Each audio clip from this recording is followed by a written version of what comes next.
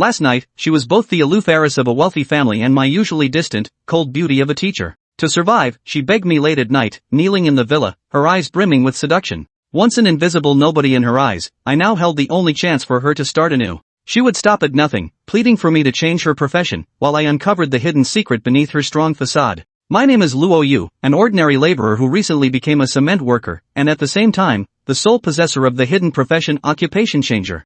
I was standing inside a luxurious villa in Tan Palace, Magic City, facing my homeroom teacher, Mu Ruyan, the #1 beauty of Magic City. She was dressed seductively, her demeanor unlike her usual aloofness, gazing at me with a look that unsettled my heart. I tried to use the excuse that it was getting late, I had just switched to an ordinary life profession today, and wanted to go home quietly to gently decline her invitation. But she didn't listen to me, instead lying sideways on the sofa like a seductive serpent. The crimson nightgown outlined her slender figure with a tantalizing allure, while her flushed cheeks from the red wine made her even more captivating. She openly doubted my words, her beautiful eyes filled with astonishment as she learned my true identity, a reclassifier, the sole hidden profession capable of mass-producing legendary classes. She also knew that I possessed the ability of the Divine Covenant, which could forcibly transform mediocre professionals into legendary ones. Once this news spreads, it would be enough to send shockwaves through the entire human race. Mu Ruyan revealed that the reason she knew so much was because she was a reincarnator. In her previous life, she had witnessed her parents and students being devoured by monsters, while she, as a rare support class professional,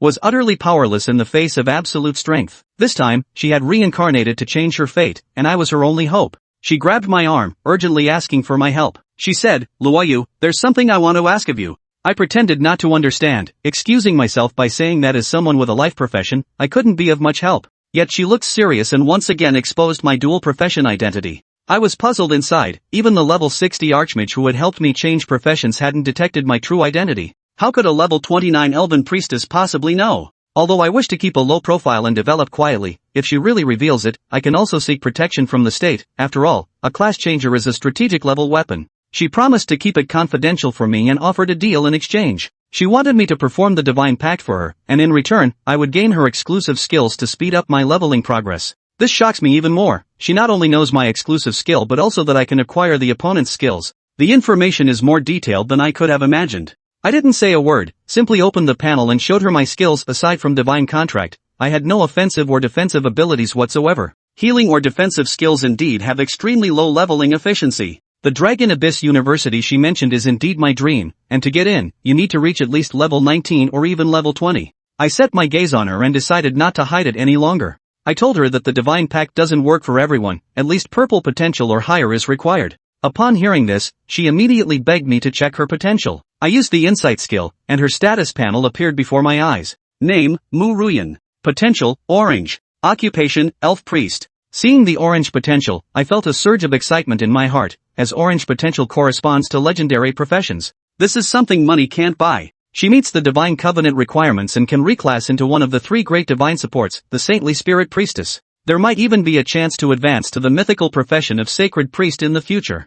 I told her that after the divine contract, her original profession would disappear, and she would have to start over from level 1, but she agreed without hesitation. I released the divine contract, and a faint golden-hued covenant hovered before her. All she needed to do was press her handprint, and the divine contract would be complete. But she suddenly paused and asked if there was a deep contract. I was immediately stunned. What deep contract could this divine pact possibly have? I told her that the contract made no difference, but she stood her ground. It also mentioned that in the previous life, some people had transformed from ordinary professions to mythical or collectible ones through deep contracts. She stepped off the sofa, her fair and delicate feet landing on the carpet, swaying gracefully as she walked toward me. I instinctively stepped back until my back hit the wall. Her cheeks flushed crimson, using bold actions to conceal her inner shyness. She just wanted to seize the chance to completely change her fate. She backed me into a corner. Just as I was about to ask what she wanted to do, she moved closer and said, "Remove the what from that question." The next day, looking at that bewitching red plum blossom on the pristine white bedsheet, my heart was filled with mixed emotions.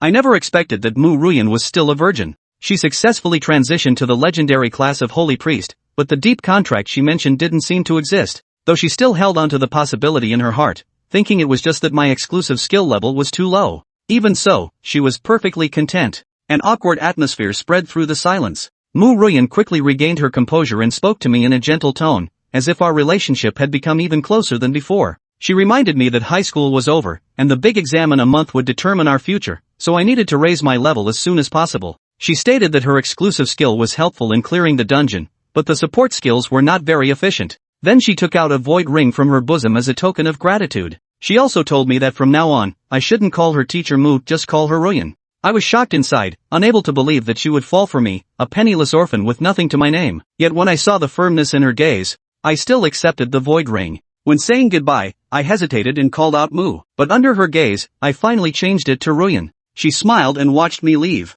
After leaving Tan Palace, I felt my steps were a bit unsteady, my mind replaying the madness of last night. I took out the void ring and felt a cool sensation. This ring crafted from rare mysterious stone. Wearing it on the hand can reduce negative effects. Opening the void ring and seeing the resources Mu Ruyan had prepared for me, I was slightly startled. Inside were numerous health and mana recovery potions, along with a set of beginner-level enchanted equipment, especially that long spear named the Coiling Dragon Spear, which actually possessed an exceptionally rare golden attribute. Weapon, Coiling Dragon Spear. Level, LV1. Strength, 1000. Agility, 100. Entry, Golden. Combat profession strength increased by 50, deals a one-hit kill to enemy units with less than 20% health. Every time an enemy unit is killed, restores 5% of maximum health. This legendary grade beginner weapon, worth at least several million magic crystals, has put me deeply in debt to Mu Ruyan. I opened the profession panel and found that my strength and agility attributes had significantly increased due to the weapon. At the same time, the Holy Light Healing skill appeared in my skill bar. This was Mu Ruyan's exclusive ability.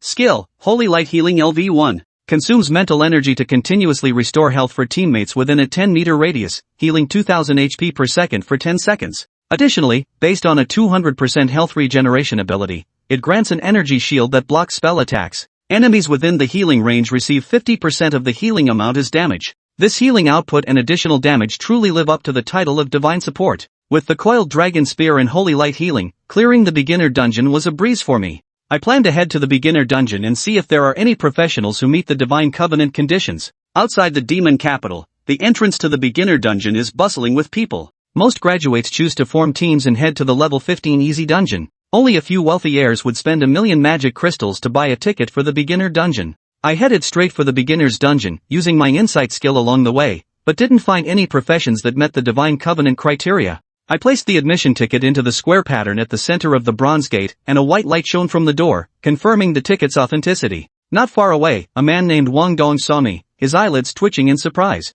He stepped forward intending to mock me, never expecting that I could actually enter the dungeon. Wang Dong couldn't believe it. He knew the entry pass was something money couldn't easily buy, and as an orphan, there was no way I could have obtained one. He walked up to me, planting his hands on his hips with an overbearing expression, and said, "Luo Yu, I'll give you 10,000 magic crystals for that rookie dungeon slot. Someone with a life profession like you going in would just be a waste." Everyone around knew the influence of the Wang family, so no one dared to speak up. Ignoring him, I simply replied coldly, "Not for sale." My attitude infuriated him, and he laughed in anger before lowering his stance, suggesting that I could help him clear the dungeon. He could easily carry me through the level. People around me also advised me, saying that as a life class player, I couldn't clear the dungeon alone, and agreeing would be a win-win for me. But I ignored him again. A flash of white light enveloped me, and I vanished from the spot. Wang Dong was so angry that he gritted his teeth, and those around him quietly cursed me as a fool for wasting a newbie dungeon entry ticket. They had no idea that I entered the beginner's instance just to begin my legendary journey. Chapter 4, Wrong Ticket.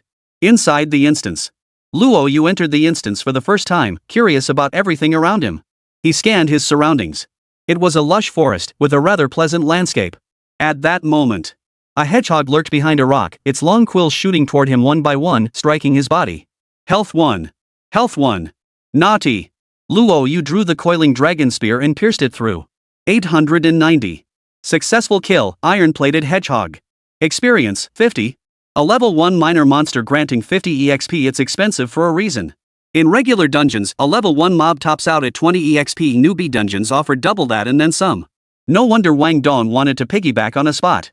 Luo Yu glanced at his experience bar. It had risen by 2%. His heart raced. With the Dragon Coil Spear's enchantment, every drop of health he'd lost was fully restored. Excellent. Just 49 more and he'd level up. Luo Yu charged through the forest, spear raised. Successful kill, Iron-Shelled Hedgehog, experience plus 50. Successful kill, Iron-Plated Hedgehog, experience 50. The mechanical beeps echoed in his ears. In just 20 minutes, a white glow erupted from his body, marking his first level up. Name, Luo Yu. Health, 1100. Magic points, 1100. Class, Transmuter. Level, 2023. Strength 1110. Agility 160. Spirit 110. Constitution 110. Class exclusive skill, Divine Pact LV1 contracts legendary classes, granting their class-specific skills and sharing 100% of their gained EXP and materials. Insight, seeks suitable candidates for Divine Pact. Divine Punishment, breaks Divine Pact, causing the contracted class to lose its consecrated status. Skills, Holy Light Healing LV1 consumes spirit to continuously restore 2000 HP per second to allies within 10 meters for 10 seconds. Applies a shield equal to 200% of healing power to block magical attacks. Enemies within healing range take 50 damage equal to the healing amount. Transition Master, Mu Ruyan. Each level up increases all 4 attributes by 10 points. HP and MP are linked to Spirit and Constitution. Each point of Spirit increases MP by 100, and the same applies to Constitution. The Transmuter truly lives up to its reputation as the hidden, unique class. Its initial base stats rival those of other classes at level 10. Luo Yu marveled. Now he finally understood why some players preferred to cheat in games. The feeling of being a cheat is seriously awesome. With the surrounding iron-plated hedgehogs mostly cleared, Luo Yu pressed deeper. The iron-plated hedgehogs were merely an appetizer. Luo Yu advanced steadily, leaving no minor monster unvanquished. Successful kill, green-faced wild wolf. Experience, 80. Successful kill, red snake, EXP 60. Successfully killed frenzied whirlwind hedgehog, EXP 120. With the coiled dragon spear's assistance and his abnormally high innate mind attribute, Luo Yu took them down one by one. Sweeping through entire groups, every encounter ended in instant kills without a hint of suspense.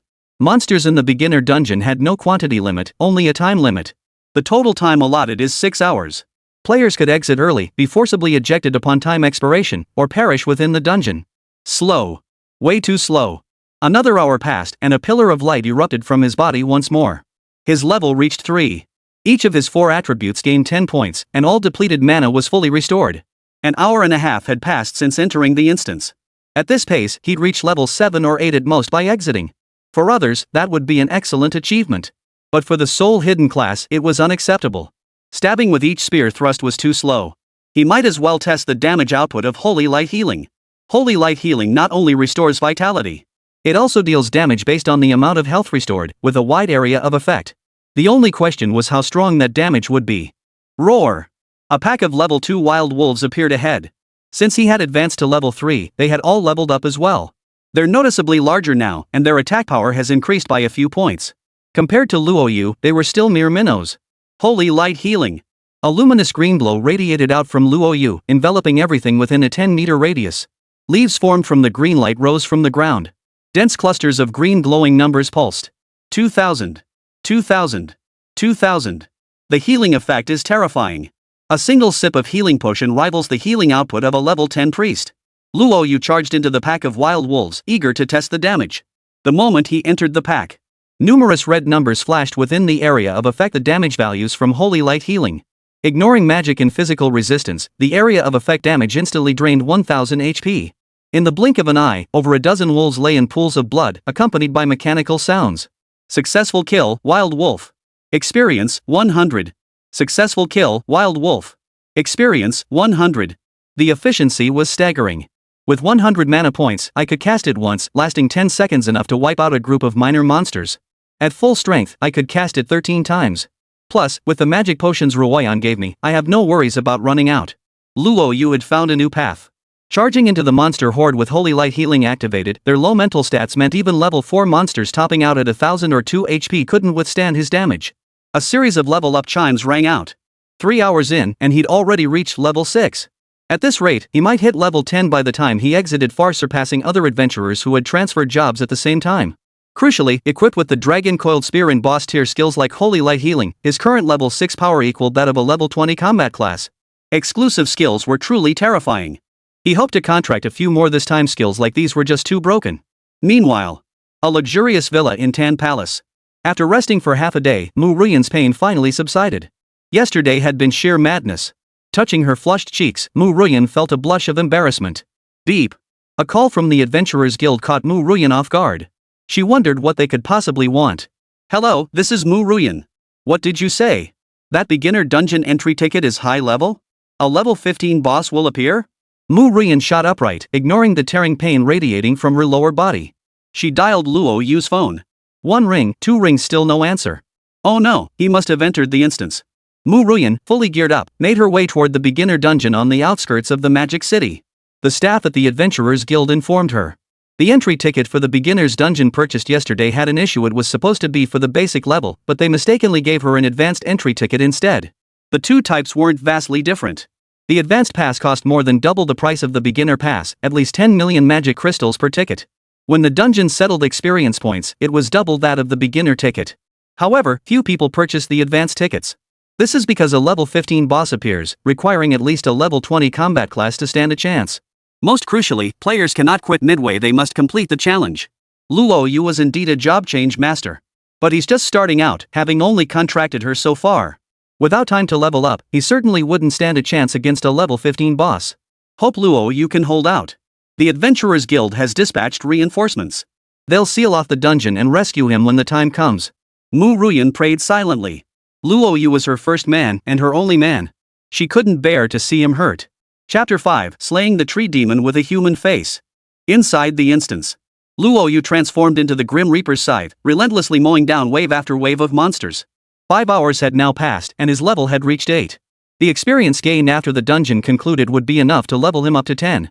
Suddenly, purple gas slowly seeped from the muddy swamp ahead of him. Immediately, the dungeon trembled. A massive fissure tore open in the ground. Had Luo Yu not dodged swiftly, he might have fallen into it. The purple gas grew increasingly dense. The potent toxin caused Luo Yu's health bar to slowly decrease, draining 20 HP per second. Just as Luo Yu was puzzled, a massive vine emerged from the fissure, covered in thousands of mouths with razor-sharp teeth capable of tearing through any creature. One after another, massive vines crawled out. A colossal ancient tree with a human face appeared before Luo Yu. Boss, Human Face Tree Demon. Level, 15. HP, 30,000. Magic, 30,000. Skills, Entangle LV5, Poison Mist LV5, Healing LV5. A boss in a beginner dungeon?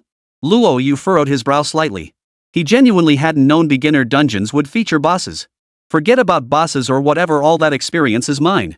His current strength easily rivaled that of combat classes above level 20. He wasn't afraid of a level 15 boss. He drew the coiled dragon spear, channeled holy light healing, and charged toward the tree demon with a human face. After hours of practice, the coiled dragon spear whirled with fierce momentum in his hands. The moment they clashed, giant vines sprouted wind blades, attempting to bind Luo Yu. PSSH. Luo Yu sidestepped the attack.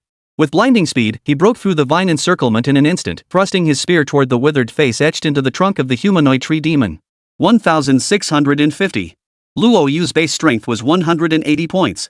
Combined with the Panlong Spear's 1,000 points and the Spear's 50 strength bonus for combat classes, his casual strike now dealt 1,770 points of damage.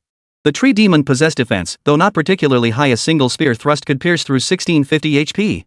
Truly worthy of its golden attribute, utterly insane. Luo Yu couldn't help but marvel. The strength boost from the coiled dragon spear Mu Ruyan gifted him couldn't match that of a level 10 weapon. But its effects were simply too powerful. Beyond the 50 strength bonus, it could execute monsters with less than 20 HP, absolutely a bug-level existence. This single feature alone would fetch at least 10 million magic crystals and no one would think it overpriced. Keep killing. Luo Yu's morale soared. Another spear thrust pierced the face of the tree demon, making it howl in agony.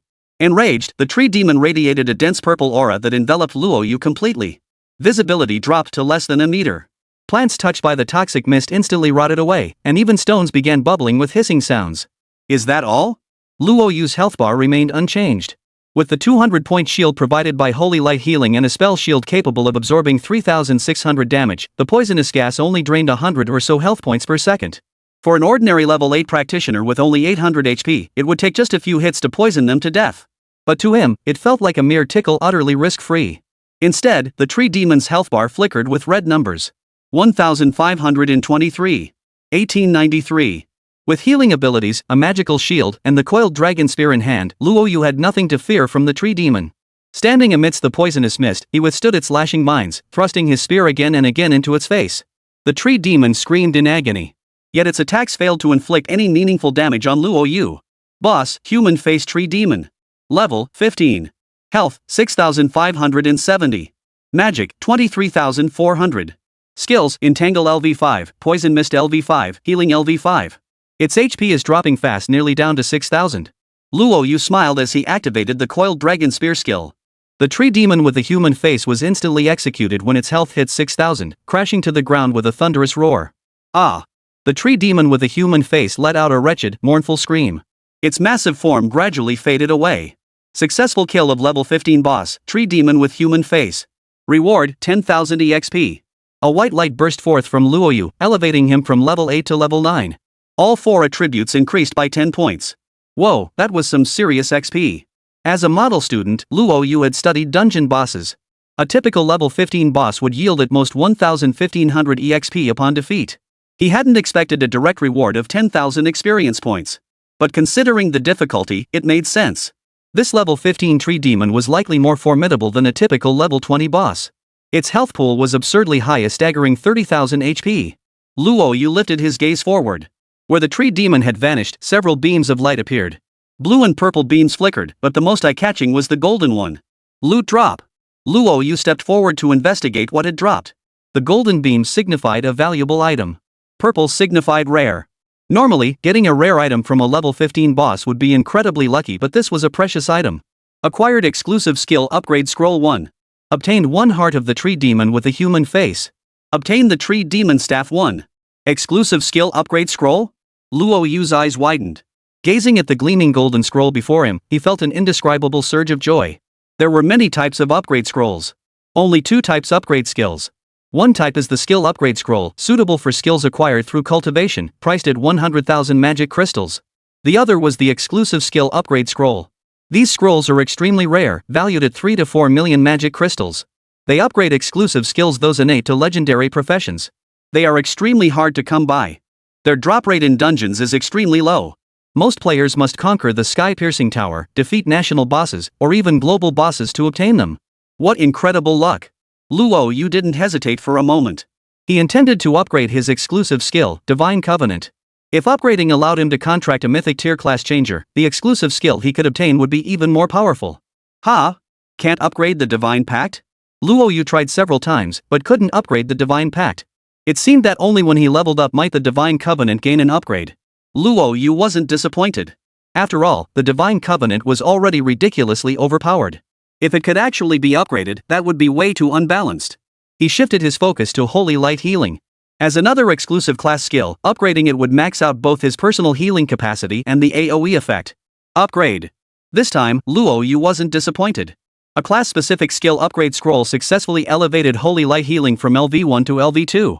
Not bad. Luo Yu smiled as he opened the interface to check the changes after the upgrade. Chapter 6, Holy Light Healing LV2. Mu Ruyan's Concern. Name, Luo Yu. Health, 1900. Magic points, 1900. Class, Transmuter. Level, 9034.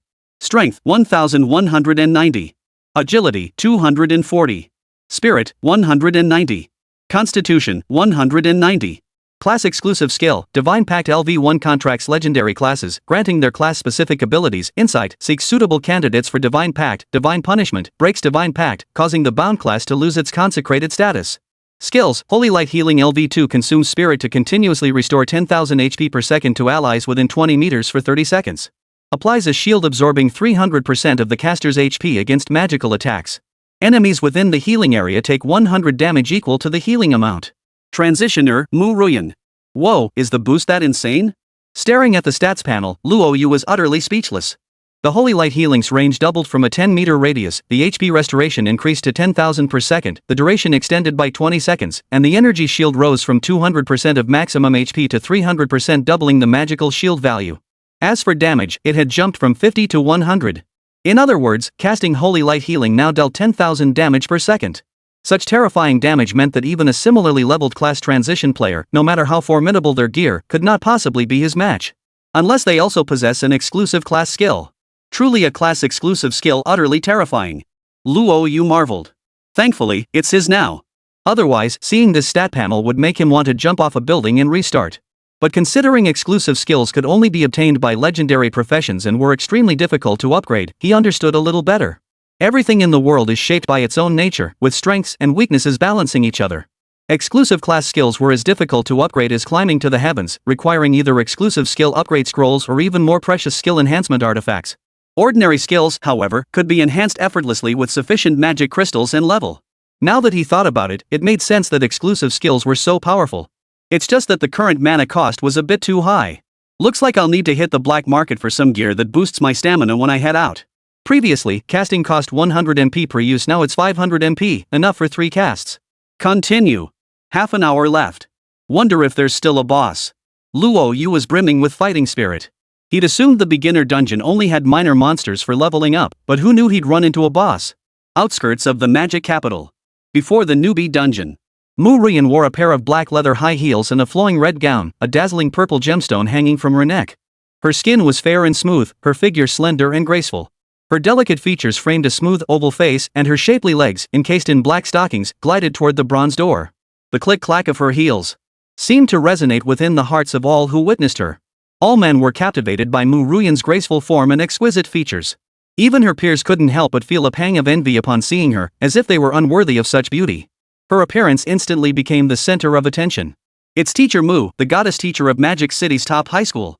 I'd heard she was beautiful, but never imagined she'd be so much more stunning in person than in photos. So this was Mu Ruyan, the city's most beautiful woman. Her reputation was well deserved. The Mu family's heiress, Shanghai's most beautiful woman, and now she's even taken up the rare profession of spirit priest. What window in heaven did fate close for her? So beautiful, I wonder what kind of man could ever be worthy of her. For a moment, the surrounding class changers couldn't help but gasp in awe. Even those about to enter a dungeon clicked cancel just to catch a few more glimpses of Mu Ruyan. Miss Mu, we're here.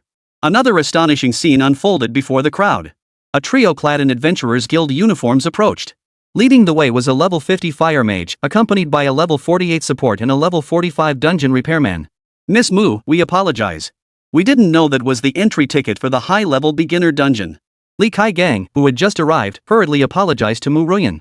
Mu Ruyan was the eldest daughter of the Mu family. While the Adventurers Guild wasn't afraid of trouble, they'd made a huge mistake this time. If anything happened to the class-changing adventurers who entered the dungeon, they'd be held responsible. Most importantly, Mu Ruyan was famously an ice queen. Ordinary matters couldn't stir the slightest ripple in her thoughts. Only the person inside the dungeon mattered enough to her to make her so furious. Rescue first. Nearly 6 hours had passed. Mu Ruyan's slender hands trembled. She had just re-examined the bosses in the advanced newbie dungeon. Even the weakest of the 2 bosses was tougher than a regular level 25 boss. The second boss, the Void Iron Mantis, was especially formidable. 100% immunity to physical damage. What does 100% immunity mean? It meant the coiled dragon spear was completely useless. Her signature skill, Holy Light Healing, could indeed restore health and deal magical damage. But against the Void Iron Mantis, it was nothing but a death sentence. Miss Mu, rest assured. I'll immediately investigate the dungeon's status and personally enter to rescue them. With that said, Wang Tianming stepped forward, pressing one hand against the bronze gate. His profession was unusual. He was a dungeon master. Dungeon masters were cultivated through immense effort and sacrifice. Due to frequent monster uprisings within dungeons, the profession emerged to ensure dungeon safety by constantly monitoring monster activity. They could probe the information of monsters within the dungeon and repair it in a timely manner. They were also a special profession with unrestricted access to dungeons. The moment Wang Tianming pressed his hand against the bronze door, a flood of dungeon-related information poured into his mind. His brow furrowed slightly. Why couldn't he sense the changes within the dungeon this time? Wang Tianming began to feel anxious. There were only 2 possible reasons for this. One was that the dungeon had undergone a mutation. Specifically, it had become abyssalized, multiplying its difficulty exponentially. But that probability could be ruled out. Other dungeons might undergo such transformations, but the beginner dungeon absolutely would not. Access to the beginner dungeon wasn't just about wealth, it required immense influence. The Adventurers Guild takes special care of these offspring of high-ranking officials and nobles, conducting weekly inspections of the beginner dungeon. The last inspection was just yesterday, so mutation is impossible. But the second reason? To be honest, Wang Tianming would rather believe it was a mutation than accept the second reason. That is, a class-changing adventurer who entered the instance performed an action deemed impossible to complete, causing the instance to collapse. But what could a level 1 newbie possibly do to crash a dungeon? What's going on, old Wang? Li Kai hurriedly asked. Mu Ruyan's gaze fixed on Wang Tianming, making him swallow hard. The pressure he felt was greater than ever before. He didn't know how to begin. But under Mu Ruyan's icy glare, cold sweat beaded on Wang Tianming's forehead. The instance had collapsed. He couldn't detect any information inside, and the boundary-breaking stone was useless. My boundary-breaking stone is useless, I can't enter the instance. Chapter 7, Clearing the Advanced Newbie Dungeon, Reward Settlement. What did you say? You said the instance collapsed? Li Kai couldn't believe it. Wang Tianming nodded with a bitter smile. You're right. There are only two reasons why you can't enter a dungeon, either it's mutated or it's crashed. Mutation is impossible. I inspected the dungeon just yesterday. But I have no idea what kind of chaos the class changers inside caused to make the instance collapse. Stunned. Others might not know, but Li Kai understood the value of a dungeon collapse. Let me illustrate with the simplest example. A level 90 archmage forcing their way into a beginner dungeon to bully newbies would cause the dungeon to crash. But this time, the class changer who entered was only level 1. Even if he were a prodigy, could his strength possibly reach level 20 or even 30? So what now? There are two bosses inside, with the final one being a level 20 Void Iron Armor Mantis, a boss with 100 strength immunity. A newbie with only basic skills and a single piece of gear. Do you really think he could make it out alive? Mu Ruyan fought back her anger. Li Kai and Wang Tianming were drenched in sweat. Yeah, the final boss is the Void Ironclad Mantis. Forget a newbie, even a combat class at level 20 or 30 wouldn't stand a chance against that boss. The two groaned in despair. If anything happened to anyone inside the dungeon, Mu Ruyan would tear them apart. The Adventurers Guild was about to be thrust into the spotlight. Miss Mu, we will take full responsibility for this matter. But with the dungeon collapsed and inaccessible, we can only wait patiently. There's no other solution. Li Kai steeled himself to speak. Mu Ruyan clenched her delicate hands, her cold gaze sweeping over the three men. Take full responsibility? What exactly do you intend to take responsibility with? You'd better pray Luo Yu comes out safely. Otherwise, your Magic City Adventurers Guild won't be around much longer. With that, Mu Ruyan said no more, closing her eyes to wait in silence. Yet she understood, for Luo Yu to emerge was as difficult as climbing to the heavens, virtually impossible. Even as the sole hidden class. Without fully rising to power, he still wouldn't stand a chance against the Void Iron Armor Mantis. Li Kai and the other two were utterly devastated. Mu Ruyan's temperament was no laughing matter. Even if the Adventurers Guild didn't shut down, the compensation they'd have to pay would be staggering. They could only hope for a miracle that Luo Yu would emerge safely. All around, those nearby overheard their conversation. Many silently shook their heads at the thought of Luo Yu. Venturing alone into an advanced beginner dungeon meant certain death. Inside the dungeon, Luo Yu pressed forward relentlessly. But he never encountered another minor monster. Instead, he encountered a colossal mantis over 2 meters tall, with claws like razor blades on its chest. Its entire body was pitch black, and its compound eyes glowed with a crimson light, radiating an overwhelming sense of oppression. Boss, Void Ironclad Mantis. Level, 20. HP, 50,000. Magic, 50,000. Skills, Void Plunder LV5, Isolated LV5, Stealth LV5. Note, immune to 100 strength damage. 50,000 HP, immune to 100 strength damage, and you call this a beginner dungeon? What beginner dungeon has bosses with tens of thousands of HP? Luo Yu was stunned. He was grateful to have Mu Ruyan's exclusive skill. Holy Light Healing deals magic damage. Having just leveled it up to tier 2, its damage was more than sufficient. Otherwise, even if a Void Iron Armor Mantis stood there letting him stab it with his coiled dragon spear, he wouldn't be able to kill it. Luo Yu felt incredibly fortunate. He was grateful his luck was truly exceptional. Otherwise, with 100% immunity to strength damage, forget him, even a strength-focused class at level 40 or 50 would have died here. Finish it quickly. Luo Yu hesitated not a moment. He activated Holy Light Healing, its radius reaching 20 meters, and charged straight toward the Void Iron Armored Mantis. In the blink of an eye, the Void Iron Armored Mantis lost 10,000 HP. He drew the coiled dragon spear, intercepting one of its claws. Yet the immense force still dealt damage, costing him a full 1,000 health points. Holy Light Healing provided a shield. However, it only absorbed magical damage and was completely ineffective against physical damage. With a healing rate of 10,000 HP per second, Luo Yu could fully recover in an instant. Die. Their clash lasted no longer than a breath. In 4 seconds, the Void Iron Mantis lost 40,000 HP. With only 10,000 HP remaining, the Panlong Spear's active skill triggered, executing it instantly just like the Tree Demon. At this point, Luo Yu also understood that the skills of the coiled dragon spear were unaffected by resistance. Successful kill of level 20 boss, Void Iron Armored Mantis. Reward, 30,000 EXP. At the same time, several beams of light rose as usual. This time, however, alongside the golden beam, a blood-red beam also appeared. This was a mythic tier item. Luo Yu's eyes widened. Today truly broadened his horizons. Not only had rare items dropped, but mythical items as well. Every mythical item, be it a skill, equipment, or anything else, was priceless and impossible to find on the market. He hurried forward, eager to see what had dropped. Obtained, Divine Forging Stone X1. Obtained Spirit Pet, Void Ironclad Mantis Hatchling X1. Obtained Mantis Iron Armor X1. Obtained Skill Upgrade Scrolls X5. Divine Forging Stone. The 4 dropped items were all top-tier treasures. Yet compared to the Divine Forging Stone, the other 3 pale in comparison. A single divine forging stone signifies the birth of a mythical artifact. Among the billions of people in the Great Xia Empire, only a handful of saint warriors and archmages possess mythical equipment. Most crucially, Luo Yu could select any single piece of equipment and transform it into a mythical great item. Currently, his level was too low to utilize it effectively. Moreover, he hadn't yet found a blacksmith capable of using a divine forging stone. He couldn't afford to waste it. Luo Yu carefully stowed it away. His gaze then fell upon the remaining 3 items. The skill upgrade scroll was completely useless for his class. He could sell it outright for a profit of around 500,000 to 600,000 magic crystals. The mantis iron armor was a rare material, suitable for crafting epic tier equipment. Its price should fetch several million. As for the void iron mantis hatchling, this was an epic tier spirit pet.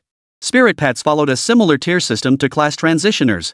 There are 7 tiers: common, elite, rare, epic, legendary, mythic, and collector's edition. Transitioners unlock spirit pet abilities upon reaching level 40. Spirit pets are indispensable tools for class changers. Even some weaker class changers have shone brightly on the battlefield and earned glorious merits thanks to their exceptional spirit pets. No need for it right now. Let's deal with them all at once. Luo Yu dismissed the void iron armored mantis as a spirit pet. Currently only level 9, he was still a long way from 40, so there was absolutely no need to rush. Time was almost up. Looks like there's no boss. Time to get out of here. Luo Yu clicked to leave the instance. A mechanical voice sounded in his ears. Calculating beginner dungeon experience. Solo completion doubles experience rewards. Advanced newbie dungeon clear record refreshed. Reward, 1 set of level 10 epic gear. Chapter 8, record broken, everyone shocked. Advanced newbie dungeon? Luo Yu blinked. Isn't this the basic newbie dungeon? When did it become advanced? No wonder there's a boss. Beginner dungeons only have leveling mobs. No wonder 2 bosses appeared. Luo Yu murmured softly, considering it a blessing in disguise. Clearing the advanced beginner dungeon not only earned him a set of epic gear but also double experience points. For white beams shot up from Luo Yu's body. His level leaped from 9 straight into the 13 tier bracket. The experience was truly substantial. If only he could go in again. Unfortunately, the beginner dungeon only allows access to level 15 characters. Otherwise, 2 more runs would likely have leveled him up to 15. But with sufficient strength, even the 10-15 level dungeon's hard mode could yield experience comparable to a high-level beginner dungeon. Luo Yu opened the epic gear. There were 3 pieces in total. Weapon, Blast Wand. Level, LV10. Magic power, 1500. Purple effect, inflicts splash damage, dealing 10 attack-based damage to monsters within a 3-meter radius, plus 2% lifesteal. Armor, explosive battle armor. Level, LV10. Stamina, 500. Stat purple, grants 20 magic resistance and physical resistance, restores 200 HP per second. Boots, blast boots. Level, LV10. Agility, 300. Purple passive, increases agility by 20. Allows instant teleportation up to 5 meters away. Cooldown, 30 seconds. Note, mage equipment set grants 50 spell critical strike chance, increases spell damage by 20, and boosts item abilities by 10. Too bad it's useless to me. Luo Yu tucked it away. If it boosted stamina, he might have kept it for himself. This epic gear set is immensely valuable for mages, elevating their power by a tier. Every slot is purple, and the set bonus is absurdly powerful. A single piece would cost at least 1 million magic crystals, and a full set would easily run into the millions. But the gains for him were limited. Better to sell the entire set and repurchase gear instead. His current weakness was his low stamina pool. Without stamina restoring potions, he could only use it 3 times, severely limiting his dungeon clearing speed. Still, with potions to fall back on, there's no need to rush. He'll eventually find the right ones. Congratulations to professional Luo Yu for clearing the advanced novice dungeon and setting a new clear record. Outside the instance, Mu Ruyan waited anxiously. Li Kai and his group held their breath, already braced for heavy losses. As for Wang Dong, who had just emerged from the instance and learned everything, he first felt relieved, then let out a cold, mocking laugh. Advanced newbie dungeon, good thing that kid didn't let me in. Good for him, now he's probably dead in there.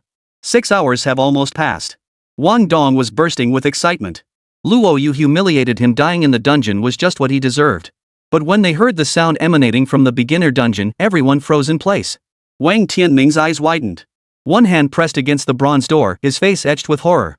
They'd cleared it and shattered the decade-old record for the advanced beginner dungeon. Wang Tianming was dumbfounded. Li Kai, an employee of the Adventurers Guild, understood the immense value of clearing an advanced beginner dungeon, especially solo. Most importantly, they'd broken the record set by those 3 adventurers a decade ago. The mechanical chime echoed 3 times. Those around him stared wide-eyed, utterly incredulous. Over the past decade, hundreds had cleared the advanced beginner dungeon, but all in parties. Not a single solo run. Luo Yu had gone in alone. By all accounts, he should have died inside long ago. Yet not only did he survive, he cleared it smoothly and even broke the record, utterly jaw-dropping. How could this be possible? The three who had previously set the record for clearing the advanced beginner dungeon were now an 80-level archmage holding a high-ranking position in the military, a professor at Longyuan University, and a senior member of the Adventurers Guild. Who would have thought their record would be broken today? Terrifying, absolutely terrifying. I arrived too late. Who on earth was that person?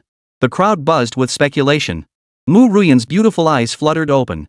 It wasn't until Li Kai reminded her that she confirmed Luo Yu was truly unharmed. Not only was he unharmed, but he'd successfully cleared the stage and broken the record. Impossible. It must be a dungeon notification error. How could a level 1 noob doing menial tasks possibly clear the instance? I refuse to believe it. Wang Dong snorted coldly. He was a rare combat class, even his first dungeon was a struggle, requiring him to pay for a power leveling service. How could a life skill class possibly clear it? Before the others could chime in, Luo Yu appeared before them. Teacher Mu, what brings you here? Luo Yu was puzzled. Something must have happened. So many people were gathered in front of the beginner dungeon, their eyes filled with shock as they looked at him. Luo Yu. Mu Ruyan noticed the stares from those around them. With so many people around, it was inevitable that his hidden class would be exposed. Find a place to talk. Mu Ruyan led Luo Yu a few steps forward. Noticing Li Kai and the others hadn't followed, she shot them a cold glance. You two come over too. Miss Mu. Li Kai and the others exchanged wry smiles. Looks like we're in for a big hit today. What's going on? Why is Teacher Mu leaving with Luo Yu? Wang Dong's mind went completely blank. Who the hell was Luo Yu?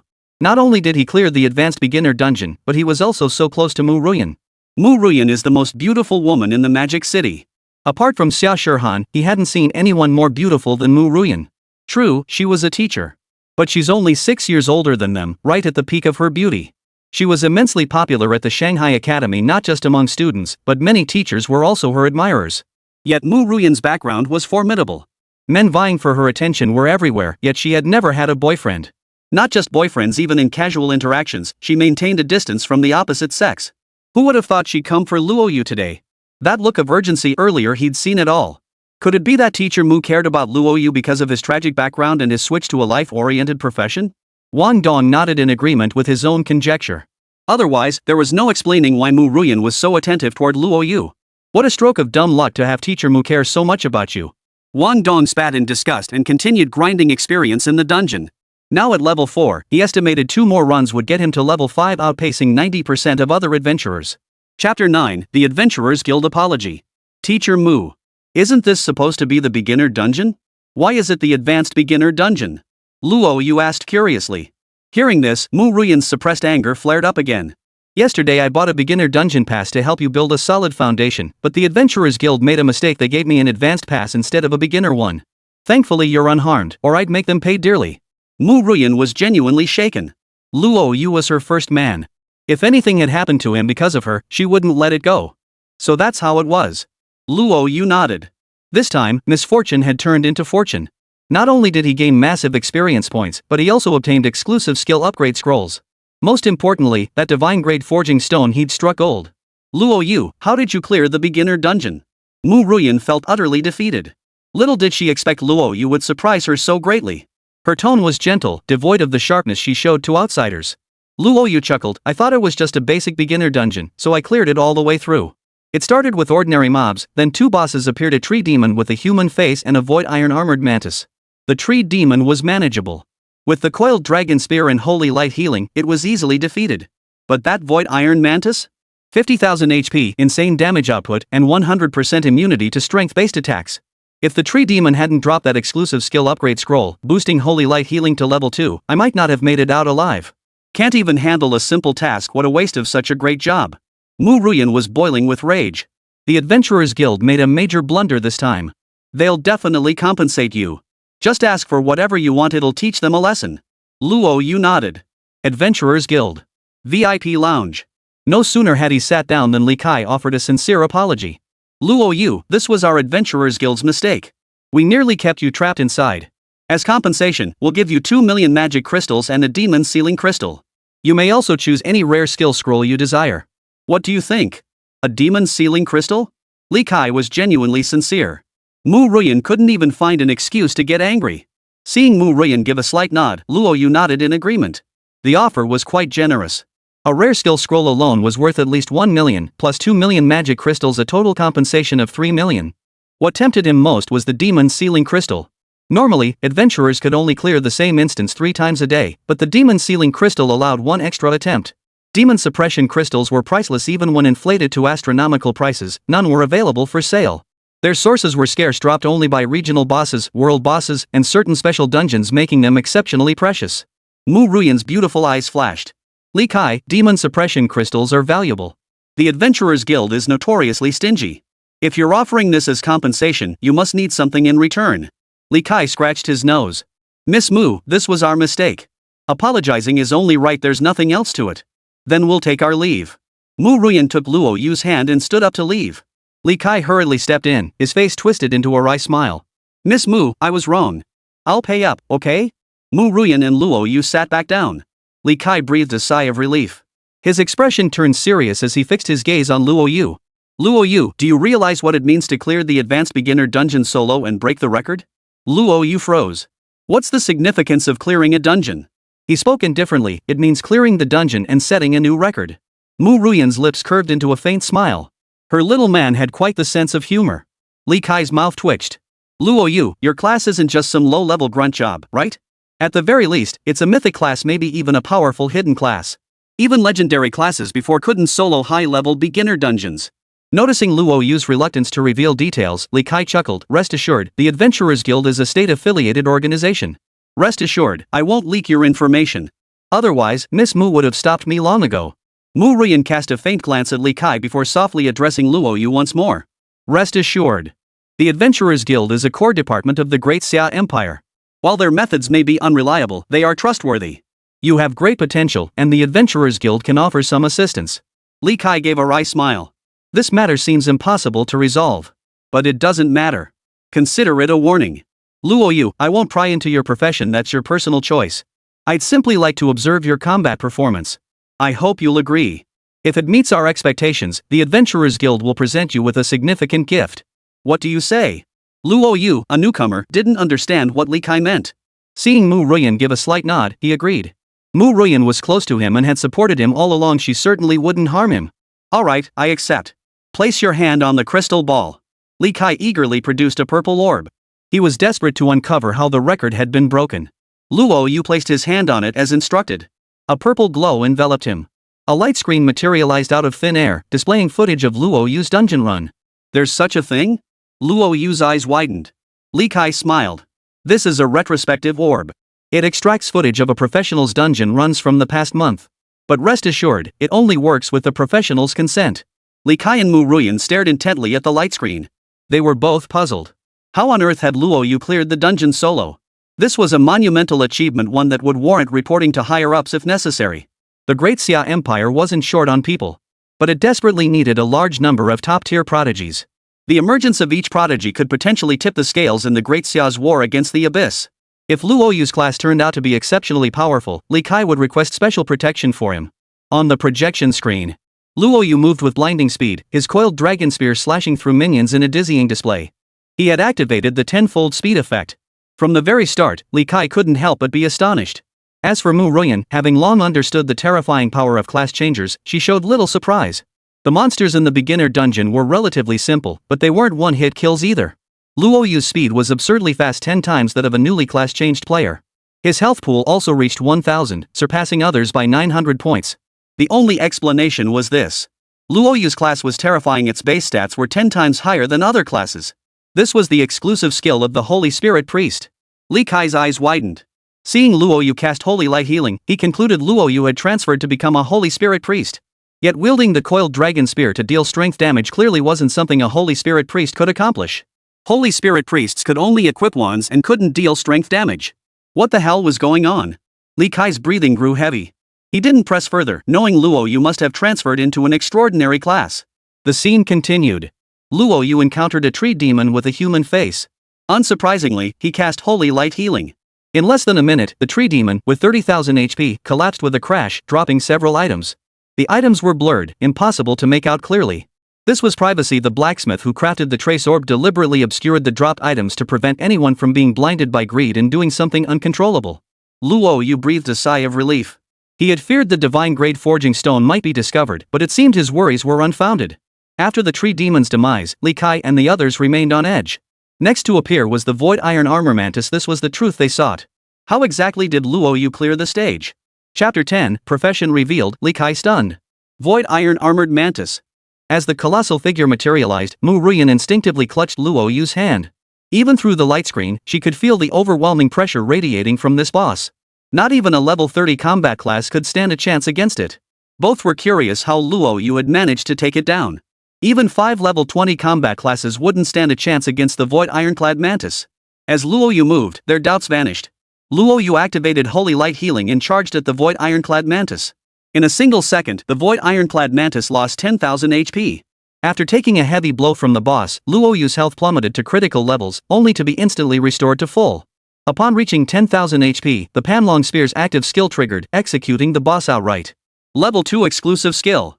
Finally, the two understood why Luo Yu had cleared the advanced beginner dungeon. Turns out the human face tree demon dropped an exclusive skill upgrade scroll, elevating Holy Light Healing to level 2. Both of them were filled with astonishment. Especially Li Kai, who exclaimed aloud, truly worthy of being the top among the 3 divine support skills. Not only does it heal massively, but its damage is equally insane. Reaching level 2 for the exclusive skill already deals 10,000 damage, truly terrifying. Li Kai was both amazed and impressed by Luo Yu's incredible luck. Without that skill upgrade, they probably wouldn't have made it out of the dungeon. Li Kai glanced at Luo Yu, his peripheral vision involuntarily sweeping over Mu Ruyan. He couldn't help it. Mu Ruyan was simply too beautiful, the perfect mature woman. Any man would find it hard to resist taking a second look. He was already exercising considerable restraint, yet his gaze kept drifting toward her. He felt a pang of envy toward Luo Yu. He couldn't help but wonder what good karma the kid must have accumulated in a past life to deserve Mu Ruyan's such concern. Noticing Mu Ruyan's anger rising again, he quickly spoke up. Luo Yu, I never expected your profession to be so formidable. But I'm puzzled you're not a Holy Spirit priest, so how can you use skills exclusive to them? Li Kai's expression turned serious. Before Luo Yu could respond, Mu Ruyan twirled the ring on her index finger. A light barrier instantly sealed off the 3 of them, ensuring no one could overhear their conversation. Luo Yu, Li Kai is trustworthy.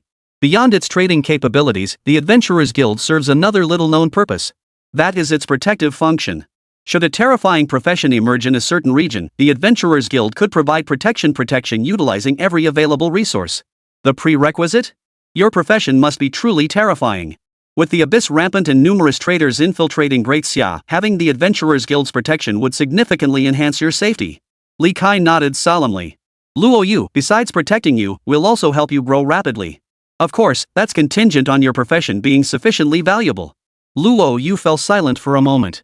He understood Li Kai's meaning perfectly well. Initially, he'd planned to develop quietly on his own, but now that he'd witnessed the power of the Adventurers Guild, revealing his profession seemed like a good idea. Of all the people he'd met today, only Mu Ruyan had re-established her divine pact. With the Adventurers Guild's support, things would undoubtedly go much smoother. If a single Holy Light Healing possessed such power, what about acquiring other exclusive skills? Uncle Li, your guess is correct. I've transitioned into the hidden unique class, Transformer. My exclusive class skill is Divine Covenant.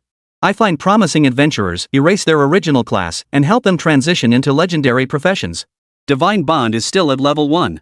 Perhaps when I reach level 2, I'll be able to transform someone into a mythic class. After a class change, I gain the target's exclusive class. As you saw earlier, I used Holy Light Healing, an exclusive skill of the Holy Spirit Priest. I can help others transition into legendary professions. You can even obtain legendary class exclusive skills. Li Kai's mind went blank. Every word Luo Yu spoke shattered his preconceived notions. After class change, the class becomes fixed. Only by using a class change divine stone can a class changer gain another opportunity to change classes. Transition divine stones were extremely rare, dropping only from world bosses. Most crucially, the divine stone of transcendence merely grants the opportunity to change classes. The resulting class remains entirely random. Yet Luo Yu could not only help others change professions at least to legendary ones but potentially even mythical ones in the future. He had known Luo Yu's profession was formidable, but never imagined it would be this terrifying. If Luo Yu's claims were true, he would certainly inform the higher-ups and spare no expense in cultivating him. The Great Xia Empire's situation on the multiracial battlefield was dire. If Luo Yu could mass-produce legendary and mythical classes, who could possibly stand against Great Xia? Luo Yu, is any of this true?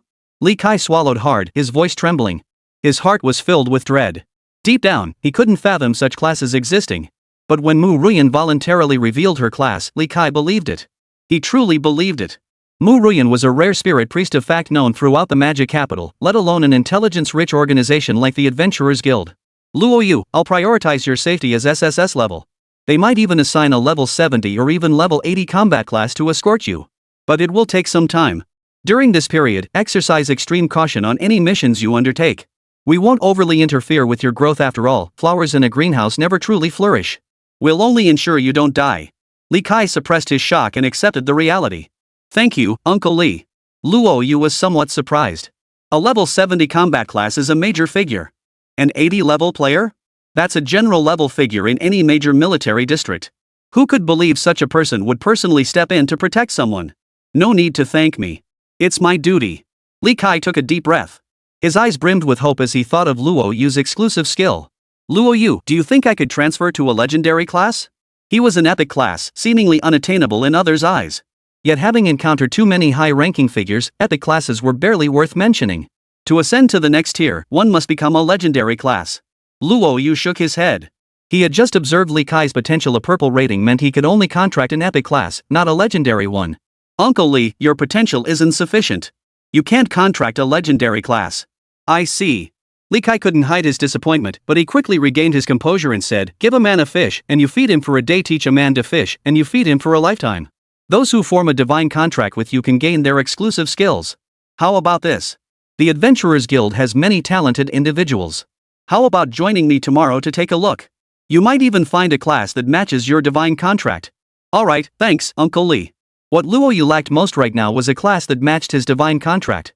The Adventurers Guild members all have great potential. We might just find one. Alright, come by first thing tomorrow morning. I'll gather them all. They're all out on missions today and won't have time to return. Li Kai made all the arrangements. Up until now, the Adventurers Guild had been making all the sacrifices. It was time for a mutual effort. A moment of silence passed. Li Kai spoke again. Now that your profession matter is settled, let's discuss other matters. Chapter 11, Adventurer's Gold Medal. The Grand Parlor. Li Kai took out a golden medal and handed it to Luo Yu. This is a gift for you, the Adventurer's Gold Medal. Luo Yu accepted it. Li Kai proactively explained the medal's purpose. With this, you'll receive a 20% discount on item purchases at the Adventurers Guild, and selling items incurs no transaction fees. You'll get 2 opportunities for proxy leveling each month, though your skill probably won't need it. However, for you, possessing the Adventurer's Gold Medal grants 1 regional boss summon ticket per year, an undeniably tempting perk. A regional boss summoning ticket. Luo Yu sucked in a sharp breath. This was the real deal. Li Kai chuckled, exactly, a regional boss summon ticket. Using it summons a regional boss of a level comparable to the summoner, with difficulty surpassing nightmare dungeon bosses. You only have one exclusive skill right now. My advice is to team up and farm the boss. They drop tons of items, with a high chance of getting a rare piece, plus massive XP. However, I don't have any area boss summon scrolls on hand right now. You'll need to wait 3 days for me to request them from the Imperial Capital. After all, it's been ages since anyone in the Magic City Adventurers Guild earned a gold medal. Luo Yu gave a slight nod. Li Kai continued, the Adventurers Guild medals are divided into 6 tiers: bronze, silver, gold, platinum, diamond, and sovereign.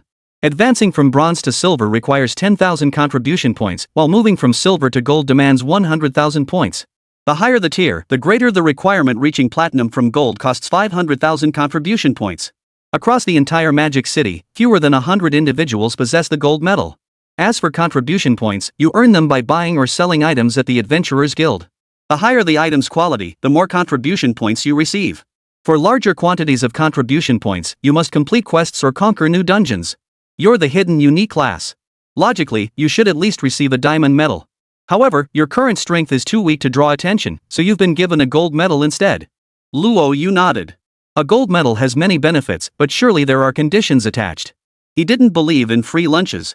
Even as a class change specialist. If it doesn't benefit the Adventurers Guild, there's no way he'd get so many perks for nothing. Correct. Li Kai nodded with satisfaction. Luo Yu was quick to grasp things. Whether it was the regional boss summoning scroll or other items, they were all resources belonging to the Adventurers Guild. If you're benefiting from these resources, you must contribute in return. Even if you're the only hidden class capable of mass-producing gods. Li Kai smiled, in some newly discovered dungeons, the monsters and bosses are still unknown.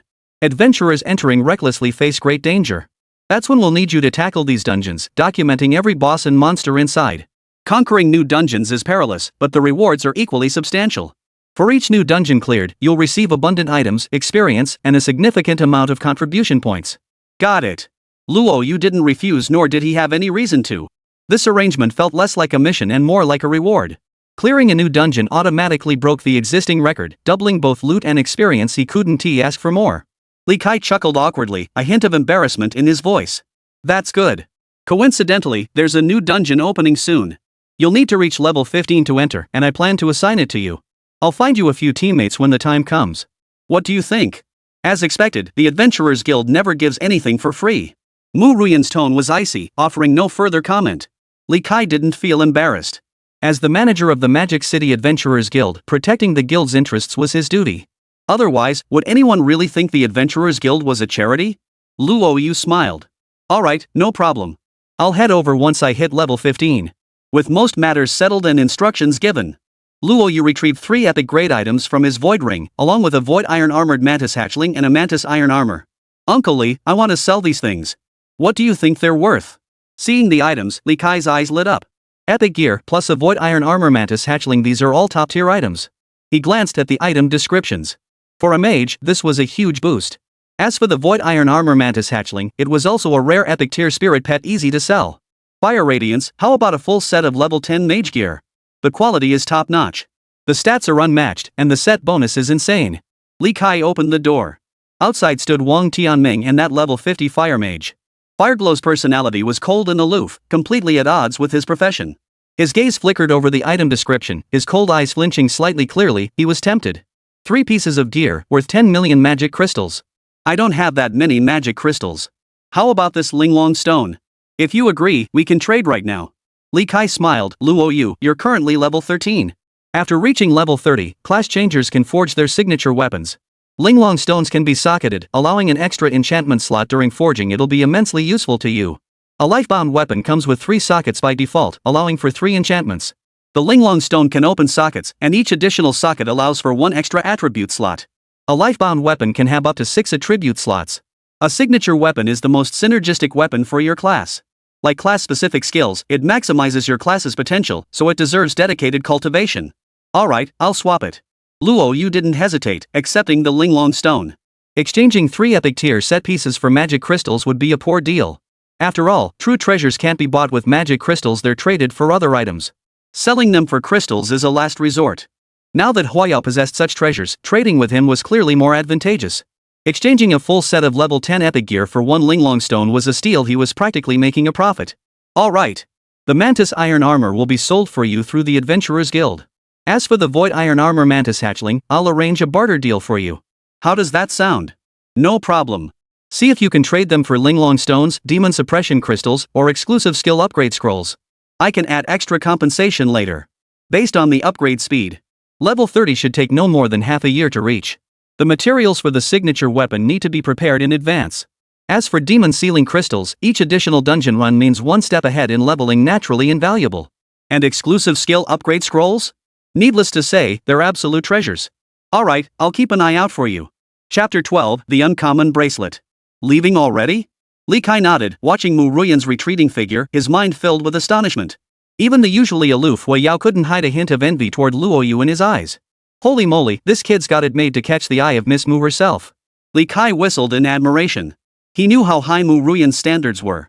Countless young talents had pursued her, yet in just a few days of inattention, she was already spoken for. But upon recalling Luo Yu's profession, he understood. Job changer, the hidden, ultimate profession. Mass-producing gods. If he were a woman, she'd be throwing herself at him. As long as he didn't die prematurely, his future was bright. Wang Tianming was intensely envious. Who could argue otherwise? Knowing it was a high-level entry ticket, Miss Mu was frantic. I thought it was for a relative, but turns out she's freaking out over a student. That's a rare thing indeed. If word got out, the entire metropolis would be rocked to its core. Li Kai patted Wang Tianming on the shoulder. Alright, don't go blabbing about this. You know how big the impact could be. She's the city's most beautiful woman. Those old-timers might start squabbling over jealousy again, and the pressure would be immense. Li Kai didn't reveal Luo Yu's profession to the two. The fewer people who knew about this, the better. Stepping out of the luxurious living room, he couldn't wait to relay the news to his mentor. A profession capable of mass-producing gods must be protected at all costs. Leaving the guild, Mu Ruyan had planned to have dinner with Luo Yu. She'd even picked out her outfit, planning to treat Luo Yu to a nice meal. Little did she know Luo Yu was solely focused on leveling up. After a brief conversation, they parted ways, leaving her feeling especially dejected. Ever since Luo Yu rescued her in her previous life, they spent 3 brief days together within the Abyss secret realm. Those 3 days had been terrifying for her, yet they were filled with more happiness and joy. Before that, she believed she would never find someone she loved in this lifetime. Until she met Luo Yu. Standing behind her, he seemed like an omnipotent deity. No obstacle was insurmountable with him by her side. In those 3 days, she experienced a sense of security she had never known before. Yet time passed swiftly. At that time, Luo Yu was the youngest 5-star war god in Great Xia, and also the most powerful. He was constantly battling the abyssal monsters on the front lines. From those 3 days until the moment she died, she never saw Luo Yu again. This remained her deepest regret as she faced death. Unexpectedly, heaven granted her a chance at rebirth, allowing her to renew her bond with Luo Yu. This time, I won't let you slip away. Mu Ruyan murmured softly. Perhaps many would assume she was drawn to Luo Yu's profession. But without those 3 days together, no matter how outstanding Luo Yu might be, he would have remained irrelevant to her. Snapping back to reality. Seeing Luo Yu walking away, Mu Ruyan pouted her lips in a rare display of emotion, stamping her foot once a charming sight. What an insensitive guy. To outsiders, she was an unapproachable ice queen, yet only in Luo Yu's presence did she reveal a girlish demeanor. But she quickly composed herself. The image of Luo Yu wielding his silver spear, single-handedly holding back the abyss, made her hands clench unconsciously. I can't be just a pretty face. I must accelerate my own growth. She knew how exceptional Luo Yu was. He couldn't possibly have only her in his future. To secure her position, beauty alone wouldn't suffice. What mattered most was being able to support him. With that thought, Mu Ruyan took out a dungeon challenge scroll and headed off in the opposite direction. As the heiress of the Mu family, whenever she wished to advance, abundant resources would be directed toward her. Only 5 hours remained until midnight. With time still on her side, she decided to clear the level 10 Seashell Bay instance first. Once midnight struck, she could attempt it 3 more times. The same dungeon could only be cleared 3 times per day. It resets at midnight. Level 13 players can only run the Conch Bay dungeon. Skipping it today would mean losing out on a lot of experience. The national prestigious school entrance exams are in a month. Leveling up gets harder the further you go. It's estimated that clearing a level 10 dungeon 6 times is required to reach level 15. Dungeon entrance. Few players were present. Over 90% were power leveling services. Spotting Luo Yu approaching, one of the power leveling teams hurried over to inquire. Luo Yu was young, clearly having just completed his class change. Reaching level 10 within a single day was a feat only the most exceptional players could achieve. These individuals typically come from well-connected backgrounds, so they'll definitely pay top dollar for power leveling services. Hey buddy, the Conch Bay dungeon is super tough. Need a power leveling service? Normal mode is 100k per run, hard mode is 500k.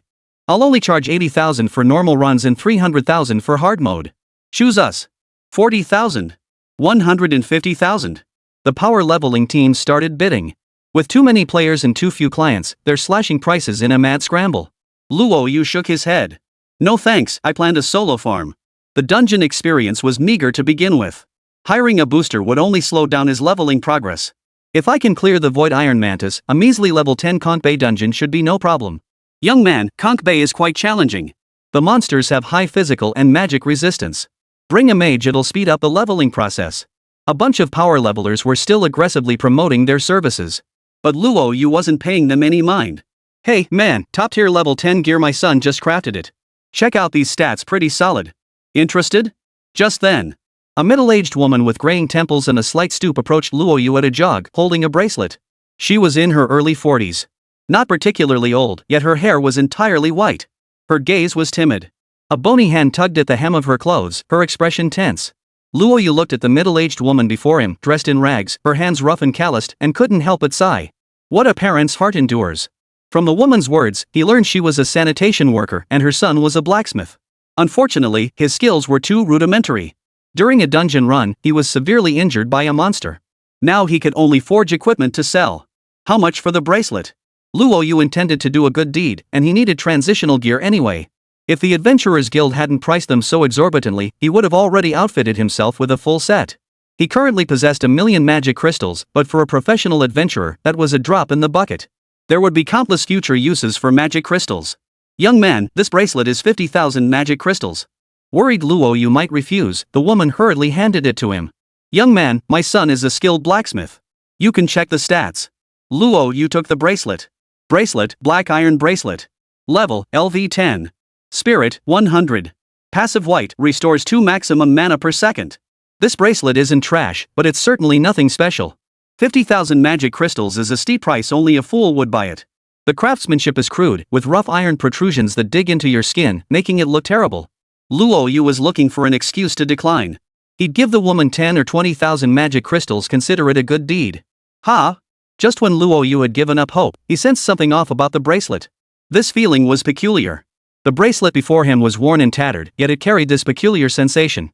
Could there be something else peculiar about it? Luo Yu activated insight. This was one of his signature skills. Besides identifying potential candidates for class advancement, it could also uncover monster weaknesses and appraise treasures. After scanning the bracelet, Luo Yu sucked in a sharp breath. Chapter 13, Gear without level restrictions, enter the dungeon. Whoa, it's legendary tier gear. Luo Yu was stunned.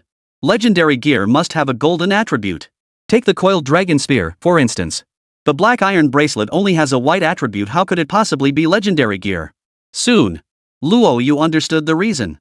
This was a level-less item. Luo Yu's eyes snapped open as he stared at the bracelet before him, his mind churning with shock. Ordinary equipment has level restrictions. For instance, a level 10 character cannot equip level 20 gear, it only works downward, meaning they can't wear equipment higher than their own level. Level-less gear was different. Even a level 100 item could be equipped by a level 1 character and unleash its full potential. However, level-less gear was exceedingly rare, barely a handful existed across the entire Great Xia Empire.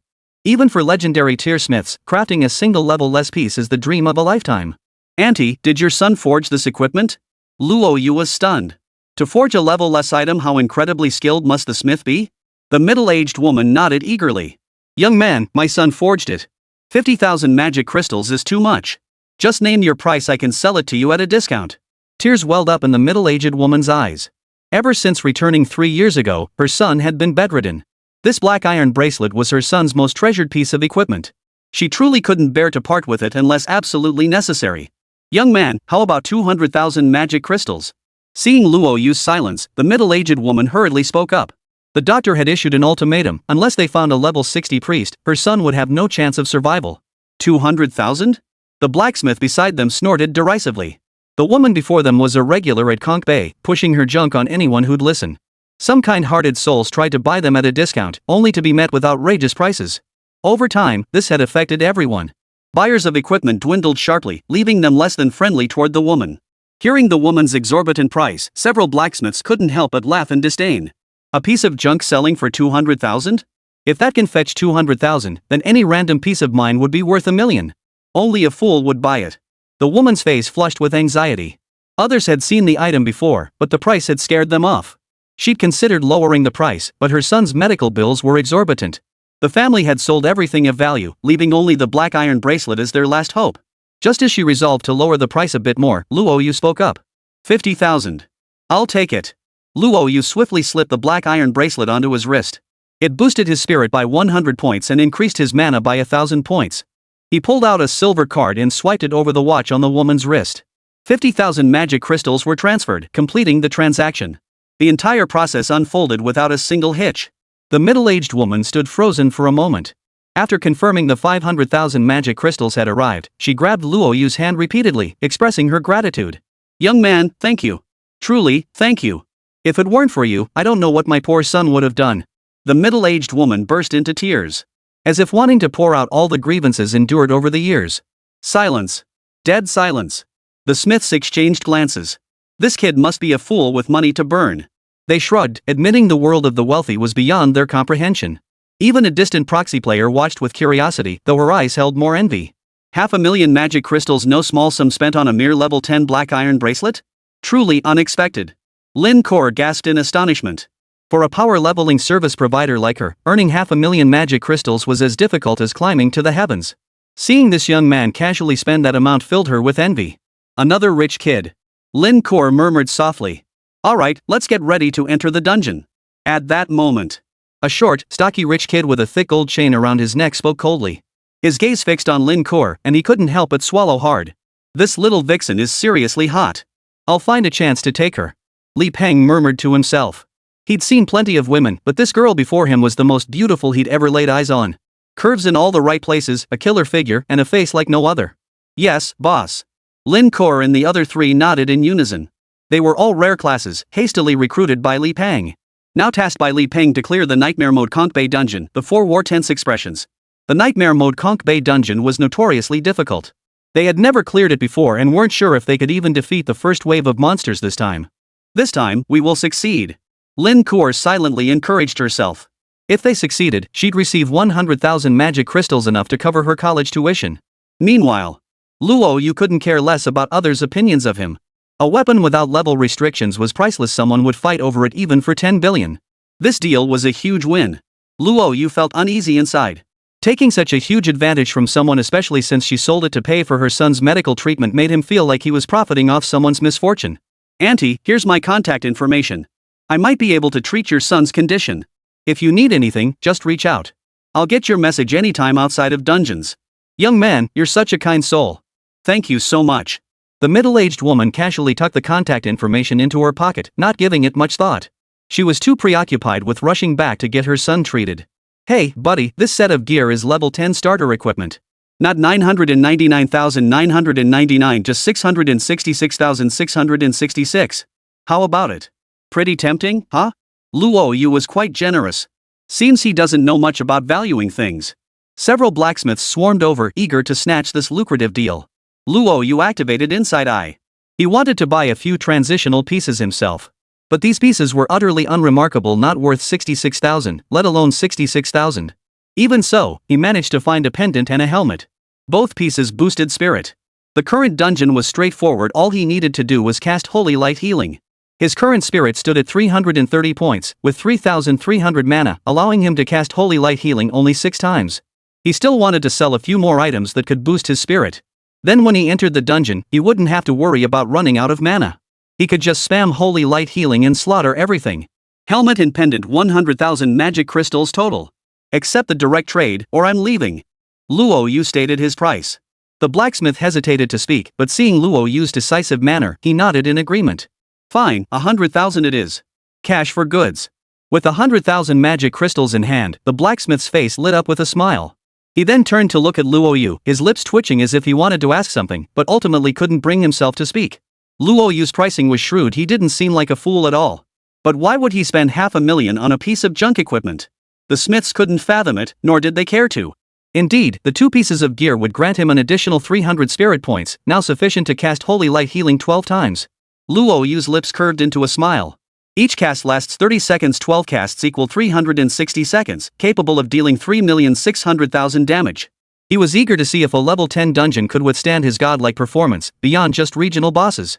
Luo Yu pushed the thought aside. Another 10 minutes slipped by in distraction. He approached the bronze door and touched the central disc. Enter dungeon? Yes. A beam of light enveloped Luo Yu, and he vanished from the spot in an instant.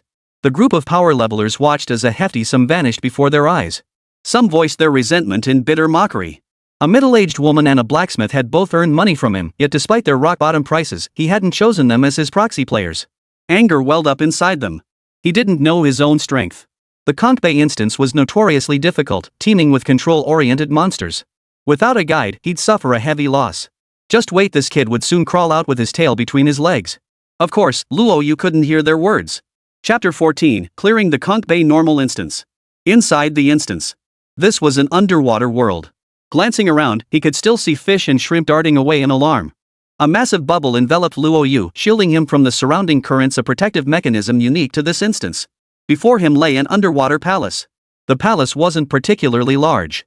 Before the main gate stood 2 colossal clam spirits. Monster, Clam Spirit. Level, 10. HP, 1000. Magic, 2000. Skill, Bubble LV2. Note, immune to 50 strength damage. The clam spirit opened and closed its shell, expelling one massive bubble after another. Luo Yu easily dodged them. Without a skill to break the control, getting hit by a bubble would bind him for 10 seconds. The clam spirit's rapid bubble spewing could chain control effects together. If hit even once, the player would remain immobilized continuously. The bubble enveloping him could only last half an hour. This meant that regardless of whether Luo Yu cleared the instance, he would have to leave after half an hour. He couldn't afford to waste time dealing with the bubbles. A swift victory is essential. Luo Yu hesitated not a moment. Wielding the coiled dragon spear, he swept it directly at the clam spirit. Successfully defeated the clam spirit, gained 100 EXP. Successfully defeated the clam spirit, gained 100 EXP. As he struck, the two clam spirits guarding the underwater palace gates became experience points. Their meager resistance was utterly insignificant before him. After dispatching the gatekeepers, Luo Yu entered the grand hall. At a glance, dozens of monsters filled the chamber.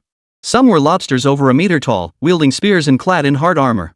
Others were crabs wielding massive axes, swinging them down toward Luo Yu. Monster, Shrimp Soldier. Level, 13.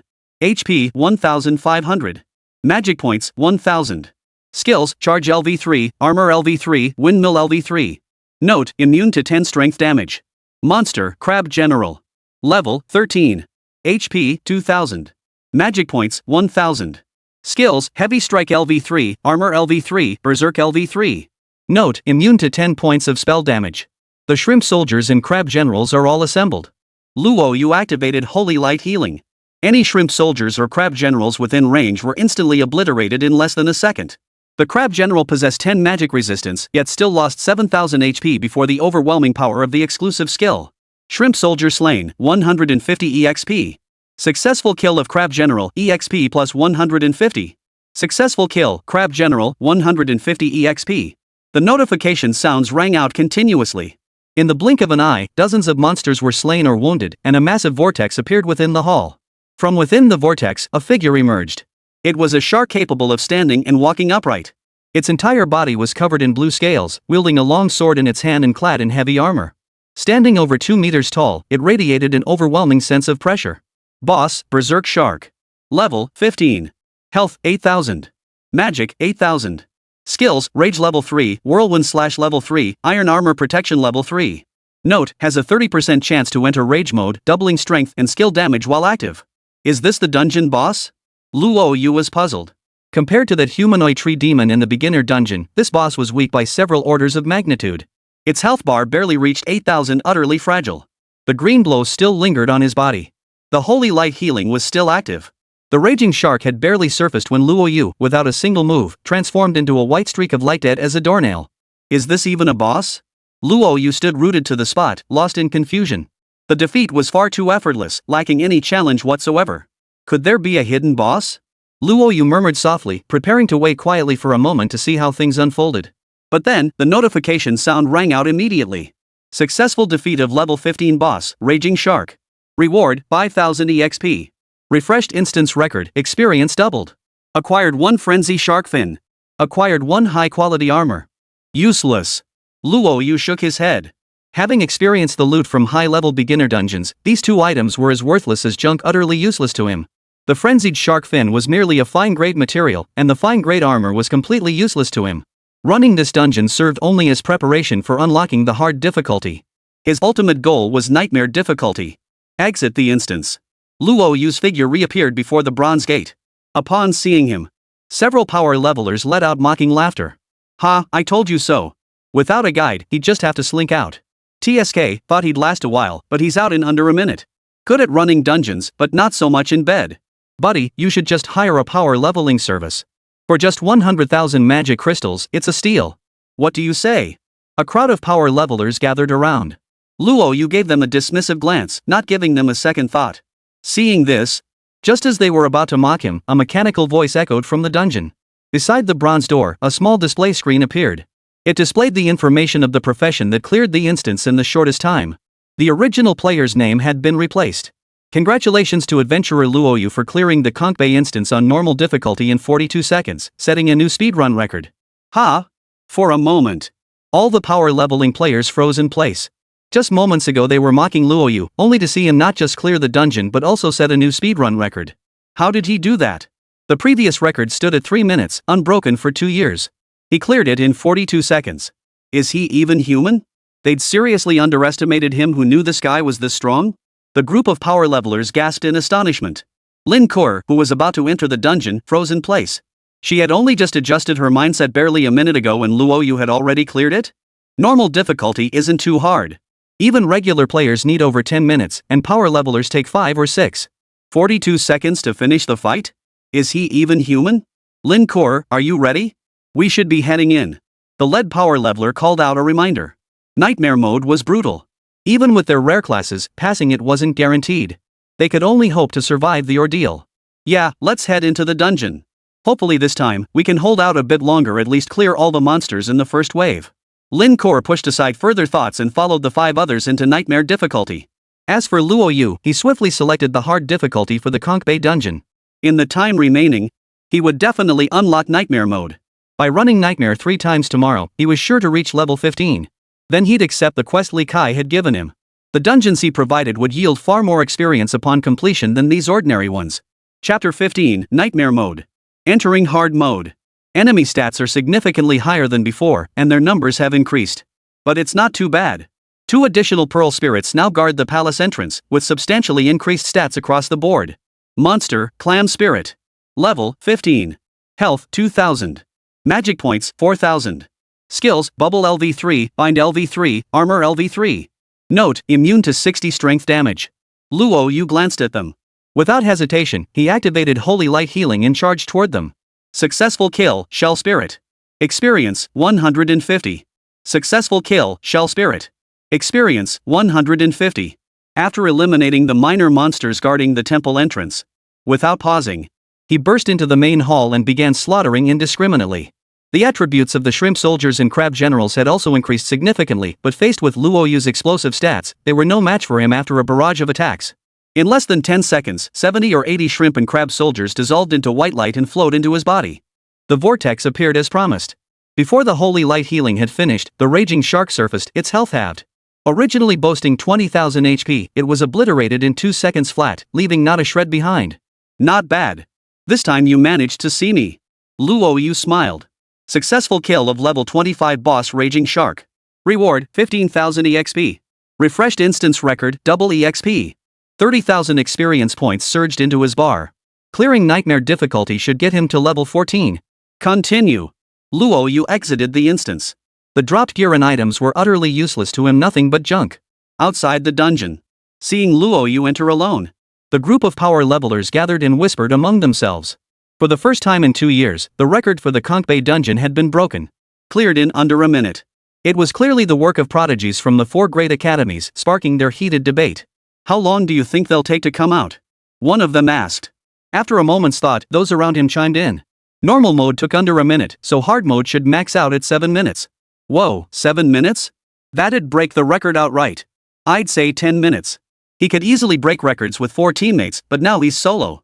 The minions in hard mode are over twice as strong as normal mode, with increased numbers, and the boss has 20,000 HP. Most crucially, the minions have extremely high magic and physical resistance. Without mixed damage in the party, clearing it will be incredibly difficult. The lead booster nodded. Exactly. I agree. Last time, the 4 teammates were all strength classes, and we nearly died in there. I reckon even if he clears it, it'll take over 10 minutes. What do you think? Before Wang Gang could finish, everyone's gaze shifted to his back. Their expressions froze, and their breathing quickened. What's wrong with you guys? Did you see a ghost? Wang Gang turned around. Seeing the figure behind him, he let out a startled cry. Silence fell for a moment. The group exchanged glances, each able to hear the sound of swallowing saliva from the others' throats. How could this be? Wang Gang was going crazy. Normal mode in 42 seconds, and goddammit, under 30 seconds on hard mode? Is this even human? That's right. Luo Yu emerged.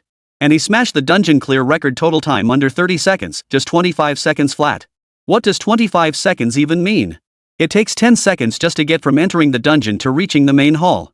Did Luo Yu clear it in 25 seconds without encountering any monsters? Silence. Dead silence. The group of power levelers found it laughable. At first, they'd considered becoming Luo Yu's power levelers who knew who'd end up calling the shots once they got inside. Wang Gang swallowed hard. Without waiting to speak to his teammates, he charged toward Luo Yu. The others caught on and all charged toward Luo Yu. Big shot, please carry me. Still grinding hard mode? I'll give you 200,000 magic crystals. Big shot, I'll give you 200,000 too, please take me alone. Several power leveling services chimed in.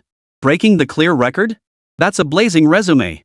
With this under your belt, not only will you have a steady stream of clients, but your rates will skyrocket too. The scene left the others dumbfounded. They were supposed to be the boosters, yet now they were begging to be carried. The reversal was laughable. Sorry, I'm going for nightmare difficulty. Nightmare difficulty. Their eyes widened in shock and they instinctively backed away. Nightmare difficulty was terrifying. Rumor had it the boss required a level 30 combat class to defeat. The dungeon offers 3 difficulty tiers: normal, hard, and nightmare. Except for those with god tier classes, 99% of players won't attempt nightmare mode. Because it's incredibly difficult. It's practically impossible to clear. The nightmare difficulty's absurdity far exceeds the dungeon's labeled tier. Wang Gang and his group shook their heads and walked away. They tried nightmare mode before killing a single minor monster took minutes, and their best record was 3. Going in wouldn't be worth it and would just waste a precious attempt. Buddy, I know you're strong. But I'm warning you, nightmare mode is terrifying. If you're going in, you'd be better off teaming up. Just like that girl earlier, picking 4 rare classes to go in might even give you a better chance of holding out longer. Wang Gang spoke up to dissuade him. Luo Yu nodded. Thanks, but no thanks. I'll handle this solo. Luo Yu didn't hesitate, stepping directly into nightmare mode. Warning, recommended for party entry. Proceed? Luo Yu confirmed entry. He didn't know how difficult nightmare mode was. With his level 2 holy light healing spell, a single cast restored 10,000 HP. Even if he couldn't win, he could easily escape. But he saw no need for that. Legendary classes were legendary for a reason. Their exclusive skills far surpassed ordinary classes in power, especially when upgraded to level 2. No equipment was required. He could one-shot level 30 players, so nightmare mode held no fear for him. Just entered. The scene shifted, no longer the underwater dragon palace, but a vast arena. A bright red number 10 appeared above his head. The number kept changing. After the count finally reached 0, a horde of over 50 monsters surged toward him with frenzied abandon. Monster, heavy armor catfish. Level, 25. HP, 8000. Magic points, 0. Skills, armor LV5, counterattack LV5, slime LV5. Note, immune to 80 strength damage. If stuck by its slime, you will be slowed by 50%. Monster, venomous jellyfish archer. Level, 25. HP, 5000. Mana, 8000. Skills, blind LV5, toxin LV5, burn LV5. Note, arrows reduce healing by 30% and inflict 10% of maximum HP as burn damage. Nightmare difficulty lives up to its name. These minions are absurdly overpowered. This is only the first wave. Even with 5 rare classes, these minions are tough enough to be a real challenge. Luo Yu checked the stats. The best thing about these mobs is they lack magic resistance. If they had it, that'd be a real headache. No matter how powerful they are, they can't withstand the damage from a level 2 holy light healing spell. A green aura flared around Luo Yu as he charged into the mob of minions. Chapter 16, Defeated Medusa, earned title. Successfully defeated heavy armor catfish, gained 2000 EXP. Successfully killed heavy armor catfish, experience 2000. Successfully killed venomous jellyfish archer, 2000 EXP. 2000 experience per minor monster. Luo Yu's eyes widened. 4 minor monsters equaled 1 run through normal mode. But it made sense. The demon mode dungeon wasn't something ordinary players could tackle. While labeled as a level 10-15 dungeon, it actually had the difficulty of a level 30 normal mode dungeon. From the start, hardly anyone dared to enter it, let alone clear it. But for Luo Yu, with his level 2 exclusive skill, whether facing a target with 1000 HP or 10,000 HP, they were both one-shot kills, utterly effortless. The heavy armor catfish, massive in size, trailed a foul-smelling slime trail behind it, attempting to envelop Luo Yu. But before it could touch him, it died instantly, dead as a doornail. The reason the first wave proved so difficult was due to the heavy armor catfish's formidable defense and its mucus, which severely hindered the professional. While its damage output was low, the subsequent jellyfish archers compensated for this. A single hit from their arrows, imbued with scorching burns and potent toxins, proved deadly, a high chance of perishing right there. Unfortunately, 1 offense, 1 defense, they encountered the unreasonable Luo Yu. Holy Light Healing boasts a 20-meter radius, plus a magic shield based on 300 HP. No need to worry about jellyfish hits, just push through. 20 seconds. Luo Yu merely strolled around, like a hit-and-run artist. The holy light merely brushed against them, each one dissolving into a white glow that flowed into his body. Experience points surged wildly. After clearing the first wave of minions, his experience jumped by 10. Looks like he'll definitely hit level 14 after clearing this instance. Luo Yu glanced at his experience bar, less than a third remained. Nightmare dungeons granted generous experience, clearing this one would guarantee a level up. The second wave of minions arrived as expected. Meanwhile, a thick black fog filled the vast arena, reducing visibility to less than 3 meters. A crimson countdown began above his head. Warning, the black mist is highly corrosive. Movement speed reduced by 30. Poison gas effect, maximum HP decreases by 10 per second. Healing reduced by 50. Monsters will spawn wherever the black mist flows. Holy crap. You're telling me this hellish mess is supposed to be a dungeon? Luo Yu was stunned. Nightmare mode dungeons? More like hell itself. This setup is designed to grind you into the ground. Surviving the first stage alone makes you a true champion. As for the second stage, the difficulty was absurd. It drained 10% of your maximum health every second. Without a healer, you'd be poisoned to death by the toxic mist in 10 seconds flat. Seriously, dude, is this even fair? Luo Yu was dumbfounded. But hey, we're the Xia people we're all about. Since we're here, might as well go for it. Since he was here, he might as well test the strength of the second wave of monsters. The crimson numbers above the arena had dropped to 0. At the same time, the ground erupted in violent tremors, all surging toward him. Successful kill, golden armor raging shark. Experience, 5,000. Successful kill, boneplate sand digger, experience 5,000. Golden armor raging shark successfully slain, 5,000 EXP gained. Luo Yu stood rooted to the spot. White sparks continuously pierced his body as his experience bar surged wildly. Visibility was only 3 meters. His holy light healing had a 20-meter radius. He hadn't even seen the monsters before they were dead as a doornail. It was just fast.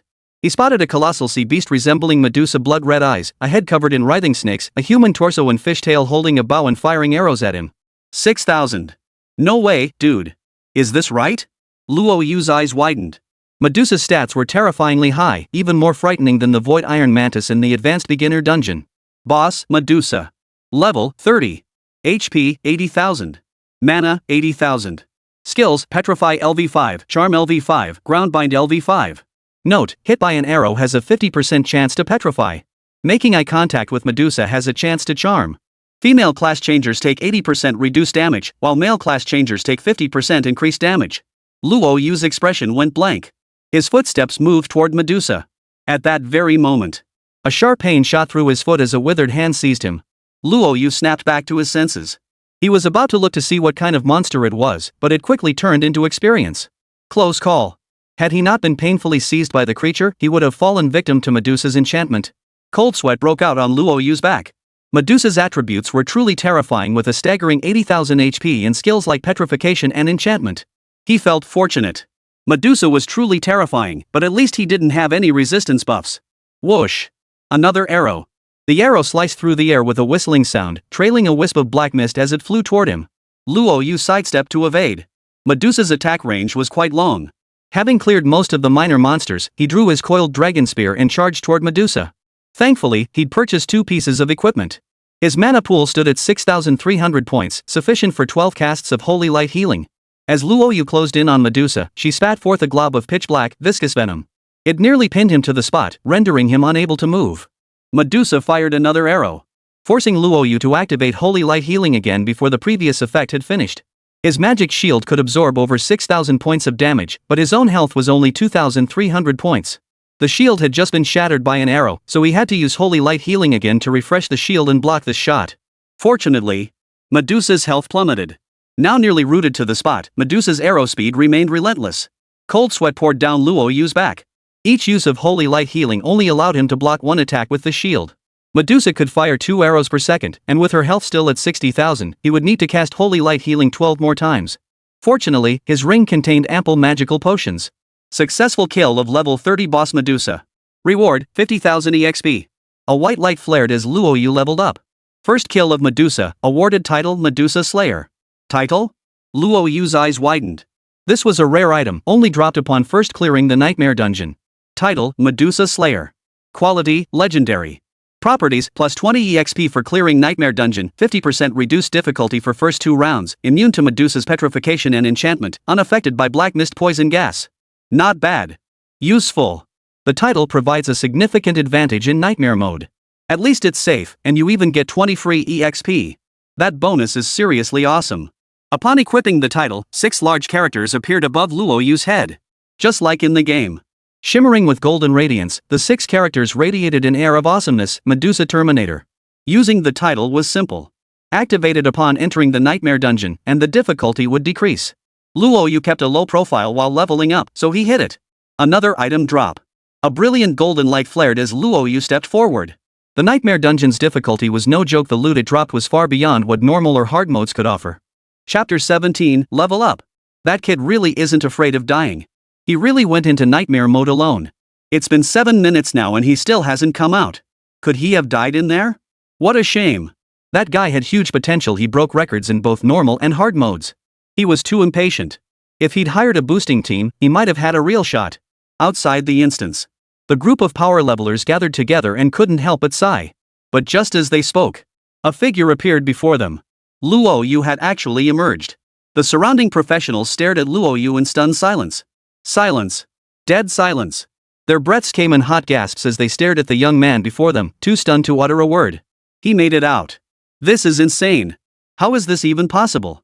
That kid managed to survive nightmare mode for nearly 8 minutes all by himself? What class could be that terrifying? Their eyes widened in disbelief. Nightmare mode wasn't just to name anyone who lasted 5 minutes and there was already elite. Luo Yu lasted nearly 8 minutes. The value of that achievement speaks for itself. Too bad he couldn't clear the third stage. Luo Yu couldn't help but shake his head. Unlike the other's shock, he felt a lingering sense of regret about this dungeon run. Nightmare mode had 3 stages total. He took down the second stage boss, Medusa, without breaking a sweat. The third stage boss, Hydra, proved far too formidable. With over 100,000 HP and 80% magic resistance, he tried once and then backed out. Overall, though, this nightmare mode run had been quite rewarding. Not to mention the generous experience points, far more than what high-level beginner dungeons offered. Then there were the dropped items. 2 epic tier gear pieces, plus a golden first clear treasure chest. Inside were gear, skill books, forging stones, and an exclusive skill upgrade scroll. Luo Yu chose the exclusive skill upgrade scroll. Legendary classes are indeed formidable, but their exclusive skills must keep pace with their level. Unlike regular skills, exclusive skills require specific upgrade scrolls. These scrolls were even more valuable than legendary gear. If you wished, you could trade a single exclusive skill upgrade scroll for a full set of legendary grade equipment from a legendary class. Yes, an entire set.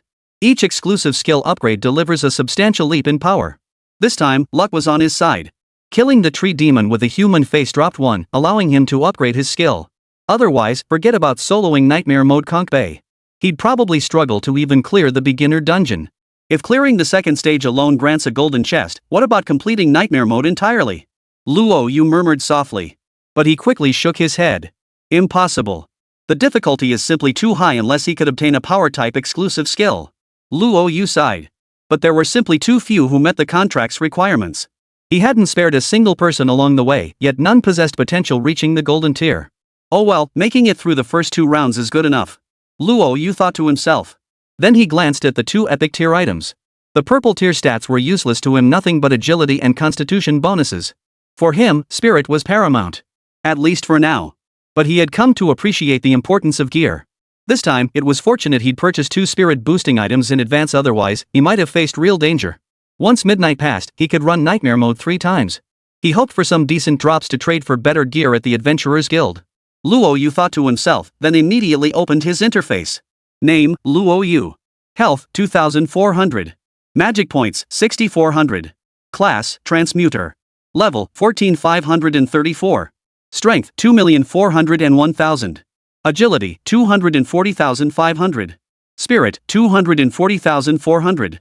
Constitution, 240. Class exclusive skills, Divine Pact LV1, Insight, Divine Punishment. Skills, Holy Light Healing LV2, consumes spirit to continuously restore 10,000 HP per second to allies within 20 meters for 30 seconds. Applies a shield absorbing 300% of maximum HP against magical attacks. Enemies within healing range take 100 damage equal to the healing received. Not bad, just lacking in gear. As Luo Yu pondered, the sound of distant arguing interrupted his thoughts. Young Masterly, I'm sorry. I'll return the magic crystal. In the distance, the 4 gold farmers looked grim. Lin Kor dared not lift her head, her face deathly pale. 5 minutes in, they hadn't even killed a handful of monsters in the first wave. The 4 were driven to desperation. The first wave of monsters in the nightmare dungeon. A single minor monster was enough to exhaust them completely. The heavy armored catfish boasted thick, tough hide. Once coated in its slime, they became completely immobilized. Its armor was impervious to their attacks. With it blocking the front, the venomous jellyfish shooters behind could easily tear through their defenses. The heavy armored catfish boasted 8,000 HP, while the venomous jellyfish shooters had 5,000 HP. This power leveling team stood out among all others. All 4 members possessed rare classes. A mage, warrior, priest, and assassin, all fully equipped. Each possessed at least 1 epic tier item, yet they couldn't even clear the first wave of mobs. Lin Kor even failed to pull the mobs properly. She nearly got Li Ping killed. Fortunately, he was wearing protective gear that blocked the fatal blow. But that piece of gear was ruined. Protective gear costs millions of magic crystals each. By the rules, the 4 power levelers must compensate for it. Li Peng roared angrily, reimburse? You promised I could clear the first wave of monsters smoothly, but what happened? Not only did we fail, but you wasted my million magic crystal defensive gear. Who do I make pay for this? Li Peng coldly declared, I don't care. Each of you must repay me 250,000 magic crystals. Otherwise, I'll make sure you can't survive in Magic City. The four looked grim. 25,000 magic crystals, that was no small sum. Especially for Lin Kor. She had just graduated and hoped to earn some extra cash by taking on a power leveling gig while clearing the Conch Bay dungeon. Little did she know she'd not only fail to earn anything but also have to compensate with 250,000 magic crystals. 250,000. How could a student fresh out of high school possibly come up with that? Lin Kor's eyes instantly welled up with tears. Mr. Lee, I don't have any magic crystals, but I do have a few pieces of gear on me. I wonder if they could be used to settle the debt. The power leveling service provider pulled out the gear. His heart ached. But he couldn't afford to cross Li Peng, so he had to bite the bullet and part with them. Li Peng glanced at them. They were a bit worn, but still worth a few bucks. Consider it settled. Seeing this, the other two also used their gear to settle their debts. Alright, your debts are cleared. Li Peng smiled, then turned his gaze to Lin Kor, his eyes lingering over her form. Miss Lin, where are your magic crystals? 25,000, that's no small sum. Li Peng's eyes widened, his throat working visibly. Lin Kor was breathtakingly beautiful. She aroused his appetite, making him want to take her right there and then. The other three couldn't help but sigh. Li Peng wouldn't let Lin Kor go.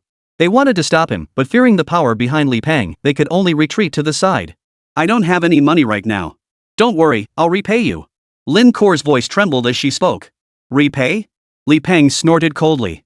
How exactly do you plan to repay 250,000 magic crystals? You can't even clear a single instance. How do you expect to repay that? Li Peng glanced at Lin Kor, his previously menacing expression twisting into a lecherous grin. But hey, if you agree to one condition of mine, I'll wipe this debt clean. How about it? Li Peng licked his lips, his expression lecherous. No, absolutely not. Lin Kor quickly backed away. Li Peng's anger flared. Daring to refuse repayment? Not a chance. If you can't produce magic crystals, then repay with your flesh. Chapter 18, Lin Kor. Stop. Li Peng was no pushover, and his gear was top-notch. Lin Kor may be a rare class, but her gear is far too outdated to match Li Peng's strength. Just as he was about to seize Lin Kor, a massive hand clamped down on Li Peng's arm. Kid, what are you trying to pull? Li Peng's expression turned icy. His gaze fell on Luo Yu. He paused for a moment, then sneered. Oh, I wonder who it could be. Just broke 2 mode records, and now you're playing the hero to rescue the damsel in distress? Li Peng wore a look of utter disdain.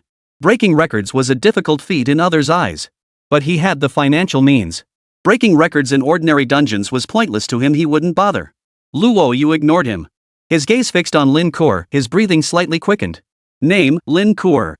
Potential, orange. Class, Sword Master. Note, potential is orange. Can transition to the legendary profession Blade Dancer, with the advanced path of Sword Immortal. Found another one. And it's a combat-oriented legendary class. Luo Yu's gaze burned with intensity. Feeling his gaze, Lin Kor instinctively lowered her head, unable to meet Luo Yu's eyes. Kid, get out of my way. Li Peng couldn't help but curse angrily. Luo Yu produced an epic tier item. I've repaid her debt. Is there any further issue? Luo Yu's expression remained impassive. Li Peng glanced at the epic gear. It would fetch at least 1 million if sold, but it meant little to him. He'd intended to take advantage of the situation and seize Lin Kor. But meeting Luo Yu's gaze, he knew he'd have to swallow his pride today. Kid, just you wait. Knowing he was no match for Luo Yu, Li Peng slunk away. Thanks. Lin Kor patted her chest, clearly shaken. Don't worry, I'll return the magic crystal. I don't have that much cash right now. Give me your contact info. I'll pay you back the moment I have the funds. Lin Kor disliked owing favors. Besides, he and Luo Yu were mere acquaintances. The other party had pulled out an epic tier item to save her, leaving her uneasy. She feared Luo Yu might use this to blackmail her, just like Li Peng had done. True to her fears, the young man before her revealed his true intentions. You're welcome. But I'd like to ask you for a favor. When the time comes, not only will you enjoy it, but I'll enjoy it even more. What do you say? Luo Yu's gaze burned with intensity. His gaze upon Lin Kor was like that of a man beholding a treasure. Orange potential capable of transitioning into a blade dancer. He still held an exclusive skill upgrade scroll in his hand. Once the contract acquired the skill, it would instantly level up to tier 2. Then the nightmare mode Hydra would be no match for him. You pervert. Lin Kor's cheeks flushed crimson. She never expected the seemingly proper and clean Luo Yu before her to speak so crudely, wanting to. Luo Yu froze. Why was he being called a pervert after helping Lin Kor? Suddenly, he understood. Don't misunderstand, that wasn't my intention. What I meant was... Luo Yu glanced around. The surrounding professionals turned to look at the two of them. One was a record-breaking big shot, the other a stunningly beautiful young woman. Both were eye-catching. Luo Yu didn't want to reveal his profession just yet, to avoid unnecessary trouble. He gathered his thoughts. There are too many people here. But I can tell you this, I have the ability to transform your class into a legendary profession. All you need to do is nod your head, and I can help you. A legendary profession? Lin Kor's eyes widened. If Luo Yu could truly help her change her class to a legendary one, her parents wouldn't have to work on to dusk anymore. She could earn enough magic crystals to find the best doctor for her father. But transforming into a legendary profession? How could that be possible? A class changer could only change their class once in their lifetime. Even with a job change divine stone, it only granted one opportunity. What class one could become remained uncertain. Besides, a treasure like the divine stone of transfiguration, who else could possess it besides the super elite? Lin Kor fell silent. Only for a moment. Her hands clenched unconsciously as she spoke. Alright, I agree. If you can truly make me a legendary class, I'll do whatever you want. Be my girlfriend? Luo Yu joked, a rare display of levity. Lin Kor's cheeks flushed. As long as you're not lying to me, I'll agree. The legendary profession meant too much to her. She didn't believe Luo Yu possessed such capability, but trusting him once wouldn't cost her anything. But what if? What if Luo Yu could actually pull it off? Lin Kor admitted she had a gambler's mentality at play. All of this was for her parents, for her younger sister. She was willing to take this gamble. Alright. But the class change caused quite a stir. Let's head into the dungeon, might as well take down the third stage boss. The contract caused quite a stir. Fortunately, it happened inside the villa that day, so no one noticed. Converting Lin Kor's class here? Before the Great Xia's elite even arrive, the abyssal monsters might find him. The risk is far too high. Better to bring Lin Kor into the dungeon for the job change. You cleared the third stage? Lin Kor looked utterly astonished. In nightmare mode, even a single minor monster is tougher than a boss in normal mode. They nearly died in the first stage, let alone reaching the third. That was beyond her wildest imagination. Luo Yu nodded. Let's go. Clear nightmare mode. Luo Yu deliberately spoke loudly enough for everyone nearby to hear clearly. Beat nightmare mode? The crowd around them was equally incredulous. They couldn't believe Luo Yu could clear the dungeon. Only Wang Gang, upon hearing this, hurried forward. Bro, count me in. I'm a level 15 ice mage with a full set of premium gear, I won't hold you back. Big shot, take me too. I'm an assassin with insane burst damage, I'll follow your lead. Big shot. In an instant, a bunch of power levelers swarmed over. They set aside their roles as power levelers, eager to team up with Luo Yu for the dungeon run. Wang Gang still remembered Luo Yu entering the dungeon at just level 13. Now at level 14, he could hold out for 10 minutes in nightmare mode, guaranteed to clear the first wave of monsters. 5,000 experience points. Even if the experience was split among the party, he'd still gain a massive amount, a rare opportunity. The others shared this mindset. They harbored no hope of clearing the instance. But clearing the first wave of monsters would be a massive boost for them. Seeing Luo Yu and Lin Kor head toward the instance, Wang Gang grew anxious. Hey, add me to the party. Sorry, we're full. Wang Gang gave a wry smile. Before he could say more, Luo Yu and Lin Kor entered the instance. Lin Kor attended Magic City International High School and had advanced a day earlier than them. Nightmare mode had already opened yesterday. They just wasted one chance, leaving two remaining. As for Luo Yu, he had 3 full attempts. Fortunately, he possessed a demon sealing stone, granting him 1 additional dungeon entry. A demon sealing stone? Top tier 2nd generation gear, huh? Holy moly, using a demon suppression stone to carry a girl? First time I've seen that. What a fool. That demon sealing stone is a treasure. Even if you just want to clear nightmare mode, you'd need at least 4 rare classes. What good is an 11th level swordmaster? Exactly. If he clears it, I'll eat every toilet in the entire city. I don't think he's aiming to clear it, he's trying to win that beauty's heart. No one believes Luo Yu can clear it. Few have ever cleared nightmare mode, even legendary classes need a party to pull it off. In the distance, Li Peng watched the scene unfold and couldn't help but sneer coldly. How utterly overconfident. Lin Kor was indeed beautiful, and her class was decent enough, but her combat skills were completely subpar.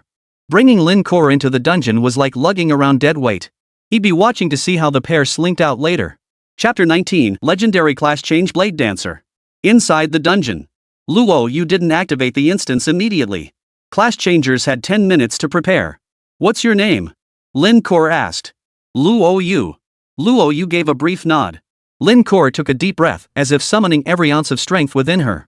Luo Yu, can you really make me a legendary professional? Lin Kor's voice trembled. In the gaze she cast upon Luo Yu, a glimmer of hope flickered. Her heart was torn. She didn't believe Luo Yu truly possessed such power, yet she desperately hoped he did. If she became a legendary profession, her parents would no longer have to rise before dawn and work late into the night pushing their food cart around town. Her younger sister wouldn't have to worry about tuition fees either. Luo Yu remained silent. He flicked a golden contract onto the table. Sign this contract and you'll become a legendary profession.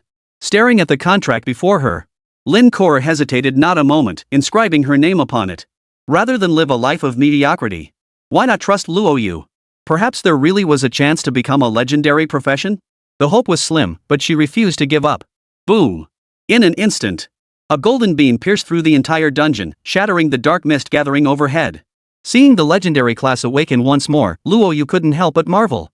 The commotion of a legendary class awakening was truly immense. If this had happened outside the dungeon, the entire magic capital might have felt it. Lin Kor froze in place. The dazzling golden light enveloped her body. Only the prompt sound snapped her back to reality. You have accepted the class change request. Transitioning to Legendary Class, Blade Dancer, Advanced Path, Sword Immortal. Legendary Class. Lin Kor's cheeks flushed crimson, her eyes glistening with tears. Not long ago, she studied diligently, excelling in both academics and martial arts at the International High School, consistently ranking among the top 3 for 3 consecutive years. Alas, class rankings held no sway over class transitions. Rare professions were scarce, and rare combat professions were highly coveted. But she refused to accept it. She wanted to go further. She refused to live a life of mediocrity. Thinking of her father, consumed by illness, unable to find a doctor due to lack of resources, she often felt despair. Especially today. Burdened by a debt of 250,000 magic crystals, Lin Kor had sunk into despair. But now, at her darkest moment, she achieved legendary status. 2 clear tears slid down her cheeks. Woo! Lin Kor embraced Luo Yu. When she transitioned into a rare class, when Li Peng demanded compensation, she hadn't cried. Now, having fulfilled her dream, she wept. She understood that all of this was thanks to Luo Yu. Luo Yu, thank you. Without you, I truly wouldn't know what to do. Feeling 2 soft mounds pressing against his chest, Luo Yu felt a bit awkward. He and Mu Ruyan did have something going on. But now, being held by Lin Kor, he couldn't help but feel flustered. A long moment passed. Lin Kor finally lifted her head. The gloom that had lingered in her eyes vanished in that instant. Luo Yu, I promise to be your girlfriend. Starting today, I'm your girlfriend. Thank you. Luo Yu hadn't fully processed it yet. Lin Kor couldn't help but press her lips to Luo Yu's cheek. Ha! Luo Yu froze in place and quickly took a step back. Lin Kor, I was just joking with you. Don't take it seriously. Luo Yu hastily explained. He had to admit, Lin Kor was stunningly beautiful, a completely different type of beauty compared to Mu Ruyan. Lin Kor was youthful and lively, while Mu Ruyan exuded an intellectual, sophisticated charm. To be honest, he liked them both. In this world, it was perfectly normal for the powerful to have multiple wives. He just didn't want his emotions entangled with other factors. Take Lin Kor now, for instance. If she pledged herself to him simply because he helped her transition into a legendary profession, she would surely abandon him the moment a greater temptation arose. As if sensing Luo Yu's thoughts, Lin Kor held back from taking things further. Luo Yu was unaware of the darkness within her heart during this period. It was Luo Yu who saved her. Such feelings surged violently, yet retracting them proved exceedingly difficult. Because no one could ever forget the person who stepped in to help during their darkest hour. Alright, let's check the panel. Luo Yu wanted to lighten the mood. But upon seeing the exclusive skill of the Blade Dancer, he sucked in a sharp breath. Name, Luo Yu. Health, 2400. Magic points, 6400. Class, Transmuter. Level, 14534. Strength, 2,401,000. Agility, 240,500. Spirit, 240,400. Constitution, 240. Class exclusive skills, Divine Pact LV1, Insight, Divine Punishment. Skills, Holy Light Healing LV2, consumes spirit to continuously restore 10,000 HP per second to allies within 20 meters for 30 seconds. Applies a shield absorbing 300% of the caster's HP against spell attacks. Enemies within the healing area take 100 damage equal to the healing amount. Sword Array LV1, summons a sword array that continuously consumes mana. Within a 10-meter radius, the array grants immunity to 50 strength attacks. Enemy units within the array suffer 100 strength critical strike damage, with critical damage increased by 500. Each overflowing critical strike converts to 1 critical damage, lasting 30 seconds. Holy crap! 50% immunity to strength attacks, doubled damage, and a 100% critical hit rate. Excess critical hits convert 1:1 into critical damage. Luo Yu's eyes widened. This is the absolute pinnacle for offensive classes. He calculated his current strength damage. A single strike could now deal 6,200 points. Truly a legendary class on par with Holy Light Healing. Holy Light Healing provides a magic shield, while Sword Array directly immunizes against 50 strength attacks. Its damage output is over 3 times that of a level 1 Holy Light Healing. Luo Yu marveled. He still had an exclusive skill upgrade scroll in his possession. Without hesitation, Luo Yu activated it. Upgrading the exclusive skill to level 2 required 2 exclusive skill scrolls, making this the most beneficial time to enhance Sword Array. Sword Array LV2, deploy a sword formation that continuously drains mental energy within a 20-meter radius. Units inside gain immunity to 80 strength attacks and deal 200 strength critical damage to enemy units. Critical damage increases by 1000. Each overflowing critical hit converts into 2 critical damage. Possess a splash effect with a 10-meter radius splash range, dealing 20 splash damage. Lasts 60 seconds. Whoa, splash damage too. Doesn't that make the sword formation an AoE skill too? Luo Yu was stunned. Every time he acquired an exclusive skill, his strength skyrocketed. The level 2 Sword Array is ridiculously overpowered. True to its reputation as a combat-oriented exclusive skill, its current damage output could deal 14,880 damage in a single strike, accompanied by nearly 3,000 splash damage. Most importantly, the Sword Array consumed only 200 spirit power per use, more than half less than Holy Light Healing, while lasting twice as long. This time out, he'll get a whole new set of gear. If I gear up entirely for strength, casting Sword Array could easily deal 30,000 to 40,000 damage per strike. Holy Light Healing restores health, Sword Array deals damage. 1 spell attack, 1 strength attack. What dungeon couldn't we conquer? Luo Yu's face lit up with delight. Meanwhile, Lin Kor also snapped out of her excitement. Is this what a signature skill is? With 50% strength immunity and 5 times the damage, it was truly terrifying. Lin Kor's chest heaved with emotion. The Blade Dancer was leagues beyond her swordmaster in every way. But only for a moment. Spotting Luo Yu approaching from the side, her pupils contracted sharply, and she froze solid in place. Chapter 20, Sword Formation unleashes its might. Second tier Sword Formation. You'll still deal significant damage then. Noticing Lin Kor's gaze, Luo Yu explained with a smile. You know, I wasn't asking about that. Why do you possess my exclusive skill? Lin Kor swallowed hard. Oh, you mean that? Luo Yu spoke with a smile. My profession is the only hidden class, a Transfiguration Master. I can transfer promising candidates into legendary professions and acquire their exclusive skills. That's how I obtained yours.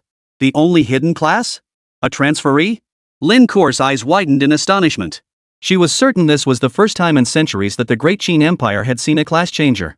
She never imagined such a terrifying profession existed. If that's the case, wouldn't that mean Luo Yu could obtain all legendary class exclusive skills simply by frantically contracting class holders?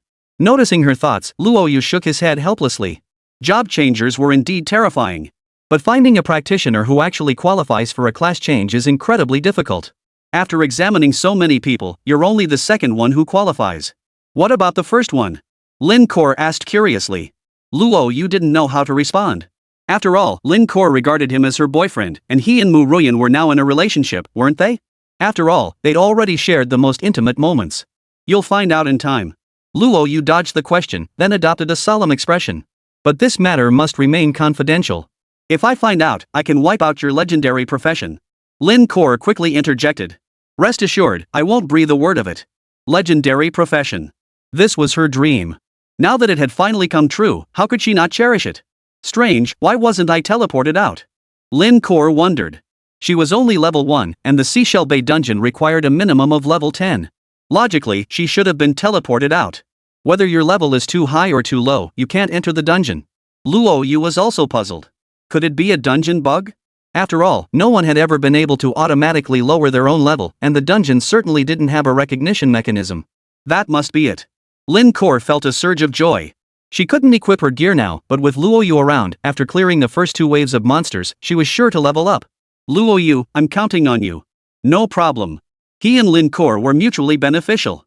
Lin Kor gained a legendary class, while he acquired exclusive skills. Helping her clear dungeons was no problem.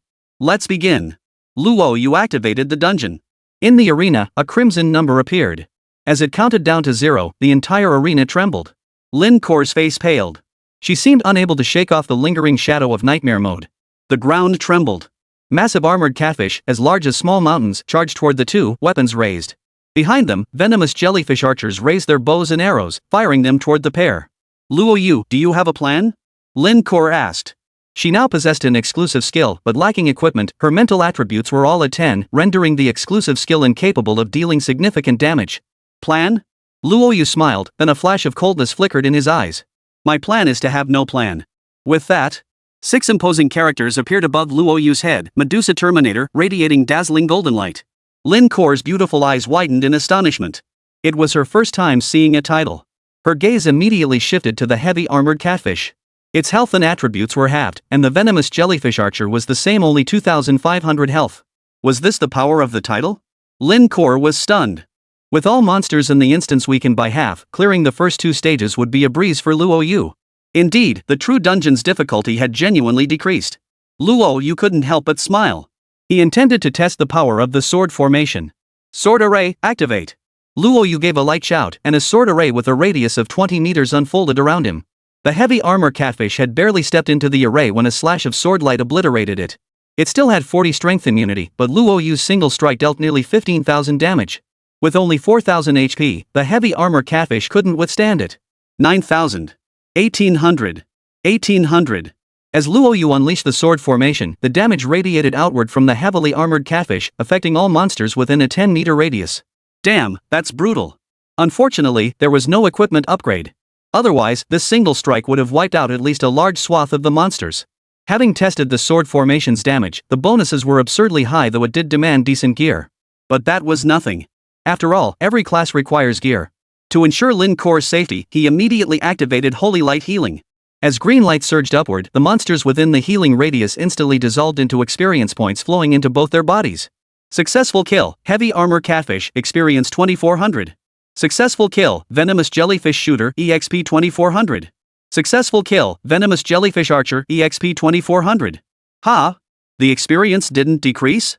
Luo Yu was surprised. Logically, when 2 players enter a dungeon together, experience should be split evenly. Yet both of them had received full experience.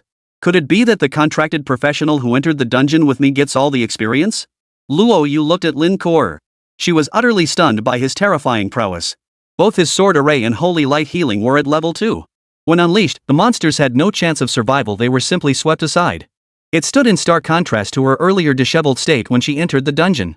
She never imagined clearing a nightmare-level dungeon could be this effortless. Ha! Lin Kor snapped back to reality at Luo Yu's voice. Luo Yu rolled his eyes in exasperation. Didn't your experience get halved? Lin Kor listened to the notification sound and was also a bit surprised. Yeah, one monster gave 2400, plus an extra 400 XP. Lin Kor was genuinely surprised. But recalling her contract with Luo Yu, the clever girl quickly realized something. Ah, I see. A faint smile curved the corners of Luo Yu's mouth. If that was the case, he could easily bring Mu Ruyan and Lin Kor to run dungeons, significantly boosting their leveling speed. Legendary class characters could awaken a second exclusive skill after reaching level 20. Perhaps he could obtain it then. Regardless of whether it worked or not, bringing them along wouldn't split the experience points anyway. Luo Yu murmured softly. He then said to Lin Kor, I have the Medusa Terminator, which boosts EXP by 20%, so that's an extra 400 EXP. Alright, let's keep grinding. The first 2 stages had monsters with halved strength, making them easy to grind through. Chapter 21, Upgrading the Sword Array, Lin Kor's Surprise. The first stage was a breeze, finished in no time. Lin Kor's fair complexion flushed rosy. Having cleared the first stage in just over 10 seconds, her level shot up like a rocket. She gained a whopping 7 levels. Continue. As the second stage began, black mist instantly enveloped both of them, its toxins steadily draining their health. Luo Yu unleashed Holy Light to heal, then charged toward the arrows Medusa fired. With this experience under his belt, he now tackled the challenge with practiced ease. Medusa. Seeing Medusa, Lin Kor was taken aback. She had never encountered a boss with 40,000 HP before, especially on a difficulty level that was already halved. Even with her exclusive skills, she doubted she could defeat it. Exclusive skills were powerful, but leveling up was more crucial. Lin Kor wasn't stupid. Earlier, she'd witnessed Luo Yu unleash his sword array. Though only 1 level above her, his power was incomparable. Plus, that splash damage capability with sufficient strength, it could function as an area of effect skill. Only 40,000 HP. Luo Yu felt no pressure whatsoever. The title above his head exerted immense suppression on Medusa. Not only were her health and defense reduced, but petrification and enchantment spells held no sway over him either. This time, defeating her was far easier than the first encounter. In mere seconds, Medusa dissolved into a white glow and flowed into the two players' bodies. A golden treasure chest. Lin Kor was thrilled. This was the first time she'd ever dropped a golden item in a dungeon. But then again, previously they'd only cleared normal and hard modes, where purple items were rare let alone golden ones. The loot hadn't decreased either. Luo Yu's eyes lit up. If that was the case, then his class was truly a game breaker. He just wondered, was it only contract-bound classes that didn't split loot and experience, or did it work regardless of who you brought along? He'd have to test it out once he got outside. Luo Yu thought to himself. As long as it didn't harm his interests, he could launch a power leveling service and rake in a fortune of magic crystals. As levels increased, mana crystal consumption became equally terrifying. Open the chest. The first kill of the second boss could yield gold. Lin Kor got a golden chest, while Luo Yu only received a purple one. Luo Yu, I'll give you the chest. Lin Kor handed the chest to him. She'd been completely passive the entire time, contributing nothing. Besides, she had no idea how to repay such an immense favor as the legendary class. So she could only give the golden chest to Luo Yu. No need. You got the legendary class, and I got your exclusive skill. Don't think you owe me anything. Luo Yu waved his hand dismissively. He had his own set of principles. What was his, no one could take away. The golden treasure chest belonged to Lin Kor, he wouldn't forcefully take it. Luo Yu, thank you. Lin Kor no longer refused. She was gradually learning Luo Yu's temperament. Persisting would only provoke his anger. It would be better to compensate him in other ways later. Other ways. Lin Kor's lovely face flushed crimson. Her abilities were far inferior to Luo Yu's, only her appearance was somewhat decent. Open it and see what's inside. Luo Yu urged her to speak. He wanted to know if everyone received an exclusive skill upgrade scroll after their first run. To his surprise, there really was a unique skill upgrade scroll. Lin Kor's golden chest contained exactly the same items he had obtained: upgrade scrolls, legendary forging stones, and the like. Luo Yu, what should I choose? Lin Kor blinked her big, watery eyes, radiating youthful charm that was utterly irresistible. I chose the exclusive skill upgrade scroll. Each upgrade to an exclusive skill represents a qualitative leap. Level 2 sword array deals 1000 critical damage plus splash effects. Upgrading it will multiply your damage by 12 times, huge for grinding mobs. Alright, I'll take your advice. Lin Kor selected the scroll. She just wanted to give it to Luo Yu, but he flat out refused. You should use it yourself. Later, we can run dungeons together. If you improve your strength, it'll help me too. There might be a dungeon tomorrow, and if we're short-handed, I'll need your help. Luo Yu spoke up. He coveted the exclusive skill upgrade scroll, but ultimately declined. Whenever you need me, I'll be there. Lin Kor's words were ambiguous, and Luo Yu didn't respond. Upgraded to level 2 sword formation. Seeing the boosted stats, Lin Kor's face lit up with an excited smile. For her, the improvement was simply terrifying. Once we're out, I'll craft a set of strength-enhancing gear, then I'll be unstoppable. But Lin Kor wasn't the only one astonished. As Lin Kor upgraded her sword array, a panel appeared before Luo Yu. Transitioner: Lin Kor upgraded sword formation from LV1 to LV2. Transition master gains 50 attribute bonus. Whoa, I get a 50 attribute bonus too? Luo Yu immediately checked the skill details. Sword array LV2 deploys a sword formation that continuously consumes mental energy. Within a 30-meter radius, grants immunity to 120 strength attacks. Inflicts 300 strength critical damage on enemy units, with critical damage increased by 1500. Each overflowing critical hit converts into 4 critical damage. Possesses splash effect with a 20-meter radius splash range, dealing 30 splash damage. Lasts 90 seconds. No way, all stats actually increased by 50. Luo Yu's eyes widened in disbelief. The damage that was originally boosted 12-fold is now directly increased 23-fold. 23 times? What does that even mean? Calling this a number freak wouldn't be an exaggeration. What class could be this insane? Looks like I still don't know much about class masters. But 2 confirmed effects are clear now. First, you can transition into legendary professions and gain their exclusive skills. Second, their growth benefits me as well. Luo Yu smiled. The feedback is terrifying. Bringing them on more dungeon runs might unlock additional perks from other classes. Luo Yu, you've leveled up. Lin Kor chirped excitedly. Luo Yu nodded, stowing away the remaining items first to see what they were. The two stowed away all the items. Luo Yu obtained the Medusa Queen's Heart, a purple tier material item. While useful for weapon crafting, it held little practical value for him. The rest were all minor items of little consequence. Lin Kor's haul was similar. But the massive experience points and an exclusive skill upgrade scroll alone made it a huge win. Lin Kor had now reached level 11. Having cleared only 2 stages, she was already knocking on the door of level 12, proof of just how terrifyingly generous the nightmare mode experience rewards were. She equipped her previous gear. She couldn't help Luo Yu, nor could she become a burden to him. Continue. Defeating the Hydra would mean clearing the dungeon outright. Luo Yu was eager to see what rewards the nightmare dungeon would offer, though he knew they wouldn't be meager. Chapter 22, Slay the Infernal Hydra, Open the Golden Chest. 3rd stage. Also the final stage of nightmare mode. Lin Kor selected health boosting gear and an additional strength enhancing item, ensuring she wouldn't hold Luo Yu back. A full set of level 10 gear. Her total strength now exceeded 1,200. Activating her sword formation could unleash nearly 16,000 damage in a single strike, no longer the helpless burden she once was. Lin Kor was brimming with confidence. Having breezed through the previous 2 stages, she was determined not to be the weak link in the final one. The 10-second countdown ended. The arena shook violently as the ground trembled, and a massive white figure burst forth from the earth. Upon seeing the figure, Lin Kor's pupils contracted sharply. She stood rooted to the spot, her mind going blank. All thoughts of showing off vanished in that instant. Boss, Inferno Hydra. Level, 40. HP, 120,000. Magic, 120,000. Skills, Devastation LV5, Icefire Calcination LV5, Magical Serpent Coil LV5. Note, each serpent head unleashes distinct elemental attacks. Destroying one head increases the boss's critical strike chance by 10%. The boss is immune to all crowd control effects, reduces 90% of magical damage, inflicts 20% reduced damage to female targets, and deals 100% increased damage to male targets. Wait, is this right? Some beast, acting like a bootlicker now? Luo Yu was utterly speechless. Is there such a thing as misandry in the entire nightmare mode of Conk Bay? Both Medusa and the Hydra have traits that increase damage against male adventurers. But whatever. He now had Holy Light Healing and Sword Array, both upgraded. One boosts his spell shield, the other grants 120 strength immunity, nothing to fear. Cast Sword Array from the rear. Lin Kier's Sword Array is also upgraded, but it only offers 80 strength immunity and no magic resistance. With her health barely over 3,000 points, she simply can't withstand a single attack from Hydra. The Hydra deals not only magical damage but also massive physical damage. But physical damage is practically useless against him. Unless the Hydra possesses penetration that bypasses strength immunity, even the highest strength damage is useless against him.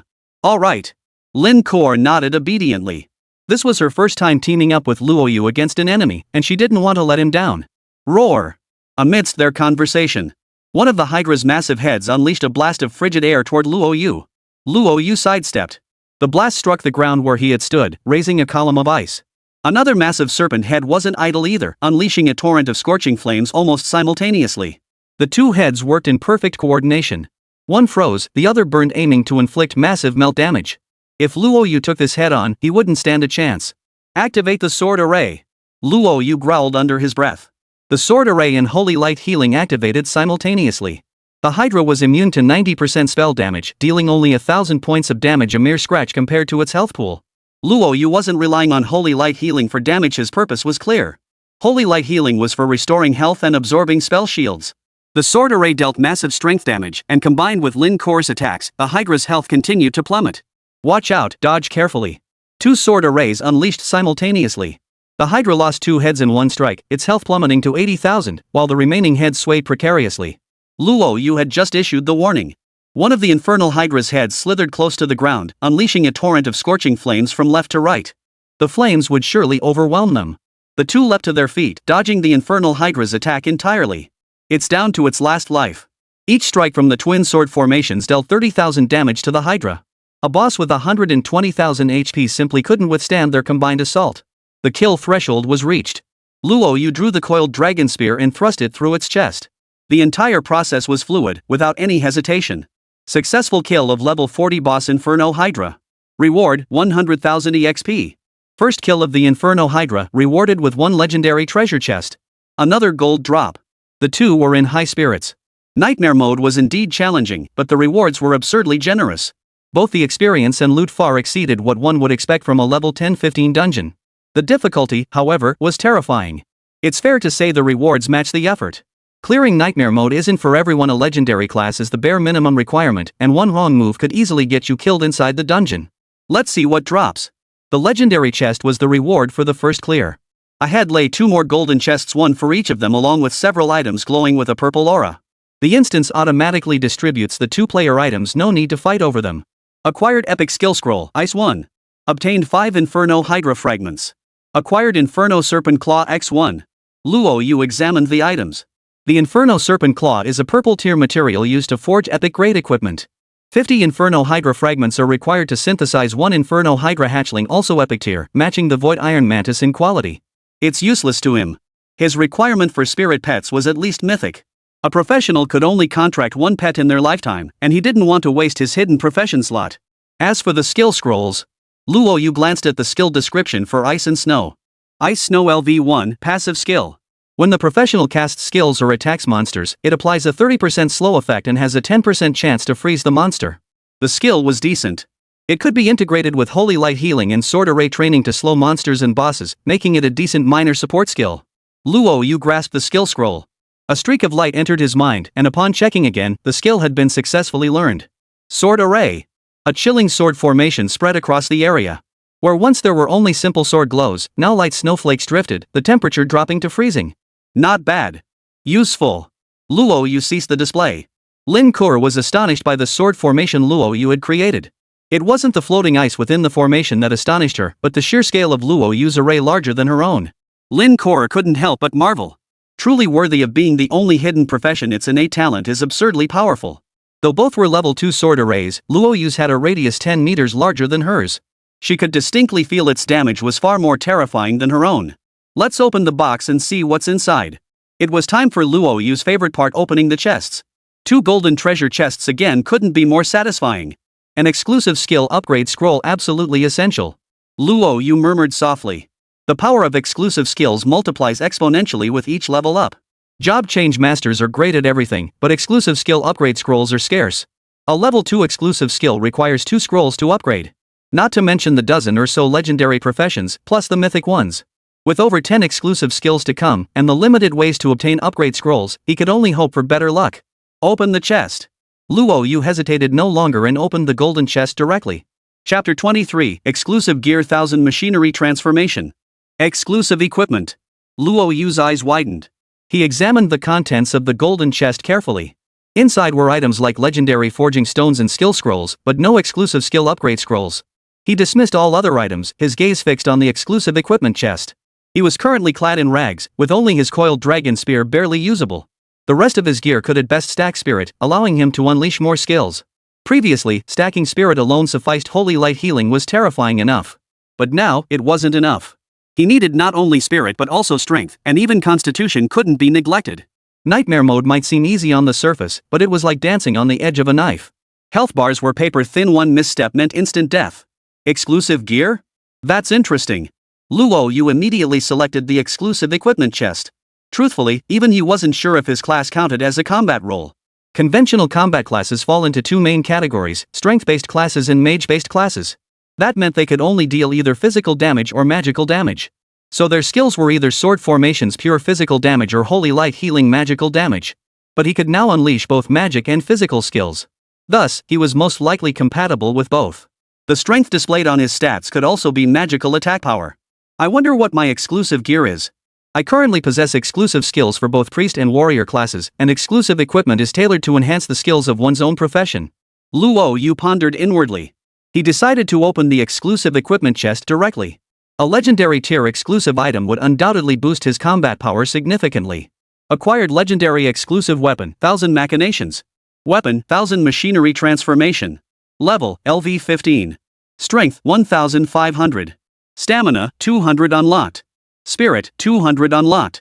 Agility, 200 unlocked.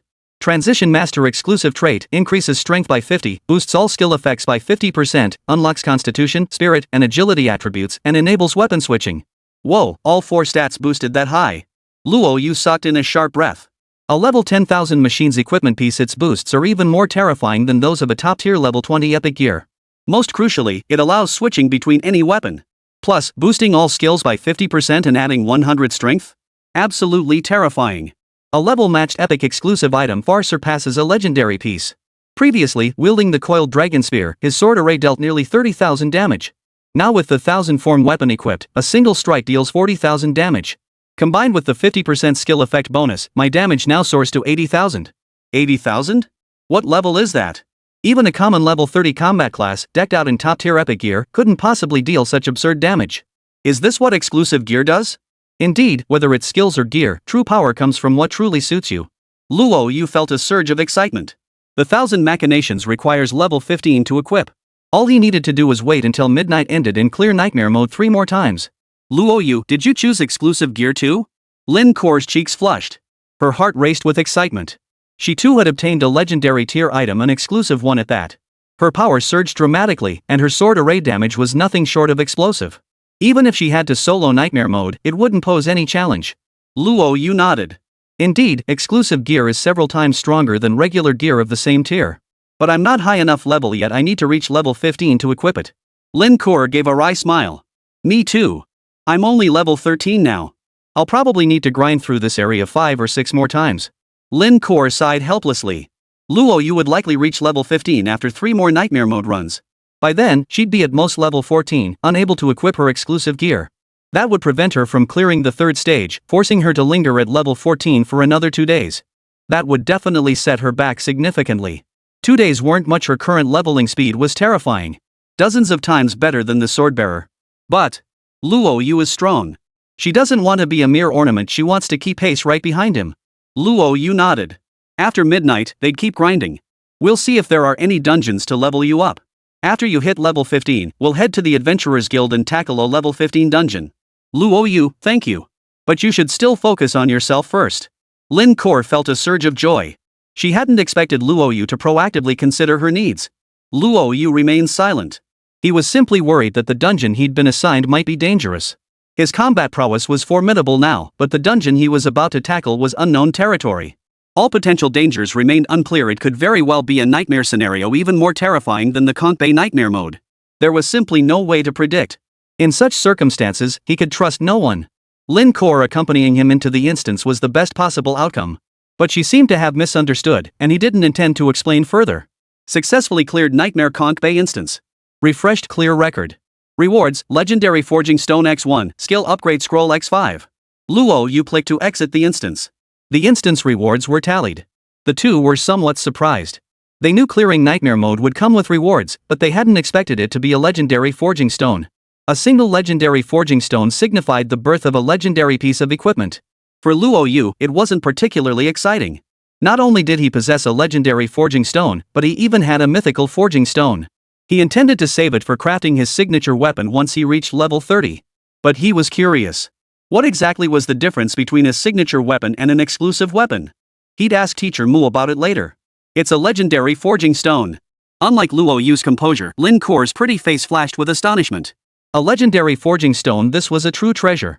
A single Legendary Forging Stone could fetch tens of millions at auction. It's incredibly rare and can add a golden attribute to any level of equipment. Lin Kor's breathing grew heavy. It all felt like a dream. Just half an hour ago, she'd been fretting over her future. She'd been at a loss over the 250,000 debt she'd taken on. Who could have imagined? In just half an hour, she had achieved her dream, becoming a legendary professional with terrifying exclusive skills. In under 10 minutes, she cleared Nightmare mode.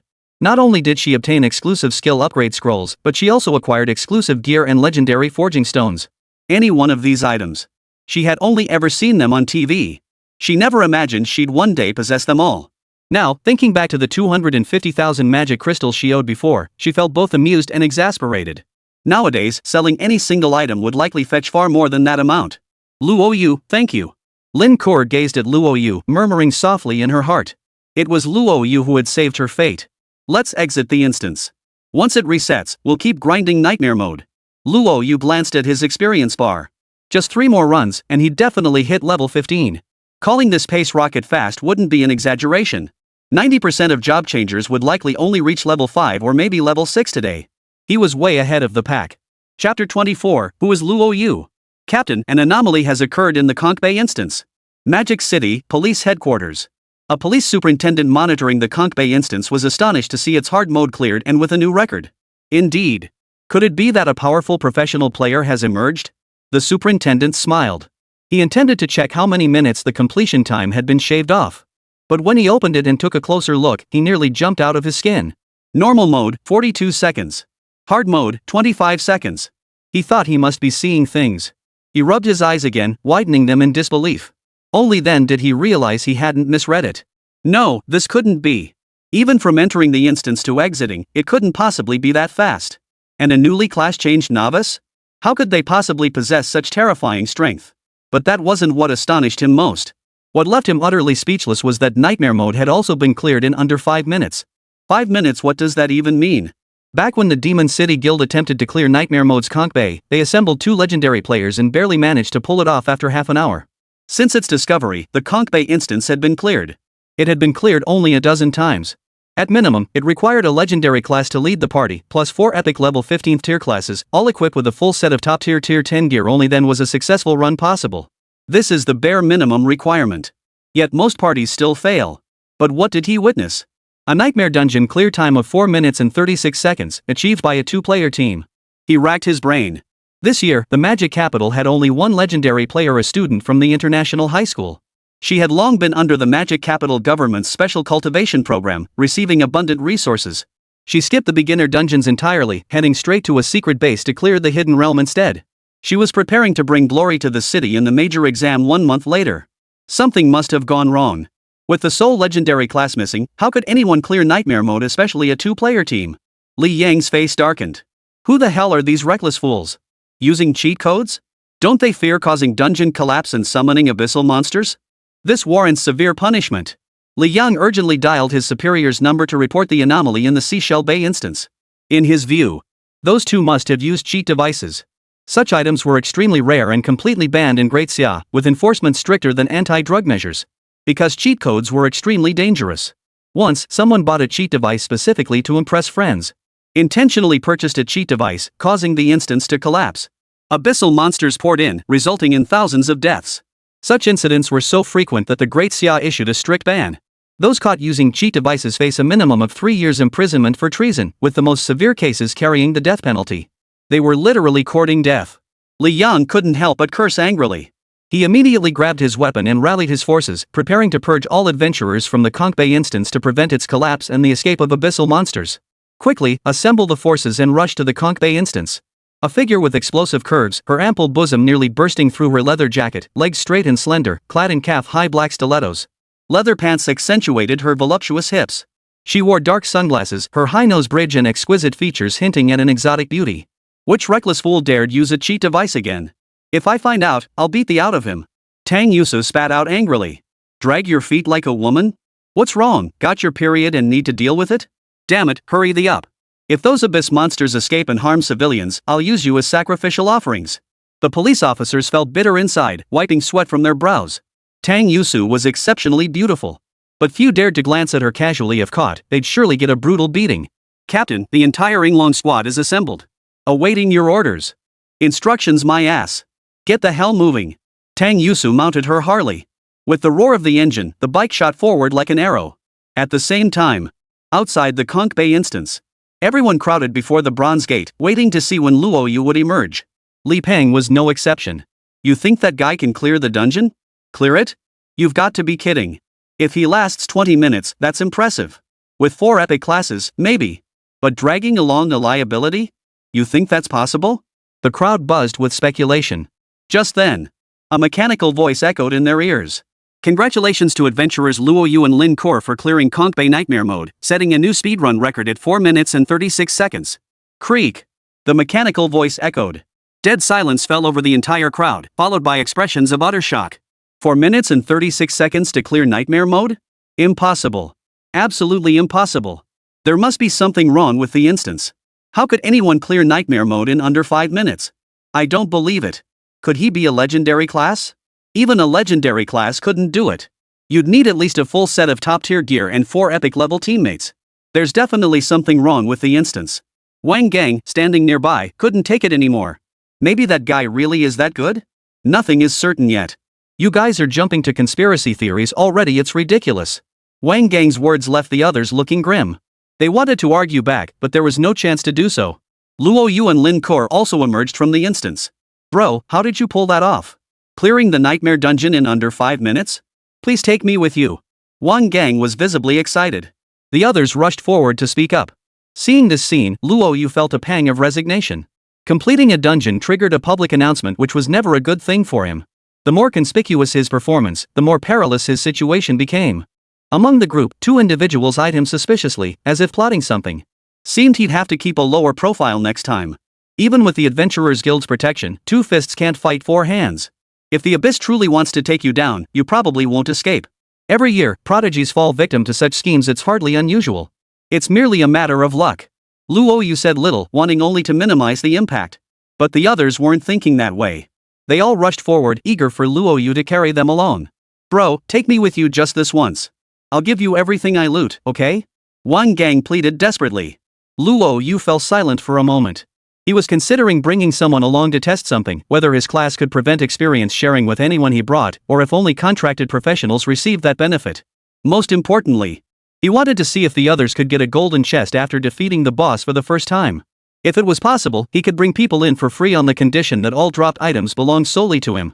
All right. Seeing Luo Yu nod, Wang Gang's face lit up with excitement. Thanks, boss. Thanks so much, boss. Seeing this, the others immediately wanted to join the party, but Luo Yu flatly refused them all. He wasn't certain about his class traits yet. If he rashly brought others along and it turned out differently than he expected, it would split most of the experience points. He wasn't willing to do that. The others looked utterly dejected. At that moment, Li Peng stepped forward. Kid, did you use a cheat? The best record for the Conch Bay dungeon was set by 3 legendary adventurers working together. How could you possibly achieve that alone, with a liability in tow? As soon as Li Peng spoke, the other adventurers visibly flinched. If Luo Yu really used a cheat, they'd be in big trouble.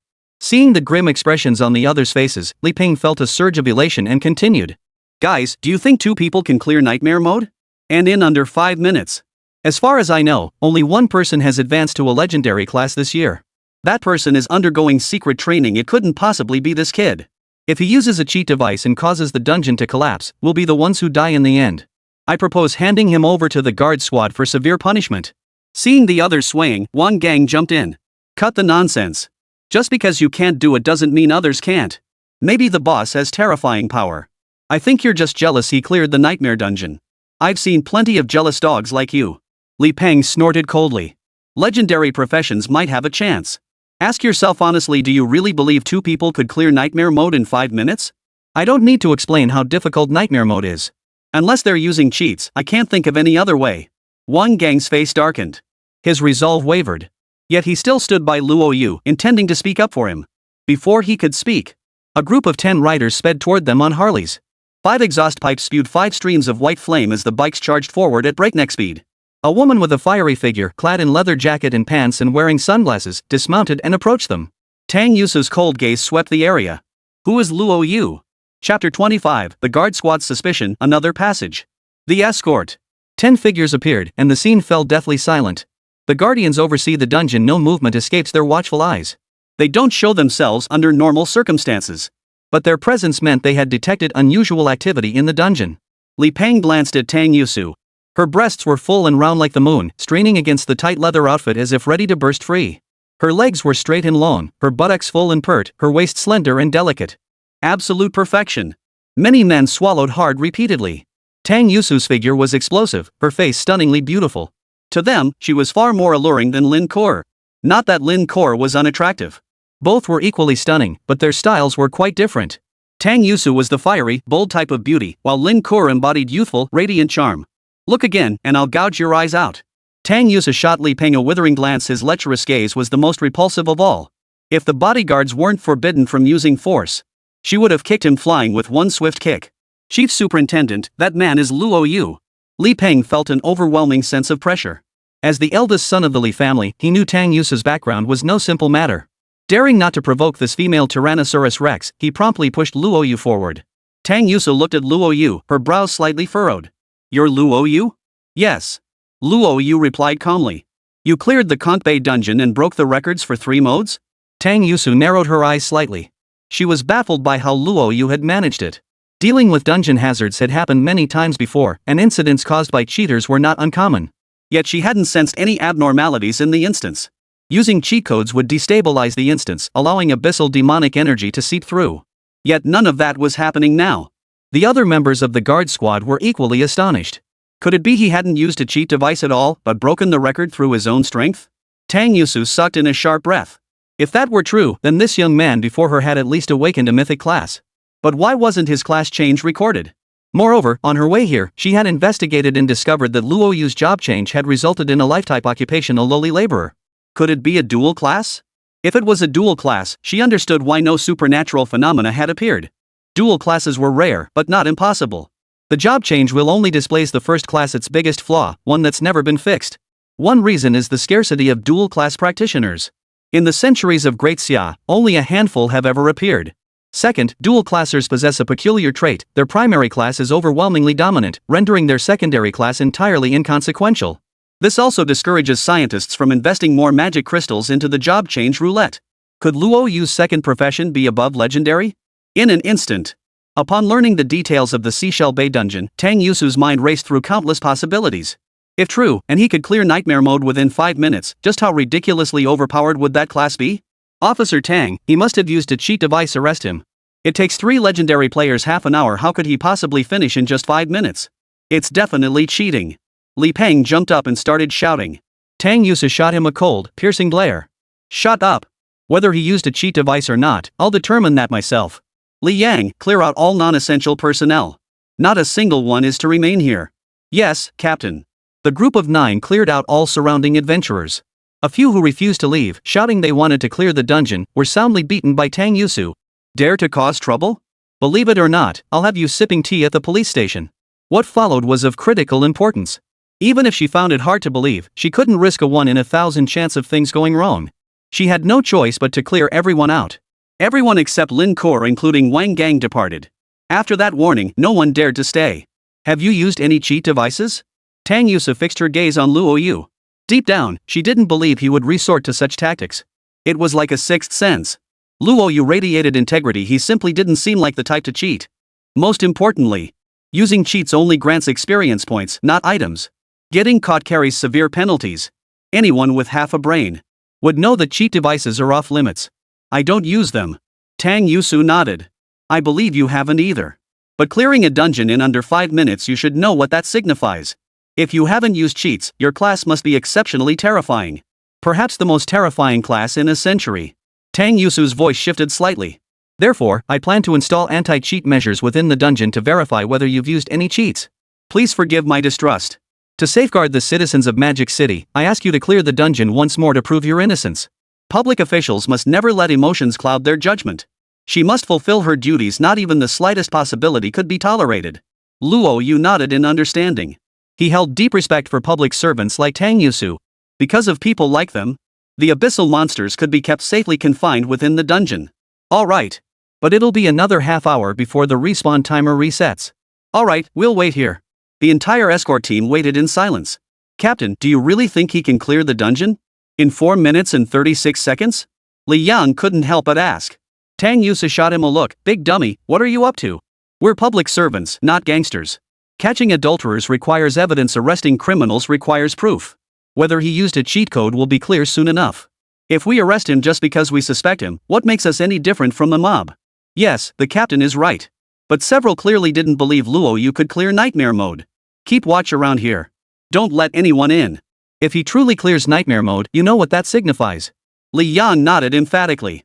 He understood the gravity of the situation and knew why Tang Yusu had cleared the area. If Luo Yu truly hadn't used a cheat device, then the Demon City might just welcome its strongest professional practitioner. Or even the entire Great Xia Empire, for that matter. The time had come. Midnight. Tang Yusu looked at Luo Yu, saying nothing, yet everyone understood her thoughts. Luo Yu nodded. Lin Kor, let's head into the instance. All right. The two approached the bronze door, preparing to enter the instance. Tang Yusu affixed a circular anti-cheat device to the bronze door, capable of detecting any fluctuations emitted by cheating devices. Seeing the two preparing to enter the instance, Tang Yusu reminded him once more. Luo Yu, using the anti-cheat device will block any cheat abilities. Most importantly, you can only exit after clearing the dungeon, no mid-run quitting. Think carefully. Confessing now won't cause too much trouble. At worst, you'll get 3 years. Thanks for the heads up, Officer Tang, but no thanks. Enveloped in a white glow, the two vanished from their spot. Chapter 26, Tang Yusu's shock. Inside the instance. The two didn't hesitate much. Familiarity breeds speed. The second run was noticeably faster, their coordination seamless. The first stage posed no difficulty. 1 hidden class, 1 legendary class, both exclusive skills maxed out at level 2. Plus, the Medusa Slayer title granted a 50% reduction in monster attributes for the first 2 stages, significantly easing the difficulty. Simultaneously unleashing their sword array. The damage was off the charts, clearing the stage in under 20 seconds. The second stage followed suit. Luo Yu unleashed Holy Light Healing, while Lin Kuo activated Sword Array. Medusa was instantly obliterated in the blink of an eye. As for the third stage, it presented a slight challenge, testing positioning skills. As long as they avoided being wiped out by the Inferno Hydra, it wouldn't last long. Unlike the first attempt, where they were unfamiliar with the mechanics. The second time was smooth sailing. Within a minute, the Infernal Hydra was slain. A title dropped. Luo Yu examined the dropped item. No golden chest appeared likely, only the first clear grants that reward. Still, luck was on his side. Several materials and a title appeared. Title, Conch Bay Boss. Quality, Legendary. Effect, Conquer the Conch Bay Dungeon. Equipping this title grants a plus 50 bonus to all 4 primary stats, reduces Conch Bay Dungeon difficulty to 50, and increases experience gained by 30%. Note, non-tradable. Not bad, a 50-point boost to each of the 4 core stats. Luo Yu couldn't help but smile. As for the XP boost and reduced dungeon difficulty, they meant little to him. He'd only need to clear it twice more to reach level 15, after which the Conch Bay Dungeon would become inaccessible. Did anything good drop? Luo Yu looked at Lin Kuo. She shook her head. Nothing. Just some epic gear. Selling it would bring in a decent sum. Let's go. Luo Yu and the others exited the instance immediately. Outside the dungeon, Li Yang checked the anti-cheat system. Captain, no cheat device fluctuations detected. Everything's normal. Just don't know when he'll be able to get out. To be honest, the 10-member escort team genuinely doubted Luo Yu could clear the stage smoothly. 3 legendary classes took half an hour each. Clearing nightmare mode in 5 minutes? They'd never seen anything like it. If it's true. Never mind all the other details. This achievement alone would be a major plus for admission to any of the 4 great academies. Nightmare mode is different from hard mode. It's a truly insane level of difficulty. Its existence isn't meant for the masses, but for the rare few who truly embrace the terrifying professions. Like legendary professions, mythical professions. They've investigated Luo Yu's profession and Lin Kuo's profession. A life-oriented profession doing odd jobs. One wields a rare swordmaster class. Not even 10 of them could clear the nightmare dungeon. Unless, as Tang Yusu suspected, Luo Yu was a dual-class character, his second class being terrifyingly powerful, perhaps even a mythic class, the so-called mythic class. Quiet. Soon. Congratulations to class holders Luo Yu and Lin Kuo for clearing Conch Bay Nightmare Mode, setting a new clear record at 2 minutes and 32 seconds. Tang Yusu hadn't finished speaking. The mechanical voice cut in again. The 10 guards' eyes widened in shock, while Tang Yusu was so stunned she couldn't speak. Luo Yu hadn't used any cheat devices. There was only one possibility, this was his true strength. Holy, that's insane. Unfortunately, Tang Yusu lacked the vocabulary to express her current emotions, blurting out 4 simple words instead. 2 minutes and 32 seconds. 2 whole minutes faster than before. Is this even human? Captain, a true genius has emerged. At that moment, no one questioned Luo Yu anymore. If he could truly activate the cheat device under their surveillance without triggering any dungeon fluctuations, they would accept it. Officer, are we good to go? The 2 stepped out. Luo Yu looked at Tang Yusu, his expression calm. Tang Yusu nodded repeatedly. Sure, absolutely. Luo Yu, you're absolutely incredible. I thought this year's Magic Capital had produced a legendary professional who could easily claim the top spot, but I never expected a genius like you to emerge. Tang Yusu was visibly thrilled. Luo Yu, are you a dual-class character? Is your second class a legendary class, or even higher? Regarding the guard squad, Luo Yu didn't fully trust their loyalty. After all, Abyss spies infiltrate everywhere. But when it came to Tang Yusu, he trusted her completely. He'd heard of this woman, her family background was equally formidable, on par with the Mu clan. She was upright in character, though perhaps a bit hot-tempered. Seeing Luo Yu nod in agreement, Tang Yusu couldn't help but burst out cursing. Those idiots at the Adventurers Guild couldn't even spot a genius like you. What right do they have to compare themselves to the guard? Miss Tang, stop scolding me. I know I was wrong, okay? Meanwhile, Li Kai and Wang Tianming also arrived at the Conch Bay dungeon. The dungeon data is shared between the Adventurers Guild and the Guardians. One shared trait between them was their constant vigilance for dungeon anomalies, always ready for action. The difference lies in their purposes. The Adventurers Guild operates for profit and handles more administrative functions. The Guardians, however, protect the interests of the people. Upon learning that Luo Yu had cleared the Nightmare Dungeon within 5 minutes, Li Kai was startled, his heart racing with both excitement and concern. His excitement stemmed from the emergence of a prodigy in Great Xia. He could solo the nightmare mode with a female companion. His worry stemmed from fear that Luo Yu's terrifying performance might attract the attention of the abyssal monsters. That's why he rushed over without delay, hoping to arrive in time to clean up after Luo Yu. He'd always thought the Adventurers Guild was full of useless bunglers. Tang Yusu snapped irritably. The two major administrative bodies weren't exactly harmonious. Minor daily friction was commonplace. Li Kai knew Tang Yusu was all bark and no bite, with a fiery temper, so he didn't take her words to heart. He gave a wry smile. I never expected Luo Yu to perform so impressively.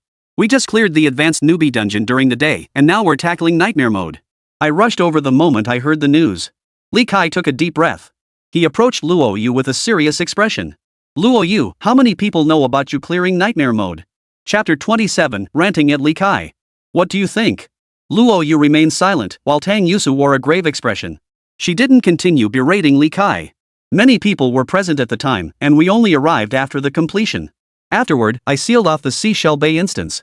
Most believed Luo Yu used a cheat device, claiming they weren't present during the verification. But Luo Yu's performance was too dazzling. He might have caught the attention of Abyss spies.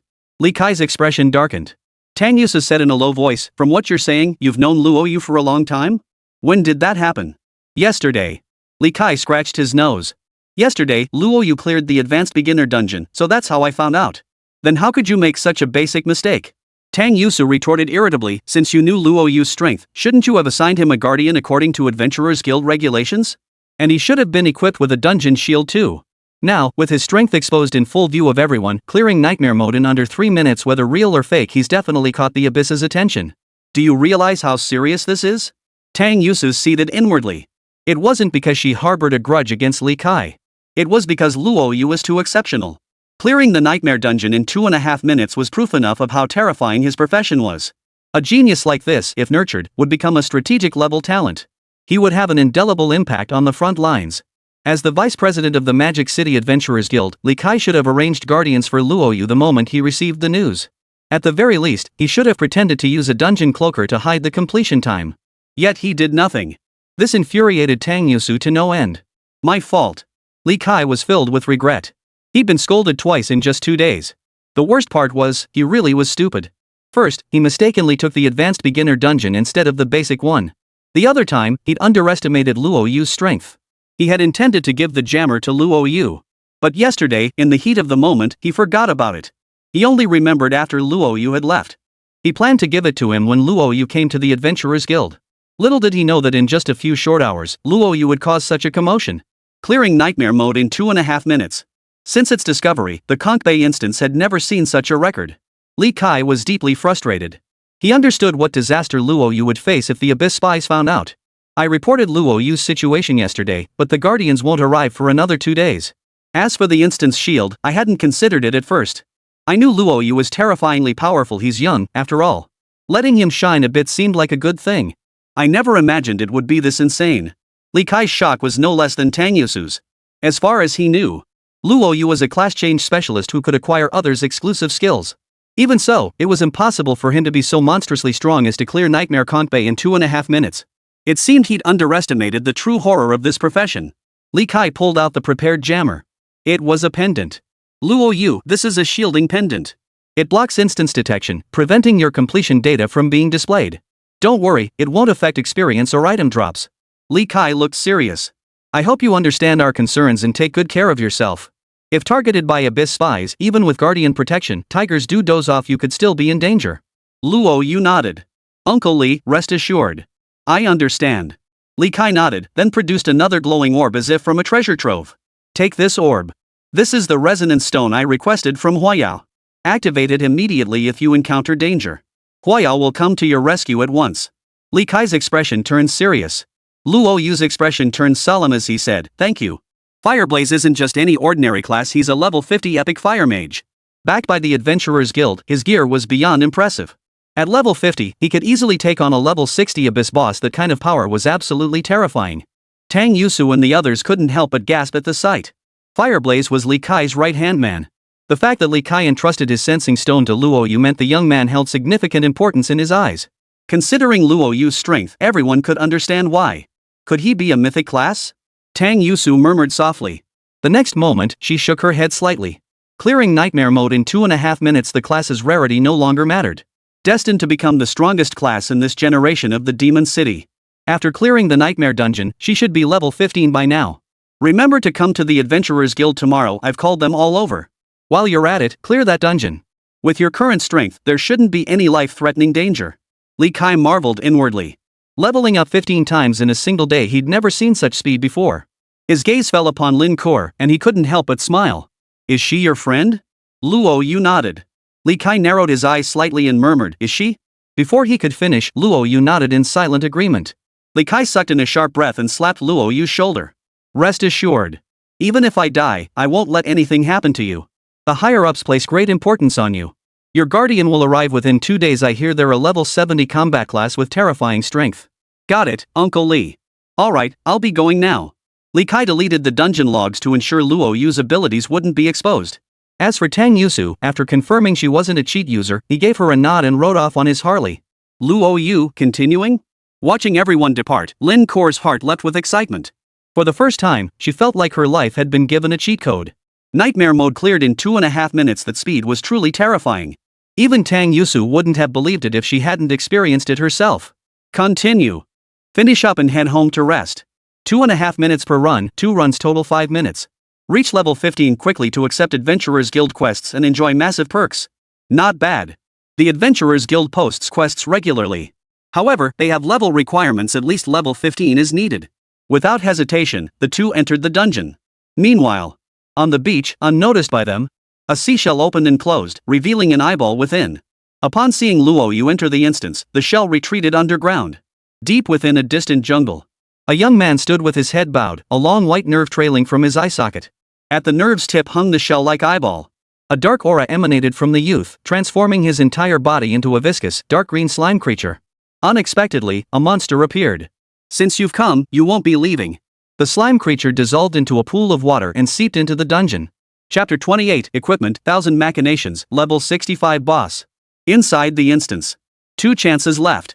The two navigated with ease, quickly reaching the final attempt. After clearing this one, you'll hit level 15. You should be close too, right? Luo Yu glanced at Lin Kor. He was 13 levels ahead of her.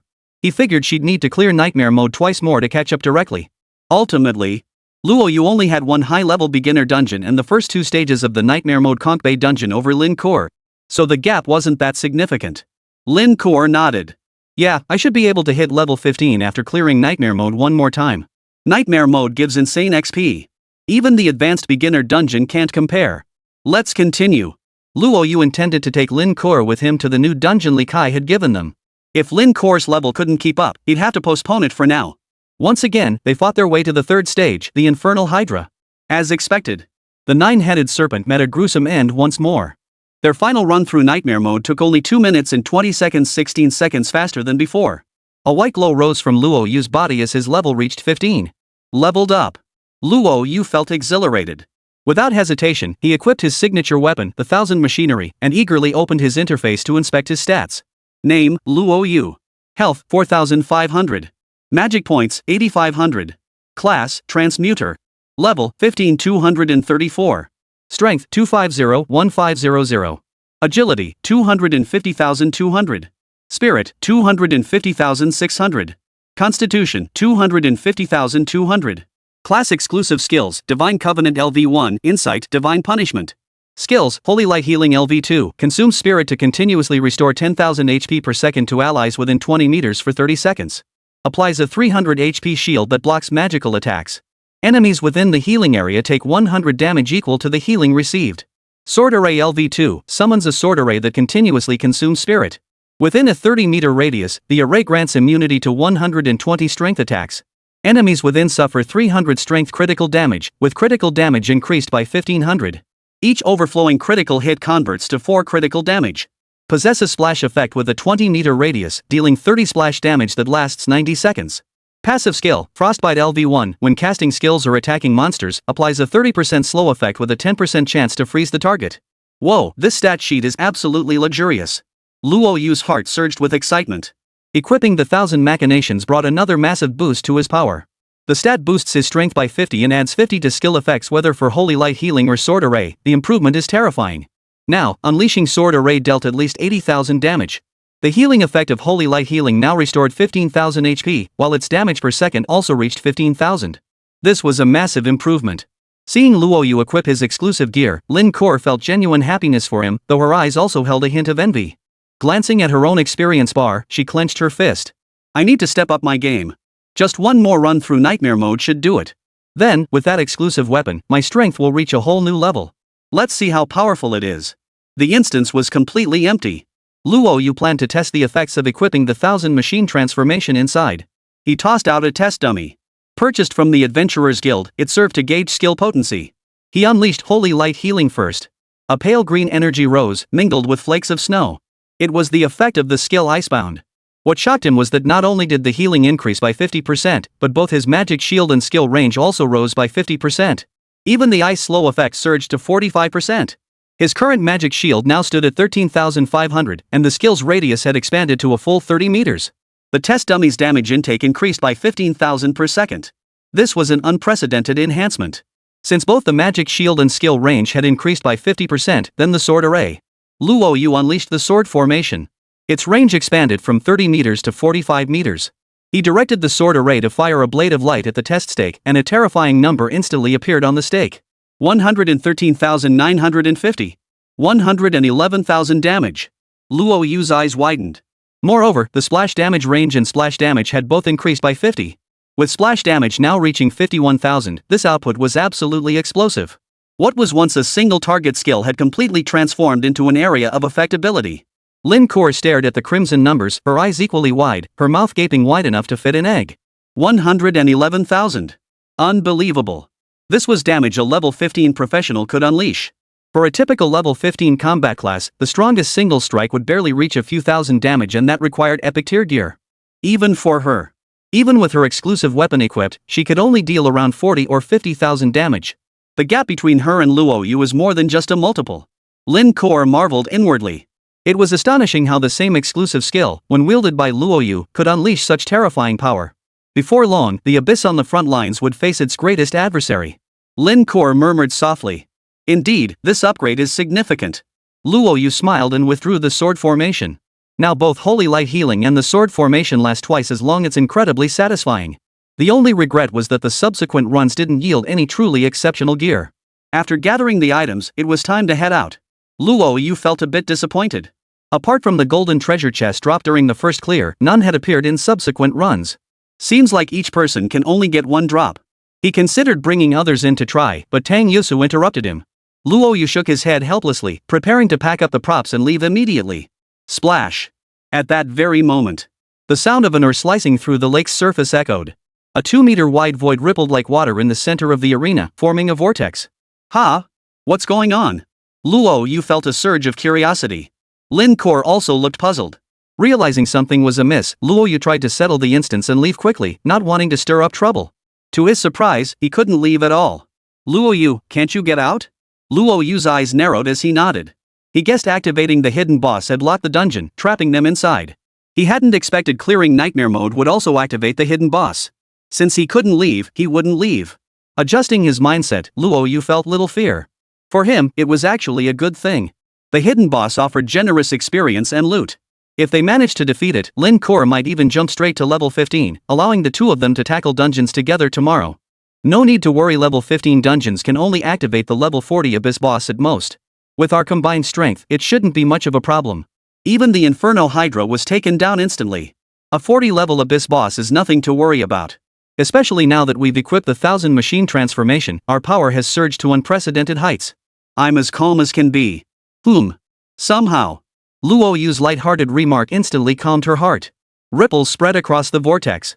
A figure emerged from the vortex, lantern in hand, clad in a blue hooded trench coat, 2 bull horns protruding from its head, face concealed entirely by a black mask, dressed in attire reminiscent of ancient Western clergy.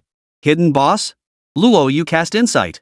He prepared to examine the attributes of this abyssal boss before him. But what followed stunned him. Unable to perceive target. Unable to perceive? Luo Yu's heart sank. This was the first time his insight eye had failed to detect a target 50 levels higher than himself. Logically, he should be able to perceive anything below level 65. Could this hidden boss be above level 65? Chapter 29, The Lantern Duke Spreads Warmth. An abyss boss. Luo Yu and Lin Kor exchanged glances, both seeing a trace of gravity in each other's eyes. Abyss bosses differ from dungeon bosses, they possess sentience.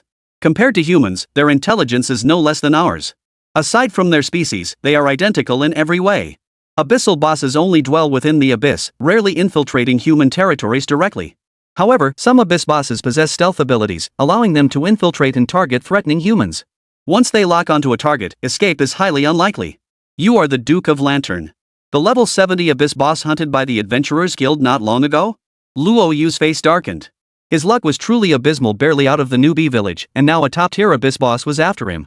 A level 70 abyss boss? Its power was no joke. Well, little guy, you've got some nerve. The Lantern Duke sneered coldly. Too bad, though. Recognizing me means you're dead. Who'd have thought this year's demon capital would produce a legendary profession? She's always been my target, yet the humans remain as cunning as ever. To borrow a phrase from your own kind, a diversionary tactic, right? The Lantern Duke chuckled wickedly.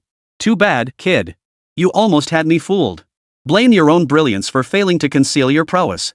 Clearing nightmare mode in 2.5 minutes. Your class must be formidable, at least mythic tier. You should feel honored. To kill you, I risked exposure to those fools. Luo Yu narrowed his eyes. A level 70 abyss boss? That's far more terrifying than the Inferno Hydra. Lin Kor, unleash the sword array. Luo Yu's expression darkened. Even if I can't escape today, I won't die worthless. Understood. Without hesitation, the two unleashed the sword array. The Lantern Duke sneered with disdain. Youngster.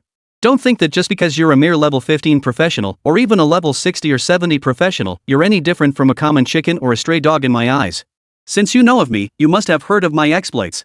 A 60 level 5 man party, all epic tier classes, was slaughtered by me alone. They never had a chance to fight back. And you? A mere level 15 ant? If you dare lay a finger on me, I won't be pleased. Duke Lantern stood with his hands behind his back, chest thrust out proudly. He paid no heed whatsoever to Luo Yu's attacks. A level 15 ant typically deals only 2,000 or 3,000 damage. Even at his best, Luo Yu could barely scrape together 10,000 damage, barely a scratch. 108,564. 128,456. 112,543. Sword beams sliced through the Lantern Duke's lower body, followed by a string of red numbers appearing above its head. The Lantern Duke dissolved into a cloud of black mist, vanishing from the spot. When it reappeared, the calm in its gaze had turned to fear. Impossible. How could a level 15 professional deal 100,000 damage? What class are you? The Lantern Duke had completely lost his composure. Damn, this boss has insane health. How much HP does it even have? Luo Yu cast insight again. He'd only done it on a whim. Who knew the Duke of Lantern's entire information would appear before his eyes? Boss, Duke Lantern. Level, 70. Health, 1 million. Magic, 50,000. Skills? Note, a clone of the Lantern Duke, possessing 20% of his power. Thankfully, it's only a clone. Luo Yu breathed a sigh of relief. Then he grew curious, why had he been unable to see through the Duke of Lantern's information earlier, yet now everything was crystal clear. Could it be that cloak? Luo Yu murmured softly. He dismissed the thought quickly, fixing the Duke of Lanterns with a cold stare. What profession? Don't ask a dead man. Luo Yu activated his sword formation, sending several slashes toward the Lantern Duke. It didn't even have a chance to dodge before its body was pierced with several large holes. Impossible. You're a worthless level 15 trash, how could you possibly shatter my avatar? What class are you? The Lantern Duke was nearly mad with rage. It had slain countless human prodigies, yet Luo Yu's power before it was utterly astounding. This level of damage was simply beyond what a level 15 class could possibly inflict. Boy, your growth destined you to be the Abyss's greatest enemy. Today, I won't let you live. Die. The Lantern Duke roared with fury. Flames erupted from his hands, shooting toward Luo Yu. As the youth dodged, the Duke drew his iron sword and thrust it toward Luo Yu. Clang! A crisp metallic clang echoed. The smile on the Duke of Lantern's lips froze instantly. Force immunity. No! How could you possibly possess 100 strength immunity? That's something even a level 70 human professional doesn't have. The Lantern Duke was on the verge of losing his mind. He'd seen strength immunity before, but never 100% immunity. I refuse to believe it. I will have you dead. The Lantern Duke was enraged. It frantically unleashed its skills. Crossblade slash. Sweeping 1,000 armies. Sword piercing the void. Giant windmill. The Lantern Duke poured every ounce of strength into his attacks, yet not a single hair on Luo Yu's body was harmed. Panting heavily, he unleashed his techniques with frenzied intensity. Alas! The 100 strength immunity seemed bugged. No matter how monstrous the Duke of Lantern's strength stat became, it couldn't breach Luo Yu's defenses. Thankfully it was a strength attack. Luo Yu breathed a sigh of relief. When the Duke of Lanterns charged forward, his heart pounded, expecting injury. Little did he know the attack relied on raw strength within his sword formation. His 100 strength immunity rendered him utterly unafraid. Since there were no spell attacks, it was his turn to strike. Luo Yu let out a cold chuckle. The Lantern Duke possessed 1,000,000 hit points, which was indeed terrifying to the other level 15 professionals. Too bad. A single slash from the sword formation could deal 100,000 damage. 10 strikes would be enough to kill him instantly. Why? How did you manage that? Why are you immune to strength attacks? Why is strength powerless against you? The Lantern Duke's eyes blazed crimson. It was on the verge of madness. He'd never flinched before, even a level 70 professional, yet today, facing Luo Yu, he was utterly helpless, completely at a loss.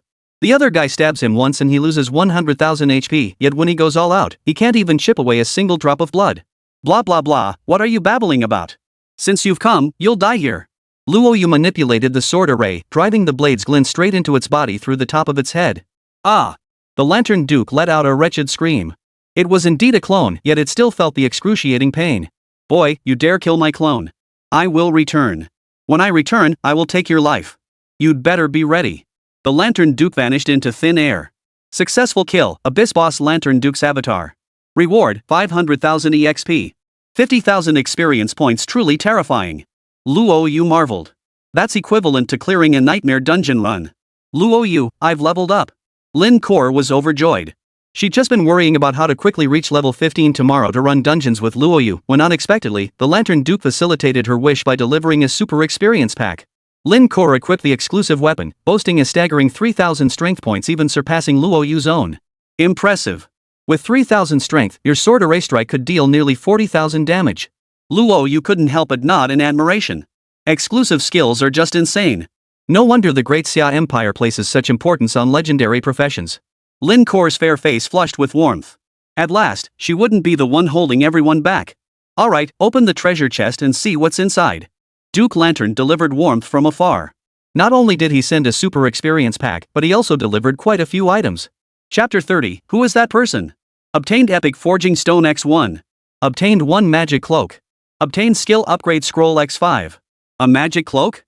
The Epic Forging Stone held little appeal for Luo Yu, but the Magic Cloak piqued his interest. Item, Magic Cloak. Level, LV 15. Property, resists detection by players whose class level is 50 levels higher or lower than your own.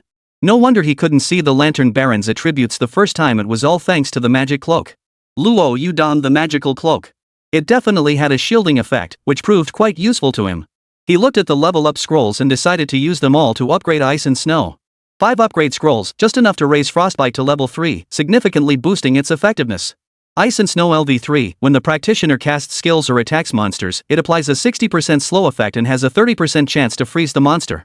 Combined with the 1000 Machinations attribute, the slow effect can reach 90%, and the freeze chance can hit 45%, a pretty solid skill. Understanding the nature of Ice and Snow, Luo Yu knew passive skills were equally important. Take Ice and Snow, for instance. When deploying his sword array, his attack speed wasn't particularly fast, and there was a noticeable pause after each sword beam was released. With Ice and Snow slowing enemies or even freezing them, he gains ample time to prepare. Even thick-skinned monsters became manageable. Glancing at Lin Kor, her equipment was similar to his. She also had a magic cloak that could block a professional's detection. That's it for today. Want to run a dungeon with me tomorrow? Luo Yu asked. Leveling up 15 times in a single day was nothing short of godlike. Lin Kor had also reached level 15 thanks to the experience gift pack from Duke Lantern. She nodded eagerly. Alright, what's your green bubble level? I'll add you now. Whether it was Luo Yu's strength or her feelings for him, she had no excuse to refuse. Scan the QR code. Alright, contact me later. After adding Luo Yu's green bubble, Lin Kor held up her phone, her smile as bright as a flower. It had been so long. It had been ages since she'd last smiled from the heart. Especially after switching to a rare class, she couldn't see her future, or rather, she saw it all too clearly. That life, so predictable she could see its end from a distance, plunged her into misery. Fortunately, Luo Yu's arrival rewrote her destiny. They parted ways. After adding Lin Kor's green bubble, the other party sent a happy emoji. Luo Yu, see you tomorrow. Thank you, today was the happiest day of my life. You helped me fulfill my dream. Luo Yu smiled. You're welcome. We both got what we wanted. See you tomorrow. Seeing each got what they wanted, Lin Kor's excitement felt like it had been doused with a bucket of cold water. She felt a pang of disappointment, but quickly rallied. No matter what, I won't give up. Lin Kor gave herself a pep talk and hurried home with light steps. Beep. Luo Yu had just pulled out his phone. Dozens of unread messages, all from Mu Ruyan. Still in the instance? Reply once you're out. Did you enter nightmare mode? It's dangerous, be extra careful. Luo Yu's mouth twitched. He felt deeply puzzled. Mu Ruyan was a cool, aloof older sister type renowned as the Ice Queen beauty at Magic City First High School. What puzzled him was why Mu Ruyan was being so kind to him. Not only did she give him gear, but she was also incredibly considerate. Even the nickname he'd given her on Green Bubble Chat, which he'd originally said his baby, had been changed by her. He considered whether it was because he was a career-changing teacher, but after 3 years of high school, he knew Mu Ruyan's temperament. She was definitely not the type to be snobbish. Mu Ruyan was conservative. She'd never make the first move unless she genuinely liked someone. Strange. Could it be that I did something to make Ruyan fall for me? Luo Yu murmured softly, then shook his head. This would forever remain a mystery to him. But regardless, as long as Mu Ruyan was kind to him, overthinking it was pointless. It's fine. It's safe. Just got out of nightmare mode. Planning to head to the Adventurers Guild tomorrow to pick up a quest. Almost at the same moment, Mu Ruyan replied. Alright, you've been exhausted all day. Level up well. Love you, JPG. A faint smile curved Luo Yu's lips. It felt so good to be cared for. On the way home, bored, Luo Yu scrolled through the class group chat. After the job change event, the group chat had grown unusually quiet. Those who had successfully changed into combat classes were chatting away in the group, while those who had failed their job change remained completely silent. Some had even left the group altogether. They all knew. Once the job change was over, their futures held no room for connection. Luo Yu felt a pang of emotion. The job change process was truly fair. It didn't consider character, grades, or family background. The once diligent, sought-after top student, after transitioning into a life-oriented profession, was mocked as a loser by the girl he'd pursued. The former troublemaker, now in a combat profession, had the goddess he'd been chasing for 3 years suddenly throwing herself at him. In the class group chat, he saw reality laid bare. Perhaps from the day the job change ended, they had become adults, needing to consider their own futures. Luo Yu couldn't help but sigh. To his classmates, he had been invisible for 3 years, possessing no friends. Transitioning into a lowly laborer meant he'd be nothing but a punchline after meals. No one would even acknowledge his existence. Luo Yu put away his phone. Perhaps the class group chat would soon fall silent. Even the strongest bonds forged over 3 years wouldn't last long when faced with such unequal circumstances. He saw no need to dwell on their conversations. Level up. Luo Yu murmured softly. Tomorrow's level 15 dungeon run should go smoothly with Lin Kor joining the team. Beep. At that moment, a message popped up. The sender was not added to his contacts, but by the profile picture, Luo Yu could recognize who it was. What's your relationship with Teacher Mu? Seeing the message from Wang Dong, Luo Yu initially had no intention of replying. But out of boredom, he replied. Take a guess. Meanwhile, Wang Dong tossed and turned in bed, thinking about Mu Ruyan. Seeing Luo Yu's frantic expression made him feel as though he'd swallowed a fly. Mu Ruyan was his goddess, after all. Countless nights had been spent fantasizing about her. Not only was she stunningly beautiful, but she came from a wealthy family. Who wouldn't want to marry her and coast through the rest of their life? Mu Ruyan was too beautiful, too perfect. He dared not pursue her himself, nor did he want anyone else to win her over. Seeing her fret over Luo Yu made his heart ache unbearably. He stared at his phone, endlessly refreshing his chat with Luo Yu. Seeing no messages coming through, sleep was impossible. Ding ding. The message finally arrived. Wang Dong hurriedly opened the message, only to see the words "you guess," and instantly flew into a rage. You piece of trash, you dare to play me. Wang Dong was seething with rage, furiously pounding away at his keyboard. Luo Yu, you really think you're something special? Today's newbie dungeon glitched, and now the clear records have been corrected. You're not even qualified to try to intimidate me. Let me tell you this, Teacher Mu isn't someone you can covet. An orphan like you isn't worthy of her. If she ever finds out about you, you're dead meat. Wang Dong typed a lengthy rant, venting all his pent-up fury until he felt a wave of relief wash over him. Message received. Seeing the cleared records corrected, Luo Yu realized Li Kai had intervened. But Wang Dongfa's final remark left him puzzled. That person? Who was that person? Luo Yu murmured softly. After a moment's pause, he dismissed the thought. It was unnecessary.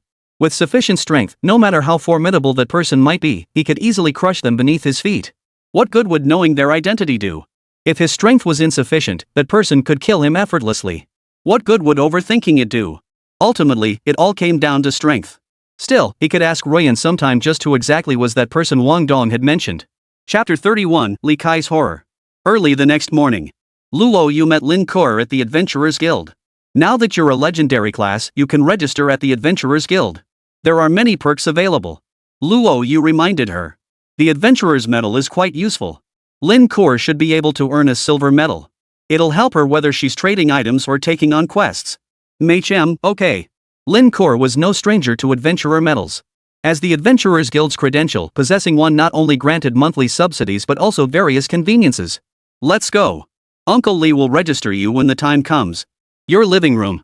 Before arriving, Luo Yu had informed Li Kai that the two would meet here. Luo Yu, sorry to keep you waiting. I had some things to take care of earlier and just finished up. Li Kai smiled. In Luo Yu's presence, he didn't put on airs, acting more like a neighborly elder. No problem, Uncle Lee. Luo Yu spoke softly, my friend is now a legendary sword dancer. Could you register her for me, Uncle Lee? Sure. Li Kai took out a silver medal and handed it to Lin Kuo. Miss Lin, this is your adventurer's medal.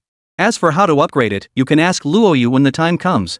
After returning from the Kongbei dungeon yesterday, Li Kai had already prepared the silver badge. He marveled inwardly at Luo Yu's professional skills, they were downright insane. Even though he'd known about it for a while, he still couldn't help but be amazed. It was a pity his own potential was lacking with a legendary profession, he might have been able to take it a step further. Li Kai shook his head helplessly. But soon, he pushed aside his disappointment. Luo Yu, the Adventurer Guild has quite a few talented professionals. I've called them all back now. They're all in the physical assessment room now. Go take a look and see if any of them meet your requirements. Thanks, Uncle Lee. Luo Yu felt deeply grateful. Their conversation didn't avoid Lin Kuo, there was no need for that. The trio entered the physical testing room. About 100 people were undergoing physical assessments and skill evaluations. Adventurers from the Adventurers Guild typically took on quests individually to level up. They were called upon for tasks when needed but rarely visited the guild otherwise. However, adventurers undergo an annual assessment. This consisted of physical tests and skill evaluations, essentially an assessment of their capabilities. Those who performed well received rewards, while those who underperformed risked having their adventurer's insignia revoked. Originally scheduled for a month from now, I had them move it up a month specifically because of you. Luo Yu gave a slight nod. Watching the hundreds of adventurers inside the physical testing room using instruments to measure their own strength, he felt a bit curious. I'll give it a try when the time comes. Luo Yu murmured softly. To be honest, he knew his strength was formidable by now, but just how formidable remained a vague concept. Let's see, Luo Yu. They're all highly promising members of the Magic Capital Adventurers Guild. Finding even one legendary class among them would be a tremendous boon to the Great Xia Empire. Luo Yu nodded. Ever since he entered the room, his eyes had been scanning the crowd, using insight to search for a professional who would be suitable for a contract. Name, Li Tianmin. Potential, purple. Class, Eagle Claw Hunter. Note, insufficient potential, cannot change profession. Name, Kai Su. Potential, blue. Class, Shield Titan. Note, insufficient potential, cannot change class. Luo Yu scanned the room, his gaze lingering on each person. Seeing Luo Yu remain silent, Li Kai couldn't help but speak up, no one qualifies? Luo Yu nodded with a wry smile. Their potential is decent, but I need orange tier potential. Most of them only have purple tier potential, which isn't enough to advance to a legendary profession. Li Kai hummed in acknowledgement. He understood the limitations of Luo Yu's profession. If anyone could be converted into a legendary class, the entire world would descend into chaos. Fine, if there aren't any, then forget it. But with your class, given enough time, you'll definitely acquire more exclusive skills. Li Kai produced a key. This is the Crescent Moon Dungeon key, a newly discovered instance. The location's been pinpointed, a dense forest on the outskirts of Magic City. It's not open to the public yet. We need to clear it within 3 days. No problem. Luo Yu tucked the key away. Li Kai explained, Wang Tianming's scans indicate the Crescent Moon instance is a level 15-20 dungeon. Its difficulty remains unknown, but with your strength, clearing it shouldn't be too hard. With one more combat class joining us, it should be a breeze. Li Kai glanced at Lin Kuo. Wonder what this kid's class is supposed to be. Why are all the contractable ones beautiful women? Lin Kuo was equally stunning. He'd seen many women, but few could compare to Mu Ruyan and Lin Kuo. One was an intellectual older woman, the other a vibrant school beauty. Either one of them would attract plenty of admirers anywhere. As someone who'd been through it all, he could clearly sense that both Mu Ruyan and the Lin Kuo before him harbored genuine affection for Luo Yu. The parched die of thirst, the flooded drown in water. Li Kai muttered a few curses under his breath, his mouth still chattering away. Once inside the instance, used the sensing stone at the first sign of danger. Li Kai's expression turned serious. Clearing the dungeon is important, but Luo Yu's safety matters more. Got it, Uncle Lee. Luo Yu agreed, then asked, Uncle Li, do you have any machines left? I want to test my current combat strength. We're on the same page. Li Kai smiled. Let's go. I'll take you to a new spot. Big trees catch the wind. If you make another big splash, the abyss boss might just come after you. Yesterday gave him quite a scare. Fortunately, Luo Yu hadn't caught the abyss boss's attention. Otherwise, he'd be finished. As the sole hidden class capable of transforming players into legendary professions, if Luo Yu got into trouble, forget about the guild's punishment, he wouldn't even forgive himself. But before he could relax, Luo Yu nodded helplessly. Uncle Li was right, big trees catch the wind. After you guys left yesterday, the Duke of Lanterns tracked me down the moment I entered the dungeon. Fortunately, it was just a clone. Otherwise, things would have been disastrous. Luo Yu's voice was flat. In his eyes, a single clone was nothing to be concerned about. But when Li Kai heard it, his mind went blank and he blurted out urgently. What did you say? You mean right after we left, the doppelganger of Duke Lantern charged at you in the dungeon? Li Kai stared at Luo Yu, his expression grim. Seeing him nod, Li Kai's heart sank to the bottom. These abyss vermin have noses as sharp as dogs. And those abyss spies, those two-faced bastards, will get their comeuppance sooner or later. Li Kai glanced at Luo Yu. Seeing no injuries on him, and hearing that the Duke of Lantern's clone had been slain by him, his gaze finally settled on the magical cloak draped over Luo Yu. At first, he assumed Luo Yu had purchased it. A magical cloak worth tens of millions, rare beyond price, only abyss alchemists could craft such a thing. He was about to ask Luo Yu where he'd gotten it. He never believed Luo Yu could be a match for the Duke of Lanterns. Only now did he realize that it truly was equipment dropped by the Duke of Lanterns. A cold sweat broke out on his back. The Lantern Duke was a level 70 abyss boss, a combat-focused class with terrifying power. Half a month ago, he had wiped out an entire 60-level raid team attempting a dungeon. All 5 were epic tier classes. Among all level 60 players, they were truly the elite of the elite. Though merely an avatar, its danger was not to be underestimated. He hadn't expected Luo Yu to slay it. His strength was truly terrifying. Luo Yu, I'll give you a life-saving item later.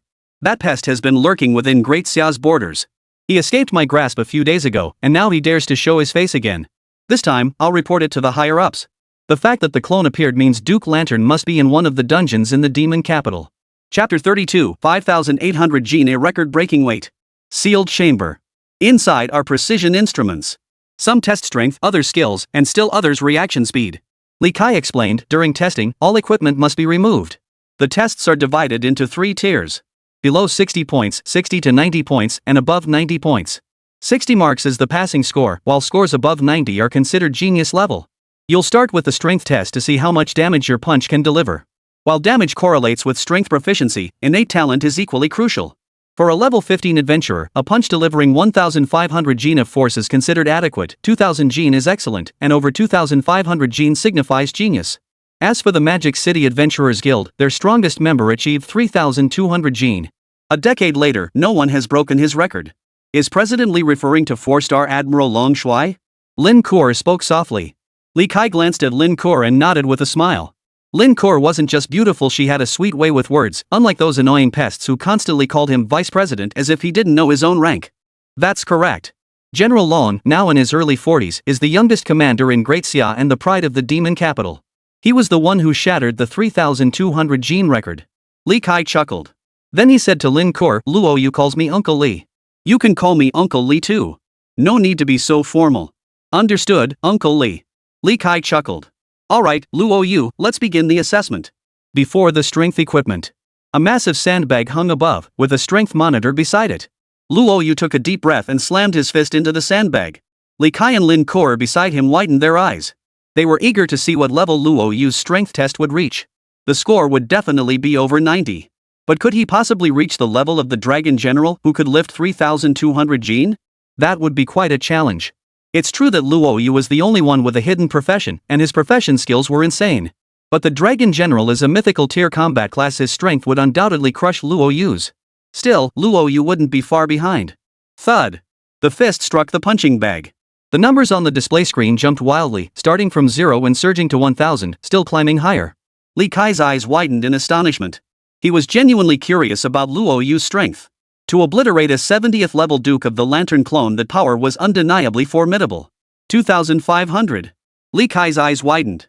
2,500 placed him among the geniuses, yet the ascent showed no signs of slowing. 2,600. 2,700. 3,000. Li Kai's breathing quickened. Lin Kuo, too, dared not look away. 3,200. The display jumped to 3,200. Li Kai's face flushed crimson, too overwhelmed to speak. He hadn't expected Luo Yu's terrifying strength. Even the mythical combat class's explosive strike couldn't surpass him, and the numbers kept soaring upward. 3,500. 3,600. Li Kai's initial shock gave way to numbness. Finally, the power stabilized at 5,800. 5,800. Li Kai swallowed repeatedly, his throat parched. If he remembered correctly, achieving 5,800 at level 15 completely shattered the records of the Great Xia dynasty spanning hundreds of years. A prodigy, absolutely a prodigy. Li Kai felt nothing but dread. It took him a long while to recover his composure. The strength test only solidified his resolve to cultivate a relationship with Luo Yu in the future. Long Zhan, with his 3,200 gene strength, had become a dragon general. And Luo Yu, with his 5,800 gene strength and as the sole hidden class possessing multiple exclusive skills, wouldn't he become the youngest 5-star war god in Great Xia? A 5-star war god. Among the Great Xia's billions, only 3 were war gods. Each possessed the power to move mountains and overturn seas, representing the nation's absolute pinnacle of combat prowess. 5,800 gene. Luo Yu nodded in satisfaction. His initial 4 attributes were all at 100, so achieving 5,800 gene was perfectly normal. For him, 250 strength meant 2,500 gene was just passable, 3,000 gene was excellent, and 3,500 gene marked genius. Blasting out 5,800 gene now? That was truly a prodigy among prodigies. Uncle Li, continue. I want to test my skill damage too. Alright, follow me. Li Kai's attitude toward Luo Yu softened considerably. What had been admiration from a senior toward a junior now carried a hint of flattery. The skill test was held in the open area nearby. Li Kai pressed the red button on the wall. 1,000 square meter open space materialized, and dozens of mechanical puppets made from special iron ore appeared, evenly distributed across the area. The mechanical puppets currently had no buffs applied. You can control the mechanical puppets' magic resistance and physical resistance to test skill variations. Got it. Luo Yu stepped into the arena. Previously tested with wooden stakes, the sword array damage was roughly comparable, though the ice and snow skills hadn't been tested. This time, besides experiencing the ice and snow skills effects, he also intended to gauge how his overall strength compared to combat professionals of various levels. Rather than estimating it himself, he'd let the mechanical puppet run the tests. Outside the arena, Li Kai watched with bated breath. With strength soaring at 5,802 exclusive skills, the damage output is bound to be terrifying. Clearing nightmare mode in 2.5 minutes, each skill must deal 30 or 40,000 damage. Li Kai couldn't help but think to himself. As Luo Yu made his move, Li Kai fixed his gaze intently, not daring to miss a single detail. Chapter 33, Madman's Armor, Insane Stamina Boost. Emerging from the sealed chamber, Li Kai was utterly dumbfounded, his mind going completely blank. It took him a long while to recover. Over 100,000 damage? You're telling me this is a level 15 professional? Li Kairon was stunned. Approaching 40, he'd seen his share of prodigies and legendary practitioners. But he'd never seen a level 15 professional deal over 100,000 damage. Luo Yu was the first. Gulp. Li Kai swallowed hard. His gaze fixed on Luo Yu, his expression complex. Today, Luo Yu had delivered shock after shock.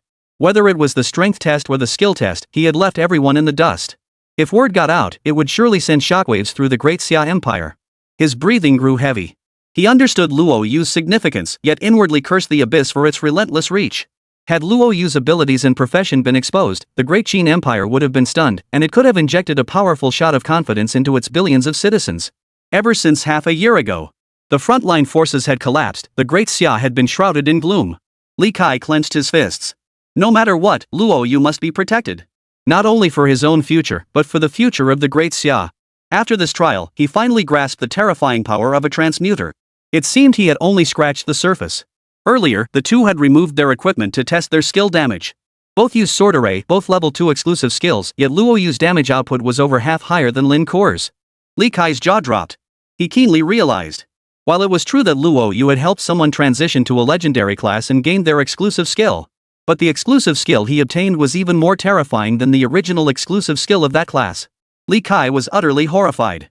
Less than 2 days had passed since Luo Yu's class change. Now at level 15, he could deal over 100,000 damage and possess 2 exclusive skills, creating 2 more legendary classes for the Great Xia Empire. If this trend continued, what level of power would Luo Yu reach in 1 year, 2 years, or even 10 years? He dared not imagine it. This won't do. I must report this immediately. Li Kai thought to himself. Previously, he had only mentioned 2 abilities of the class change master. One was to transfer potential candidates into legendary professions. The second was to acquire their exclusive skills. Now there was a third. The exclusive skills he acquired were even more terrifying than before. Then there was the Lantern Duke. Having witnessed Luo use terrifying power, he would certainly strike again. The higher-ups must contact the professionals immediately to eliminate him. If Luo Yu were to meet with misfortune, it would deal a major blow to Great Xia. Li Kai thought to himself. He exited the sealed chamber. Li Kai relayed the test results to Luo Yu. In both strength and skill tests, you've shattered all existing records in Great Xia. Under normal circumstances, this would be announced throughout the Great Xia to establish your reputation. But given the current circumstances, this must remain internal knowledge. Li Kai produced a piece of equipment. This is the Madman's armor. From your test earlier, your spirit and strength are terrifying, no enhancement needed. Your 1000-shape weapon is a specialized armament, sufficient until you forge your true destiny weapon. However, your constitution is quite low. The Madman's armor can boost your constitution by 1000. After gaining 10,000 HP, it will restore 10 HP per second, which will be very beneficial for you. When Li Kai mentioned low constitution, he didn't mean Luo Yu's constitution was actually low. Compared to other players of the same level, his 450 constitution would outclass everyone. It's just that, relative to his other stats, constitution is clearly his weakest link. Boosting it would undoubtedly double his combat power. No free lunch, I can't accept this. Luo Yu flatly refused. The Madman's armor was indeed tempting. Apart from his weapon, his current gear was practically junk. His ungraded bracelet hadn't been leveled up yet, offering little enhancement. Yet with his abilities, upgrading equipment wouldn't be difficult. Accepting Li Kai's favor now would leave him indebted to him, which was not what he desired. Li Kai nodded in understanding. Luo Yu was remarkably mature for his age, handling himself with surprising wisdom. Luo Yu, you are now a member of the Adventurers Guild. Each year, the physical assessment not only determines an adventurer's strength but also grants the top-ranked participants a piece of equipment. When a branch discovers a powerful adventurer, the guild itself receives commendation from higher-ups. The Madman's armor is merely a token reward, don't feel too burdened by it. Luo Yu froze for a moment. He seemed to be weighing whether Li Kai's words were genuine. Lin Kor spoke up, Luo Yu, the Adventurers Guild does indeed have this regulation. With your formidable strength, Uncle Li will surely receive substantial rewards. This Madman armor is his way of thanking you. Li Kai nodded with a smile. Kor is quite right. This Madman's armor is less a reward for you and more my personal token of gratitude. The Adventurers Guild spans 34 provinces and 690 cities, with a total of 660 branch chapters. Each year, they compile a ranking. An adventurer's strength directly impacts the guild's standing. With your test results now unmatched, the Magic City Adventurers Guild stands to gain prestige through you. This Madman's armor truly is my token of gratitude. At first, Li Kai sought to bribe his way into Luo Yu's favor. Through this incident, he immediately dismissed the idea. For a genius like Luo Yu, only the small details of daily life could gradually bridge the gap between them. Thank you, Uncle Li. Luo Yu didn't hesitate any longer. This was his spoils of war, refusing it would make him a fool. Armor, Madman's armor. Level, LV 15. Constitution, 1000. Purple effect, the wearer gains an additional 100 constitution points, restores 10 maximum health per second, and becomes immune to 50% critical damage. A total of 1100 constitution points. It must be said, Li Kai truly has a keen eye. Not only did he identify his weakness, but he also maximized the remedy. The Madman's armor isn't legendary gear. Yet for him, it fits better than ordinary legendary gear. He now lacks neither damage output nor healing capacity, only his constitution remains woefully low at 450 points, equating to a mere 4,500 HP. Clearing normal and hard dungeons was a breeze. But facing nightmare mode, or even just zone bosses, world doctorate monsters, or some terrifying secret realm creatures, he couldn't withstand a single hit. Without sufficient health pool, even the most potent holy light healing proves futile. His most vivid memory was his first nightmare run against Medusa. With only 1000 or 2 HP, Medusa's arrows dealt 6000 damage each.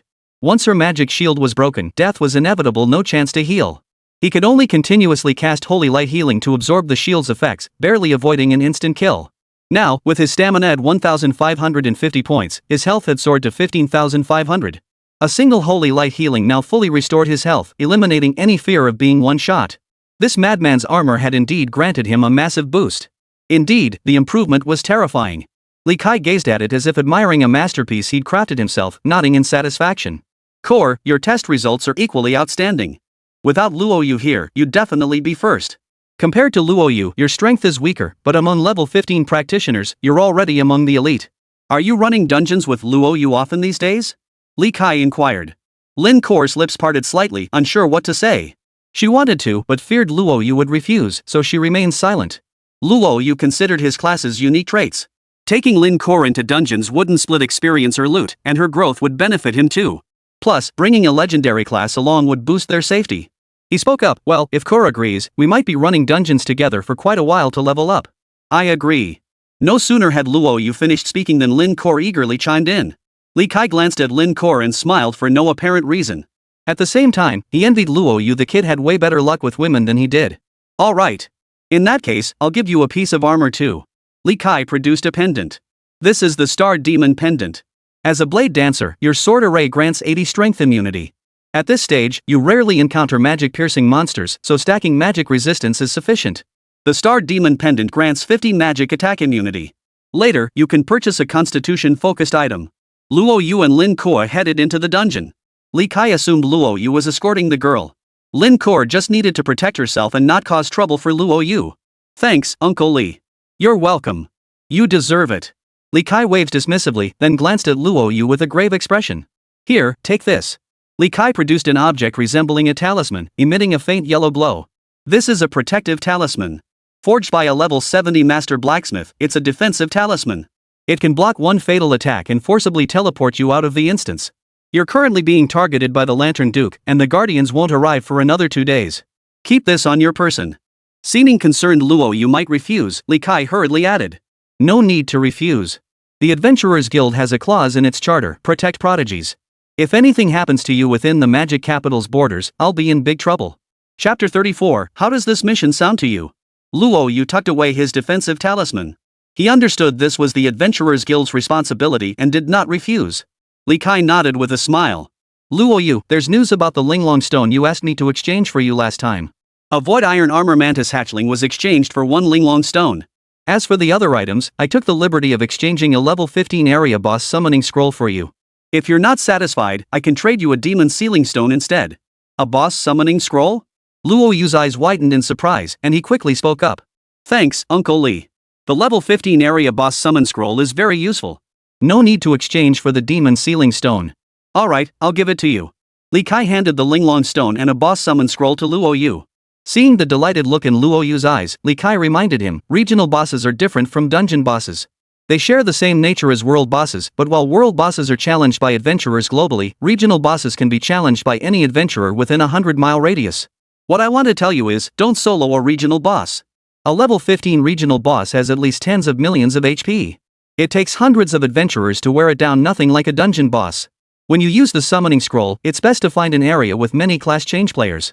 After summoning, you can choose to make the boss public. Once you do, others will join the hunt, significantly easing your burden. Li Kai paused briefly before continuing. When fighting a regional boss, the player who deals the highest damage and lands the final blow receives substantial rewards. With your strength, securing the highest damage chest shouldn't be a problem. There's no need to put yourself in such a dangerous position. Thanks, Uncle Li. I understand. Luo Yu nodded. He knew Li Kai meant well. But without trying it himself, he couldn't help but feel a bit stubborn. If he couldn't handle it, he could always call for help later. Alright, anything else I can help with? Li Kai had a busy day ahead. Luo Yu was probably the only transferee who demanded Li Kai's round-the-clock attention. Uncle Li, please sell all these items. Take a look at these items. Keep any that can be exchanged for demon suppression stones, Linglong stones, boss scrolls, or exclusive skill scrolls. Exchange the rest for magic crystals. Alright, I'll take a look. Li Kai took the items from Luo Yu. He scanned them and couldn't help but marvel. For any other level 15 class player, any single piece of gear here would be a prized possession. But to Luo Yu, they were nothing special. The Medusa Terminator? That's top-tier gear. Are you really planning to trade it for other items? Li Kai sucked in a sharp breath. Luo Yu was incredibly lucky. The Medusa Terminator title was incredibly hard to obtain. Earlier, the Great Xia official organization sent out 10 teams and ran the dungeon dozens of times just to get one. Who would have thought Luo Yu would get it so quickly? Luo Yu hummed in acknowledgement. It's not very useful to me anymore, I'd rather exchange it for items. Li Kai smiled. Not much for you, but it might still be useful for Miss Mu. At Li Kai's reminder, Luo Yu immediately understood. Then I'll keep it. He certainly didn't need it, but Mu Ruyan had just completed her class change and was still a level 1 Holy Spirit priest. It would be invaluable to her. Miss Mu. Lin Kor murmured softly. As perceptive as she was, she surely knew that the Miss Mu Li Kai mentioned was closely connected to Luo Yu. She felt no pangs of jealousy. With the abyss descending and the entire world order reset, it wasn't uncommon for a powerful individual to have multiple wives in order to preserve superior genes. Moreover, Luo Yu was a transferee. Even if he desired monogamy, the Great Xia Empire would never permit it. From the moment she resolved to pursue Luo Yu, she had prepared for everything. Useful items were sorted out. But it all came down to luck after all. Most items this time were equipment, not rare artifacts like spirit pets. The rest of the items were reasonably priced. Preliminary estimates put the total at 5,400,000 magic crystals. What do you think? Alright, no problem. Luo Yu tapped the watch on his wrist against the black card Li Kai presented, and 5,400,000 instantly transferred. He couldn't help but marvel. No wonder this world has such a filter for combat professions.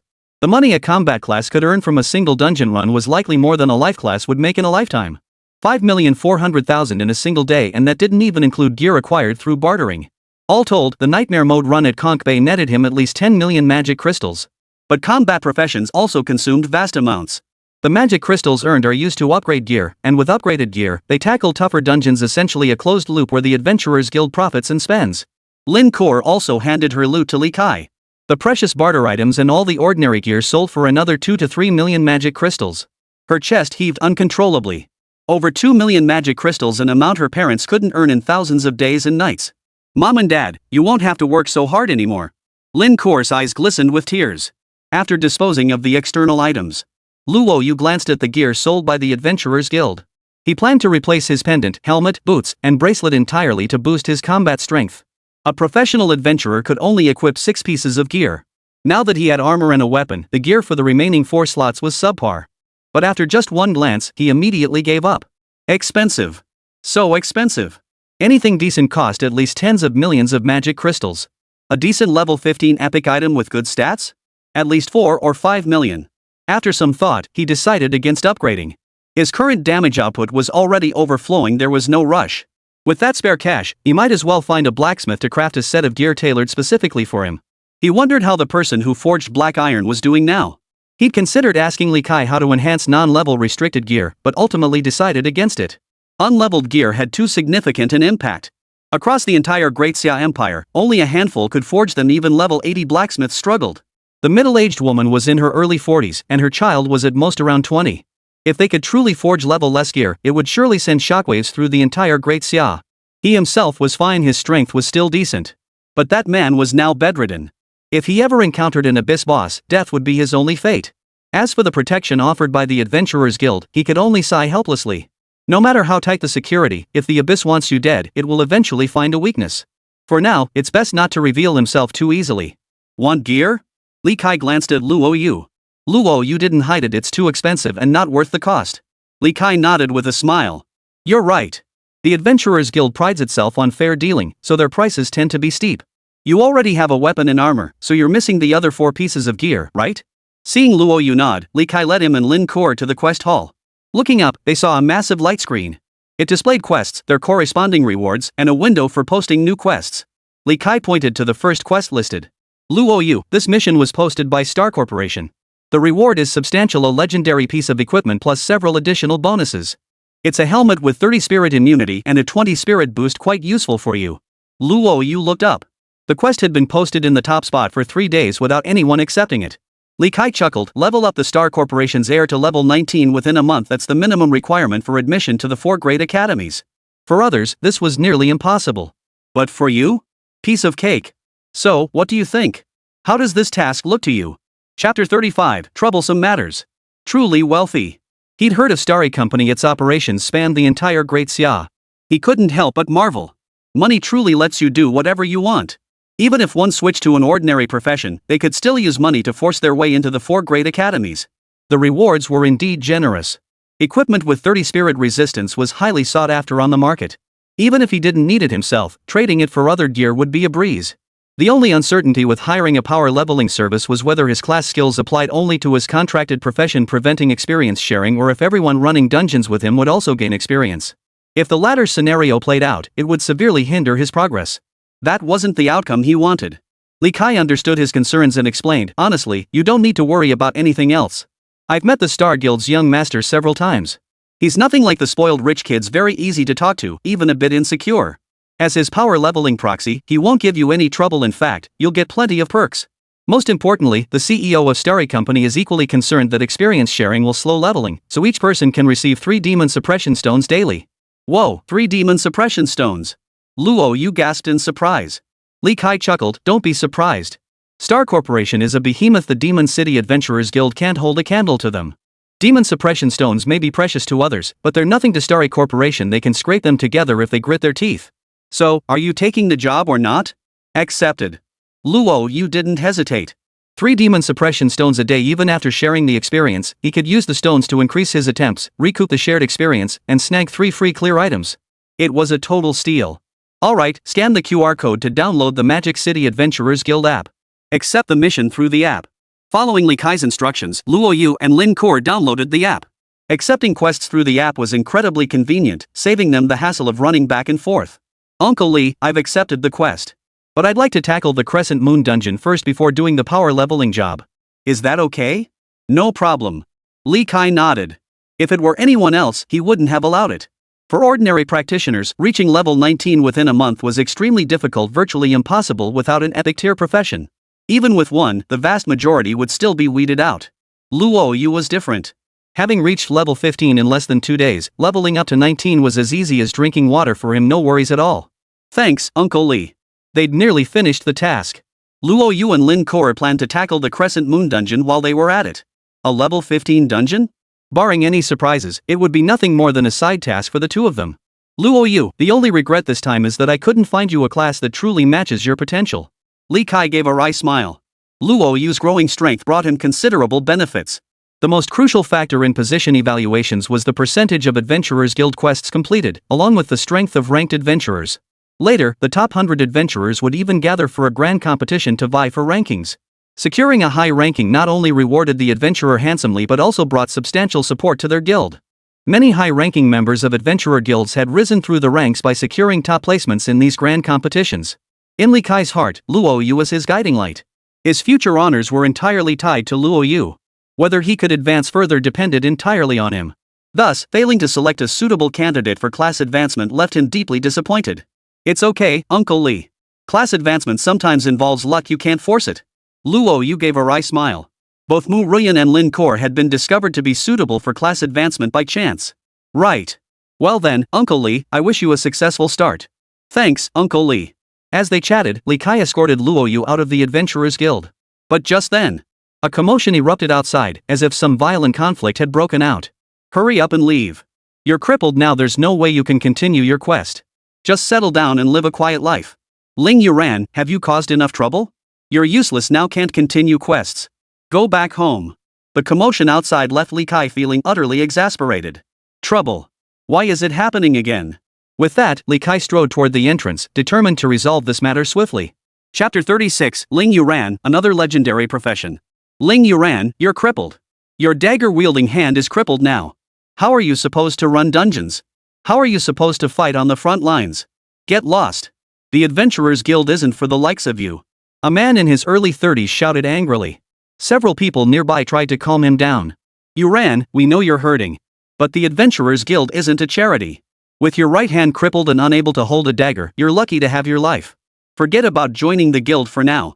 Even if you could, how would you clear dungeons to level up? The crowd kept trying to dissuade him. Yet the woman in the black skirt, her eyes sharp and piercing, remained silent. She only wanted to enter the Adventurers Guild, yet she was stopped outright.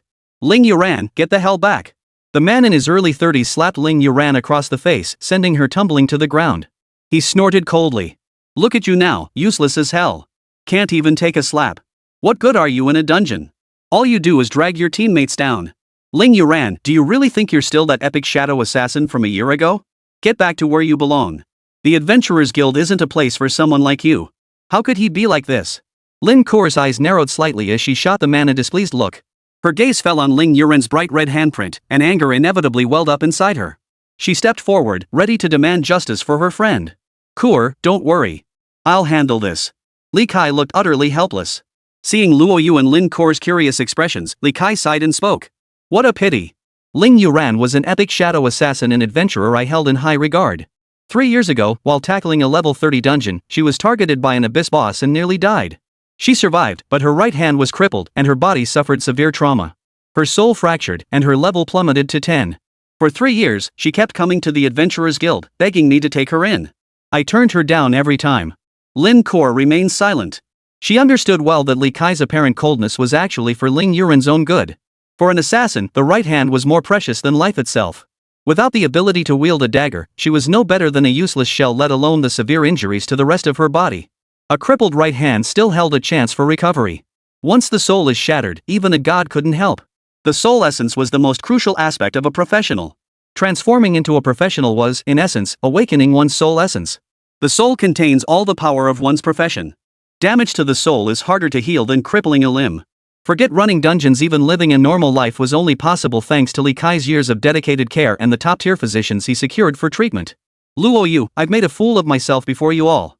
Not only did I fail to help you find a suitable class for your transition today, but this incident has also occurred. Rest assured, I'll handle it. Li Kai placed his bet on Luo Yu. He knew Luo Yu was destined for greater things. For someone like Luo Yu, ordinary flattery and bribes are useless. Only by demonstrating genuine value can one build a connection with him. He must resolve today's incident properly. If Luo Yu came to see him as heartless, that would spell big trouble. But neither of them noticed Luo Yu's breathing quickening. Uncle Li, who said I couldn't find a suitable practitioner? Here's one right before our eyes. Name, Ling Yuran. Potential, orange. Class, Shadow Assassin. Note, potential is orange.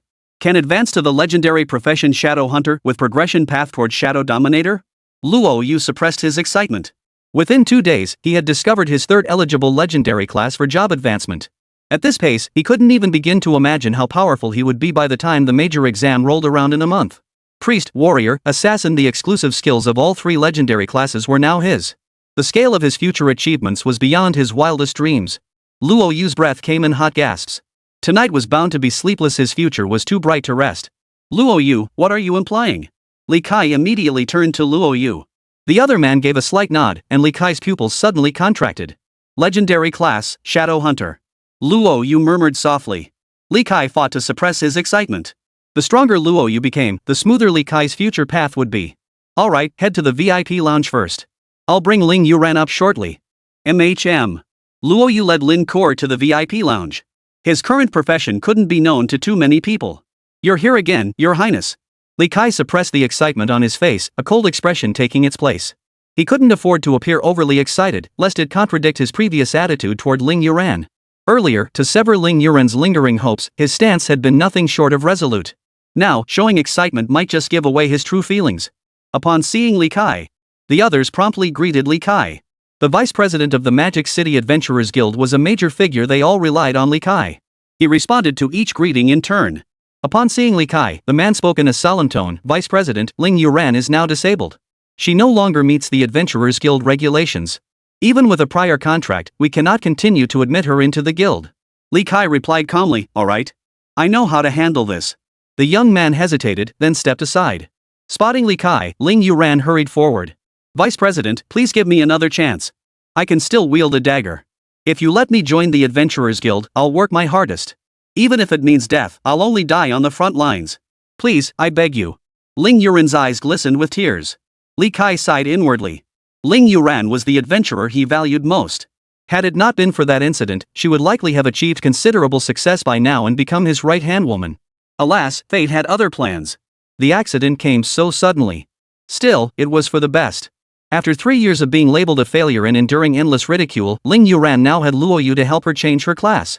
She would surely strive with all her might to improve herself. Because she would understand nothing comes easily. Alright, you've made up your mind.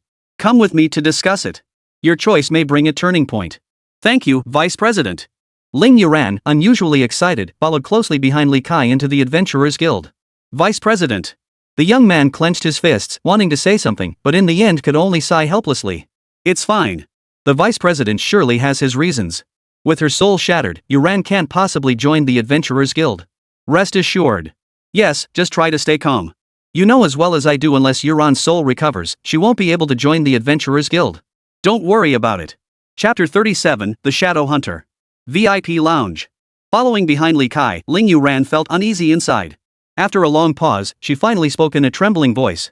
Deputy Guild Leader, I'll do my best. Please give me a chance. Even as a support member, I can handle it. Li Kai sighed. Yuran, you're an epic shadow assassin powerful enough to slay countless abyssal monsters. Are you truly content to be a support member now? Ling Yuran clenched her fists tightly, her voice hoarse. I'll go to the front lines first. I want to kill enemies, to exterminate every last one of those beasts from the abyss. But my soul is shattered.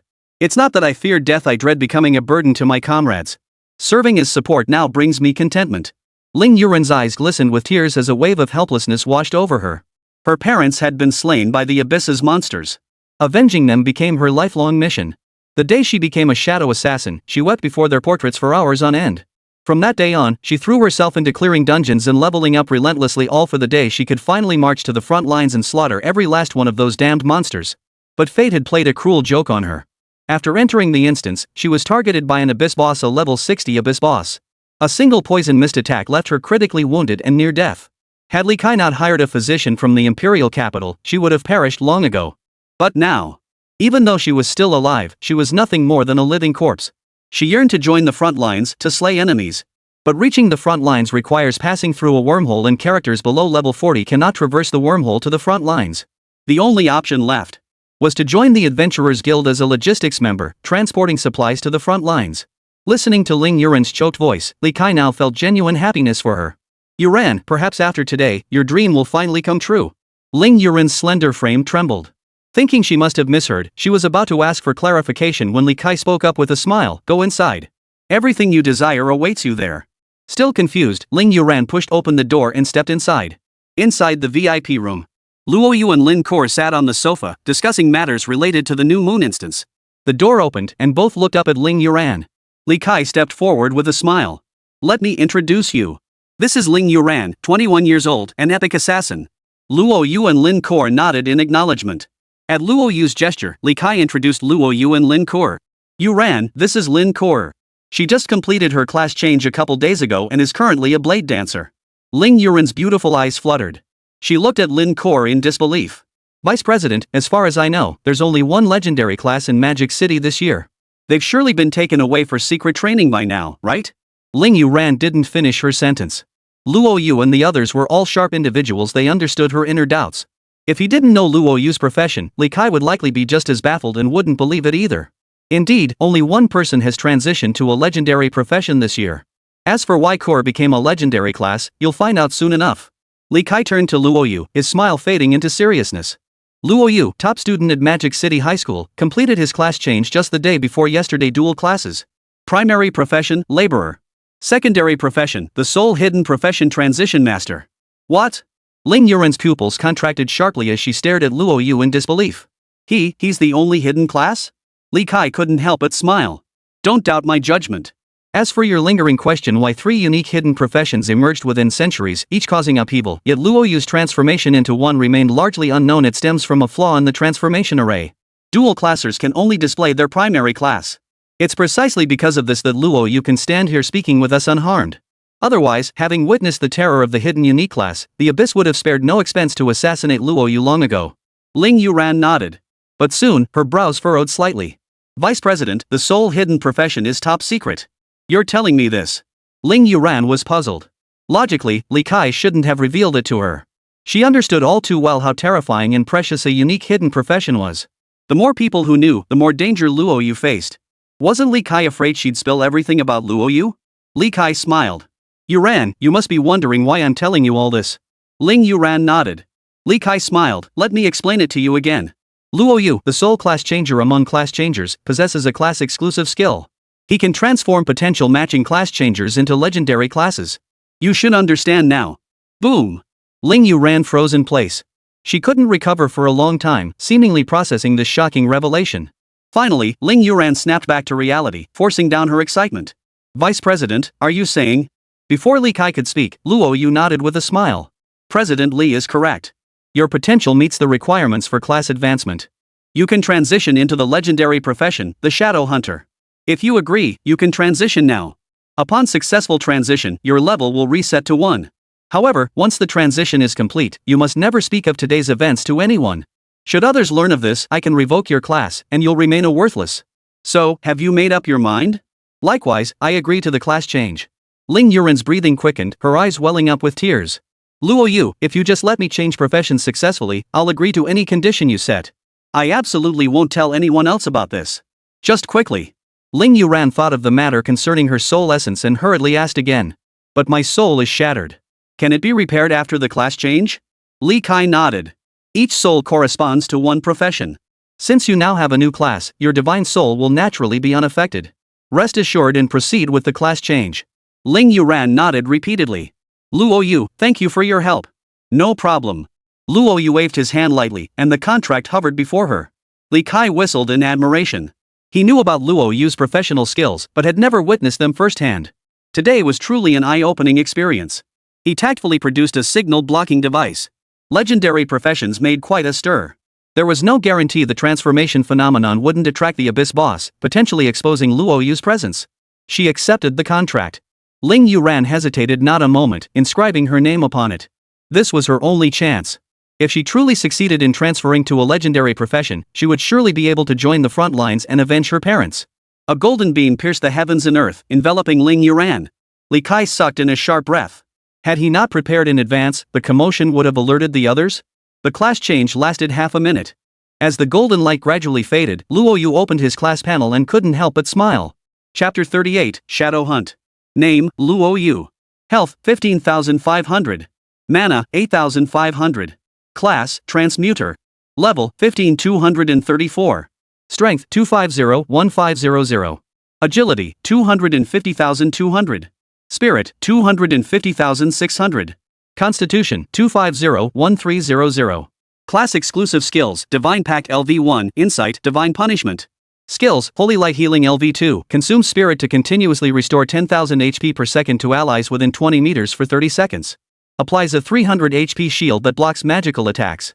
Enemies within the healing area take 100 damage equal to the healing received. Sword Array LV2, summons a sword array that continuously consumes spirit. Within a 30-meter radius, the array grants immunity to 120 strength attacks. Enemies within suffer 300 strength critical damage, with critical damage increased by 1500. Each overflowing critical hit converts to 4 critical damage. Possess a splash effect with a 20-meter radius, dealing 30 splash damage that lasts 90 seconds. Shadow Hunt LV1 summons 2 shadow clones, each dealing 80% of the caster's damage. The caster enters stealth mode, gaining 50% movement speed and 100% attack power. Backstabs deal 100% critical damage. Executes monsters including bosses with health below 20%. Invulnerable while stealthed. Lasts 10 seconds. Passive skill, Frostbite LV3, when the caster uses skills or attacks monsters, applies a 60% slow effect with a 30% chance to freeze the target. Whoa, holy crap. Casting a skill grants 10 seconds of stealth, invulnerability during stealth, and the ability to execute monsters below 20% health. Imagine how insane this skill would be against area bosses. Luo Yu was utterly stunned. What terrified him most was that after casting the skill, he could split into 2 shadows that inherited 80% of his damage. Others might not realize it. But he understood just how terrifying his own power was. If the shadows could truly inherit that damage, then when he unleashed his sword array, a single shadow could deal a staggering 80,000 damage. It was downright terrifying. The only question was whether the shadows could cast skills alongside the original body. Luo Yu held on to his doubts. Everything would be revealed once they reached the new moon instance. Watching the shadow hunters in action, Luo Yu couldn't help but marvel. Every time he acquired a new exclusive skill, he couldn't help but marvel. No wonder legendary classes only get 2 or 3 transfers a year. If there were more, the Abyss monsters wouldn't stand a chance. Each one was a terrifyingly powerful force within their respective classes. To one side, Ling Yuran froze in place. Tears streamed down her cheeks as she stared at her class panel. Finally, she burst into loud sobs. Lin Kor stepped forward to comfort her softly. She understood how complex Ling Yuran's emotions were. The journey from a worthless nobody to a terrifyingly skilled professional felt like a dream to both of them. Luo Yu, thank you. Thank you. Ling Yuran's face was filled with gratitude. Without Luo Yu, she didn't know how she could have lived out the rest of her life. Now possessing a legendary profession, her exclusive skills far surpassed those of a shadow assassin by tenfold. With diligent leveling, she was certain to shine brilliantly on the front lines someday. Yuran, your class must remain undisclosed for now. If anyone discovers it, you must claim you obtained the class change stone by sheer luck. Got it? Li Kai couldn't help but warn her. Before, he'd only heard that Luo Yu possessed the miraculous ability to transfer to a legendary profession. Witnessing it firsthand today brought a shock too terrifying to fathom. A discredited class transformed into a legendary one. It was nothing short of a miracle. Right. Luo Yu remembered something. Uncle Li, I heard that for dungeons that haven't been cleared yet, the level requirement for the first class to enter isn't strict. Is that true for the Crescent Moon instance? It's a 15-20 level dungeon, yet players below level 20 can enter. Luo Yu learned this from a book. Since uncompleted dungeons haven't been fully activated, their entry restrictions are relaxed. However, few adventurers dare challenge dungeons far above their level. It's practically suicide, so such information rarely gets around. Li Kai nodded.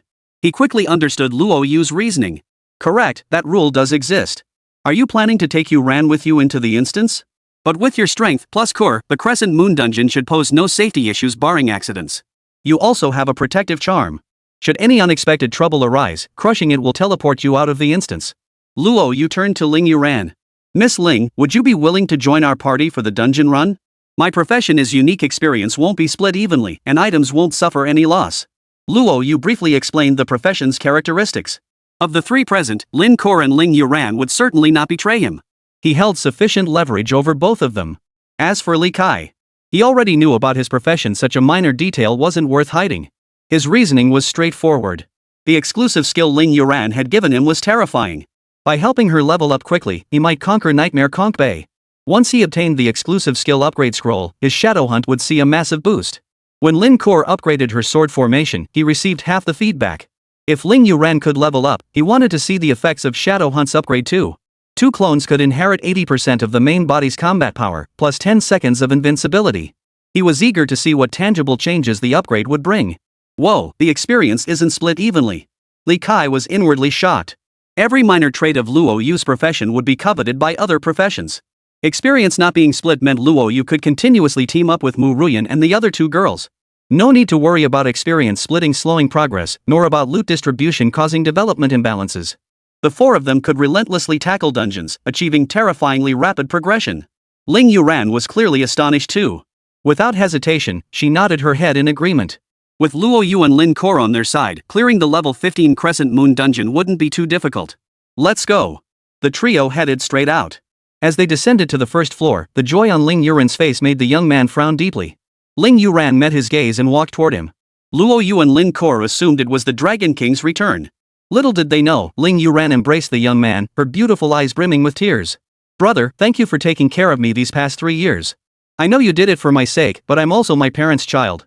The Ling family's blood feud shouldn't weigh solely on your shoulders. Rest assured, I will strive my hardest. With that, Ling Yuran turned and walked away from the Adventurers Guild without looking back. Ling Kaiqing lowered his head, his gaze vacant. When he saw Li Kai descending the stairs, he didn't lift his head, his voice merely growing hoarse. Why? Li Kai patted his shoulder. Your father and I were brothers. With only the 2 of you left in the Ling family, whether it's you or Yuran, I've always regarded you both as my own children. Without absolute confidence, how could I possibly let Yuran leap into the abyss again? Rest assured, Yuran is far stronger than you imagine. Ling Kaiqing's anger was doused, and he looked at Li Shan with confusion. Li Shan spoke softly. Rest assured, time will prove everything. Besides, this is her own choice. A life of compromise, and compromise is what you want, not what she wants. Li Kai laughed. He knew Ling Kaiqing would understand his words. Ling Kaiqing closed her eyes. He knew his sister's temperament. Once she made up her mind, she wouldn't back down until she hit a wall. Chapter 39, Autumn Moon Dungeon, Special Mechanics. Eastern suburbs of the Demon City. Inside a hidden realm. Be careful. There are monsters inside the secret realm. The instance lies deep within. Luo Yu issued the warning. Secret realms differ from dungeons. They function like isolated microcosms, with the Crescent Moon dungeon existing within one such realm. This realm is renowned, housing mostly level 15 monsters, though level 20 creatures have been spotted. When adventurers exhaust their dungeon runs, they come here to level up. 100,000 magic crystals. 100,000 magic crystals for a day of sparring. Weapons, top quality weapons, freshly forged, just off the anvil, sold cheap. The Demon City leather factory, it's gone under.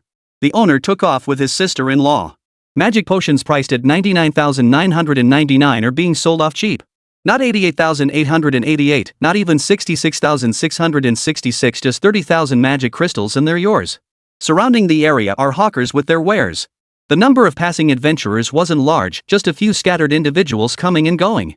Within the secret realm, a dense forest shrouded in faint mist, visibility less than 100 meters. Roar! As soon as they entered, a wild wolf lunged at a professional. However, the sapphire blue armor on the professional held firm. A blade plunged into its throat, ending its life. Be careful. Luo Yu cautioned once more.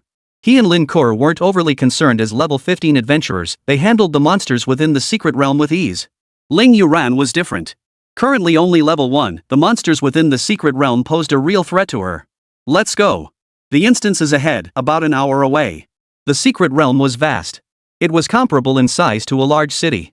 The trio showed no interest in the monsters within the secret realm. If they encountered any, they would simply eliminate them. Successful kill, Black-Faced Demon Mosquito, EXP 100.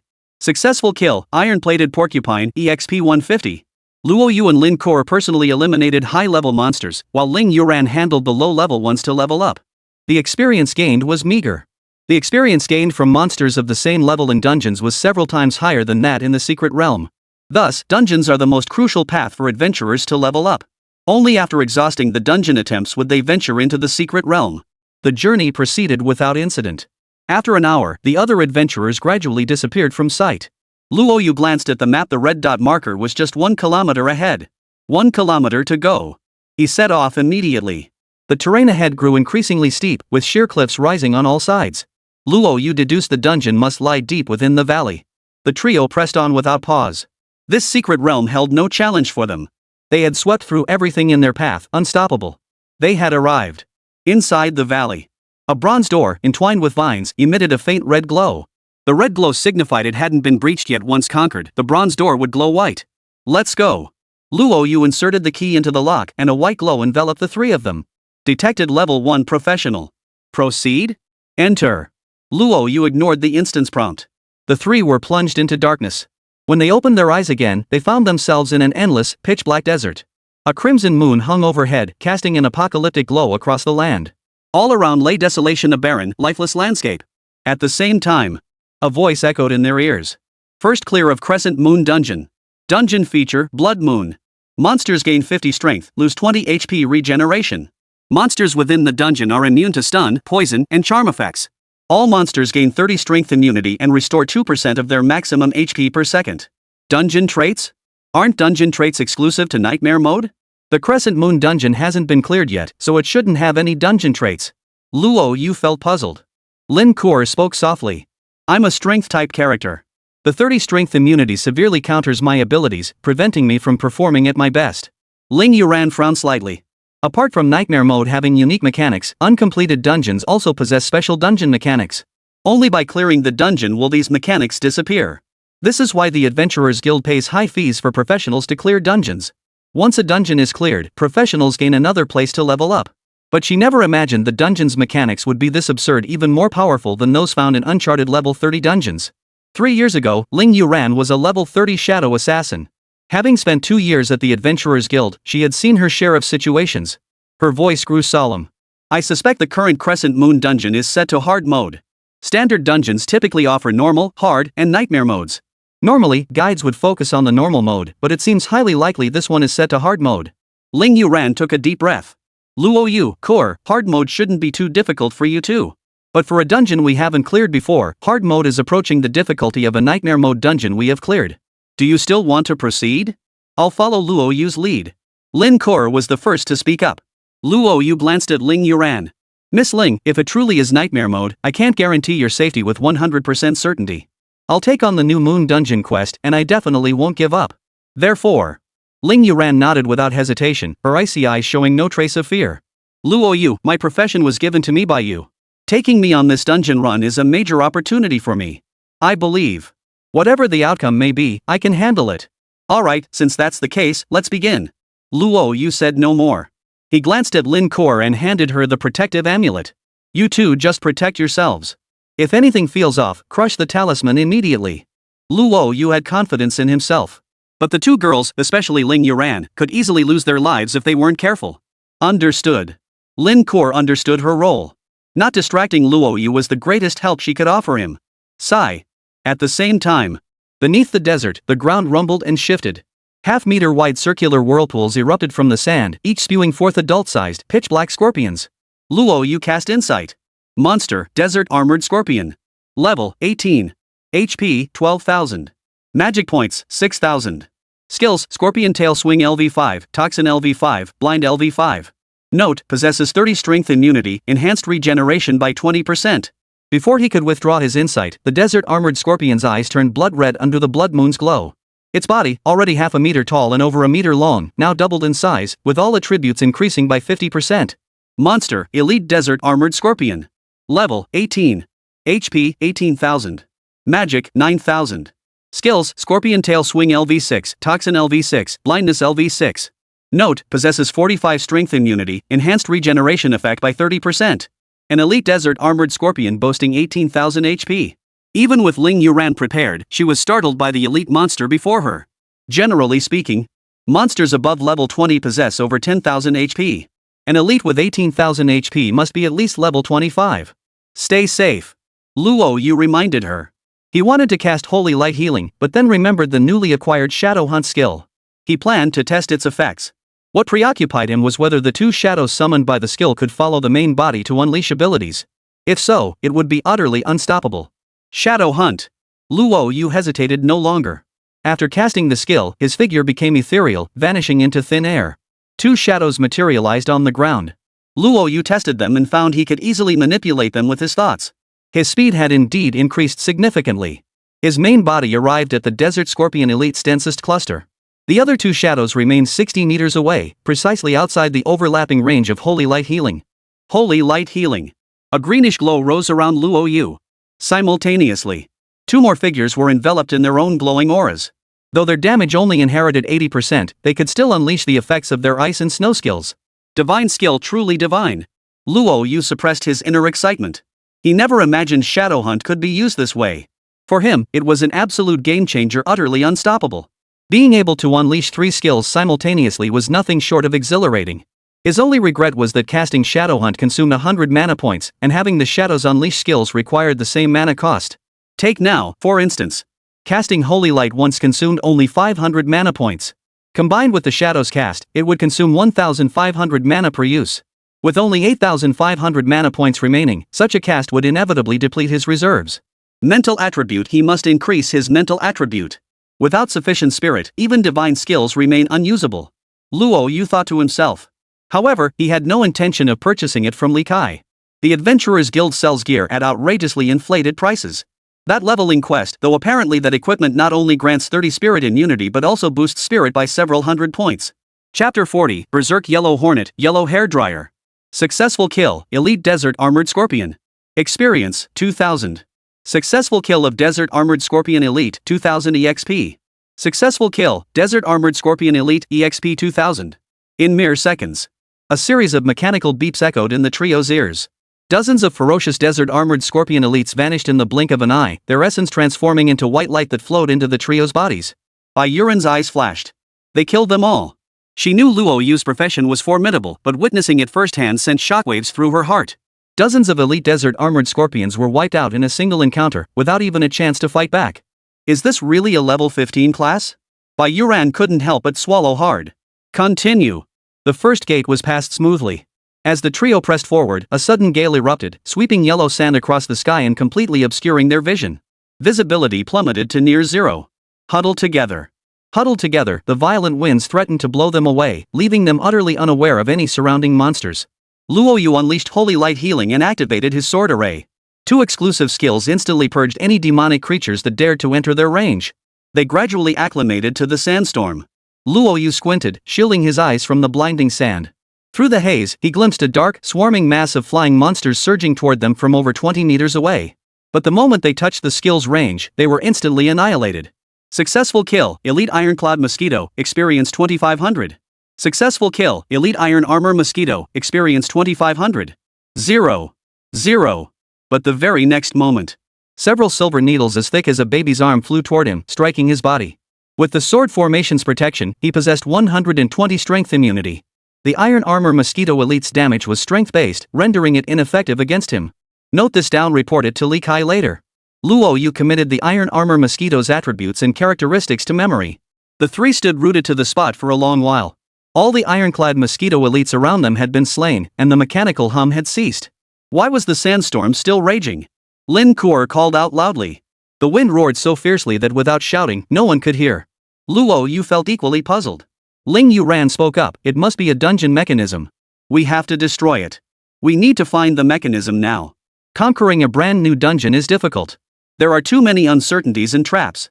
One misstep could wipe out the entire team. It's happened countless times before. The Crescent Moon instance is rated 1520. Normally, it requires at least 5 level 20 players with fully specialized classes, and often needs a legendary player to lead the team. They only had 3 people. Among them, she was practically dead weight. Lin Kor's combat prowess was passable, but the only one they could truly rely on was Luo Yu. Such a setup had never been seen before. Alright, the 3 of us will stick together. I'll scout ahead and check the situation. Alright. The 3 linked arms. The sandstorm was fierce enough to blow someone away in an instant. Luo Yu trudged forward with great effort, shielding the other 2 from much of the damage. After about 3 minutes, they had barely moved a few dozen meters. The sandstorm intensified. It also inflicted additional magical damage, draining 100 HP per second. This won't do. Kor, you and Ling, fall back. The source of the sandstorm is probably up ahead, and it's dealing magic damage. You won't be able to withstand it. Lin Kor was fine. Ling Yuran has leveled up, but her health is critically low. A few more gusts and she'll be wiped out. Who knows if the damage will spike near the source. He's got 15,000 HP now. He's tanky enough to hold out for a long time. Alright, be careful. Lin Kor and Ling Yuran knew they were a liability and stepped back a few paces. The Sand City beast remained enraged, yet the 2 women didn't lose any health. Phew, no wonder Ruyan dislikes Li Kai. Getting the upper hand on them isn't easy. They're treating me like a cherry blossom. Thank goodness it was him. Anyone else would have collapsed instantly. 100 damage per second. At this rate, reaching the source would take an agonizingly long time. Ordinary practitioners simply didn't have that much health. He struggled forward for several more minutes. The sandstorm intensified, increasing the damage from 100 to 500 per second, though visibility actually improved somewhat. Finally, he understood what was happening. 100 meters away. A giant hornet, dozens of meters wide, unleashed a massive gale from its rear end. The toxic blast whipped up the sand, creating the sandstorm. All this time, I've been sniffing this thing's farts? Luo Yu's mouth twitched. Monster, Berserk Giant Hornet. Level? HP, 500,000. Magic points, 1 million. Skill, Poison Wind LV10. Note, capable of summoning sandstorms that deal 10 poison damage. Poison potency increases with proximity. No special attack methods. Looks like a utility type unit. Beyond creating sandstorms, it doesn't offer much else. Luo Yu unleashed his sword formation, striking at the enraged giant hornet. A single strike dealt over 100,000 damage, ending the battle in just over 20 seconds. With the raging hornet's demise, the sandstorm instantly dissipated. Successfully defeated the raging hornet. Reward, 100,000 EXP. First kill of raging hornet. Reward item Raging Hornet Blower. Obtained skill upgrade Scroll X2. Acquired rare skill, Sandstorm 1. Acquired 1 Frenzied Hornet Stinger. Raging Hornet Hair Dryer? Luo Yu looked at the yellow hair dryer-like object floating before him. The entire device resembled a bumblebee in both shape and color. He gripped it in his hand and pulled the trigger. Whoosh! Instantly, a powerful hurricane force blast erupted from the dryer's nozzle, carrying toxic damage. The previously halted sandstorm instantly reignited. Luo Yu released the trigger and couldn't help but smile. This little gadget is quite unique. 3 green energy indicators flashed on the hairdryer's handle. After 1 blast, 2 charges remained. Not bad, it actually has some use. The more tricks you have up your sleeve, the better. Luo Yu tucked the hairdryer away. Who knows when this thing might come in handy. Luo Yu, what is that thing? Lin Kor and Ling Yuran approached, their eyes brimming with curiosity as they stared at the hairdryer in Luo Yu's hand. It was their first time seeing such a device. This is the Frenzied Hornet hairdryer. That sandstorm was blown out by a giant hornet. I killed it and looted this item. What? You guys don't have one? Luo Yu couldn't help but ask. Logically, when they went through the dungeon with him, the items should have been split evenly. The 2 girls shook their heads. We don't have that item, but I do have the experience points and the skill upgrade scroll you dropped when you killed that monster earlier. Lin Kor spoke softly. Ling Yuran was equally amazed by Luo Yu's professional skills. In a party run, teammates get all the experience and loot, no worries about holding anyone back. That's practically god tier skill. Luo Yu gave a slight nod. Looks like the items dropped from special kills, you won't get them. However, the items dropped by the boss, though different, you'll still get a share of. Luo Yu was aware of this. This outcome was actually the most normal. When he first entered the Nightmare Mode Conch Bay instance and defeated the Infernal Hydra and Medusa, the items he and Lin Kor obtained were identical. He'd assumed that as long as he ran instances with her, all rewards would be the same. Now it seems that's not the case. Continue. More challenges lay ahead. Chapter 41, The Mummy. Luo Yu, when you just unleashed Shadow Hunt, can those 2 shadows also cast skills in sync with the main body? The 3 were on the move. They encountered no significant dangers along the way. They pressed on toward a crumbling pyramid ahead, which might be the final stop in their dungeon run. Luo Yu didn't hide anything from Ling Yuran's inquiry. Indeed, the two shadows summoned by Shadowhunt could follow the main body in casting skills. However, doing so consumed triple the mana. Unless absolutely necessary, it was a tactic best avoided. Ling Yuran couldn't help but gasp in astonishment. Lin Kor was equally stunned. She never imagined Shadowhunt could be so terrifying, shadows that could follow the master to unleash skills. Lin Kor understood what this meant for Luo Yu. Whether paired with Sword Array or Holy Light Healing, Shadowhunt's power skyrocketed, becoming several times more terrifying than before. Facing the Inferno Hydra now, it could be instantly obliterated. However, the shadow could only persist for 10 seconds, making it a questionable trade-off. Unless the situation became truly dire, it would only be worth unleashing Shadowhunt as a last-ditch effort. Luo Yu felt a pang of regret. Shadowhunt is indeed terrifying, but it comes with significant limitations. Holy Light Healing lasts 30 seconds, while the Sword Array lasts 90 seconds. It consumes triple the mana yet only lasts 10 seconds, and the damage only inherits 80% of the original value. It's somewhat inefficient. But he was certain. Shadowhunt was equally a divine skill. Leveling it up would undoubtedly bring earth-shattering changes, and the resulting boost to his power would be terrifying. So that's how it is. Ling Yuran nodded in understanding. Even so, she recognized just how terrifying her exclusive skill truly was. Once she learned a few high-damage skills and boosted her mental attributes, her power would skyrocket. After all, she could handle the workload of 3 people, possess stealth and speed, and was the ace class in assassination. The three approached the pyramid. The pyramid stood about 100 meters tall, crumbling and seemingly ready to collapse. A golden gate, inlaid with precious gems, caught their eyes. Let's go. Luo Yu pushed the doors open first. As soon as they entered the pyramid, strips of bandages lay scattered on the ground. Following the trio inside, the bandages began to stir, as if coming to life. They coiled together, forming a mummy-like humanoid creature. At the pyramid's summit, a blood-red moon hung in the sky. Bathed in its light, the mummy's olive-green pupils turned blood-red, its power surging dramatically. Monster, Elite Mummy. Level, 24. HP, 30,000. Magic, 20,000. Skills, Entangle LV7, Healing LV, Desert Storm LV7. Note, as Guardians of the Pharaoh, each mummy slain increases the overall strength of the remaining mummies by 2, with no upper limit. They continuously draw energy from within the pyramid. Perfect timing. Luo Yu couldn't care less about stats. In his eyes, it was nothing more than a mere second's worth of effort. As long as it wasn't immune to 100% physical and magical attack, he couldn't care less about even the most outrageous stats. Sword Array. Luo Yu activated his Sword Array. Everything within a 45-meter radius fell under its attack range. Dozens of mummies lunged at the trio. The moment they entered the formation, Luo Yu unleashed a slash of sword energy. Over 10 mummies collapsed to the ground, dead as a doornail. The splash damage reached a staggering 30, meaning every mummy within 20 meters of the sword beam suffered over 30,000 points of damage. In the blink of an eye, dozens of mummies were utterly destroyed. Strange. Why was there no notification? Luo Yu quickly realized something was amiss. Logically, defeating monsters should trigger an announcement and grant experience rewards. Yet why were the mummies gone without any experience bonus? Not only was Luo Yu puzzled, but the two women also looked equally perplexed. But soon enough, they witnessed a horrifying scene. The mummies that had been dead were now all reanimated, 50 of them in total. Their strength had now increased to 100. Both their health and skill levels had increased by 100. The once white mummies had transformed into blue ones. What was going on? Luo Yu looked utterly bewildered. His gaze immediately shifted to the mummy attributes section. They can absorb power from within the pyramid. How could this possibly be stopped? Chapter 42, Nightmare Pharaoh. Inside the pyramid, Luo Yu slayed several more mummies. No sooner had they fallen than they instantly resurrected at full health. Each mummy's death boosted all others' attributes by 2 points, a terrifyingly rapid rate of enhancement. Don't kill them. This must be a dungeon mechanic. We need to solve the mummy resurrection problem first. Ling Yuran frowned. She had cleared countless dungeons and mastered countless strategies, yet none had ever been half as difficult as this Crescent Moon dungeon. Each mummy now boasts 100,000 HP, with significantly enhanced strength and defense.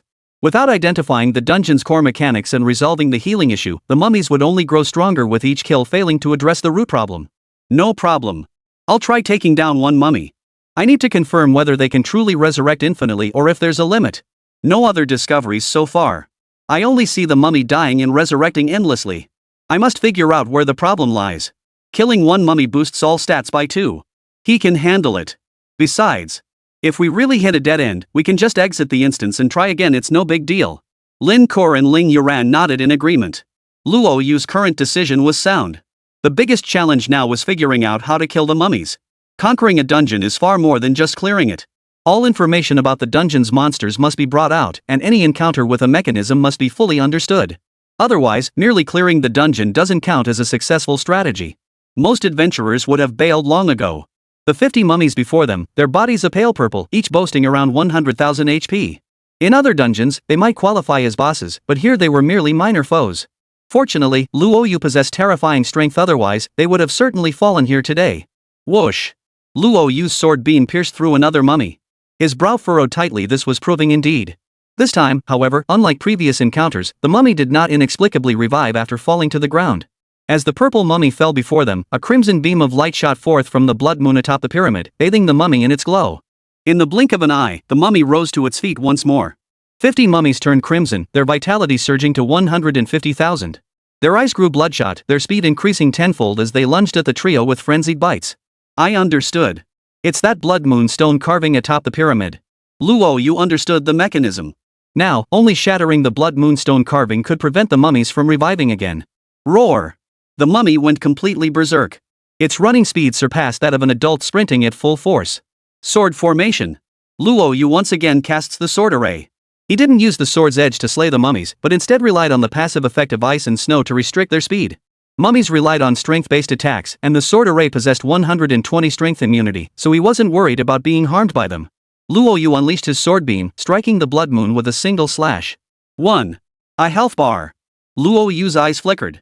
The blood moon displayed 5 health bars. Regardless of attack strength, each strike could only deplete 1 bar. 10 seconds. The blood moon was shattered cleanly. At the same time, Luo Yu surveyed the surrounding mummies, holding back from slaying them all immediately. He intended to kill one first to test whether the blood moon was the reason for their infinite resurrection. Whoosh! Another sword beam flashed. A mummy fell straight to the ground. Successful kill, savage mummy. Experience, 10,000. It worked. Luo Yu's eyes snapped open, a faint smile curling his lips. Lin Kor and Ling Yuran breathed a collective sigh of relief. Quick and decisive. Luo Yu hadn't expected a single mummy to yield 10,000 EXP. With 50 of them here, that meant a whopping 500,000 EXP, utterly exhilarating. According to the guide's new dungeon reward system, experience would be doubled and special rewards could be obtained. He might even skyrocket to level 16. It must be said. The first 10 levels required relatively little experience, serving as a confidence booster for adventurers. After level 10, however, each subsequent level demanded a staggering amount of experience. Those who reach level 15 within 2 days are truly exceptional, a rare breed indeed. Kill. Luo Yu held nothing back. He noticed the blood moon was regenerating its health.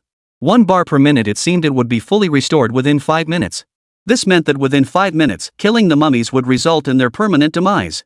Otherwise, the blood moon would need to be shattered again to break the mummy's infinite resurrection loop. Successful kill, savage mummy. Experience, 10,000.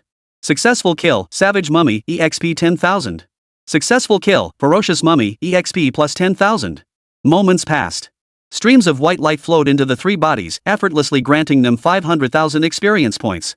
Ling Yuran marveled inwardly. This was her first taste of the joy of effortless victory. The mummies were finally cleared. Luo Yu breathed a sigh of relief. He knew the dungeon wasn't over yet. A massive golden gate stood before them. If he guessed correctly, it must contain the Crescent Moon dungeon's ultimate boss. Just as expected. The corpses of 50 mummies emitted a crimson glow that poured into the coffin. The crimson glow swirled along the engraved totems etched into the coffin. The coffin opened. A 3-meter-tall mummy, entirely crimson, emerged from within, wielding a staff in one hand, a crown upon its head, and draped in a pure black cloak. Boss, Nightmare Pharaoh. Level, 50. Health, 1,500,000. Mana, 1,500,000. Skills, Resurrection LV10, Bandage Wrap LV10, Pharaoh's Domain LV10. Note, upon awakening, the Pharaoh gains 1/5 of the total strength of all fallen mummies. Immune to 80% magic attack, 30% physical attack, and critical hits. Healing effects reduced by 50%. Level 50 boss. Ling Yuran was stunned. She had never encountered a level 50 boss before. Even at this level, such a foe was likely a nightmare tier existence. The mummy possessed over 1.5 million HP. These stats completely startled her. Luo Yu's brow furrowed slightly. It seemed that the mummy's constant resurrections had triggered a mechanism that amplified their power too much, causing the Pharaoh's strength to skyrocket. Fortunately, though, apart from its health and mana, its damage output hadn't increased much. Luo Yu felt somewhat relieved. Other adventurers might be startled by the Pharaoh's over 1 million HP, but in Luo Yu's eyes, it was merely an oversized punching bag. Even the Duke of Lantern's avatars felt more intimidating than the Nightmare Pharaoh. Kur, take Ling San and hide to the side. I'll handle this. Luo Yu prepared to take it on solo. He now possessed both Sword Array and Shadow Hunt. Capable of deploying 3 sword arrays simultaneously, his combined attack could deal 260,000 damage. Even with 30 strength immunity, the Pharaoh would still take 180,000 damage, a matter of grinding it down. Most crucially, when the boss's health drops to 20%, it can be instantly finished off with Shadow Hunt. Meaning the Pharaoh could be instantly obliterated once his health dips below 300,000. Luo Yu, I want to join in this time too. Before Lin Kor could respond, Ling Yuran spoke first. Meeting Luo Yu's gaze, Ling Yuran's voice was icy. I'm level 12 now, equipped with a full set of level 10 epic gear. My combat power isn't weak. Plus, my Shadow Hunt has a 20% critical strike rate and grants 10 seconds of invincibility. I'll definitely be fine. All along the way, she hadn't used a single skill. While coasting to victory felt satisfying, she yearned to fight alongside Luo Yu. She didn't want this to be their last dungeon run together. She wanted to prove she was worthy of teaming up with him. At the same time, she also wanted to experience the true power of the legendary class, the Shadow Hunter. Yeah, Luo Yu, we both have survival skills. We'll be fine. Lin Kor chimed in as well. If she were just a pretty face, what face would she have to pursue Luo Yu? Luo Yu's future achievements would undoubtedly be beyond compare, but she didn't want to fall too far behind him. The girl's words left Luo Yu silent for a moment. Lin Kor had her sword formation with 80% immunity to physical damage. Ling Yuran possessed extensive combat experience. Shadow Hunters also granted 10 seconds of invincibility. The Pharaoh's damage wasn't particularly high beyond its health pool, and with him drawing aggro, they should be perfectly safe. Alright, then let's do it together. Luo Yu's gaze fixed on the Pharaoh as he spoke coldly. I'll draw its aggro. Kor, unleash the sword formation. Ling, find an opening to activate Shadow Hunt and finish it off. Got it. Both women nodded simultaneously, fixing their gaze on the Pharaoh approaching before them, fully prepared. Chapter 43, Legendary Passive Skill Desert Hurricane. Roar. The Pharaoh went berserk. He approached the three, suddenly accelerating toward them. Sword Array. Luo Yu unleashed the Sword Array. Falling snowflakes slowed its movements, even freezing it in place twice, though only for a second each time. Indeed, passive skills are indispensable. Especially debuff passive skills, they're incredibly useful. Luo Yu murmured to himself.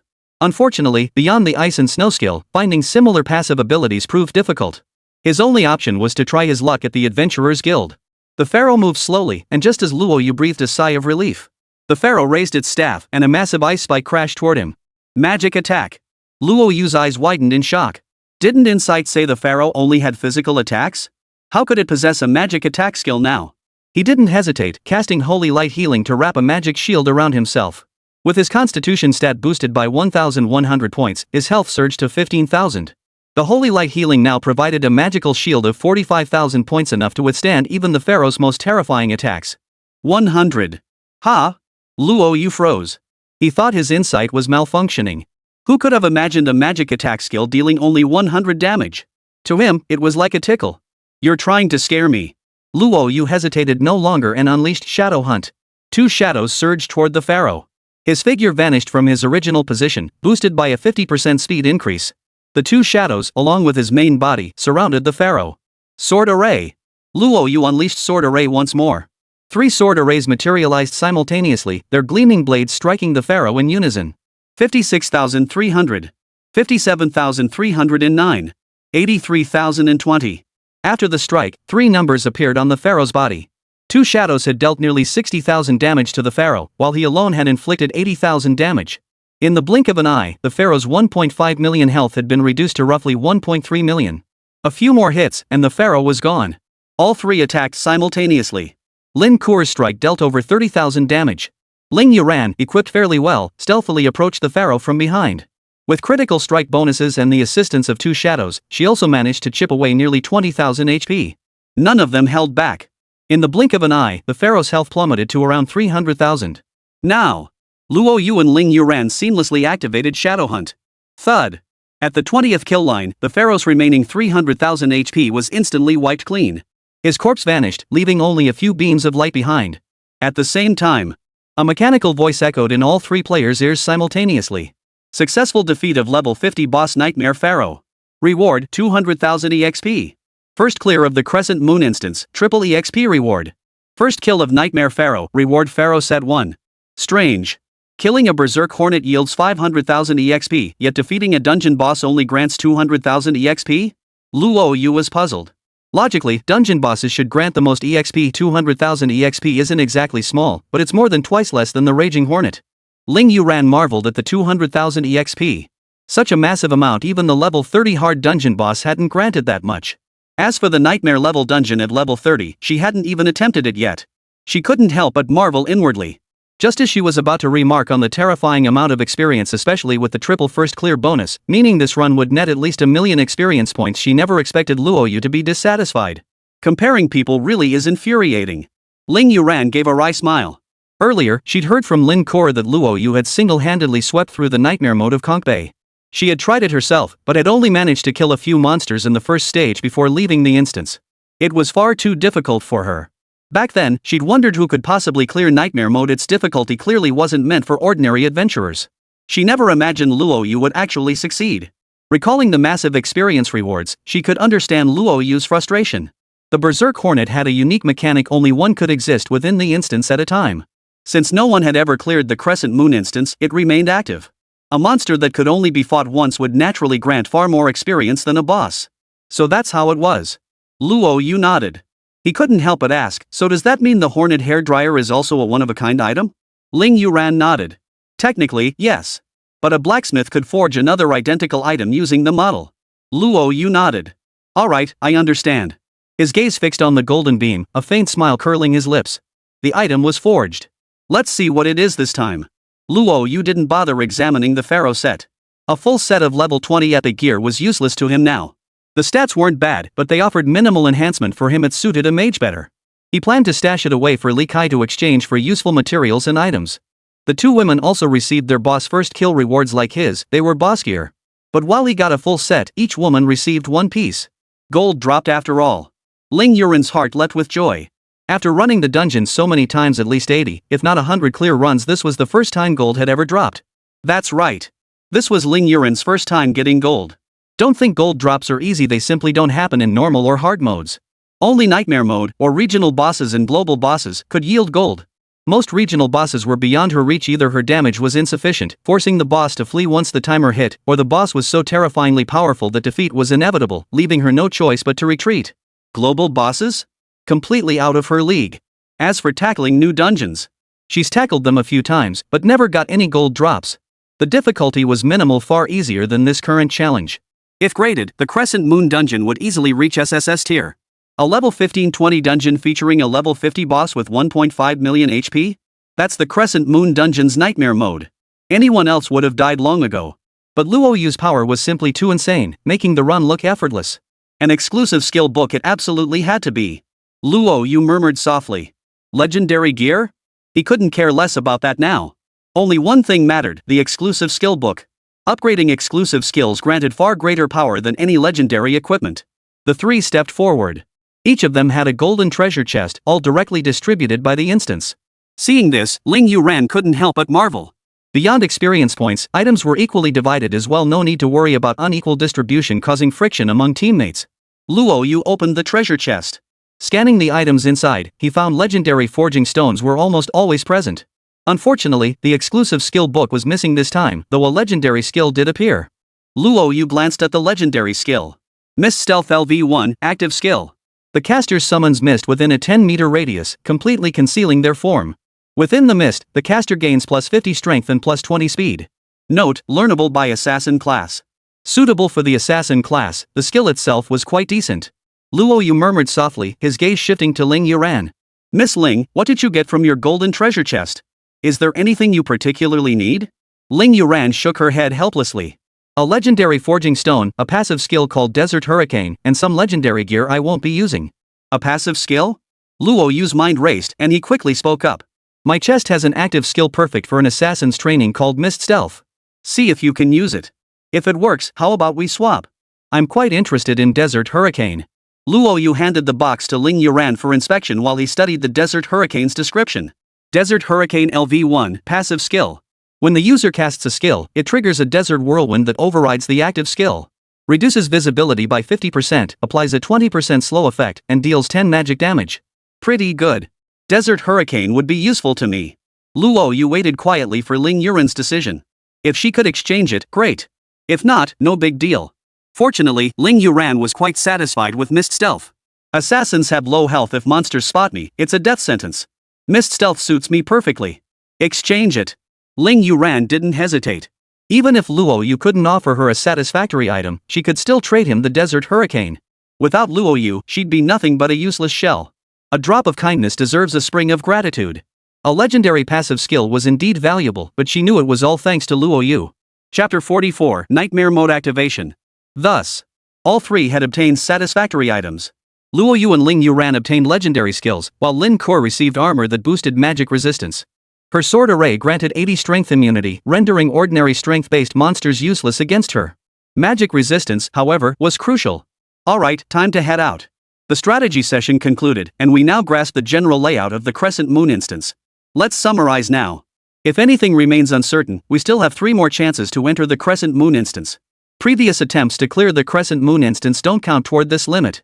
Now that the strategy phase is complete, the Crescent Moon instance reverts to a standard instance, granting 3 entry opportunities. Alright, let's go. The trio exited the instance.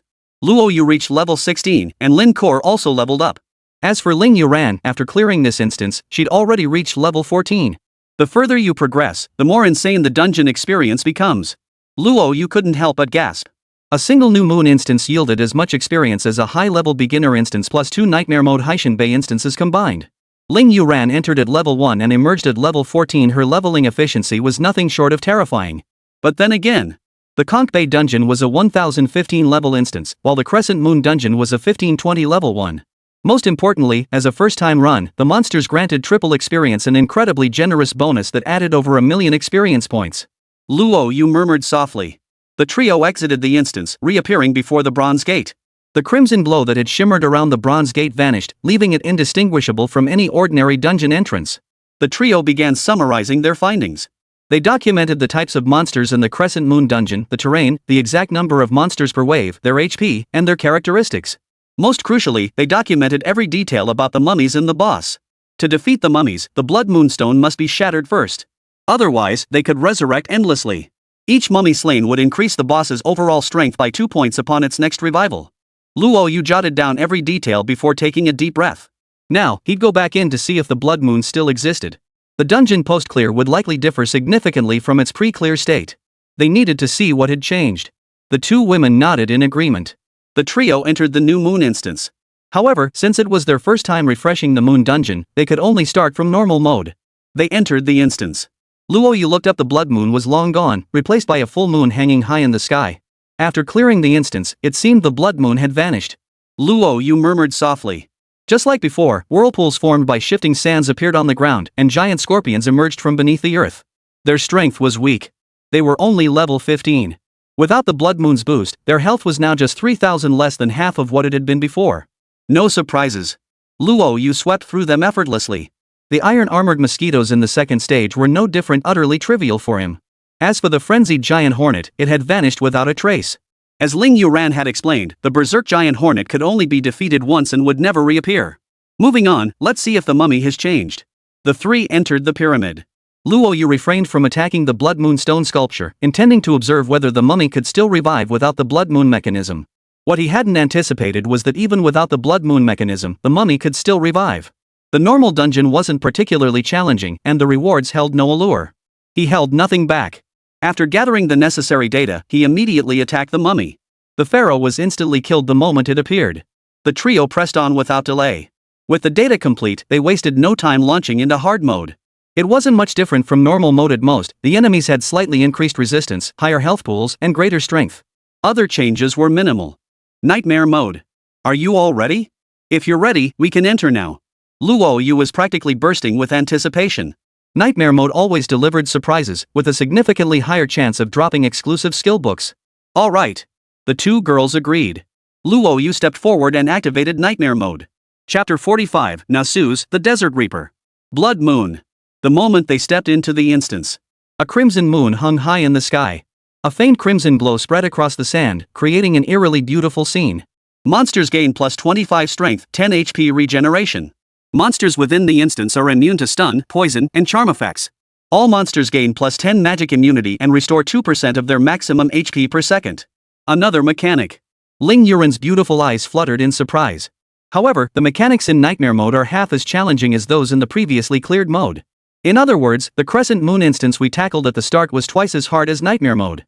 Ling Yuran was stunned. Luo Yu and Lin Kor might not grasp what this meant, but she knew. Generally speaking, when tackling a new dungeon for the first time, the probability of encountering a challenge more difficult than its Nightmare mode is extremely low. The Crescent Moon instance was the first such case she'd ever encountered. Ling Yuran sucked in a sharp breath. No wonder the vice president had hesitated to send anyone into the Crescent Moon dungeon for 3 months after discovering it. If it weren't for Luo Yu today, even a full party of level 20 epic class players would likely return empty-handed. Luo Yu, however, wasn't dwelling on such thoughts. All he could think about was the exclusive skill upgrade scroll. Let's go. See if the monsters have changed anything. No sooner had Luo Yu spoken. Giant desert armored scorpions continued to emerge from beneath the sand. Their health pools were significantly thicker than in normal or hard modes, though not as robust as during their initial conquest. The trio wasted no words. With 2 legendary classes and Luo Yu wielding the sole hidden class, this level of difficulty was utterly insignificant to them. In the blink of an eye, the entire desert armored scorpion force was annihilated. As for the iron armor mosquitoes, they were no match either. In Nightmare mode, just like in normal and hard modes, the Berserk Hornet never reappeared. The trio re-entered the pyramid. Armed with ample experience, the 50 mummies were no match for them after destroying the Blood Moon stone carving. Each possessed 20,000 HP, yet they were dispatched with ease. The mummies did not respawn, so the challenge was manageable, with only 300,000 HP. Compared to the Inferno Hydra, their health pool had more than doubled.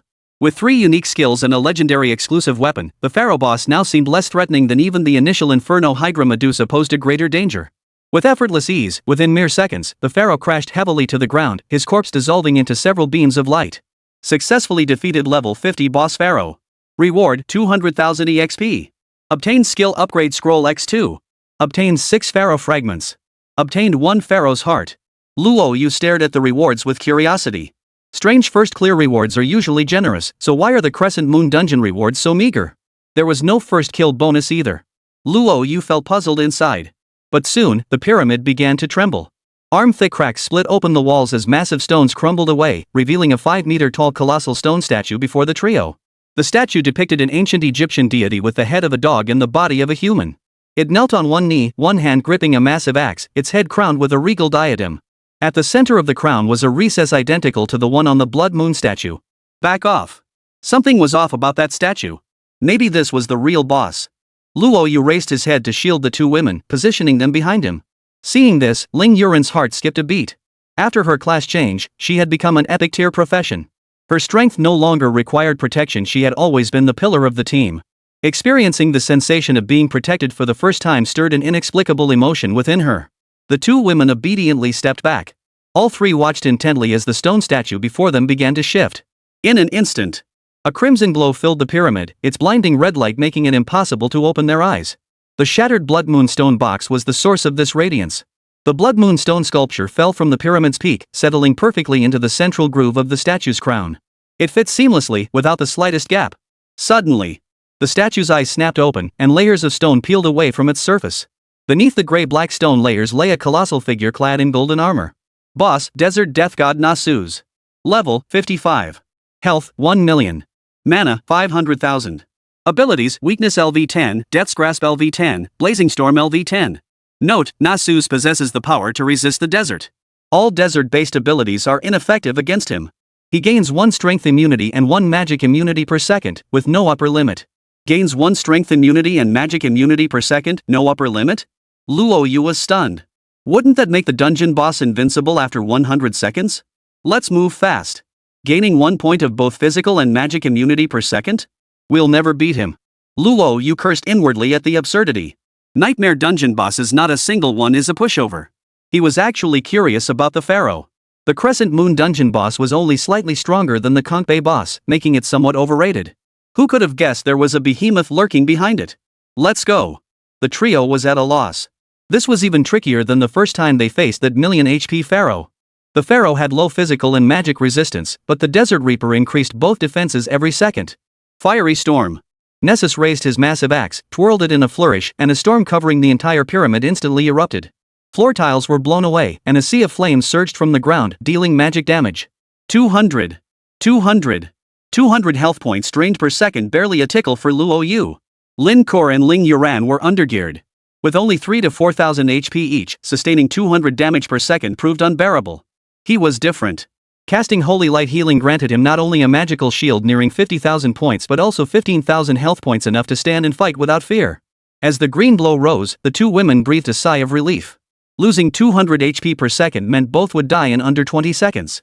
With Luo Yu's versatile class, a single Holy Light Healing could restore 15,000 HP per second, utterly exhilarating. The trio unleashed their skills and stood their ground. After learning Desert Hurricane, Luo Yu's Sword Array and Holy Light Healing not only applied the slowing effect of ice and snow but also the coverage of sandstorm, creating an extremely potent pulling effect. But against the Desert Reaper, Desert Hurricane proved useless. It raised its axe, swinging it toward Luo Yu.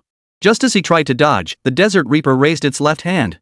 A surge of black mist rushed toward him, coiling around his body and instantly reducing his movement speed by 90%, nearly pinning him to the spot. A debuff skill. Luo Yu's brows furrowed tightly. As the axe slammed into him, it dealt not only physical damage but also massive magical damage. His 47,000-point magic shield was instantly depleted by 20,000. 20,000. What kind of concept was that? Lin Kor and Ling Yuran wouldn't stand a chance against such a strike. Both girls sucked in a sharp breath. 20,000 damage. They were immune to physical damage, otherwise a single axe swing would have taken at least 40,000 HP. They were relieved to be teamed up with Luo Yu. Otherwise, if anyone else had been in their place, who could withstand a single strike from the Desert Reaper? Even a tank wouldn't stand a chance. Careful, let's back off a bit. Don't give the boss a chance to apply weakness. Got it. They knew Luo Yu's strength, he should be able to take on the Desert Reaper solo. They just needed to protect themselves and avoid becoming deadweight. So tough. Luo Yu had no intention of dodging. He unleashed Shadow Hunt while simultaneously activating Holy Light Healing and Sword Array. The Desert Reaper's resistance increased every second he had to be taken down quickly. Its health finally hit rock bottom. Seconds later, fueled by the relentless barrage of the Sword Array, its health rapidly dropped to the 300,000 kill threshold. He was about to strike. Suddenly, the Desert Reaper's eyes turned blood red. Its body swelled to double its size, towering over 10 meters tall. Blazing flames erupted from its form, dealing 1,000 damage per second and engulfing an area at least 20 meters wide. Luo Yu's expression changed instantly. He retreated hastily and cast Insight. Chapter 46, Mythic Blueprint Demon Star Pendant. Boss, Desert Death God Nasu's. Level, 55. Health, 2,500,000. Mana, 1,500,000. Abilities, Exhaust LV10, Death's Grasp LV10, Inferno Storm LV10. Note, in Death's Grasp state, increases both resistances by 20 and all 4 attributes by 150. Luo Yu sucked in a sharp breath. The boss's health pool was now 1.5 million higher than before, with both physical and magic resistances increased by 20. Now, a single sword beam from his core could only deal around 70,000 damage at most, because the Desert Reaper gained 1 strength immunity and magic immunity every second. This was truly a headache. No choice. Luo Yu could only unleash relentless attacks.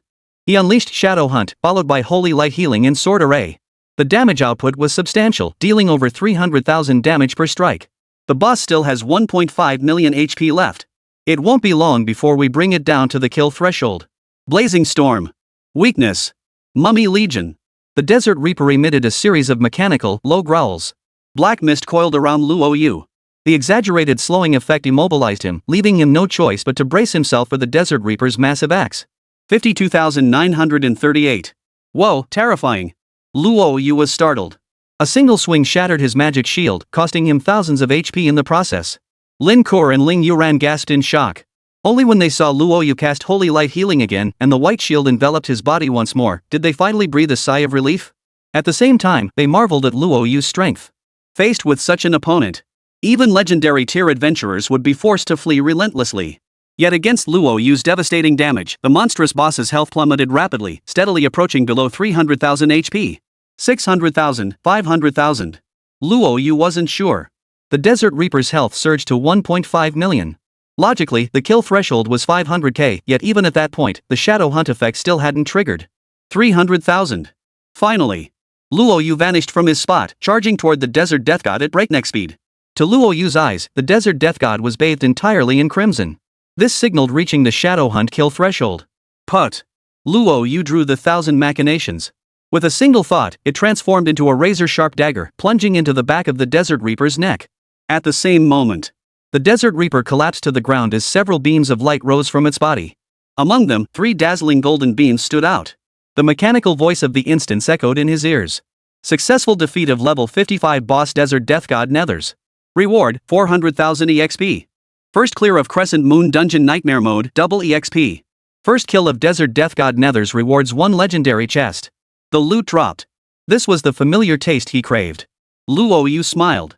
He knew it, even a Conch Bay dungeon could drop 2 golden chests in Nightmare Mode.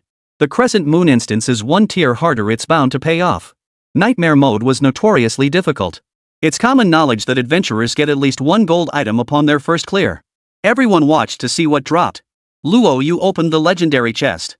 Inside were identical recipes and numerous legendary tier items, but he chose the exclusive skill upgrade scroll. Upgrade.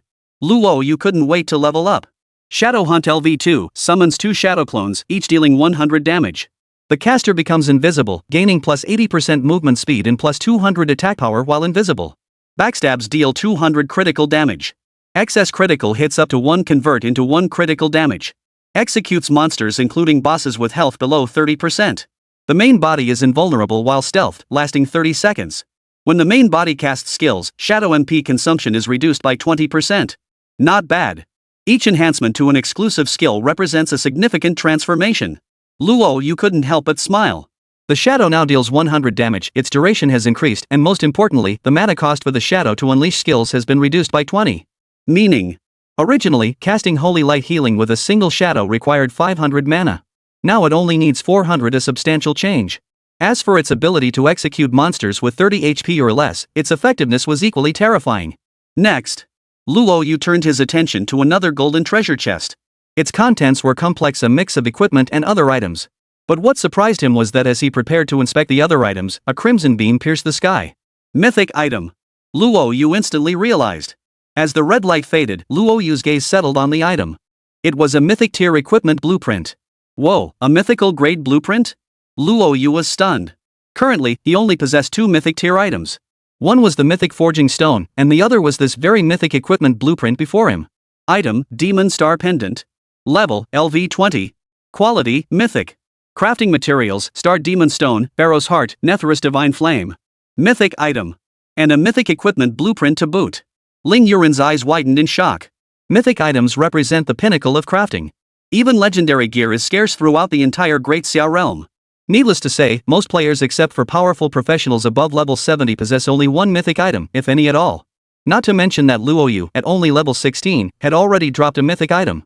Even if it's just a blueprint, as long as the materials are gathered, another mythic item will come into being. Already unbeatable, with 1 more mythic piece of gear, who knows how ridiculously overpowered he could become. Luo Yu never imagined he'd obtain a mythic equipment blueprint. Mythic gear represents a qualitative leap. No matter what happens, we must gather every last material. Once equipped, your power will soar to new heights. Ling Yuran couldn't help but marvel. Luo Yu nodded. He understood what mythic gear meant.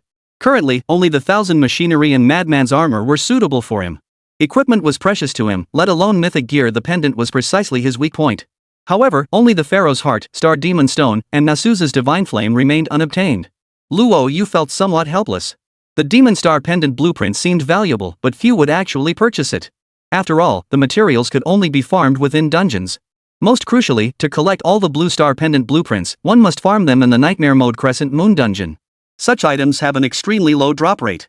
He might not even be able to enter the Crescent Moon dungeon by the time he reaches level 20, let alone farm them.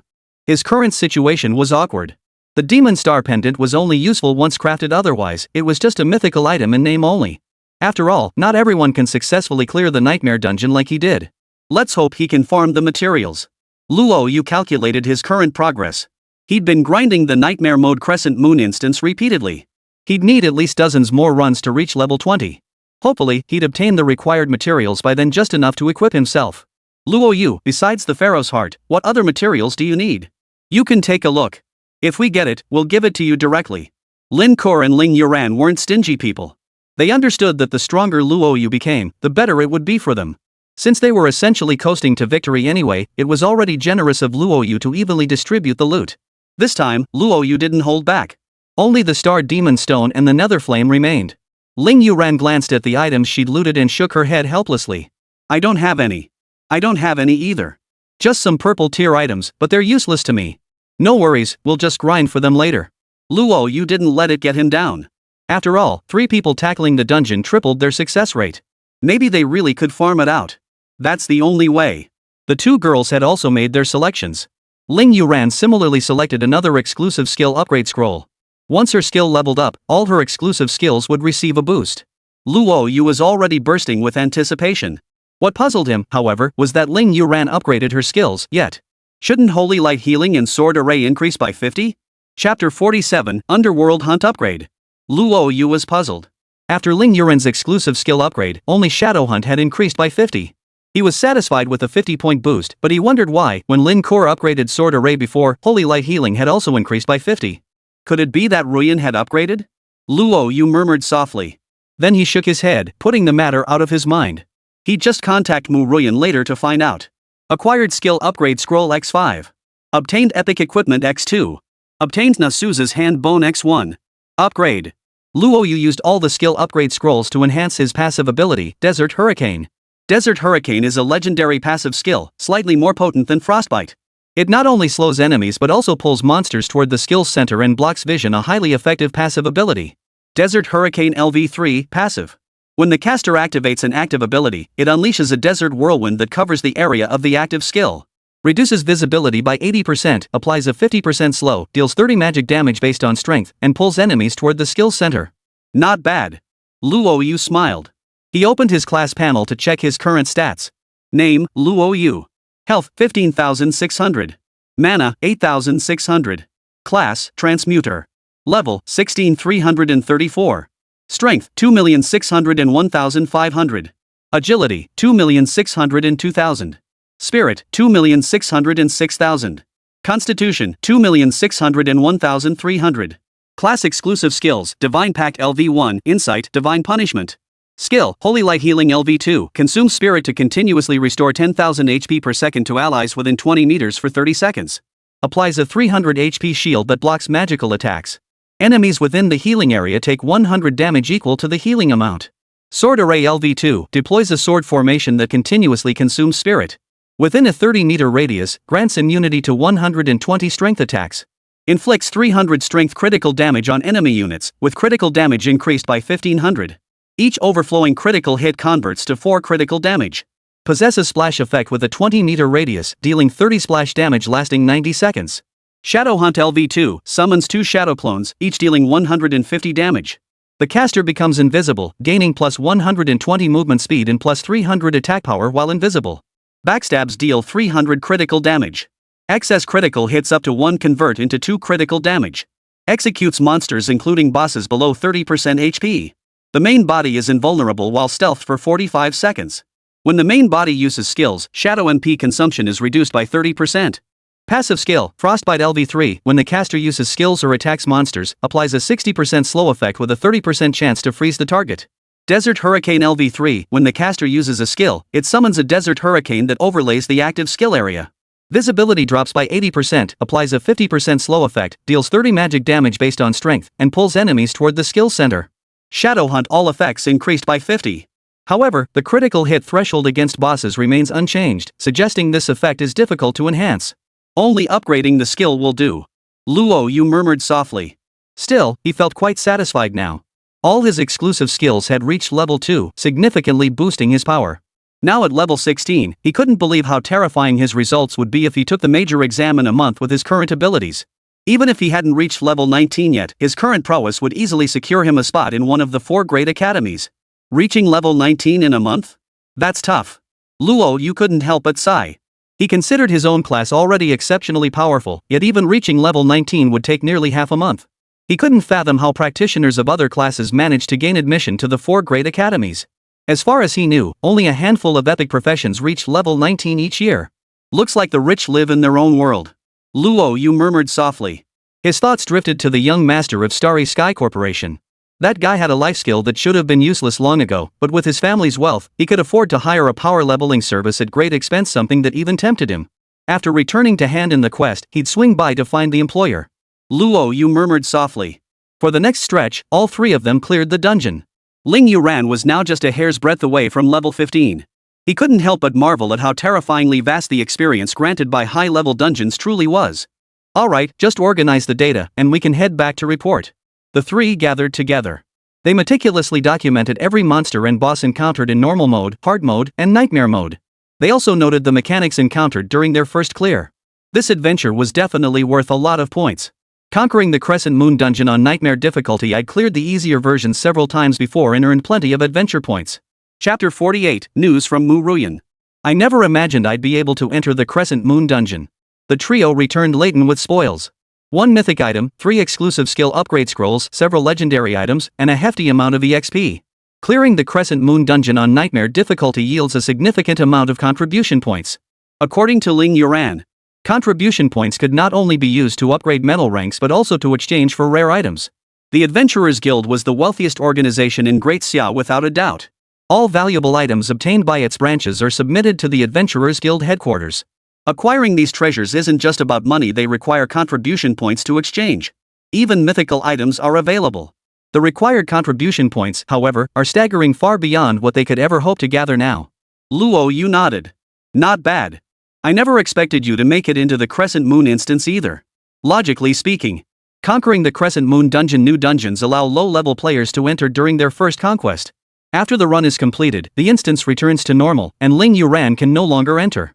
Yet today, Luo Yu ran the dungeon 3 times with them and faced no restrictions whatsoever. It seems that once a low-level character clears a new instance, they can still enter it later even if their level remains low. That's a pretty good discovery. Miss Ling, how much longer until you reach level 15? Luo Yu's gaze settled on Luo Yu. Luo Yu offered a rare smile. I'm 3 years older than you. Just call me Ling's sister, or Yuran is fine too. You've helped me so much, and we've faced dangers together.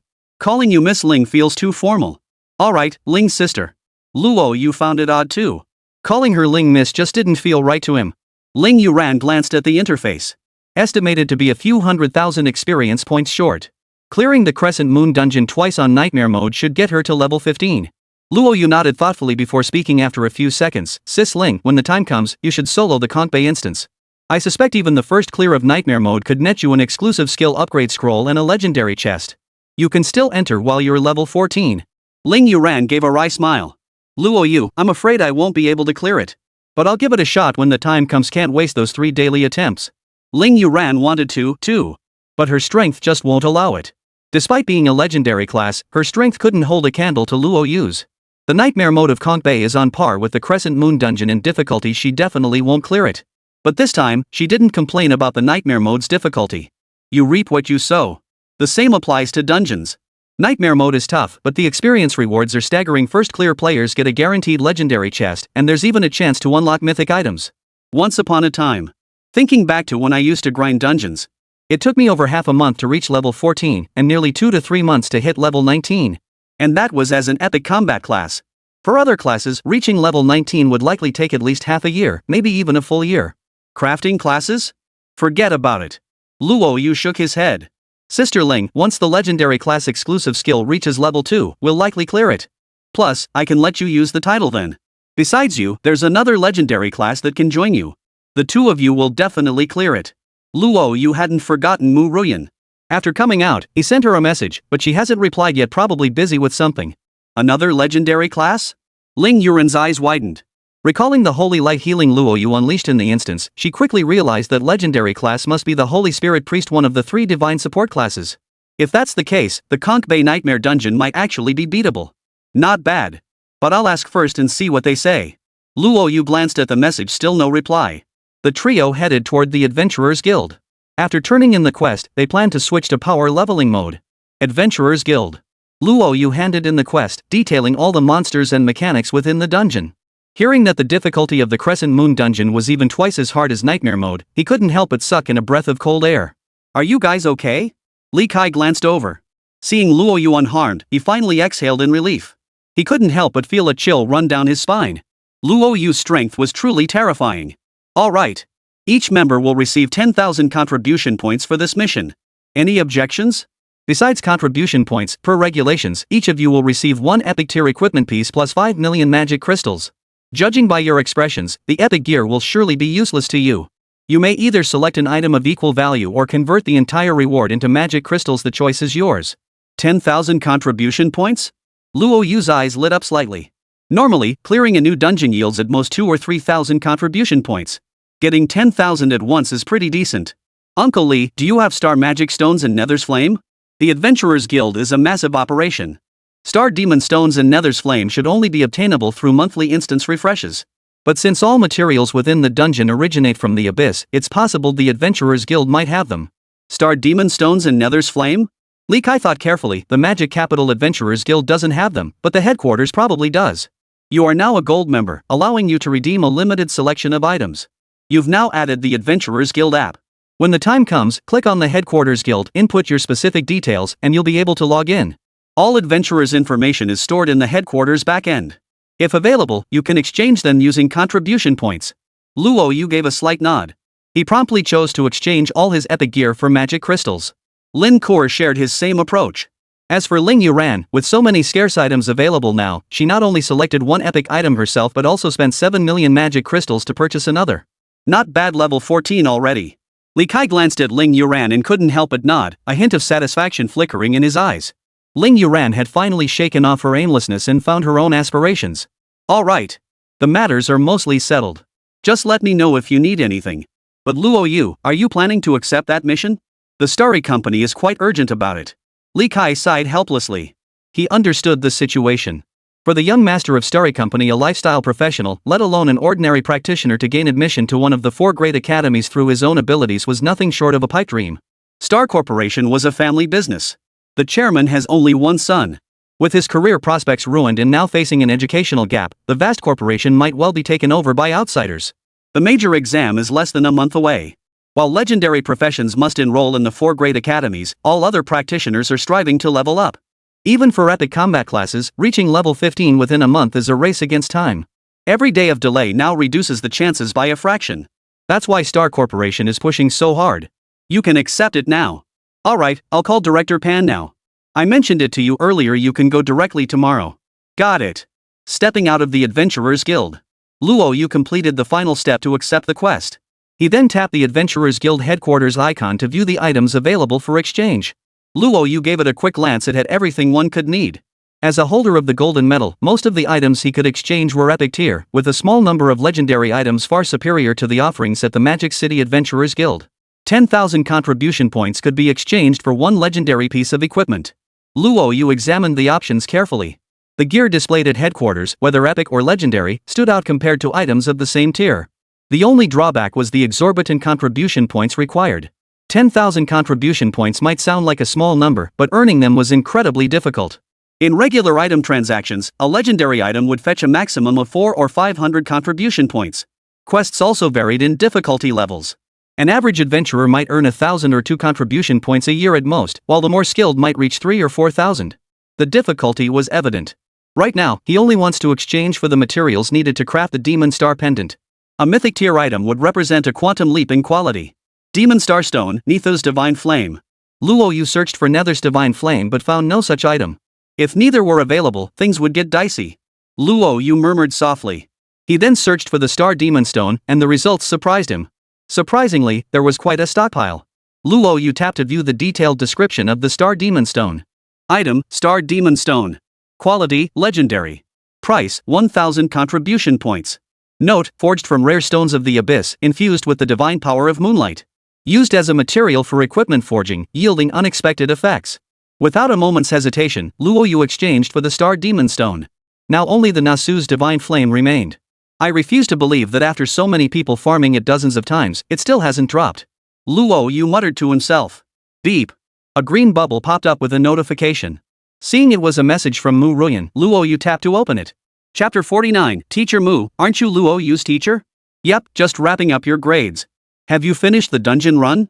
Luo Yu replied with a few messages and sent over the restaurant's location. He wanted to introduce the 3 girls to each other. At the same time, he had Mu Ruyan and Ling Yuran team up to run the nightmare mode of Conch Bay. A first clear would grant an exclusive skill book and a high chance of obtaining an exclusive weapon, a rare opportunity. He didn't feel comfortable with just one person, 2 would be much safer. Mu Ruyan was his first woman. Though he hadn't confessed yet, they both understood the unspoken truth their dynamic mirrored that of a couple. As his girlfriend, he would definitely lend a hand. Mu Ruyan had just finished her class change. He understood her background wasn't simple. Her exclusive skill was likely already at level 2, and her character level was probably quite high. She might even be able to team up with Ling Yuran to run dungeons, ensuring their safety. Let's grab a bite to eat first. Quickly. The three arrived at a restaurant. This restaurant was among the most luxurious in the entire Magic City. Only the wealthy or influential could enter. Had he not recently changed to the only hidden profession and filled his wallet to bursting, he wouldn't have dared set foot here. Good evening, welcome. How many guests will be dining? The waiter's peripheral vision caught Lin Kor and Ling Yuran, and he couldn't help but marvel. That young master again, how does he manage to attract such stunning women? Most patrons entering the restaurant were wealthy, and the beauties they'd seen before paled in comparison to these two women. 4 guests total. We'd like a private room. Certainly, please follow me. The three entered the private room and ordered several dishes. This is really expensive. Luo Yu glanced at the menu. A simple dish could cost over 10,000 magic crystals. Lin Kor couldn't help but gasp in shock. So expensive. One dish costs more than my parents' monthly salary. Lin Kor murmured softly. Had she not become a legendary professional, she likely would never have had the chance to dine here in her lifetime. But even so, the cheapest dishes on the menu started at 10 to 20,000 magic crystals, while the most expensive reached hundreds of thousands. Ling Yuran chuckled. The dishes at first-class immortal are different. The ingredients are sourced from monster parts, capable of temporarily boosting a professional's 4 core attributes. Many adventurers stop by to stock up on food before diving into dungeons, stacking buffs in advance. So that's how it is. Luo Yu and Lin Kor understood. Lin Kor, coming from a modest background, had never tasted buff-enhancing food before. As for Luo Yu, his original self was an orphan, starting out even more wretched than Lin Kor. Having soul transferred into this world 3 years ago, he'd spent all his time studying diligently, barely scraping by with his magic crystals for basic sustenance, let alone tasting foods that granted stacking buffs. Ling Yuran nodded. Indeed. Many wealthy individuals consumed dishes made from magical creatures daily. Long-term consumption not only extends lifespan but also enhances vitality, mana reserves, and even physical strength. Yet few practitioners could afford such meals regularly, only the elite few in the upper echelons of the demon capital. Does crafting buffed food also require a specific profession? Lin Kor asked curiously. Luo Yu smiled. Probably. I've seen a lifestyle profession called gourmet. Unlike ordinary life skills, it's quite similar to support roles. The dishes they create can apply buffs, enhancing the 4 core attributes. However, ordinary tier gourmets can only make relatively tasty food. Only rare and epic tier gourmands can create dishes that grant buffs. I've even heard of a legendary chef in Great Xia whose dishes could instantly level up a player by 1 upon first tasting, or even temporarily boost skills by 2 levels. Increasing health or mana is child's play for such a culinary master. Ling Yuran nodded. Luo Yu was right. Gourmets differ from ordinary life professions. High-tier gourmets who reach the rare tier prove more valuable than standard support roles and are highly sought after in parties. Yet few gourmet chefs ever reach the rare tier, let alone epic or legendary. Across the entire Great Xia, there was only one legendary gourmet. Lacking any combat capability, yet classified as a vital strategic resource. A single portion of his food could boost damage by a significant margin, making him a god-tier support for frontline troops. Ling Yuran sighed as she spoke. It's just a pity such gourmets are so rare. The Great Xia has been trying to cultivate another one, but no promising candidates have emerged. The three continued their discussion. Soon, a graceful figure pushed open the private room door. Mu Ruyan glanced at the room number and spotted Luo Yu seated inside. A breathtaking smile graced her jade-like features. She glanced at Lin Kor and Ling Yuran, both women she recognized. But they didn't recognize her. One was the sword immortal, Luo Yu's top combatant, capable of single-handedly slaughtering tens of thousands of demonic creatures. The other was the Night Slayer, capable of nearly one-shot kills against abyss bosses. She had assassinated dozens of abyss bosses and demons, striking fear into the abyss and prompting them to issue a bounty at great cost. Mu Ruyan felt a surge of awe. Because of her presence, Luo Yu had found them earlier. If this continued, the two women's strength would surpass even their previous incarnations. She felt little jealousy regarding their relationship with Luo Yu. This was simply how the world functioned now. The strong could have multiple wives. She had approached Luo Yu long ago, fully prepared for this reality. Compared to the two women, she felt more like the third wheel intruding on their relationship. Luo Yu, these two sisters are. Mu Ruyan feigned ignorance, glancing at Luo Yu with curiosity. Seeing Mu Ruyan, Lin Kor and Ling Yuran were slightly surprised. They hadn't expected Mu Ruyan to be Luo Yu's final guest. In the Demon City, Mu Ruyan's reputation was widely known, and men who pursued her were as numerous as fish crossing the river, yet she showed no interest in any of them. Rumors even swirled that Mu Ruyan was a lesbian. But seeing her appear today, neither woman was foolish. They vaguely understood that Mu Ruyan's relationship with Luo Yu was far from ordinary. It was a woman's intuition. Mu Ruyan entered the private room and sat down beside Luo Yu with effortless ease, her body brushing against his. Luo Yu casually took her bag and placed it beside them. Only those who are very intimate would act this way. So all those rumors circulating outside were just gossip after all. But Luo Yu was a student at Shanghai's top high school, and teacher Mu was a faculty member there. Their relationship. Lin Kor, who was in the same grade as Luo Yu, knew more about the situation. After all, Mu Ruyan was the dream girl of countless men. She'd even seen many classmates with photos of Mu Ruyan set as their phone lock screens. Who would have thought? If word of this got out, it would probably send shockwaves through the entire city. Who could have imagined that the city's most beautiful woman would fall for one of her own students? Luo Yu remained oblivious to their thoughts. Ruyan. This is Lin Kor, who has transitioned to a blade dancer, a warrior-type combat class capable of facing enemies head-on with consistent damage output. This is Ling Yuran, who has transferred to the Shadowhunter class, an assassin-type combat profession with high critical strike potential against bosses, moving with ghostly agility. Luo Yu then introduced Mu Ruyan to the two. You should know Ruyan, a teacher at Magic City's top high school.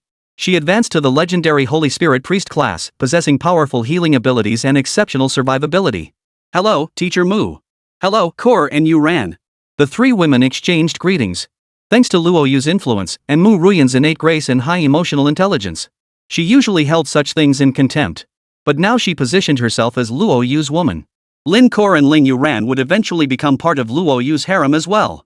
Whether to help Luo Yu consolidate his harem or for her own selfish reasons, she would spare no effort to befriend the two women. Soon, she blended seamlessly with them, their bond unusually harmonious, like long-lost girlfriends reunited. Teacher Mu, aren't you and Luo Yu teacher and student? Finally, Lin Kor managed to ask the question that surprised her. Chapter 50, Love Makes No Sense. Teacher Mu, aren't you and Luo Yu teacher and student?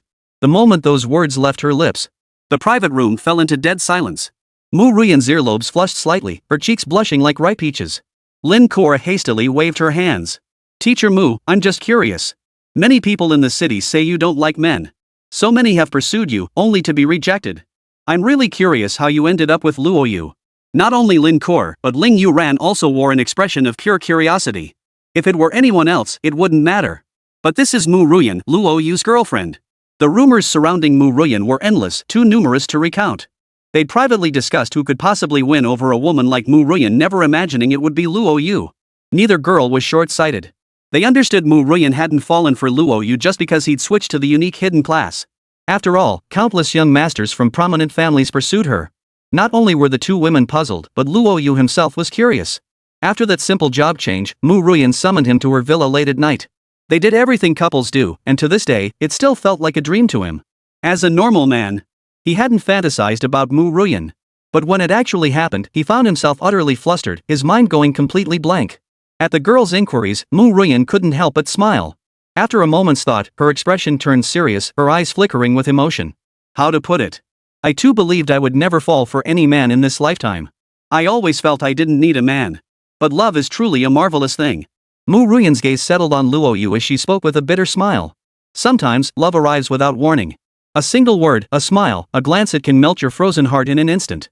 Love defies all logic. Some pursue it for years, never finding it. Others are ensnared by a single glance, a single word, and remain captivated to this day, unable to forget even unto death. So, Mu Ruyan smiled. My feelings for Luo Yu are like that. As his homeroom teacher, I couldn't pinpoint when his image began to take root in my heart. So after he changed careers, I confessed my feelings to him. So that's how it was. Lin Kor and Ling Yuran nodded. Mu Ruyan was right. Love defies all logic and knows no order of precedence. Ling Yuran might not fully grasp this yet, but Lin Kor, glancing at Luo Yu out of the corner of her eye, understood exactly what Mu Ruyan meant. Mu Ruyan smiled. Her gaze softened as she looked at Luo Yu. Seeing him slightly dazed, she gently took his still childish hand in her own. How could anyone else possibly know the depth of her feelings for Luo Yu? It was Luo Yu who saved her in her darkest hour. 3 days together. They exchanged few words, yet every one was etched into her heart. The warmth of his embrace, even after all these years, she could never forget. Heaven had granted her a second chance. No matter what, she would cherish every moment spent with Luo Yu.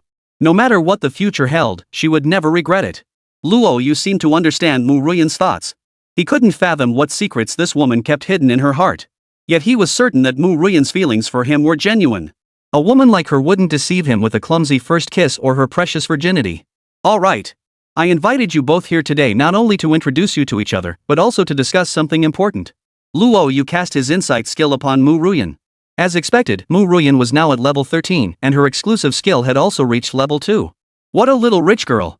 Who would have thought the exclusive skill upgrade scrolls didn't need to be looted? Chapter 51, The Wine Master Arrives. Inside the private room, the four chatted in perfect harmony. Mu Ruyan's holy light healing had indeed upgraded to level 2, explaining why it had previously increased by 50%. After a bit of small talk, Luo Yu brought up the main reason for their gathering today. Ruyan, Lingjie, you're both level 14 now. You can team up to clear the Konkbei Nightmare Mode dungeon. This is the Medusa Slayer title. Once inside, using the title will reduce the difficulty of the first 2 dungeon stages. With your current strength, clearing Nightmare Mode should be no problem. After Cora and I cleared it, we each got an exclusive skill upgrade scroll and our own unique weapons. I suspect these are guaranteed drops from Konkbei Nightmare Mode. The importance of exclusive skill scrolls and weapons goes without saying. Obtaining them would grant them terrifying power boosts. Luo Yu handed the title to Mu Ruyan. The exclusive skill upgrade scroll is a guaranteed drop in Konkbei Nightmare Mode, with a high probability of also dropping exclusive weapons. Otherwise, Luo Yu and Lin Kor wouldn't have both obtained exclusive weapons simultaneously. He had a premonition. The professionals he contracted would prove immensely helpful.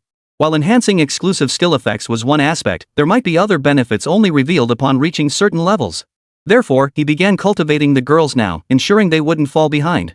This would also enhance safety during future dungeon runs. Got it. Mu Ruyan took the title and glanced at its effects, unable to hide her surprise. The first 2 dungeon stages have their difficulty reduced by 50%, and it grants immunity to all debuffs. This is a god-tier item for running Nightmare Mode. With this title, their confidence soared. Having lived a lifetime, Mu Ruyan knew far more than Lin Kor and Ling Yuran. Their greatest contribution to Luo Yu lay in enhancing their own strength. Based on intelligence she'd seen about him, the more powerful the contracted professionals he bound, the more terrifying his potential power would become.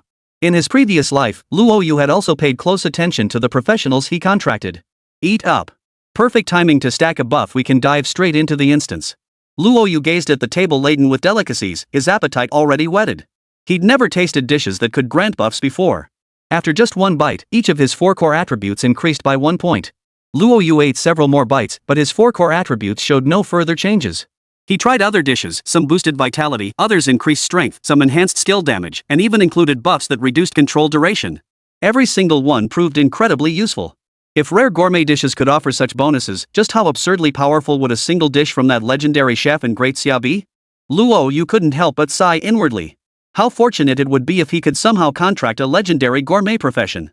A single dish granting multiple buffs, control immunity, HP boosts, MP replenishment without clashing with support classes in dungeons? Absolutely perfect. The meal concluded. The 4 headed straight to Nightmare Mode at Konkbei. Few people were present today. The appearance of the 3 women caused quite a stir. They dared only watch from afar, take any action. Ruyan, put on the signal blocker. Luo Yu handed Mu Ruyan a shielding orb to block the dungeon's completion score. Mu Ruyan was quite famous in Magic City. Everyone knew she was a rare support class, an elf priest. Relying solely on her rare support class wouldn't be enough to clear the Nightmare Mode of Konkbei. If discovered, trouble would inevitably follow. Better to use the shielding device to block the instance entirely, ensuring absolute safety. Mu Ruyan stowed the orb into her void ring, and Luo Yu briefed the 2 women on the dungeon specifics. Don't worry about Medusa, she only has 40,000 HP. Your abilities are more than enough to take her down instantly. As for the Inferno Hydra, it has 120,000 HP and is immune to most magical damage. Ling will handle it, while Ruyan focuses on healing. Your gear is top-notch now. Logically, you should have no problem. If anything goes wrong, don't linger in battle, just get out of the dungeon immediately. Mu Ruyan disliked being lectured. Despite Luo Yu's constant nagging repeated several times along the way, she showed no sign of annoyance. Instead, her beautiful eyes softened as she listened attentively. Alright, that's about it. Let's head in and give it a try. Don't worry, we'll definitely clear it. The 2 women turned and entered the instance. Luo Yu felt no worry. Mu Ruyan and Ling Yuran were both legendary tier characters, each possessing second-tier exclusive skills. Even if they couldn't clear the instance, they wouldn't encounter any danger within it. During the pause, Luo Yu contemplated his next steps. Leveling up was undoubtedly the most crucial task. The 4 major academies required a minimum level of 19 for admission. Currently at level 16, his strength far surpassed that of ordinary level 19 players, so he shouldn't have to worry. However, I couldn't afford to fall behind in leveling. The Lantern Duke had surely detected my presence and would seek revenge sooner or later. I had to strengthen myself quickly. Leveling up was important now, but the Demon Star Pendant was even more crucial. Mythic gear could elevate my combat effectiveness to a whole new tier, significantly boosting my survivability. Luo Yu understood this clearly. No one could be relied upon. While the Adventurers Guild did offer significant protection to prodigies, but the Abyss seeps into everything. There's always a chance they'll slip up. The Abyss claims countless geniuses every year. Rather than pin all hopes on the Adventurers Guild, it's wiser to strengthen oneself. Once Ruyan and the others hit level 15, they'd immediately use the boss summon scroll. A boss with 10 million HP? That should be quite the challenge. Not bad. Luo Yu had the two women enter the instance to level up this time. Not only to boost their own power, but also to prepare for the regional boss. He was indeed powerful, but still no match for the regional boss. Regional bosses are incredibly powerful. Typically, it takes hundreds of players at minimum dozens to take one down. Just its health pool alone can reach tens of millions, not to mention its dazzling array of skills that are overwhelming and impossible to guard against. However, the rewards after defeating it were unprecedentedly terrifying, along with massive amounts of experience. That's why Luo Yu wanted to give it a shot. Among the four, he was the all-rounder capable of playing support, assassin, and warrior roles. The only missing piece was a tank. With all their exclusive skills at level 2 and his own damage output off the charts, they might just be able to wear the zone boss down to death. When that happened, the loot drop would surely be substantial. Meanwhile, Adventurers Guild. An old man clad in a Taoist robe, a flask slung at his waist, reeking of alcohol and looking utterly disheveled, sat before the surveillance room. Rarely serious, his aged eyes were fixed intently on the screen. Li Kai stood cautiously by his side, holding his breath. Holy moly! How did we manage to bring this big shot here? Li Kai swallowed hard, standing cautiously to the side, not daring to breathe a word. The old man before him was no ordinary figure, he was one of the few at the very pinnacle of China's elite. Li Kai, you've done a tremendous job this time. The old man's complexion was ruddy. Every recording of Luo Yu's dungeon runs within the footage, including his class, exclusive skills, was meticulously reviewed by the old man before him. Leaning back in his chair, the old man closed his eyes, his voice trembling slightly. The sole hidden class, Transmuter. Possessing the ability to transform a class into a legendary class, gaining their exclusive skills. The old man's eyes snapped open. Li Kai, Luo Yu's class is terrifying. But can the professionals bound by his contract truly unleash the power of legendary professions? You should know that professions like this often inflict severe consequences on those who undergo the transfer. Li Kai's body trembled. The old man's words struck him like a heavy hammer to the chest. 130 years ago, that practitioner hailed as the greatest prodigy of the Great Xia dynasty had transferred into the mythical profession of Zhongkue. He too could bestow titles upon practitioners, though nowhere near as extreme as Luo Yu. That individual could only command professions below the epic tier. Even so, he became a figure fiercely protected by the upper echelons of Great Xia. His emergence sent the Great Xia into a frenzy of excitement. Mass-producing epic-tier professions meant Great Xia's strength could surge 100-fold, 1,000-fold. The Abyss would stand no chance. Alas, as more and more practitioners received their decrees, some began experiencing physical discomfort. They sensed something profoundly wrong and sought examination by legendary physicians. Yet no cause could be found. To their horror, the afflicted individuals rapidly lost vitality, their organs failing at an alarming rate. Within a mere fortnight, they perished in the hospital. Such incidents escalated, all sharing identical symptoms and a fatal commonality. The patients had all received the decree. Because of this, everyone came to understand the immense side effects of that person's exclusive skill. Changing to any other profession came at the cost of death. The incident caused a major uproar back then. Many of the professionals who had received the decree had powerful connections, and the individual responsible was imprisoned. For 100 years, no one heard of him again. Few knew of this incident due to its terrible repercussions. Upon hearing of this, the old wine merchant rushed straight to the demon capital. If Luo Yu's exclusive skill carried such terrifying side effects, he would stop it completely. Yet a glimmer of hope lingered within him. Especially after witnessing Luo Yu's performance, a sinister thought took root in his mind. If Luo Yu continued to grow, possessing all legendary class exclusive skills, he couldn't fathom how terrifying that would be, potentially capable of single-handedly suppressing an entire Abyss army. Now, with the Great Xia's front lines facing dire straits and no turning point in sight, the region might well fall. More lives would be lost then. Better to sacrifice a small number of professionals at the outset and allow Luo Yu to develop fully. The thought barely formed before the old wine merchant shook his head. No. Professionals exist to protect the weak. We cannot do that. The old drunk took a deep breath. He hoped the final outcome would align with his wishes. After all, Luo Yu was the only hidden profession, surpassing even mythical professions in quality. They hoped the side effects would be minimal as long as it didn't endanger his life, they could accept it. What about the professional bound to Luo Yu's contract? What's his current status? Chapter 52, Mu Ruyan and Ling Yuran's horrified reactions. Wine Master. The recording of the Crescent Moon Instance strategy is also available. Miss Mu and Ling Yuran are also practitioners of the Luo Yu Covenant, currently in the Conch Bay Nightmare Dungeon. Knowing Luo Yu's profession, Li Kai had secretly dispatched men to protect them. Their movements were as transparent as day to him. That girl from the Mu family, has she also transferred to a legendary profession? Li Kai nodded quickly, then added as an afterthought, old wine, Miss Mu and Luo Yu seem to have an unusual relationship. I heard Luo Yu spent the night at Miss Mu's apartment the day before yesterday. The Adventurers Guild wields immense influence. Investigating such minor matters is a piece of cake. Old wine nodded thoughtfully. How interesting. I heard Miss Mu was still in the imperial capital yesterday, having a rather unpleasant argument with that family over the engagement. Who would have thought Miss Mu already has someone in mind? Li Kai's expression darkened. Old wine, that family has an 80th tier battle venerable protecting them. If they find out about this, might they? The old wine master spoke calmly. Luo Yu is cut from the right cloth. No one can touch him. The imperial capital's aristocratic families may have deep roots, but the Great Xia Empire isn't ruled by them, it's ruled by its hundreds of millions of citizens. Luo Yu's abilities are beyond reproach. No one can touch him. Li Kai felt a surge of relief, yet his heart remained uneasy. He knew Luo Yu's strength well, he'd staked everything on him. Naturally, he wouldn't want any other matters to cause him to falter midway. All right. Bring up the footage of that girl talking to Mu. The old wine merchant wore a stern expression. Luo Yu's profession determined the rise and fall of Great Xia. A legendary profession could unleash astonishing power on the battlefield. Every legendary practitioner was a priceless treasure to the Great Xia, holding immense weight. If Luo Yu could truly enable a class to transition into a legendary profession even at some cost, he would instantly become the Great Xia's most vital protected asset. Li Kai retrieved the dungeon footage. The Adventurers Guild constantly monitored the dungeon and could employ special means to view it, though such measures were only taken for matters of great importance. The dungeon scene appeared on the screen. Spotting Mu Ruyan and Ling Yuran, old wine sat up straight, his eyes gleaming with intensity. When major matters were at stake, he dared not show the slightest negligence. Inside the instance, Mu Ruyan activated her title, reducing the instance difficulty by 50%. Observing the heavily armored catfish and jellyfish archers before them, their health pools were relatively low, and their physical attacks were weak. Leave it to me.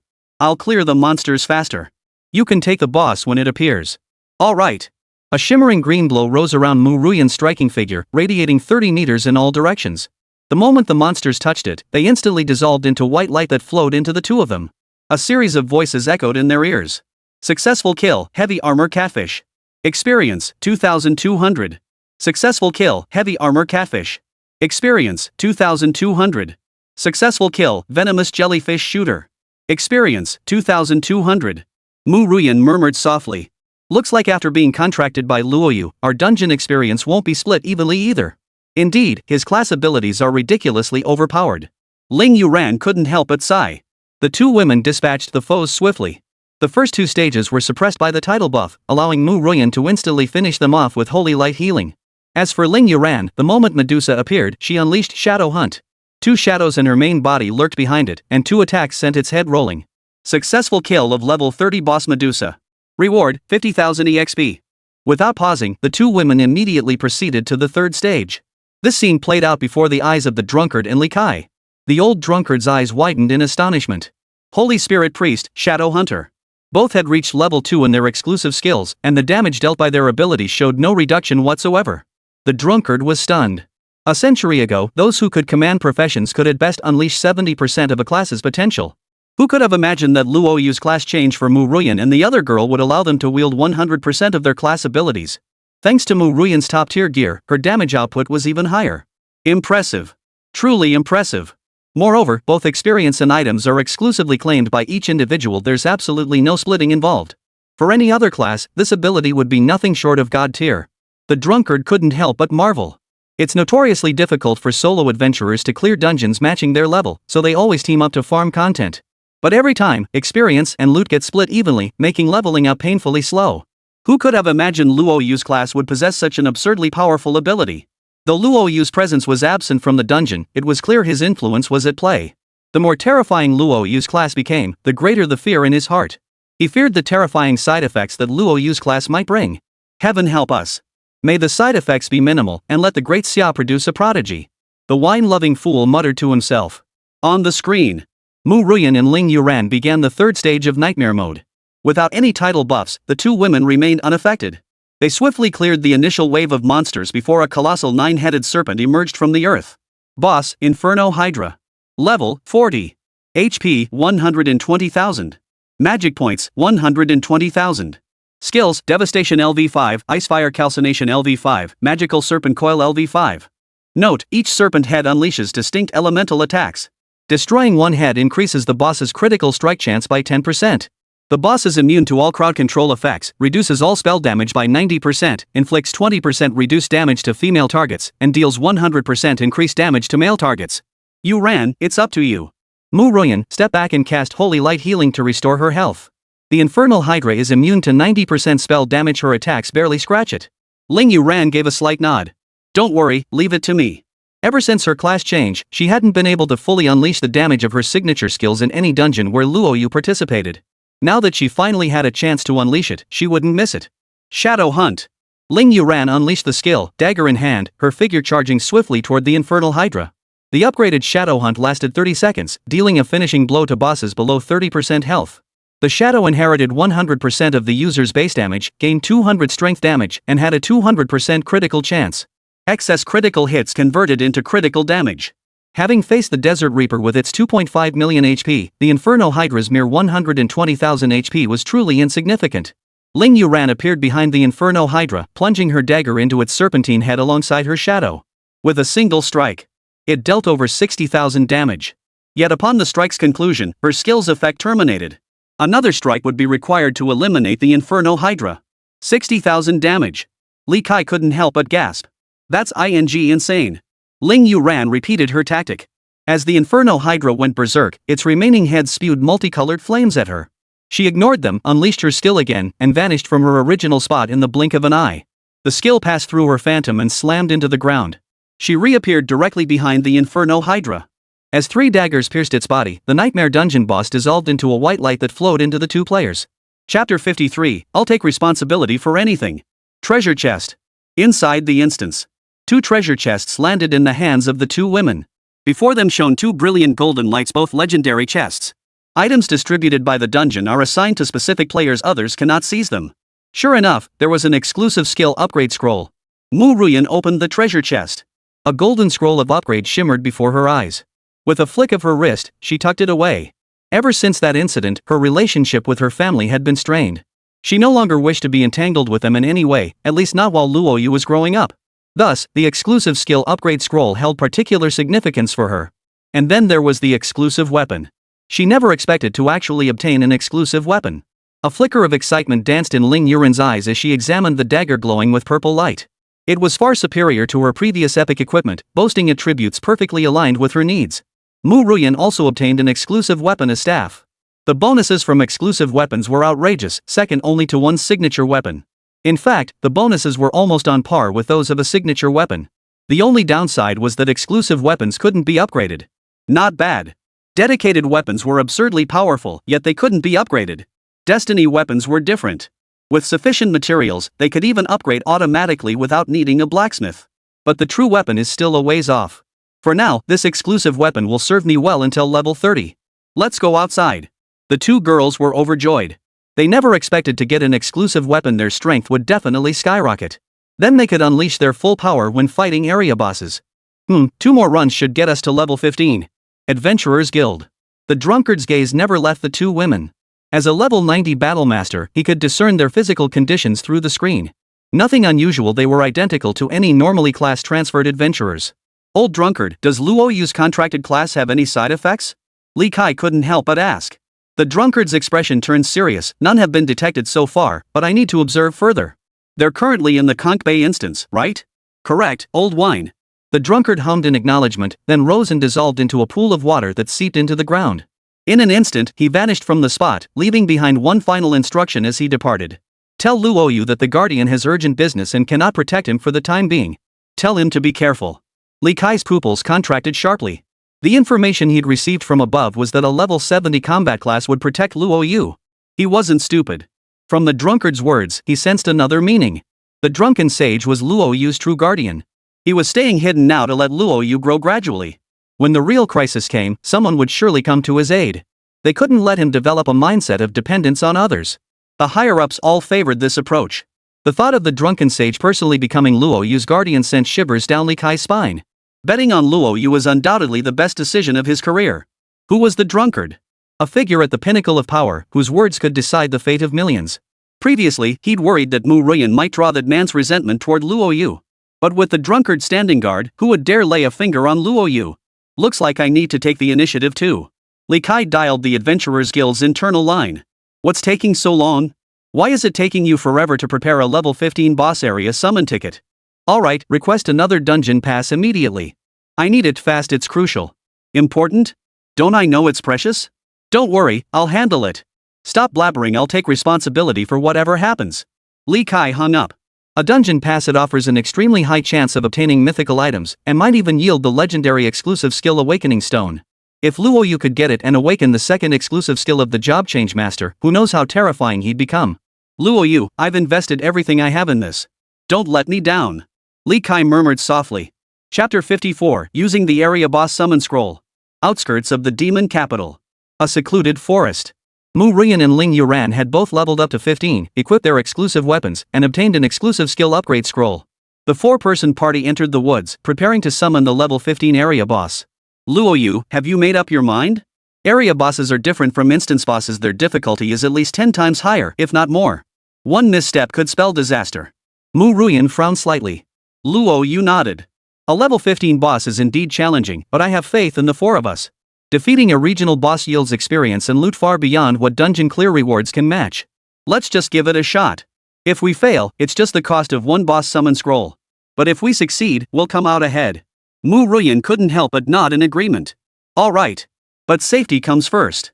When your life is in danger, don't linger in battle. Abandon the boss fight immediately. Luo Yu nodded. Then, still uneasy, Mu Ruyan gave each of them numerous magic potions, health potions, and even temporary buff potions. Strength potions. The potions I'd saved were crafted by an epic-tier profession alchemist. They could boost damage by 5 points within 10 minutes. Mu Ruyan handed the strength potions to Luo Yu and his two companions. As combat-focused classes, these potions were crucial for them. Strength potions weren't cheap, a single vial cost over 100,000 gold. Alchemists were among the most lucrative professions.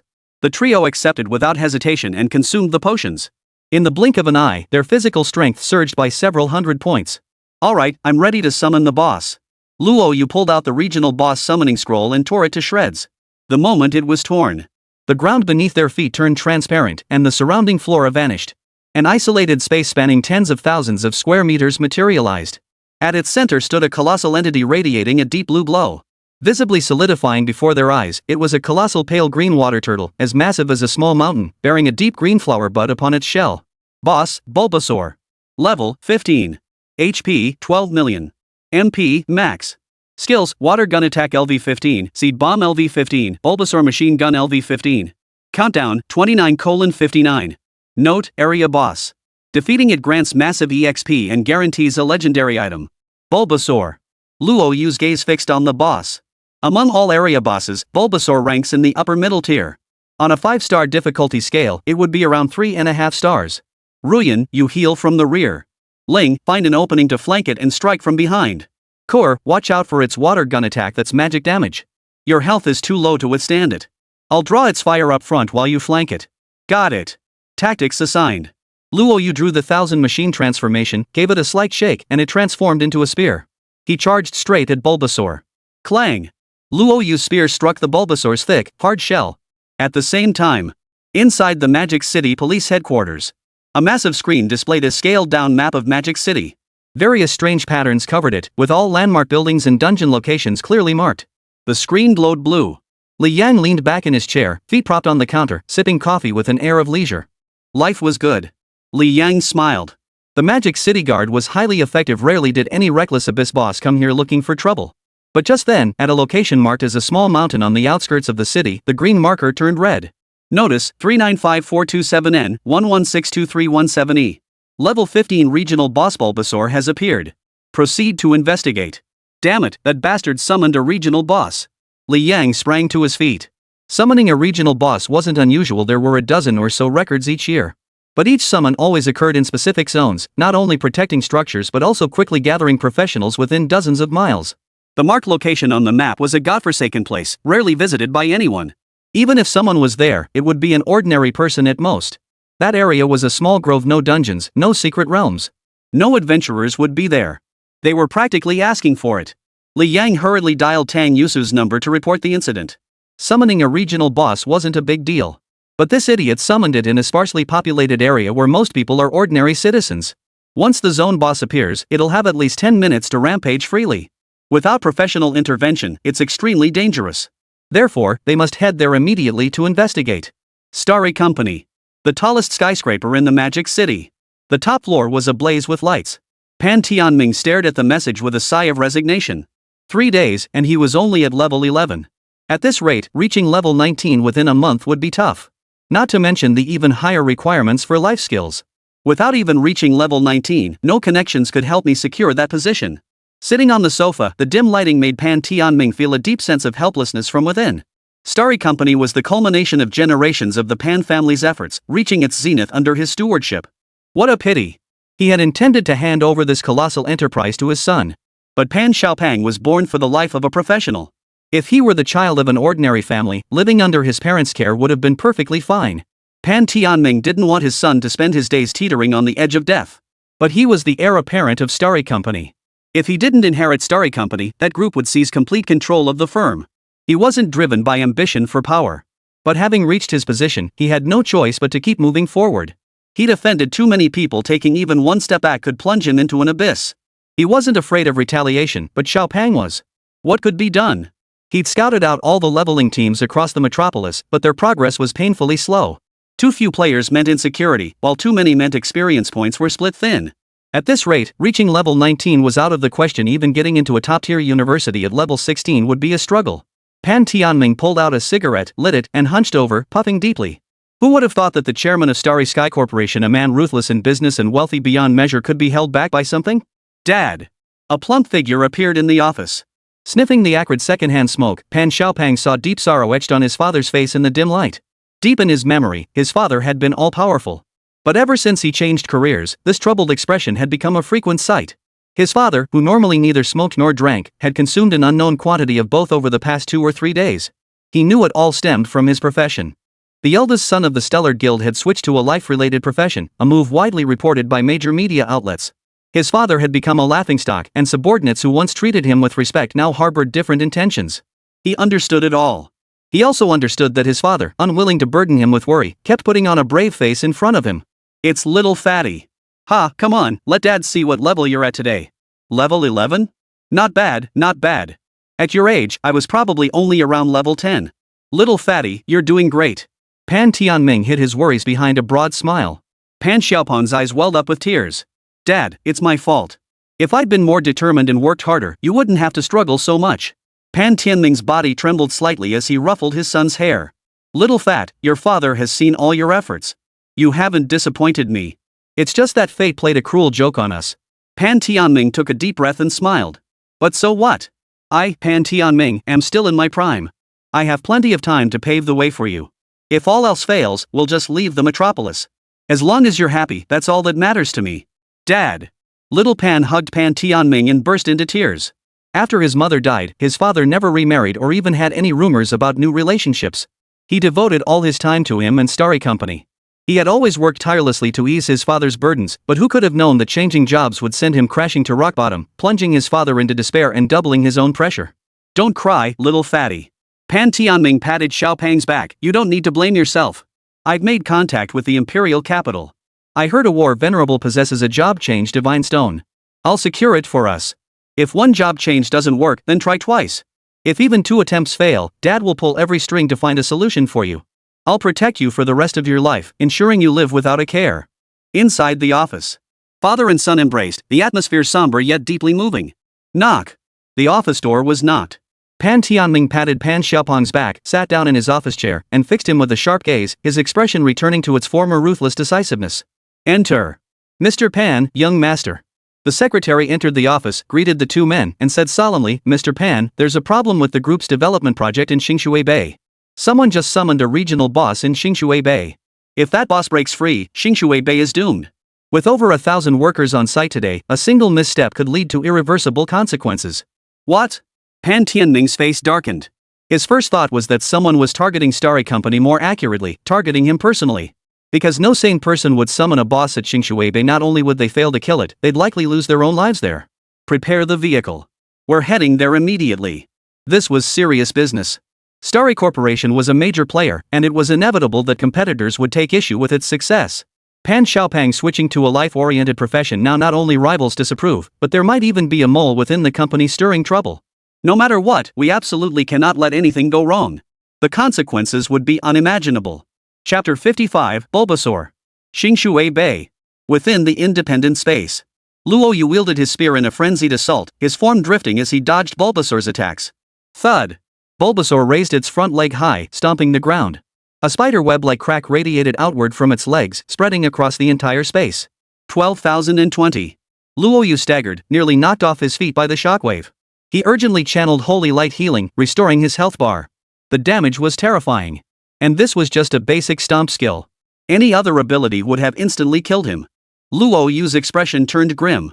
He had to find Bulbasaur's weakness quickly. Otherwise, his attacks would be like scraping the surface, dealing 1,000 or 2 HP per hit but making no real dent. Luo Yu unleashed Shadow Hunt, his figure darting toward Bulbasaur with blinding speed. Abdomen, limbs, head. He struck every part of it, yet the results were negligible, utterly ineffective. At that very moment, a dark green bud on Bulbasaur's back blossomed into a pink flower. 2 vines as thick as an adult's calf emerged from within, resembling twin cannon barrels. They puffed out a series of water bubbles. Luo Yu vanished from his original position. 2 shadows materialized, one slashing at the bud, the other lunging toward the vines. 20,345. 1,293. It worked. A flicker of delight crossed Luo Yu's eyes. The weak point is the bud, just attack its bud. Got it. Lin Kor and Ling Yuran looked for opportunities to chip away at the bud. Knowing the weakness, Luo Yu activated Shadow Hunt. 3 figures leaped onto Bulbasaur's back, unleashing a sword array strike that slammed into its bud. 239,280. 209,384. 223,845. 3 strings of crimson numbers appeared, and Luo Yu couldn't help but smile. It worked. The 3 women rejoiced at the sight. Luo Yu's damage output was truly terrifying. With just 1 strike, he instantly drained Bulbasaur of 650,000 HP. At this rate, it wouldn't take long before his own boss was taken down.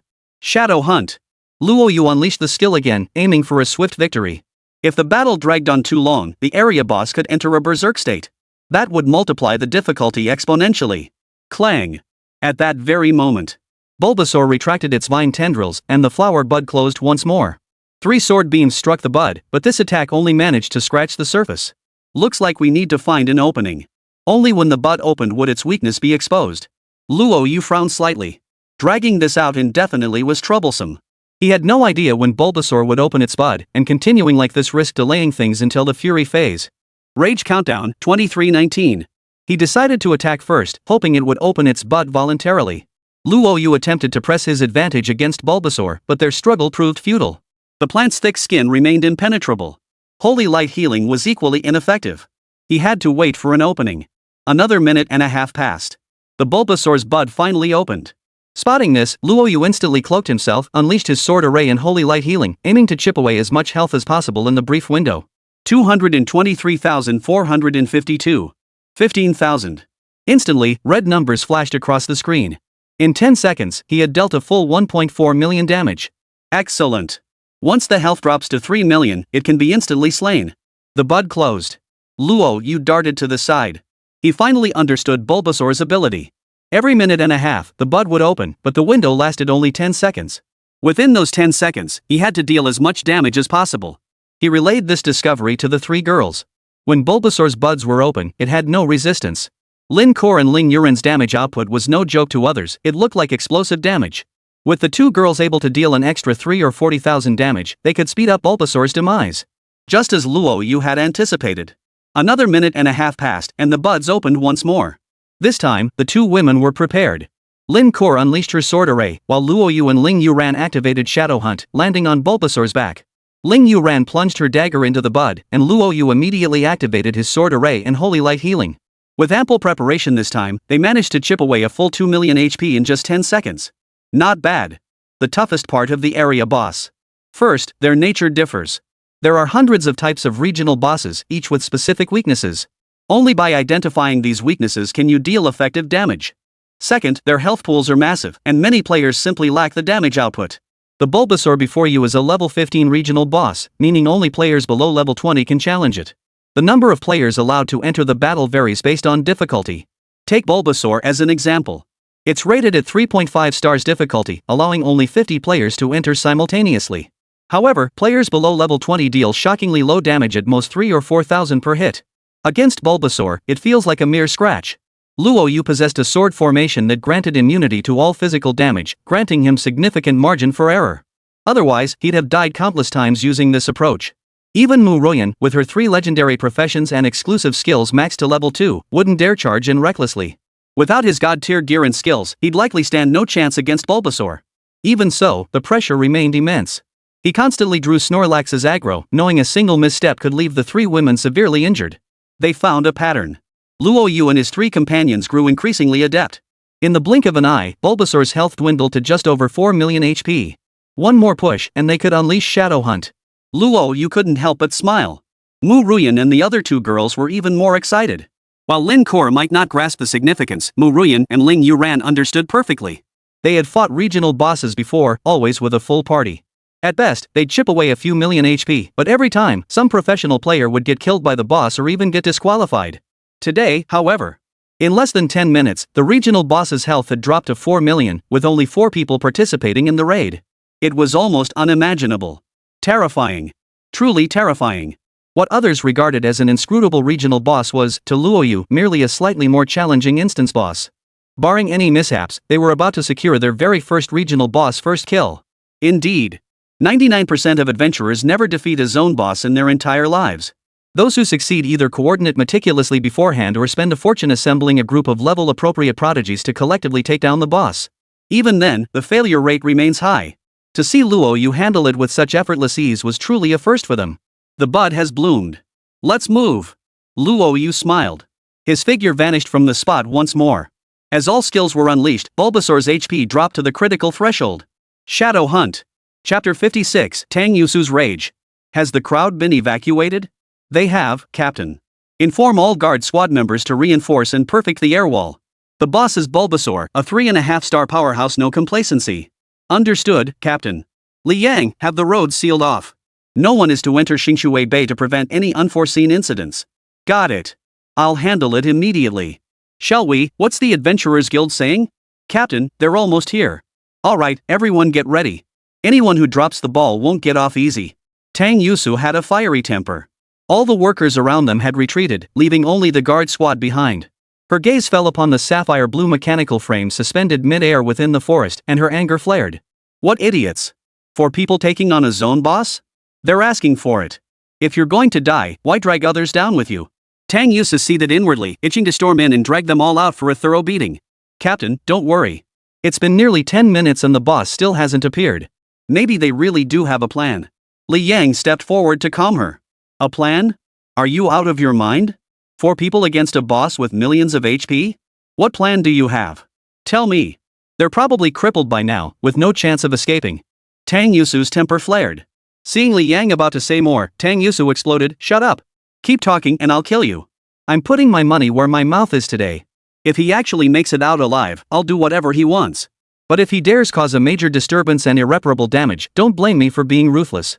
Tang Yusu drew her whip and lashed it against a tree trunk, snapping it clean in 2. The others swallowed hard. Not a word escaped their lips.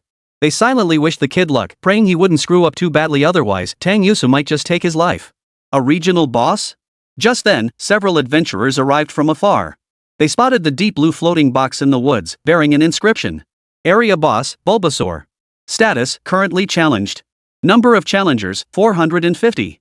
Auto entry permitted, no. No. Are you kidding me?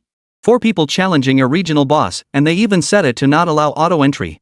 10 minutes and already they're probably dead inside by now. Sigh, idiots are everywhere, but this year they're especially thick. Speechless. The few professionals present stared wide-eyed. Xingshui Bei used a regional boss summon scroll, sure they're not courting death? How can there still be such fearless fools here? Tang Yusu was in full swing. Spotting the adventurers who'd appeared out of nowhere, she cracked her whip against the ground and roared at them. Get the hell out of here. Once the boss appears, we won't have time to save fools. Officer Tang. Spotting Tang Yusu, the group bolted frantically without looking back. Who in the entire Magic City didn't know about that stunningly beautiful female cop? Unfortunately, she had a fiery temper and had beaten so many professionals into the hospital that people feared her. Time ticked away within the frame. The boss would break free in 20 minutes. Watching the crew at work, Tang Yusu's face flashed with impatience as she paced restlessly. Why aren't they here yet? These useless adventurers from the guild always slow us down. Once this is over, I'll report them to the higher-ups. She wasn't the only one anxious. Pan Tianming was too. Got it, I'm on my way. He hung up the phone. Pan Tianming's face was flushed with anger. This is reckless, utterly reckless. 4 people challenging a level 15 zone boss? That's no different from suicide. If they die, so be it. But dragging me down with them? What the hell is that about? He should count himself lucky he died in the space. Otherwise, I wouldn't have spared them. Pan Tianming's face darkened. Hearing his subordinates report the incident over the phone, he grew increasingly certain that this was no simple matter. Someone was definitely pulling the strings. Those who could afford regional boss summon tickets were either wealthy or influential. They couldn't possibly be unaware of the terror these bosses posed. It was highly likely someone had deliberately given them these tickets as a means to target Starry Company. Or rather, to target him personally. Don't let me find the evidence. If I do, I won't let it go. Chapter 57, Mythic Equipment Blood Phoenix Dragon Jade Bracelet. Damage Settlement. First place, reward Mythic Treasure Chest X1, exclusive skill upgrade scroll X3, skill upgrade scroll X20. Second place, reward Legendary Chest X3, exclusive skill upgrade scroll X2, skill upgrade scroll X10. Third place, reward Legendary Treasure Chest X2, Legendary Skill Book X1, exclusive skill upgrade scroll X1, skill upgrade scroll X5. 40th place, reward 1 Legendary Chest, 2 Epic Skill Books, 20 skill upgrade scrolls. Luo Yu lands the final blow, reward, Bulbasaur Gift Pack X1. Successfully defeated level 15 area boss Bulbasaur. Reward, 5 million EXP. Inside the space. Bulbasaur crawled on all fours across the ground. Luo Yu stood atop its back, a white glow of leveling rising from his body as his spear pierced through its skull. A series of voices entered the ears of the 4. Bulbasaur's corpse dissipated, and over 10 dazzling golden beams rose up, one crimson beam shining the brightest. Mythic Treasure Chest. Luo Yu's eyes flickered as he opened the chest, eager to see what items it would yield. Bracelet, Blood Phoenix Dragon Jade Bracelet. Level, LV 15. Constitution, 2000. Spirit, 2000. Red entry, killing a dungeon boss increases all 4 attributes by 20 points. Skills deal 200 magic damage based on strength, blocks 3 fatal attacks, and grants 100 magic damage immunity. Equipment skill, Rebirth LV1 designated class only. Restores all status effects, grants invincibility for 1 minute, and increases combat power by 500. This is a mythic tier item? Luo Yu was utterly stunned. Mythic gear comes with an additional equipment skill, something legendary gear lacks.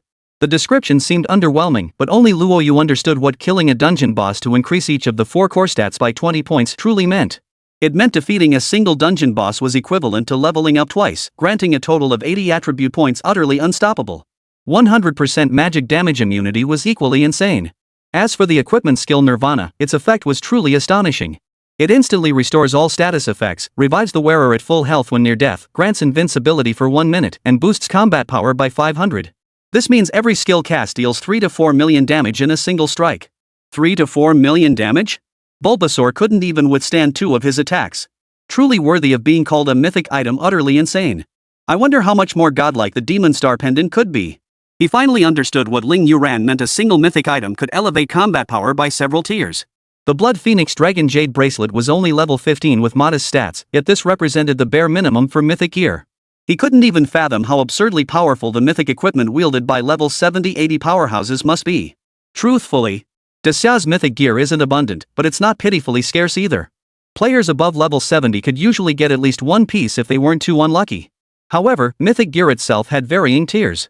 The Blood Phoenix Dragon Jade Bracelet could at best be considered near mythic, yet at this level, it was utterly devastating. Especially when equipped with skills, its quality rises to an entirely new tier. A true treasure. Luo Yu equipped the Blood Phoenix Dragon Jade Bracelet. As for the Black Iron Bracelet, Luo Yu felt rather helpless. He couldn't bear to discard gear without level restrictions either, so he planned to find time to figure out how to upgrade it. 3 exclusive skill upgrade scrolls plus 20 regular upgrade scrolls. Luo Yu was over the moon. The Bulbasaur seed was indeed tough to defeat. 1 slip-up could mean instant death. But there was no denying the rewards were incredibly generous. Just 1 battle could fill your stomach. No wonder so many were eager to take down the Conquest Zone boss. Exclusive skill upgrades now required 3 upgrade scrolls. Luo Yu hesitated, glancing at his 3 skills. All 3 were god-tier abilities. He wanted to upgrade them all, but he can only choose one. Holy Light Healing restored HP with incredible potency. But with my current 100 strength immunity and magic immunity, I can withstand monster attacks for now, so it's unnecessary. Shadow Hunt was also a god-tier skill, terrifyingly effective against bosses. However, its explosive single-target damage wasn't necessary since he could already handle most bosses without difficulty. Luo Yu's gaze settled on Sword Array. The Sword Array dealt high damage and possessed AoE capabilities. Upgrading it and pairing it with Shadow Hunt would undoubtedly yield unexpected synergy, significantly speeding up dungeon runs. Luo Yu chose to upgrade Sword Array. Sword Array LV3 deploys a sword formation that continuously consumes mental energy. Each activation costs 600 stamina. Within a 40-meter radius, allies gain immunity to 200 strength attacks. Inflicts 400 strength critical damage on enemy units, with critical damage increased by 2000. Each critical hit overflow converts into 6 critical damage. Possesses splash effect with a 30-meter radius, dealing 50 splash damage. Allies within the array gain a 50 strength shield based on damage dealt, lasting 90 seconds. Another terrifying upgrade. Luo Yu gasped for breath. The splash radius increased by 10 meters, the immunity to strength attacks also rose, 300 critical points became 400, each overflowing critical point converted into 6 points, and the splash damage remained at 50. Luo Yu calculated the damage the sword formation could now unleash in a single strike. The sword array alone could deal 600,000 damage per strike. Combined with the 1000 machinations 50 strength boost and its 50 skill effect, it could easily surpass 1,000,000 damage. I'm only level 16. Luo Yu was utterly stunned. Now even a single splash attack could deal 6 or 70,000 damage, proof of just how terrifying the sword formation's enhancement was. The upgrade granted another new buff. Luo Yu examined the strength shield. All allies within the sword array gained a shield equal to 50% of their damage output, meaning hundreds of thousands of strength shield points. Not only did this protect them, but it also maximized their damage output. It was utterly unstoppable. Not bad, truly godlike. Luo Yu smiled. He proceeded to upgrade Ice and Desert Hurricane.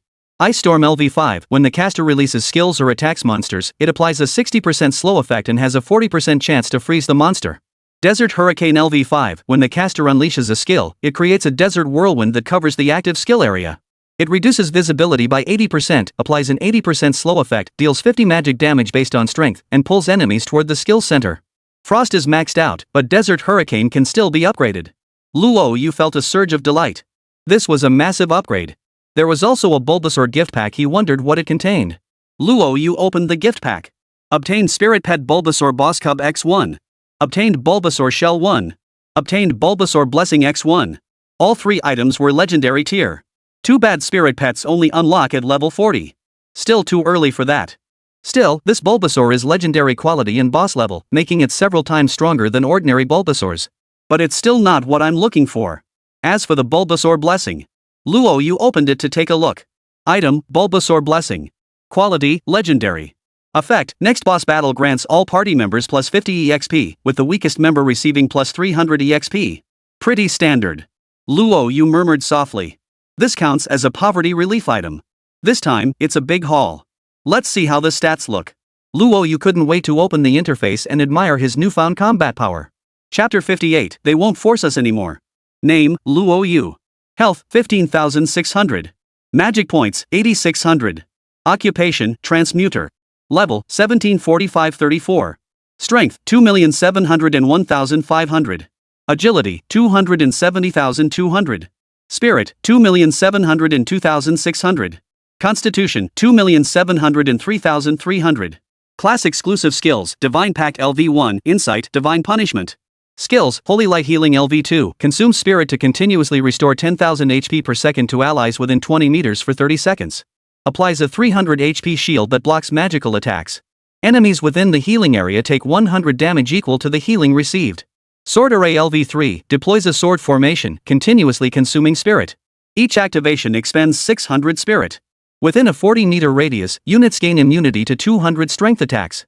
Enemies within suffer 400 strength critical damage, with critical damage increased by 2000. Each critical hit overflow converts to 6 critical damage. Possess a splash effect with a 30-meter splash radius, dealing 50 splash damage. Allies within the array gain a 50 strength shield based on damage dealt, lasting 90 seconds. Shadow Hunt LV2 summons 2 shadow clones, each dealing 150 damage. The caster becomes invisible, gaining plus 120 movement speed and plus 300 attack power while invisible. Backstabs deal 300 critical damage. Excess critical hits 1 convert to 2 critical damage. Executes monsters below 30% HP including bosses. The main body is invulnerable while stealthed for 45 seconds. When the main body uses skills, shadow skills consume 30% less mana. Passive skill, Frostbite LV5. When the caster uses skills or attacks monsters, it applies a 60% slow effect and has a 40% chance to freeze the target. Desert Hurricane LV5. When the caster uses a skill, it summons a desert hurricane that covers the active skill area. Visibility drops by 80%, applies an 80% slow effect, deals 50 magic damage based on strength, and pulls enemies toward the skill center. Level 17 now. A single area boss leveled me up. That experience gain is insane. Luo Yu couldn't help but marvel. But what truly stunned him was how horrendous the EXP required per level now was, at least several million. Reaching level 19 in a month? That's hellish difficulty. No wonder the 4 top academies only admitted tens of thousands of students combined each year, when the entire Great Xia had billions of people. Luo Yu murmured softly. The attrition rate was terrifyingly high. Those who made it into the 4 academies were either incredibly wealthy or exceptionally gifted prodigies. So, how about it? Pretty decent gear, huh? The 3 women nodded in agreement, their faces radiating unmistakable delight. With 2 legendary items, my health now stands at 30,000, and my healing power has grown even stronger. Mu Ruyan smiled. Regional bosses were fiercely contested, claiming lives every year without cease. The allure of their bountiful rewards proved irresistible. Bulbasaur is a 3.5-star regional boss. If it were 5-star, the experience and loot it drops would be even more terrifying. Ling Yuran exclaimed excitedly. Typically, defeating a regional boss grants shared experience and items to all participants. With only 4 of us, each person gets 5 million experience points, and the loot is incredibly generous. This significantly boosts our strength. Ling Yuran dealt the second highest damage. She obtained 2 exclusive skill upgrade scrolls. Combined with the one dropped in the Seashell Bay dungeon, she upgraded her exclusive skills, greatly boosting her power. All 3 girls were bursting with excitement. Defeating 1 regional boss was equivalent to clearing the nightmare mode of the Crescent Moon dungeon over 10 times. Most crucially, the loot dropped was of exceptionally high quality. Unfortunately, a zone boss of the same level could only be defeated 3 times, with both experience and loot halved each subsequent time. Otherwise, we could have kept taking down the boss repeatedly. Luo Yu would have hit level 19 in no time. Mu Ruyan felt a pang of emotion. In her previous life, she knew Luo Yu's class was terrifying. Now experiencing it firsthand, it truly deserved the word terrifying.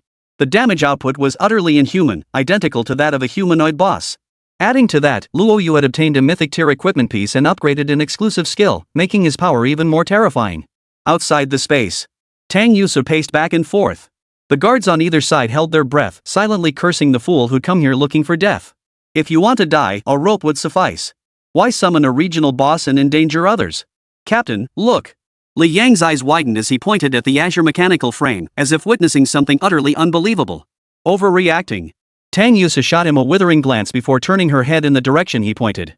Seeing the prompt inside the sapphire blue frame, she let out a curse. Was there a bug? The box boldly displayed, "Conquest successful. Rewards being processed." Tang Yusu was dumbfounded. Who didn't know the regional boss was hellishly difficult? Nightmare mode felt like child's play compared to it. Even a full party rarely succeeded in conquering it, and now 4 people had pulled it off? The rewards were substantial. The space dissolved. The 4 emerged from within. Seeing their appearance, Tang Yusu's eyes widened in shock. Luo Yu, Ruyan. The moment Luo Yu appeared, Tang Yusu instantly understood what was happening. She knew Luo Yu was powerful, but never imagined he could be this formidable, capable of conquering even with 3 others in tow. Most importantly, her gaze fell upon Mu Ruyan. A level 15 area boss only players below level 20 could enter. Mu Ruyan was a support class above level 40. How had she gotten into the instance? Legendary class. Through her black sunglasses, Tang Yusu saw Mu Ruyan's class clearly in frozen place. Mu Ruyan was a level 42 rare class, the elf priestess her best friend. Tang Yusu knew this better than anyone. Their last meeting had been 4 days prior. Back then, Mu Ruyan's class remained unchanged. But now, Tang Yusu's fiery body trembled involuntarily. She understood all of this was inextricably linked to Luo Yu. Su. Mu Ruyan's smile faded as she scanned the room, her expression turning puzzled upon spotting Tang Yusu. Su, what brings you here? Alright, that's enough. Everyone, return to your posts. Tang Yusu dismissed the entire escort team. Once everyone had left, she hurriedly took Mu Ruyan's hand, suppressing all the questions she wanted to ask. Her voice trembled slightly as she spoke. Is it because of Luo Yu? As close friends, they knew exactly what Tang Yusu wanted to ask. Recalling her past life, Tang Yusu had also been close to Luo Yu in a rather rare profession. As members of a prominent family, the two sisters had suffered greatly, enduring the hardships of arranged marriages together. She didn't intend to hide much from her. That's right. But don't ask too many questions, you'll find out sooner or later. And mark my words, someday, you won't just become a legendary profession, but a mythical one. By then, they won't dare force us to do anything against our will. Chapter 59, Investigate. Get to the bottom of it. You're quite familiar with Officer Tang? Departing from Xingshui Bay. As dusk fell, Ling Yuran and Lin Kur both returned home. Luo Yu walked side by side with Mu Ruyan. Thinking of Tang Yusu, he couldn't help but ask. Mu Ruyan nodded. She's my best friend. What do you think? Isn't she beautiful? Luo Yu scratched his nose. Truth be told, Tang Yusu was indeed beautiful, with a figure that was top tier in all the right places. She and Mu Ruyan were two completely different types of beauties. Since they were close friends and he couldn't quite gauge Mu Ruyan's temperament, she might be setting him up. Today was his chance to finally get lucky, so he couldn't afford to offend her. Ruyan was still the prettier one. Luo Yu took Mu Ruyan's hand and couldn't help but compliment her. 2 lifetimes. Mu Ruyan was the woman he favored most. Her dominant aura was off the charts, and with her professional buffs stacked to the max, he'd already planned what she'd wear tonight. Sly little thing. Mu Ruyan felt sweetness in her heart as they chatted intimately, heading toward the villa together. Little did they know, a figure in the corner raised a camera and pressed the shutter button. Who would have thought the Mu family's eldest daughter could be won over by a high school graduate? If word got out, it'd be explosive news. How enviable. Those legs alone would keep me entertained for a year. If I could sleep with her for one night, I'd gladly give up 10 years of my life. Gazing at Mu Ruyan's alluring figure, he couldn't help but swallow hard. But if this got leaked, he'd definitely score a hefty payout. Then he could treat himself properly. Probably not. No sooner had the paparazzo finished speaking than a small, gray-haired, slightly hunched old man emerged from the ground and stood before him. The drunkard smiled and reached out. Hand it over. The paparazzo felt a chill run down his spine and turned to flee in large strides. The drunkard shook his head helplessly, then extended a finger toward the paparazzo. In an instant, the man shattered into pieces and vanished without a trace. You little brat, can't you be more careful? The drunkard couldn't help but sneer. Arriving at the area boss spawn point, every trace had already been meticulously cleaned up by the guard squad. Impressive. They do their jobs thoroughly. He pressed one hand against the ground, and scenes flashed through his mind. Finally, he found the scene he'd been searching for. The level 15 regional boss Bulbasaur was truly insane. The drunkard's heart trembled with shock. After fully processing the footage, he saw Luo Yu slay the million HP Bulbasaur within 10 minutes, his pupils sharply contracting. 4 people, they actually killed Bulbasaur.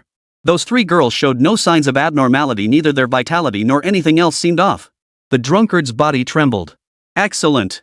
It seems the Great Xia Empire has truly welcomed a savior. The drunkard's breath was scorching hot. He pulled out a special signal device and dialed the number. Luo Yu, I'll handle this personally. With that, the drunkard hung up the signal device and slipped away silently. At the same time, Pan Tianming arrived at Xingshui Bay, his brows furrowed as he surveyed the scene before him. Wasn't there supposed to be a level 15 area boss? Where the hell did it go? Pan Tianming's face burned with rage. If a level 15 boss had truly appeared in Xingshui Bay, the place would be in utter chaos by now, piles of corpses and wounded everywhere. How could it possibly be this calm and peaceful? His first thought was that his subordinates had deceived him. Mr. Pan, the area boss has been defeated without causing major disruption. The project manager jogged over and explained the situation clearly. What did you say? 4 people took down the regional boss? Pan Tianming's face darkened with fury. Zhao Kai, do you really think I wouldn't fire you? Even a fool knows the regional boss has over 10 million HP and deals devastating damage. What kind of powerhouse players could take down a level 15 boss with just 4 people? If you don't explain yourself today, don't blame me for being harsh. Mr. Pan, every word I said is true. Zhao Kai couldn't help but give a wry smile. I can't believe it either, but it's absolutely true. Both the guard squad and the adventurers guild sent people earlier. They erased all traces. It was indeed 4 people who took down Bulbasaur. Mr. Pan, if I'm lying to you, I'll gladly accept any punishment. Pan Tianming fell silent. After a moment, as if struck by a thought, he snapped his head up, his gaze locking onto Zhao Kai. So you're saying 4 people, 4 adventurers around level 15 defeated the regional boss Bulbasaur? Is that correct? Yes, that's correct. Zhao Kai nodded hastily. Who were they? Did you see what they looked like? Pan Tianming's breathing quickened. Zhao Kai had no reason to deceive him, nor would he dare. If it was true, little fatty might have a chance to reach level 19 in the remaining time. 4 people taking on a regional boss? Absolutely insane. Such a feat had never occurred in the entire history of Great Xia. It was terrifying to imagine how formidable that quartet could be. With them leading the charge, even the nightmare dungeon wouldn't be a challenge. Zhao Kai gave a bitter smile. Director Pan, I haven't met those four personally, but the Adventurers Guild and the Guard Squad should know them. You could try contacting them. Alright, I'll look into it. Pan Tianming nodded and turned to leave. But after taking only a few steps, he spoke coldly, keep everything that happened today buried deep inside. Anyone who dares to spread rumors will find me unforgiving. Yes, Director Pan. Pan Tianming also feared the exposure of those four individuals might raise suspicions among the Starry Sky Corporation personnel. After all, whether Xiaopang could reach level 19 held the key to the Pan family's future. He got into the car. Pan Tianming hurriedly called Li Kai, wanting to inquire about tonight's events and the identities of those four individuals. Li Kai sighed helplessly. Chairman Pan, those four can take down a level 15 area boss. Do you really think I'd dare leak their information? Understood, Vice President Li. Pan Tianming's brow furrowed deeply.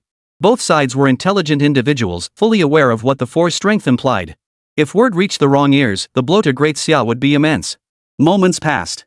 He made several more calls. The security detail, several old friends, everyone claimed ignorance. Couldn't even Starry Company track them down? Chairman Pan, it's inaccessible. Marked as top secret, all records from tonight have been erased.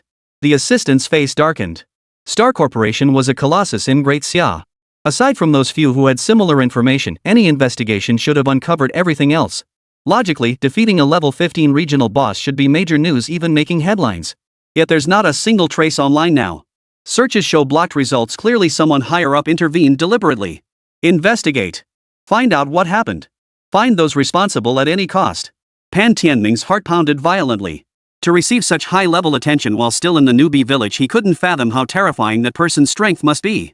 With his help, Xiaopang would surely gain admission to one of the four great academies.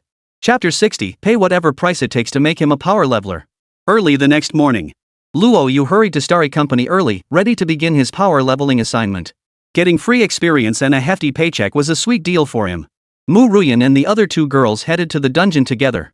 Since the Crescent Moon dungeon opened, Magic City now had two level 15-20 dungeons. They chose the other one. With 3 legendary classes, success was highly probable. Luo Yu, Starry Company is no ordinary entity.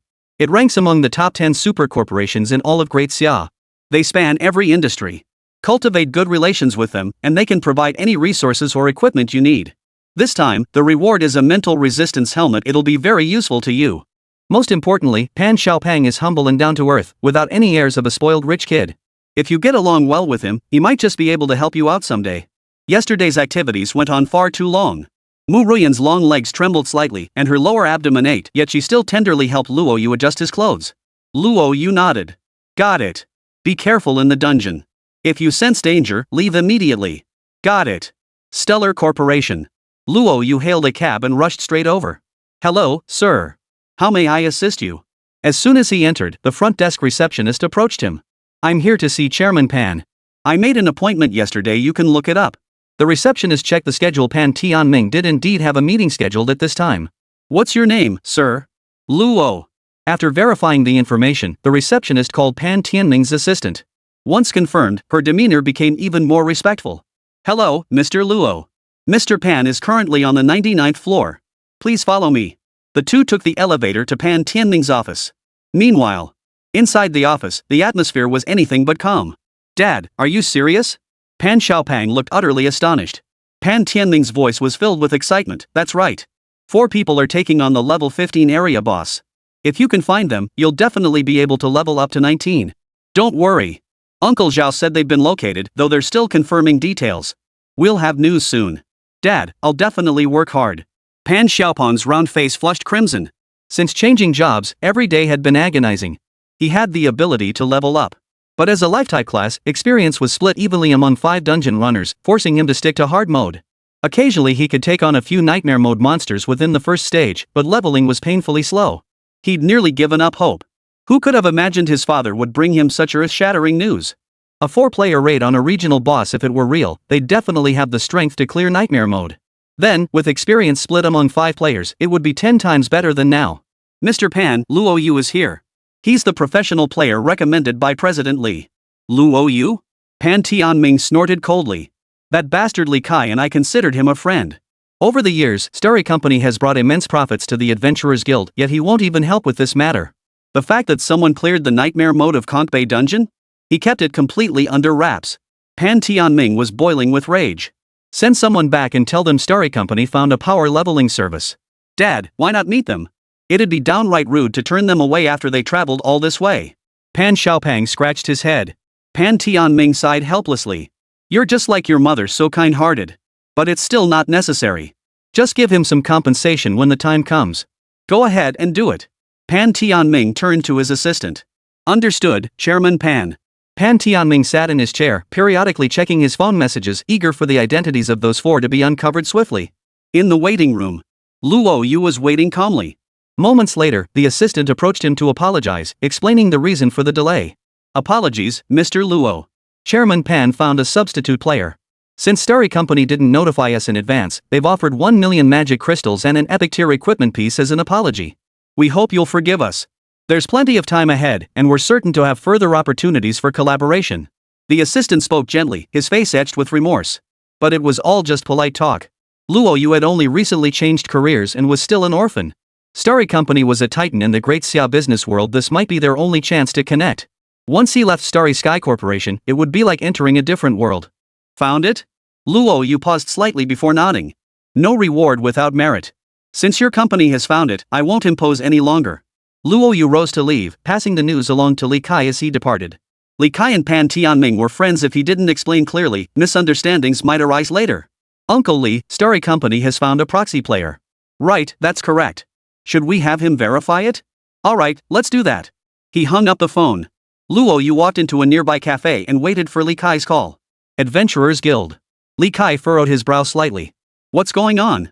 He kept insisting he needed Luo Yu, but now that he's found a proxy player, he's practically mocking me. Fuming, Li Kai dialed Pan Tianming's number. At the same time, Pan Tianming saw Li Kai's name on the screen and hesitated for 2 seconds before answering. Hello? What is it? Pan Tianming was furious. He had treated him like a friend, yet at a time when the Pan family's very survival was at stake, Li Kai had hidden crucial information from him, a move that left Pan deeply displeased. Old Pan, did you find a substitute player? Li Kai suppressed his own anger as he spoke. Pan Tianming replied coolly, no need to worry. I did find one. Who is it? Li Kai's voice grew heavy. Old Pan, you know exactly what your family is facing right now. Picking the wrong person is like stepping 1 foot into the gates of hell. The one I'm introducing you to is the most powerful professional in the Adventurers Guild. You really intend to pass him up? Pan Tianming sneered coldly. Li Kai, let me make this clear. The person I've found is definitely reliable. The information on that adventurer who succeeded in yesterday's campaign will be confirmed soon. I don't believe the Adventurers Guild has anyone more skilled than him. What? You found the guy who took down the zone boss yesterday? Li Kai froze in shock. No way, man. You're messing with me. You shut Luo Yu out, and now you're telling me you found a powerful ally? Li Kai instantly caught on to what was happening, stifling a chuckle. Old Pan, I'll ask you one more time. You really won't let Luo Yu do the grinding for him? If you don't let him play for me, I'll have him apply for the Strong Foundation program right now and prepare to represent the Shanghai Adventurers Guild in March. Once this opportunity is gone, you won't get another. Have you thought this through? Pan Tianming snorted disdainfully. No need. Forget the Strong Foundation program, even robbery wouldn't concern me. Pan Tianming hung up the phone, unable to suppress a cold smile. Strong? Could they possibly be stronger than those 4 who succeeded in their conquest? How laughable. Beep. The phone chimed. Pan Tianming picked it up and saw the caller ID before quickly answering. Hello, have you found the person? Good. Send me his details immediately. No matter the cost, he must be recruited as a proxy player. Chapter 61, Culinary God. Luo Yu, it's all a misunderstanding. Old Pan was looking for you, don't take it personally. I'll make sure he gives you extra resources later. Don't worry, Uncle Li. It's all good. He hung up the phone. Luo Yu finally understood what had happened. Turns out it was all a mix-up. He'd caused quite a stir at Xingshui Bay yesterday. Pan Tianming, upon learning of it, had been frantically searching for him, probably investigating his background. But he never imagined. The very person he'd been desperately searching for had just kicked him out. Luo Yu didn't dwell on it much. For the sake of abundant resources, such minor grievances were easily tolerated. Adventurers Guild. No sooner had he hung up the call than Li Kai's phone began ringing incessantly. Minutes passed, yet the calls kept coming. That's about it. They must be freaking out by now. Li Kai chuckled. He and Pan Tianming were pretty close best buds who loved to tease each other. They wouldn't be happy unless they got a chance to poke fun at each other. Ahem. He cleared his throat twice, suppressing his excitement before answering the call. Hey, what's up? I'm busy right now. Talk to me later. No, brotherly, I was wrong. Pan Tianming hurriedly interjected. Luo Yu still there, right? You haven't submitted the Strong Foundation Program application yet, have you? Li Kai struggled to suppress his laughter. The Strong Foundation Program is an internal initiative of the Adventurers Guild. Once decided, no one can change it, not even Pan Tianming pulling strings. I'm filling it out. What's the matter? Don't fill it out. Don't fill it out. Li Kai, bro, I know I messed up. Can you give me Luo Yu's contact info now? I'll reach out to him immediately. Pan Tianming slumped back in his chair, letting out a heavy sigh of relief. Xiao Li, is it really Luo Yu? The assistant nodded urgently. Mr. Pan, I'm absolutely certain. The company has hundreds of high-definition surveillance feeds. We can retrieve them immediately for Mr. Pan to identify. No need, no need. Pan Tianming felt a surge of joy inside. Excellent. Absolutely excellent. Seems that bastard Li Kai really gets things done. Truly my brother. Everything had been arranged long ago. Pan Tianming burst into laughter, unable to wait to dial Luo Yu's number. Mr. Luo, rest assured. Not just the demon sealing stone, whatever you need, you'll get it. Alright, I'll send someone to pick you up now. I'm truly sorry about earlier. After contacting Luo Yu, Pan Tianming finally breathed a sigh of relief. Dad, what's going on? Little Pan was a bit slow to react. His father's sudden shifts between anger and excitement left him utterly confused, unsure what had happened. Pan Tianming laughed heartily. Xiaopang, that professional player I told you about for the Conquest Zone boss? That's the booster Uncle Li found for you. Dad just didn't know about it beforehand and turned him down. Fortunately, the matter has been settled now. The previous payment? We're doubling it all. Pan Tianming's heart raced with excitement. Now he didn't just want Luo Yu to be his power leveler, he wanted to befriend him. 3 days after changing professions, now level 17, a professional doing menial labor as a life skill. Only a fool would believe that. Could a low-level grinder conquer a level 15 zone boss? Clear the nightmare mode of Conch Bay and conquer the Crescent Moon dungeon? Indeed. He had people thoroughly investigate Luo Yu's background. He also ensured the information remained tightly sealed. Not only to protect Luo Yu but also to ensure Pan Xiaopang could smoothly reach level 19 and complete the major exam. 10 minutes later, Luo Yu arrived. Pan Tianming personally escorted him upstairs. Inside the office, only the Pan family father and son and Pan Xiaopang remained. Luo Yu, please sit. Li Kai must have briefed you on the mission. Pan Tianming got straight to the point. Luo Yu nodded with a smile. He did. Level up young Master Pan to level 19. Upon completion, you'll receive a helmet with mental resistance. All required demon suppression stones will be supplied during the process. Have I stated the terms correctly? No, that's not it. Luo Yu paused, slightly taken aback. Pan Tianming smiled. If the leveling succeeds, all rewards will be doubled.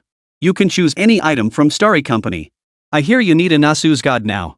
I've heard several level 60 Nasus have appeared on the front lines. I'll pull some strings and do my best to help you find one. As for magic crystals and all expenses for the power leveling, just name your price. Luo Yu's expression remained calm, but inside, he gasped in shock. One of the top 10 super merchants in Great Xia truly deep-pocketed. Well then, thank you, Chairman Pan. Ah, no need to call me Chairman Pan. I'm brothers with Li Kai, just call me Uncle Pan. Pan Tianming pulled Pan Xiaopang over. Luo Yu, this is Pan Xiaopang, my son. Just call him Xiaopang. When he's doing your account, if he dares to slack off or disobey, beat him, scold him, just spare his life. Xiaopang isn't some spoiled brat, he can definitely handle hard work. His skills might be lacking, but he won't cause you any trouble. Hello, Luo Yu. I'm Xiaopang. Pan Xiaopang wiped his hand on his clothes and extended both hands toward Luo Yu. Luo Yu smiled and shook his hand. Don't mention it. He had a pretty good first impression of little fatty. Unlike that idiot Wang Dong, who looked down on people just because his family had a little money. Luo Yu had just graduated from high school. For the next period, work hard and strive to get into your dream university. Pan Xiaopang scratched his head bitterly. Luo Yu, I'm a professional chef by trade. My skill lies in cooking delicious meals. I'm counting on you. But rest assured, I won't hold you back. Given my current situation, getting into the top 4 universities is tough. But you? You'll definitely make it. I don't want to cost you a spot at one of the top 4 universities just because of me. Pan Tianming felt deeply moved inside. His son was far too kind-hearted. But then again, that's just who his son is. Even if he ends up at a less prestigious university, he'd be perfectly content. Luo Yu felt an even deeper gratitude toward Pan Xiaopang. With such a pure and kind heart, it was truly rare for the heir of Starry Company to maintain such character. Ha! Luo Yu's eyes widened slightly. He used insight to assess Pan Xiaopang's abilities but unexpectedly discovered something else. Name, Pan Xiaopang. Potential, orange. Occupation, chef. Note, potential is orange. Can transition to the legendary profession of culinary god, with the advanced path being supreme culinary god? Who would have thought he'd actually stumbled upon a treasure? Luo Yu smiled. Yesterday, while savoring the dishes at First Class Immortal, he had marveled at the prospect of acquiring a chef god's exclusive skill, wondering just how exquisite it might be. Who knew I'd encounter one today? A culinary god. The entire Great Xia Empire had only one such master. After transferring Xiaopang's class, not only could he sample the rewards for free, but the stacked buffs made clearing dungeons a breeze. Little fatty, you're not just a chef, you're a culinary god. Luo Yu's breath felt slightly scorching. God of cooking. A culinary god is comparable to a super support. Mu Ruyan was indeed a divine support, but currently, Holy Light Healing only restored HP, applied shields, and dealt damage. More useful buff skills hadn't been learned yet. The culinary god is different. As they level up, they gain access to different recipes, crafting dishes that grant various buffs. Even dishes from the First Class Immortal tier can boost strength by hundreds of points. The cook only has rare quality recipes, but since Little Fatty is a chef, the quality of what he can create is bound to be extraordinary. He suppressed the excitement surging within him. When running dungeons with Xiaopang, he'd find an opportunity to help him change professions. After spending time with him, he knew Xiaopang wasn't a gossip and had his own principles. Chapter 62, Transforming into the Culinary God. Uncle Pan. I have a Bulbasaur blessing.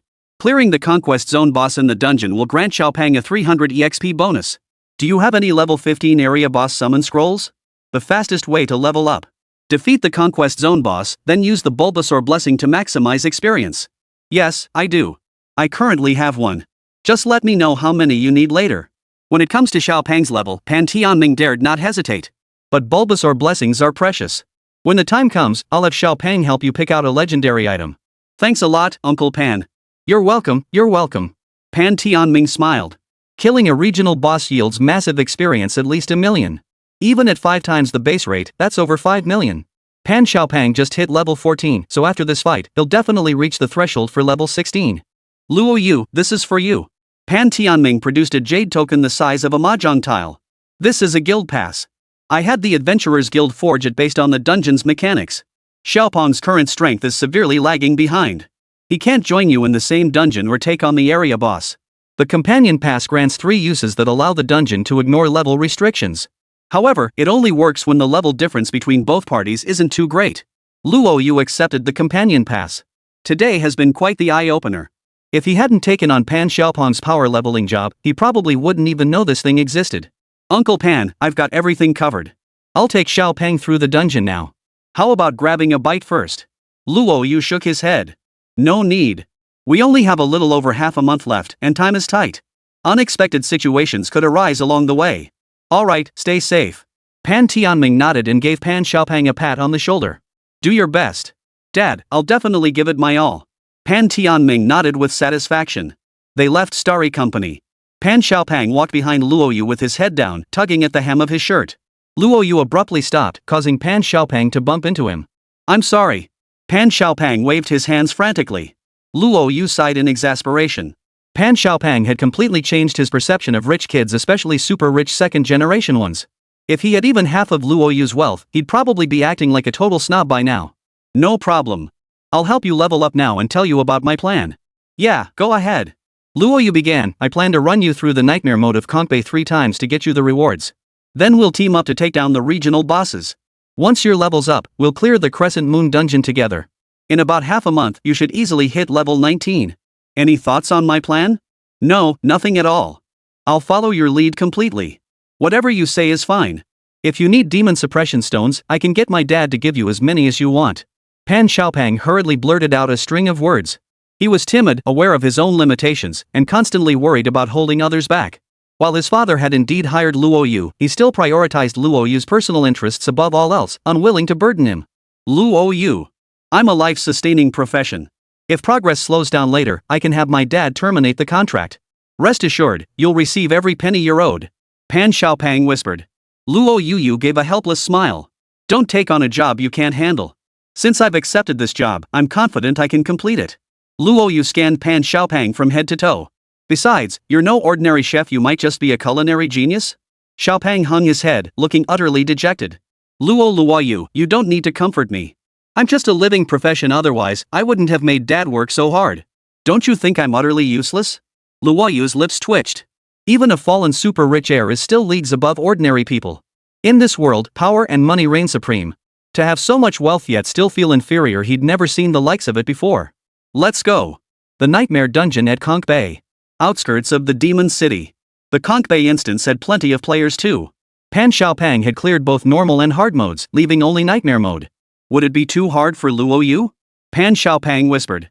Yesterday, he had entered Nightmare mode but could only defeat over 10 monsters in the first stage. Each monster proved tougher than the bosses in hard mode. Luo Yu was indeed formidable, but dragging along a liability would inevitably multiply the difficulty. No problem. Just kidding. Now, Nightmare difficulty in Seashell Bay? I could clear it with my eyes closed. Oh. Entering Nightmare mode. As the countdown neared its end, Pan Xiaopang handed over a dozen talismans to Luo Yu. Luo Yu, these are talismans. They can withstand a monster's one-hit kill. These are all I have left. Pan Xiaopang's face was deathly pale. The terror inflicted by the heavy armor catfish and jellyfish shooter still haunted him vividly. Luo Yu's mouth twitched. Damn it. This is what you call a top-tier second-generation heir. Li Kai fumbled around before handing him one piece, while Pan Xiaopang could grab a handful. What about you? Pan Xiaopang paused slightly before tucking one away. I'll just take one. Don't worry about me later. If I get into trouble, I'll exit the instance myself. I won't hold you back from leveling up. Luo Yu was deeply moved. He felt a surge of admiration for this timid, self-sacrificing second-generation heir who always put others first. Xiaopang, wanna become a culinary god? Luo Yu asked softly. Meeting his gaze, Pan Xiaopang felt an inexplicable trust in Luo Yu. I do. Pan Xiaopang's eyes welled up with tears. If I become a culinary master, I'll have the skills to help my dad. I won't be the one holding him back anymore. Luo Yu smiled. With a sweeping gesture, a contract appeared before him. Sign it, and you'll become the culinary god. But you'll have to start from the very beginning, and you must never tell anyone about this. If you do, I can revoke your profession at any time. Do you understand? Pan Xiaopang's eyes widened, his breathing quickened, and his entire body trembled. If this were real, Dad wouldn't have to bear such immense pressure alone anymore. This time, he wasn't cowering anymore. Clutching at a lifeline, he signed his name on the contract. His fingers paused for a split second. A golden light erupted from his body, shooting straight into the sky. You have accepted the transferee's job change. Transition to Legendary Class, Culinary God, with the advanced path of Ultimate Culinary God. Chapter 63, Exclusive Skill Delicious Dishes. Cook God. I am the Culinary God. I am the Culinary God. I'm no longer just a mundane life class, I'm the Culinary God now. I won't be a burden to anyone anymore. Dad won't have to shoulder everything alone anymore. Pan Xiaopang wept with joy, sobbing uncontrollably. Usually, tears would fall from his eyes because of his own worthlessness, tears of pain. But now it was different. These were tears of joy, of excitement, of overwhelming happiness. His life was about to change. Luo Yu, thank you. Truly, thank you. Rest assured, once we get out of here, just ask for whatever you want. Even if it's all the shares I hold, I'll give them to you. Pan Xiaopang nearly dropped to his knees before Luo Yu. It was Luo Yu who steadied him, preventing him from falling to his knees. No need for such sentimentality. You're 2 months older than me. If you kneel, won't you shorten my lifespan? Trying to make me die young? Luo Yu teased. Pan Xiaopang shook his head hastily. No, Luo Yu. I hope you never live to be 100, no, 1,000 years old. Pan Xiaopang had few friends and spent most of his time alone. His words were clumsy, but his tone carried a sincerity unlike anything before. Alright, I've got my payment. Remember, you can't tell anyone about this, not even your dad. Got it? Otherwise, I can grant you the chef god profession and revoke it just as easily. Yeah. Luo Yu, don't worry. I won't tell a soul. Pan Xiaopang nodded hastily. Luo Yu hummed in acknowledgement, eager to check the exclusive chef god skill. Delicious Dishes LV1 possess recipes to create level 1 dishes using ingredients. Each dish enhances corresponding abilities of the cook. Preparing one dish consumes 10 vitality points. What a peculiar exclusive skill. Luo Yu murmured softly. The chef god's exclusive skill was bound to be different from other profession-specific skills. Take Holy Light Healing and Sword Array. Their effects of restoring health and dealing damage were clearly stated, straightforward and easy to grasp. But the chef god's exclusive skill had a simple explanation and differed from other exclusive skills. A cookbook materialized in his mind. The cookbook contained 20 recipes detailing ingredients and their functions. He skimmed through it briefly. The dishes were categorized into 5 tiers, from Tier 1 to Tier 5. Currently, only level 1 dishes could be prepared, with 4 recipes available. Buddha jumps over the wall LV1, increases the caster's damage by 20 for 10 minutes.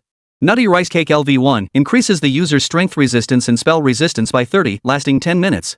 Jade dumplings LV1, restores 70 HP to the caster and heals 500 HP per second for 5 minutes. Tiger bone wine LV1, restores 50 MP to the caster and regenerates 300 MP per second for 5 minutes. Not bad.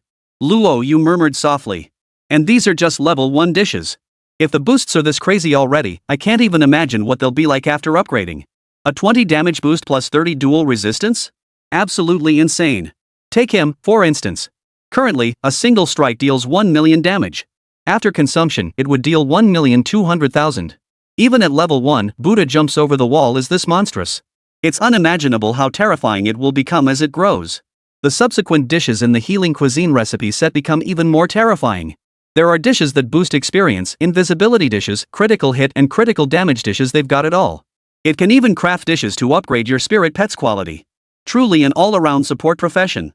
Luo Yu couldn't help but whistle in admiration. No wonder the Great Xia Empire classifies its sole culinary god as a strategic resource. A single dish could deliver such terrifyingly comprehensive enhancements, its impact was truly immense. But what a pity. With only 200 vitality points per day, and each dish costing 20 vitality points, he can only prepare 10 dishes daily.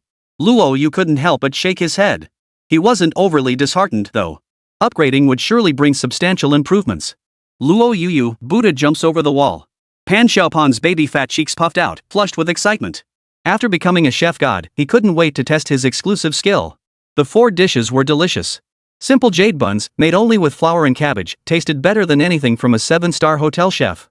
More importantly, they restored the health of practitioners. The other 3 dishes were equally absurdly powerful. Alright, let's see how they work. Luo Yu understood Pan Xiaopang's mindset.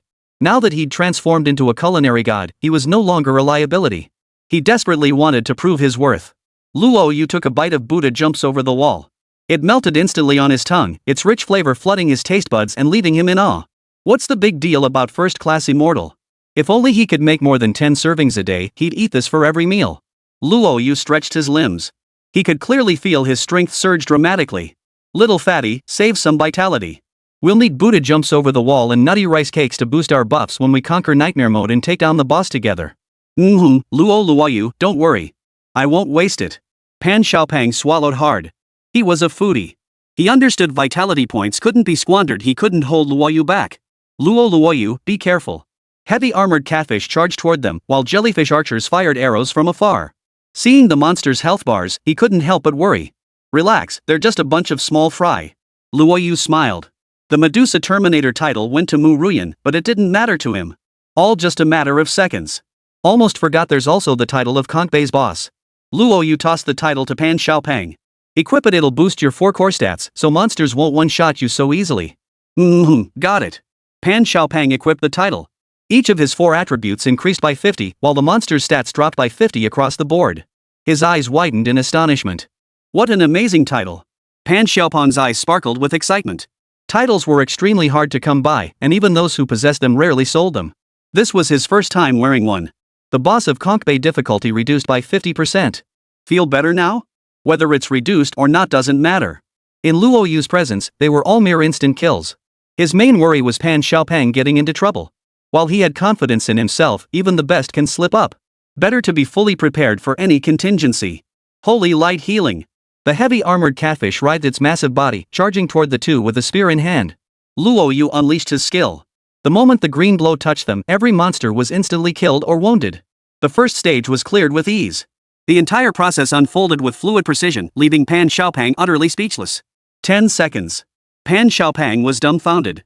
Yesterday, when they entered the dungeon, it took all 4 of them giving their absolute all to defeat just 8 monsters, and they burned through several protective talismans in the process.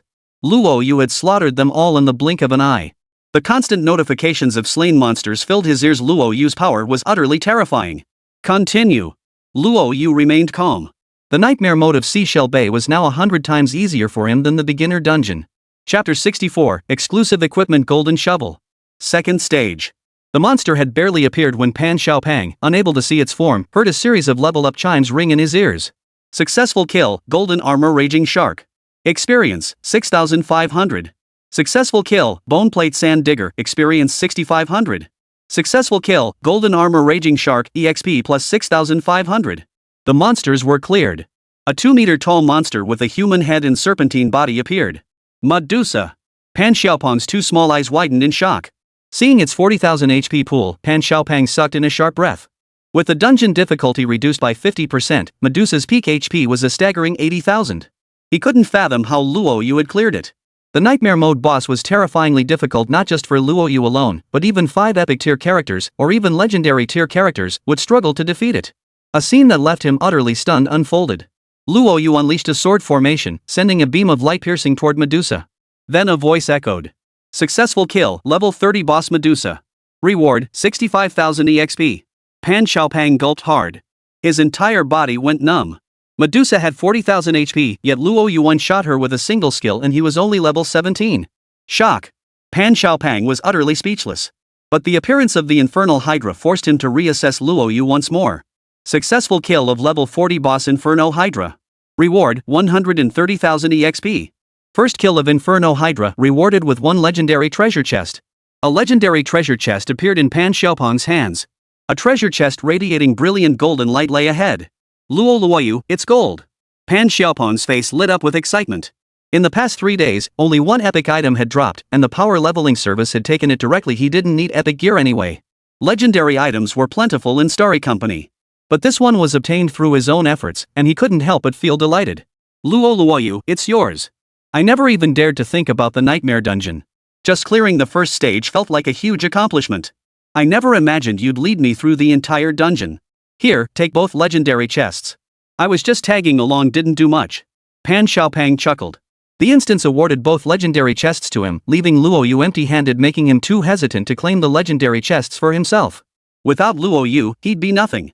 Besides, Luo Yu was his benefactor, the one who helped him become a culinary god. That was a debt of immense gratitude. No way. Conk Bay Nightmare Mode. Every player who clears the mode receives an exclusive skill upgrade scroll and a piece of exclusive gear. Applies to you. First, boost your own strength, then leveling up will be faster. Legendary chests are useless to me. You've got to be kidding. While others see legendary chests as rare, only Luo Yu knows that with sufficient strength, you can have as many as you want. Luo Yu, thank you. Pan Xiaopeng was deeply moved. Over the 3 days, the first 4 people who offered to level him up would only scheme to swindle gear and items from him. They claimed every item that dropped. Every time they went into a dungeon, they demanded vast amounts of resources from him, far exceeding the value of the level 14 rewards. He even risked his life every time they went into a dungeon. Yesterday, he nearly died in the dungeon. Fearing his father's worry, he dared not tell him, enduring it silently. Then came today. Luo Yu not only gave him the title, but also shielded him behind him during the final push. No danger at all. Now 2 legendary chests have dropped. If it had been those 4, they would have fought tooth and nail over them. Now he intended to hand the legendary chests to Luo Yu. Not only did Luo Yu not confiscate them, but he even showed concern for his strength. Luo Yu couldn't help but feel a surge of emotion. Let's go. Too bad there's only 1 traveler's pass. Otherwise, I'd take you through Nightmare Mode twice more to maximize the rewards. Luo Yu silently lamented the missed opportunity. The companion pass could be used 3 times. He'd already used one, and would use another later to take down the Conquest Zone boss. They were far higher level than Pan Xiaopeng, and the remaining use had to be saved. Pan Xiaopeng hurriedly spoke up. It's fine, Luo Yu. I can get my dad to give me a few more. Another one? Luo Yu was a bit surprised. The companion order was a valuable item. Judging by its function, it could fetch at least several million, maybe even tens of millions, if sold on the open market. It's practically a god-tier tool for leveling up, an absolute must-have for college entrance exams. Pan Xiaopeng nodded vigorously. The companion order is extremely valuable, only an 80th level forging master can craft it. Star Company still has a few left, and my dad will definitely give me one. Luo Yu shook his head. Forget it. The Conk Bay dungeon yields too little experience. Better find a dungeon with better rewards. That way the companion pass will be worth it. Luo Yu glanced at the time. 2 hours had already passed. You've got the exclusive skill upgrade scroll and the exclusive weapon now. Go ahead and level up your skills first, then equip that exclusive weapon. They should be arriving soon. Let's take down the regional boss together. Got it. Pan Xiaopeng upgraded his exclusive skill, his face beaming with an adorable smile. The exclusive weapon was a golden shovel. It looked exactly like the golden shovel from League of Legends, Teamfight Tactics, only enlarged.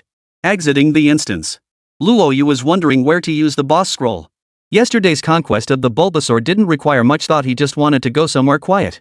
Little did he know it would cause such a commotion. Fortunately, the guard squad and adventurers guild cleaned up the mess for him.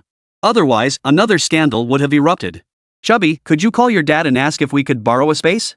We need somewhere to summon the area boss. Too many eyes would mean trouble. 5 people taking down a regional boss would definitely attract unnecessary attention. Pan Xiaopang might be slow to react, but that doesn't mean he's stupid. He understood the gravity of the situation. If anyone from Starry Company found out about this, they might come after them. Got it. I'll have my dad find us a place right now.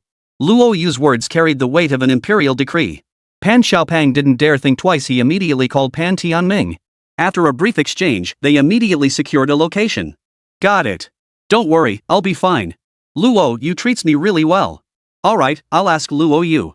Pan Xiaopang hung up the phone, his small eyes flickering slightly. Luo Yu, my dad has evacuated everyone from Xingshui Bay. There's a large open area inside now, and guards are stationed outside to prevent anyone from entering. We can summon the area boss there. My dad's worried about our safety and asked if he could watch from a distance. If we're in danger, he'll send help immediately.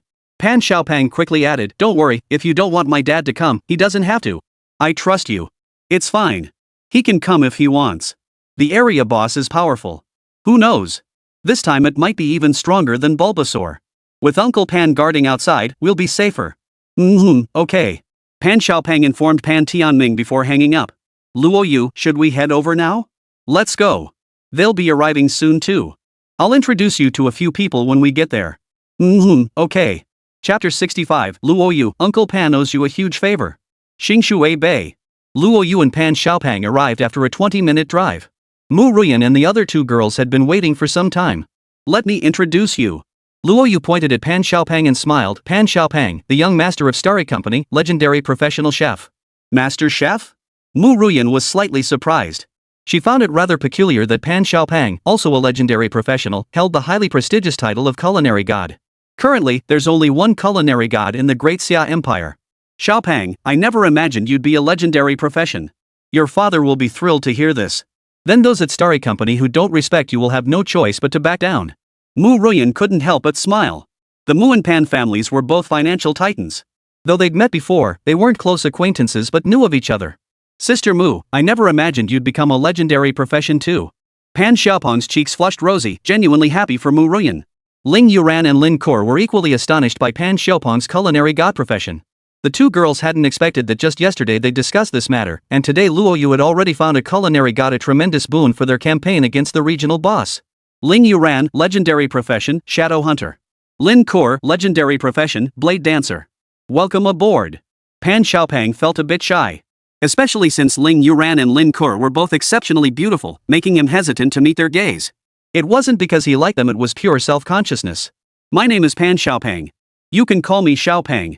Got it, Xiaopang. You're the cooking god, right?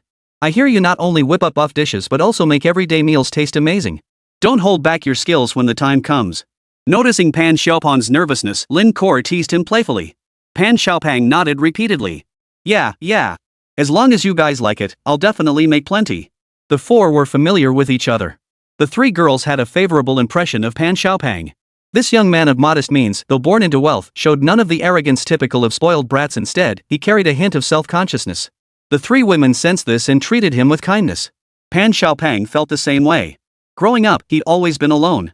His clumsiness often made people dislike him, and this only intensified after he changed jobs. Even the power leveling service looked down on him from the bottom of their hearts. After spending a brief time with the 4 of them, he realized they genuinely considered him a friend. Xiaopang. A Maybach S680 pulled up in the distance. Pan Tianming, dressed in a sharp suit, jogged over. Uncle Pan. Chairman Pan.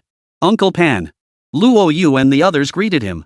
Spotting Mu Ruyan, Pan Tianming glanced at Luo Yu out of the corner of his eye, inwardly astonished. His gaze then fell on Pan Xiaopang, and his fingers trembled slightly. Well, hello there, everyone. Pan Tianming's face flushed as he patted Pan Xiaopang's shoulder and spoke. Be careful with the area boss. Bulbasaur is a 3.5-star powerhouse. This one might be even stronger. If danger arises, don't hesitate, get out immediately. Dad, no problem.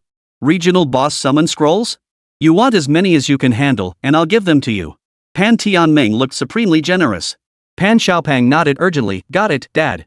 Pan Tianming glanced at Luo Yu. Luo Yu, don't linger in battle when the time comes. I've got people guarding the outside, no need to worry. Thanks, Uncle Pan. You're welcome. You guys focus on your business. I'll keep an eye on the outsiders from a distance. Anyone who dares cause trouble, I'll make sure they pay dearly. Pan Tianming left. The four of them couldn't help but marvel at the sight. They'd long heard of Pan Tianming's extreme doting on Pan Xiaopang, and today's scene proved it true. Check status, everyone okay? No problem. Xiaopang, prepare 3 portions of Buddha jumps over the wall and 3 portions of nutty rice cakes. Got it. Pan Xiaopang blinked and handed the 6 dishes to Luo Yu. The 3 women's eyes sparkled. The buff boost from dishes made by the culinary god is way stronger than anything from a first-class immortal chef. Yeah, and they smell amazing, they must be delicious. Hee hee, little Pan is a culinary god. Not only are his buff-boosting dishes delicious, but his everyday cooking is also top-notch. We'll be spoiled from now on. Pan Xiaopang scratched his head, looking bashful. Sister Mu, Kur, Sister Ling, here are the nut rice cakes for you. The Buddha jumps over the wall is for Luo Yu, Kur, and Ling's sister. Little Pan isn't stupid. Mu Ruyan and he were support roles, while Luo Yu and the others were combat roles. They'd get the most benefit from eating Buddha jumps over the wall. Luo Yu's inherent stats were already formidable, he didn't need the nutty rice cake to boost his defense. Thanks, Xiaopang. As the 3 women consumed the dish, a hint of astonishment immediately flashed in their eyes. Truly worthy of the title cooking god. The buff from this dish is terrifying, a 20% damage increase. Many level 30 epic support items can't even reach that level. Indeed, plus 30 dual resistances, no wonder he holds such a revered status. The 3 women murmured in admiration. Luo Yu also prepared dishes tiger bone wine and a serving of nutty rice cakes. Chubby, you just hide in the back when it's time. The nut rice cakes are yours. Let Ruyan handle the tiger bone wine. Mu Ruyan was the healer. A single holy light could fully restore both women's health, though it drained her mana severely. The tiger bone wine was perfect for her. Both consumed it and gained the buff. Get ready, summon the area boss. Luo Yu tore the summoning scroll to shreds. Instantly, a separate space materialized, and the 5 of them stepped inside. Witnessing this scene, Pan Tianming's eyes welled up in the Maybach, a relieved smile spreading across his face. Little fatty has met his benefactor. The culinary god, it's actually the culinary god. Our Pan family finally has a worthy successor. Pan Tianming's lenses displayed the complete profiles of all 5 individuals.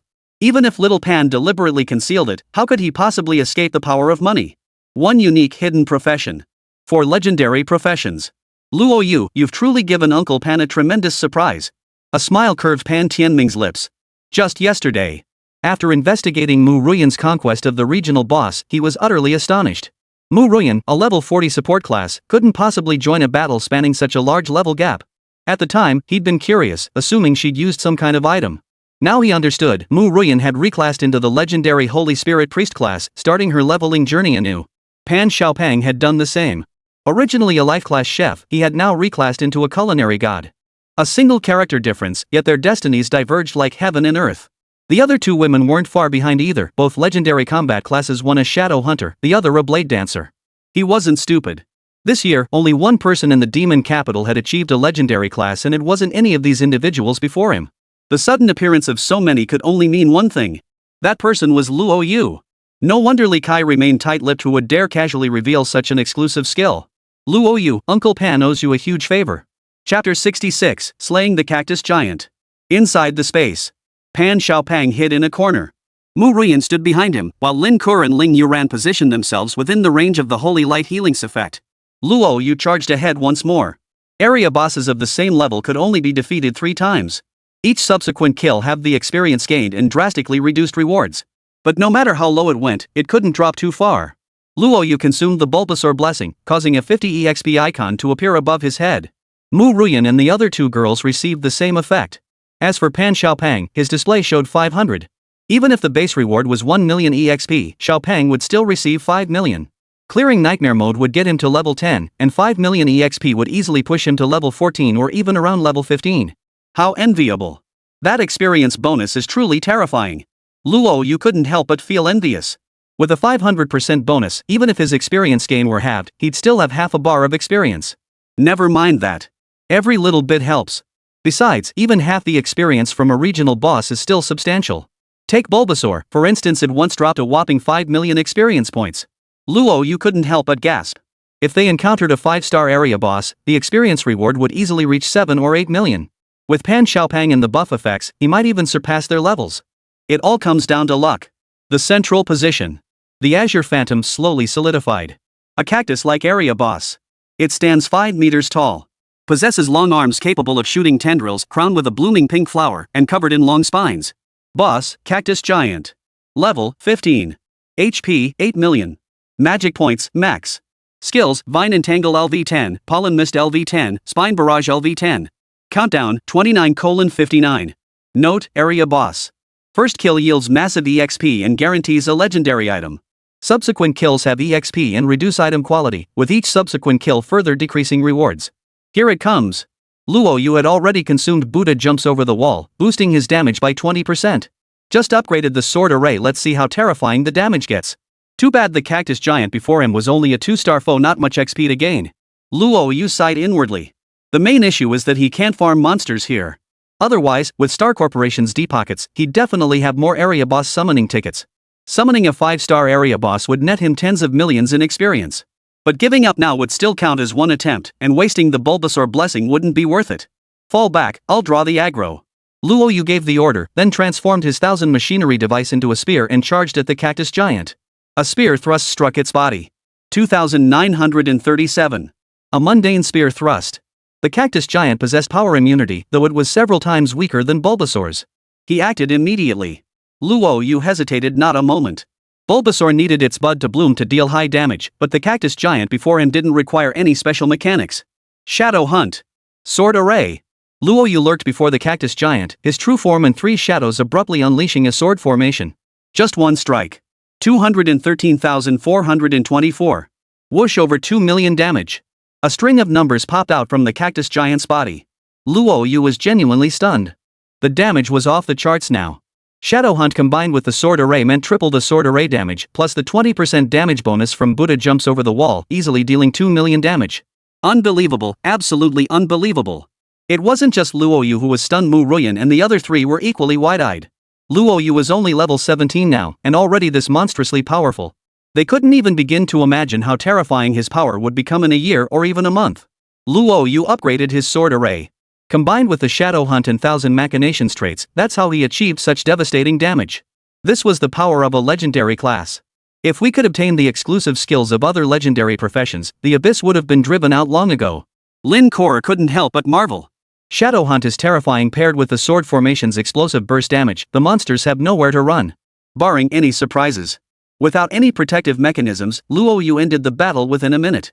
Damage settlement.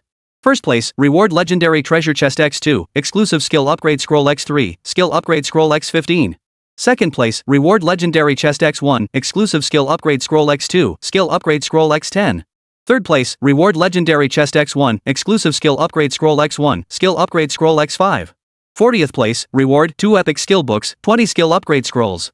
Luo Yu lands the final blow, reward 1 Cactus Giant gift pack.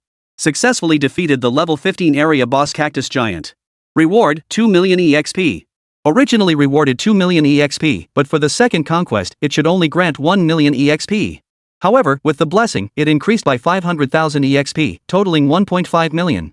Almost leveled up. Luo Yu let out a long sigh of relief. For adventurers, level 10 is a threshold, and level 15 is another.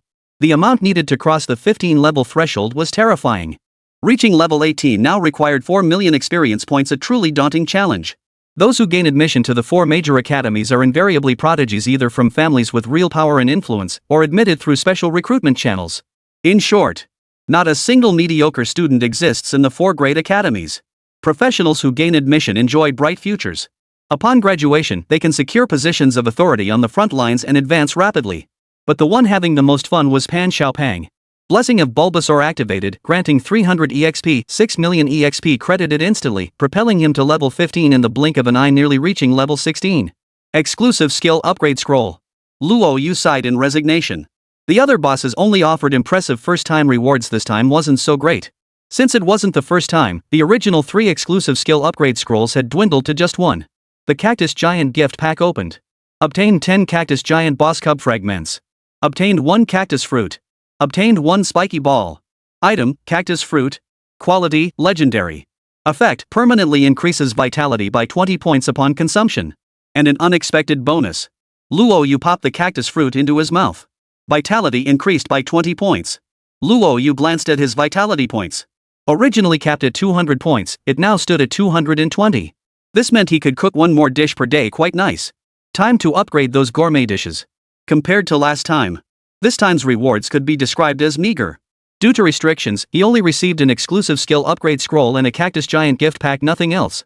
Still, it's far more generous than the Nightmare Dungeon rewards. Delicious Dishes LV2 possesses recipes to craft level 2 dishes using ingredients. Each dish enhances corresponding abilities for the respective profession. Crafting one dish consumes 5 vitality points. Level 2 dishes consume 20 vitality points. Luo Yu scanned the unlocked dishes. There were 4 dishes in total. One boosted critical hit chance and critical damage, another granted 1 minute of invincibility, and the last increased agility. As for the previous 4 dishes, their levels had now increased. He could now craft Buddha jumps over the wall LV1 and Buddha jumps over the wall LV2. The upgrade was significant, damage increased from 20 to 30. Not bad. The exclusive skills for the culinary god class aren't as terrifyingly powerful as those for legendary combat classes. However, besides scroll upgrades, Delicious Dishes also allows crafting various buff-enhancing dishes through dropped recipes, offering an extra advancement path compared to other class-exclusive skills. Chapter 67, Uncle Pan, rest assured, I will. Luo Yu, exclusive skill upgrade scroll. Pan Xiaopang held out the scroll as if presenting a treasure. Luo Yu shook his head. No need. Keep all the dropped items for yourself. Legendary class exclusive skills are crucial. You should be able to level them up to tier 3 by now. The reward rules for conquering regional bosses are peculiar.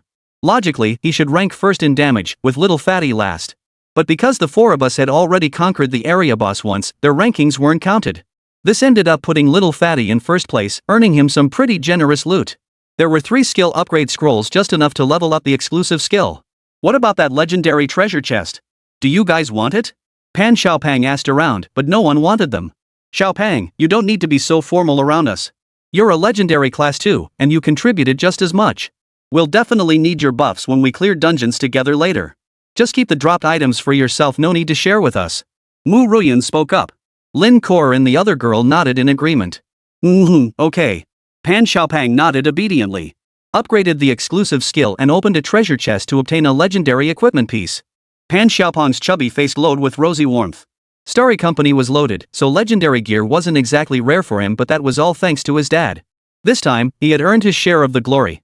He carefully equipped it, grinning foolishly as he stared at the stats panel. Level 15. Soon he'd hit 16. For the first time, Pan Xiaopang felt leveling up could be this fast. 3 days. He'd poured immense effort into it, expending countless resources.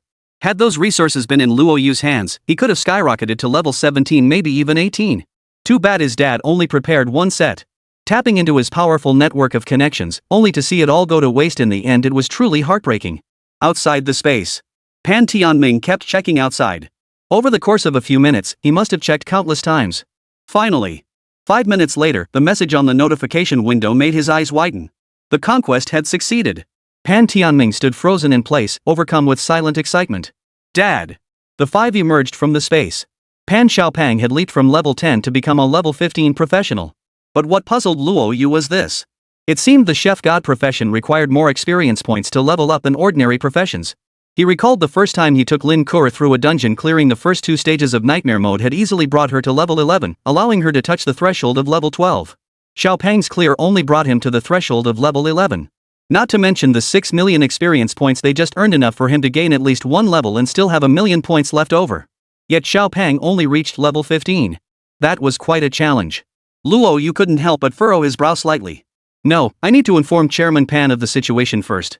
These should be sufficient, but I fear he'll be too far ahead in levels by then, making it impossible to run dungeons together.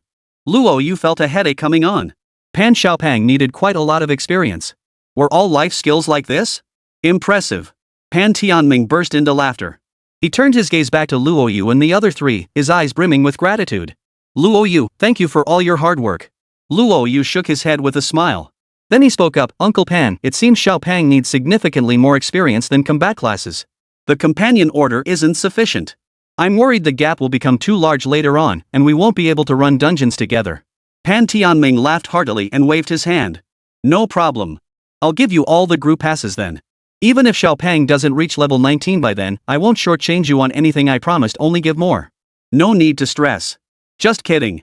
Why insist on Pan Xiaopang reaching level 19? Because a professional chef is useless. Otherwise, with any epic profession, even a rare or elite one, he'd have 100 ways to pull strings and get him into a top school, then land him a job at Starry Company. Not to mention now it's not just an epic profession, it's a legendary one. A culinary god. A culinary god. In certain respects, he's far more valuable and useful than any combat profession. Even if little fatty isn't at level 1 yet, just being a culinary god would easily get him into the 4 great academies. He could even become the sole disciple of the great Xia culinary god. Forget that little fatty is the crown prince of Starry Company. Even if he weren't, he'd still enjoy massive perks. Pan Tianming has absolutely no worries now. Leveling up would be great, but it doesn't matter if he doesn't. His sole focus now is for Xiaopang to interact more with Luo Yu and the others, forging a bond of friendship. Not only is Luo Yu terrifyingly powerful, but he's also a benefactor to the Pan family. Cultivating a good relationship with him can only be beneficial. Thanks, Uncle Pan. Ha, I understand. Perhaps you're unfamiliar with professions. The reason life skills are criticized is not only their limited utility but also their painfully slow leveling. Uncle understands, no need to feel pressured. Pan Tianming patted him on the shoulder. By the way, if you need any items, potions or gear, I've got you covered. No thanks, Dad. Look at the gear I'm wearing. Pan Xiaopang let 2 legendary pieces of gear and a signature weapon peek out, though he didn't reveal his class. Good lad, impressive. Pan Tianming didn't hold back his praise. He was not only delighted that Pan Xiaopang had befriended Luo Yu, but also thrilled by the transformation in his own son. But Dad, I still need a level 15 area boss summon scroll. Pan Xiaopang smiled. Luo Yu and the others had already cleared it twice. One more attempt was needed, so 1 scroll would suffice. As for his part, he felt awkward about wasting Luo Yu and the others' time. Uncle Pan, could you spare 2? Xiaopang still has 2 chances left. We can go in then. Pan Tianming looked genuinely pleased. Compared to those 4 previous power levelers who constantly demanded this and that, failed to protect Xiaopang, and prioritized their own interests above all, Luo Yu had been utterly dedicated to Xiaopang, treating him like a true friend. Sure. Come with me. Pan Tianming led Luo Yu toward the Maybach. Luo Yu, thank you. Pan Tianming expressed his heartfelt gratitude. Luo Yu hesitated for a moment before asking. Uncle Pan, did you notice something? Pan Tianming's body stiffened. His gaze fixed on Luo Yu as he replied coldly, Luo Yu, I won't discuss this matter with anyone. It concerns not only your life, but also Xiaopang's. You may doubt me, but you needn't question my feelings for Xiaopang. Pan Tianming paused, then produced a contract. I swear that anyone who reveals Luo Yu's secret shall suffer eternal torment in the abyssal inferno, their soul scorched day and night until they meet a wretched end. Luo Yu hadn't processed it yet. Pan Tianming burned the contract outright and a crimson glow flowed into his forehead. Luo Yu, I now sign this contract. Should I ever betray you, may I die a miserable death, my soul scorched day and night by the fires of karma. I hope you can trust me. Uncle Pan. Luo Yu's eyes flashed with shock. Clearly, he hadn't expected Pan Tianming to act with such decisiveness, erasing any lingering doubts. Don't worry about it. Without you, the Pan family would likely be finished. Little Fatty would spend his entire life living alone in self-loathing. I thank you for filling the void of friendship in his life. I hope you two can become good friends. Pan Tianming spoke softly. This time, he wasn't motivated by self-interest, but simply wanted his son to have a true friend. Uncle Pan, rest assured. I will. Chapter 68, Speed Clearing Dungeons. Continue. Luo Yu pulled out 2 area boss summoning scrolls, marveling at how vast and powerful Starry Company truly was. 2 boss summoning scrolls handed over without hesitation. The 4 of them nodded in agreement. Pan Xiaopang was deeply moved. He understood that Luo Yu had requested an extra scroll specifically to help him max out his regional boss attempts. With the experience from the previous 2 encounters, the subsequent 2 regional bosses were easily defeated. The difficulty wasn't too high, both being 2-star and 3-star combat power. Xiaopang successfully reached level 16. As for Lin Kur and the other 2 girls, they were all at level 17, still far from the 18th level. Luo Yu, however, needed only a little over 100,000 more experience points to join the ranks of level 18 players. Let's farm the Thunder Sea instance. The 5 of them were now at high levels. Originally, Magic City only had one 15-20 level dungeon, but with the New Moon dungeon appearing, there were now 2. The Thunder Sea dungeon remained untouched. With legendary treasure chests and exclusive skill upgrade scrolls up for grabs, Luo Yu certainly wouldn't pass it up. The 5 departed. Watching their retreating figures, Pan Tianming nodded approvingly and prepared to leave. If they can conquer area bosses, nightmare mode poses no danger whatsoever. Let's go. Pan Tianming departed. The land stretched open and empty, devoid of any human presence. Only in the lake ahead, an old man emerged from beneath the water, or rather, a pool of water coalesced into an old man walking toward the shore. Same as before. He pressed his hand to the ground, reading the scenes of the recent battle. Master Chef, another legendary profession. The wine connoisseur whistled in admiration.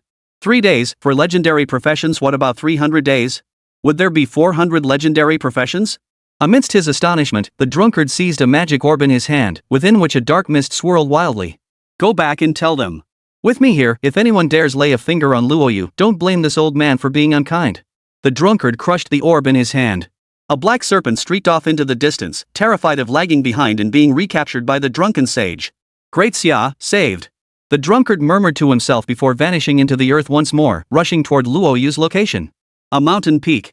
The sky was swarming with dark clouds, thunder and lightning churning above the horizon. Thunder Demon Peak. Within a hidden realm, a 100-mile radius was enveloped by streaks of lightning. The five arrived together at the Thunder Sea instance.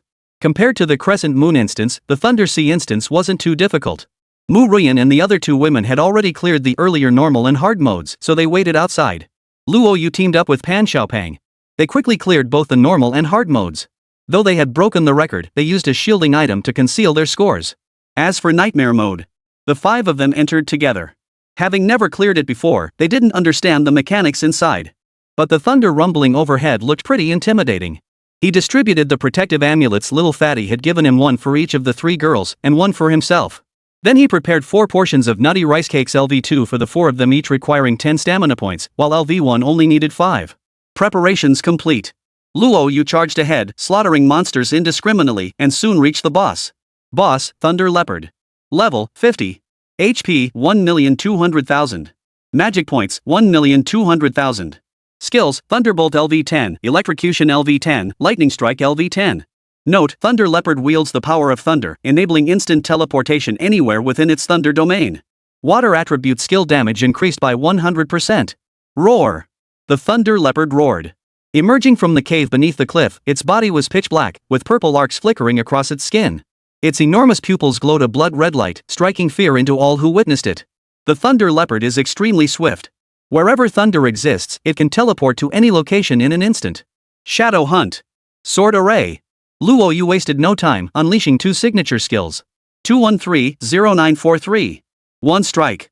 The Thunder Leopard collapsed, its essence transforming into a beam of white light that flowed into the 5 players. Successful kill of level 50 boss Thunder Leopard. Reward 200,000 EXP. First kill of Thunder Leopard, rewarded with 1 legendary treasure chest. Acquired 1 Thunder Leopard Claw. Obtained Epic Skill Book, Thunderous Might X1. Obtained 10 Thunder Leopard Cub Fragments. Legendary Chest. The 5 of them had long since grown accustomed to seeing legendary chests, and the initial shock had faded considerably. Sure enough, there was also an exclusive skill upgrade scroll. Luo Yu smiled. This was a treasure. Just 1 more scroll would upgrade his culinary skills, unlocking level 3 recipes. Let's go to the Crescent Moon dungeon. Luo Yu hadn't forgotten about the Demon Star Pendant or the Nether's Divine Flame he hadn't obtained yet. Li Kai had promised him. Who knew if they'd find it on the front lines? Better to rely on himself. 21 days left. For the foreseeable future, Luo Yu would likely spend most of his time in the Crescent Moon dungeon. Whether for leveling up or farming materials, only the Crescent Moon dungeon fit the bill. But without demon suppression stones, the Thunder Sea instance would still require 3 runs daily. Otherwise, no matter how wealthy Star Corporation was, they couldn't possibly supply demon suppression stones indefinitely. Now, the Crescent Moon instance posed no challenge whatsoever for the 5 of them. To increase the challenge and test their own skill, Luo Yu even deliberately killed the mummies once or twice before defeating the pharaoh in the final stage, forcing Mu Ruyan and the other 3 to cooperate. Pan Xiaopang currently has 400 vitality points, enabling him to cook level 3 dishes. Level 1 and 2 dishes require very little stamina, allowing him to cook over 80 dishes. As for level 3 dishes, he can only prepare 20. Still, it's more than enough for 4 people. Mu Ruyan is the healer, while Xiaopang serves as the versatile support, boosting critical hit rate, strength, and critical damage. Lin Kuo's level 3 sword array packs a serious punch. Ling Yuran was equally formidable. Her level 3 shadow hunt raised the kill threshold to 40. With Lin Kuo buffing the party, unleashing her sword array for damage, Mu Ruyan casting healing spells, and Ling Yuran stepping forward to finish off enemies. Now that all 4 had level 3 exclusive skills, their capabilities had undergone a complete transformation. All that's missing is a tank to complete the lineup. But the 4 of them now coordinate with ease, fully capable of standing on their own. The Crescent Moon dungeon was a piece of cake for them. Chapter 69, The Ultimate Pharaoh. Time remaining. Luo Yu and his 4 companions cleared the dungeon together. The Crescent Moon dungeon and the Thunder Sea dungeon. During this time, Li Kai handed him the dungeon pass. Only after Mu Ruyan explained did they learn that dungeon passes were extremely valuable, held exclusively by the Adventurers Guild. Only one could be applied for per year. This year, giving the pass to Luo Yu meant that tens of millions of adventurers had missed their chance. Dungeons were peculiar entities. Its interior resembled a tower of gods and demons. The more monsters you slayed, the more terrifying the experience and loot you gained. Experience might not be the main draw. Rumor has it there's a dazzling item inside that no one has ever obtained. That item can awaken a unique skill. Mu Ruyan's expression turned serious. Luo Yu, if you could obtain it, your transmigration master profession would reach an entirely new level. Your only exclusive skill as a transmuter right now is the contract. Acquire another, and I'm certain your power will surge significantly. Only adventurers below level 20 can enter the dungeon. I hope you can go inside and obtain that dazzling artifact. Mu Ruyan's expression was solemn. In his previous life, Luo Yu rose too late, and the dungeon pass was given to others. As a result, Luo Yu missed the greatest opportunity before reaching level 20. She intended to discuss it with Li Kai, but unexpectedly, he had already submitted the dungeon pass application to Luo Yu. Regardless, she was determined to let Luo Yu try it himself. The dazzling artifact could awaken a unique skill. Luo Yu's eyes narrowed involuntarily. Item qualities ranged from common to mythic, totaling 6 tiers. Yet reality held more than just 6. Above them lay the chromatic item. Prismatic items were extremely rare. No one had obtained one in the past decade. The probability was simply too low. So rare, in fact, that the Great Xia government agencies didn't even include it in their records. A prismatic item was indeed vastly superior to a mythic item. If he could truly obtain one, it would undoubtedly be his greatest stroke of luck. The next professional skill, huh? Luo Yu murmured softly. Legendary professionals possess only 3 exclusive skills in their lifetime. The opportunity to obtain them is slim, requiring the successful completion of a professional assessment. The hidden profession was no exception. Each exclusive skill could cause a practitioner's power to skyrocket. Luo Yu was equally curious after the contract. What would his next exclusive skill be? Got it. I'll farm the Nether's divine flame to forge the Demon Star pendant. I'll handle it personally. Luo Yu carefully stowed away the pass. He had heard rumors about the dungeon, though such knowledge was never found in ordinary books. For only true geniuses could gain entry. In the vast magic capital, with its hundreds of millions of inhabitants, only one entry slot was available each year. Rumor had it the dungeon was linked to the nation's fortune, using that fortune to nurture a gifted successor. Every practitioner who entered the dungeon was selected through a rigorous process of careful selection. Half a month passed in the blink of an eye. In the blink of an eye, less than 7 days remained until the grand examination.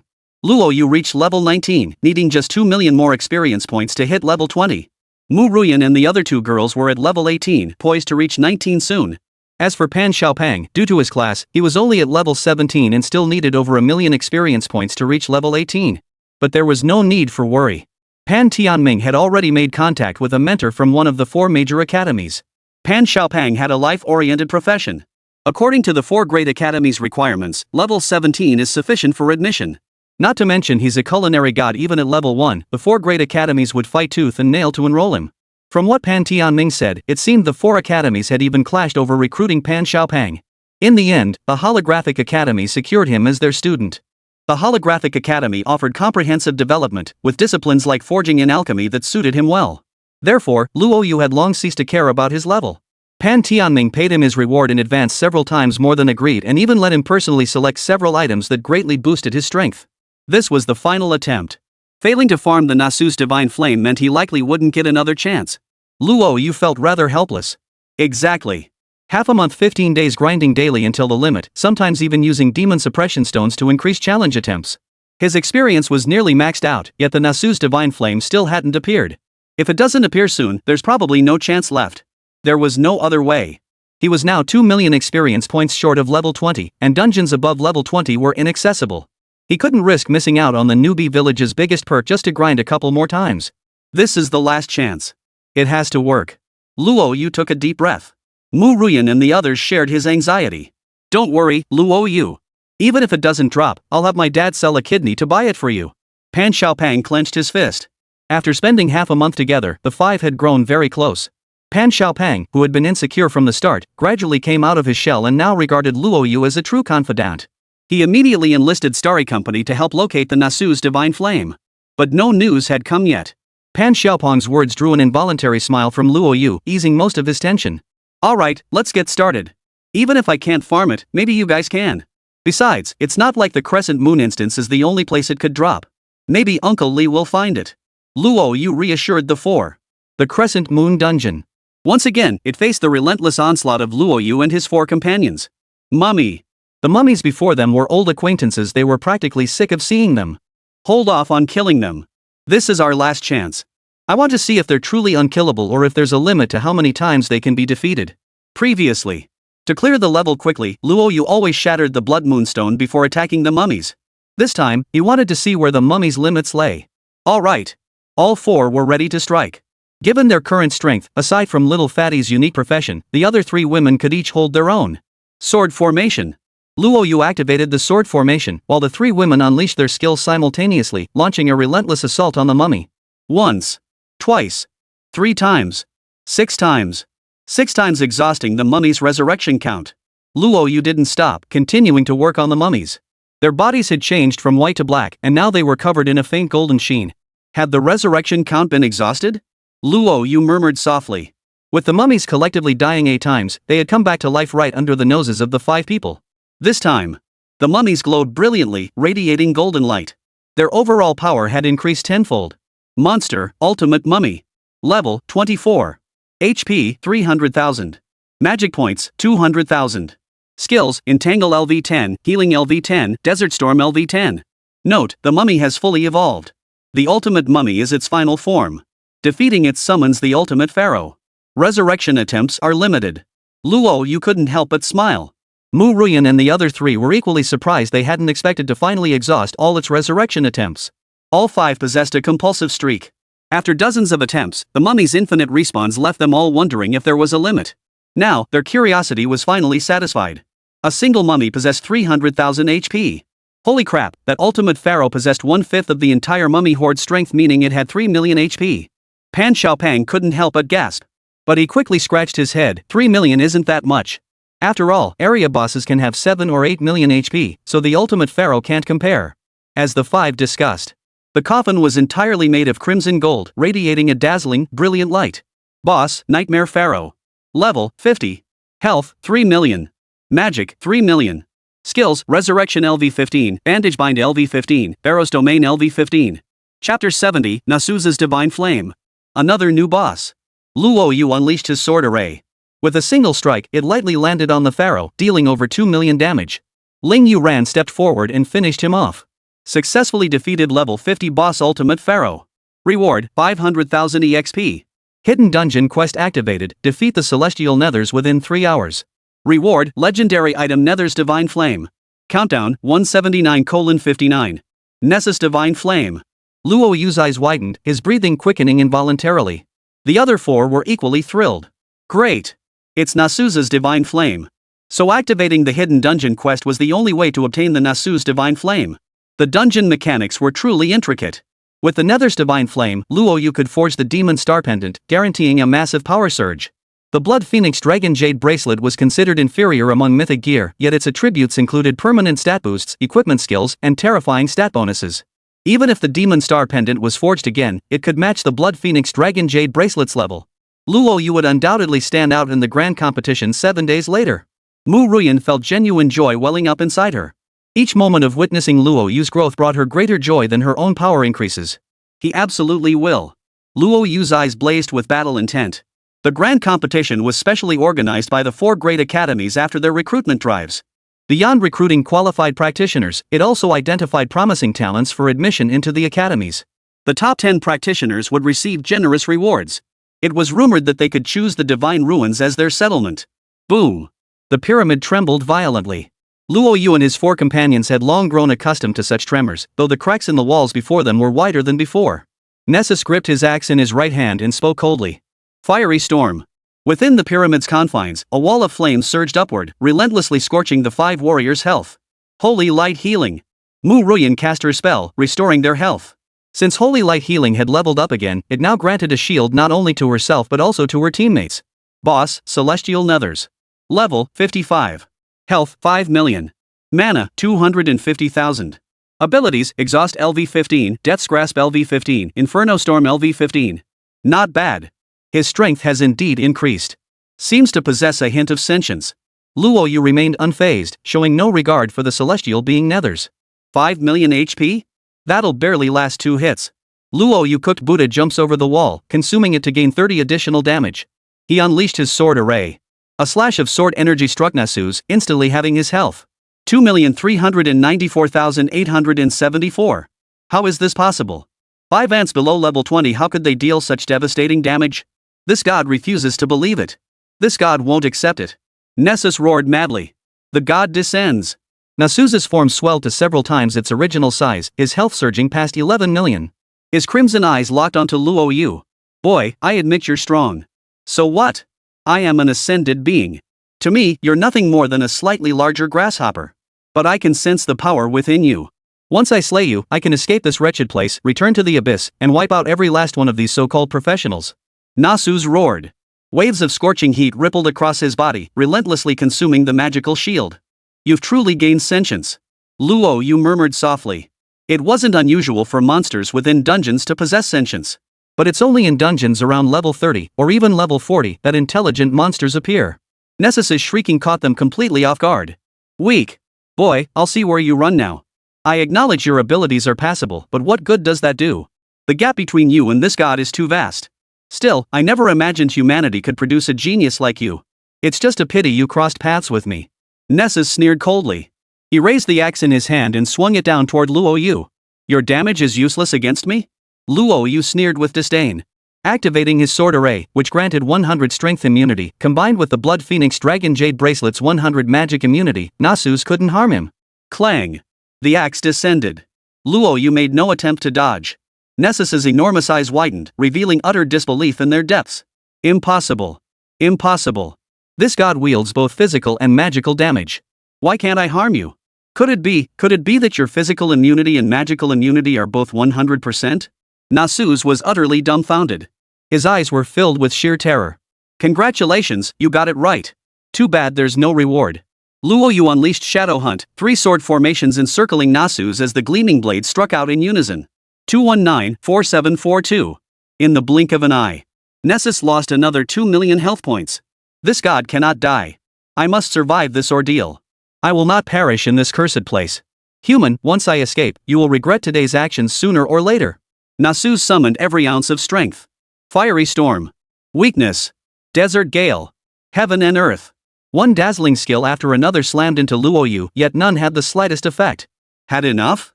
Luo Yu sneered with disdain. Rebirth. A crimson glow flared from the bracelet on Luo Yu's wrist, enveloping his entire body. Nirvana was an equipment skill that instantly restored a designated ally's full health and boosted their damage by 500. Die for me. Abyssal trash belongs where trash belongs. Luo Yu drew his spear. He charged at Nasu's, thrusting his spear directly into its heart. The spear sank deep, accompanied by the crisp sound of flesh tearing. That was the sound of a heart shattering. 827-3639. Impossible. Nessa stared at Luo Yu in disbelief, then reluctantly closed his eyes. A white glow emanated from him, flowing into the bodies of the 5 men. Successful kill of level 55 boss Nethers, reward 1 million EXP. First kill of Archangel Nasu's, rewarded with 1 Nasu's Divine Flame. Obtained 1 Nasu's Armor. Obtained Common Recipe X1. Obtained Vitality Potion X10. Luo Yu stored all the items into his Void Ring. The recipe was useless, it increased mana, conflicting with the effects of Tiger Bone Wine. As for the Vitality Potions, he now possessed over 20 bottles, all obtained from defeating Nasu's. Each bottle restored 100 Vitality Points, allowing him to prepare several more dishes. As for equipment, he now possesses a full set of legendary gear, including 1 mythic item. Combined with the Starfall Pendant, that makes 2 mythic pieces. He didn't even bother with epic gear, let alone ordinary legendary items. Nessus's Divine Flame finally in his grasp. Luo Yu grasped the cluster of flames hovering before his eyes, their faint heat tingling his skin, and a smile touched his lips. He breathed a sigh of relief. The dungeon experience granted him over 1.7 million points, putting him just shy of level 20. At that point, he wouldn't have ventured into the dungeon alone. Compared to the Demon Star Pendant, the dazzling items within the dungeon were far more valuable. Chapter 71, Now. Charge. Materials gathered. The Magic Star Pendant Blueprint, Netherflame, and Star Magic Stone. Luo Yu's heart leapt with excitement. Only after obtaining the Blood Phoenix Dragon Jade Bracelet did he truly grasp the terrifying power of mythic gear.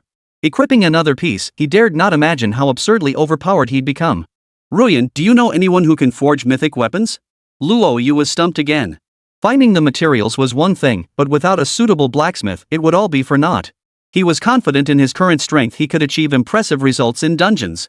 But with one more mythic item, his odds of victory would become terrifyingly high. Mu Ruyan fell deep in thought. A month ago, she could have leveraged the Mu family's influence to find a suitable candidate for Luo Yu. But now, she had severed ties with the family long ago, leaving her unable to access any of its resources. Luo Yu, Mu Ruyan chastised herself inwardly. She hadn't been there for Luo Yu when he needed her most. Luo Yu noticed her dejection and couldn't help but ruffle her hair. It's okay. I heard that winning first place in the grand competition comes with a reward of your choice. The 4 great academies have a long history. There must be a blacksmith who meets the requirements. Mu Ruyan fell silent for a moment, then thought of Li Kai. Luo Yu, ask Li Kai for help. Or Xiao Pang could leverage his connections at Starry Company to find you a blacksmith. What's wrong? Pan Xiaopang was inspecting the looted items from a distance. Hearing his name, he jogged over. Luo Yu, is there anything you need me to do? Don't worry, I'll definitely do my best. Pan Xiaopang looked serious. After a month, he had fully integrated into the team. The 4's affairs were his affairs. His combat skills might be lacking, but his financial resources were more than sufficient. With his father's full backing to cultivate good relations with the 4, he had nothing to hold him back. Luo Yu pondered. There were indeed only 2 paths to choose from now. One was Li Kai, the other was Pan Tianming. With their help, progress would undoubtedly accelerate significantly. Both held unparalleled status and influence within Great Xia, boasting extensive networks. As for that person, the image of a middle-aged woman flashed through Luo Yu's mind once more. To forge equipment beyond any level cap, no matter how basic, demonstrates a forging genius. I'll look for them after the grand competition. A blacksmith is just as important as a master chef. Even if his potential isn't great, I must cultivate a relationship with a future master smith. Luo Yu murmured softly. Better to help someone in need than to add flowers to brocade. He's bedridden now, and his mother has sold everything to keep him alive. Stepping in now will surely earn his friendship. Xiao Pang, the materials are all ready. We just need a blacksmith. Do you know any? A blacksmith? Pan Xiaopang patted his chest, his heart racing with excitement. Finally, there's a use for him. The chef god's buffs were indeed powerful, boosting all 4 of them. But Luo Yu's strength was terrifying. He was in a league of his own. Throughout the journey, the 4 had silently comforted each other. Yet guilt still lingered in their hearts. Now, it was all right. Whether it's repaying a debt of gratitude or forging an equal bond of friendship, he can finally prove his worth. Luo Yu, leave this to me. I know a master blacksmith. He's a whopping level 80. But he got badly beaten by an abyss boss and dropped back down to level 40. Mentioning the man, Pan Xiaopang's mood darkened. But soon, his eyes lit up with a smile. Don't worry, Luo Yu. I'm on great terms with Grandpa. If I ask him, he'll definitely agree. Then I'll leave it to you. Heh, you consider me a good brother. This is the least I can do. No need for thanks between brothers. You taught me that. Pan Xiaopang looked dead serious. Luo Yu nodded with a smile. That's right. We're really good brothers. Outside the instance, a group of 4 or 5 people hid in a secluded corner. Li Tao's face darkened. Level 17? Pan Tianming really went all out. If we hadn't checked the records, we'd still be unaware that the kid was secretly pulling off something big behind our backs. The others shared his grim expression. The original plan had gone awry. We were ready to force a showdown, slowly eroding the Pan family's influence in the company. Who knew Pan Xiaopang would level up to 17, just one step away from 18? Level 18 life skills. They were all veterans. Raising a life skill to this level was more than twice as difficult as mastering an epic or even legendary profession. Even if he didn't reach level 19, he would certainly meet the requirements to apply for the 4 great academies. Now, throughout the entire Starry Company, who didn't know that only by entering one of the 4 great academies would Pan Xiaopang have a chance at succession? That would at least provide some academic credentials to bolster his claim.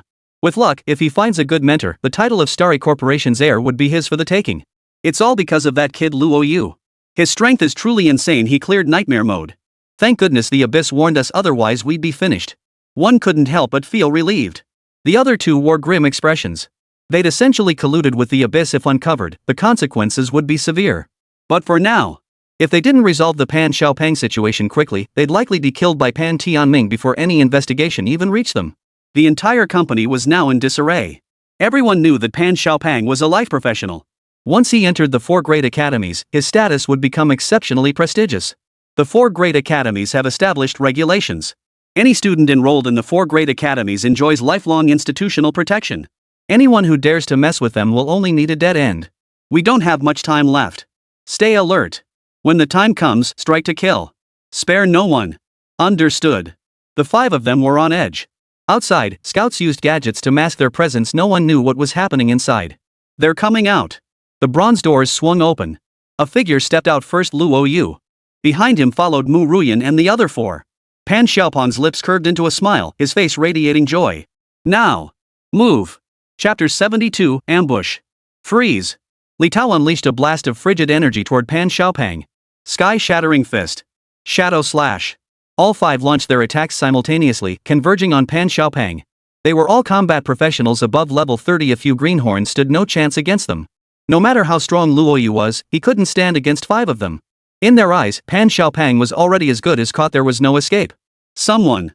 Luo Yu's eyes turned icy. After over half a month of dungeon training, his vigilance was sharp. The moment the five made their move, he noticed immediately. Holy light healing. Luo Yu's tone was flat. Looking at Li Tao and his group, Luo Yu and his companions showed not a hint of surprise. Five level 30 professionals held less weight in their eyes than the oppressive aura emanating from the mummies. What's going on? Why can't I see them anymore? Why is my health, which should be so thick, draining so fast? Damn it! He's a legendary Holy Spirit priest, we're no match for him. Run! The five men's expressions changed drastically. The surrounding temperature plummeted. Just 10 meters away from plunging the dagger into Pan Xiaopang's body, a sudden sandstorm threw them off course. A powerful gravitational pull dragged them frantically toward the storm's center. Cold! So cold! The five shivered violently, ice forming on their skin as their health steadily drained. Luo Yu unleashed a radiant healing spell, its 45-meter radius effortlessly enveloping all five. Their gear was top-notch. To assassinate Pan Xiaopang, they'd even equipped a full set of epic gear. Ordinary adventurers would have perished. But all five possessed unique skills, and Luo Yu himself was a killing machine. He faced them without fear. A green aura surged around him, unleashing massive damage upon the five. Only Li Tao, with his high magic immunity gear, managed to survive for a few seconds. The other four became corpses, buried within the secret realm. Luo Yu, spare his life. I have questions for him. We've slain quite a few monsters. But humans are different from monsters. The Great Xia Empire imposes severe penalties on murderers. Killing had profoundly affected the group, gradually instilling in them a deep reverence for life. Today, 4 lives were lost. Pan Xiaopang and Lin Kor were deathly pale. It was their first time seeing dead bodies. Even so, Pan Xiaopang forced himself to suppress his unease, determined to question Li Tao about who was orchestrating the scheme behind the scenes. He had his suspicions, but he needed proof. Luo Yu retracted his skill. Li Tao lay sprawled on the ground like a dead dog, his body encased in a thick layer of ice. Cold, so cold. Li Tao shivered uncontrollably. A green glow swept over Luo Yu's body, rousing him from his stupor. Who told you to come? Pan Xiaopan's tone was flat. Master, spare my life. It wasn't my doing. Wang Lu ordered me to act. Wang Lu and Li Gang planned to kill the young master, strip Chairman Pan of his power, and take full control of Starry Company. I had nothing to do with it. Wang Lu? Pan Xiaopang frowned involuntarily. Li Tao hurriedly nodded. Young master, it really was Wang Lu. It was definitely him. Who exactly is it? Luo Yu grabbed Li Tao's arm and yanked it away, his tone icy. Let me tell you, don't try any tricks. Do you really think we don't know? Wang Lu is firmly on Xiaopan's side. Trying to spread false information now? Do you believe you'll die for it? Pan Xiaopang was startled. He wondered how Luo Yu knew. He wasn't close with Wang Lu. Could his dad have told Luo Yu? Lin Kor and Ling Yuran sucked in their breath. Luo Yu always seemed so gentle. Who knew he harbored such a ruthless side? Mu Ruyan understood this well. If Luo Yu hadn't been ruthless, he never could have reached that position in his previous life. A person must be ruthless to stand firm. I'm not lying to you, I really am not. Li Tao, don't push my limits. You have family, right? Before you lie, think about your parents, your wife and children. We all know who it is. We just want you to verify it. If you help us confirm it, your entire family will be safe. But if you truly intend to be a national hero, don't blame us for abandoning honor. Each word from Luo Yu struck Li Tao's heart like a sledgehammer. Overwhelmed by excruciating pain, Li Tao's spirit shattered. I'll talk. I'll tell you everything. You're right, the killer isn't Wang Lu, it's Wang Hao, Wang Lu's cousin. I swear by curses, may the fires of hell consume my soul for deceiving you. Now, 5 bolts of thunder strike me down. Luo Yu, how did you know Li Tao was lying? The 5 emerged from the secret realm. Luo Yu froze Li Tao and the others' bodies into shards with ice and snow, merging them into the earth. Pan Xiaopang and the other 3 were filled with curiosity. Luo Yu smiled. Don't get the wrong idea, I know nothing. Facing a seasoned veteran like Li Tao, one naturally has to be more cautious than others. Everything I just said was to trick him. Pan Xiaopang's small eyes widened. But you broke his arm, you must know something to be able to torture him like that. The 3 girls agreed with Xiaopang's view. Overthinking it. Luo Yu's voice turned grim. Since we've killed one, we might as well kill them all. I don't know if Li Tao was telling the truth, but he had to die. Might as well take a chance. Who would have thought he really was trying to sow discord? The four couldn't help but gasp. Luo Yu's methods were ruthless, but they worked. Had they believed Li Tao's one-sided account earlier, Wang Lu and Li Gang would likely have been doomed. That would have sparked massive internal turmoil at Starry Company. Xiaopang, tell your father. Collaborating with the Abyss is a capital offense. Li Tao and his kind deserve to die. Pan Xiaopang's expression turned grave. Unable to endure the dual torment of mental and physical torture, Li Tao confessed everything, including who had leaked their information. Luo Yu and Lin Kor needn't say more. They possessed the magic cloak dropped by the Lantern Duke, which remained undetectable to professionals 50 levels above their own. Mu Ruyan and Pan Xiaopang, born into wealth, also possessed items that concealed their true strength. Not only had they made thorough preparations themselves, but the Adventurers Guild and the Guard had also swept away all traces. Not only could Li Tao and his group not uncover more information, but the person behind them couldn't either. But today, Li Tao and his group arrived. Not only was their gear highly specialized, but every skill they wielded carried magical damage. He sensed something was off. Only after thorough interrogation did he learn their intelligence had leaked to the Abyss. Now that I know about Luo Yu, I'll tell my father. I never imagined Wang Hao was the one hiding the deepest.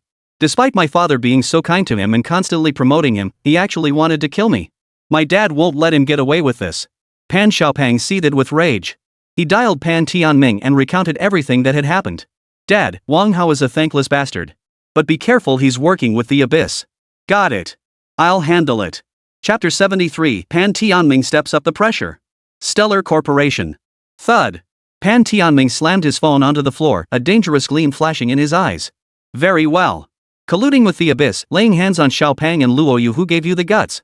Pan Tianming strode out of the office, his gaze settling on his assistant. Inform the board members, there is a critical meeting today. All directors must attend in person. This is urgent. Anyone absent will be dismissed. Yes, Chairman Pan. The assistant hurriedly contacted the board members, instructing them to arrive promptly. Meanwhile, Wang Hao paced the living room, his face betraying a look of anxiety. The middle-aged man on the sofa took a drag from his cigarette, his tone calm. What's there to fear? Li Tao and his four companions were all level 30 combat specialists, decked out in epic gear. Taking down a little fatso like Pan would be a piece of cake. No matter how formidable that kid is, at most he can resist strength immunity. Even with high strength damage, Li Tao and his team also had strength immunity on their gear. The mission would be a sure thing. Li Ji's face relaxed. The assassin was his hard-earned protege, having taken down countless roadblocks. This blade was exceptionally sharp. Wang Hao took a deep breath. He didn't know much about Li Tao, but he knew Li Ji inside out. They were now in the same boat.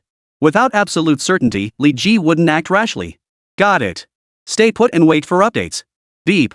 Wang Hao answered the call, and the words from the other end made him frown. Must I come? Yeah, got it. I'll head over immediately. Hanging up, Wang Hao frowned deeply. What now?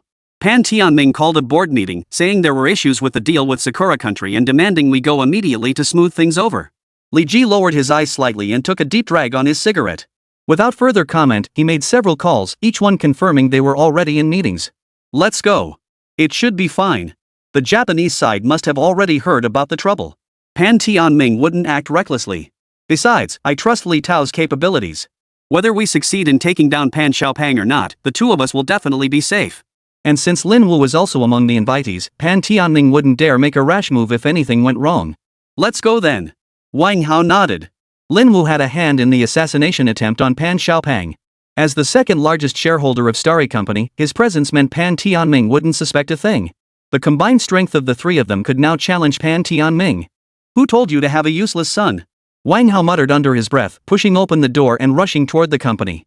Starry Company. Outside the conference room, a group of bodyguards were stopped at the entrance. They had to undergo a search before entering to ensure they carried no weapons. Wang Hao and his companion were accustomed to this routine. They exchanged greetings with fellow attendees. Is there really a problem with the goods from Sakura Country? Li Ji couldn't help but ask. The short, stocky middle-aged man shook his head helplessly. Didn't Chairman Pan already say? Damn it. Who could have predicted a level 90 abyssal monster suddenly appearing? The entire galaxy fleet was wiped out. We're now calculating the losses. This time, the Japanese bastards found their chance. The losses will be enormous. Don't worry, we'll find a way. Wang Hao and his companion exhaled in relief and walked straight into the conference room. The moment they entered, the heavy iron door slammed shut behind them. Everyone walked toward their seats with unconcerned expressions. Li Ji, with his keen observation, caught a glimpse of a shadowy figure holding a gun, faintly visible in the light behind the curtains. His heart instantly sank. He immediately tried to pull Wang Hao away, but they were blocked by a fully armed bodyguard. The meeting hasn't even started. Why the rush? Pan Tianming stepped before them, a smile playing on his lips. What's the matter? Feeling guilty? Wang Hao's body trembled. Pan Tianming had inherited Starry Company at 22 and now, at 45, had presided over it for 23 years. Wang Hao was someone he had personally promoted. In Pan Tianming's presence, he had always found it difficult to hold his head high. Without Lin Wu and Li Ji's instigation, Wang Hao would never have dared to rebel. Chairman Pan, is there some misunderstanding? Li Ji spoke with a smile. Pan Tianming slapped him across the face. You bastard, you're the one stirring up trouble, aren't you? Wang Hao, that lapdog, if I hadn't promoted him back then, who knows where he'd be selling his ass now. You're just a lowly department manager, what gives you the right to speak to me? Li Ji's body trembled, completely intimidated by Pan Tianming's imposing presence. From within the crowd, Lin Wu stepped forward and spoke calmly. Chairman Pan, Li Ji and Wang Hao have made significant contributions to Starry Company on multiple occasions. You. Smack. Pan Tianming slapped him across the face. Lin Wu, what gives you the right to speak to me? It wasn't because my father was soft-hearted. Even if you'd knelt for 3 days and nights, would I hire a good-for-nothing like you? Pan Tianming, you. The crowd was bewildered. Pan Tianming's imposing presence startled them, leaving them unsure what had happened. Lin Wu, don't think I don't know what you've been up to. You should be thankful little fatty is unharmed. Otherwise, you'd all be dead today. Did you really think if something happened to him, you'd get the chance to usurp his position? Don't even think about it. Mr. Lin and his men attacked little fatty? Whoa, no wonder Chairman Pan was so furious. Little fatty is his only son. Pan Tianming, Starry Company doesn't belong to you alone, it belongs to all the employees. What right do you have to say that? Lin Wu knew the truth had leaked and decided to go down fighting. Let me tell you this, even if that good-for-nothing Pan Xiaopang hadn't died, do you really think Starry Company would still be controlled by your Pan family? You're right, I did order someone to assassinate that good-for-nothing. Looks like those idiots failed. So what? What can you possibly do to me? Do you really think you can lock me up? Lin Wu sneered with disdain. At his level, he had long transcended the realm of ordinary people. The law held no sway over him whatsoever. If Pan Tianming dared to touch him, the powerful figures backing him would never let him get away with it. Who doesn't have powerful backers? Besides, as the second largest shareholder of Starry Sky Corporation, Lin Wu, ordinary matters truly held no sway over you. But if Pan Tianming approached Lin Wu, the latter's brow furrowed, as if sensing the other knew something. What if you're colluding with the abyss? Pan Tianming sneered. Lin Wu, this time you've provoked not just me, but the Adventurers Guild as well. Luo Yu's identity isn't what you think it is. Remember who vanished suddenly over half a month ago? Tell me, where is he now? The Duke of Lanterns, right? Guess why he didn't act personally. Even knowing Luo Yu's background, he still wanted to use someone else's knife to kill. With every word Pan Tianming spoke, Lin Wu's body trembled slightly. Impossible. What's impossible about it? If you lay a finger on Luo Yu, the guardians behind him won't let you get away with it. With your connections, who could you possibly stand against? Chapter 74, I won't let him be bullied. Lin Wu. According to our investigation, the three of you colluded with the abyss. You're coming with us. The steel door of the conference room swung open. Tang Yusu presented her credentials as the security team members surrounded the three tightly. Wang Hao's face turned pale. Li Ji could barely stand on his own 2 feet. Lin Wu's voice was hoarse. He wouldn't escape today. The ordinary security team couldn't handle him, but he never imagined who stood behind Luo Yu. That was the man who could make the great Xia Empire change its rules with a mere stamp of his foot. The very architect of every rule in the game. Pan Tianming, you worthless son. I may have failed today, but do you truly believe your son can smoothly take over? No, impossible. While you're alive, perhaps. But once you're gone, a useless man who awakened to a life profession, do you really think he can shoulder the responsibility? Do you think under the cutthroat culture of Starry Company, they just let a good-for-nothing sit comfortably in the position? Lin Wu roared madly. Pan Tianming, today's me is tomorrow's you. Is that so? Pan Tianming couldn't help but snort coldly, sweeping his gaze around the room. Everyone here today, I know you all share Lin Wu's thoughts. But I advise you to mind your own business and not entertain such unwarranted thoughts. There is indeed one matter to announce today. It concerns not the Galactic Fleet, but Pan Xiaopang and the selection of Star Corporation's next chairman. Chairman Pan, this.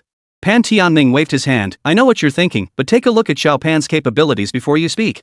Pan Tianming nodded to his assistant, and the conference room's iron door swung open once more. Pan Xiaopang and Luo Yu entered together. Xiaopang, show us your skills. All right. Pan Xiaopang retrieved the concealed device, drawing every gaze in the conference room toward him. As a golden glow emanated from the device, the board members could no longer sit still. Legendary profession. Master Chef, level 18 Master Chef. How could this be? Impossible. Absolutely impossible. A culinary god? Isn't that just a chef? How could this be? Everyone was stunned. Tang Yusu stood frozen in place, her gaze fixed intently on Pan Xiaopang, her breathing growing heavy. The wealth and influence of Shanghai's powerful families couldn't escape the eyes of the security detail. Just over half a month ago, Pan Xiaopang was merely a chef of fact that made headlines and became a laughingstock across all circles in the city. Now, he'd transformed into a legendary profession, a highly prestigious culinary god. Currently, only one culinary god existed in the Great Xia Empire, commanding immense prestige. Now that Xiaopang had transitioned into this role, the sheer magnitude of his future stature was unimaginable. Tang Yusu's heart stirred. Mu Ruyan had told her that all these changes were possible because of Luo Yu. But to successfully change professions, he must enter a deep contract, a prospect she found unbearable. Impossible. How could that be possible? A professional could only change professions once. Even with a profession-changing divine stone, the quality would likely remain similar. Pan Xiaopang couldn't possibly be a culinary god. Impossible. Lin Wu had completely lost his mind. To die alongside Pan Tianming would at least bring closure. Now Pan Xiaopang had transformed into a culinary god, and Lin Wu felt his mind shatter. All that effort, what was it even for? Had he known Pan Xiaopang was the culinary god, he never would have dared act this way. How much better it would have been to just stay put as his second in command. Pan Tianming struck at the heart of his enemy. He pulled out the holographic university acceptance letter. I knew you wouldn't believe me. Look at this, a holographic acceptance letter. The culinary god himself has accepted Little Fat as his student. A hot-dog-shaped acceptance letter appeared, imprinted directly onto Pan Xiaopang's body. In the blink of an eye, he was promoted from the 18th grade to the 19th. This is the culinary god's giant hot-dog sausage. The room fell silent, filled with heavy breathing. Only the culinary god could cook such a colossal hot dog, one that instantly levels up professionals without requiring any experience or causing side effects. Consumable once per month until level 70. The same super hot dog is the exclusive method the culinary god uses to recruit students, the only one of its kind in all of Great Xia. What? Anyone doubting this? You can call the culinary master right now and have him explain it to you in person. Pan Tianming couldn't have been happier. Ever since learning about Little Fatty being the culinary god, he'd been seething with pent-up anger, waiting for the chance to purge all the unruly elements. The original plan was to do it after Little Fatty enrolled. But who knew Lin Wu and his crew would be so blind as to rush headlong into their own deaths? So, does Little Pan now meet the requirements? Perfect. I always knew Little Fatty wasn't meant to stay in the pond. His transformation into a culinary god doesn't surprise me at all. A culinary god. Having one at Starry Company will surely intimidate many petty criminals and protect our ancestral legacy. No problem. We're definitely good. Whether hostile or neutral board members, they're all throwing their weight behind Xiaopang now. They understand what a culinary master signifies. It's settled then. Meeting adjourned. Pan Tianming couldn't have been happier. After suppressing his feelings for so long, he could finally vent. Seeing his former rivals bow their heads obediently one by one made every ounce of resentment in his heart vanish completely. Back in his office, Pan Tianming expressed his sincere gratitude to Luo Yu. Luo Yu, without you, Little Fatty wouldn't be enjoying this kind of glory today. You're a great benefactor to the Pan family. Whatever you need going forward, if it's within my power, I won't hesitate to help. Uncle Pan, you're overestimating things. Xiaopang and I are brothers, his business is my business. Excellent. That's the best outcome possible. Pan Tianming's face lit up with delight. After leaving the company, Pan Tianming invited Luo Yu to join him for a family dinner at the Pan residence. The family was simple.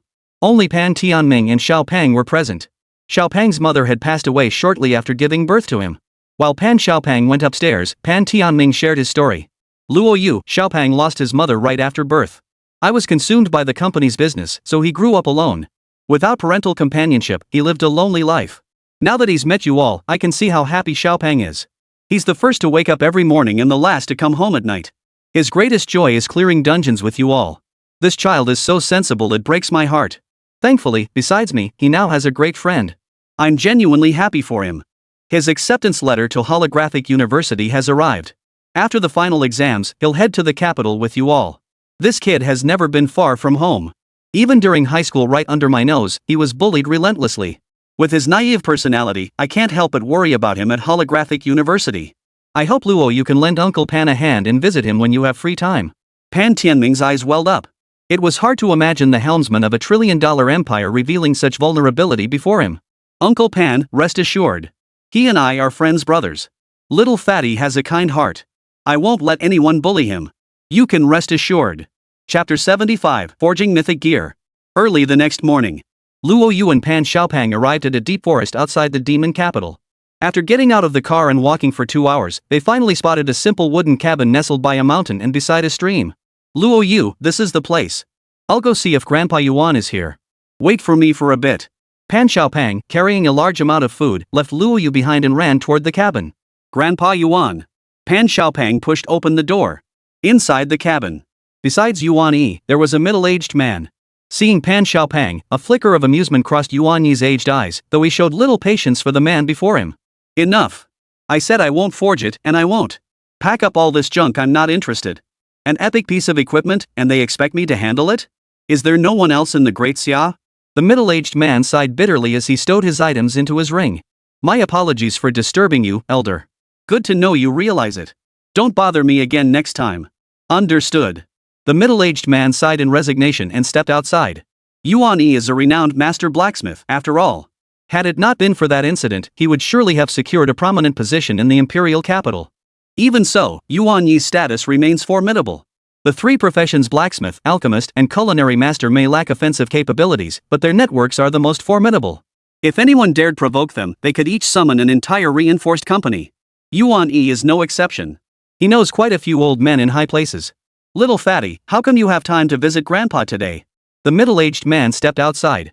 Yuan Yi's stern expression instantly softened into warmth as he pulled Pan Xiaopang inside, chuckling heartily. Little Fatty, your Grandpa Yuan has forged quite a few little gadgets lately.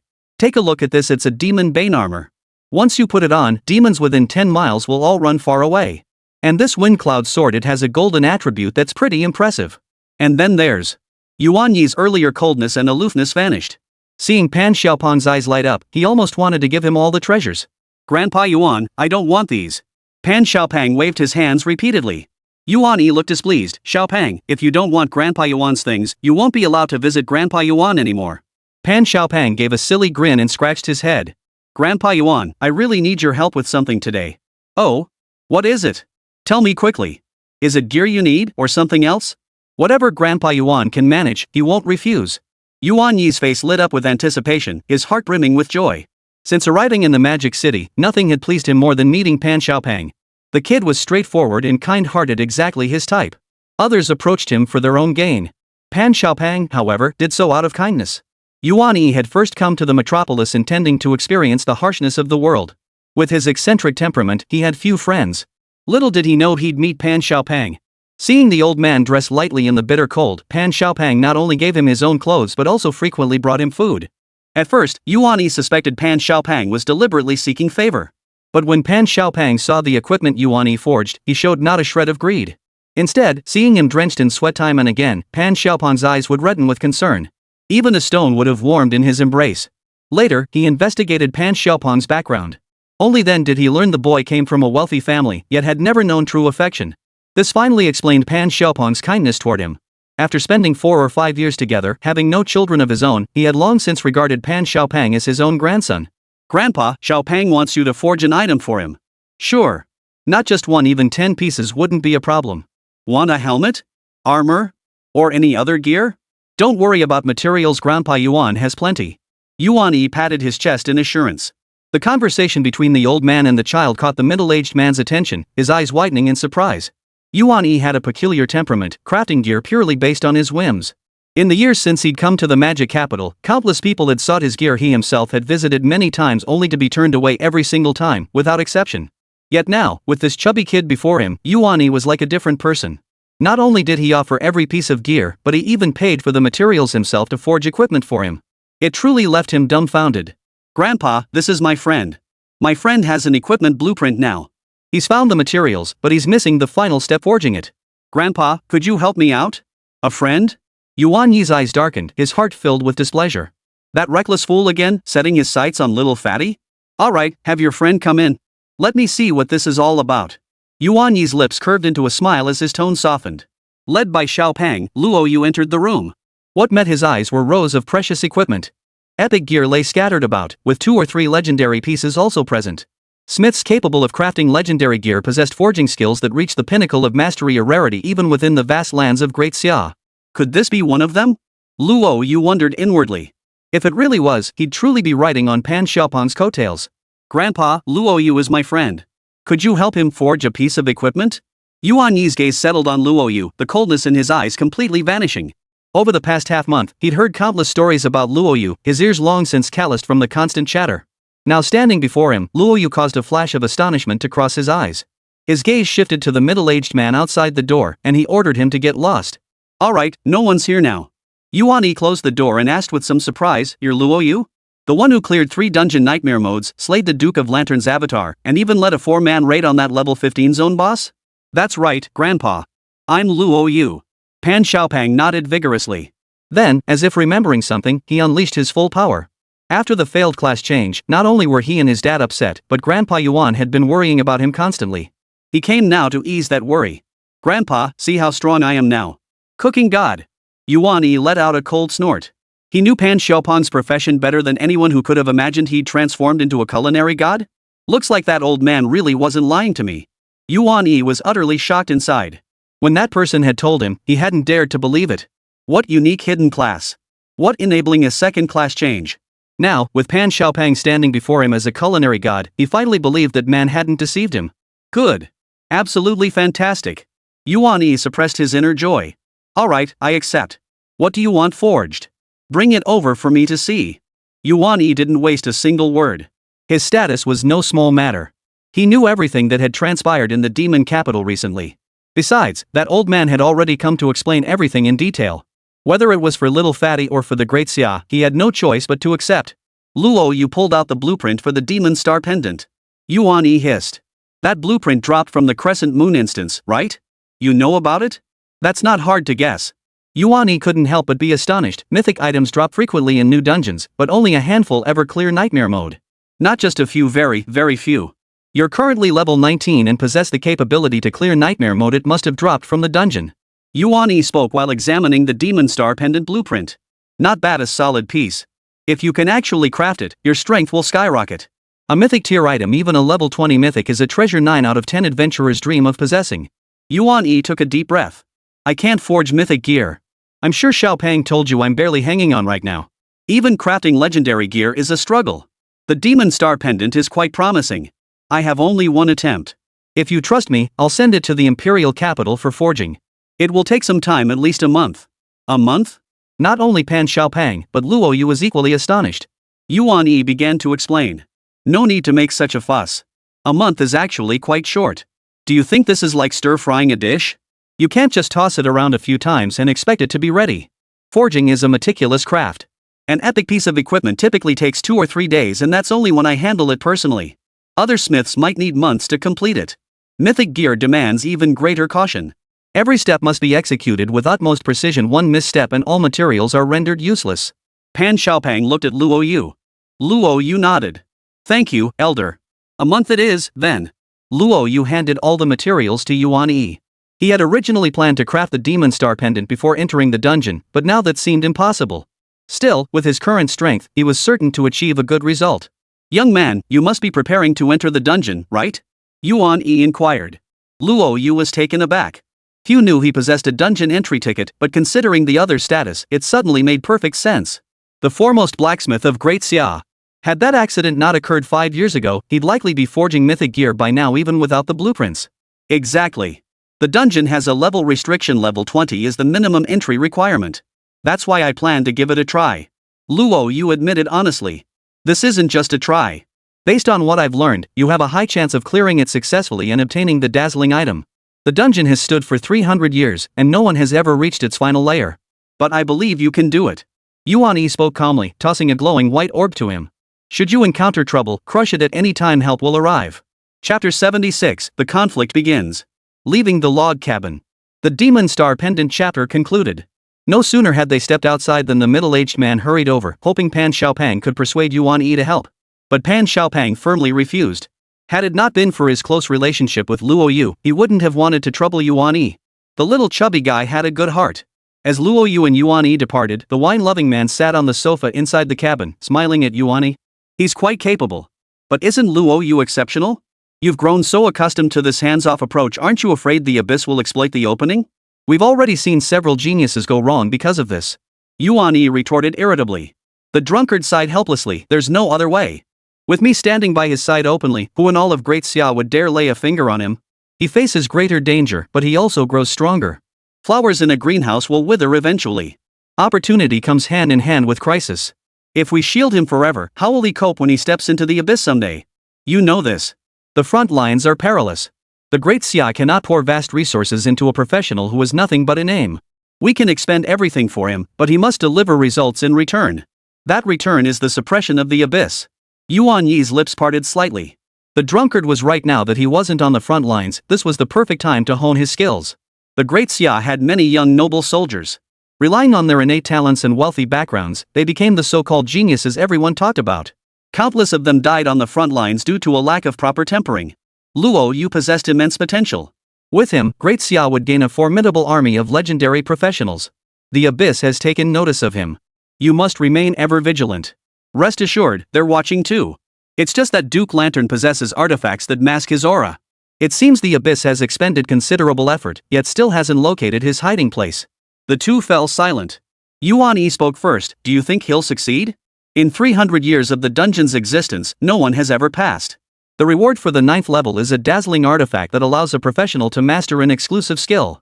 Luo Yu's current exclusive skill was already formidable enough, he couldn't fathom how terrifying the next one might be. Yuan Yi couldn't help but marvel. Not just him, even the drunkard was curious.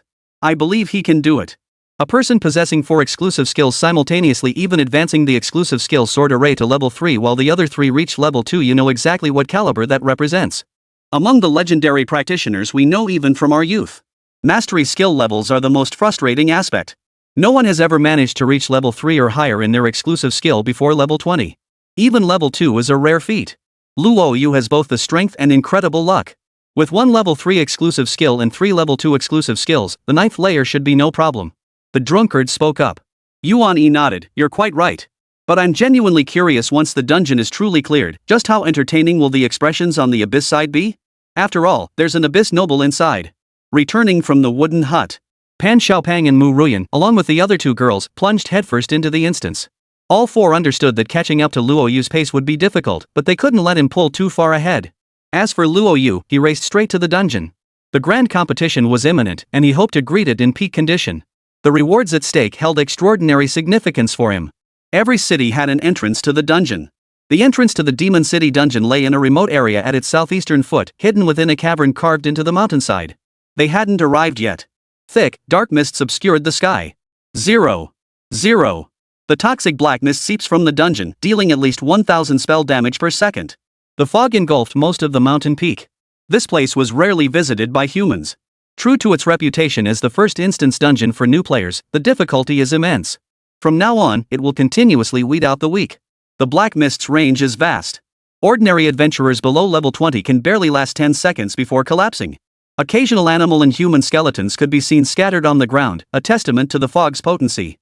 Luo Yu possessed 100% spell immunity, so the black mist inflicted no magical damage upon him. Right there inside, Luo Yu entered the vast cavern, where the fog grew denser the closer he approached. A crimson glowing door stood within the cavern, its center carved with a bat-headed totem of grotesque appearance. Rays of crimson light shot out from the door, coalescing into bat-like forms that swirled around the entrance. Amidst the black mist, the scene felt overwhelmingly oppressive. Luo Yu produced his pass. As if sensing something, the red glowing bat seized the pass the moment it appeared and darted through the gate. Whoosh! A crimson beam pierced the heavens and earth. From afar, it appeared as a crimson beam erupting from the mountain peak. Simultaneously, the entire demon city witnessed the blaze ascend, envy flickering in their eyes.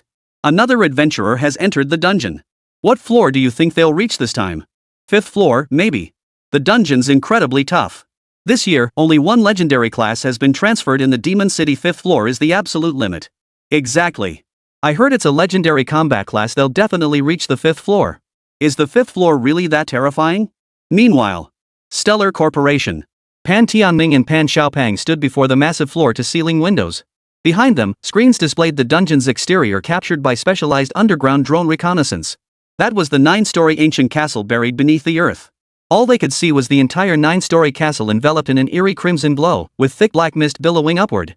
After clearing the dungeon, the red glow would turn green, and they would receive the notification immediately. Adventurers Guild.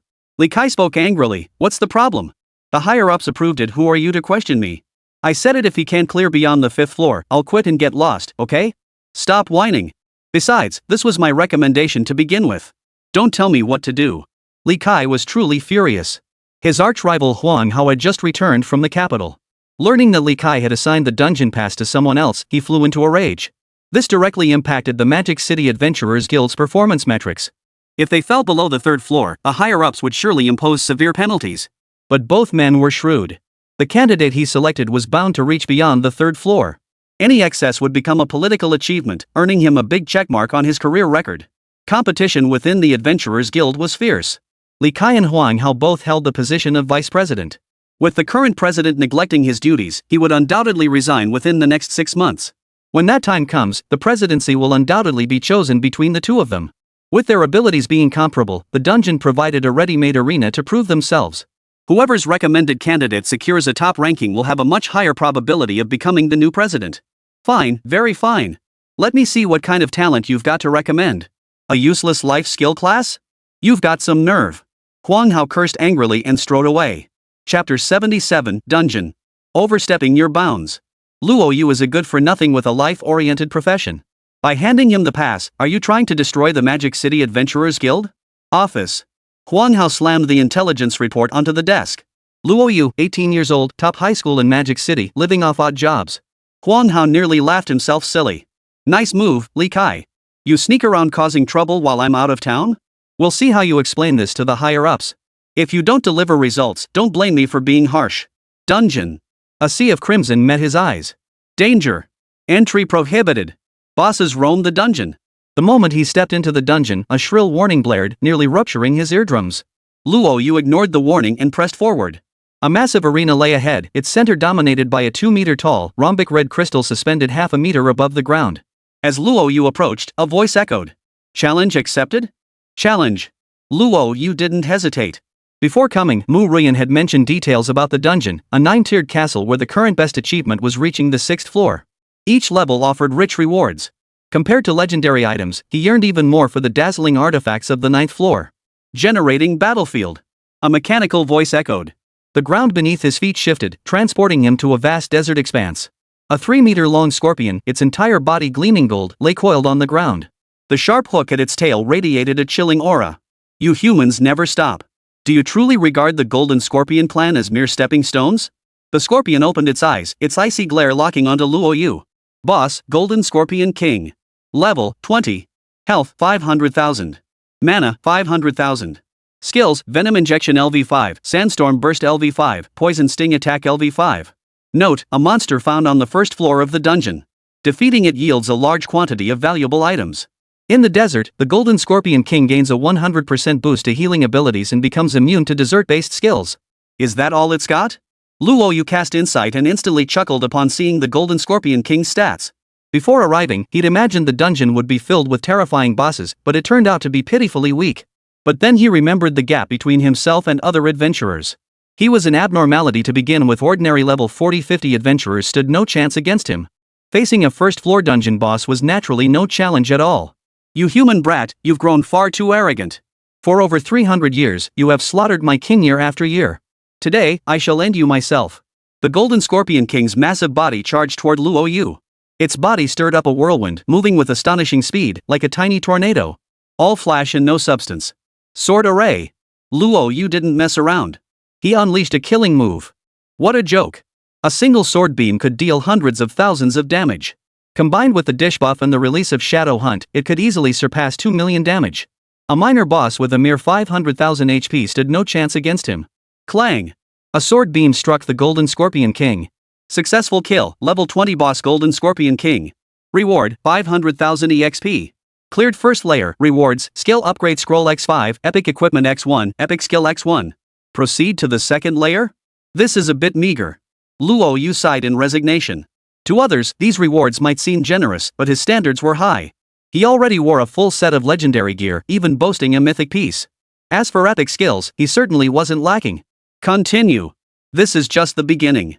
My goal is to clear the 9th layer and obtain the dazzling item. The other rewards mean nothing. Chapter 78, 5th Floor Strategy. Cleared. In the distance, the crowd was filled with astonishment. Others sneered in disdain. With only one dungeon pass issued per year, those selected must be truly formidable adventurers. Clearing the first stage should be expected, right? Exactly. If you can't even clear the first gate, you might as well not bother entering and save yourself the embarrassment. For stages is the baseline, anything less is unacceptable. Several voices chimed in. Exactly. Over the past 300 years, only about 300 people have entered the dungeon. The best performer reached the 8th gate, while the worst managed only the 3rd. In recent decades, most adventurers have cleared 4 stages. Few have reached 7, and even 6 is rare. All things considered, the 4th gate is roughly the passing threshold. So clearing the first gate isn't anything special. The crowd nodded in realization. Outside, the drunken fool leaned against a tree, sipping his wine and soaking in the dungeon's aura. Passing the first gate left him utterly unmoved. With Luo Yu's strength, failing the first gate would be a death sentence. Inside the dungeon, the Golden Scorpion King fell from his mount. The desert landscape instantly transformed into the previous arena, shrouded in eerie black mist. A sapphire blue beam of light emerged from the corpse. Luo Yu strode inside. He descended to the 2nd level. Luo Yu activated the crimson crystal as well. The boss was a level 25 iron-armored water snake. The ground trembled as the scene shifted once more. He found himself in the depths of a vast ocean, but a massive bubble formed around him, shielding him from the surrounding currents. Boss, ironclad water snake. Level 25. Health 800,000. Magic 800,000. Skills: Bubble Charge LV7, Tail Slam LV7, Water Wave LV7. Note: a monster found on the 2nd floor of the dungeon. Defeating it yields a large quantity of valuable items. In the deep sea, the iron-plated water snake gains a 100% speed boost, 0% attack boost, and immunity to water attribute skills. Splash. A massive serpent, 7 or 8 meters long, with a sky blue back, white belly, and an iron helmet atop its head, charged toward him. Sword array. Luo Yu didn't even glance up. Below 1 million HP, a single sword beam dispatched it. Above that, 2 sword beams sufficed. Successfully defeated level 25 boss, Iron Armored Splash Serpent. Reward, 500,000 EXP. Cleared level 2. Rewards, Skill Upgrade Scroll 15, Legendary Equipment 1, Legendary Material 1. Proceed to the 3rd layer? Legendary gear is starting to drop. Luo Yu glanced at it overlapped with his bracelet. He'd have Li Kai help sell it later. Without pausing, he advanced directly into the next layer. The crowd outside gasped in astonishment once more. Luo Yu's clearing speed was astonishing. Normally, the 2nd stage alone would take at least 10 minutes, yet he completed it in under half a minute, utterly terrifying. But the real shock was yet to come. As the dungeon descended deeper, Luo Yu's pace didn't slow an inch. Whoa, already on the 3rd level? Is he cheating or what? Good heavens, it hasn't even been a minute and he's already cleared the 3rd floor? This is weird. Is the dungeon glitching? Look, now he's on the 5th floor. He even took down the 4th floor boss. Who the heck got that dungeon pass? I'm dying to know. What's the rush? The strength gap between the 1st and 4th floor bosses isn't huge. One-shotting them isn't surprising. But one-shotting the 5th floor boss? That'd be insane. We'll see if he can pull it off. One of the blonde-haired guys spoke up. The person beside him wasn't swayed by his words. What a joke. Do you even know how much health a dungeon boss has? From the very start, they have at least 500,000 HP. The 4th floor boss has a whopping 1.5 million HP. Remember this, only players below level 20 can enter the dungeon. Dealing hundreds of thousands of damage in one hit? Even level 40-50 combat classes can't pull that off. So you think it's weird they can one-shot people? Go ahead, find someone who can one-shot it for me. Exactly. You know nothing but spout nonsense. Get lost. The blonde-haired guy's face flushed alternately red and white. Not daring to utter a word, he scurried off to hide in a corner. The others were right. That dungeon class must be terrifying, otherwise it couldn't one-shot the boss. He was just jealous, that's why he said those things. Little did he know the others wouldn't give him the time of day, even hurling insults his way. Humph, what's there to brag about? I'll see if he can keep his big mouth shut by the 6th stage. The blonde-haired man's gaze fixed on the crimson beam piercing the sky. The red beam resembled stacked blocks, consisting of 9 layers. Now, the bottom 4 layers had turned green, signifying that the first 4 levels of the dungeon had been cleared. Soon. As everyone's eyes widened in shock, the 5th layer of red light turned green. Good. Truly worthy of being the hidden exclusive class, it's incredibly powerful. Cleared the 5th stage. The drunkard sat up straight, his eyes fixed intently on the light of the 6th layer. The first 5 layers weren't particularly difficult. With Luo Yu's abilities, clearing them was easy. Across the Great Xia Empire's 30-plus provinces, over a dozen professionals cleared the 5th layer each year. It was only starting from the 6th layer that the dungeon underwent a true qualitative change. Boss abilities skyrocketed, and new mechanics imposed restrictions. The difficulty became terrifying. Luo Yu, only by clearing the 6th layer will you show me your true potential. Perhaps the 6th floor is enough for others, but my hope for you extends to the 8th. The wine drunkard murmured softly. He now stands among the foremost figures in Great Xia. In the dungeon's heyday, he reached the 7th layer. Over 3 centuries, only one person has ever reached the 8th. That man was a true genius 2 centuries ago. His emergence was what allowed Great Xia to survive until now, single-handedly elevating it to the pinnacle of world nations. Once teetering on the brink, bullied by the 8 great nations including the United States and Japan, Great Xia transformed into one of the world's foremost superpowers. That man also possessed a hidden profession. It was one of only 3 hidden professions in the Great Xia's 300-year history.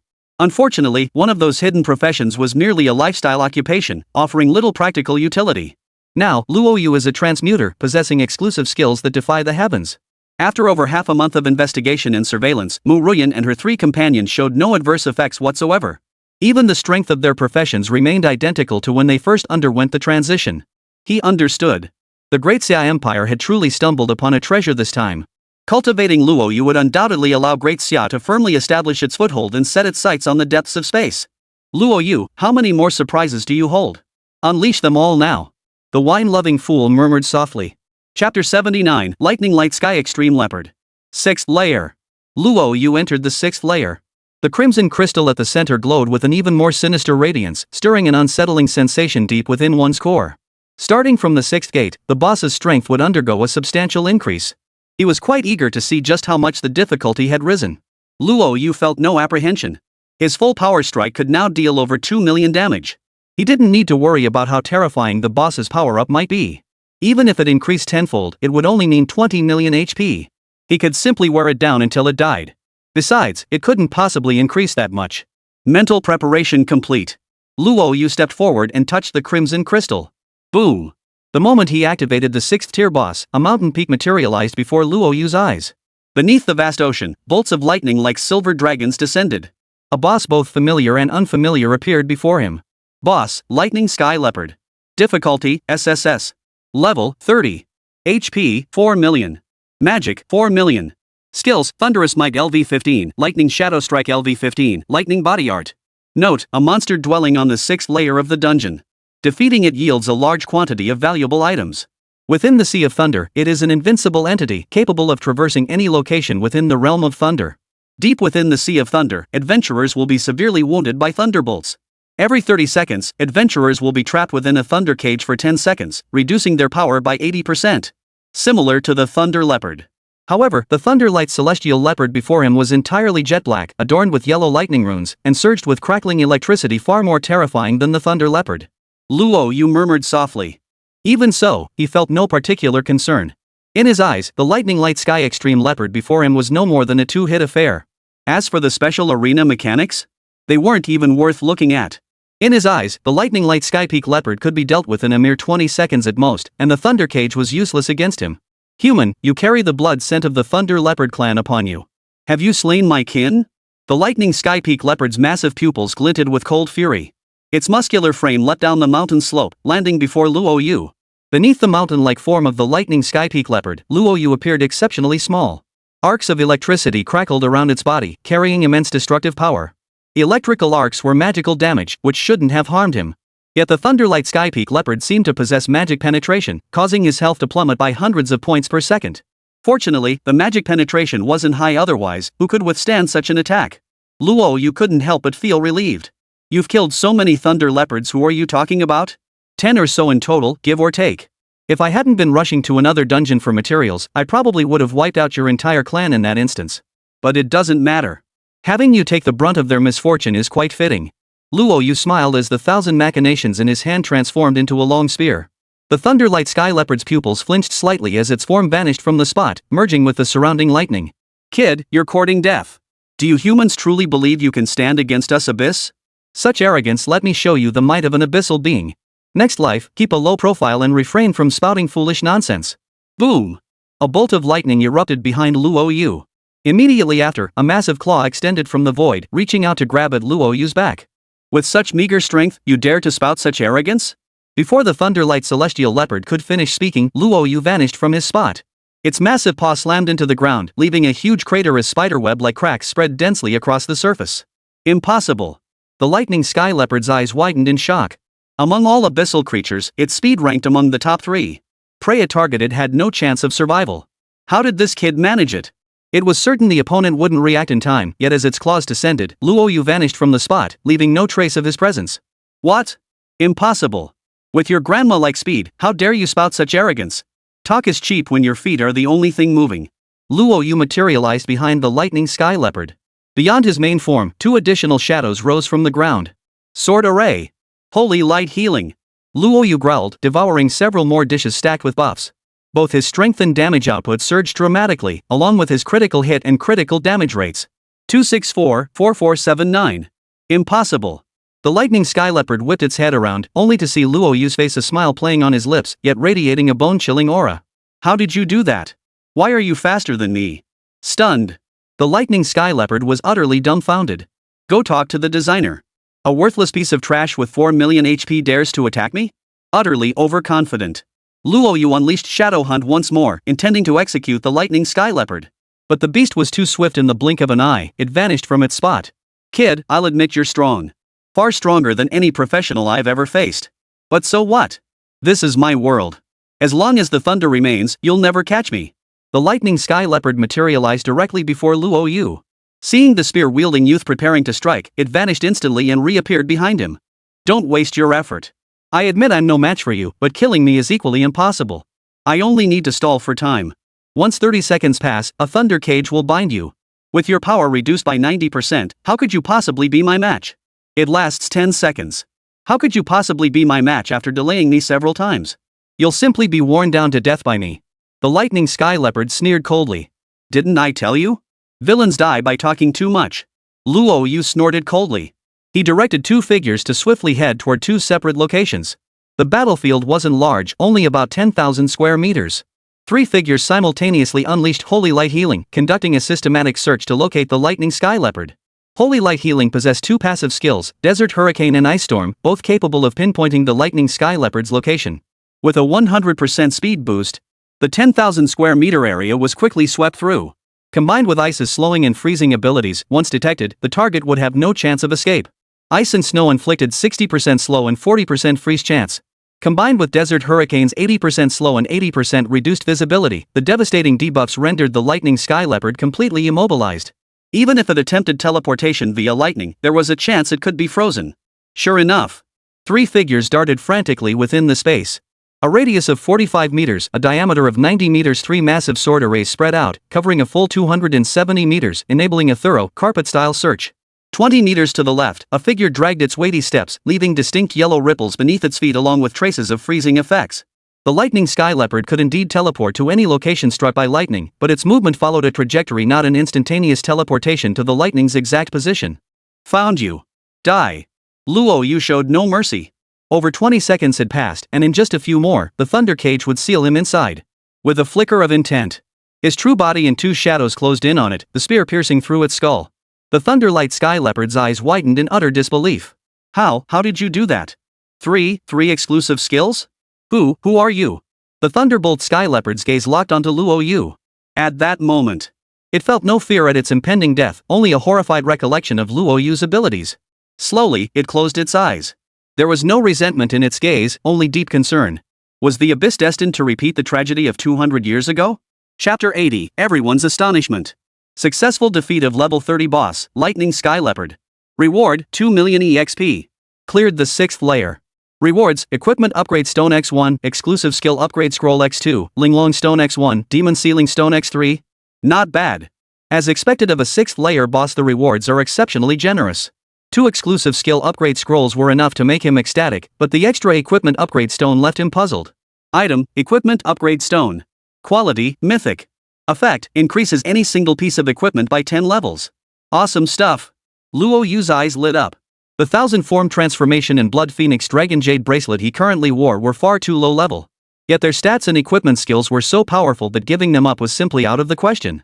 With this equipment upgrade stone, he could eventually level up either the 1000 machinery transformation or the Blood Phoenix Dragon Jade bracelet to level 25. Pretty awesome. The 6th layer's difficulty was manageable. But I'm confident I can clear the next 3 layers. Luo Yu strode confidently toward the 7th layer. What he didn't know was, outside the dungeon, the demon city erupted in chaos. He actually cleared the 6th and 6th layers. No way, how could that be? Clearing the 6th floor in just 1 minute? Impossible. There must be a glitch. The dungeon system is definitely malfunctioning, or someone's cheating. Everyone was stunned. Mu Ruyan and the other 2 girls were also watching Luo Yu's progress. Seeing him breeze through the first 5 floors in seconds didn't faze them much. They knew his strength and the gear he wore, he was practically unmatched at his level. Even level 40 or 50 professionals wouldn't stand a chance against him. But beyond the 6th floor, each boss became terrifyingly powerful. It wasn't just the boss's power, but also the dungeon mechanics. Many adventurers attempting the dungeon fell on the 6th floor. Only from the 6th floor onward did the true dungeon begin. Over 3 centuries, the best time to clear the 6th floor was 3 minutes, achieved by a prodigy 200 years ago. Now, it had taken less than half a minute, utterly jaw-dropping. Dad, we made it. We made it. I knew Luo Yu could do it. With such a short time gap, Luo Yu is truly amazing. Pan Xiaopang jumped up in excitement. Pan Tianling's eyes flickered with astonishment as he nodded in admiration. A genius. Compared to any legendary professional in the Magic City this year, Luo Yu is truly the undisputed number 1. That kid Li Kai just got incredibly lucky. Pan Tianming marveled inwardly. Adventurers Guild. The red glow on the 6th level turned green, and Huang Hao could no longer sit still.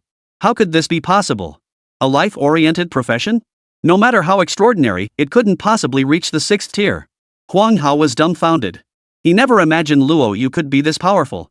He'd already drafted a complaint against Li Kai in his computer document. A lifestyle class entering the dungeon was clearly a waste of a slot. He'd expected Luo Yu to struggle just getting through the 1st layer, yet here he was, breezing through to the 6th. From entering the dungeon to now, it had taken less than 10 minutes. The speed at which he cleared the dungeon was terrifying. Had they found any evidence of cheating? Was that kid cheating? Did anything unusual happen in the dungeon? Huang Hao grabbed the assistant entering the door and demanded with a fierce expression. His future was at stake. Nearly half a month ago, after that international high school student had advanced to a legendary class, he had paid a hefty price to get her into the Adventurers Guild as his recommended candidate. He planned to let her use the dungeon pass, but who could have guessed Li Kai would beat him to it?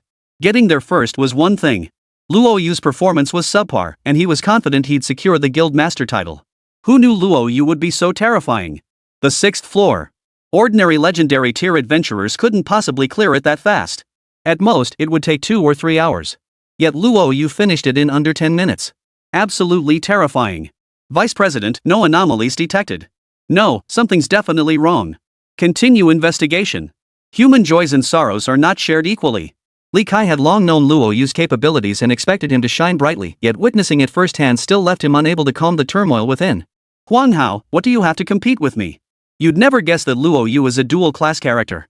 His primary class is a grunt worker, but his secondary class is the legendary hidden class, a Transmuter. This allows class holders to undergo a second-class change and gain exclusive skills. Currently, he possesses 4 exclusive skills, one of which is even a Tier 3 ability. Huang Hao, have you ever seen a legendary class possess a Tier 2 exclusive skill before level 20? Never seen one, have you? Rest assured, you'll find out soon enough. Li Kai's hands trembled, his breathing uncontrollably heavy. Huang Hao had used his connections to bully him time and again. Now it was time to settle the score. Outside the dungeon. Even the seasoned drunkard, who'd seen it all, couldn't help but gasp in horror. 6 layers deep, what a little monster. Yeah, how do you compare to it? Yuan Yi, who had arrived unnoticed, couldn't help but gasp in astonishment before asking in a sarcastic tone. The drunkard shook his head nonchalantly. I can't match him. Back when I reached the 8th level, it took me 3 whole days. Luo Yu's abilities are too strong, he's several times better than me. If the dungeon hasn't been conquered this time, it's unlikely anyone ever will. Yuan Yi nodded. You're quite right. The hidden class Luo Yu possesses is several times more terrifying than that one. With 4 exclusive skills already at such high levels, he might just clear the 9th layer. I can't even imagine how terrified the monsters in the abyss will be then. The drunkard smiled. Indeed. Once Luo Yu fully matures, he'll surely assemble an army of legendary professions. I can't wait to see the look on the abyss's face, then it'll be spectacular. A glimmer of hope flickered in the drunkard's eyes. When will you be heading to the front lines? I hear the abyss is launching a massive assault on the first defense line. Without you holding the fort, things could get dicey. Yuan Yi's brow furrowed deeply. The abyss's onslaught is relentless, and Great Xia's living space shrinks year by year. Breaching the first line of defense would mean losing hundreds of thousands more acres of territory. Compared to the first line of defense, Luo Yu's safety is paramount. I plan to have Zhan Tian and the others consolidate our defenses. Without Luo Yu here, I'd likely fight the abyss to the bitter end. But now, it's unnecessary. Allowing Luo Yu to grow will drastically reduce the pressure on Great Xia. For the time being, our focus should remain on the land of cherry blossoms. Small nations are treacherous, flattering when strong, barking madly when weak. Our vast China, with 5,000 years of history for a tiny speck of a country to dare covet the Great Xia's secret realm, is nothing short of courting death. I was uncertain before, but with Luo Yu now, I'm confident we'll deliver them a tremendous surprise. The wine-loving man couldn't help but smile. Yuan Yi nodded in agreement. The secret realm holds immense significance. It contains rare legendary artifacts, and the probability of mythic equipment drops is high. We absolutely cannot let it slip through our fingers. After a pause, Yuan Yi sighed. You've done well. Too many veteran soldiers have fallen. Contracting our defenses was the right call. Over the past half-month, Luo Yu had advanced 4 legendary professions, plus Little Fatty's culinary god. Give him a few more days, and it's unimaginable how many legendary professions he could create for Great Xia. The Demon City is unstable now. The Lantern Duke is well hidden. You must protect Luo Yu at all costs. Fear that after emerging from the dungeon, the abyss's vengeance will be even more terrifying. The drunkard nodded. Rest assured, I know my limits. Even if I die, I will not let Luo Yu come to any harm. Chapter 81, Wind Without Form. The Demon City. A basement. The Duke of Lantern's gaze fixed on the screen. Seeing Luo Yu clear the 6th layer didn't surprise him in the slightest. Truly terrifying. A level 15 who could slay my avatar. Now his power has surged to a whole new tier. If he keeps growing like this, he might just bring the abyss back to its state 2 centuries ago, reigniting the fear of the Great Xia's dominance. What a pity about the kid. Now that you're trapped in the dungeon, you'll die on the 9th floor. You're no match for him. A cold smile curled beneath the Duke of Lantern's mask. Ever since learning Luo Yu was about to enter the dungeon, it had long since tipped off the abyss, which then sabotaged the dungeon. The powerful warriors of Great Xia didn't notice a thing. Young man, you should feel honored. So many schemes were deployed solely for you that alone should fill you with pride. Duke Lantern waited in silence. Once Luo Yu is dead, it could return to the abyss without hindrance. Boy, after Luo Yu's death, return to the abyss with me. You're a promising prospect. But during the grand competition, I'll still need you to pull some strings. The Lantern Duke glanced behind him. There stood a figure with a youthful face, yet bearing a shadowed, savage expression that belied his age. Very good. I like this about you. The abyss doesn't take weaklings. Only by being ruthless enough to inspire fear can you earn the respect of other demons. Understood. Wang Dong clenched his fists, his voice tinged with disbelief. His eyes were bloodshot, heavy dark circles etched beneath them. He hadn't slept in 2 days. His parents were dead, and his uncle was dead too. It was all Luo Yu's fault. If he hadn't helped that good-for-nothing Pan Xiaopang, his uncle's plan wouldn't have been exposed. Without that exposure, his parents wouldn't have been implicated. They'd been convicted of treason and executed. Even he himself had been stripped of his citizenship by the Great Xia Empire. Had the Duke of Lantern not rescued him, he would likely have languished in the scorn of others for years. The thought of those former classmates he once looked down upon, now sneering and hurling abuse at him, made his blood boil with rage. Luo Yu, you started all this. I will make you pay. You'd never guess that the abyss has sealed off the dungeon now. Unless you clear all 9 layers, you're as good as dead. Wang Dong's eyes glowed with icy coldness. Clearing the dungeon was practically impossible. Luo Yu is indeed powerful, but compared to an abyssal monster with royal blood, his fate can only be death. Luo Yu, I will witness your death with my own eyes. Within 10 minutes, Luo Yu cleared 6 floors, his prowess sending shockwaves through the entire demon city. Many even pulled out their phones to record and upload videos online. After all, the speed was absurdly fast, likely shattering every previous record. Inside the dungeon, Luo Yu remained unaware of the commotion outside. His gaze fixed on the object ahead. There, suspended in midair, was a pale green 9th-tier magic cube. He now stood on a small island, surrounded by raging hurricanes that tore at his clothes. The biting wind stung his face. Boss, Formless Wind. Difficulty, SSS-level 35. HP, 8 million. Magic, 8 million. Skills, Compressed Wind Field LV20, Tornado LV20, Wind-Induced Shockwave LV20. Note, a monster found on the 7th floor of the dungeon. Defeating it yields a large quantity of valuable items. It is immune to all wind attribute skills. Players will suffer a 50% movement speed reduction from gale winds and have a 40% chance of being immobilized by a hurricane. 8 million HP. Luo Yu murmured softly. A 7th floor monster nearly rivals a regional boss in power. The challenge is undeniably immense. Whoosh. Luo Yu prepared to strike. The formless wind instantly whipped up a series of hurricanes, blowing toward him. Feeling immense suction, Luo Yu unleashed Shadow Hunt to conceal his presence as he charged toward the formless wind. Sword array. 3 sword beams struck the wind of no form's outer shell simultaneously, as if hitting a metal casing. Useless. Luo Yu's eyes flickered. He watched as the wind of no form's blocks scattered, only to reassemble into a colossal palm that slammed directly toward him. The winds on the island were so fierce it was nearly impossible to move, trapping him in place. Luo Yu had no choice but to unleash Shadow Hunt once more, evading the terrifying damage unleashed by the formless wind. What a terrifying boss. A look of gravity flashed across Luo Yu's face. Formless wind must have a specific mechanism, otherwise, it wouldn't be able to completely nullify all damage. The mechanism was difficult to pinpoint. His health was steadily depleting, and potions were limited in quantity. He couldn't consume them endlessly. He could only slowly search for its weakness. Luo Yu attacked the formless wind several more times, but found no opening. He couldn't even chip away a single drop of its health. This boss is seriously messed up. Luo Yu murmured softly. He prepared to strike again when suddenly, all the blocks on formless wind scattered outward, forming a circle. Intense beams of light surged from each cube, swirling around a central sphere that emitted a soft white glow. There it was. Looks like that orb is the weak point. Luo Yu unleashed Shadow Hunt once more, activating Holy Light Healing and Sword Array simultaneously. He advanced before the orb and thrust his spear downward. 238-4655. It really was the weak point. Without hesitation, Luo Yu seized the moment to finish off the formless wind. Massive damage erupted. Luo Yu completely destroyed the formless wind. To his surprise, no mechanical voice sounded. Instead, 5 pale blue cubes appeared, suspended mid-air on the small island. Chapter 82, Skill Upgrade. Boss, Crystal Core. Level? HP, 999,999. Magic points, 999999. Note, defeat the Crystal Core within 10 seconds, or the formless wind will respawn. 10 seconds, huh? Luo Yu unleashed Shadow Hunt, deploying 2 shadows alongside his main body. He cast Holy Light Healing and Sword Array, completely enveloping all 5 crystal cores. 845,566. 874,565. In the blink of an eye, Luo Yu completely destroyed 3 crystal cores. Yet 10 seconds vanished in an instant. The remaining 2 crystal cores allowed the formless wind to regenerate once more. Fortunately, its health had been reduced by 3/5. It seemed that if formless wind died once more, it would only drop 2 crystal cores.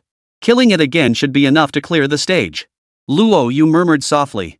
Formless wind wasn't exceptionally powerful. Even at its peak, it couldn't defeat him. Now, with its strength reduced by 60%, it stood no chance against him. As the wind of formlessness's crystal core was once again forced out, Luo Yu held nothing back. The 2 horrors didn't have particularly thick health pools. A sword formation combined with the finishing blow effect from Shadow Hunt quickly dispatched them. Successful defeat of level 40 boss Formless Wind. Reward, 3 million EXP. Cleared the 7th layer. Rewards, Equipment Upgrade Stone X1, Exclusive Skill Upgrade Scroll X4, Linglong Stone X1. Another Equipment Upgrade Stone. Luo Yu's breathing quickened. He now possessed 2 Equipment Upgrade Stones, meaning both the 1000 Machinations and the Blood Phoenix Dragon Jade Bracelet could be upgraded. It was a pity both pieces were only level 15. Upgrading them to level 25 would make them unusable. Otherwise, using the upgrade stones now would significantly boost his power, giving him more confidence for the next 2 stages. Legendary recipes? Luo Yu didn't rush to descend to the next level. The final 2 tiers will definitely be insanely hard. Now it's time to see where I can still improve my strength. Upgrade Shadow Hunt. He currently possesses 6 exclusive skill upgrade scrolls.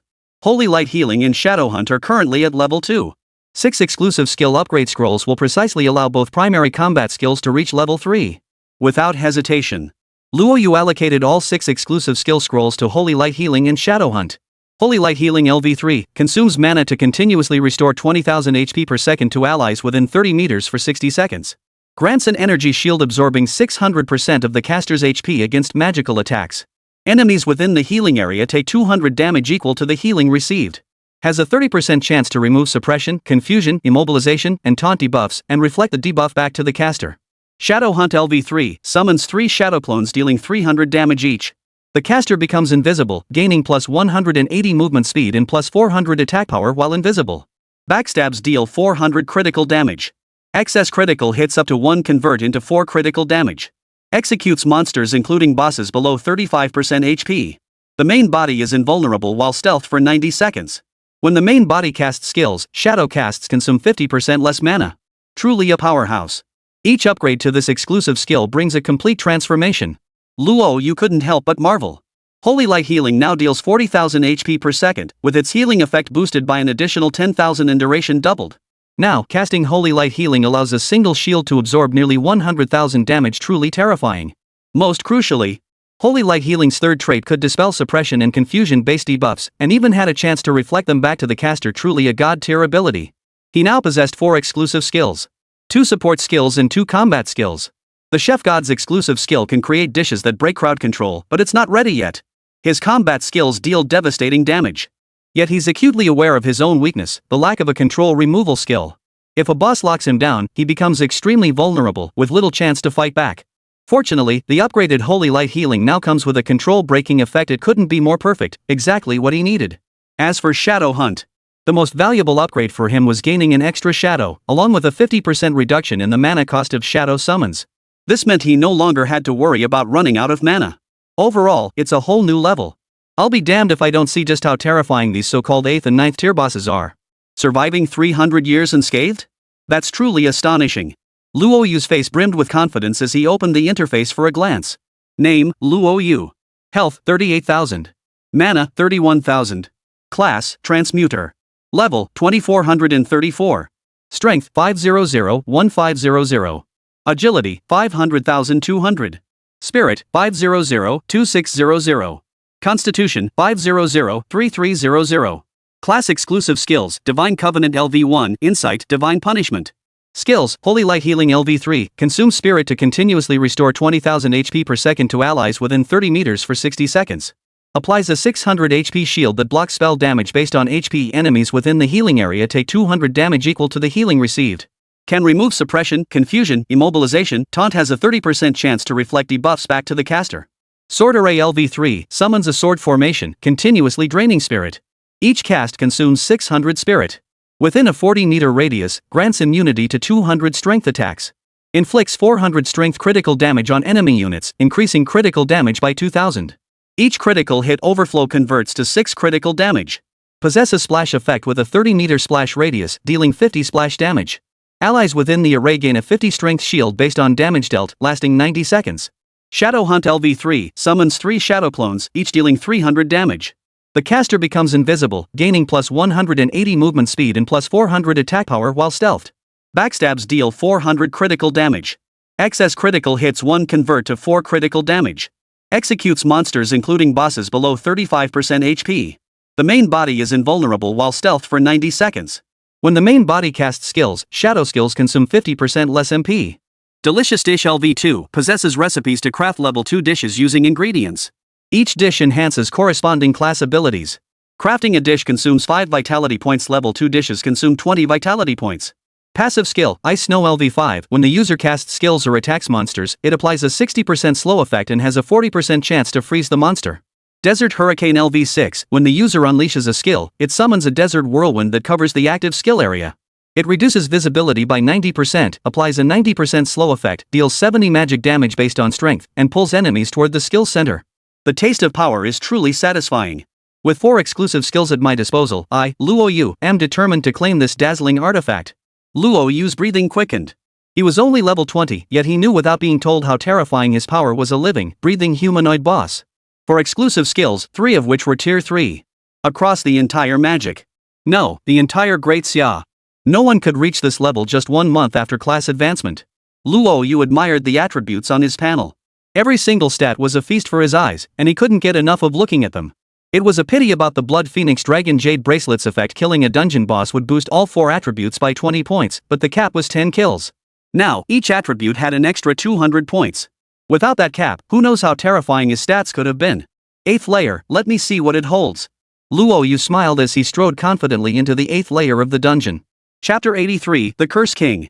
Successfully defeated level 50 boss Fire Elemental. Reward, 5 million EXP. Cleared the 8th layer, reward. Finally dead. The scene before Luo Yu shifted. From the scorching flaming mountains, it transformed once more into the frigid arena. The fire elemental was terrifying. Empowered by the volcano, it drew endless energy from wherever magma flowed. Its health had already reached 10 million, surpassing even the regional bosses he had previously conquered. At least the cactus giant stood no chance against the fire elemental. What a pity. The fire elemental never imagined its own demise. Releasing Shadow Hunt, 3 shadows alongside its main body, plus various stacked buffs, each shadow dealt nearly 3 million damage. The fire spirit was practically obliterated in an instant. From start to finish, it never had a chance to fight back. The 9th layer. Luo Yu didn't rush in. Instead, he rested for a while on the 8th floor, carefully reviewing his current trump cards. From the 6th floor onward, no boss in this dungeon was a pushover. Though his progress seemed effortless, he was essentially 4 legendary players rolled into one.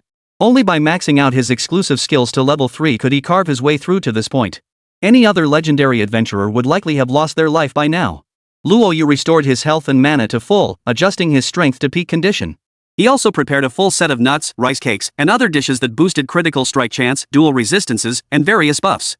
It was said that the 9th floor was the final layer of the dungeon. In 300 years, only a handful had successfully challenged the 8th floor, let alone the 9th. Not a single soul had ever conquered it. Not even the strongest individual in the history of Great Xia. Luo Yu knew. Today, he would either die here or become a legend throughout the Great Xia. For he could sense the exit sealed shut. He could only press forward, there was no turning back.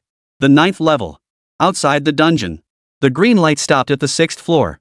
Luo Yu's power was too terrifying. The drunkard had no choice but to immediately order the Adventurers Guild to intervene, intending to suppress the news of Luo Yu clearing the 8th floor. If word got out that a professional adventurer had cleared the 8th floor within 15 minutes today, it would undoubtedly send shockwaves through the Great Xia Empire. Luo Yu could certainly make a name for himself, but it would inevitably draw the Abyss's relentless scrutiny. For Luo Yu's safety, his achievement had to be concealed, leaving the red light marking the dungeon's completion frozen at the 6th level. What a pity, still stuck at the 6th floor. Yeah, we thought he might bring us some surprises. Looks like the 6th floor is his limit after all. What a letdown. Hey, what are you saying? Even the 6th floor is terrifying, okay? That's well above average, right? Mu Ruyan and the other 2 women naturally noticed this scene. Seeing the green light illuminate the 6th floor, she quickly understood what was happening. Luo Yu is incredibly powerful. Those above must have sensed it early on and deliberately concealed his true capabilities. Don't worry. Mu Ruyan offered reassurance. Her words brought relief to Lin Kor and Ling Yuran. Indeed. Luo Yu's strength couldn't possibly stop at the 6th layer. They were most likely worried. For a moment, many adventurers shook their heads and ceased monitoring the dungeon. To them, the 6th layer seemed like the absolute limit, impossible to advance beyond. For the high-ranking officials and dignitaries, like Pan Tianming and the wine-obsessed, naturally knew Luo Yu's real-time situation. The 9th floor.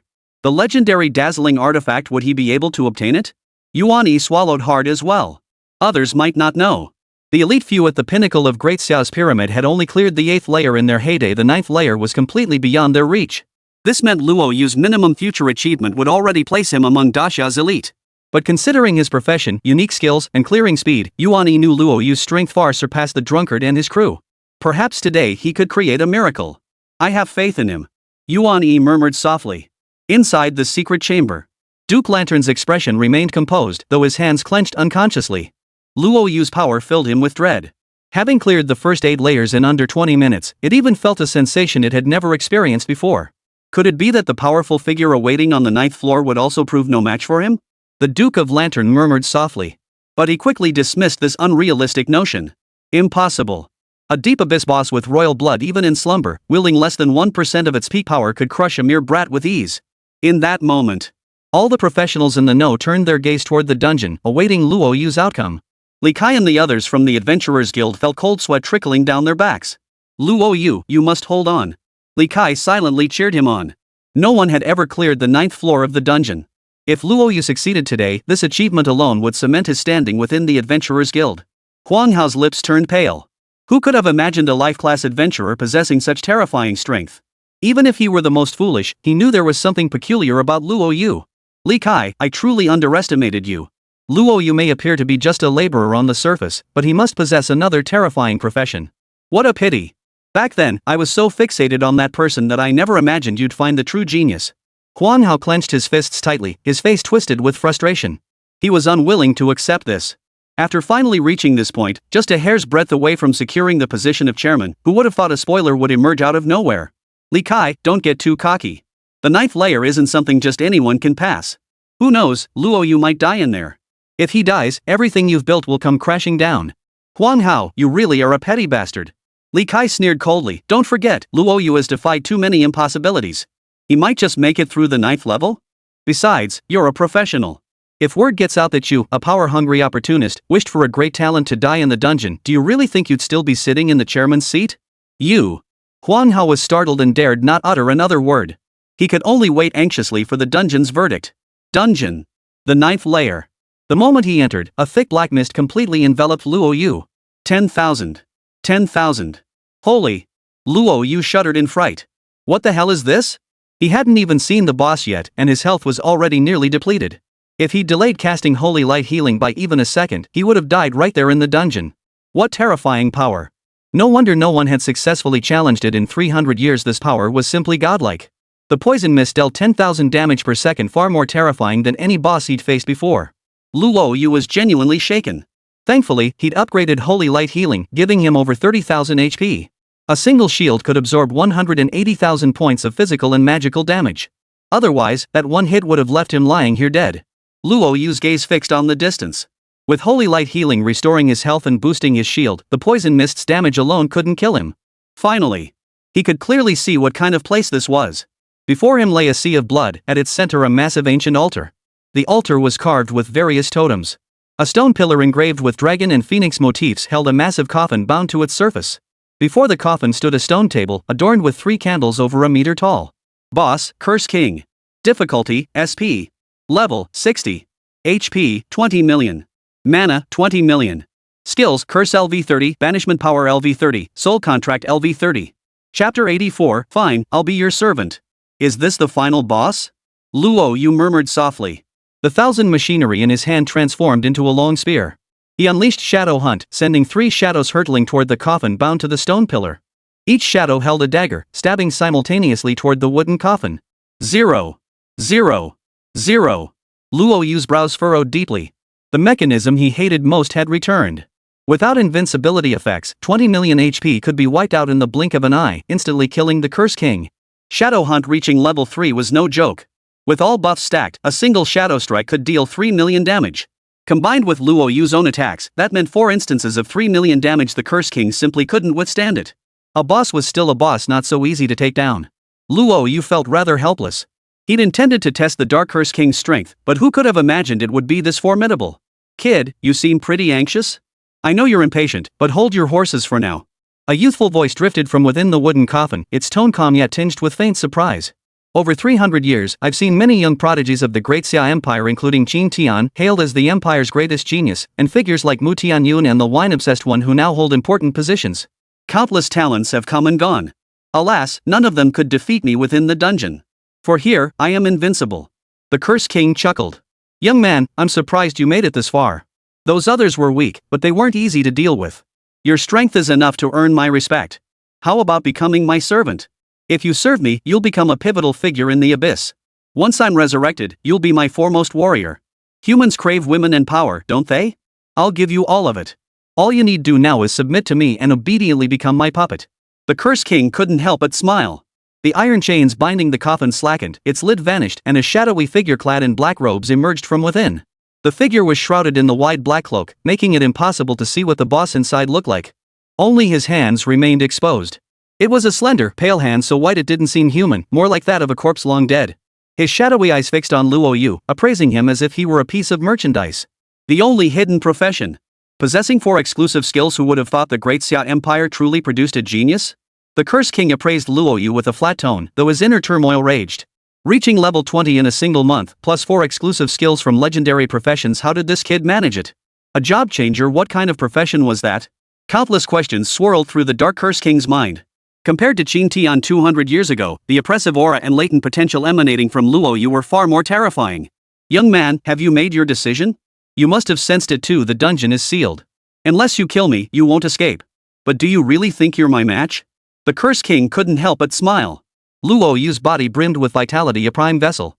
Paired with his transmigration master profession, it would surely grant him what he desired. But it was prepared to subdue Luo Yu by force. Even if subjugation failed, it would seize this chance to kill him here. Leaving him alive would bring endless trouble to the abyss. The Dark Curse King had prepared a litany of justifications and meticulously planned how to make Luo Yu submit to him.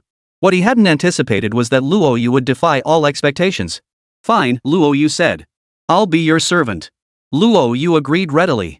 The Dark Curse King's body trembled, his voice tinged with disbelief. You, what did you say? I said I'll be your servant. Isn't that what you wanted? Now come sign the contract with me. Luo Yu smiled. The Curse King was utterly bewildered. The young man before him wasn't following his script at all. A genius like Luo Yu should have refused outright, right? Then the Demon King could have flexed its power, forcing him to submit through sheer force, even using his parents to coerce him into signing the contract. But what was happening? It had prepared everything meticulously, yet Luo Yu's casual remark had caught it completely off guard. Are you going to sign the contract or not? Why all the dithering? Luo Yu's face was thick with impatience. The Curse King fell silent for a moment. Why did you agree so readily? You said I couldn't leave and that you couldn't be killed here. I'm a smart man, I've just unlocked a hidden class. There's no way I'm dying in this hellhole. I have a bright future ahead of me. Didn't you promise a glorious future if I joined you? I accepted. So hurry up and bind me already. The Dark Curse King froze, then laughed bitterly upon remembering his own power. Seems I was overthinking it. Just a little brat. He must be terrified to face me. And he's even unlocked the only hidden class. Only a fool would abandon such a bright future and seek his own demise. You're quite perceptive, knowing when to assess the situation. Rest assured, my promise stands. Become my servant and I'll pour everything into your training. Once the abyss conquers Great Xia, I'll place the entire realm under your command. You'll have whatever you desire. The Curse King stepped forward, his hand descending toward Luo Yu's head. Chapter 85, The Dark Curse King's Second Form. Now! Strike while he's off guard. Luo Yu unleashed Shadow Hunt and Sword Array, enveloped in the healing glow of holy light. For sword beams slashed toward the Curse King. 18437-450. A string of numbers flashed from the Dark Curse King's body. With his health dipping below 7 million, the execution effect was triggered instantly. The Dark Curse King, once boasting 20 million HP, now left only a black robe lying on the ground. Not dead? No victory notification sounded. Luo Yu's brows furrowed tightly, his nerves taut. The black robe hovered above the ground, propped up by a figure. The Demon Curse King's voice was hoarse. Cunning scoundrel, you have no honor in battle. You humans are nothing but a bunch of worthless scum. You refuse the wine offered in respect, so you'll drink the punishment wine instead. Boy, if you refuse to be my slave, then die here. The evil Curse King was both furious and horrified. Furious that Luo Yu had taken one of his lives. He possessed 3 lives, and now one was gone, leaving him with only 2. Life could be restored, but having a wet behind the ears brat take one of his lives was utterly humiliating. As for his horror, it stemmed from Luo Yu's terrifying power. In a single instant, he had unleashed 20 million points of damage, leaving him utterly dumbfounded. Recalling that Luo Yu possessed 1 mythic tier equipment piece, 1 exclusive weapon, and 2 tier 3 combat-specific skills, it instantly made sense.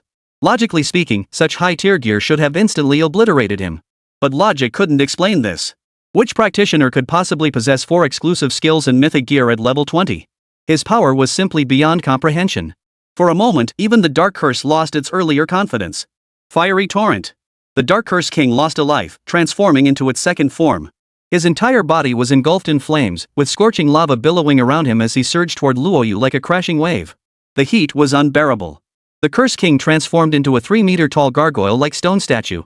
Head bowed, feet planted firmly together, a pair of bat wings clasped before him, shielding his body completely. 7 or 8 fiery red bats fluttered around him. The blood within the pool transformed into surging lava, rushing toward him. 20,000. 20,000. Luo Yu was grateful for his holy light healing, enabling him to withstand the lava's scorching heat and the thick toxic mist. Facing the surging lava, Luo Yu dared not confront it head-on. The scorching heat alone could strip him of 20,000 HP. He dared not imagine the full lethality of the lava. It could likely end his life outright. Even with over 30,000 HP now, he couldn't withstand the magma's power. Luo Yu unleashed Shadow Hunt. His entire form vanished from the spot, allowing him to evade the lashing lava. He couldn't help but breathe a sigh of relief.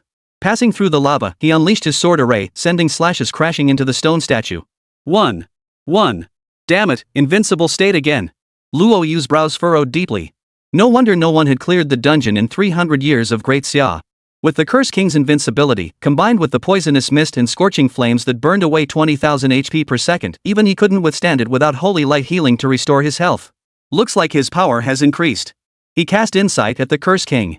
He instinctively sensed the Dark Curse King's power had surged significantly. Time to check his current strength level. Boss, Inferno Curse King. Difficulty, SP. Level, 60. HP, 40 million. Mana, 40 million. Skills, Curse LV30, Banishment LV30, Soul Contract LV30. Note, second form of the Curse King.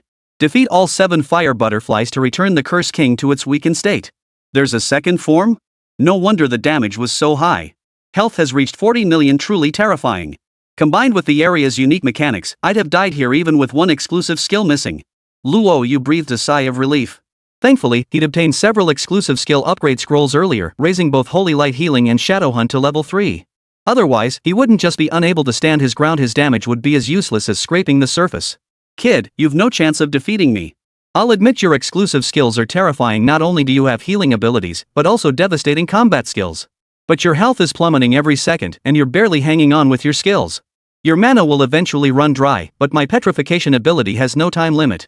I'll ask you once more, will you join the abyss? Become my servant, and I'll not only deem you victorious in this dungeon, you'll walk out alive. What do you say? The Curse King couldn't help but smile. Tough as nails, that turtle shell. Come out and fight me one-on-one if you've got the guts. What good is turning into a stone statue and hiding like a turtle? Unable to defeat me in open combat, yet you dare seek to enslave me? What makes you think you're worthy? Luo Yu offered no pretense of hiding his scorn. The evil Curse King was clearly struck to the core by Luo Yu's words. Kid, don't blame me for being ruthless. Enjoy the taste of raging inferno. You forced me into my second form, far more powerful than Qin Tian ever was. Flames surged skyward. The stone statue roared. A torrent of molten lava surged from within the blood pool, forming an impenetrable cage that closed in on Luo Yu. With every passing minute, the walls grew unbearably scorching. It could scorch 30,000 HP per second. Trapped inside, one would surely be burned alive. Was this the power of the Curse King's second form? Truly terrifying. Luo Yu's heart sank. Youngster, savor the exquisite sensation of your body being consumed by flames. I'm sure you'll find it delightful. The evil Curse King cackled maniacally. It now possessed invincibility, freely harnessing the surrounding energies. No one had ever witnessed its second form, so there was no way to know how to break it. What a pity. This kid's power is terrifying. How wonderful it would be if I could harness it. But his nature is stubborn and cunning. If he won't surrender, death is his only path. The evil Curse King sneered contemptuously. It seemed to envision Luo Yu being slowly consumed by molten lava. Yet an unexpected turn of events unfolded. Luo Yu vanished from his spot once more. When he reappeared, 3 shadows and his main body were attacking the crimson glowing bats swarming around him. Boss, Crimson Bat. Level? HP, 2 million. Magic points, 2 million. Even a small bat had 2 million HP. Was this really a dungeon suitable for players below level 20? Luo Yu couldn't help but marvel. If it had been anyone else today, they would have perished in the dungeon long ago. Too bad they ran into him. Sword Array. Holy Light Healing. For sword arrays materialized simultaneously, trapping the 7 crimson bats within their blades. He then activated Holy Light Healing. 219-4774. 273-8641. For sword beams slashed out at once. Though the crimson bats possessed dual resistance, they were instantly obliterated. Cracks appeared on the gargoyle's body, as if it could shatter at any moment. It worked. Luo Yu's breathing quickened. At first, he thought insight was useless, serving no purpose beyond locating class changers. He'd assumed class-specific abilities could reveal all boss information. Later, after running dungeons multiple times with Mu Ruyan and the others, he discovered they could only see the boss's status and skills. Without that line of text, they had no clue about the boss's true nature. Kid, how did you know that? The gargoyle's physique is practically invincible. I've never revealed this to outsiders before. How could you possibly guess its weak point lies in the crimson bats? The Curse King couldn't sit still. Luo Yu's damage output was terrifying. His skill fusion could instantly kill the crimson bat. Absolutely outrageous. Worse still, all its disguises had been completely exposed. Is that all? If that's all you've got, then you'd better just let me clear this stage. Luo Yu shattered the last 3 crimson butterflies with his sword formation. The hardened stone covering the gargoyle's body shattered into fragments, scattering across the ground. Kid, I really underestimated you. The demon Curse King's eyes glowed crimson. Clad in Western classical attire, his face was deathly pale. Sharp fangs protruded from both sides of his mouth, and a pair of enormous bat wings spread behind him. So what if I found you? I refuse to believe I can't kill you. Bat Tide. Chapter 86, The Curse Fails. Upon the altar. Thousands of bats burst forth from the toxic mist. Each measured half a meter in size, with eyes the color of dark green moss. Their bodies were riddled with rotting flesh, some missing an eye, others a leg. The putrid meat rained down onto the ground like drops of rain, utterly revolting. Disgusting. Luo Yu forced himself to endure the nausea. 3 skills unleashed simultaneously. The bats clattered to the ground, each dissolving into streaks of white light that flowed into his body. The thought that all this experience came from the bats before him sent a shiver down his spine. Without that turtle shell, I'll see how you survive. Luo Yu vanished from the spot, his spear clenched in hand. The Curse King's face darkened as he scanned the surroundings with nerves on edge. His second form had been broken by Luo Yu. Normally, it wouldn't give a second glance to a mere level 20 minion. Not only could the poison mist and karmic flames within the dungeon reduce adventurers to ashes, but what level 20 or below adventurer could possibly challenge its 40 million HP?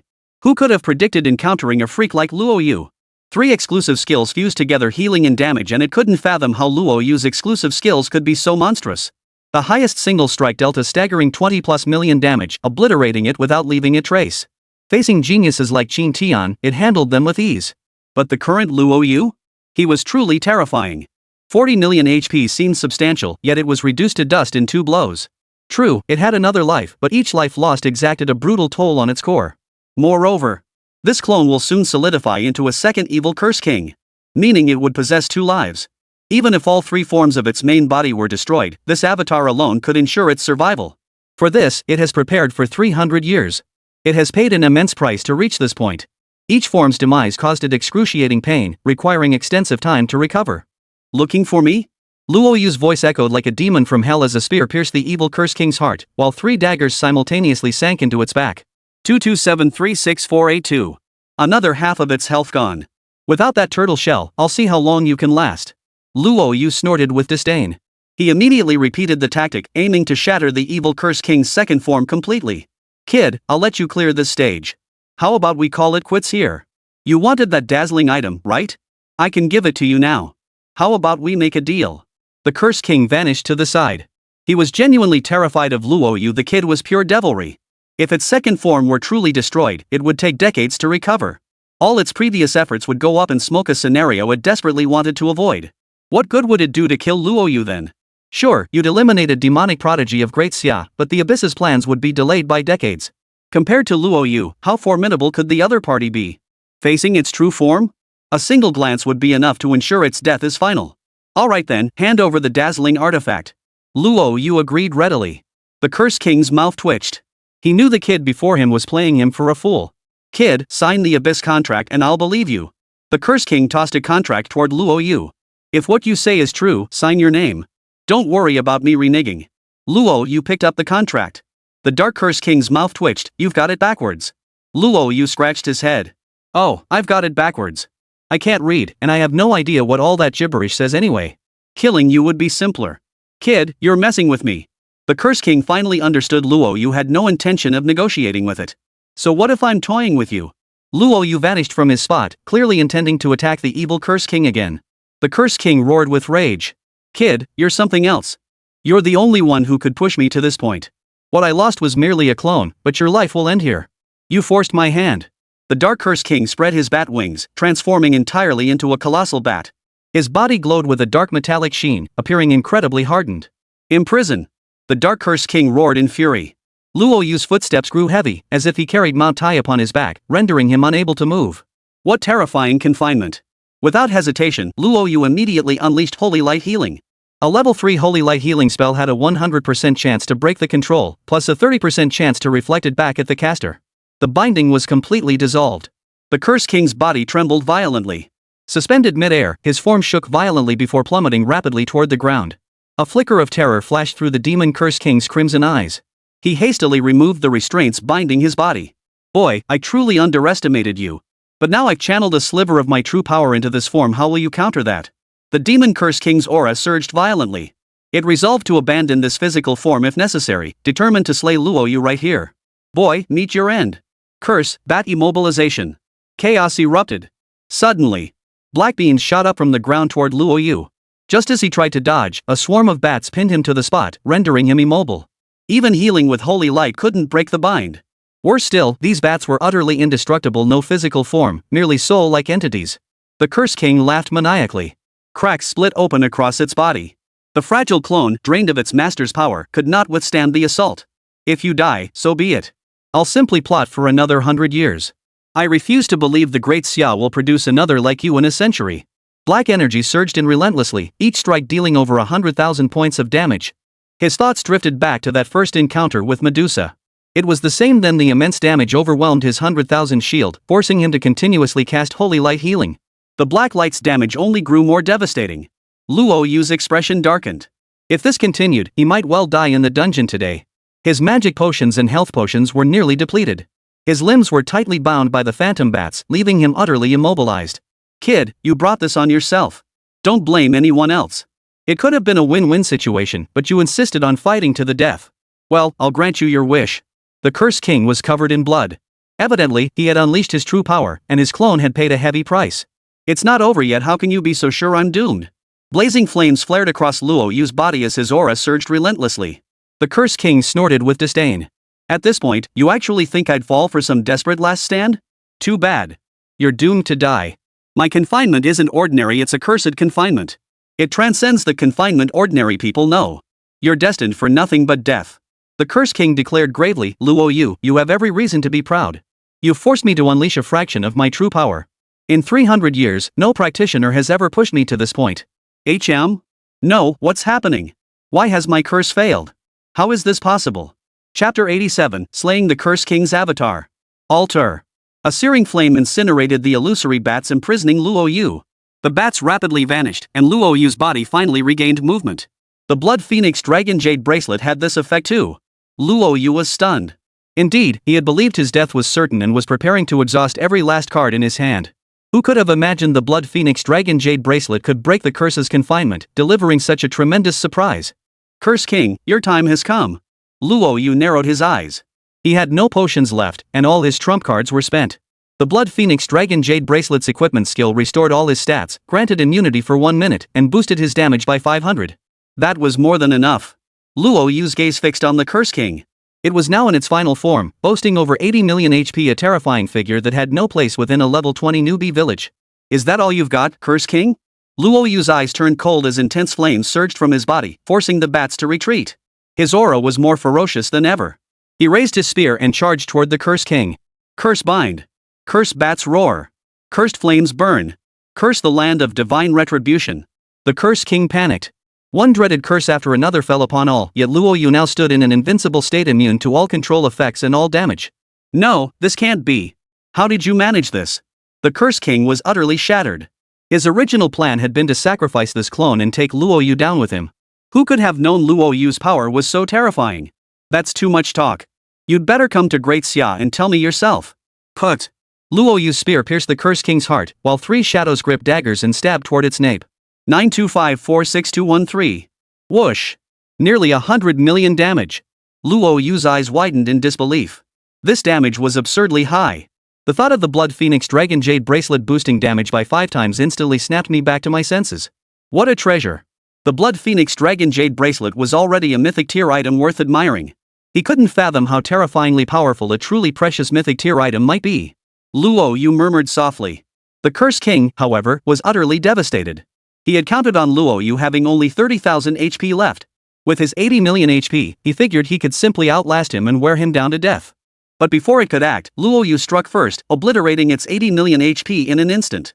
The Curse King truly wanted to curse. The dungeon, known as the Abyss, was situated within the human race's impregnable city walls. 300 years. Whether it was the Great Xia Empire or the other nations, the United States, Japan, and South Korea, every year, thousands of humans ventured into the dungeon to challenge its depths. Those who cleared the 7th layer were rare as hen's teeth. For the 8th layer, only a handful had managed it over the past 3 or 4 decades. As for the 9th layer, had never been conquered. Its psyche was utterly shattered. Years ago, it had expended immense energy setting the level cap at 20. Originally, it had intended to limit it to 40, convinced that not even a 50-level professional could defeat it. Today, the appearance of a level 20 Luo Yu has utterly shattered it. 300 years of scheming vanished in an instant. Luo Yu, the day you set foot in the Abyss is the day you die. Even if my avatar perishes, I will not let you go. My title as the Curse King is no empty boast, earned by scaring children. Today, even if it drains a decade of my essence, I will cripple you. The evil Curse King raged like a madman. Its avatar was reduced to a single head long dead by rights, sustained only by the constant support of its main body. Soul-severing curse. A symbol resembling a Taoist talisman adhered to Luo Yu's brow. Luo Yu's expression turned alarmed as he sensed subtle changes within his body, yet he had no idea what was happening. Luo Yu, the curse of severed souls cannot be broken. You killed my clone, I'm taking half your experience points. Seems only fair, right? And forget about those dazzling items. If you truly awaken a second-class skill, it would spell disaster for the Abyss. Beneath the altar, something stirred. A fruit shot toward the Curse King with lightning speed. The blood-red bat drained most of the fruit's power, leaving only a faint, dim glow. Damn it! The clone was on the verge of collapse, utterly unable to absorb the dazzling fruit. The Curse King's face twisted with rage. The remaining head vanished completely in that instant. Luo Yu frowned deeply as he caught the dazzling fruit. Item, dazzling fruit. Quality, brilliant, severely damaged. Property, grants one class-specific skill upon class change. Curse King, I'll curse you to hell. Now it was Luo Yu who was crumbling. After finally obtaining the dazzling fruit, who could have guessed the Curse King would pull this stunt before leaving? It's completely shattered his composure. But then again, the rainbow item truly lives up to its name. Based on its properties, even an ordinary civilian who consumes the rainbow fruit can become a legendary practitioner. Possessing an exclusive skill meant you were a legendary practitioner. It's just a shame that the Dark Curse King absorbed so much of the fruit's energy before leaving. Who knows if it'll even work? Luo Yu sighed helplessly. Still, something is better than nothing. Besides, this dungeon run yielded plenty of linglong stones and exclusive skill upgrade scrolls, not a wasted trip by any means. Successful defeat of the Dark Curse King's clone. Reward, 10 million EXP. Cleared the 9th floor. Rewards, 1 Evil Curse King Gem, 1 Rainbow Fruit, 1 Mythic Forging Stone, 1 Large Experience Potion. First dungeon clear, title acquired Dungeon Master. Chapter 88, cleared. 10 million EXP? Luo Yu glanced at his experience bar, currently at level 22. He was already just a few 100,000 experience points away from level 20. The 9 consecutive bosses, especially those after the 6th floor, granted absurdly massive experience. Defeating the Curse King had pushed him straight to level 22. But the experience points felt completely off. The prompt showed 10 million experience points, yet the actual amount was only 5 million. What was going on? Why was he only getting half the experience? Luo Yu furrowed his brow. The broadcast wouldn't be wrong. The only explanation was that the Curse King's clone had cast the soul-severing curse on him before dying. This is trouble. If the experience points were split with the Curse King, his leveling speed would plummet drastically. Luo Yu's expression darkened. He couldn't resolve this issue now. He'd have to consult Li Kai later, or seek advice from higher-level professionals after passing the entrance exam. Fortunately, at level 22, he could easily pass the entrance exam. That was a silver lining in this unfortunate situation. Truthfully, at his current strength, whether he reached level 19 or not didn't matter much to him. If Pan Xiaopang could get directly admitted after changing his profession to culinary god, his own hidden profession certainly wouldn't go unnoticed. The social system of Great Xia is unique. You might bury 100 Einsteins or 100 Shakespeares, but the system won't let you bury a single promising professional. As long as you possess sufficient strength and your profession is sufficiently formidable, countless paths lead to Rome. The brilliant fruit. Luo Yu didn't know whether to feel happy or sad. To endure the curse of the Dark Cursed King for a defective fruit was, in the long run, an enormous loss. I hope you'll surprise me. Luo Yu consumed the prismatic fruit, anticipating it would deliver a satisfactory result. Consumed brilliant fruit, class exclusive skill, Divine Pact LV2, Divine Pact LV2. Divine Pact LV2, Contract Legend, Mythic class. Obtain all exclusive skills of the contracted class. Gain 50% experience sharing with the contracted class. Whoa, Divine Pact upgraded. Luo Yu's eyes widened. Divine Pact was his most crucial skill, no contest. It was precisely because of Divine Pact that he had reached his current strength, not only possessing 4 exclusive skills, but also an absurdly high level 22. He'd been racking his brain trying to level it up. Who'd have thought a single broken fruit would deliver such a huge surprise? Though he hadn't obtained the next exclusive skill for his class change, upgrading Divine Covenant was an unexpected windfall. Luo Yu's breath came in hot gasps. Previously, he could only advance to a legendary class, but now he could advance to a mythic class. Mythic class exclusive skills far surpassed legendary ones in power. His abilities were poised for an epic leap forward. So what if he was cursed with a soul-severing curse? With the current 50% experience sharing, his experience points wouldn't plummet, they'd skyrocket instead. Leveling up would become even more terrifying. Luo Yu's lips curved into a smile. With 50% experience sharing for contracted classes, doesn't that mean he gets a cut of the experience from clearing dungeons and defeating bosses? With 4 contracted members now, every bit of experience Mu Ruyan and the others gained would be fully shared with him. Not bad. Coming to the dungeon was definitely the right call.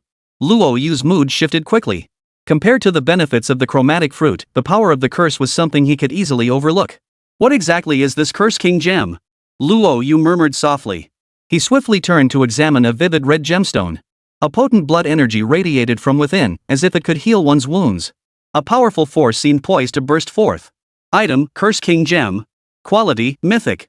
Properties, when socketed into your signature weapon, it increases HP by 200,000, grants 30% lifesteal, applies 50% critical damage, and boosts damage by 20. Can be socketed into a signature weapon? Luo Yu's eyes widened. Their 3 years of high school education had covered only the most fundamental subjects. Gems and such were completely beyond their scope. For instance, even their teachers couldn't clearly explain the difference between so-called exclusive weapons and destiny weapons.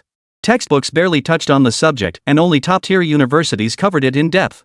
For ordinary practitioners, obtaining a single legendary weapon in a lifetime was considered a blessing from ancestors, let alone acquiring a signature weapon, which would surely make their ancestors' graves smoke with joy. Gem properties were much the same. His knowledge was scant, so he'd have to go ask Mu Ruyan. But the potential was terrifying: a direct boost of 200,000 HP, plus 30% lifesteal and 50% critical hit chance. With his current attacks dealing 3 to 4 million damage, a 20% damage increase alone would add nearly a million more. The current growth rate was truly terrifying. He desperately wished to reach level 30 quickly and forge his own signature weapon. Luo Yu murmured softly. With Linglong stones and mythic forging stones now ready, and his level reaching 22, it was time to learn about soulbound weapons. He must go out and thoroughly understand his signature artifact, gems, and the method to break the soul-severing curse. Will be removed. Outside. The compass in Yuan Yi's hand spun continuously, its needle finally settling on deep crimson. Ever since Luo Yu entered the 9th gate, Yuan Yi had kept the compass at the ready, constantly monitoring the difficulty level within. He hadn't been surprised when it initially displayed gold. After all, the Curse King had guarded the dungeon for 300 years, undefeated. Even mythic tier adventurers dared not raise their heads before it. But when it reached deep red, the highest danger level, he was speechless with shock. Oh no! The compass was calibrated based on the dungeon's monster tiers.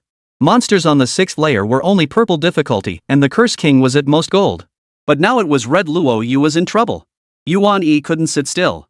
Having witnessed Luo Yu's formidable abilities, Yuan Yi genuinely respected the kid. Otherwise, given his temperament, he wouldn't have come today. To be clear, how terrifying could a deep red monster be? Yuan Yi's voice grew solemn. It's like sending an ordinary life class character to clear a nightmare difficulty dungeon. I've researched the Curse King's data. It's said to have 3 forms, but no one has ever witnessed the 2nd form, let alone the 3rd. I suspect Luo Yu triggered its 3rd form, or even its true form itself joining the battle, which is why the highest danger level was triggered. The drunkard's pupils contracted sharply. The true form of the Curse King. That was an existence they all feared deeply. The final layer of the dungeon housed one of the Dark Curse King's avatars. He vaguely recalled the bone-chilling terror it had instilled, yet compared to the true Dark Curse King, it was utterly insignificant. He had clashed with the evil Curse King before, nearly never returning, and the oppressive pressure it brought was even more terrifying. If the true Curse King himself was indeed intervening today, Luo Yu might never make it out alive. No. That kid has surprised me many times. I refuse to believe he'll perish inside. He will find a way out. The drunken sage spoke with unwavering conviction. Yuan Yi's lips parted slightly before he sighed helplessly. Mu Ruyan, Pan Tianming, and others shared similar thoughts, all too tense to speak. The final level of the dungeon hadn't been conquered in a century. Everyone knew how terrifying the Curse King was. With Luo Yu having been in the 9th level for so long now, his safety was truly uncertain. Adventurers Guild. Li Kai's gaze was fixed intently on the exit displayed on the screen. How he wished Luo Yu would appear. But as the beam marking the 9th floor instantly turned crimson again, his eyes went blank, and he slumped back in his chair. He didn't know what would happen after passing through. But he knew that failure meant the beam would turn crimson again, a sign that the challenger had perished within. Over the years, adventurers had died inside every single year. It had long become commonplace and unchanging certainty. Huang Hao, seated nearby, concealed his anxiety, feigning calm as he sipped his tea. Seeing the crimson glow rise, he nearly jumped up in excitement. Fearing Li Kai might report him, he forced himself to suppress his wild joy. Dead. Finally dead. He truly felt an unprecedented dread at Luo Yu's power, but compared to his own future prospects, it was better that Luo Yu was dead. The Great Xia Empire had many powerful warriors. The loss of one like Luo Yu would indeed have a significant impact. But it was always someone else who died. As the newly appointed guildmaster of the Demon City Adventurers Guild, he had officially stepped into the heart of power, where his life would be safeguarded. Back then, it was always someone else who died, never him. Li Kai, what a pity. Luo Yu possessed such terrifying strength, yet he still couldn't escape the dungeon. Huang Hao patted Li Kai on the shoulder. Li Kai, I've seen all your hard work. Luo Yu is truly exceptional, but it's a pity he perished inside. Rest assured, once I become guild leader, I won't shortchange you. After all, having a capable subordinate like you is a real pleasure to work with. You. Li Kai was about to erupt in fury when the screen's 9 layers of crimson light instantly turned green.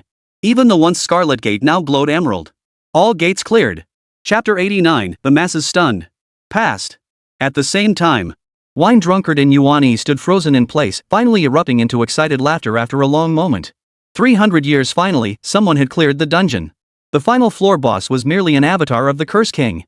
Everyone knew it was far beyond the capabilities of a level 20 adventurer. Back then, the Curse King had poured immense effort into creating the dungeon. He even used the radiant fruit as bait. Over 3 centuries, countless adventurers worldwide had perished.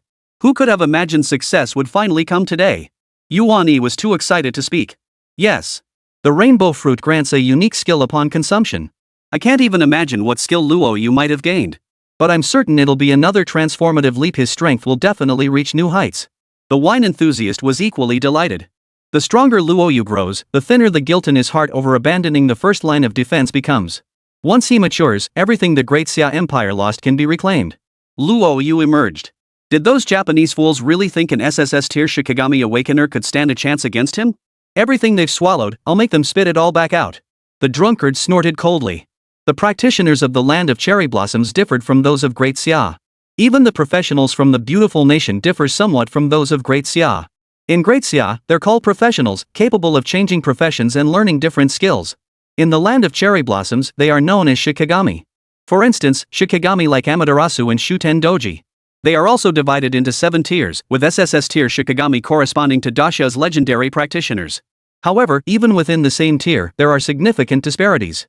The Shikigami awakened by that individual from Sakura Nation this time is Izanami, who vanished over 2 centuries ago.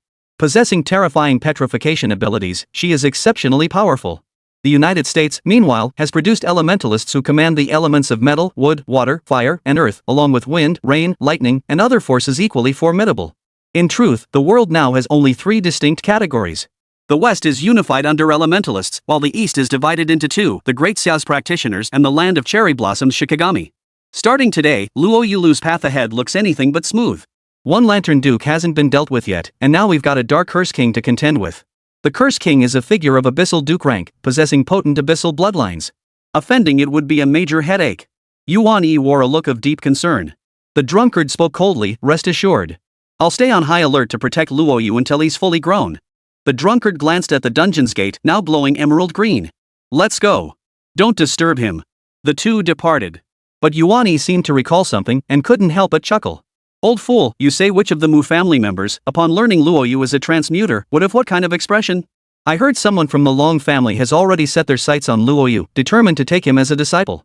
A grandson and a disciple, how do you think he'll choose? The wine-loving fool roared with laughter as well. Just sit back and enjoy the show when it happens. Who told his son to meddle in matchmaking? Knowing that old codger's temper, he'll probably give his grandson a good thrashing. What's a blood relative when you've got a disciple? That's the real treasure. Once I get back, I'll definitely squeeze him for a hefty sum. Serving as Luo Yu's bodyguard? That's going to cost him a pretty penny. The 2 men were in high spirits as they walked away side by side. Oh, and don't forget to have Li Kai erase the news and control the public opinion. The impact of this incident must be minimized. Anyone caught betraying us, kill them all. Understood. More than that, I'm curious how Luo Yu managed to kill the evil Curse King's clone. Basement. Duke Lantern's triangular eyes widened in shock, leaving him speechless. What did it see? The dungeon was cleared. Luo Yu cleared the dungeon. Damn it, how did he manage that? That was the avatar of the Curse King himself, the avatar of His Highness the Duke. How could that brat possibly stand a chance? The Lantern Duke was seething inside. Wang Dong, standing nearby, was overcome with indescribable horror. Only moments ago, through the Lantern Duke's words, Wang Dong had grasped the sheer terror of the Dark Curse King's avatar. Even a single avatar nearly matched the Lantern Duke's peak combat strength. And that was merely an avatar. Duke Lantern was a major figure in the Abyss himself. The Abyss was rich with powerful bloodlines, and even among 70-level Abyss bosses, his strength was a cut above the rest. Otherwise, how could it have infiltrated the Great Xia for months, not only wiping out a level 70 squad but also several level 60 squads, all without being detected? A mere clone nearly matched the Duke of Lanterns. One can only imagine how terrifying Luo Yu's strength must be to have slain the Curse King's clone. Wang Dong stood frozen in silence, his mind a whirl of conflicting emotions. 3 years of high school. Luo Yu was the person he despised most, without a doubt. Just over half a month ago, Luo Yu had publicly mocked him and even sent threatening messages over Mu Ruyan's matter. Yet in just half a month, their positions had reversed. Luo Yu wasn't just some so-called life class, he was undoubtedly a legendary class, and more likely than not, a mythical class. When the Duke of Lanterns revealed this, Wang Dong was utterly dumbfounded. Who could have imagined Luo Yu was a dual class? That's why the class change ritual had been so quiet. But so what? From this day forward, I joined the Abyss, gaining access to greater resources for cultivation. They might even purify my blood. With the Abyss bloodline, sooner or later, I'll surpass you. Wang Dong clenched his fists tightly. The deaths of his uncle and parents, along with the jealousy burning within him, all ignited in this moment. He would personally deal with Luo Yu. Master, what should we do now? Wang Dong's voice was hoarse. That's right, Wang Dong had become a disciple of Duke Lantern. As for why the Duke had chosen him, he had no idea. What should we do? The Duke of Lanterns spoke coldly. Luo Yu must not be allowed to grow stronger. He can already kill the avatar of the Curse King now. Who knows how terrifying he'll become later? The great trial is about to begin. When the time comes, enter disguised with the wand as a weapon. Activate it and I shall appear. You killed my clone, then the Dark Curse King's clone. Do you truly believe you're invincible now? Now, more than one Abyss boss is hunting him down. Luo Yu cleared the dungeon. Few in the Demon City know of this, only a select few. Li Kai and Huang Hao know. As members of the Demon City Adventurers Guild, the dungeon falls under their jurisdiction. Pan Tianming knew, as the chairman of Star Corporation, maintaining close ties with both the Guard Squad and the Adventurers Guild. Mu Ruyan and the other two women were also informed immediately. Though Mu Ruyan had severed ties with the Mu family, she still possessed her own means of learning about the dungeon. Then there were the two, the drunkard and Yuan Yi. As two of the top figures in Great Xia, they needed no further explanation. Gaining insight into the dungeon's happenings was effortless for them. Chapter 90, If the living can't keep secrets, maybe the dead can. Inside the villa. Mu Ruyan and the other two women were present. Pan Xiaopang was busy with holographic university affairs and couldn't come to welcome Luo Yu. The feast before them had been meticulously prepared by Pan Xiaopang. Curse of Severed Souls. The cursed Soul King himself had personally intervened. The three women were startled. Not just them inside the Adventurers Guild. Drunkard and Yuani watched the footage, cursing furiously and damning the Demon Curse King's ancestors 18 generations back. What utter shamelessness! A centuries-old monster, a Duke of the Abyss boss, stooping to such despicable acts. It was truly unwatchable. 80 million HP. Not to mention the soul-severing curse and the fact that the evil Curse King had devoured most of the prismatic fruit. How outrageous! The drunkard was fuming with rage. Yuan Yi was equally seething, wishing he could leap into the footage and battle the Curse King for 800 rounds. That old bastard bullying a child? What kind of monster is he? Cursed Soul Sever is troublesome. It strips 50% of a practitioner's experience, a massive loss. The Curse King must have sensed Luo Yu's uniqueness and deliberately aimed to stifle his growth. Yuan Yi analyzed calmly. The drunkard had long since lost his usual composure. The Dark Curse King's curse is terrifying. Lifting it would be incredibly difficult. Only by going to the imperial capital could they seek proper guidance. Fortunately, that person from the Long family possesses deep knowledge of the Dark Curse King's curses. Perhaps there's a glimmer of hope. Yuan Yi nodded. He sat down on the sofa, his expression suddenly filled with horror. Terrifying. Truly terrifying.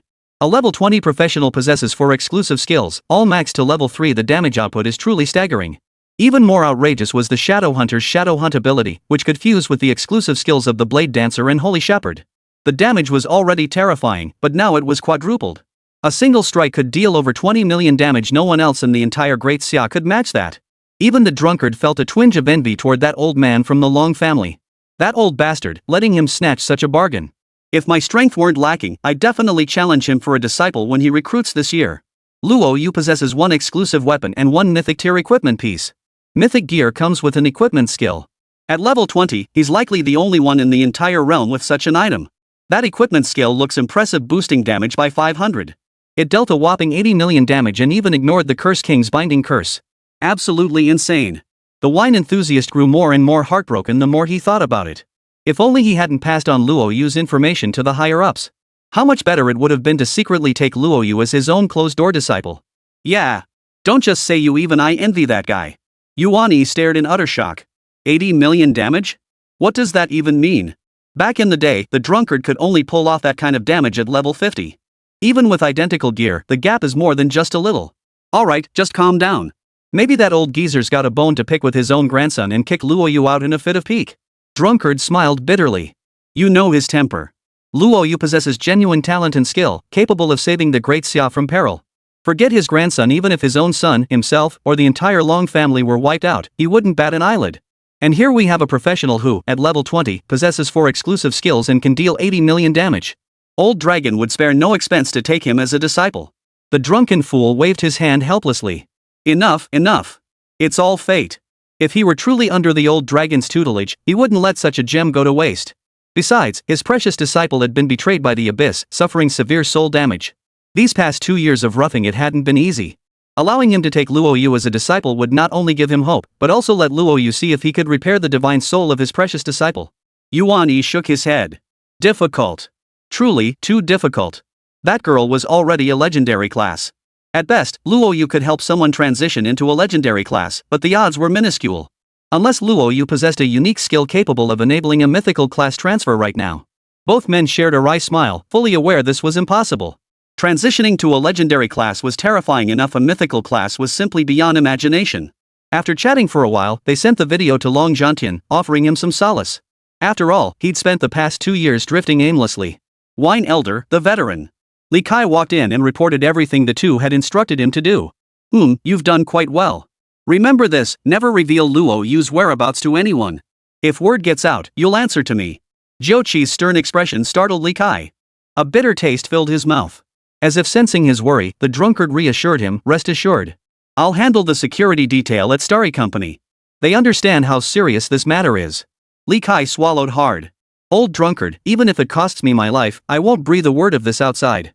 It's just that everyone in the Magic City Adventurers Guild knows I've never gotten along with Huang Hao. Luo Yu was my recommendation, I'm worried about him. Huang Hao? The wine-loving old man narrowed his eyes slightly. If the living can't keep secrets, then the dead should suffice.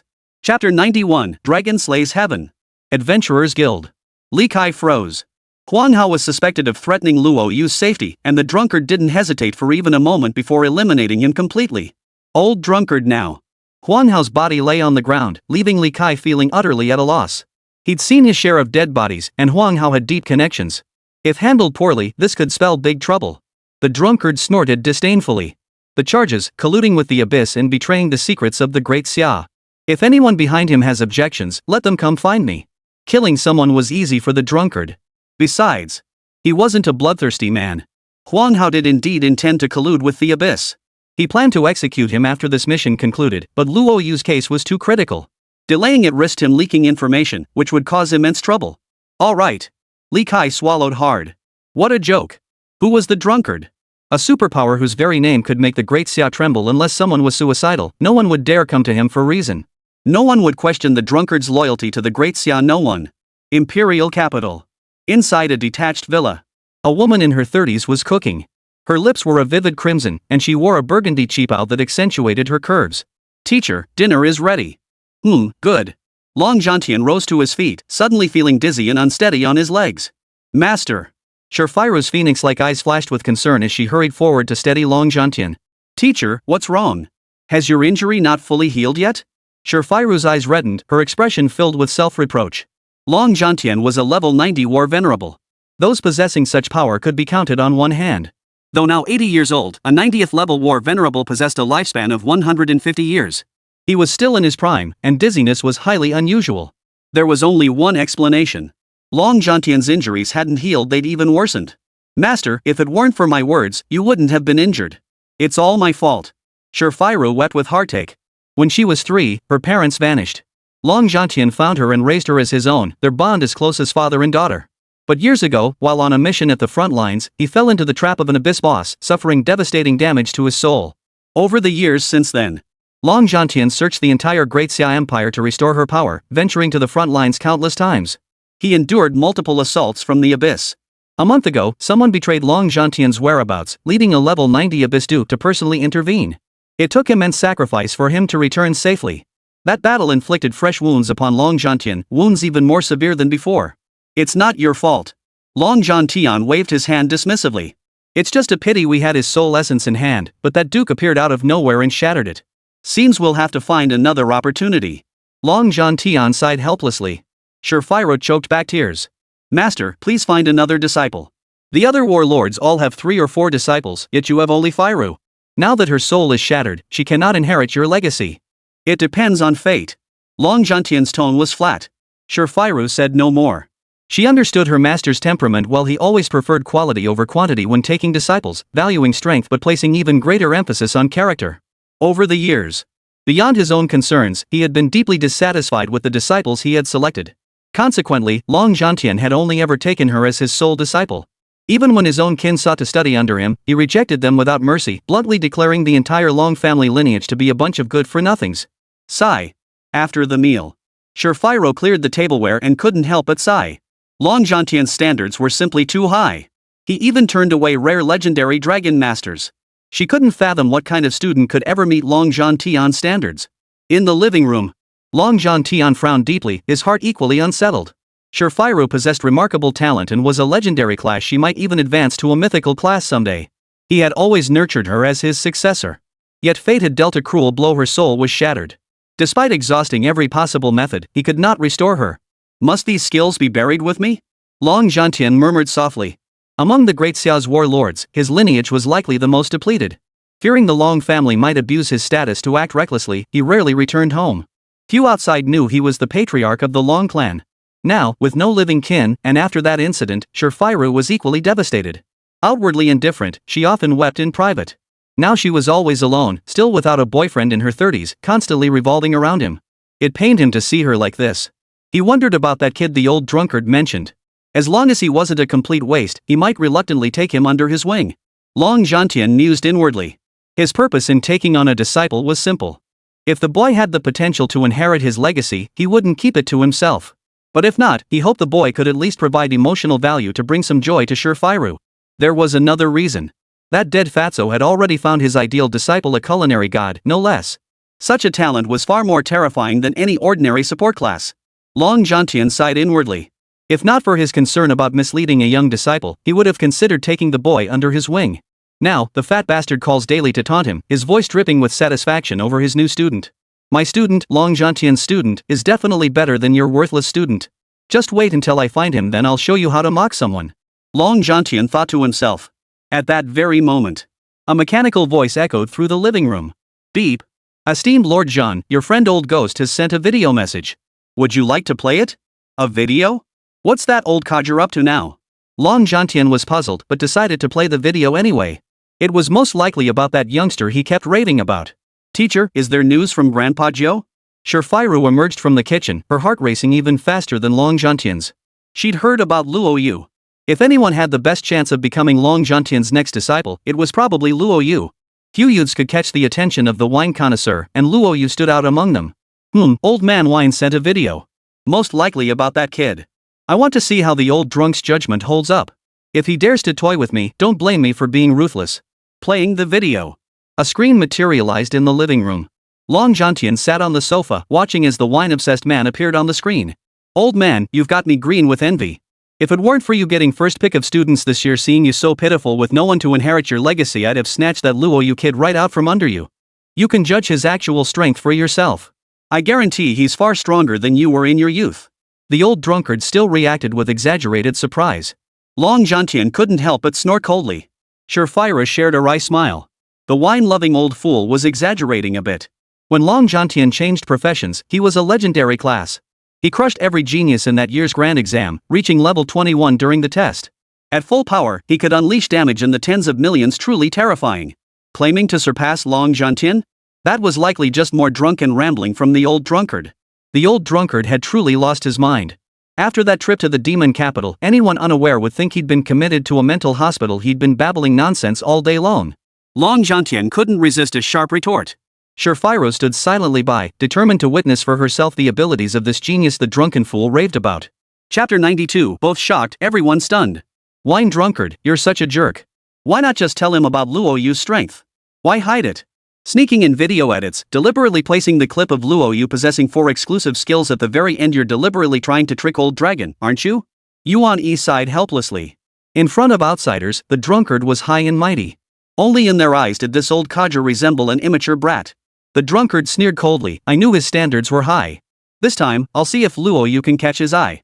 I can already picture his horrified expression when he watches the video. It'll definitely give him a shock. I've come all this way, neglecting the front lines to help him look after his disciple, yet he's completely absorbed in his own affairs. Honestly, I hope he's blind enough to miss this gem, then I can take on another disciple. On the screen. Dungeon level 1 boss. Luo Yu's appearance made Long Zhantian nod approvingly. He's got a good build, fair-skinned, over 6 feet tall, a proper handsome guy. His strength isn't weak either, I'll take him. But seeing Luo Yu dispatch the boss with such swift precision in a single encounter, Long Zhantian couldn't help but nod. Impressive.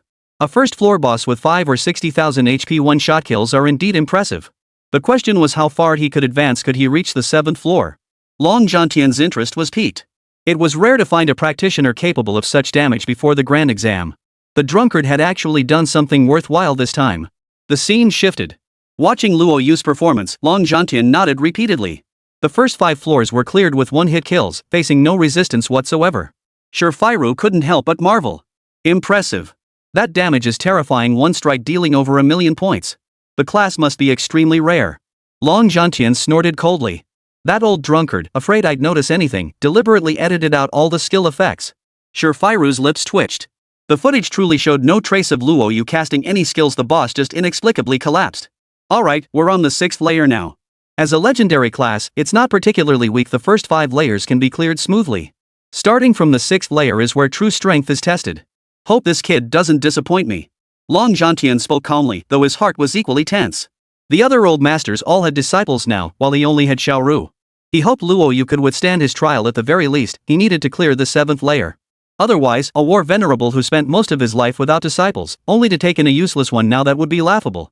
The scene begins. The 6th layer boss, the Lightning Light Sky Extreme Leopard, appeared, unleashing bolts of heavenly thunder. The Lightning Light Sky Extreme Leopard posed a decent challenge. He wondered how long it would take this kid to slay it. 7 minutes is passable, 5 minutes is excellent. Long Zhantian sipped his tea. His personal best was 4 minutes. The fastest clear time was 2 minutes and 30 seconds achieved by that legendary figure 200 years ago. Shifu gave a wry smile. Don't compare him to the master. 7 minutes is already genius-level talent. As for 5 minutes, in the past 3 years, aside from Izanami Awakening in Sakura Nation, it seems no professional worldwide has achieved that. Master, your standards are far too high. Long Zhantian cleared his throat. Don't you know who your teacher is? Countless students have sought admission to my doorstep. Demanding high standards is only natural. But this kid clearing it in 7. How could that be possible? Suddenly, Long Zhantian straightened up, and Shifu's eyes whitened as well, as if witnessing something utterly unbelievable. Xiaoru, did you see the holy light healing in the sword formation? Long Zhantian blurted out urgently. Seeing Shifu nod, his breathing quickened. Impossible. How could that be? Holy light healing is an exclusive skill of the Holy Spirit Priest, and sword array is an exclusive skill of the Blade Dancer. Both are legendary professions whose signature skills cannot be learned through skill books. How did this kid manage it?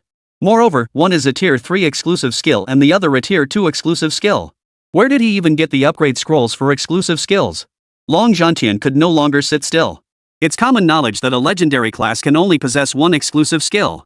Mythic classes, however, come with an additional passive skill alongside their active exclusive skill, significantly boosting the damage of that exclusive skill. The presence or absence of a passive exclusive skill is a key indicator distinguishing legendary classes from mythical ones. But Holy Light Healing and Sword Array were exclusive skills belonging to 2 different legendary classes. How could a single practitioner possess both? Shifu was equally stunned. Yet as the battle on screen continued, their astonishment showed no sign of abating. Shadow Hunt. Level 2 Shadow Hunt. What class is this kid? Long Zhantian was once again stunned by Luo Yu's display. Luo Yu unleashed Shadow Hunt, 2 shadows detaching from his body. He then cast Holy Light Healing and Sword Array simultaneously, surrounding and attacking the Lightning Sky Extreme Leopard.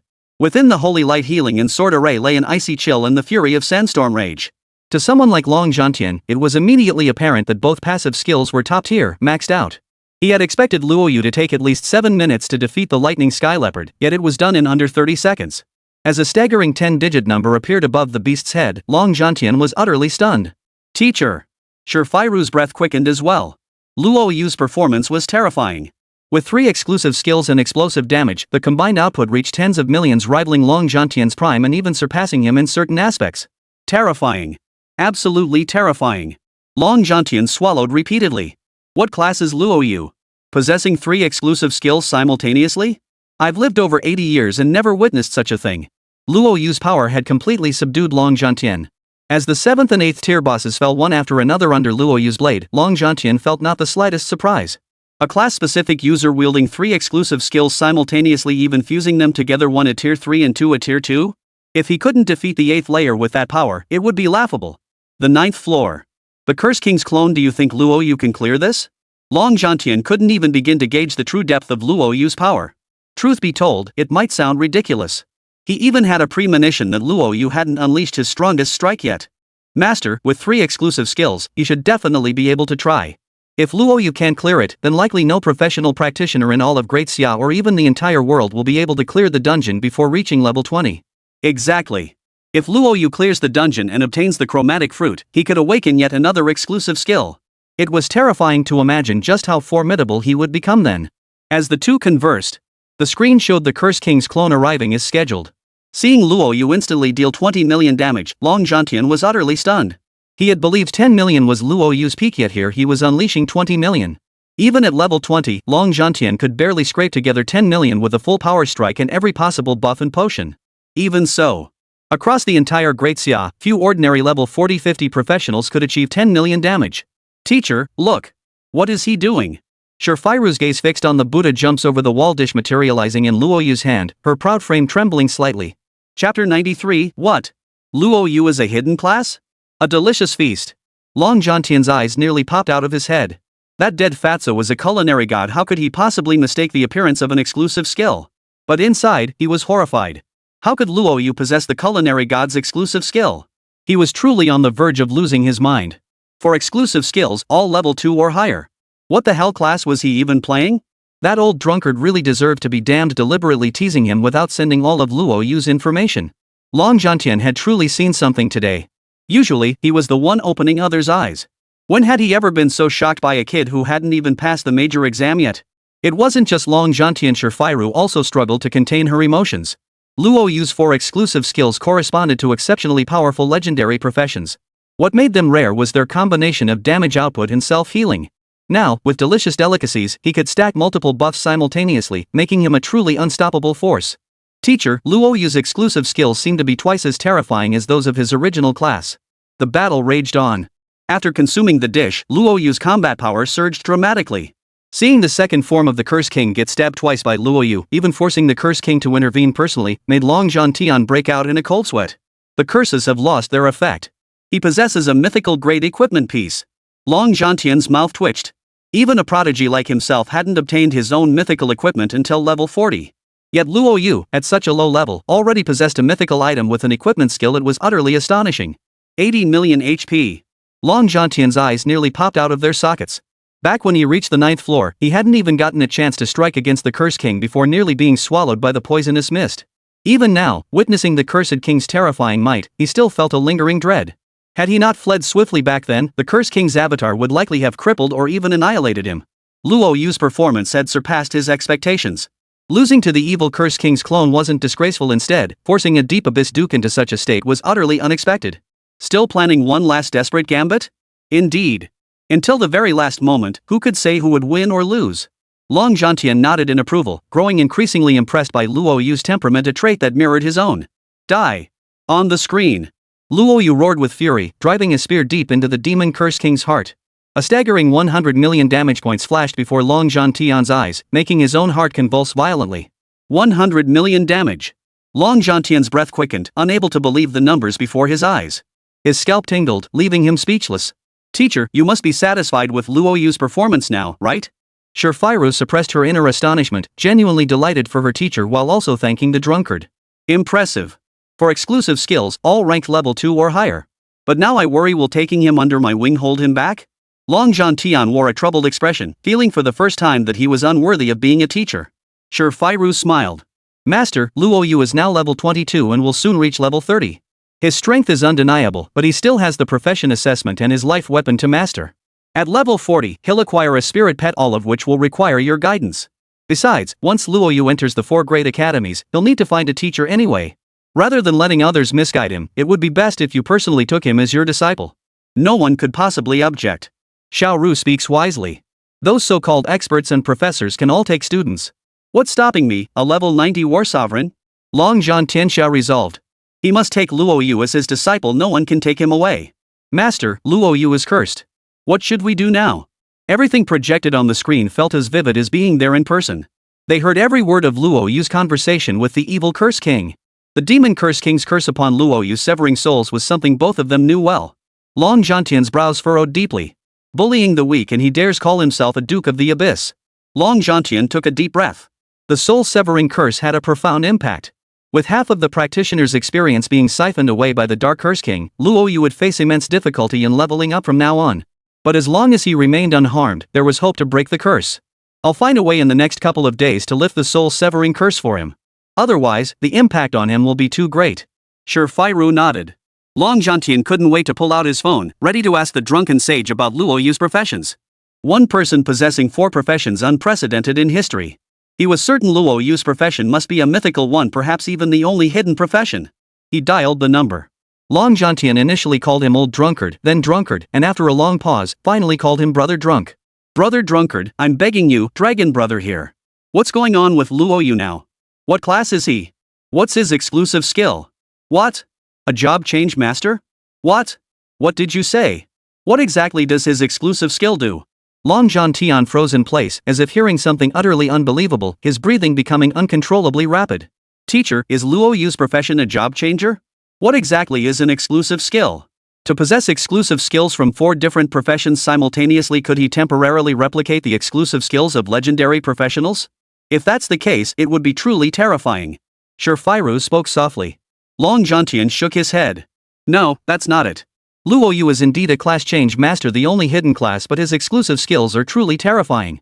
Not only can they significantly enhance one's own strength, but they can also transform a select few job changers into legendary professionals. Chapter 94, The Grand Exam begins. Villa. Ru couldn't calm down for a long time. The only hidden class. Transitioner.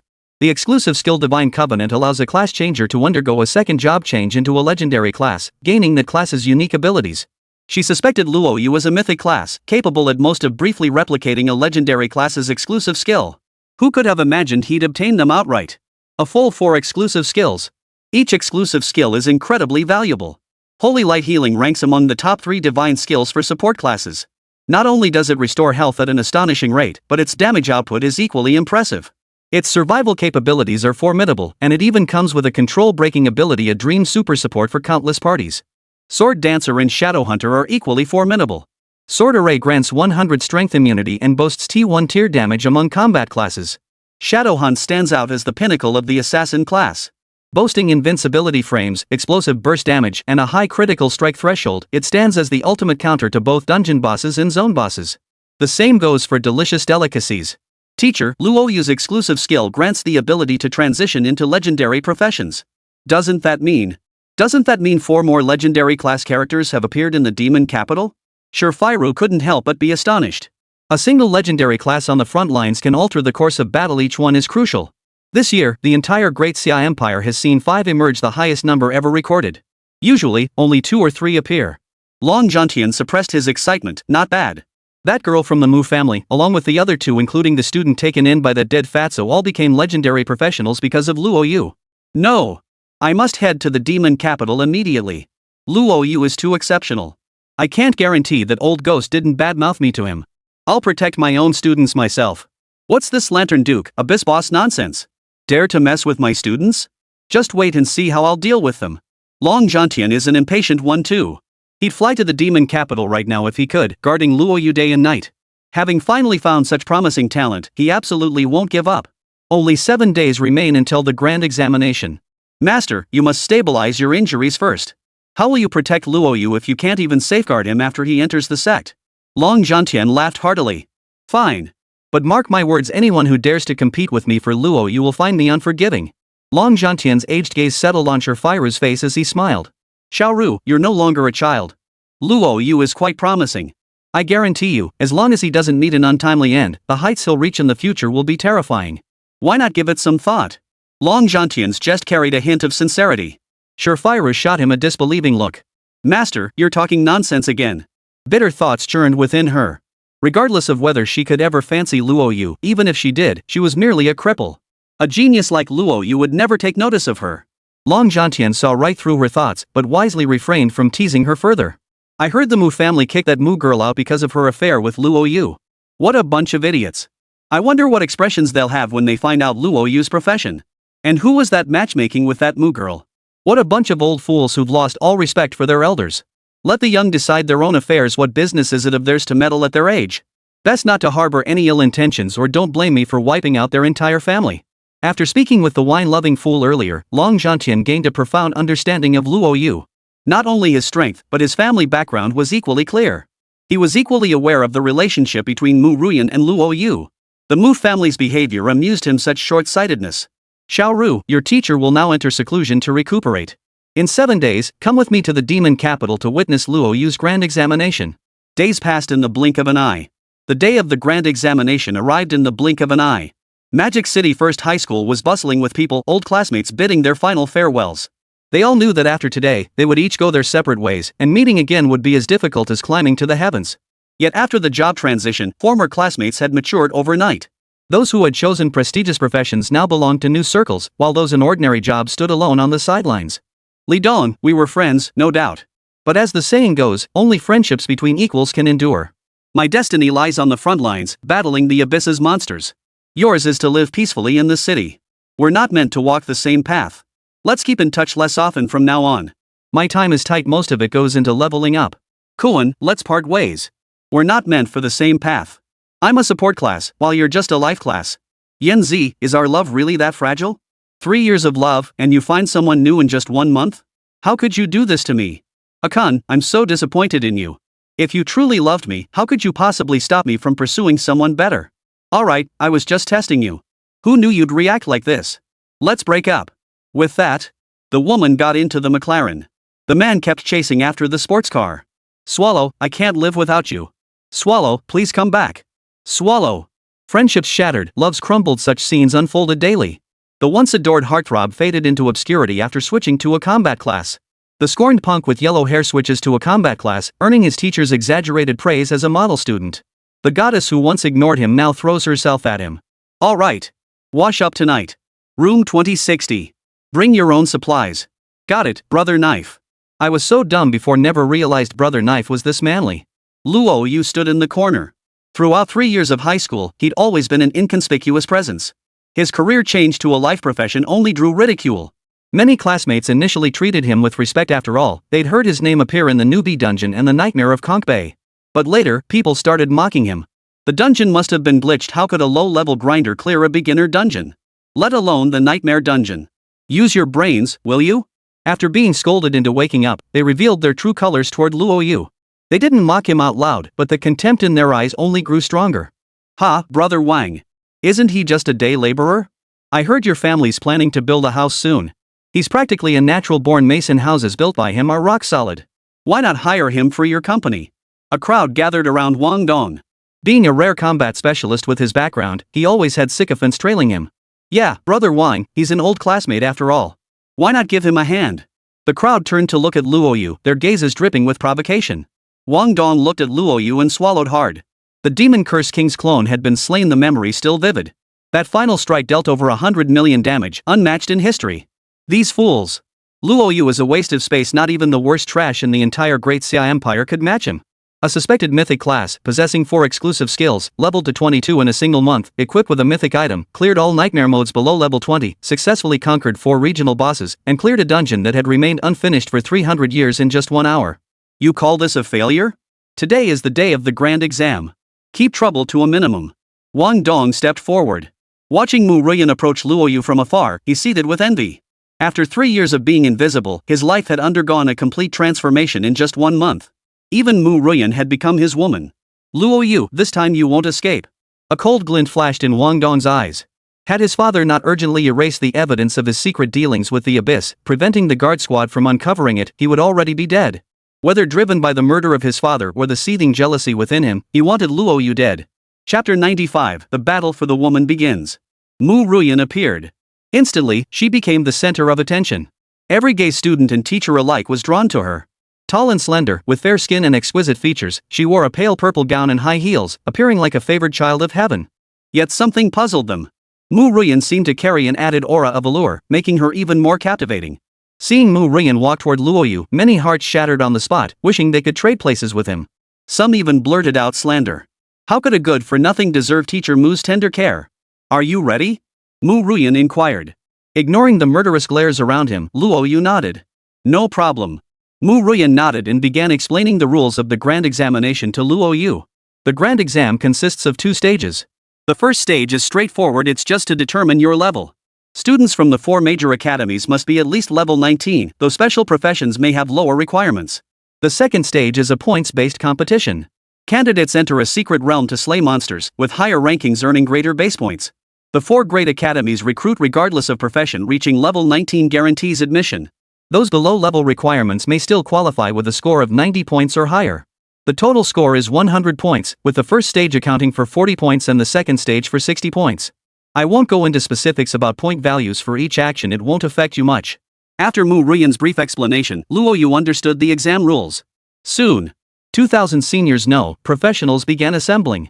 At the same time, the Magic City Education Bureau personnel arrived. They were responsible for recording scores and practitioner levels, which would later be entered into the system for screening by all institutions across the Great Xia. After the rules were clearly explained, the assessment officially began. Li Biao, level 13, qualifying for second-tier universities. Lin Yu, level 16, qualified for lower-tier 211 universities. Ma Tang, level 8, junior college. As the results were announced one by one, the entire field echoed with both joyful cheers and dejected sighs. Luo Yu, assessment level. It was Luo Yu's turn.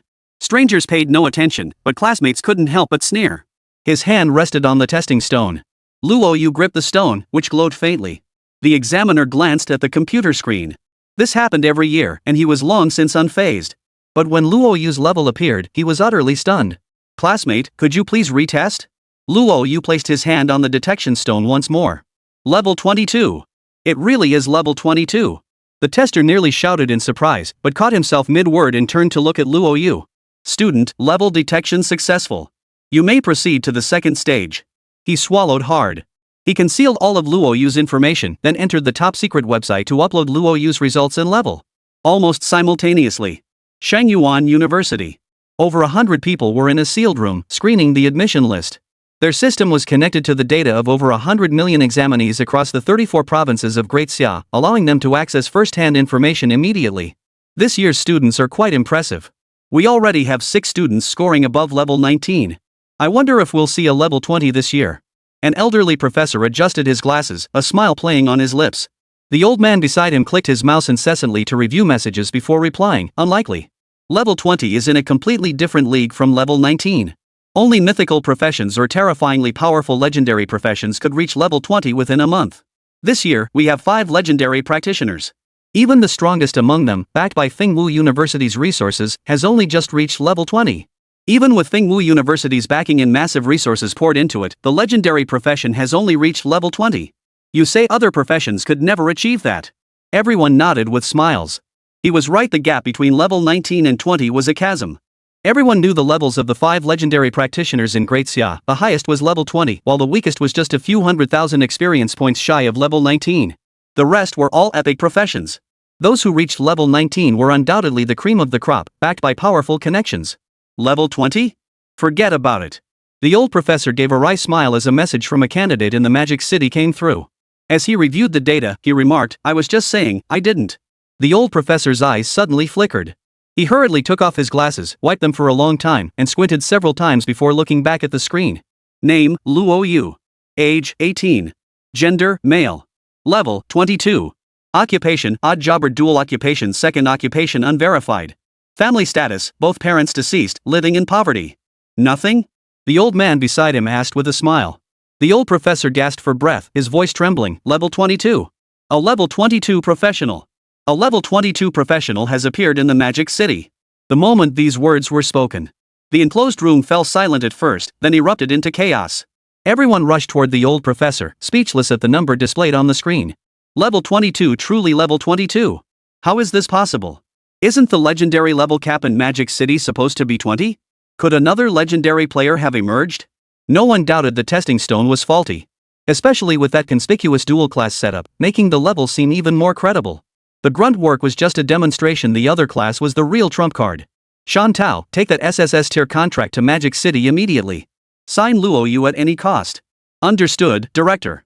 I'm heading out now. Zhao Lao, monitor Luo Yu's performance in the secret realm. I'm heading to see the Chancellor now. We must get Luo Yu into Holy Abyss University at all costs. Director Sun hurriedly exited the sealed chamber. Those present might doubt a legendary profession was a fraud, but no one dared question whether a practitioner who reached level 22 in a single month was a failure. Reaching this level meant that even if he was just doing odd jobs, the 4 major academies would fight tooth and nail to recruit him. Not just Sacred Abyss University. The other 3 major institutions, upon seeing Luo Yu's level, immediately dispatched personnel to rush to the magic capital. No one was foolish. For an orphan who lost both parents to achieve what even legendary professions couldn't, the only explanation was that his secondary profession was astonishingly powerful, most likely a mythical profession. The president of Imperial Capital University went absolutely mad upon hearing the news. A mythic class. It had been decades since the Great Xia Empire last saw a mythic class emerge without a class change. By any means necessary, Imperial Capital University must recruit him. I don't care what methods are used, I don't care what resources are offered, I just want him. If it means getting him to Tokyo University, I'd gladly run naked tomorrow. If you fail to deliver this month, no, this year's resources will be halved. What are you standing around for? Get moving and snatch him up. Chapter 96, Let the Storm Come Down Harder. Inspection complete. Principal Ji Buchang surveyed the room. Don't be disheartened, lower-ranked students still have opportunities. Now begins the second round. You must enter the secret realm to slay monsters. The higher your score, the more points you earn, maybe even enough to get into a top university. Within the secret realm, cheating is forbidden, but you may compete freely. In other words, besides gaining points by slaying monsters, you can also earn points by defeating opponents. Round 2 begins. Several massive portals appeared on the field, and figures rushed madly into them. Slow exits mean half the points. Not only could a single point in the college entrance exam eliminate thousands, but a single point here could do the same. Luo Yu followed behind. Wang Dong entered surrounded by his entourage. Before stepping inside, he turned to look at Luo Yu, a glint of murderous intent flashing in his eyes. Luo Yu, your death awaits within the secret realm. The Duke of Lanterns had prepared this trap specifically for him. Little did he know that besides the Duke, a boss-level abyss entity, 2 others lurked in the shadows. There was no escaping. The secret realm was vast. Upon entering, they were each teleported to different locations. Luo Yu found himself on a lush green grassland, where hundreds of unicorns grazed peacefully in the distance. Their coats were a blend of pink and white, crowned by a sharp, long horn. Monster, Unicorn. Level, 5. HP, 1000. Magic points, 1000. Skills, Charge LV1, Horn Charge LV1. So weak. Luo Yu unleashed Holy Light Healing and charged toward them. Even the smallest mosquito is still neat, better to eat it and see. Successfully killed Unicorn, 1 point. Successfully killed Unicorn, 1 point. Successful Unicorn kill, 1 point. Luo Yu charged forward like a scythe, mowing down all the unicorns. In the blink of an eye, he earned over 100 points. Too weak. Killing minor monsters is a waste of time. Find some higher level ones. Luo Yu charged headlong toward the chaos. Successfully killed a spiny turtle, 2 points. Successful kill, Raging Rabbit, 5 points.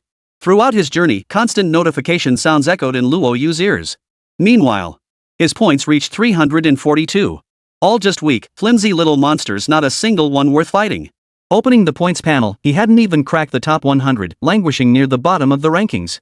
He'd encountered far too few monsters. Looks like he'll have to take down a big one. Monsters were scarce on the grasslands.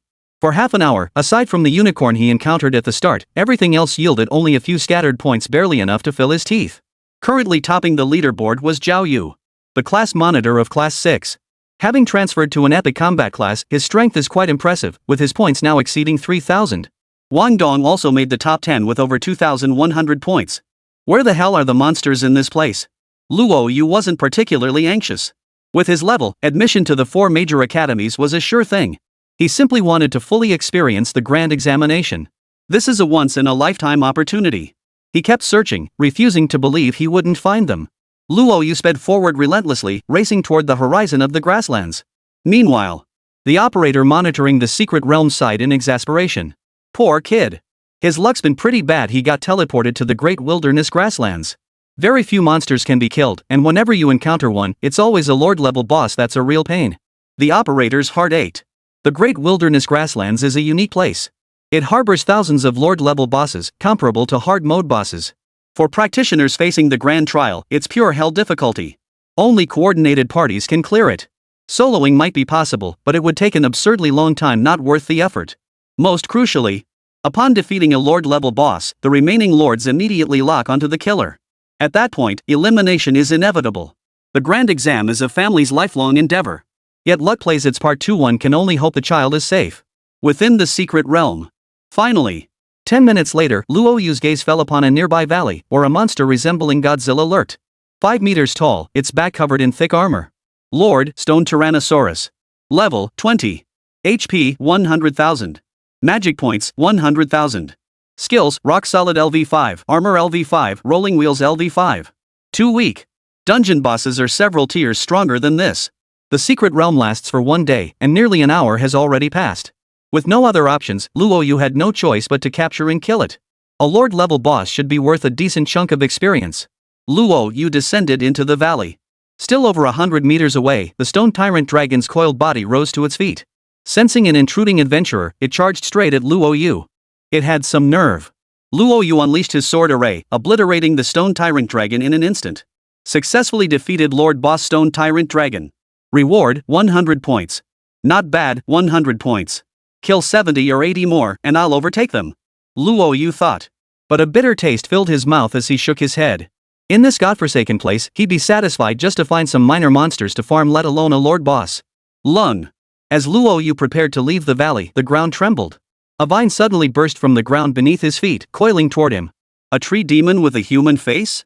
Luo Yu's eyes flashed with alarm. A familiar figure appeared in the lowlands. Who else could it be but the tree demon with a human face? Exactly, buy one, get one free.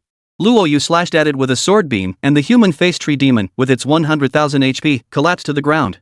Successful kill of the Lord Boss, human-faced tree demon. Reward, 100 points. Another 100. Luo Yu felt this happiness had come too suddenly. He planned to scout the area for more boss monsters. With 2 appearing consecutively, this valley must hold some significance. Before Luo Yu could begin his search, the ground erupted in violent tremors, dozens of times more intense than before, as if an army of hundreds of thousands was charging toward him. A wild wolf charged toward him from the distance. Lord, bloodthirsty Wolf King. Behind it, eagles soared through the sky, saber-toothed tigers raced across the ground, and even a stone-bodied sharp-toothed shark broke through the hard crust, charging toward him. Lords! All of them were Lord-level bosses. Luo Yu suppressed his excitement. After searching for so long without finding any, now there were so many. A rough estimate suggested at least dozens of Lord bosses. Killing them all would easily propel him to the top of the leaderboard. Bring it on, let the storm rage even fiercer. Chapter 97. Did Luo Yu cheat? Successful kill, Lord Boulder Kit Whale. Points, 100. Successful kill, Lord Enchanted Butterfly, 150 points. Successful kill, Lord Bronze Unicorn, 100 points. The slaughter continued. Dozens of Lord bosses were slaughtered by Luo Yu. The sword array activated. Not a single Lord-level boss could withstand a single blade's edge, all transforming into points added to the leaderboard. Successfully defeated Lord Tiger Roarhaven, 300 points. After slaying the final Lord boss, Luo Yu's points skyrocketed from 342 to 6,520, solidifying his top position on the leaderboard, even outpacing Zhao Yu by over 3,000 points. Excellent. That puts me in first place. Luo Yu smiled. Bo Pool. Zhao Yu slays a level 17 emerald water turtle, earning 80 points. Not bad, another 80 points added to his tally. Zhao Yu glanced at the leaderboard. As an epic combat professional at level 18, his damage output was terrifyingly high, leaving him completely unmatched in this area. In just over an hour, he'd racked up over 3,000 points, truly terrifying. At this pace, he was certain to score well in the second round of the major exam, potentially securing admission to one of the 4 prestigious academies. He wanted to see how far he'd outpaced second place. But when he saw the top-ranked student was someone named Luo Yu, his eyes widened in shock. His gaze then fell on the points total, over 6,000 points, more than double his own. Impossible. I must be seeing things. Zhao Yu cared deeply about his points. He checked the rankings every few minutes. Zhao Yu's name wasn't even in the top 10. How could someone gain over 6,000 points in just a few minutes? Impossible. Absolutely impossible. Zhao Yu didn't pay it much mind. Maybe the leaderboard had a glitch that wouldn't be surprising. He closed the leaderboard and reopened it, but Luo Yu's name remained there. Once. Twice. After more than 10 tries, he finally realized something was off. How could this be? Who could possibly rack up 6,000 points in just a few minutes? Zhao Yu was utterly dumbfounded. The leaderboard was monitored in real time.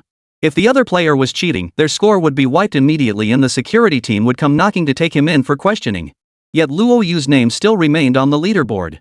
Meaning their score was entirely genuine, with no padding whatsoever. Who the hell is Luo Yu? 6,000 points in an hour, only a legendary player could pull that off. Zhao Yu was dumbfounded. He quickly regained his composure. Whatever. Among the 30 or 40 high schools in the Magic City, the top 100 students from each school could advance to the next round to compete for the title of Magic City champion. Truth or fiction would be revealed soon enough. Zhao Yu continued slaying the demons, forcing down the horror within. At the same time, not just him, but all 2,000 participating professionals were left gaping in astonishment as the top spot on the leaderboard changed hands. Only Wang Dong's face darkened. Luo Yu's 6,000 points didn't surprise him at all. On the contrary, he thought earning 6,000 points in an hour meant the other party was being too low-key, not going all out to kill. Otherwise, 10,000 points would have been effortless. Luo Yu, I'll let you bask in your glory for half a day. But when the time comes, it won't just be you, I'll wipe out every top genius in the Demon City all at once. Wang Dong spoke coldly.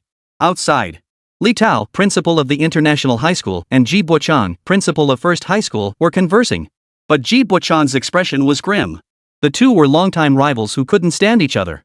Ever since their school days, they'd competed fiercely in everything they did. Especially now. Li Tao sighed deeply. Old Ji, you've got it easy.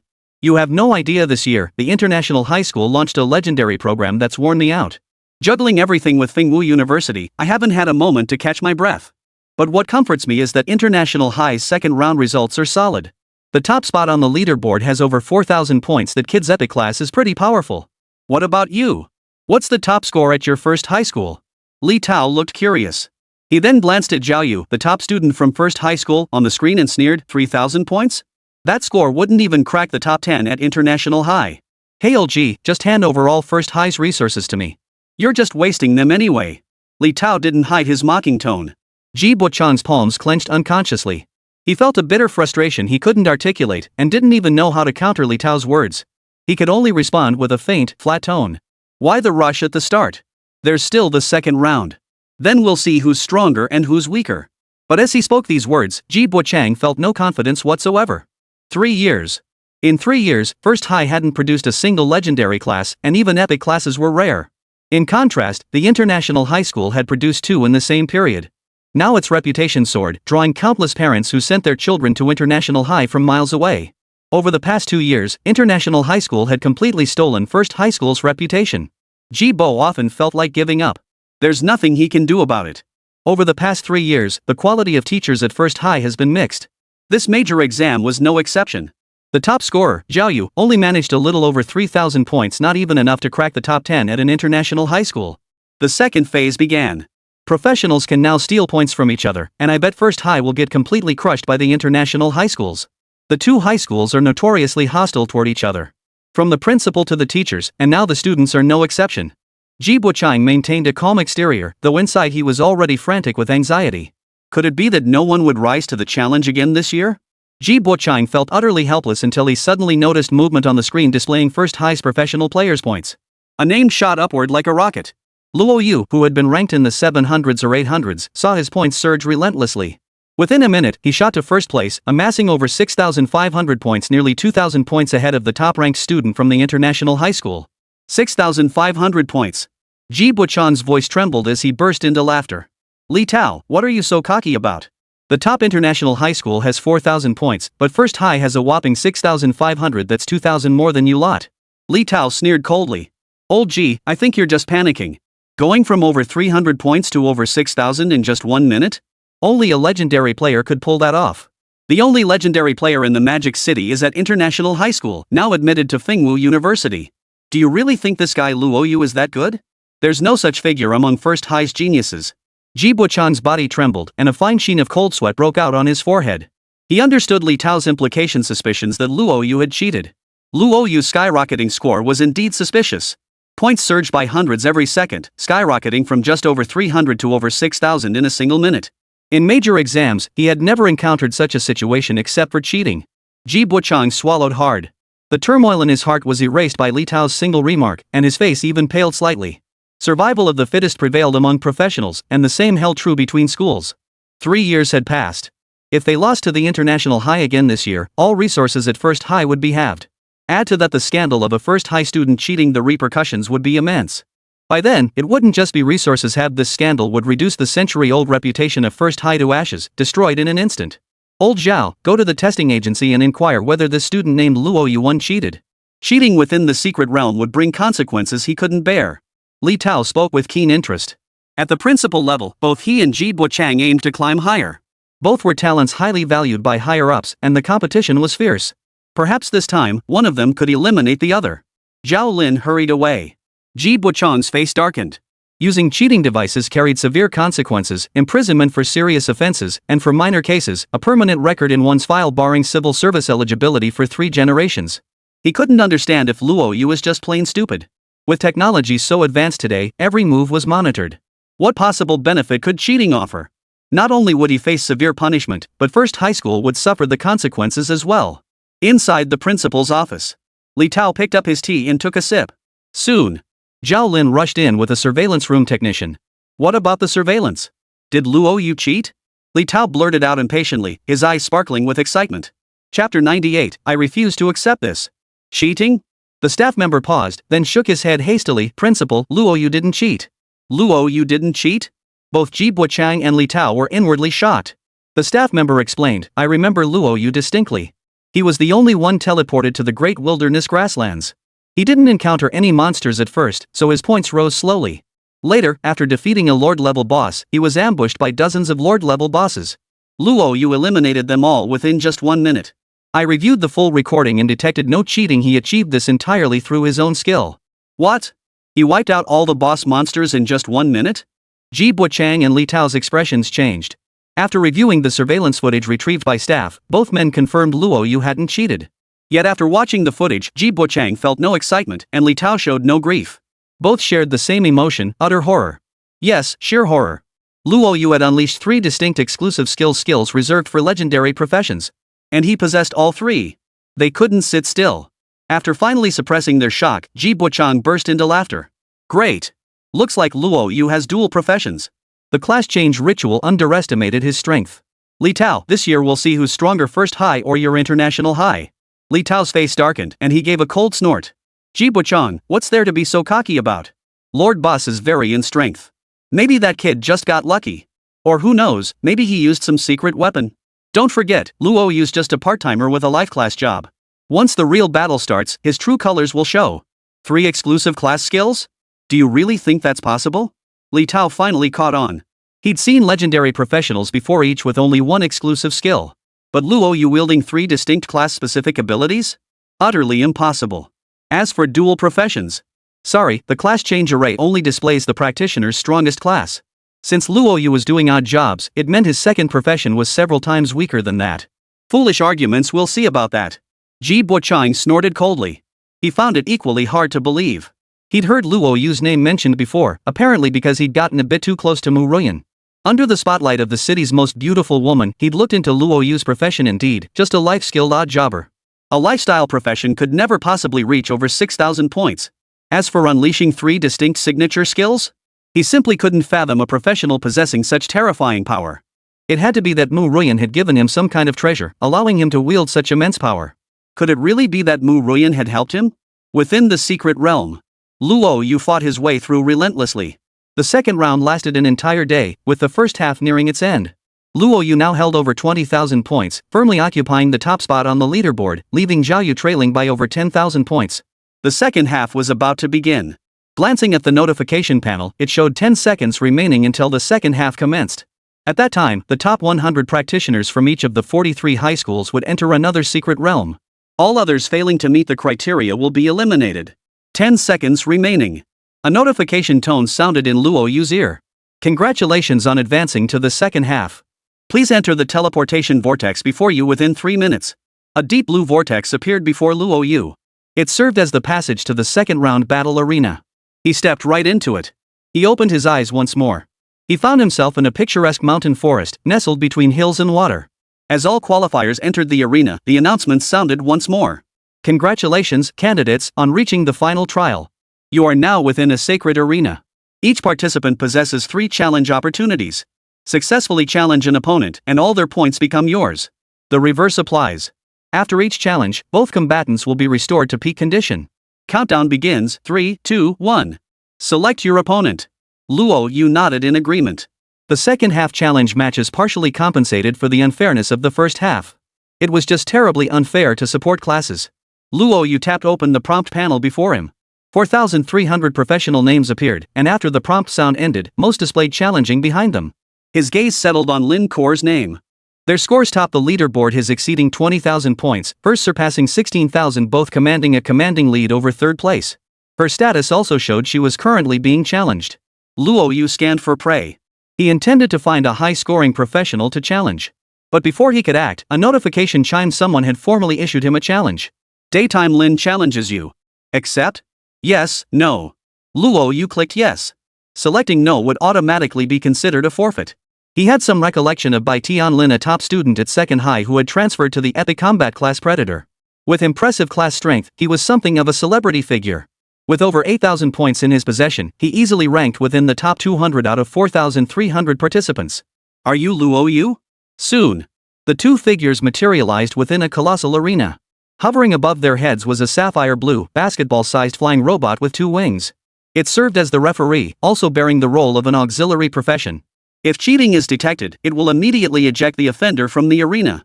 If someone's life is in danger, it can intervene to provide medical treatment. Not bad. Luo Yu nodded. Bai Tianlin looked surprised. I have a few friends at first high.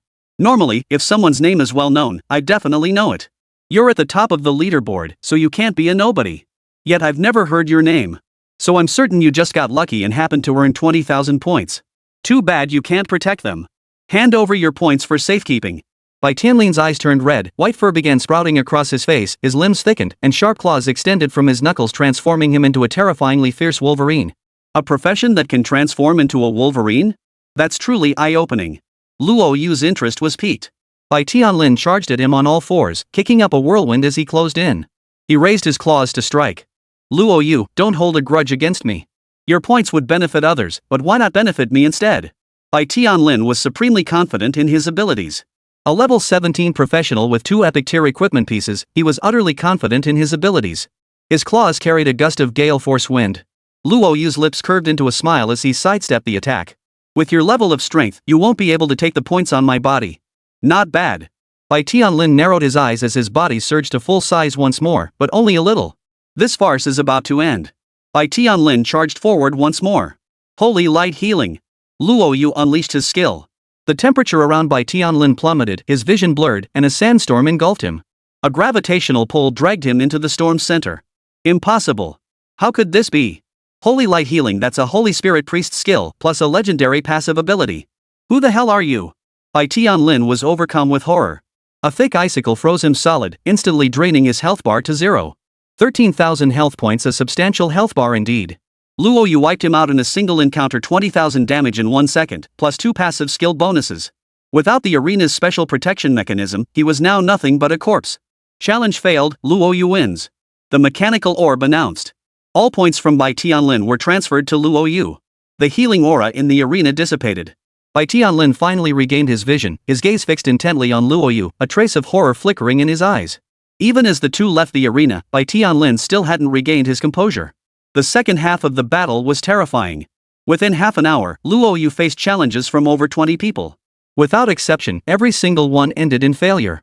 His current points had reached 100,000, yet no one dared challenge him anymore. Among the 20 challengers, the majority were ranked within the top 10 true prodigies among prodigies. Meanwhile, the principal's office erupted in chaos. Ji Buchan wore an expression of wild elation. Li Tao, however, was utterly stunned by Luo Yu's power. Luo Yu's 27 consecutive victories were achieved using nothing but holy light healing, a technique that instantly defeated every opponent he faced. Cheating. That kid's cheating. It must be because someone tampered with his weapon, allowing him to unleash holy light healing. I refuse to believe an obscure student could master holy light healing to level 3 within a month of job change. No one has ever achieved that. After the exams, I'll definitely request higher-ups to intervene. This completely undermines the exam rules. I refuse to accept this. Chapter 99, Abyssal Invasion. Luo Yu, you've had your moment of glory. Wang Dong's eyes darkened as he located Luo Yu's name and selected the challenge. In that instant, the geniuses who had challenged Luo Yu were all stunned. Luo Yu's power was terrifying, far exceeding their expectations, a level no human should possess. Having reached level 3 in Holy Light Healing just 1 month after class change, a skill exclusive to legendary professionals, was utterly baffling. Magic City had only one officially recognized legendary professional. Where had Luo Yu come from? They all believed Luo Yu must be cheating. Even if he truly was a legendary class, it was impossible to raise an exclusive skill to level 3 in just 1 month. Trouble was brewing. Luo Yu smiled. What a coincidence. If Wang Dong hadn't come looking for him, he was planning to seek Wang Dong out himself. He wasn't exactly known for his patience. Throughout high school, Wang Dong had always been the loudest about him. Back when he had no power or influence, it was one thing. But now that he had the means to get revenge, why should he put up with Wang Dong's antics? Inside the arena, Wang Dong stared coldly at Luo Yu. Who would have believed that the high school nobody would become a mythic tier class, wielding 4 exclusive skills? He could even breeze through nightmare mode. The only adventurer to clear the dungeon in 3 centuries, even the Curse King's avatar couldn't stand against you. Luo Yu, you truly surprise me. Not only did you attain a mythic class, but you even won over teacher Mu. Wang Dong's face twisted with envy. Luo Yu narrowed his eyes slightly. How did you find out? Wang Dong certainly had access to a lot of information, but his class remained unknown. The only plausible explanation was that Wang Dong must have connections to the abyss. Mu Ruyan and the others would never betray him. The Lantern Duke or the Dark Curse King? Luo Yu keenly sensed that the staff in Wang Dong's hand was extraordinary, carrying an aura familiar to him. Luo Yu, at this point, I won't keep it from you after all, you'll soon be dead. You guessed right, it was the Lantern Duke who told me. He's my master now. Surprised? Wang Dong roared in fury. If not for you, how could that good-for-nothing Pan Xiaopang have become a culinary god? How could my uncle have died? How could my parents have been dragged into this? Today is the day you die. Wang Dong raised his staff high, releasing a surge of black mist from its tip. 2 figures appeared immediately afterward. The Lantern Duke and a pig-headed, pot-bellied general with a purple long-nosed pig perched on his shoulder, a boss from the abyss. Duke Lantern, he asked, is this the boy you spoke of? Indeed. Do not underestimate him. He possesses 100 strength immunity. My clone stands no chance against him. With both of us attacking today, he won't escape. The Lantern Duke's voice was icy, his gaze fixed on Luo Yu with murderous intent. A clone's power can't compare to the original. The clone is too restricted, it lacks the power penetration attribute that let Luo Yu slip away last time. Today, he won't escape.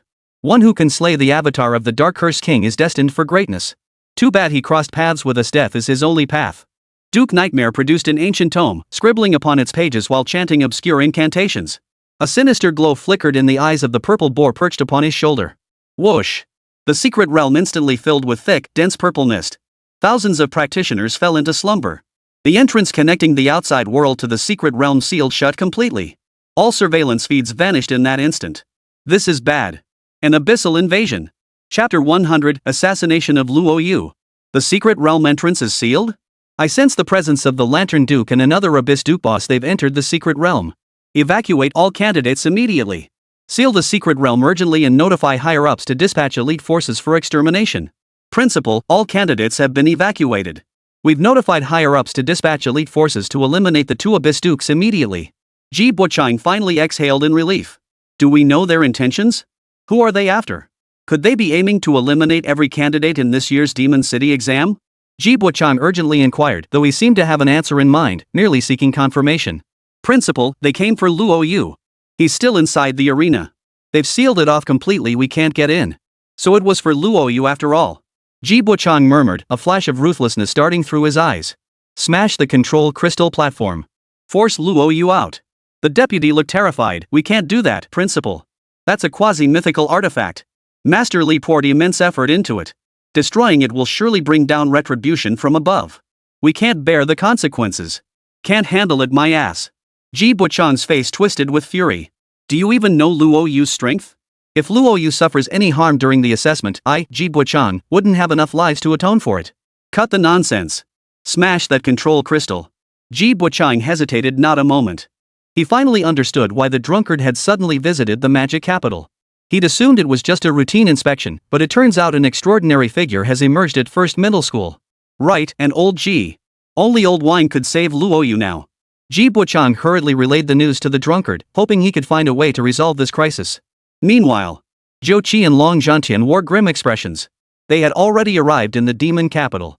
Luo Yu's performance in the grand examination had satisfied them both. To him, the so-called domain lords within the secret realm were no match for even the minor mobs he routinely cleared in dungeons. Yet the Duke of Lantern's sudden arrival caught them off guard. Hadn't they been ordered to apprehend the Lantern Duke long ago? Had they still not captured him? Long Zhantian's expression darkened. The drunkard muttered under his breath, cursing them as useless fools. Since arriving in the demon capital, he had remained hidden behind Luo Yu, providing covert protection. Consequently, the matter of the Duke of Lanterns had been delegated to the Guard Squad and the Adventurers Guild. They had assumed following Lin Wu's lead would yield results.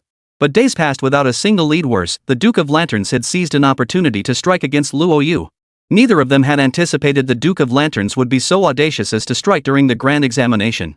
Damn it, the secret realm had been sealed. The demon lord's handiwork, it would take at least 10 minutes to break the seal. The drunken fool tried to enter the secret realm, only to be blocked by a force. His face was so dark it could drip water. What should we do? Are we really just going to stand by and watch Luo Yu get surrounded by two abyss dukes? Long Zhantian was consumed by anxiety. After 30 years, he had finally felt the urge to take on a disciple again. Little did he know that fate would play such a cruel joke on him. No matter how extraordinary Luo Yu was, he was no match for two abyss dukes. May he hold them off for 10 minutes. We must break the seal immediately, or Luo Yu will surely perish. The arena. Abyss bosses? Luo Yu's brow furrowed slightly. This wasn't his first encounter with an abyss boss. During the nightmare dungeon run in Conch Bay, the Lantern Duke's clone had attacked him, only to be slain. Now, two abyss bosses had come looking for him, a development that weighed heavily on his mind. You killed the Cursed King's clone? Truly, heroes emerge in youth. The great Xia hasn't seen a genius like you in over 100 years. Purple mist swirled within the arena as the Nightmare Duke's voice echoed from within, lavishing praise upon Luo Yu without reservation. Another abyss boss above level 70. Activate insight. He couldn't discern any information about the abyss boss before him. Luo Yu's expression grew grave as he drew the crystal ball Yuan Yi had entrusted to him. Should any change occur, he would shatter it at once to summon aid. The reason he had managed to defeat the Lantern Duke last time was because his sword formation granted 100% immunity to physical attacks. Moreover, the one who had attacked him was the Lantern Duke's clone, whose power was far inferior to the original, allowing him to escape. Now, with the Nightmare Duke and Lantern Duke joining forces, they undoubtedly possessed penetration equipment. Even with his 100% physical and magical immunity, he couldn't escape their combined assault. Boy, are you scared now? Your heart is beating so fast I can feel its vibrant pulse. Crushing it would be incredibly satisfying. The Nightmare Duke grinned, his rotund belly trembling slightly. What a pity. You should have heeded the Dark Curse King's call and joined the Abyss. What good is being human? But rest assured, I'll be gentle. I'll let you die in your dreams, without a single moment of pain. Luo Yu's expression turned grave. He crushed the crystal ball, but the passage to the outside world had been sealed by the Duke of Nightmares. Even with the crystal, it would take time for the Guardians to detect it. The denizens of the Abyss love to boast. The Lantern Duke tried to take my life last time, forcing me to destroy my avatar. The Dark Curse King wanted to make me his servant, pushing me to unleash my third form. I must admit, these two Abyss Dukes have indeed put immense pressure on me. I just don't know how strong they truly are. Don't disappoint me. A surge of battle intent rose within Luo Yu's heart. A month had passed since his class change, and only this crisis had truly tested him. Kid, you really want to die? Aren't you going to kneel and beg for mercy? Or become a servant of the Abyss? The Nightmare Duke was taken aback. Luo Yu's reaction was far beyond its expectations. They were Abyss Dukes, supreme beings. Were they truly so insignificant before Luo Yu? I refuse to be some filthy abyss bug hiding in the shadows. Besides, do you really think you can hold me back? Abyssal bosses are terrifying indeed. If it were any other damage-dealing abyssal boss, I might have actually pissed myself. But unfortunately for you two, one deals physical damage and the other deals magical damage. Coincidentally, I'm 100% immune to both. Let me see how much health your penetration can actually chip away. As they spoke, Luo Yu unleashed Shadow Hunt. 3 shadowy figures, concealed by purple mist, slipped behind the Lantern Duke. 3 daggers plunged toward its nape. The daggers pierced its neck. But less than a meter away, another Lantern Duke materialized. It turned to Luo Yu and sneered coldly. We're the ones taking action today. If it were someone else, you might have succeeded. A level 22 mythic class wielding 4 exclusive skills, I must say, I'm quite envious. Too bad. With your strength, even with 4 terrifying exclusive skills, you won't even scratch our skin. Stand still and accept your death. This is Great Xia's territory. They entered at the risk of their lives. The Dark Curse King's seal lasts only 10 minutes. Once time runs out, Great Xia's elite forces will surely arrive. Kid, you've got 10 minutes. If you can hold out for 10 minutes, you might survive. But facing 2 abyssal dukes? 10 minutes is more than enough to slaughter even 10 level 70 professionals, let alone a mere level 22 brat. The Nightmare Duke spoke with mocking amusement. Luo Yu's composure infuriated Wang Dong. 2 abyssal dukes, how could Luo Yu remain so composed? He'd been trembling in fear, kneeling and kowtowing, even wetting himself earlier. Luo Yu, what are you pretending for? You're nothing but a clown. Do you really think that bunch of useless fools outside can save you? The entire secret realm is now sealed off by the Duke of Nightmares. 10 minutes is more than enough for the 2 dukes to chop you into mincemeat. Kneel down and confess your crimes now. I might still put in a good word for you before the dukes. Wang Dong barked his rebuke. Luo Yu looked at Wang Dong, his eyes brimming with utter contempt. You refuse to be human, yet aspire to be a dog, a bullying, power-wielding dog at that. You, Wang Dong, truly are a dog who can't change its nature. Today, regardless of whether I live or die, if I perish, I'll drag you down with me. 3 dark figures sped toward Wang Dong.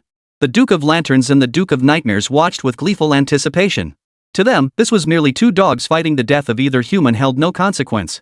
Duke Lantern was nominally Wang Dong's master, but from the start, he'd only sought to exploit him. A worthless piece of trash like that wasn't fit to be his disciple. He wouldn't even have looked at him twice as a servant. You traitor! You betrayed the great Xia to serve the Abyss. See how the Abyss treats you now. 3 shadows closed in on Wang Dong, daggers flashing toward his vital points. Master, save me. Wang Dong's pupils contracted violently, clinging to the hope that the Duke of Lanterns would spare his life. Yet in the split second before he fell, the Lantern Duke remained utterly still, sharing a hearty laugh with the Nightmare Duke beside him. Wang Dong finally understood. From the very beginning, the Duke of Lanterns had been using him, never regarding him as one of his own. He had brought this upon himself. Luo Yu's gaze turned icy.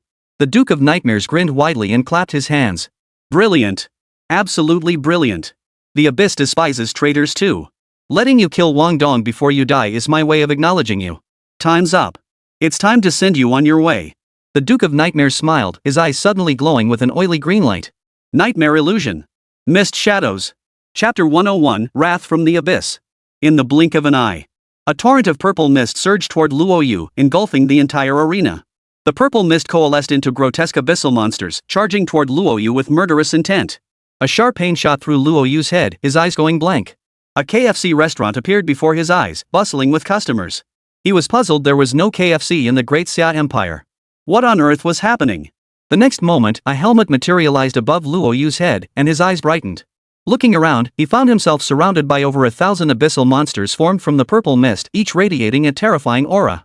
Damn it, so it was a mental attack. Thankfully, the helmet provided 30 points of mental immunity, otherwise, things would have turned dire.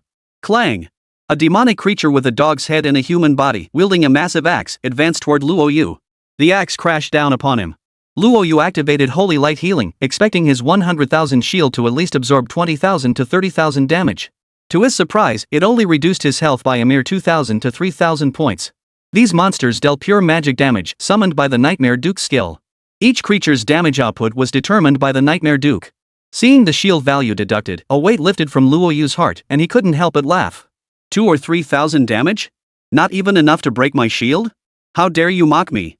I knew it, the Abyss Duke is nothing but a braggart. First it was the Lantern Duke and the Curse King, and now you fat pig, join the list. Luo Yu was scared out of his wits. He'd expected the Nightmare Duke and Lantern Duke to unleash some devastating combo, and their coordinated attack had genuinely startled him at first. He'd braced himself for devastating piercing damage, expecting his entire 100,000 shield points to shatter when the monster swung its axe at him. But the outcome was utterly unexpected. 2,700 damage? The Nightmare Duke's eyes widened as it stared at the 4-digit number bouncing off Luo Yu. It froze in place. Even if a level 70 boar charged into Luo Yu, it couldn't possibly deal only 2,700 damage. Didn't you say he had no magic resistance? How could his magic resistance be so terrifying, at least 90 or higher? The Nightmare Duke was on the verge of losing his mind. Not just him, the Lantern Duke was equally bewildered. Full immunity to physical damage was bad enough, but now he was completely immune to magic damage too? What the hell was this? Duke Lantern's face darkened. It's fine. I only brought you here to finish him off quickly. So what if he's 100% immune to physical damage? I have piercing damage. I refuse to believe we can't take him down today. The Duke of Nightmares replied gravely, his Holy Light Healing grants a shield of 100,000 points, lasting 90 seconds. How could 10 minutes possibly suffice? Regardless, we must give it our all. There are potion usage restrictions in the arena. Each skill cast drains his mana significantly. Once we deplete his mana completely, I refuse to believe we can't defeat him. The Duke of Nightmares nodded. As both dukes unleashed their attacks simultaneously, the arena erupted like fireworks, a dazzling display of color and light. Poison mist spreads. Toxic shroud envelopes. Poison dragons, no regrets. Thousand blade slash. Sword of judgment. In an instant, 7 or 8 terrifying skills all slammed into Luo Yu. Poisonous mist and sharp blades assaulted him from all sides. After this barrage, every trace of radiance enveloping Luo Yu vanished. Duke Lantern glanced at Luo Yu's shield value. It could still absorb 10,000 damage before shattering completely. Damn it! You're telling me this is a level 22 professional? The Nightmare Duke was equally devastated. Initially, the Lantern Duke hadn't informed him that the opponent possessed 100% magic immunity, so he hadn't equipped any magic penetration gear. But after witnessing Luo Yu's power, even if he had equipped it, it would likely have been ineffective, still unable to completely eliminate Luo Yu. What should we do now? Your damage is nowhere near enough. He doesn't even need to counterattack, just cast Holy Light Healing and Sword Array. Each lasts 90 seconds. His mana reserves would certainly last until reinforcements from the Great Xia arrived. The Nightmare Duke felt stymied, no longer as confident as he had been at the start. Legendary classes had always been the Abyss's greatest threat, and their forces were deployed with specific countermeasures in mind. But Luo Yu's power was absurd. Back when he was only level 22, I thought having a sword array for physical immunity was crazy enough. Who knew he also had spell immunity? Both at 100%. What's the point of fighting him? It seemed summoning abyssal monsters was the only option left. Our attributes were countered by him. Spells and strength had negligible effect. Only by harnessing the power of abyssal creatures could he be slain. Duke Lantern gripped a dagger in his hand. The Duke of Nightmares looked panicked. Are you really going to summon the altar? If that brat kills the monsters inside, we'll suffer severe backlash. Fool. At this point, Luo Yu is as good as dead. He's only level 22. At level 22, he possesses 100% resistance to both physical and magical attacks, plus 4 exclusive skills, 3 of which are tier 3 abilities. Normally, a legendary class wouldn't reach tier 3 exclusive skills until around level 70. If we let him grow any further, sooner or later we'll all die by his hand. While he hasn't fully grown yet, we must use every means to eliminate him. Otherwise, the consequences will be endless. Duke Lantern was truly terrified. Over a fortnight had passed since their last encounter, yet in that brief span, Luo Yu's power had surged dramatically, placing immense pressure on him. Allow him another 4 years to mature, graduate, and then deploy him to the front lines. What a terrifying force he would become. Very well, summon the altar. The Duke of Nightmares steeled his resolve. Luo Yu's strength truly left him speechless. A single legendary class was enough to command the front lines, holding back tens of thousands of abyss forces.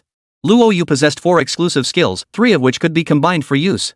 Who knew what devastation he could unleash upon the abyss at the front lines? The Lantern Duke drew a deep breath.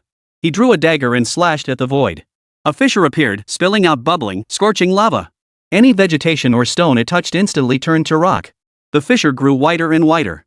Soon it stretched over 10 meters long and 4 or 5 meters wide, pouring molten lava into the arena and causing the temperature to skyrocket. A stocky, green-skinned toad monster emerged from the fissure, its feet bound in chains and wielding a spiked club.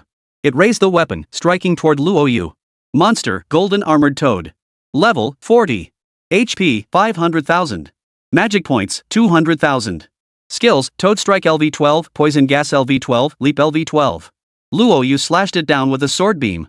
His gaze fell upon the fissure, where he saw a teeming mass of monsters crawling out from within a sea of magma. The horde stretched endlessly, numbering at least 1 million creatures. Luo Yu felt his scalp tingle. Fortunately, the fissure's size limited their access. Otherwise, with 1 million fiends charging at him, he wouldn't stand a chance. Boy, enjoy the wrath of the abyss. Duke Lantern, dagger in hand, slashed open several more fissures. Demons poured out, charging madly toward Luo Yu. Chapter 102, The Duke's Collapse. 5 magma fissures.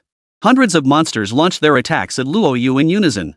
Wave after wave, dying only to be replaced by more. The sight was overwhelming, a dense, unbroken sea of monsters, leaving no breathing room, no hope. Beads of sweat formed on Luo Yu's forehead. Fortunately, his passive skills Frost and Desert Hurricane disoriented them, keeping them at bay less than 3 meters away. He discovered a fatal flaw in the sword formation. The sword beams had a 2-second interval, meaning he could only unleash another beam every 2 seconds. But 2 seconds was more than enough time for the monsters to charge right up to him. Without his passive skills to shield him, he might already be mincemeat by now. The monsters crawling out of the magma bed carried a scorching effect, capable of inflicting massive burns upon closing in. Not to mention this motley crew of monsters, some wielded psychic attacks, others elemental strikes, and their bizarre assault methods were too numerous to count. Standing in his place, anyone else would likely collapse within 10 seconds. Hold on a little longer. The seal would break soon, and then the crystal ball could summon the guardian. Luo Yu was drenched in sweat.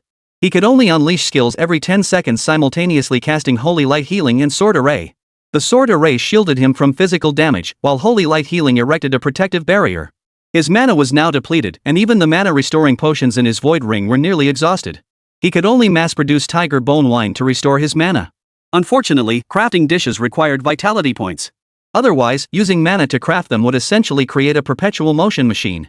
Tiger Bone Wine restored mana, which in turn crafted more Tiger Bone Wine, a never-ending cycle. Luo Yu could only find solace in his misery. He dared not pause for even a moment. The slightest delay in casting a skill would allow the monsters to reach him. 6 or 7 minutes passed. During that time, he faced no fewer than 5,000 or 6,000 monsters, some with absurdly high attack power, others with ridiculously thick armor. He feared every monster he might encounter for the rest of his life had appeared today. Hold on, keep holding on. Luo Yu gritted his teeth. The Nightmare Duke and Lantern Duke, suspended mid-air, were dumbfounded. 6 minutes. From their initial confident vows, their hearts now began to pound like drums. Just like the mood they had when sealing off the secret realm moments ago. I thought Luo Yu was a sitting duck, but who knew this kid was so ridiculously strong? No way, bro. Is this even fair? He slaughtered thousands of monsters in mere minutes, and you tell me he's a level 22 professional? The Nightmare Duke was speechless with shock. The monsters lurking in the magma depths weren't ordinary level 10 or 20 creatures, they were all level 40 or 50 beasts, some even higher. Killing one would normally drain a professional's strength, yet to Luo Yu, it was as easy as slicing through butter. The worldview of both dukes shattered in an instant. Luo Yu's seamless blend of offense and defense, combining sword array and shadow hunt with holy light healing and delicious delight, was nothing short of an abyssal nightmare. Soon, this kid's mana will be depleted. No matter how skilled he was, no matter how many unique abilities he possessed, without mana, how could he possibly fight back? A savage grin twisted the Lantern Duke's lips. His gaze fixed intently on Luo Yu's blue health bar. The moment it hit 0, he would strike to finish him off. Finally, the Duke of Lantern's eyes flickered. Luo Yu had exhausted every potion and dish at his disposal. Breathing heavily, the Duke prepared to strike. But what followed left both the Lantern Duke and the Nightmare Duke utterly shattered, while Luo Yu was so furious he couldn't even cry. Damn it! How does this little bastard still have a major experience potion? Had our plan been exposed all along? Exactly. Luo Yu pulled out the large EXP potion he'd obtained from the Curse King and downed it in one gulp. The large experience potion instantly leveled him up painlessly, fully restoring all his stats. Level 23. The remaining mana should last until reinforcements arrive, right? Chapter 103, you can absolutely trust me. He could hold out. Luo Yu silently acknowledged his good fortune. After emerging from the dungeon, he hadn't dared to use the large experience potion, saving it for emergencies. He'd figured with his 4 level 3 exclusive skills, he'd likely avoid dire situations and could use them right after the final exam. Little did he know the Lantern Duke had been watching him all along. The monsters crawling up from the magma bed were savage. Within minutes, they drained his mana completely. He'd already used up every potion in his void ring. Thankfully, the large experience potion saved his life in that critical moment. Damn it! This kid leveled up. How are we supposed to play now? The seal's about to expire. Are we really going to keep attacking? The Nightmare Duke cursed furiously. Luo Yu was like an indestructible cockroach. He was just a newly certified professional, and his skills were already absurdly powerful. But even when they were on the verge of finishing him off, he pulled out another large experience potion. They were utterly speechless. Keep going? My ass. Duke Lantern seethed with rage. They'd exhausted every last tactic. They'd even resorted to the forbidden dagger, summoning the monstrosities from the magma altar only for Luo Yu to slaughter a great many of them. Terrifying auras enveloped the secret realm, signaling that the Great Xia's elite could breach it at any moment. The Duke of Lanterns glanced at Luo Yu. His mana had depleted by another third. Given another minute, this brat before him would surely die. But time was running out. Sensing the seal was about to break, Duke Lantern, however reluctant, could only make the agonizing choice to leave. Go! Better safe than sorry. If we can't finish him off now, lingering here will surely kill us both. Both reluctantly exited the secret realm. What had seemed a flawless plan, who could have imagined a level 22 professional with 100% physical and magical immunity, plus a major experience potion? The ambush had never failed against a 70-level professional squad before. Yet against Luo Yu, it had failed twice in a month, leaving them utterly humiliated. They didn't even know how to explain this to the Curse King. Fine, you're the one who insisted on leaving. The Curse King's blame fell squarely on you. The intelligence was flawed, and now you're proposing retreat. A spellbook hovered beside the Nightmare Duke. It tore off a page, which transformed into a black hole. Eagerly, it dived right in. Duke Nightmare, you stupid fool, you sure can run fast. The Lantern Duke cursed outright. Fleeing was the quickest solution, and the blame would be dumped on it. It nearly drove him mad. But he accepted it. This operation was indeed its major screw-up. Failing to gather intel on Luo Yu beforehand had left it in a humiliating position, even wasting the sealing artifact given by the Curse King. Luo Yu, I will return. The Lantern Duke glanced at Luo Yu. Deep down, it sensed this was the closest it had ever come to killing him. Perhaps after today, there would be no more chances.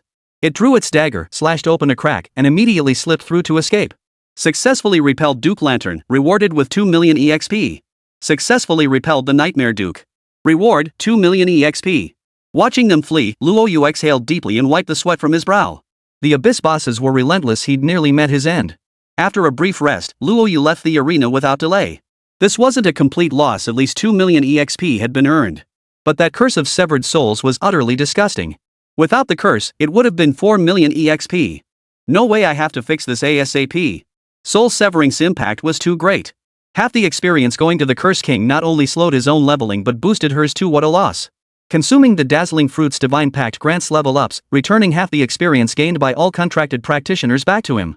That's a massive amount of XP, and the Dark Curse King is sure to get a huge share. Minor adjustment, 50% XP sharing. Hope the professors at Holy Abyss University have a solution. Outside. All practitioners have been dismissed and sent home. Their evaluations were long completed, leaving only Luo Yu remaining within the secret realm. Ji Buochang and the others stood trembling in place. Watching the drunkard and Long Zhantian relentlessly break the seals, Ji Buochang dared not utter a word in the face of their furious curses. The others were filled with utter dread. Zhou Qi and Long Zhantian were towering figures within the Great Xia's hierarchy, terrifying 90th level war venerables, among the few who served as the nation's bedrock pillars. The appearance of either one signaled something gravely amiss. Now, both had appeared together and for the arrival of a major exam candidate. Everyone was too stunned to speak. Ji Buochang's emotions felt like a roller coaster, soaring to the peak only to plummet to the depths. His face was now deathly pale, his legs trembling uncontrollably. Luo Yu possessed 4 exclusive skills, undoubtedly a terrifying mythical tier professional. Now the 2 abyssal dukes had set their sights on him, survival seemed impossible. Earlier, the drunkard had ordered a thorough search of all level 70+ professionals in the Demon City. Ji Buochang, as one of the leaders in charge, not only failed to find them but also neglected security measures, allowing the 2 abyss dukes to sneak in. He knew his fate. The lightest punishment would be a long prison sentence, while the worst could send him straight to the executioner's block. Every citizen knew what a suspected mythic tier existence meant to the Great Xia Empire. It was over. Ji Buochang couldn't help but smile bitterly. At present, only Luo Yu had successfully evaded the assassination attempt, and he might even receive a lighter sentence. But considering Luo Yu was only level 22, facing 2 abyss bosses over level 70 entities of Duke level power, he simply couldn't hold his ground. Let's go in. The seal was finally broken. Zhou Qi and Long Zhantian were eager to enter the secret realm to rescue Luo Yu. Just as one foot was about to step into the secret realm, Long Zhantian's pupils suddenly contracted. Something was wrong. There was no trace of the Lantern Duke within the secret realm, only Luo Yu's aura remained. The secret realm indicated both the Lantern Duke and the Nightmare Duke had departed. No, that's impossible. Just moments ago, he sensed the presence of thousands of abyssal monsters. How could they vanish in the blink of an eye? Those were 2 abyssal dukes, both over level 70 entities. Are you suggesting Luo Yu could drive them back? The wine-loving fool refused to believe it. Luo Yu's power was indeed monstrous, but neither the Lantern Duke nor the Nightmare Duke were pushovers.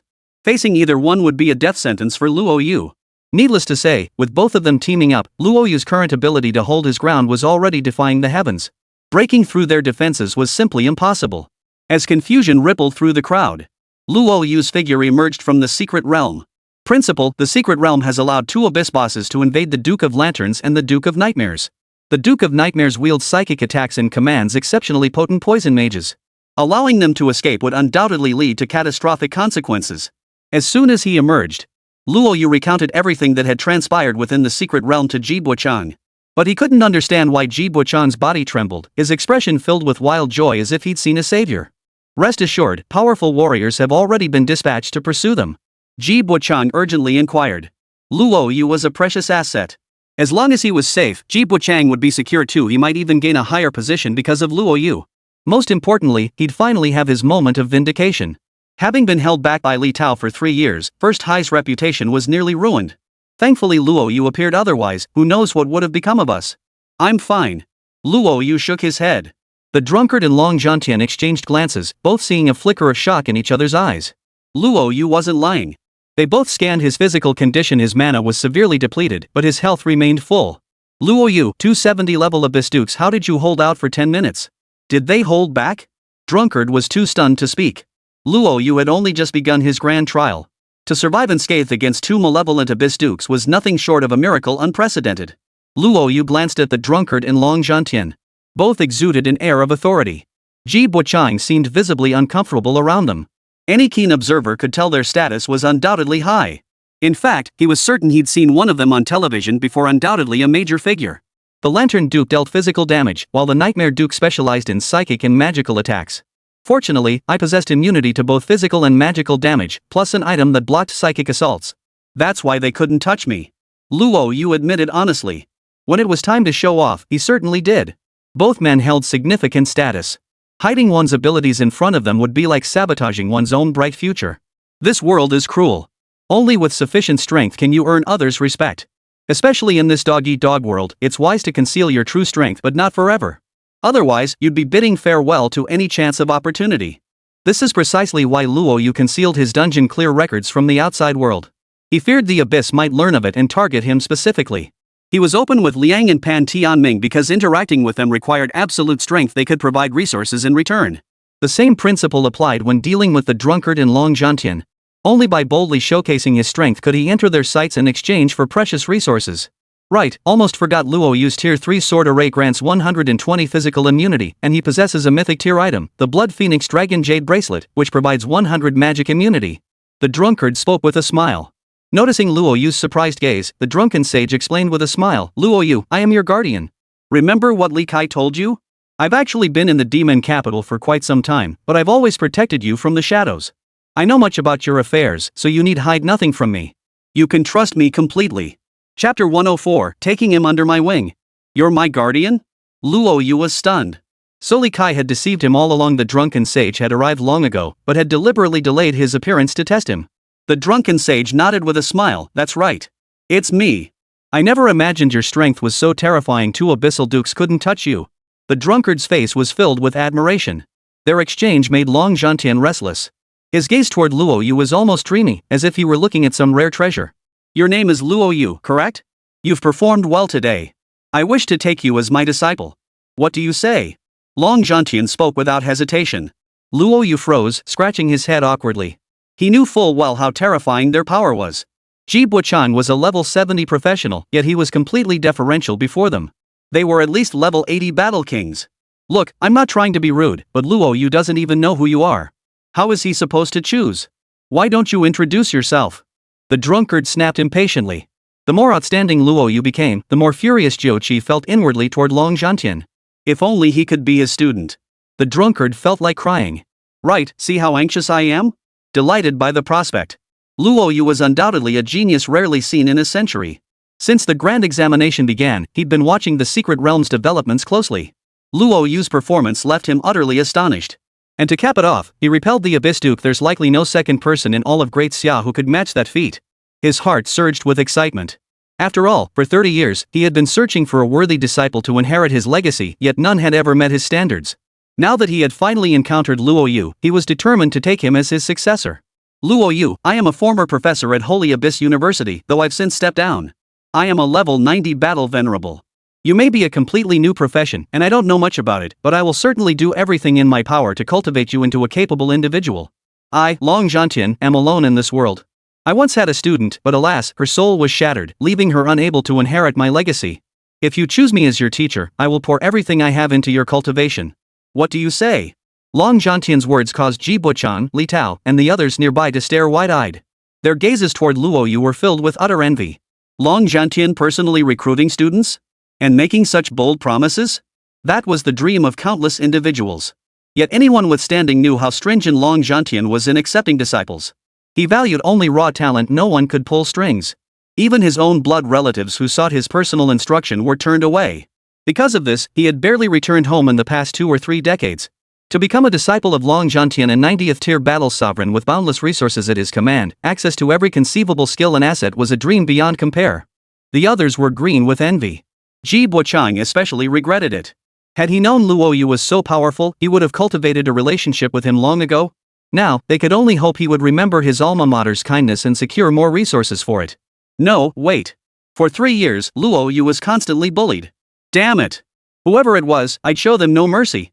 Ji Buchang was seething with rage, secretly plotting how to resolve this matter and restore Luo Yu's image of first high school. Long Zhantian. Luo Yu's eyes flickered. This name was no stranger to him, a 90-level war venerable. Only 5 existed in all of Great Xia, each a symbol of power.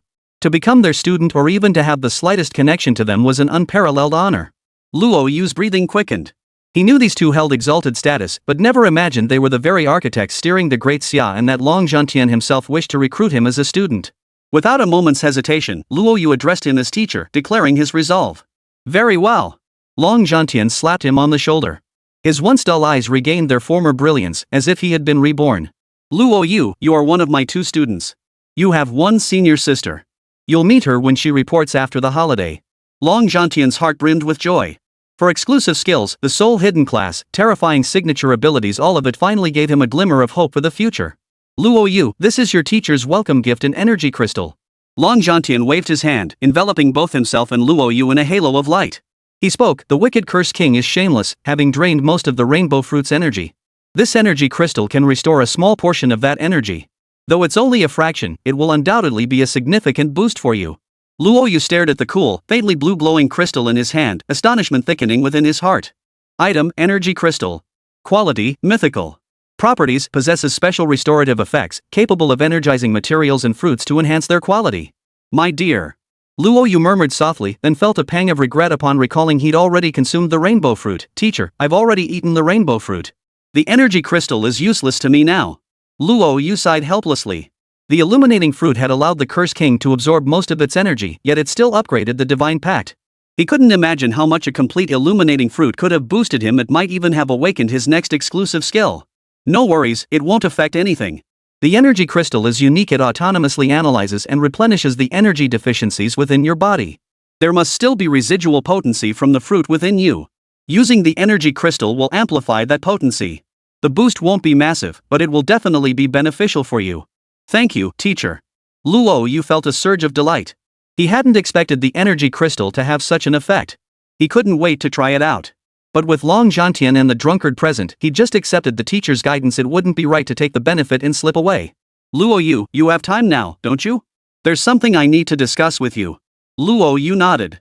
The trio moved to a different location. After all, this place was crowded and full of prying eyes. They couldn't risk the news leaking out.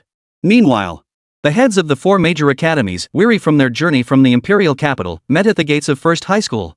Each immediately began mocking the others. The 4 institutions were fiercely competitive, each holding a deep-seated dislike for the others.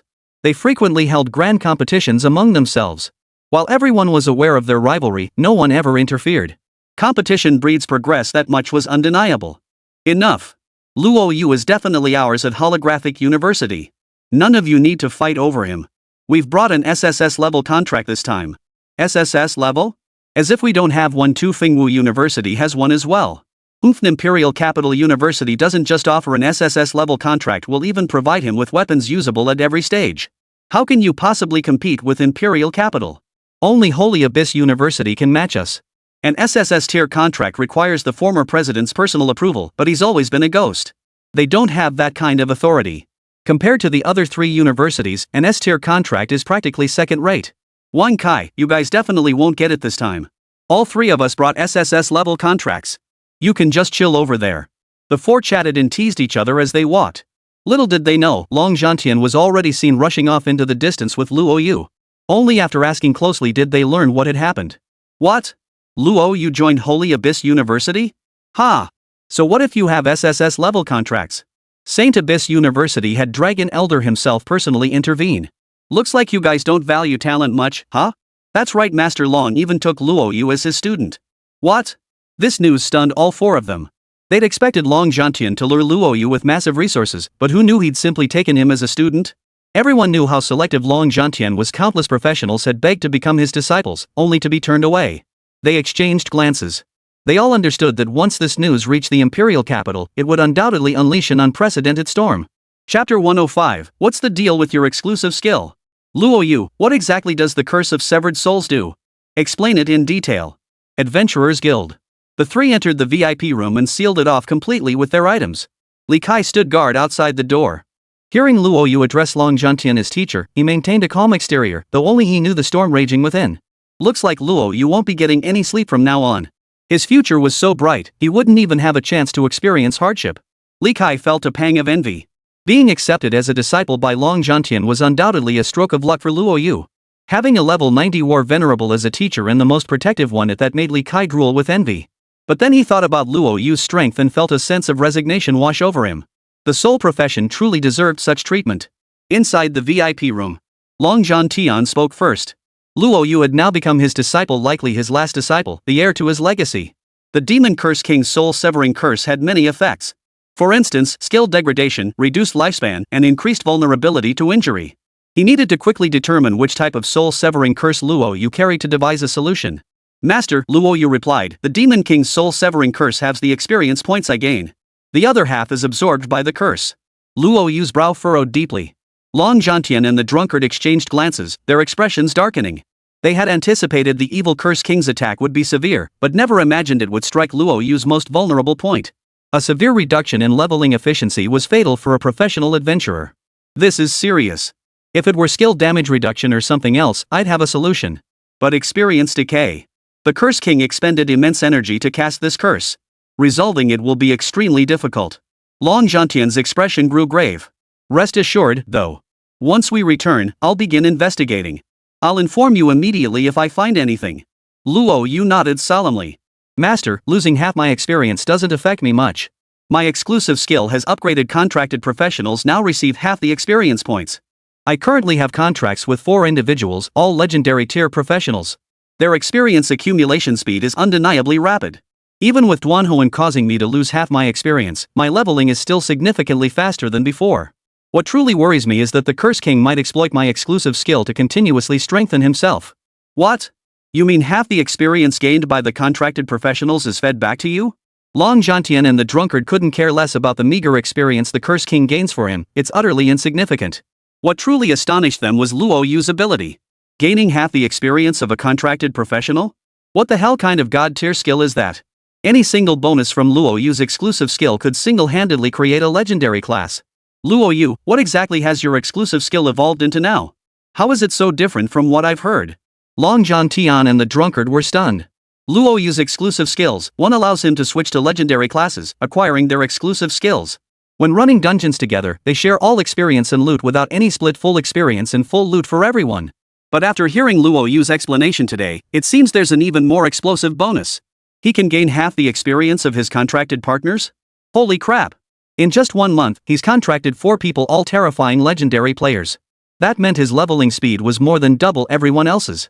Chapter 106, Marry Him All. Teacher, my profession is transmigration specialist. Luo Yu saw no reason to hide it. Long Zhantian and the drunkard were both 90-level battle lords, among the most powerful figures in Great Xia. With such vast resources at hand, perhaps they could tailor a plan to boost his strength. Previously, when I could transition to a legendary profession after consuming the chromatic fruit, the Curse King did absorb much of the fruit's energy. However, it still greatly benefited me. My exclusive skill, Divine Covenant, received an upgrade. Now I could transition to a mythic class and obtain his exclusive skill. I receive half the experience of the contracted class. Those are the only 2 changes. Luo Yu sighed helplessly. What a pity. If I could obtain a complete rainbow fruit, the enhancement wouldn't be limited to this. It might even awaken another exclusive skill. Recalling this, Luo Yu still felt a pang of regret. Long Zhantian and the drunkard stood frozen in place, their mouths twitching uncontrollably. This is what you call a slight improvement? Being able to transition to a mythic class meant Luo Yu could mass-produce a whole army of mythic-tier warriors. Even with just 4 contracted legendary classes, his power was already terrifying. It was hard to fathom how monstrously overpowered he'd become if he obtained a mythic exclusive skill. Luo Yu, this upgrade to your exclusive skill is a massive boost for you. Mythic professions differ from legendary ones. Besides exclusive skills, their most formidable aspect lies in their unique passive abilities. These passive skills synergize with both your primary class and your active class. If legendary classes unleash 70% of their class's potential, mythic classes unleash 100%. Add to that half the experience feedback from your contracted class, and it's hard to imagine just how terrifying your future achievements will be. Long Zhantian was filled with admiration. After a pause, he added, rest assured, I will find a solution for you. Energy crystals can restore some of the energy from the rainbow fruit, which should prove quite effective. Long Zhantian was thoroughly satisfied with this student. He was itching to return to the imperial capital immediately, comb through every record, and decipher the soul-severing curse of the Dark Curse King. The wine-loving scholar remained silent throughout. The more Luo Yu excelled, the more bitter the wine-loving scholar felt. Handing over such a precious gem to another tore at his heart. Luo Yu, classes begin in 1 month. Report to Shangyuan University then. I hope you'll use this month to rest well, but don't forget to keep honing your skills. Competition at Holy Abyss University is fierce. Even as my student, I can grant you a high starting point, but whether you seize it depends entirely on your own abilities. Long Zhantian's expression was stern. The conversation between the 3 concluded swiftly. Long Zhantian's visit today served 2 purposes, to formally take Luo Yu under his tutelage and to assess his current standing. He was thoroughly satisfied with Luo Yu's abilities and character. As for the matter concerning Duanhuan, that would require his guidance as a teacher to resolve. Old dragon, you can say that to others, but do you really think Luo Yu needs your help? The wine-loving old man remarked sourly, even without your help, Luo Yu could achieve everything. Reaching level 23 in a month is truly unheard of. Even legendary professions wouldn't achieve that in another half-month. Don't go taking credit for things that aren't yours. The drunkard turned to Luo Yu, adopting an elder's concerned tone. I've watched you climb step by step over the past half-month. It's been exhausting and grueling. Now that you finally have a month to rest, take it easy. Once you enter Holy Abyss University, you'll have plenty to keep you busy. Long Zhantian said nothing more, merely scratching his nose. He just wanted Luo Yu to stay focused after all. Sacred Abyss University was full of little monsters. The drunkard's words snapped him back to reality. Could any prodigy rival Luo Yu? Reaching level 23 in a month, wielding 4 exclusive skills, and possessing a mythic tier item, it was pure bliss. Ordinary level 40-50 players were nothing but punching bags in his hands. Alright, I'll take old drunkard's advice. Long Zhantian didn't mind the drunkard's occasional scolding. After all, the old man had found him such a precious student and worked hard to protect him for a month. A few slaps were nothing. Oh, and didn't old man Yuan give you a crystal ball? You could shatter it to teleport to me instantly. Why didn't you break it when you were in danger? The drunken fool's brow furrowed slightly. Luo Yu gave a wry smile. Old drunkard, I did shatter the crystal. But the Nightmare Duke sealed off the secret realm. No one can enter now. What kind of mess is this? Long Zhantian's face darkened with fury. He can't even handle a simple task properly. Just wait till I get my hands on him. Long Zhantian's words brimmed with dissatisfaction toward Yuan Yi. The wine-obsessed one remained silent. Yuan Yi had indeed made a mistake here. The crystal ball itself should be fine. Yuan Yi probably assumed the Curse King wouldn't bother using his own essence blood to fight Luo Yu, so he used cheaper materials. Luo Yu, this crystal orb is yours. Should you ever face danger, shatter it and I'll arrive in time. Even if you encounter a situation like today's again, there's a fragment of me within it possessing 80% of my power. It will definitely hold them off until I arrive. Thank you, Master. Luo Yu gladly accepted it. This was a life-saving item. Now he was completely exposed. The Dark Curse King would certainly not let him off. His opponent now knew all his trump cards. Next time, he wouldn't be so lucky. A single 70th level Abyssal Duke was enough to kill him countless times over. Fortunately, the attack attributes of the Lantern Duke and Nightmare Duke happened to have negligible effects on him. Even so, the demons they summoned from the lava altar nearly cost him his life. Had he not managed to drag things out until the seal ended, he would have been dead by now. This crisis made Luo Yu acutely aware that he was far from invincible. Any Abyss boss could take his life. Therefore, he must play it safe and develop steadily. Only those who can grow into true geniuses are worthy of the name. Otherwise, he'd be nothing more than a fleeting shooting star. Alright, I'll be waiting for you at Holy Abyss University. A week after enrollment. There's a freshman competition that determines resource allocation and teacher assignments. You needn't worry, but I hope you'll secure a good ranking. Your teacher has been the butt of jokes for years. Long Zhantian gave a bitter smile. The wine-obsessed one's lips twitched. A 90th tier battle venerable and former president of Holy Abyss University, he still wielded immense power even after stepping down. Who dared mock him? It was merely to put a little pressure on Luo Yu to save face for him. Old dragon, just wait till you find out your precious student snatched your own grandson's fiancée. I'd love to see the look on your face. The drunkard snorted coldly under his breath. He could have told Long Zhantian right now, but the old man was getting a bit too cocky lately, which grated on his nerves. But it didn't matter. At worst, his own grandson would get a good thrashing from him, then scamper off to call off the engagement. Luo Yu nodded. Rest assured, Master. I'll definitely secure a top spot in the new student competition next month. Good. I'll be waiting. Long Zhantian and the drunken fool departed. All the way back, Long Zhantian grinned from ear to ear, his mouth stretched so wide it seemed to reach the back of his neck. Drunkard, this time Long Zhantian owes you a mountain of gratitude. Rest assured, I'll remember this favor forever. But I'm curious, did those fools from the Mu family get kicked in the head by a donkey? Luo Yu is so powerful, yet they refuse to let that Mu girl be with him? What a blind spot. When I get back, I'll make sure to give them a good thrashing. Luo Yu's potential is terrifying. I don't want him distracted by such petty matters. If the Mu family doesn't know their place, don't blame him for being ruthless. Long Zhantian snorted coldly. The drunken fool stifled a chuckle, avoiding Long Zhantian's gaze for fear of giving himself away. Old dragon, Luo Yu already has a girlfriend.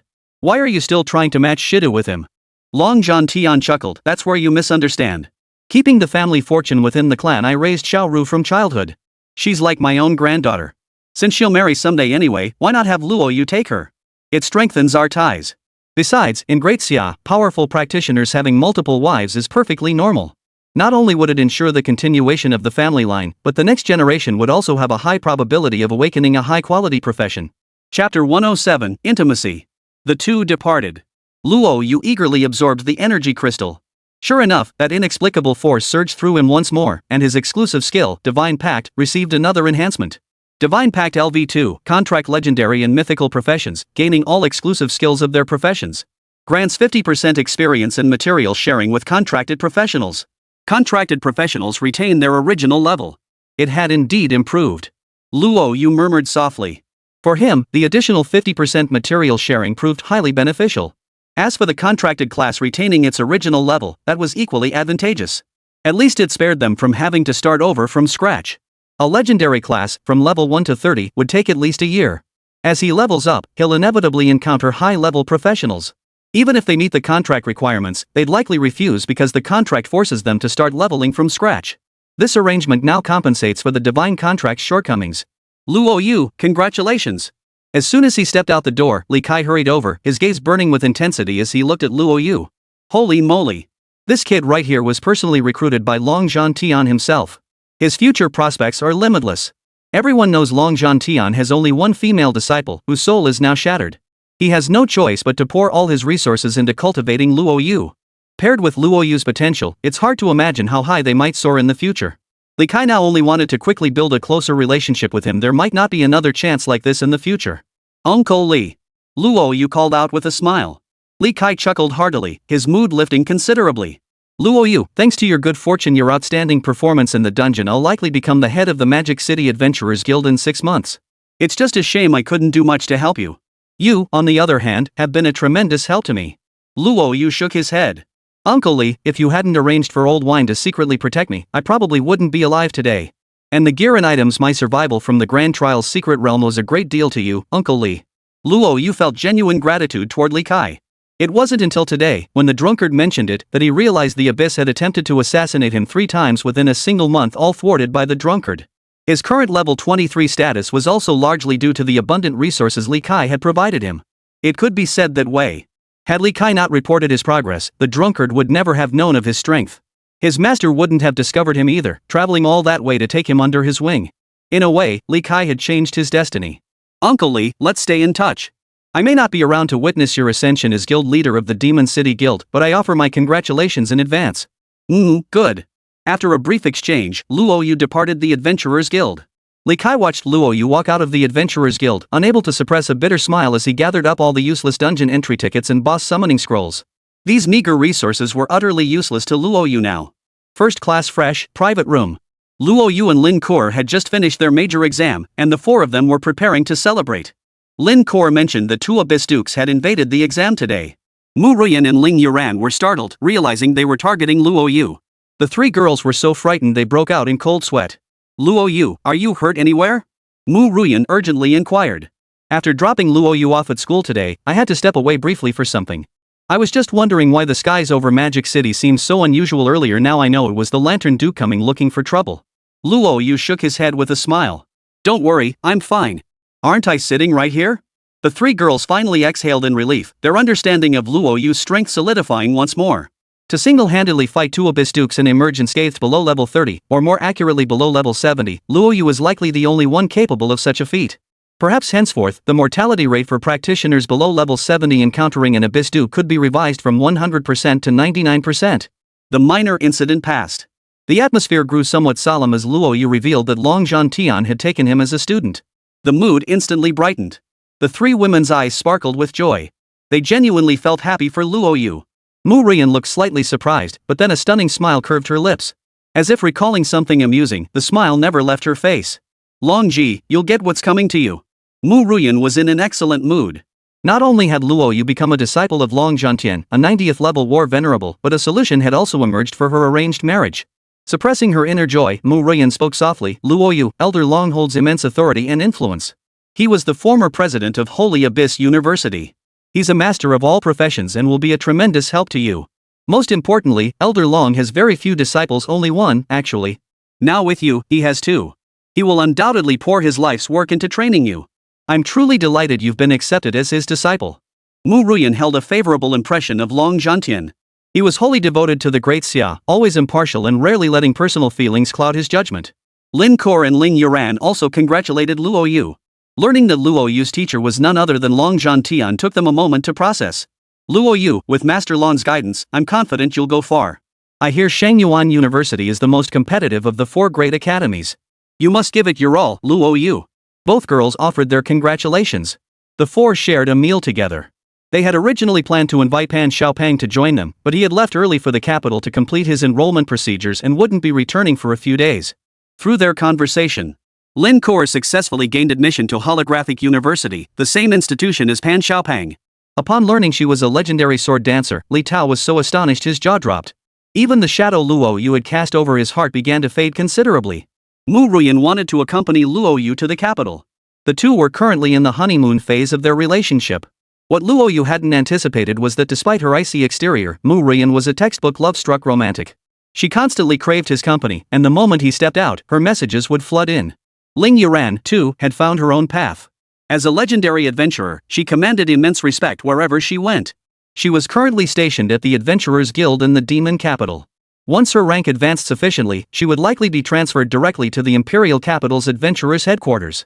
If things unfold as expected, the 4 of them are bound to reunite in the Imperial Capital. Here's to our bright futures. Bright futures. The 4 raised their glasses and drank heartily, not parting ways until late into the night. Luo Yu naturally returned to the apartment with Mu Ruyan, their figures captured by paparazzi lurking in the shadows. Inside the villa. After drinking, Mu Ruyan's cheeks glowed with a rosy flush. She slipped off her long outer robe to reveal a form-fitting black office wear ensemble underneath, her long, straight legs encased in black stockings she had deliberately changed into Valentino. The moment they entered, Mu Ruyan threw Luo Yu onto the sofa, her eyes narrowing seductively as she gazed at him. Luo Yu's throat convulsed. Mu Ruyan was stunningly beautiful to begin with, and now, in this half-drunk, half-awake state, she was even more alluring. Her outfit was clearly something she'd prepared long ago. Luo Yu, congratulations on successfully completing your major exam. I don't have much to give you, but how about I reward myself to you? The delicate fragrance emanating from Mu Ruyan's body grew stronger. Without hesitation, Luo Yu responded. They knew each other intimately, and soon they were entangled together. Chapter 108, The Mu Family's Dilemma. The following days, Luo Yu remained inseparable from Mu Ruyan. Little did they know, photos of them together had reached the Mu family in the imperial capital. That wicked daughter, does she intend to destroy our Mu family? Doesn't she realize Long Ji is betrothed to her? If the Long family discovers this, the entire Mu clan will be wiped out in an instant. The Mu family. Mu Yunguo's expression darkened. His hand trembled as he held the photo, which showed Mu Ruyan embracing a young man intimately. The sight nearly made him spit blood in rage. A gentle woman beside him suggested, perhaps we should call off the engagement. The Long family is indeed a prominent clan, but my Mu family doesn't necessarily need to rely on them. It would be better to let Ruyan live more freely, allowing her to be with the one she loves. What's wrong with that? What do you know? Mu Yunguo erupted in rare fury, his body trembling. Do you truly believe I, Mu Yunguo, am some vain man selling his daughter for glory? Had this been proposed a month ago or even days ago, I would have personally gone to the Long family to apologize. But now it's too late. If Ruyan dares to call off the engagement, the Long family 1T let us off the hook. Do you think the Long family would dare defy the laws of Great Xia? The beautiful woman spoke solemnly. The Long family is indeed powerful and influential. Though the current elder Long hails from them, he has always been unwavering in his principles. He would never involve himself in the Long family's entanglements, caring only for the safety of Great Xia. Over the years, there have been those who dared to provoke the Long family. But look who has met with misfortune. The Great Xia of today is not the Great Xia of 300 years ago, nor the Great Xia of 1,000 years ago. The outdated practices of arranged marriages dictated by parents and matchmakers no longer hold sway. Forced marriages simply won't fly anymore. The Mu family is indeed in the wrong. If they make full compensation, the Long family will surely have no further complaints. Even if the Long family is furious, we can settle it in court. I simply cannot bear to see Ruyan marry a man she doesn't love. Before, when Ruyan had no one she loved, whether she entered a marriage of convenience or not was none of my concern. Men marry, women marry, it's natural. Building affection after marriage isn't impossible. But now that my daughter has someone she loves, I absolutely refuse to push her into the fire. In short, I refuse to agree to this. Even if the Mu family goes bankrupt, they must call off the engagement. The beautiful woman was losing her temper. Mu Yunguo sighed deeply, his voice bitter. Xiaoman, I understand your feelings. But it simply won't work now. Just days ago, word came from the Long family. Old Master Long himself has spoken. The Mu family dared to break up a loving couple. Don't blame him for showing them no mercy. These words came from Elder Long himself. Do you think someone of Elder Long's stature would ever speak in jest? The beautiful woman's eyes flickered. Is this true? Did old dragon truly make such a declaration? Seeing Mu Yunggui nod, the beautiful woman nearly fainted. A figure like Long Zhantian had countless ways to deal with the Mu family. Even a mere hint of his intentions would summon hordes of wolves to devour them alive. No, I don't believe it. Elder Long never meddles in the dragon family's affairs. Why would he suddenly say something like this? I must go ask him myself. The beautiful woman slipped on an outer garment, preparing to leave, but Mu Yunggui grabbed her arm. Nonsense. At the end of the day, Elder Long is human too. Humans inevitably have their own interests. Mu Yunggui said gravely, now that Elder Long's only disciple has his soul shattered, he's no different from an ordinary person. In the past, Elder Long would have been wholly focused on cultivating his student, showing no interest in the affairs of the Long family. But now things were different. With his sole disciple's soul shattered, his legacy left without an heir, and his will to live extinguished, Master Long's disposition has undoubtedly shifted. A gradual return to the Long family is not beyond the realm of possibility.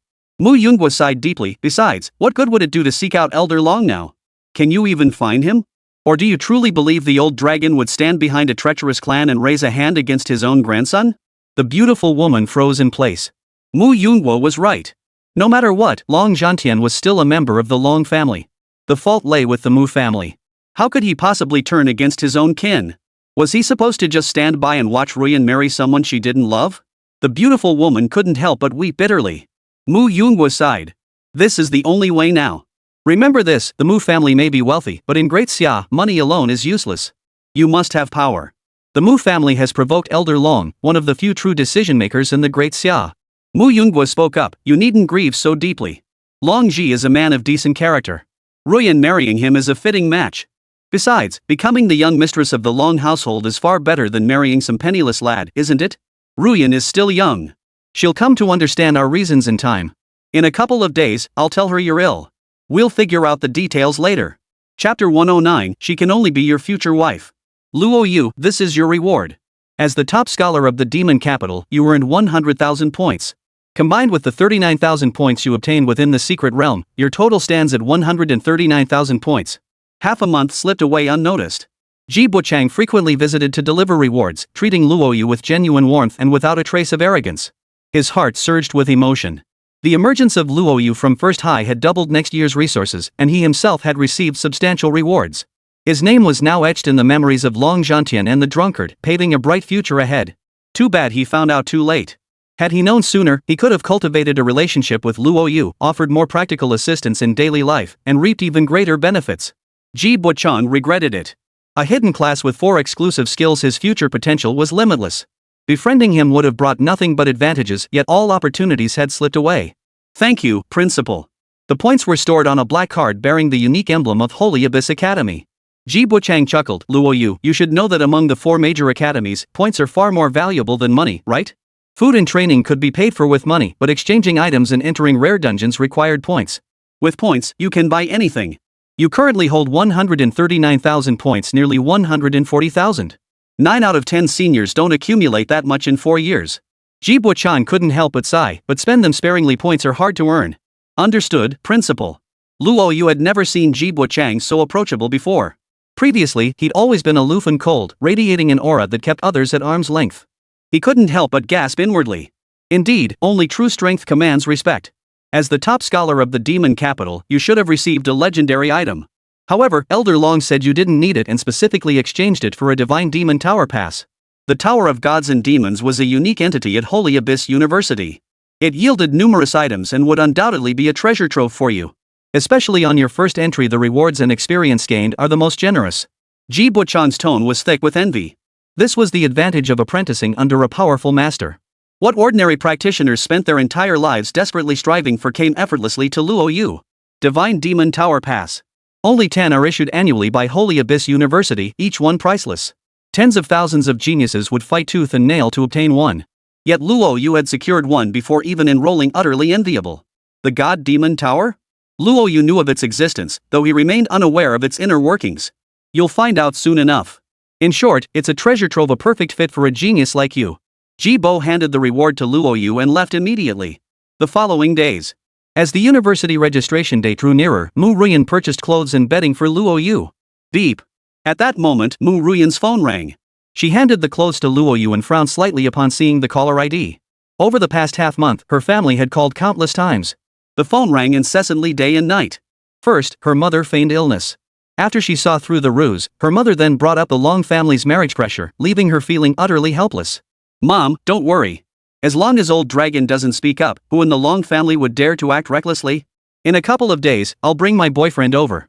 You can meet him, and we'll go ahead and call off the engagement with Long Ji. Mu Ruyan hung up the phone. She paid no heed to her father's furious curses on the other end. A faint smile curved her lips.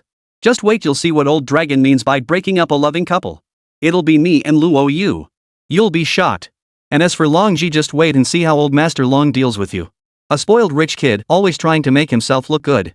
A chill flashed in Mu Ruyan's eyes. She knew something about the affairs in the capital.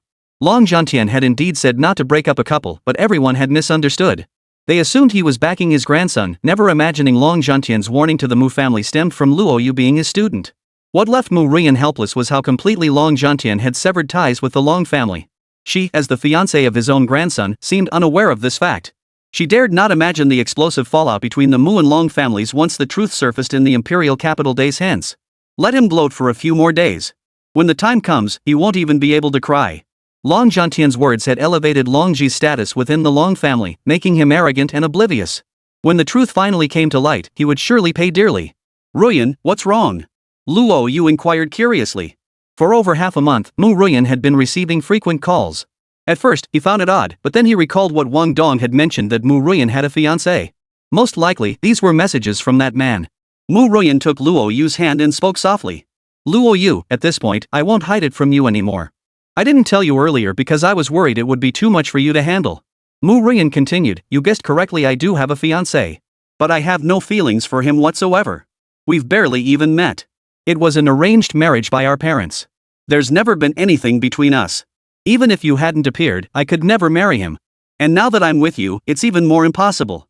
Mu Ruyan spoke softly, Luo Yu, when you go to register at Shengyuan University, I want to go with you. I'll visit my parents while we're there. What do you think? All right. I'll make sure my parents agree. Luo Yu nodded without much thought. Mu Ruyan smiled. Don't worry. As long as my parents aren't idiots, they'll definitely agree. Besides, even if they refuse, Elder Long is on our side. When he steps in, no one dares to oppose us. Luo Yu scratched his nose.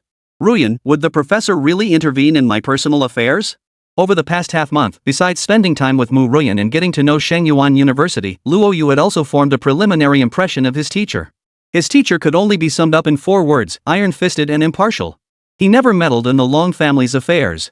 As his student, Luo Yu knew his teacher wouldn't interfere with others' decisions either. Mu Ruyan smiled. Don't worry, the teacher will definitely help you.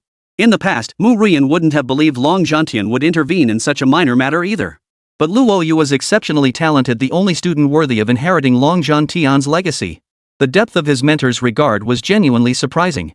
Having just returned to the capital, he'd made that declaration immediately. It was clear he was deeply displeased with the Mu family severing her connection to Luo Yu. When Long Zhantian personally intervened, no one would dare oppose him. Enough of this. Stop overthinking it. Your talent is plain for all to see. Even without Elder Long's assistance, I can only be your future wife. Chapter 110, The Unfortunate Mother and Son. Madam, you currently owe 83,000 magic crystals. Please settle the payment promptly. Failure to pay by 5 p.m. will result in the suspension of your son's treatment. People's Hospital. The doctor's cold voice rang in the middle-aged woman's ears. Her eyes welled up with tears. Doctor, my son is still so young. Please save him. I'll find the money, I promise. Don't give up on him. He's my only son. He's all I have. If he dies, how can I go on living? The woman wailed, overcome with grief. The gazes of other patients in the ward converged on her, accompanied by waves of helpless sighs. They knew about the woman's son. Poisoned, his condition was extremely difficult to treat. Even at the People's Hospital, the best hospital in the metropolis, they couldn't save him. Unless a level 70 or higher support therapist intervened, he was certain to die. Sister, I understand how you feel. I've waived every fee I possibly could for you. Even the 83,000 magic crystals were covered by our department staff. I hope you can understand our position. A flicker of reluctance crossed the doctor's eyes, but his voice remained hoarse as he said, Sister, your son cannot be saved with ordinary medicine. Staying in the ICU now serves no purpose beyond draining vast sums daily. At best, it keeps him clinging to life. He remains in constant mortal danger. For a complete recovery, only a level 70 or higher support healer can help, and each session costs at least 1,000,000 magic crystals. The doctor intended to leverage his connections to find a level 70 plus support healer. Otherwise, hiring one externally could cost as much as 3 million magic crystals. He knew the middle-aged woman had already drained her savings and couldn't possibly come up with that much. Even if he wanted to help, it was just a life-sustaining profession with elderly parents and young children to support. His whole family depended on his income. Sis, Dr. Han has done more than enough. Don't put him in a tough spot. Ah, I understand how you feel. But never mind. I empathize with your anxiety for the child and understand Dr. Han's predicament. I shouldn't have voiced any opinion. It's tough all around. The patient sighed helplessly, deeply understanding the predicament both men faced. The middle-aged woman burst into tears. She could only take her son away from the hospital and head toward home. Son, it's me. I'm useless. I'm useless. I can't cure your illness. If only I could earn money, then you wouldn't have been bedridden for years. The middle-aged woman's eyes were swollen red from crying. Mo Yi, lying on the bed, gazed at his mother with her head of white hair. Tears streamed down his face uncontrollably. His pale face looked terrified as he choked out, "Mom, I'm the one who failed you. It's my fault. If I hadn't gone to the front lines, if I hadn't entered that dungeon, I wouldn't have ended up like this. Don't grieve for me, mother. You must live on, no matter what." Mo Yi was already sobbing uncontrollably. In his youthful arrogance, he had transferred to become an epic blacksmith and forged a weapon without level restrictions. This success had inflated his ego, driving him to pursue even higher levels of blacksmithing skill. During that time, his mother's constant reminders and nagging had become unbearably irritating. But after being gravely wounded by an abyssal monster, he spent years confined to bed, his body growing weaker by the day. Poison seeped through his veins, death a constant possibility. In his memories, his mother was a dignified and graceful woman, a middle school teacher with a respectable profession. After his injury, she quit her job to care for him full-time. Her once enviable jet-black hair was now half-streaked with brittle, yellowing strands. Friends and relatives who had once been close to her all drifted away because of his illness. Over the years, after losing her teaching job, she sold their property to pay for his medical treatment and even took up work as a sanitation worker. It broke his heart. His world had always been vast, and he had always yearned to explore broader horizons, yet he had forgotten that his mother had only him. He had never considered her feelings. Now he regretted it. If given another chance, he would never be so selfish again. "Mom, I'm sorry." Mo Yi closed his eyes, and clear tears slid down the corners of his eyes. The middle-aged woman wept bitterly. Suddenly remembering something, she frantically searched her pockets. "Xiao Yi, you'll be fine. Mom can save you. Mom will definitely save you." The middle-aged woman frantically pulled out all her clothes, searching each pocket one by one. Finally, the middle-aged woman found a piece of paper. Grasping the phone number, she clung to it like a lifeline. "Xiao Yi, don't be afraid. I know a classmate who bought your gear and left this number. He told me to contact him if I ever needed help. I'm calling him now. He'll help me, he definitely will." The middle-aged woman murmured, he'll help me over and over, whether to comfort herself or out of genuine conviction, she didn't know. Mo Yi closed her eyes in anguish. His mother must have suffered another blow. No one was foolish. Finding a level 70 support healer was difficult and required great expense. How could anyone pay such a high price for someone they'd only met once? Sure enough, the middle-aged woman's phone was completely unreachable. Her face drained of color as she collapsed to the floor. But moments later, the phone rang again. It was that same number. "It's here. The call is here." The middle-aged woman hurriedly answered the call, speaking cautiously with a tone laced with supplication. "Yes, thank you, thank you." Overwhelmed with joy, the middle-aged woman wept and rushed to Mo Yi's bedside, her voice trembling with excitement. "Xiao Yi, he agreed. He said he'll be here soon. You'll be saved. You absolutely will be saved." The middle-aged woman beamed with joy, tears streaming down her face. Meanwhile, Luo Yu accepted the call the instant it came through. "Luo Yu, what's going on?" Mu Ruyan asked curiously. The voice on the other end belonged to a middle-aged woman. As far as she knew, Luo Yu didn't have any elderly relatives. "Yeah. I told you before, I bought a level-less item at Seashell Bay.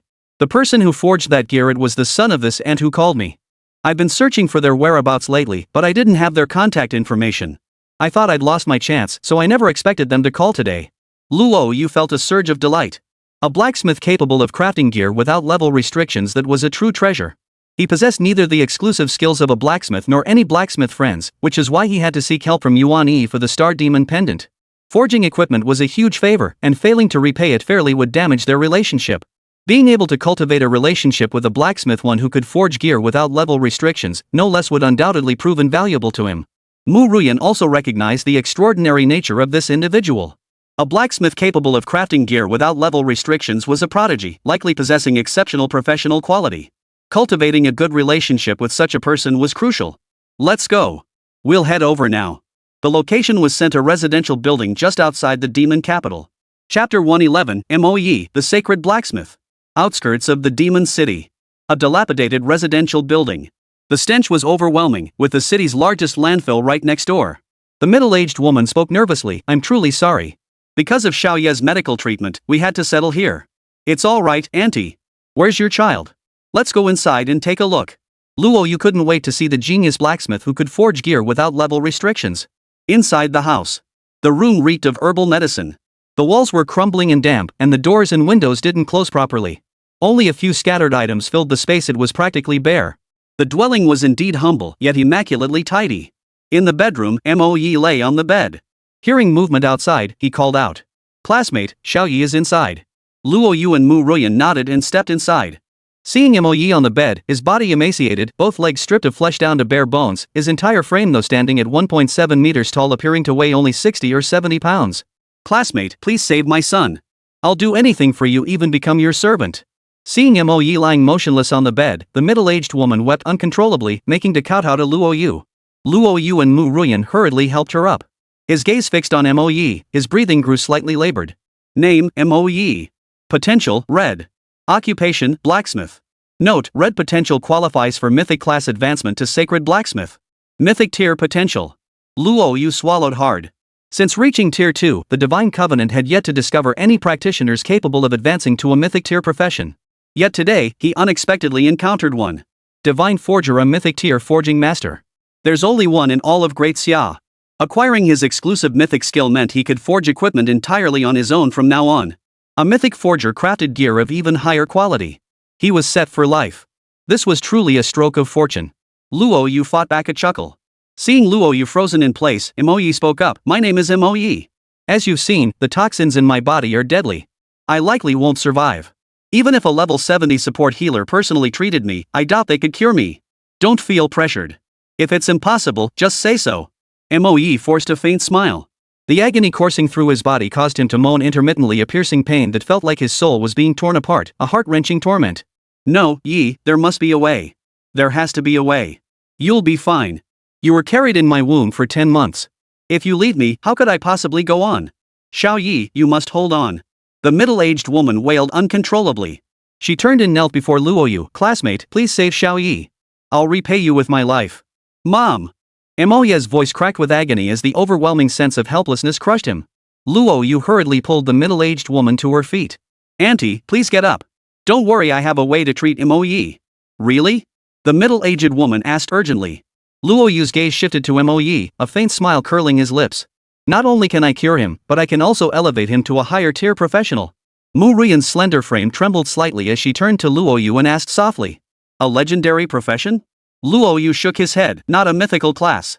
Mu Ruyan's face bloomed like a peach blossom, her cheeks flushing a delicate crimson. Luo Yu now possessed 4 exclusive professions, 2 offensive and 2 supportive. With the addition of a forger's exclusive skill, he could single-handedly become an entire army in the future.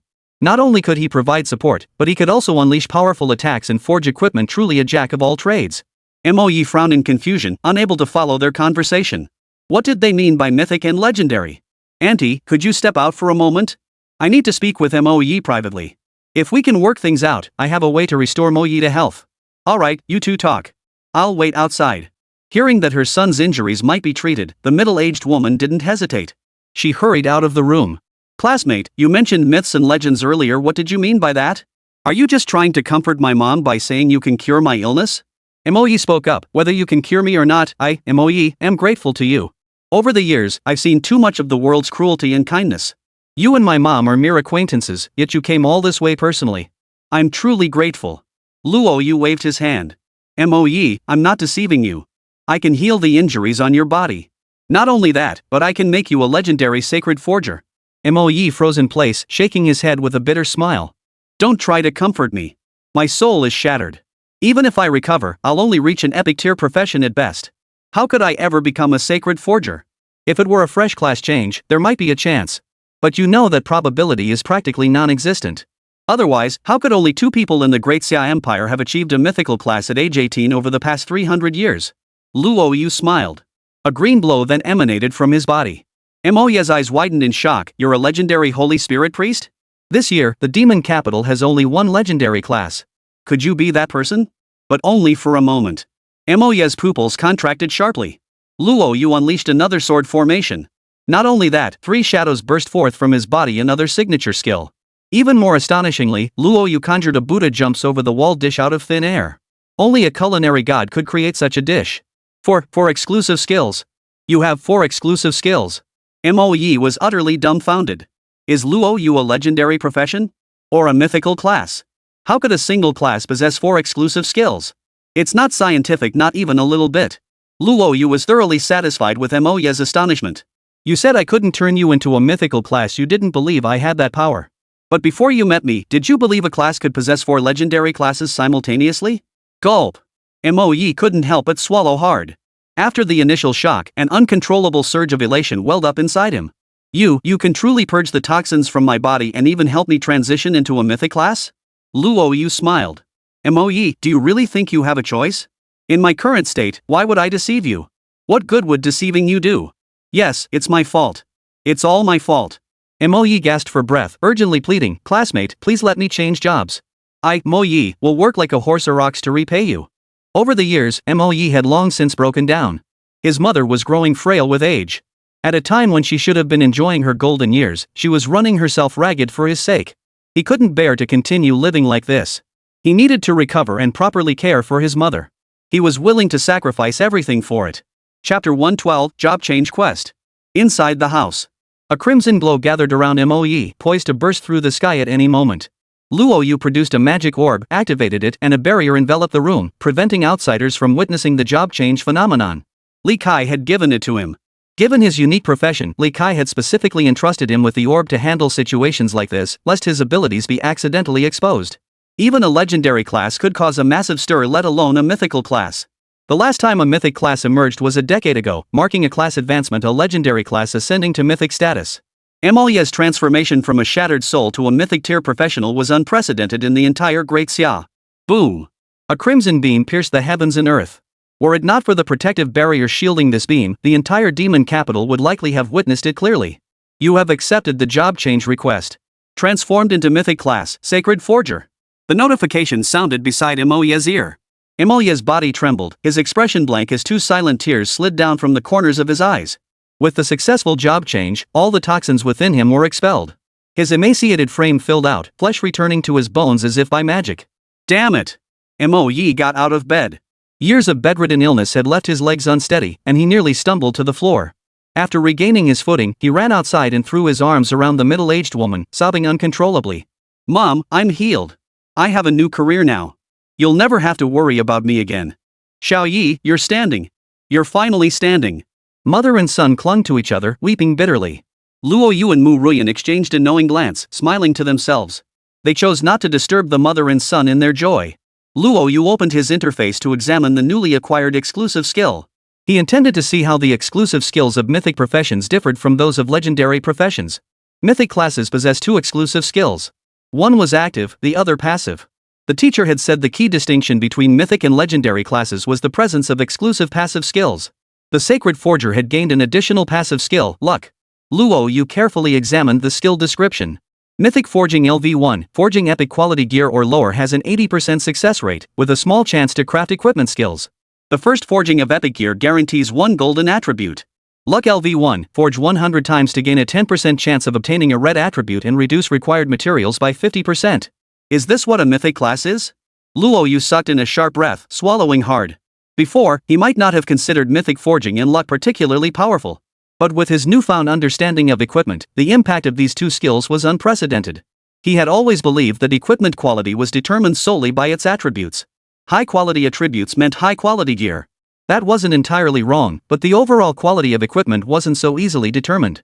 These past days, he'd pored over countless books and received extensive knowledge from Long Tian. He now understood that an item's evaluation was divided into 2 parts, the item's inherent quality and the quality of its affixes. The base quality of an item is determined by the quantity and quality of affixes it can hold. Higher quality gear can accommodate more slots, and those slots can be of higher quality. The opposite is also true. For instance, a common item can only hold 1 slot. Even the most skilled blacksmith, a mythic forger, for that matter, can only forge a single slot, and the highest possible slot quality is green. That's the item's absolute limit. If a blue quality enchantment appears, the common equipment will shatter. As for elite and rare equipment, they can also only hold one slot. However, the maximum slot quality for elite is blue, while for rare it is purple. Epic gear and above can hold 2, or even 3, slots. Moreover, these slots can hold high-quality gold tier attributes. However, it's extremely rare for a forger to craft a gold quality slot on an epic item. Even after crafting 100,000 epic items, a red quality slot might not appear once. This is because the quality of crafted slots is intrinsically linked to the item's base quality. Consequently, most practitioners now widely believe that gear with purple slots is epic, while gear with gold slots is legendary. Yet today's mythic forging completely overturned his worldview. It must be said that the exclusive skills of mythic professions are truly absurd. Forging an epic item guarantees at least one golden stat. How is that any different from forging an epic into a legendary? Forging an epic item into a legendary one even at his peak, Yuan would have found that difficult. The 80% success rate for forging is equally terrifying. The higher the quality of the equipment, the more terrifying the breakage rate becomes. The success rate for forging legendary gear is under 5%. That means out of 100 legendary items, only 5 will succeed. Unlike epic gear or lower tier items, failing to reforge legendary gear severely impacts damage output. Restoring it is next to impossible, resulting in massive losses. Once crafted, few would dare risk forging a legendary item. Only professionals with deep resources, like Luo Yu, possess such capability. Whether it's the 80% forging success rate or the chance for golden attributes to appear on every epic item during its first forging, the most game-changing feature is undoubtedly the equipment skill. Logically, only mythic gear should possess equipment skills. Who could have imagined epic gear also had a chance to gain them? He'd experienced the power of equipment skills firsthand. They were incredibly satisfying. Take the Blood Phoenix Dragon Jade Bracelet's equipment skill, for instance. It saved his life in the dungeon. Without it, he would have been killed by the Curse King's clone on the 9th floor. It's no exaggeration to say mythic classes are treasure troves. Their exclusive passive skills are equally insane. Every 100 forges had a 10% chance to yield a red stat. Utterly outrageous. Currently, the skill was only at level 1, but it could be upgraded later. Each level up of the exclusive skill brought a qualitative change. Who knows? Maybe when it reaches level 2, that 10% chance could jump to 20%? Truly worthy of a mythic class. Both the exclusive skill and passive are ridiculously overpowered. Luo Yu couldn't help but marvel. It's just a pity that for now, he can only forge epic gear and below. Otherwise, if he could forge the Blood Phoenix Dragon Jade Bracelet and the 1,000 machinations all at once, his strength would surely skyrocket. No rush, there's plenty of time. Upgrading the exclusive skill with his current abilities shouldn't be too difficult. Luo Yu murmured softly. Mythic class exclusive skills possess terrifying power, yet they also consumed more exclusive skill upgrade scrolls. Advancing from Mythic Forging LV1 to LV2 required 5 exclusive skill upgrade scrolls. The passive skill luck requires even more. What gave Luo Yu a headache, however, was the mystery of these so-called upgrade stones. Mythic class exclusive skills require not only exclusive skill upgrade scrolls but also an upgrade stone. I'll ask the teacher about it later. Luo Yu murmured softly. Just then, a notification tone suddenly rang in his ear. Job change quest: defeat the demon Forging Orin to earn the title of Forging Master. Time limit: 71 hours, 59 minutes, 59 seconds. Reward: Tempering Divine Hammer 100% forging success rate, chance to enchant equipment, skill 1. A job change quest? Luo Yu's eyes flashed with shock. He didn't know if Moe had a job change quest, but he knew he had to complete his own. The Divine Hammer could boost forging success rates to 100% and elevate skills by 1 tier. As for equipment enchantment, he was hearing the term enchantment for the first time. He could ask his teacher about it. And defeating the demon Forging Orin. Where is this boss? Chapter 113, let's see what's going on. During the meal, the middle-aged woman wept tears of joy, while Moe was equally overcome with emotion, unable to express his happiness. He was healed. All the toxins in his body had vanished. Not only that, but Luo Yu had even restored his divine soul.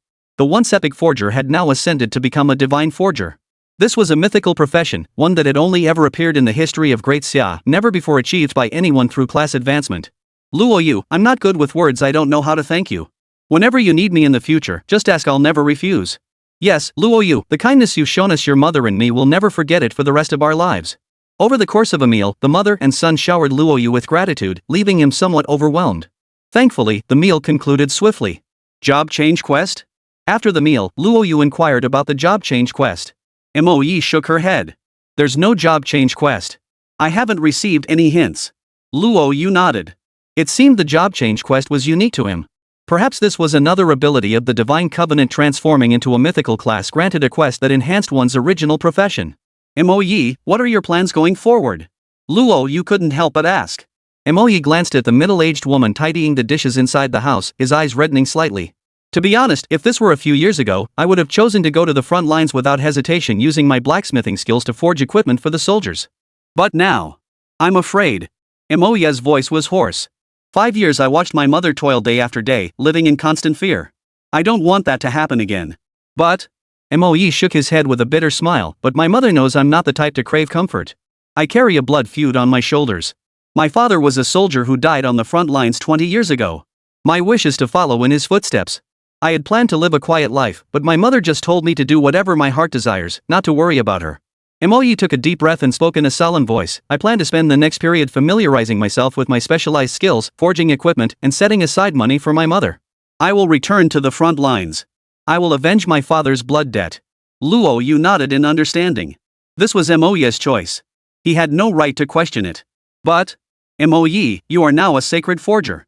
Compared to going to the front lines, I believe you would be more valuable staying behind the lines. With Great Xia's forgers in short supply and the elders severely weakened and stepping back, you are a legendary profession. Every piece of equipment you forge gives frontline soldiers one more chance at survival. I hope you can avenge your father in a different way. Mo paused, then nodded in agreement. Luo Yu, you're right. In a few days, I'll register with the professional guild to see if any of the 4 great academies will take me in.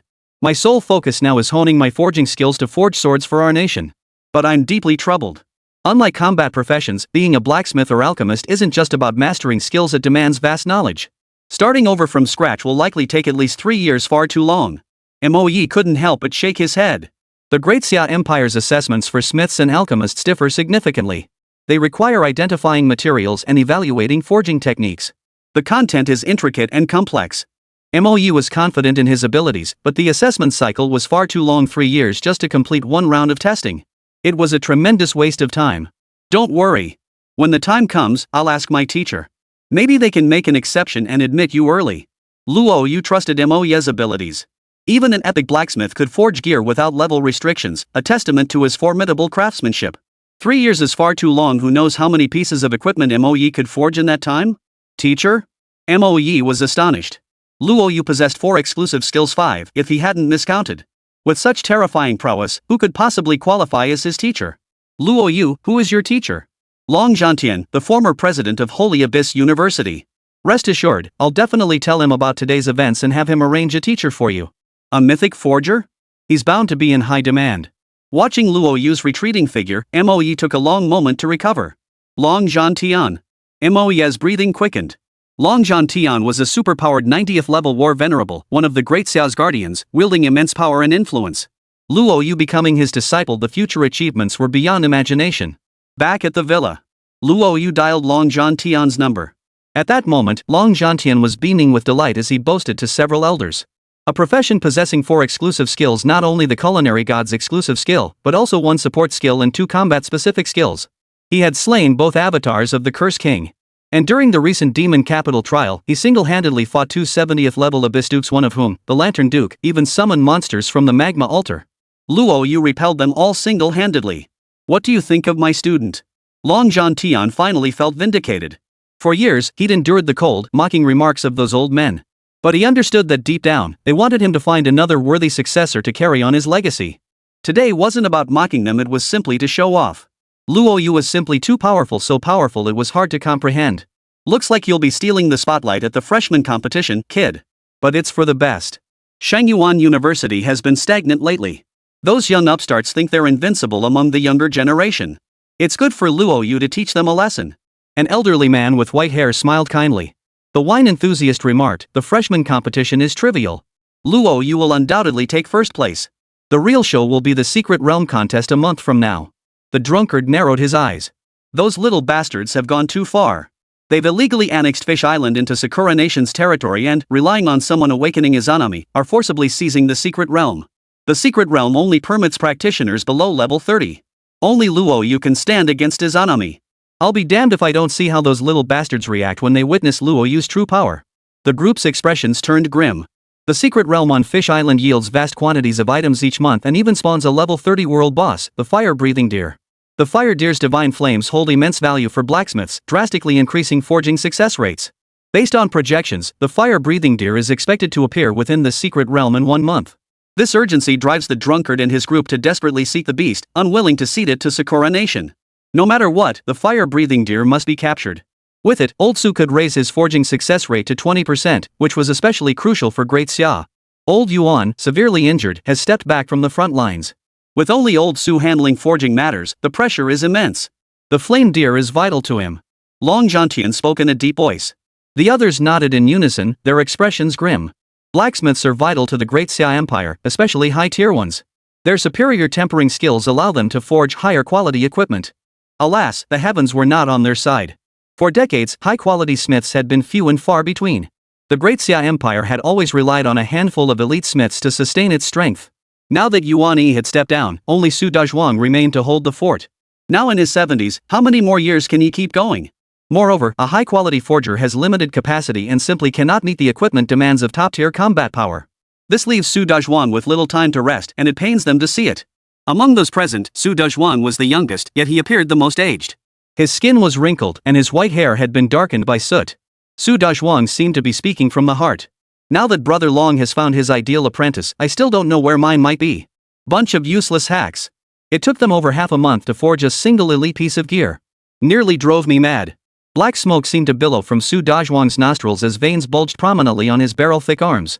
To be perfectly honest, Su Dazhuang's students weren't bad outside, they'd be considered geniuses among geniuses. But compared to Luo Yu, they instantly lost their luster, leaving him seething inside. The crucial thing is, Great Xia was desperately short on smiths. His students' painfully slow progress was piling immense pressure on him. Every additional piece of equipment meant one less soldier dying on the front lines. He lay awake night after night, consumed by worry, unsure of what to do. Enough. Issue the announcement immediately. A 1-year probation period for future blacksmiths is sufficient. 3 years is far too discouraging. Not only is the time frame excessive, but requiring them to prepare their own forging materials, you know full well how costly crafting equipment is. Many talented crafters have been held back because of this.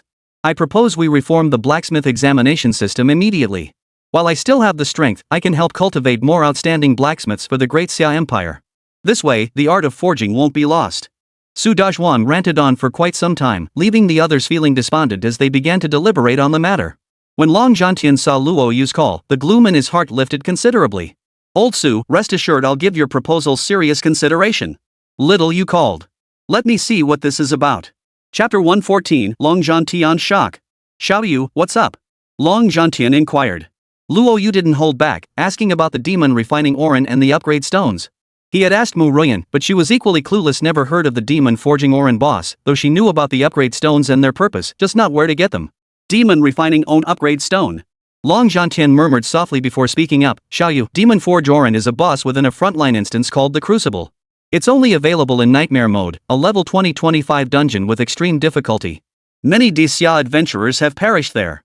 As for the upgrade stone you mentioned, it's an extremely rare item harder to come by than exclusive skill upgrade scrolls. They can only be obtained by defeating world bosses or through large-scale raids. Your top ranker reward should have arrived by now. It includes a Divine Demon Tower pass. Upgrade stones can also drop inside the Divine Demon Tower. But these stones only upgrade Mythic class exclusive skills. Why are you asking about this? Long Zhantian couldn't help but feel curious. Luo Yu's contracted classes are all legendary, with all 4 exclusive skills being legendary exclusive. Asking about this is pointless. But recalling Luo Yu's inquiry about the demon refining Orin, his guard instantly rose. Xiao Yu, the forge dungeon is terrifying. The first time we attempted it, an entire level 50 squad perished inside. Don't even entertain the thought of going in. The forge dungeon is on the front lines. With the battle situation tense right now, you absolutely cannot go there on your own. Long Zhantian hurriedly interjected. Are you kidding me? He'd finally found such a promising student, and hadn't even finished passing on his skills yet. If this kid went off on his own and something happened, what would he do? A wave of profound warmth surged through Luo Yu's heart.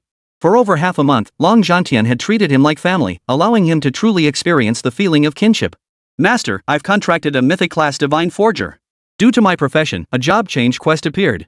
The rewards are generous, so I plan to personally head to the Forge dungeon and complete the quest. What? Long Zhantian leapt to his feet, breathing heavily, his mind going blank. What did you say? I didn't catch that. Say it again. Long Zhantian pressed the phone to his ear, calming his nerves as he strained to hear Luo Yu's voice. Several people nearby grew curious. Long Zhantian wasn't someone who'd never seen the world. For him to be so shocked, Luo Yu must have caused some earth-shattering commotion. Luo Yu gave a wry smile and repeated everything he had just said. Teacher, I just contracted a mythic tier practitioner, a blacksmith. I acquired his exclusive skill. Mythic exclusive skills require upgrade stones to advance, so I wanted to ask how to obtain them. Also, regarding the demon forging it's highly likely the profession triggered a quest. The reward is crucial to me, so I intend to personally venture into the forge dungeon. Silence. Dead silence. On the other end of the line, Long Zhantian's coarse breathing grew increasingly urgent. A long pause. His voice raspy, Long Zhantian spoke slowly and deliberately, his words cutting through the stunned silence of those around him. You mean you contracted a mythic class? A sacred forger?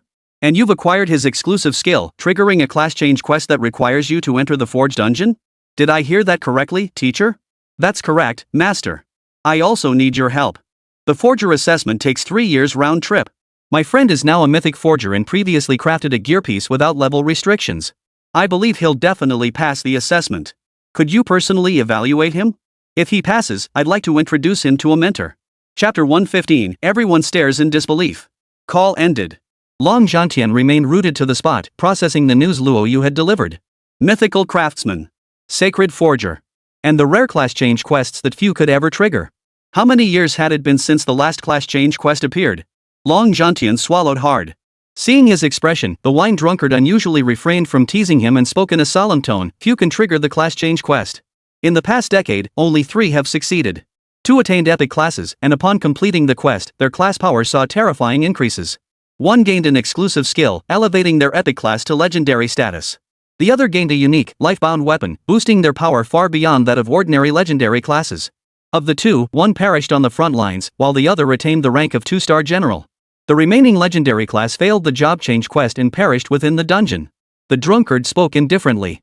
The others couldn't help but sigh. The higher the quality, the harder it is to trigger a class change quest, and the greater the difficulty. Yet triggering a class change quest and successfully completing it would yield unprecedented growth. That legendary adventurer's quest was as difficult as climbing to the heavens, requiring him to single-handedly defeat a level 50 ghost boss when he was only level 30, all within a 1-month time limit. To boost his strength, he steeled himself and went. Su Dezhuan personally forged his equipment, the alchemist crafted potent potions, and the master chef provided dishes layered with buffs. Yet he still perished within the dungeon. Old dragon, could it be that Luo Yu? Everyone's gaze fell upon Long Zhantian. He said indifferently, if it were just this incident, I might not be so upset. Phew, that scared the hell out of me. I thought that kid really triggered the job change quest. The wine-loving fool breathed a sigh of relief. Having protected Luo Yu for over half a month, he understood the boy's character. If he truly triggered a class change quest, he'd go through with it no matter how difficult. The only hidden classes job change quest? Probably deadly. What the hell scared you? I wasn't even done talking yet. Long Zhantian shot back irritably, then turned to Su Dezhuan. Old Su, we've found the student you wanted. Xiaoyu just called he's changed jobs to a mythic profession, sacred forger, and has even crafted a gear piece without level restrictions. What the hell? Brother Long, what did you just say? Su Dezhuan's eyes widened in shock and he leaped up from the sofa. The drunkards were equally stunned, frozen in place. Luo Yu is a class change master, but isn't the information saying he can only change to legendary classes? When did changing to mythical classes become possible? The white-haired elder gasped in horror. The others turned their gaze toward Long Zhantian. Luo Yu's status wasn't a secret to them. They'd all received the news immediately. Such a prodigy, they would spare no effort to protect him. This also served as advance notice for the few. Take good care of him in the future. Before Long Zhantian could speak, the drunkard blurted out, I called you all here today not just about old dragon taking on a student, but also to tell you something about Luo Yu. The drunkard exclaimed in wonder, you've also heard about Luo Yu clearing the dungeon. He obtained the material selection fruit from within. Now his exclusive skill has been enhanced. Not only can he change to a legendary profession, but he can also become a mythical one. Even more absurdly, he can now share 50% of the experience gained by his contracted class. Now you understand why Luo Yu can contract mythic classes. Silence. A deathly silence hung in the air, thick enough to cut with a knife. Standing at the pinnacle of Great Xia, few things could surprise them. Luo Yu had appeared alone 2 months prior, his name etched into their memories ever since. First, he cleared the nightmare dungeon. Then, he possessed an absurdly powerful exclusive skill. The shock from his dungeon runs hadn't even faded yet, and now something even bigger had arrived. He could change to a mythic class. He could change to a mythic class. A mythic class, a future achievement no less than an 80-level war king, and more likely a 90-level war sovereign. Every mythic class represented the pinnacle of its profession, holding critical importance for the Great Xia Empire. Su Dezhuan, simple-minded and quick to act, blurted out, Brother Long, where is that sacred forger? We need to get there immediately. The Great Xia suffers from a severe shortage of smiths. You must know what a single mythic tier smith means. Su Dazhuan was utterly thrilled. Just moments ago, he'd been talking about students, and now one had literally appeared out of nowhere. Mythic tier quality, plus forging a gearless item? That kind of skill speaks for itself, utterly terrifying. Hired on the spot. I can take you there. Prepare the equipment first. I hear you have an elemental cloak that grants immunity to all forms of power. Hand it over now. Long Zhantian demanded. Su Dazhuan's mouth twitched. Long Zhantian, are you even human? You know I nearly died for that treasure. It only works 3 times, and now I have just 1 charge left. That's my lifeline. Besides, I need it daily to block heat while forging gear. Don't even think about taking advantage of the situation. The others all agreed Long Zhantian was being unreasonable. How could he ask for someone else's treasure at a time like this? Taking advantage of someone's misfortune? You've got some nerve. The drunkard snorted coldly. The white-haired elder couldn't stand by either. That thing is Dazhuan's lifeline. What if you take it and he loses his life? Yeah, old dragon, that's just not right. The crowd spoke up in unison. Su Dazhuan was so moved he nearly wept. Decades of hardship and grievances vanished in that instant. Long Zhantian spoke calmly. It's not that I want it. Xiaoyu triggered a class change quest, the Sacred Blacksmith class change quest. I suspect that after Xiaoyu's exclusive skill upgrades, it's not as simple as it appears on the surface. Transforming into a mythical class might trigger a class change quest. The job change quest is extremely dangerous, a frontline nightmare difficulty forge dungeon. The objective is to slay the demon forging Orin.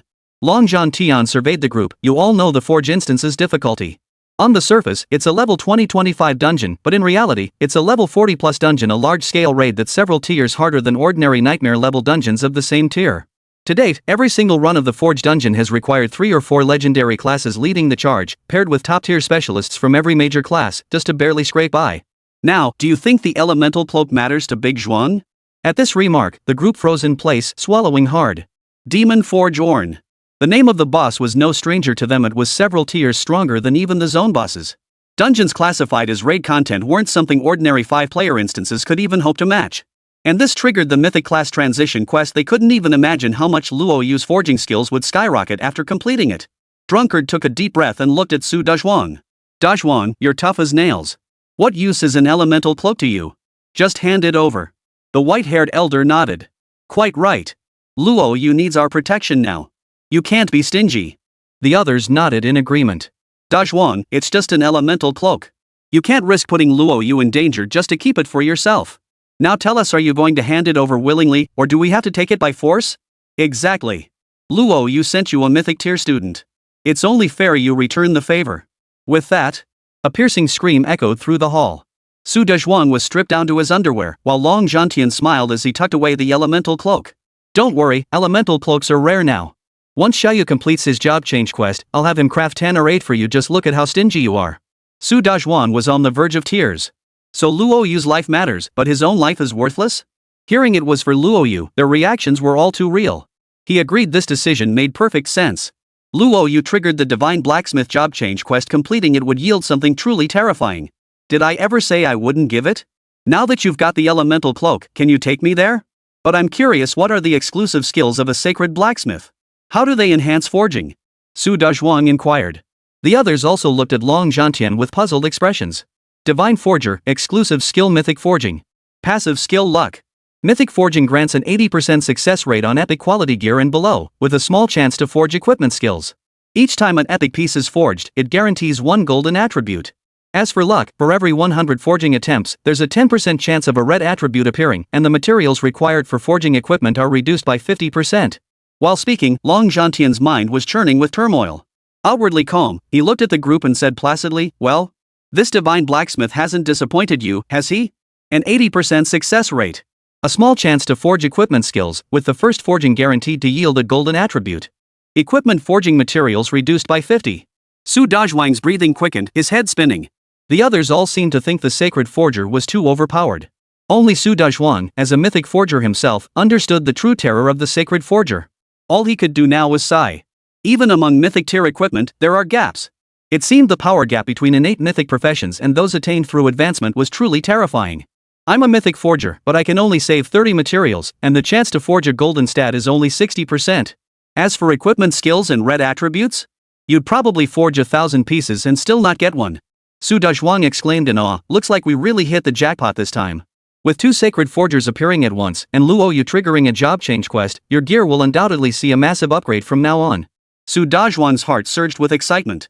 Not only because his quest difficulty would lessen, but also because with these two joining, they'd surely forge even more terrifying gear. Don't get ahead of yourself. Luo Yu was an all-around professional, focusing more on support and combat. You can only take MOE as a student. Don't let Luo Yu end up as a blacksmith. That would be a complete waste of his talents. Hey, who are you calling a waste of talent? Do you look down on smiths? Su Dazhuang instantly flew into a rage. But he quickly shut up under the group's pressure and Long Zhantian's threat. Old Dragon, what about Luo Yu's job change quest reward? The rewards for a mythic job change quest must be incredible. How much will it boost his forging abilities? All eyes turned back to Long Zhantian. Long Zhantian smiled. He uttered a phrase that left everyone speechless. The Tempering Divine Hammer. 100% forging success rate, skill 1. Minor adjustment, previously it was passive skill luck 1, now both active and passive are 1. Seeking forgiveness from my godfathers all for your greater enjoyment. Chapter 116, Su Dazhuang's Laughter. In the hall. The drunken revelers were left reeling in the wind, their hearts filled with utter shock.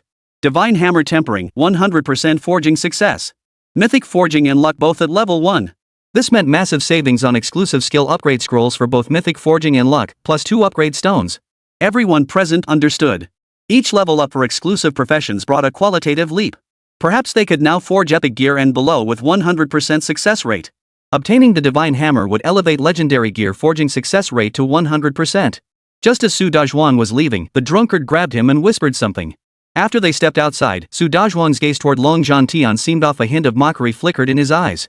What was that look? Long Zhantian's brow furrowed slightly, a vague sense of unease creeping over him. What did old drunkard say to you? Su Dazhuang suppressed a chuckle and waved his hands repeatedly. Nothing, nothing. Old drunk just reminded us to be cautious and protect ourselves. Long Zhantian shot him a look, as if he were an idiot. You may be a fool, but don't mistake me for one. If we could both get into trouble within Great Xia's borders, the abyss would have already invaded. With that, Long Zhantian took his leave first. Watching his retreating figure, Su Dazhuang snorted softly. Just wait and see how you react when you learn the truth. The woman his own grandson had married off to was his student's girlfriend, and the Long family had completely misunderstood the situation. The thought of that moment when the truth would be revealed left Su Dazhuang so agitated he could barely speak. He had once thought the drunken fool was truly hurtful. But now, recalling Long Zhantian's arrogant demeanor and the fact that he'd taken Luo Yu, that precious disciple, as his own, Su Dazhuang was seething with envy. It was about time he got his comeuppance. Su Dazhuang gloated inwardly. Everything was under control, and he wasn't worried about the Long family doing anything out of line. Trickery had its limits, after all. Early the next morning, Luo Yu was still in the realm of beauty when a deafening voice exploded in his mind. Xiao Yu, the teacher is here. Luo Yu's eyes fluttered open. He gently slid Mu Ruyan's slender leg off his chest.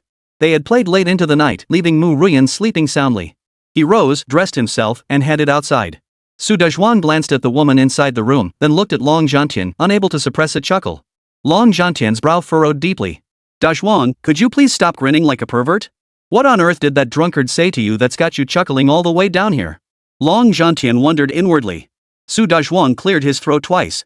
Brother Long, you know I wouldn't lie. Rest assured, it's nothing major. You'll find out soon enough. Long Zhantian shot him a glance but said nothing more. Su Dazhuang fought back his laughter. He couldn't let Long Zhantian catch him off guard, or the fun would be ruined. Soon, Luo Yu stepped out of the villa. Long Zhantian hurried forward, his gaze sweeping over Luo Yu. Su Dazhuang also suppressed his amusement and approached Luo Yu. You're Luo Yu? Indeed. Heroes emerge in youth. Su Dazhuang nodded approvingly. In just 2 months, your name has become legendary. Seeing you in person today confirms your truly promising talent. Master. Luo Yu greeted him, then glanced at the dark, burly elder before him, his eyes turning curiously to Long Zhantian. Su Dazhuang, Dean of the Great Xia Forging Academy and also Chancellor of Holographic University. You may address him as Uncle Su. Greetings, Master Su.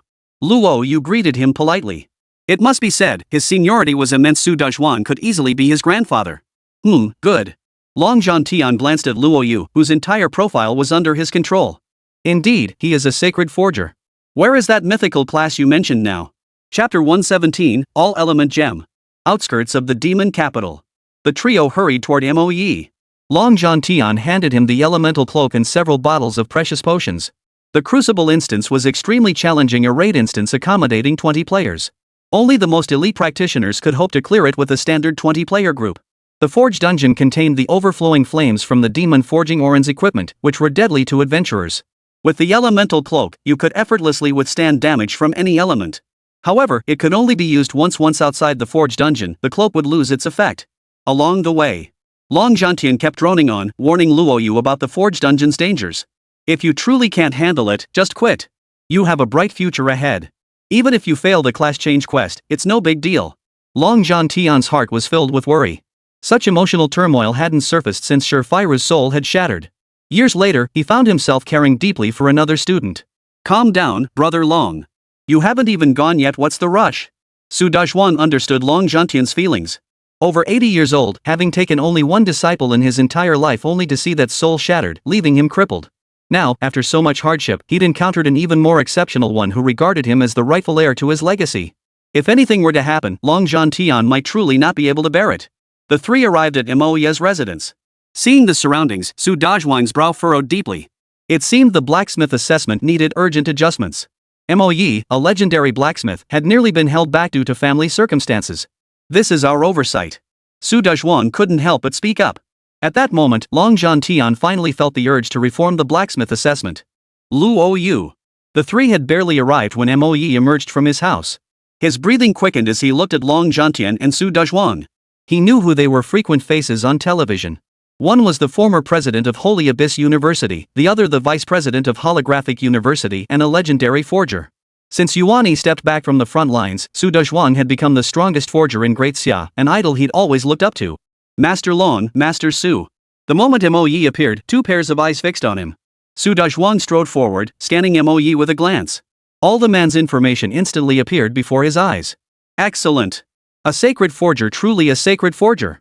Su Dazhuang's two massive palms, which had intended to slap Moyi on the shoulder, hesitated instead, fearing the young man might not withstand the weight. For a moment, he didn't know where to place them. Kid, would you be willing to take me as your master? Rest assured, I'll teach you everything I know, all my forging skills will be yours. I hear you only have one family member left. No worries. You can bring your mother to Holographic University. If she wants to work, she can. If not, I'll give her 100,000 no, 1,000,000 magic crystals a month so she can enjoy her twilight years in peace. As for avenging your father, I don't believe you must go to the front lines to do so. Every piece of equipment you forge becomes a lethal weapon in the hands of frontline soldiers, slaying the abyssal demons.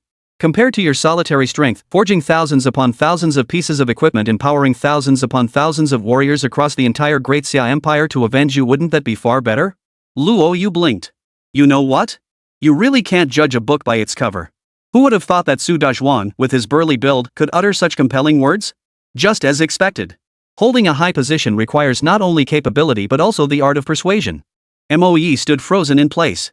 Happiness came too suddenly, leaving him momentarily speechless. As a blacksmith, his greatest aspiration was to become a disciple of Yuan Yi or Su Dazhuang. Yet as an epic-tier blacksmith, even with talent, there were limits. The forging divine flames he could command were limited. Now, having leaped to mythic-tier forging mastery and gained a teacher like Su Dazhuang, he was confident he could go further and avenge his father. Master! Moyi called out respectfully. Su Dazhuang roared with laughter. Excellent! Excellent! From now on, you are my student, Su Dazhuang. Due to your age, you missed the entrance exam. Now, come with me to the imperial capital and complete all enrollment procedures. Yes, master. Moyi suppressed his excitement and said, Teacher, may I inform my mother? I'm not sure when I'll return. No need. Su Dazhuang waved his hand, his brow slightly furrowed. There's nothing worth lingering over in the demon realm. I've thoroughly investigated your situation. Friends and family can't be relied upon. It's better to bring your mother to the imperial capital and start a new life. Rest assured, as a mythic-tier professional, the Great Xia Empire will allocate you a 1,000 square meter estate. You'll never want for food, clothing, or shelter. Monthly subsidies of hundreds of thousands of magic crystals will cover all your needs, and medical care is entirely free. Moyi nodded firmly. Teacher, I'll take my mother with me. Very well. Long Zhantian, seeing that Su Dazhuang's affairs were mostly settled, spoke casually, we found the person. I'm taking Xiaoyu to the forge dungeon now. I won't wait for you. Alright, you go ahead. Su Dazhuang nodded. Long Zhantian snorted coldly, an elemental cloak for a sacred blacksmith. How does that deal sound? Hee, Brother Long, you're truly my good brother. And Xiaoyu, if you ever need any gear in the future, just come to me for forging. I'll put in 1,000% effort. Su Dazhuang pounded his chest. He was genuinely grateful to Luo Yu. Without him, he never would have found such promising talent. Cut the chatter. That demon star pendant Yuani asked you to craft? That was for Xiao Yu. It's been nearly a month and it's still not finished. Otherwise, I wouldn't have been so worried about the forge dungeon. Su Dezhuang couldn't help scratching his head, his face filled with guilt. Taking such a huge favor from Luo Yu and failing to forge a single piece of gear in a month was truly unacceptable. Xiao Yu, your uncle Su will definitely finish forging it for you when he gets back. I'll add a gem with full elemental resistance as an apology. Su Dezhuang gritted his teeth, finally making up his mind. That's more like it. Upon hearing about the all-element resistance gem, Luo Yu was unaware, but Long Zhan Tian was more pleased than anyone. It was a gem dropped by an 80-level world boss. Back then, they'd paid a heavy price to slay it, and Su Dezhuang had gotten lucky to pick up the gem. Over the years, many had tried to buy it, but he'd refused every offer. Evidently, Su Dezhuang held profound gratitude toward Luo Yu, willingly parting with the elemental cloak and setting the all-element resistance gem into the magic star pendant. Xiao Yu, let's go. With less than 60 hours remaining, time was pressing. Chapter 118, 4 Dimensional Attribute Points. The two arrived at the teleportation array. The teleportation array connected all provinces and cities of the Great Xia Empire. In normal times, adventurers could spend over 100,000 magic crystals for teleportation, facilitating their dungeon runs. In times of war, it also allows for rapid military mobilization. Each teleportation array was guarded by a 70-level squad enshrouded in terrifying formations, making it nearly impossible to destroy. The frontline entrance lay in the Kunlun Mountains, and we were now heading to the Tibetan region. From the Tibetan region, one can teleport directly to the front lines. The two stepped into the teleportation array. Luo Yu's vision darkened, his head spinning. In less than 10 seconds, Luo Yu opened his eyes again to find himself in a completely new world. Snow-capped mountains stretched all around, resembling a white dragon sprawled across the land, creating an oppressive atmosphere with thin air. How about it? Can you handle it? Long Zhan Tian looked at Luo Yu. Feeling nauseous on your first teleportation array ride is normal. You'll get used to it. Besides, this is the high ground of Kunlun Mountain in the Tibetan province. The oxygen is thin here, but it's nothing compared to the front lines. You must adjust quickly. Understood, master. I will. Luo Yu took a deep breath. Fortunately, as a professional practitioner, his physical constitution far surpassed that of ordinary people. Otherwise, he would have already suffered oxygen deprivation and dizziness at such high altitude. The teleportation array stood within the Kunlun Mountains. The area was desolate, with no roads leading here. In the distance stood a massive fortress. Hearing the commotion from outside, a figure stepped out from within. Elder Long. Spotting Long Zhantian, a level 70 combat specialist instantly appeared before them, saluting him with military precision. Old Dragon nodded, then turned to Zhao Kuei and introduced him to Luo Yu. Xiao Yu, this is Zhao Kuei, a level 70 legendary combat class graduate of Holy Abyss University. He is your direct senior. Luo Yu offered a greeting. Zhao Kuei, not daring to be presumptuous, responded in kind. The youth before him was only a level 23 professional, yet his presence at Long Zhantian's side suggested he was no ordinary person. What's the current situation at the front lines? After a brief introduction, Long Zhantian inquired about the frontline situation. Lord Long and Lord Jiao have ordered us to relinquish the first defensive line. We're currently preparing to withdraw the troops. The Abyss forces are advancing fiercely, encamped outside the first line's castle, posing an imminent threat of attack. Long Zhantian nodded. What about the Forge instance? Has the Abyss taken it? Not yet. In less than half a month, the Forge dungeon will likely fall. Time is up. Long Zhantian said in a deep voice, prepare a passage stone. I intend to make a trip to the front lines. Zhao Kuei glanced at Luo Yu, puzzled. He's my student. Go register him. Traveling to or from the front lines required registration and inspection using specialized equipment. Not even the mighty or venerable Long Zhantian was exempt. A century ago, a demonic creature skilled in illusionary arts impersonated a prominent figure of the Great Xia Empire. After infiltrating the empire, it slew several 80th-tier war kings, inflicting devastating losses upon the Great Xia. Ever since, all who enter or leave the Great Xia Empire must register their information. Elder Long, your registration is complete. You may proceed to the front lines. Thank you for your trouble. With a sweeping gesture, Long Zhantian vanished from the spot alongside Luo Yu. Watching their retreating figures. Learning that Luo Yu was Long Zhantian's student, Zhao Kuei couldn't help but swallow hard. Holy moly, Old Dragon has taken on a disciple. Zhao Kuei stared at their receding figures, his envy evident.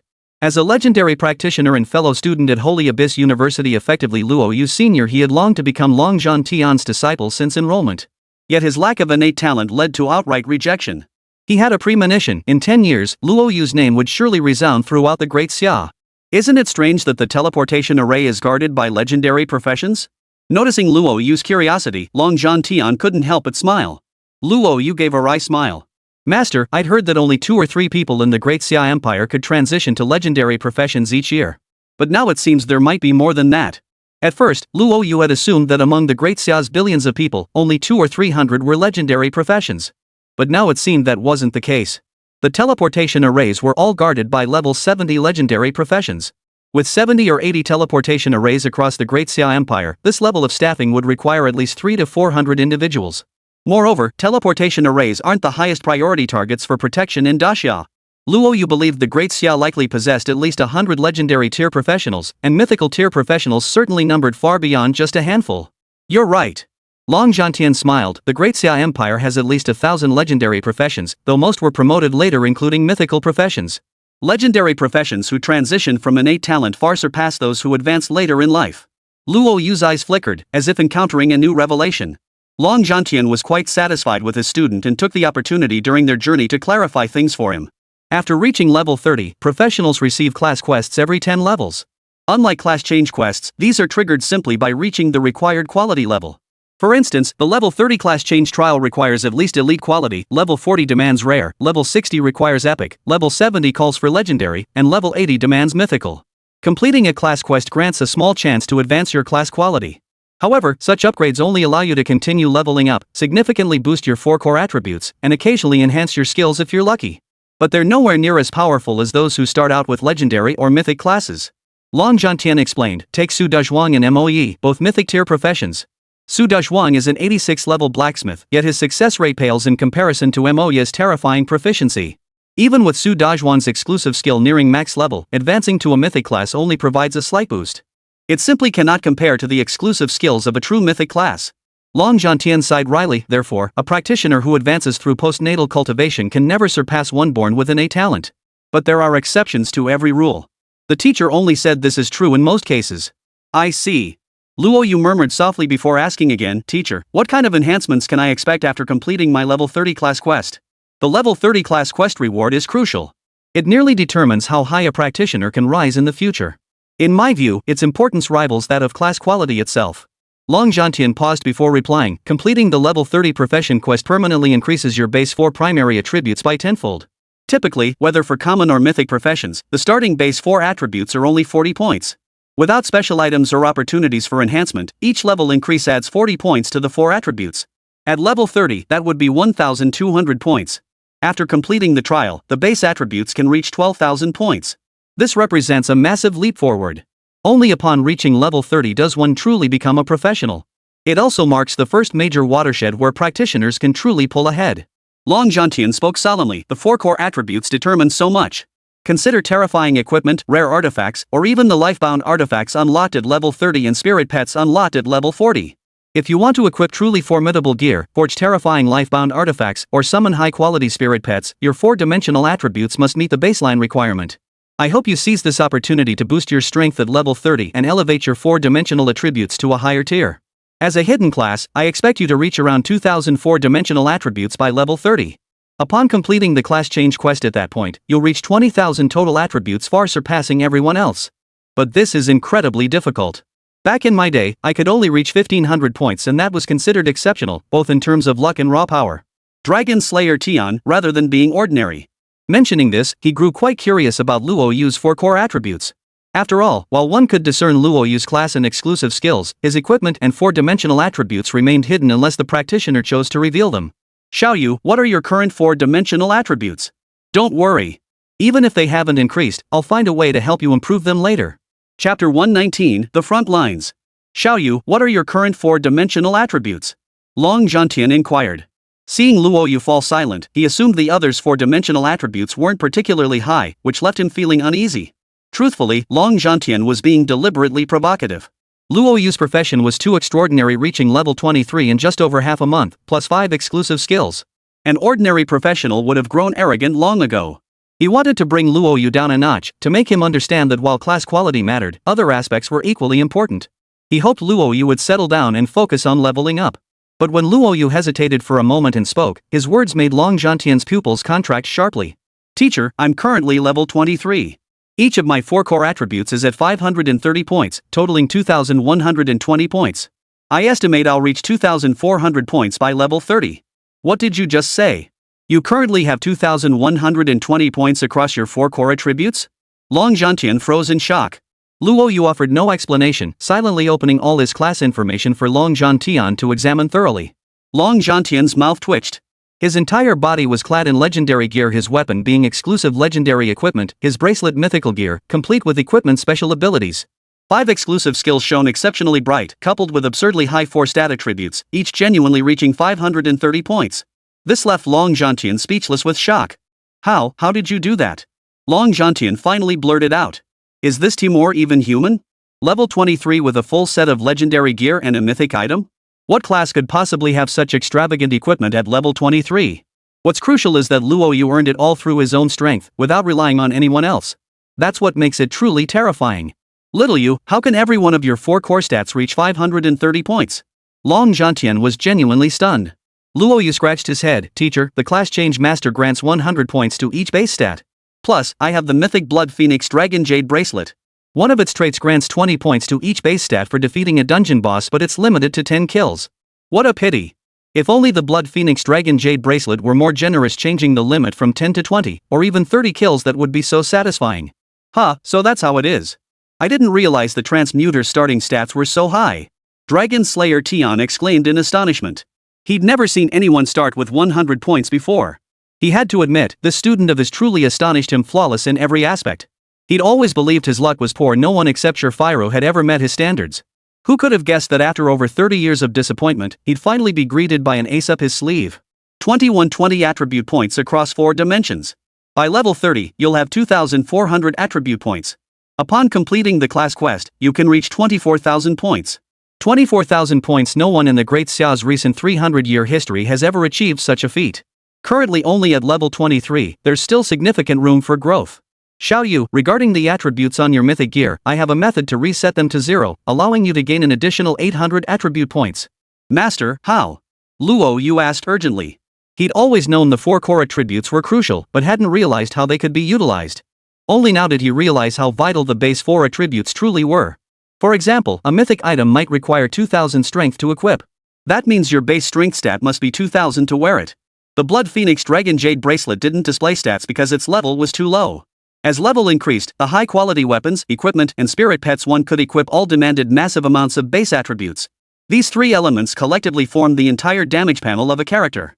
That's why Long Zhantian could say that the 4 core attributes are just as important as the quality of your gear. You'll understand when the time comes. Rest assured, if your strength is sufficient, resetting the passive traits of the Blood Phoenix Dragon Jade bracelet won't be difficult. Your primary goal now is to complete the class change quest. As they spoke, the two traversed a considerable distance, emerging at the so-called front lines. Dark clouds hung overhead, black mist swirled everywhere, the ground was muddy and treacherous, and the air thick with the scent of blood. Humans, how dare you!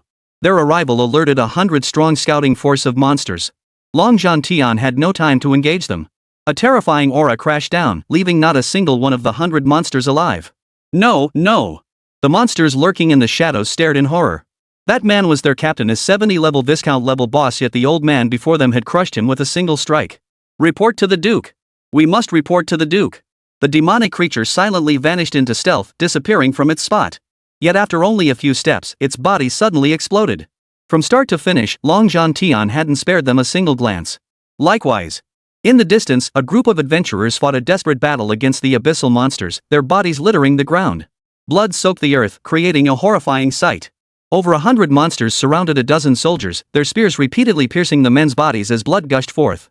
The monsters were brutal. The leader picked up a severed arm from the ground, placed it in its mouth, and chewed, producing a crunching sound. This was the front line. Every day, countless adventurers perish here. Each of them had a family behind them. But they had no choice. Either they die here or their families die here. Long Zhantian's tone was flat, his expression impassive. He too had fought his way through the front lines. He had long since grown indifferent to life and death. Go. Adapt to the war on the front lines. Sooner or later, you too will end up here.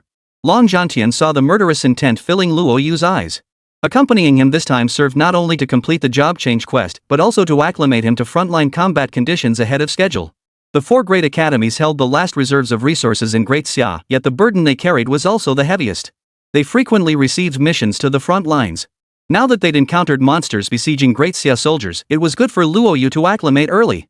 Rest assured, Master. I'll crush these scum. Luo Yu's eyes flashed with icy fury. He charged straight toward the heart of the battlefield. Chapter 120, The Horrified Crowd. At the center of the battlefield, the group of adventurers wore expressions of utter despair. Before them stood a level 50 human-faced demon spider. Its alluring face was attached to its abdomen, while its 8 long legs glowed with a cold, unyielding light. Beneath its feet lay a deep blue aura. The human-faced demon spider thrust a long leg forward, piercing through the chest of one of the adventurers. Caney Long! The adventurer shouted, and a massive figure materialized before him. It was a pale green, adorable baby dragon standing 3 meters tall. Yet it was covered in wounds, limping as it walked. The adventurer's face twisted with anguish. There was no choice. If they didn't fight back now, death awaited them all. Even their contracted spirit pets would perish. At this point, they had no choice but to deploy every available tactic. The other 2 level 40+ adventurers summoned different spirit pets as well. Apart from the rare grade Kana dragon, the wild wolf and porcupine pig were both ordinary grade spirit pets. Facing the face spider, these spirit pets stood no chance. In a few swift strikes, the human-faced demon spider dispatched them. The group's faces turned deathly pale as they coughed up mouthfuls of blood. Once a spirit pet is contracted, its master's death means the pet's death as well. If a spirit pet perished, its master would suffer severe backlash, irreversible and irreversible. Is this where we die? The professionals' faces darkened with despair. They sighed and closed their eyes. They had known this day would come, but never imagined it would arrive so swiftly. Humans, die. The level 50 monster couldn't speak, but the savage glint in its eyes betrayed its thoughts. Its thoughts were plain to see in its eyes. Beasts, die. Luo Yu consumed several dishes that stacked buffs. Buddha jumps over the wall LV3 provided a 40% damage boost. Nutty Rice Cake LV3 granted 50% dual resistance. Including level 3 recipes, Hot Dog Sausage LV1 increasing 100 HP and 100 MP, plus Emerald Grapes LV1 reducing control effects by 20%. Since the Delicious Dishes skill reached level 3, 3 additional recipes had unlocked. Hot Dog Sausage and Emerald Grapes were both level 3 dishes, boasting absurdly powerful effects. After consuming them, Luo Yu unleashed Shadow Hunt, vanishing from his original position. 3 shadows joined his physical form as they charged toward the face spider. Luo Yu cast Insight, intending to examine the face spider's 4 core attributes. Boss, Human Face Spider. Difficulty, B rank. Level, 50. HP, 50 million. Magic, 50 million. Skills, Devour LV25, Web Entanglement LV25, Youngling Burst LV25. Whoa, 50 million HP. Luo Yu was stunned. Nightmare Mode dungeon bosses maxed out at 5-6 million HP at level 50, yet this boss boasted a staggering 50 million HP, even more terrifying than a regional boss. Luo Yu cast Insight at the other monsters. Each one was a level 20-30 monster, boasting health and power several times greater than their dungeon counterparts. Is this the battlefield? Luo Yu murmured softly. This encounter gave him a rough idea of the frontline monster's strength. His gaze shifted to the few adventurers ahead. The spirit pets they had summoned were a sight he had never witnessed before. After all, even in the demon capital, he'd never seen anyone release their spirit pets. Perhaps there were, but he simply wasn't at that level yet. As for his life-bound weapon, Luo Yu's insight allowed him to clearly see the soul-bound weapons they had forged, which bore a striking resemblance to his 1000 machinery transformation. These weapons could significantly enhance the power of their respective professions. Alas! Even 3 practitioners above level 40, along with over a dozen others, appeared utterly insignificant under the overwhelming might of a level 50 abyss boss. This was merely B-tier difficulty. What would a tier, S-tier, or even higher tiers be like? Luo Yu refocused his attention, his gaze settling on the abyss boss. 3 shadows materialized behind him as he confronted the face spider head-on. Sword Array. Holy Light Healing. Facing an abyss boss for the first time, Luo Yu dared not be the slightest bit careless. Except for the Blood Phoenix Dragon Jade Bracelet's equipment skill, he unleashed every other tactic at his disposal. Little brother, run! Luo Yu's figure appeared, leaving the others staring in shock. They hadn't anticipated other adventurers being present besides themselves. Monsters were launching a massive assault on the front lines. To delay them, a small squad of dozens had been deliberately dispatched to harass the monsters. Unfortunately, they encountered a level 50 abyss boss, which completely disrupted their plans. But logically, this area should have been cleared long ago. No other adventurers should be here. What's going on with this young master? Young man, run! You're no match for it. Several voices cried out urgently. The lead adventurer revived his dying spirit pet, sending it charging toward the human-faced spider. He charged forward wielding his signature weapon, a staff radiating purple light, determined to take a chunk out of the spider so the youth could escape. They had no hope of leaving. With poison spider claws embedded in their bodies, their only hope lay in saving the youth before them. Such a passionate youth shouldn't die here. Kill! The others likewise charged at the humanoid spider, each wielding their own signature weapon. Bang! Yet an unexpected scene unfolded. A violent sandstorm erupted at the battle's center, temperatures plummeted to freezing, and a powerful gravitational pull sucked them toward its core while their health rapidly drained. But just as quickly, Luo Yu realized he was accidentally harming the other adventurers and hurriedly adjusted his aim. Their emotions felt like a roller coaster ride. Moments ago, their health plummeted, nearly ending their lives at Luo Yu's hands. Icy crystals formed on their bodies, rendering them immobile. Now, their vision cleared, and the health they'd lost was regenerating at a rate of 20,000 per second. The group stared in astonishment. They knew it was Luo Yu's doing. Restoring 20,000 HP per second truly left them stunned in place. They had assumed Luo Yu was a support class, but witnessing 3 shadows simultaneously unleash holy light healing alongside 3 sword formations made them gasp in awe. What kind of class is this? 3 exclusive skills? 3 exclusive skills? The group was startled. Exclusive skills were easily distinguishable from ordinary ones. The numerical values gave them away. 129322405. Seeing the numbers pop up above the human face spider's head, the group was utterly stunned. What kind of damage was this? A level 23 professional dealing over 10 million damage, who would believe it? Silence. Dead silence. Luo Yu's strength dispelled their worries, and they hurriedly took cover to watch the battle. With Luo Yu's prowess, he could easily wipe them out. Intervening now would only burden him. Better to stand back and cheer him on. Wu Miao, check the buffs on your gear. We've got a shield over 1,000,000 points strong that can block physical attacks. One of the party members gasped for breath. What did he see? A white bar displaying 1.4 million points appeared on his health bar, capable of resisting physical damage. The others stared in stunned silence. Their eyes turned to Luo Yu at the center of the battlefield, filled with utter horror. A shield exceeding 1.4 million points appeared. As Luo Yu unleashed another devastating strike upon the human-faced demon spider, their shields refreshed to over 1.5 million. This was the exclusive skill of the Blade Dancer. But how could a level 23 professional possibly deal such immense damage? Moreover, the exclusive skill of the Blade Dancer only grants a shield with 50% base strength damage after reaching level 3. But he's only a level 23 professional. He'd need to deal at least 3 million damage. What kind of gear or terrifying skills could he possibly have to deal such astronomical damage? They were stunned. The group was utterly dumbfounded. Today had truly opened their eyes. A level 50 Abyss boss normally requires several equally leveled epic tier players working together to take down. Yet this youth had slain it single-handedly. What was his background? Chapter 121, The Power of the Metal. Luo Yu's attacks were relentless. In the blink of an eye, the man-faced spider's health plummeted to 12 million. His attacks were equally terrifying. It dealt massive poison damage mixed with other types, each strike inflicting over 100,000 damage. Without the power immunity from the sword formation, the terrifying spell immunity, and the shield of over 100,000 provided by holy light healing, he truly wouldn't have been able to withstand the human-faced demon spider's attacks. Is this what an abyss boss is like? Luo Yu murmured softly. This was the domain of the abyssal monsters. Here, they possessed a natural advantage, their strength and power amplified by more than half. They could unleash mixed-type attacks and ignore certain immunities. If the Lantern Duke had attacked him here, he'd have had no chance of survival. Shadow Hunt. Luo Yu reappeared behind the human-faced spider, utilizing the slaying effect to eliminate it. Only a streak of white light flowed into the bodies of several people. Successful kill of level 50 boss, human-faced demon spider. Reward, 5 million EXP. Curse of Broken Soul, reduces EXP by 50. Whoa, a single level 50 boss is worth 5 million EXP. Luo Yu was stunned. He hadn't realized the human-faced demon spider was so valuable. One person could get 5 million EXP, but now there were nearly 5 people splitting it. He noticed one peculiarity, though.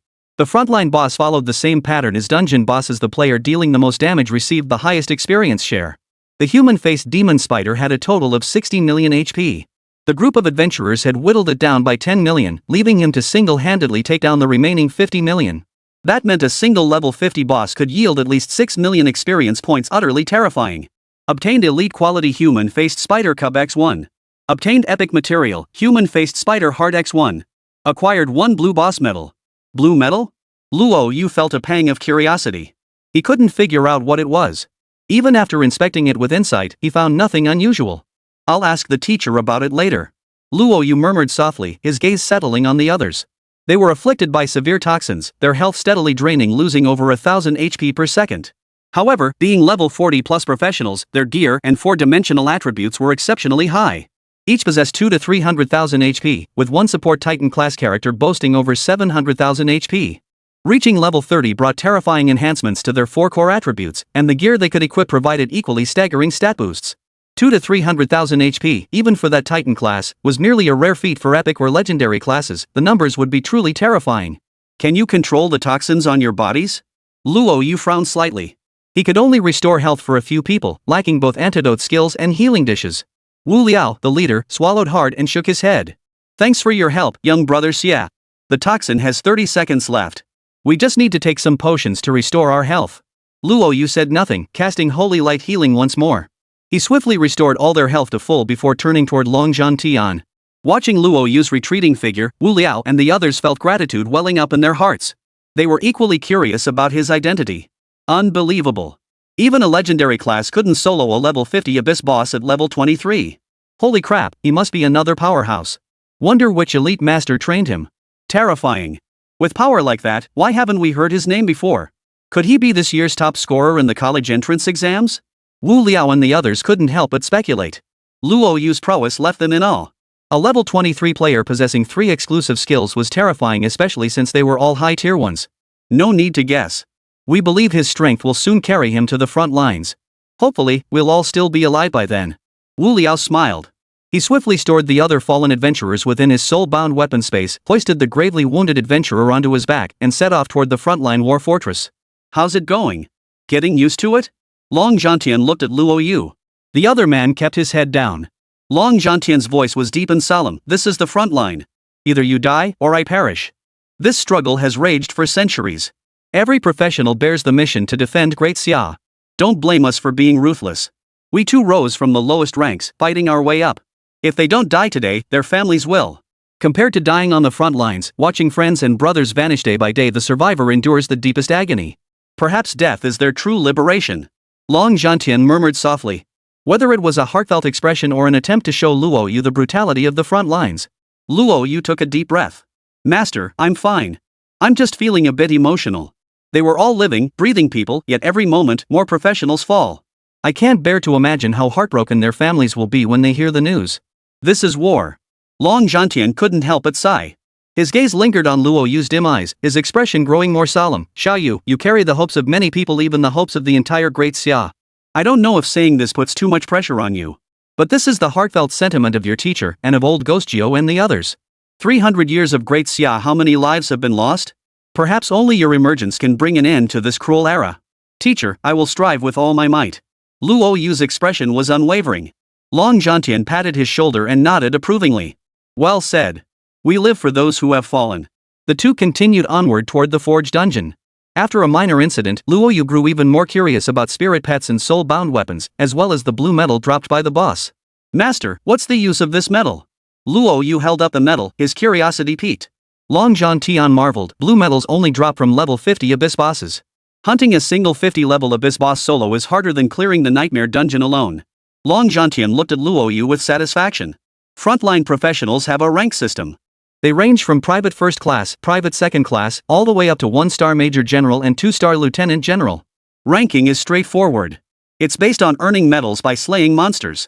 A white medal grants 10 contribution points, a green medal grants 100 contribution points, while a blue medal grants a whopping 10,000 contribution points. Blue medals only drop from abyss bosses, making them extremely difficult to obtain. With 10,000 contribution points in hand, you'll arrive at the front lines holding the rank of private second class. Long Tian paused before speaking. Don't underestimate 10,000 contribution points. Ordinary adventurers need at least 2 years to reach that amount. This means they must slay 3 monsters every 2 days, a demanding task. The more medals you have, the higher your contribution points, which in turn boosts your military rank. With a higher rank, you gain the authority to command troops and can exchange for many rare items. In short, the more medals, the better. Luo Yu nodded, finally grasping the purpose of medals. Ultimately, it functioned just like the Adventurers Guild's medals. Higher ranks granted greater privileges and could be exchanged for all sorts of items. Chapter 122, The Forge Dungeon. Along the way, Long Tian spoke again with Luo Yu about spirit pets. In short, spirit pets were crucial. Mythic classes can contract too, while hidden classes remain unclear. They might also contract too. For example, a blacksmith would ideally contract a fire attribute boss as a spirit pet, with higher quality being preferable. Sword dancers can contract water spirits, which can be used to break crowd control. Without control skill restrictions, they can better leverage their strengths. At level 23, you don't need to rush it yet. Your class is rather unique typically, spirit pets are chosen based on a character's skills. But with your 5 unique skills, it's really hard for me to decide. Since you're only level 23 now, I'll carefully consider the best option for you. Thank you, Master. Another hour passed. The two arrived at the front lines. Vague signs of battle lay ahead, mostly clashes between level 50-60 professionals and monsters. With great power comes great responsibility. As the drunkard ordered the withdrawal of the front lines, the adventurers began retreating to the second defensive line. Beneath their feet, a colossal war fortress came into Luo Yu's view. Spanning over 100,000 acres, every piece of material used to construct it was priceless, solid as rock, and equipped with top-tier defensive mechanisms. Even after being abandoned, the fortress's defenses continued to eliminate numerous abyssal monsters. Such war fortresses numbered in the dozens along the first defensive line. Each was fully equipped and could accommodate over 100,000 practitioners. Master, the intelligence of the abyss monsters is no less than ours. If they study the structure of these war fortresses, might they devise ways to counter us? Long Zhantian smiled. Rest assured, everything truly valuable has been removed. The war fortress before us is merely a shell. Not only is it empty inside, but it's actually a ticking time bomb. Should any level 70 or even level 80 boss dare approach, the war fortress will detonate. Consider it our little gift to the abyss. Luo Yu sucked in a sharp breath. This war fortress, spanning 100,000 acres, exploding? That would be dozens of times more terrifying than any so-called atomic bomb. Holy crap, that's terrifying. As they discussed, they finally reached a lava-filled area. The moment he stepped in, Luo Yu's health began plummeting at a rate of 2,000 points per second. He donned his elemental cloak. Long Zhantian frowned slightly. This is the outer ring of the Forge Dungeon. The core area is where the actual Forge Dungeon lies. Without a water attribute support class or specific gear, entering the Forge Dungeon is extremely difficult. Luo Yu couldn't help but gasp. The core zone was still a half-hour's journey from the outer perimeter. 2,000 health points per second. Even the shield from Holy Light Healing proved ineffective. With only just over 40,000 health remaining, he simply couldn't withstand such devastating damage. 2,000 HP per second meant 12,000 per minute, and 3,600,000 over half an hour.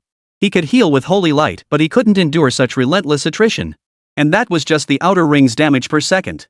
In the inner ring, he'd lose over 10,000 HP per second, utterly terrifying. It was just ahead. Dragon Slayer Tian hovered mid-air, his gaze fixed upon the towering mountain before him. Flowing down its slopes was not water, but searing lava, pooling below into a vast sea of fire. Above it all, spirits radiating crimson light floated in the air. Monster, Fire Spirit. Level, 1. HP, 1. Magic points, 1. Skill, Flame LV, 1. Fire spirits are used for forging and are quite useful for ordinary blacksmiths. If you're interested, I'll store them all in my spatial pocket. I'll hand them over to you when we return. Thank you, Master. With a sweeping gesture, Long Zhantian vanished over a dozen fire spirits into his special spatial pocket. Gazing at the dungeon gate halfway up the mountain, now eroded by magma, Long Zhantian spoke in a solemn tone, "Be extremely careful. Do not remove the magic cloak. You have only 3 days. Once those 3 days are up, the magical cloak will vanish completely. Regardless of whether you complete the class change quest, remember, do not take unnecessary risks. You possess a unique class with 5 exclusive skills. Even without the Divine Tempering Hammer, you can still advance further along the forging path. Moreover, my expectations for you lie not in forging, but in slaughter. Do you understand? Rest assured, Master. I will be cautious." Long Zhantian took a deep breath. Watching Luo Yu approach the dungeon entrance, he felt more anxious than if he'd entered himself. Luo Yu arrived before the bronze gates. A surge of fiery energy enveloped his entire being. Enter dungeon? Note, the Forge Dungeon is a small team instance with high danger.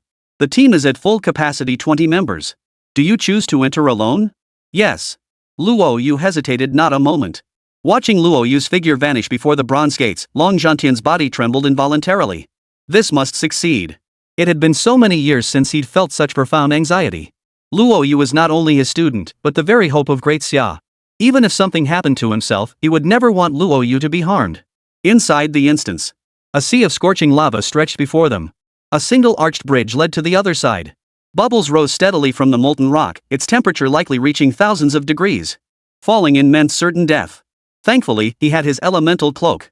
Without it, there'd be no need for combat. The heat alone would be enough to roast him alive. Luo Yu murmured softly. Glancing at the remaining mission time, 47 hours remained more than enough for him. Either clear it within 47 hours, or fail. In any case, he must leave the Forge Dungeon before the magical cloak's effects completely wore off. Let's begin. Let me see what terror this so-called raid dungeon holds. Chapter 123, The Mystic Turtle. Luo Yu stepped onto the stone bridge. The scorching heat that hit him like a wave nearly suffocated him. Even with his elemental cloak protecting him, the scorching heat nearly melted him. He tightened the elemental cloak around himself. Though it wouldn't come loose, the act itself offered a sense of security. He had a strong premonition that if the cloak ever did come off, he'd likely turn to black smoke within a second. Thank goodness for his teacher. Otherwise, venturing alone into the forge dungeon, I'd likely have no chance of survival. Luo Yu couldn't help but gasp. At the same time, he marveled at how the previous group of adventurers had managed to clear it.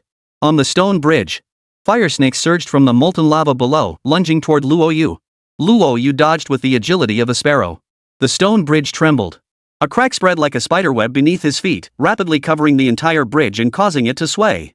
He dared not hesitate. Luo Yu sprinted toward the end of the bridge. Should he fall into the lava, even with his elemental cloak, survival would be impossible.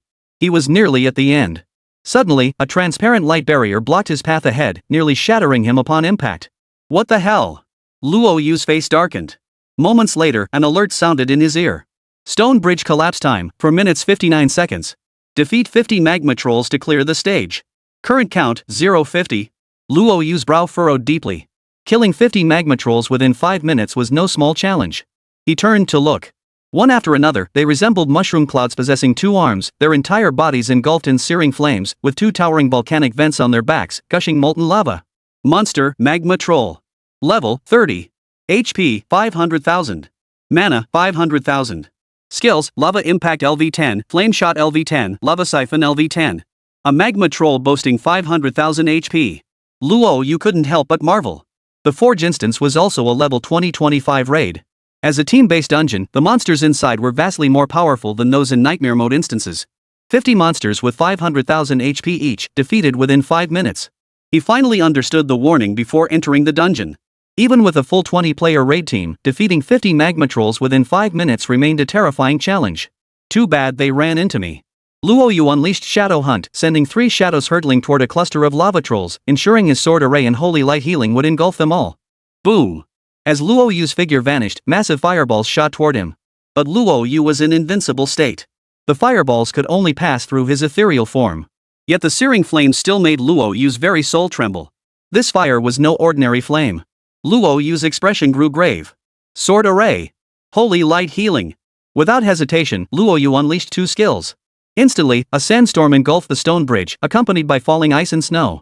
Rays of swordlight slashed down upon the lava troll. Yet the temperature within the instance remained scorching. The ice and snow proved utterly useless, instantly vaporizing into mist and causing the temperature to soar even higher. Lava Troll slain. Experience, 50,000. Successfully defeated Magma Troll, gained 50,000 EXP. Successfully defeated Magma Troll, gained 50,000 EXP. 50,000 EXP for a single monster? That's a steal. Luo Yu marveled. Without the curse of soul-severing nagging prompts in his mind, he could probably stay happy all day. In the blink of an eye, 50 lava trolls had all fallen beneath his sword's edge. As the final notification sounded, the light barrier before him quietly dissipated. Luo Yu strode confidently toward the shore. First stage cleared. Luo Yu walked forward, surrounded by fluttering crimson butterflies that danced before him, carrying the scorching heat. The fire butterflies were tiny, about the size of flies. Had Luo Yu not been a professional with senses tenfold sharper than ordinary humans, he would never have discerned their intricate forms. Suddenly, one landed on his shoulder. Just as he wondered what the second stage entailed, a deafening explosion erupted. His health bar instantly plummeted to 1. Damn it! Luo Yu's eyes flashed with alarm. He hastily cast Holy Light Healing to restore his health to full, then swiftly backed away from the fire butterflies. That was close. Cold sweat poured down Luo Yu's back. His gaze fell upon the swarm of fire butterflies, his expression darkening. He never imagined such a tiny butterfly could unleash such terrifying power, reducing his health to a mere 1 HP. Had it not been for the Blood Phoenix Dragon Jade Bracelet's passive ability to block 3 fatal blows, that single strike would have been enough to kill him. Only 2 left now. He glanced at the Blood Phoenix Dragon Jade Bracelet. What had once protected him from 3 fatal blows now only offered 2. Truth be told, this equipment had saved him twice. Once in the dungeon, and now again. Don't worry, you'll get your share of the equipment upgrade stones when the time comes. Luo Yu murmured softly. It was truly a life-saving divine weapon. As the fire butterflies exploded, a swarm of them flew madly toward him, obscuring the sky like a locust plague, making it impossible to see clearly. Luo Yu scrambled to flee forward. The fire butterflies dealt massive damage, ignoring both physical and magical immunity.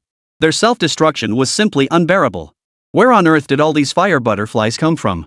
Tracking their flight path, Luo Yu finally spotted a towering tree in the distance, radiating searing beams of light. Towering and majestic, its branches were a fiery crimson gold. Countless fire butterflies swarmed the tree, landing densely on its limbs, so many that it made one's hair stand on end. Billions of them covered the tree. From afar, it resembled a magnificent work of art, breathtakingly beautiful. But knowing the devastating damage from the fire butterflies' explosions, Luo Yu felt a chill run down his spine.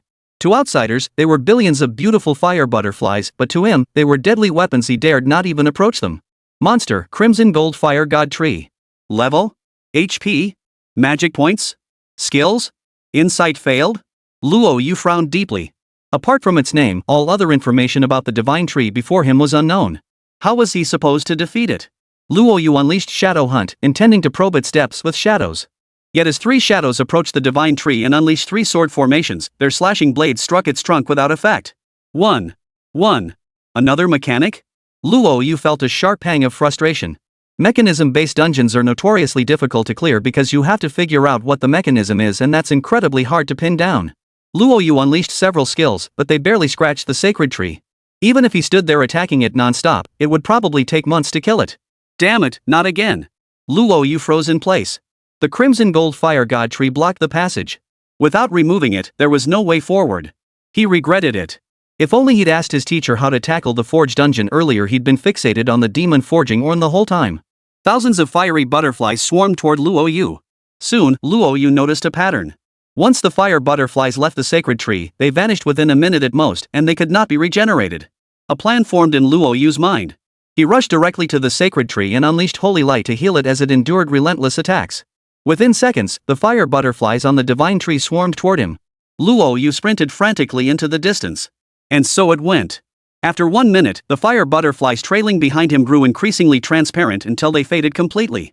With that, the million fire butterflies vanished completely. At the same time, Luo Yu could finally discern the divine tree's attributes. Monster, Crimson Gold Fire Divine Tree.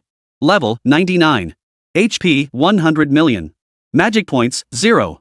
Skill, Fire Butterfly Nuclear Explosional Max. Level 99, 100 million HP. Luo Yu was stunned. Could this possibly appear in a level 20 dungeon? He was dumbfounded. Fortunately, the Crimson Gold Fire God Tree wasn't the monstrous creature he'd imagined. Otherwise, with 100 million HP that barely scratched it, defeating it would have been utterly impossible. Thankfully, he now knew how to deal with the divine tree. Luo Yu noticed the Crimson Gold Fire Divine Tree's health had dropped by over 1 million, and quickly figured out what was happening. Seems not too difficult after all. Lawyer repeated the process, and within 2 hours, he had cleared away most of the fire butterflies from the sacred tree. But just as the fire butterflies vanished completely, the ground trembled violently. The towering sacred tree, over 10 meters high, swayed violently. The ground cracked open, and a section over 10 meters wide caved in. A colossal black tortoise emerged before Luo Yu. Chapter 124, Slaying the Crimson Gold Mystic Armored Turtle. Monster, Crimson Gold Mystic Armored Turtle. Level, 40. HP, 20 million. Magic points, 20 million. Skills, Mystic Shell LV20, Fire Tree Awakening LV20, Freeze LV20. So this is the real boss. Luo Yu murmured softly. This was only the second stage boss, yet its health pool reached 20 million. No wonder it required a 20-person party to enter the small raid instance. At the same time, as the Crimson Gold Mystic Armor Turtle emerged, it raised its massive forelimbs and slammed them into the ground. The terrifying blow made the earth tremble. 3 stone pillars standing in a distant triangle cracked open, spewing 3 beams of light as thick as water wells. From within emerged fluttering fire butterflies and dozens of stone turtles clad in heavy armor, moving with cumbersome slowness. From another massive beam of light, fireflies glowed with a soft green light as they drifted out. Monster, Fire Butterfly. Level, 30. Health points, 200,000. Magic points, 200,000. Skills, Explosion LV10, Flame Impact LV10, Sublimation LV10. Monster, 7-star Firefly. Level, 30. HP, 20,000. Magic points, 20,000. Skills, Healing LV20. Monster, Lava Turtle. Level, 30. Health, 1 million. Magic points, 1 million. Skills, Guardian LV10, Petrify LV10, Immovable LV10. What kind of lineup is this? Luo Yu murmured softly. 3 distinct creatures emerged from the 3 beams of light. The pillars, hundreds of meters away from the Crimson Gold Mystic Armored Turtle at the center, rapidly converged upon it. Within the pillars, 3 types of magical beasts continued to materialize at an alarming speed. Forget it, let's test its firepower first. Luo Yu unleashed his sword formation, intent on testing the Crimson Gold Mystic Armored Turtle's capabilities. A sword beam struck its body, dealing only over 40,000 damage. No use. A single sword array could only deal up to 600,000 damage. Combined with Shadow Hunt, it could reach 2 to 3 million damage. A sword beam struck the boss. To Luo Yu's surprise, dozens of lava stone turtles in the distance lost over 1,000 HP each, while the Crimson Gold Mystic Shell Turtle also took over 1,000 HP damage. Emerald green firefly swirled into its body, instantly restoring the lost health and even granting an additional 18,000 shield. So that's how it worked. Luo Yu finally grasped the meaning behind the 3 beams of light. He also grasped their respective functions. The fire butterfly dealt damage. The 7-star firefly heals the boss. As for the lava turtles, they help the boss absorb damage. The more of them there are, the less damage each one takes. It was truly terrifying. Truly a raid-level challenge. Only through teamwork can it be overcome. Otherwise, defeating the boss is impossible. Luo Yu murmured softly. He too marveled at how terrifying the Forge instance truly was, and the Mythic class's job change quest was shockingly difficult. Most would likely throw in the towel, but Luo Yu had a solution. Thankfully, there was Shadow Hunt. Though I'm alone, I can split into 3 shadows to fight. 3 shadows would perfectly block the 3-beam monster exits. Then we'll see what else you can do. 20 million HP might seem daunting to a level 20 player, but to Luo Yu, it was nothing special. Shadow Hunt. Luo Yu unleashed the skill. 3 figures charged toward the 3 light pillars. He intended to eliminate the 3 types of monsters first. Perhaps if they were blocked 100 meters away from the Crimson Gold Mystic Turtle, the 3 monsters wouldn't be able to help it either. The 3 shadows took their positions. Luo Yu consumed various dishes stacked with buffs, simultaneously unleashing his sword array and holy light healing. Lava Stone Turtle slain. Experience, 50,000. Lava Stone Turtle slain. Experience, 50,000. Successful kill, Fire Butterfly. Experience, 50,000. Within seconds. The sound of massive stat increases rang in Luo Yu's ears. Fortunately, the Fire Butterfly now displayed a health bar, making it easier to target for elimination. Its demise was accompanied by a violent explosion. In other class-based raids, Titan-type support classes typically handled the Fire Butterfly, requiring coordination with combat specialists.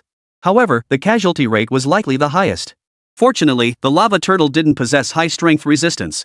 With Shadow, Sword Array, and Holy Light Healing, a single channel could deal over 3 million damage. Yet the Lava Turtle's dual resistances were substantial, limiting the damage to just over 1 million, enough to instantly kill it. All monsters emerging from the 3 light pillars were slain. Yet more monsters kept emerging from the pillars. It seemed only by defeating the Crimson Gold Mystic Turtle could this end. Come on, show me what you've got. Luo Yu murmured softly. He swiftly drew the 1,000 machinations, its Shadow Hunt effect still active, and approached the Crimson Gold Mystic Shell Turtle from behind. With a thrust, he jabbed the spear directly into its rear. It wasn't that Luo Yu was vulgar. It was simply that the Crimson Gold Mystic Shell Turtle only exposed its rear from beneath its shell, making it the most vulnerable point for maximum damage. 238-4762. Not bad, over 2 million damage. Luo Yu murmured softly. The Crimson Gold Mystic Shell Turtle's armor didn't seem as terrifying as the Lava Stone Turtles. With all the Lava Stone Turtles in the center of the battlefield wiped out, no one shared the damage with it, and no 7-star fireflies healed it. It could be slain in just a few minutes. Luo Yu's attacks were sharp, identifying the boss's mechanics and eliminating the monsters within the 3 light pillars before they could even appear. This drastically reduced the Crimson Gold Mystic Shell Turtle's damage output. Soon, its health dropped to around 10 million. But the boss's tactics didn't end there. Its massive body sank into the ground, leaving only its thick tail exposed, the very Crimson Gold Fire God would from earlier. But now it was different. The once blazing Fire God tree now glowed a deep azure, its terrifying cold instantly permeating the entire space. Snowflakes began drifting inexplicably from the sky. The moment they touched the ground, they froze into icicles, shattering even the stones beneath them. So cold. Luo Yu couldn't help but shiver. Who would have thought the Crimson Gold Mystic Armor Turtle could not only command scorching magma but also wield extreme ice and snow? Fortunately, with the elemental cloak, he could endure it. The process lasted 3 minutes. The ground shook again, and the massive form of the Crimson Gold Mystic Shell Turtle reappeared before Luo Yu. It had lost all its means, hadn't it? A cold glint flashed in Luo Yu's eyes. He could see the Crimson Gold Mystic Armor Turtle was running on fumes. No fire butterflies to deal damage, no 7-star fireflies to heal, no lava stone turtles to share the burden. It was nothing more than a thick-skinned stone. Of course, that was only against Luo Yu. After all, with 100 strength immunity, he could withstand most of the Red Gold Mystic Shell Turtle's attacks. With his fusion skill active, the Crimson Gold Mystic Shell Turtle could only endure the beating. Luo Yu swiftly whittled the Crimson Gold Mystic Shell Turtle's health below 7 million. Seeing this, a cold gleam flashed in Luo Yu's eyes. Now. Shadow Hunt. As its health dropped to 35%, two crossed crimson swords hovered above the crimson gold mystic shell turtle's head, the emblem of its impending demise. Die. The thousand machinations stabbed into the red gold mystic armor turtle's skull, and its massive body collapsed with a thunderous crash. Chapter 125. The Abyss deepens. What's happening? At the same time, 100 miles from the front lines, staff inside a massive bunker stared in horror. Moments ago, the monitors had flashed an alert: a professional adventurer had entered the Crucible dungeon. And they'd cleared the first two stages. What on earth was happening? Staff hurriedly pulled up the data, revealing a solo adventurer tackling the Forge instance. Terrifying, absolutely terrifying. This is a raid instance. The Forge instance is the strongest instance below level 30 and the first raid instance before level 30. Yet someone managed to clear the second stage. And alone. The staff members' breathing quickened. Others might not grasp the significance of soloing the first two stages, but he knew it all too well. Having guarded this place for 7 or 8 years, I've seen many professionals tackle the Forge dungeon, yet few have succeeded. Most come in groups of 20. Many teams couldn't even get past the first stage. Only teams composed of geniuses from top-tier institutions have a decent chance of clearing it. Over 7 years, fewer than 10 teams have succeeded. Of those, 3 teams emerged with only a handful of members remaining, and the rest suffered heavy losses. For someone to clear the first 2 stages solo today? That's truly unprecedented. What a prodigy! This won't do. We must report this to higher-ups immediately. A professional capable of soloing the first 2 stages is a prized asset anywhere. The Great Xia Empire must take this seriously. Staff hurriedly dialed the higher-ups. Soon, several imposing figures in military uniforms entered the monitoring room. The middle-aged man leading them bore 3 stars on his shoulder, a full general, the bunker's supreme commander. What's happened in the Crucible instance? You're saying someone soloed the first 2 stages of the Forge instance? Wan Tianhai's expression remained cold. Only his slightly trembling hands betrayed the shock within. Staff hurriedly pulled up the Forge instance data. The screen starkly displayed the number of players who had entered the instance: 120. The characters glowed green, a sight they had never witnessed before. Professional players clearing the Forge dungeon who wouldn't bring along every extra person they could? It was always packed to capacity. Soloing a raid? This was their first time witnessing such a feat. A genius, this was a true genius. Wan Tianhai's breath quickened, his expression betraying uncontrollable shock. The interface indicated the second stage had been cleared. At this point, whether the demon forging Orin was killed or not no longer mattered. Soloing the Crimson Gold Mystic Turtle was proof enough of his prowess. The target is beyond my jurisdiction. I'm contacting headquarters now, have them send reinforcements immediately. The Forge dungeon lies exposed beneath the abyss. I fear the abyss itself may sense it. We must mobilize reinforcements immediately. As a general, Wan Tianhai understood better than anyone present the true value of that professional within the dungeon. Furnace Dungeon. Legendary adventurers always require a party, yet he managed to solo it. He must possess extraordinary abilities. Regardless, his strength is beyond what Wan Tianhai could ever imagine. Such a prodigy, if nurtured, would offer immense assistance to the front lines, potentially even a talent of strategic importance. But just then, before Wan Tianhai could make his call, a call came in on his phone. Seeing the caller ID, Wan Tianhai felt a deep sense of respect. The caller held the rank of 4-star marshal, a title held by fewer than 20 individuals in the Great Xia Empire, each a pillar of the nation. Commander! Wan Tianhai had genuinely intended to report the good news to higher-ups, but the other party's words instantly froze him in place, his body trembling uncontrollably. What? Commander, are you saying the Forge dungeon has become a deep abyss, and we can only exit by defeating the demon forging Orin? Commander, someone soloed the first 2 stages. We can't give up. He hung up the phone. Wan Tianhai slumped into his chair. The heavens had played a cruel joke on him. The Forge dungeon has become abyssal. After becoming abyssal, the dungeon's bosses would become more than twice as powerful. Once that happened, the dungeon would be completely closed. Only by clearing it again could it return to its former state. Wan Tianhai's breath came in ragged gasps as he slammed his fist into the chair. Enough! Men! Follow me to the Forge dungeon. Before that boy dies, we must be his strongest support. Yes, General. The group hurried toward the Forge dungeon. Meanwhile, 4-star Marshal Han Su, who had just answered the call, wore a similarly savage expression. Damn it! Those bastards from the abyss, they're definitely behind this. No way. Absolutely not. A kid who cleared the first 2 stages solo will do whatever it takes to get him out. Han Su's breathing grew ragged. Have the dungeon professionals from the Adventurers Guild come with me. Every dungeon expert, follow me. Yes, Marshal. In an instant, the majority of them stepped forward. Han Su's voice was grave. Those who aren't prepared, don't go just to join the fun. The location of the Forge dungeon is perilous. I cannot guarantee your safety. Marshal, we're not afraid to die. That professional's ability to clear the first 2 stages of the Crucible dungeon proves his strength. Losing such a genius could impact the fate of the Great Xia Empire. As long as there's a glimmer of hope, we absolutely cannot abandon him. As for us common soldiers, even if we all perish, it won't affect the greater scheme of things. The soldiers in military uniforms spoke in solemn unison. Hansu fixed them with a deep gaze, his voice hoarse. I hope we all make it back alive. If there's a chance to save him, I'll be the first to charge forward. Let's go. Hansu swept his arm wide, his dark green cloak billowing behind him as the elite military force charged toward the Forge dungeon. Chapter 126, Divine Own. At the same time, before the Crucible dungeon, Long Zhantian withdrew his hand. With a splash, the abyssal creature before him plunged into the molten lava, its body consumed entirely by the raging flames. Long Zhantian's gaze fell upon the 100 or so abyssal monsters ahead. Fear filled their eyes as they scrambled to retreat into the distance. The aura emanating from Long Zhantian made it clear these creatures knew they were no match for this professional adventurer. The horde of monsters retreated. Given Long Zhantian's temperament, he would have loved to reduce them to ashes. But his concern now was Luo Yu inside the dungeon. He wondered how Xiao Yu was faring in the second stage. It would likely take some time before he could defeat the Crimson Gold Mystic Armor Turtle.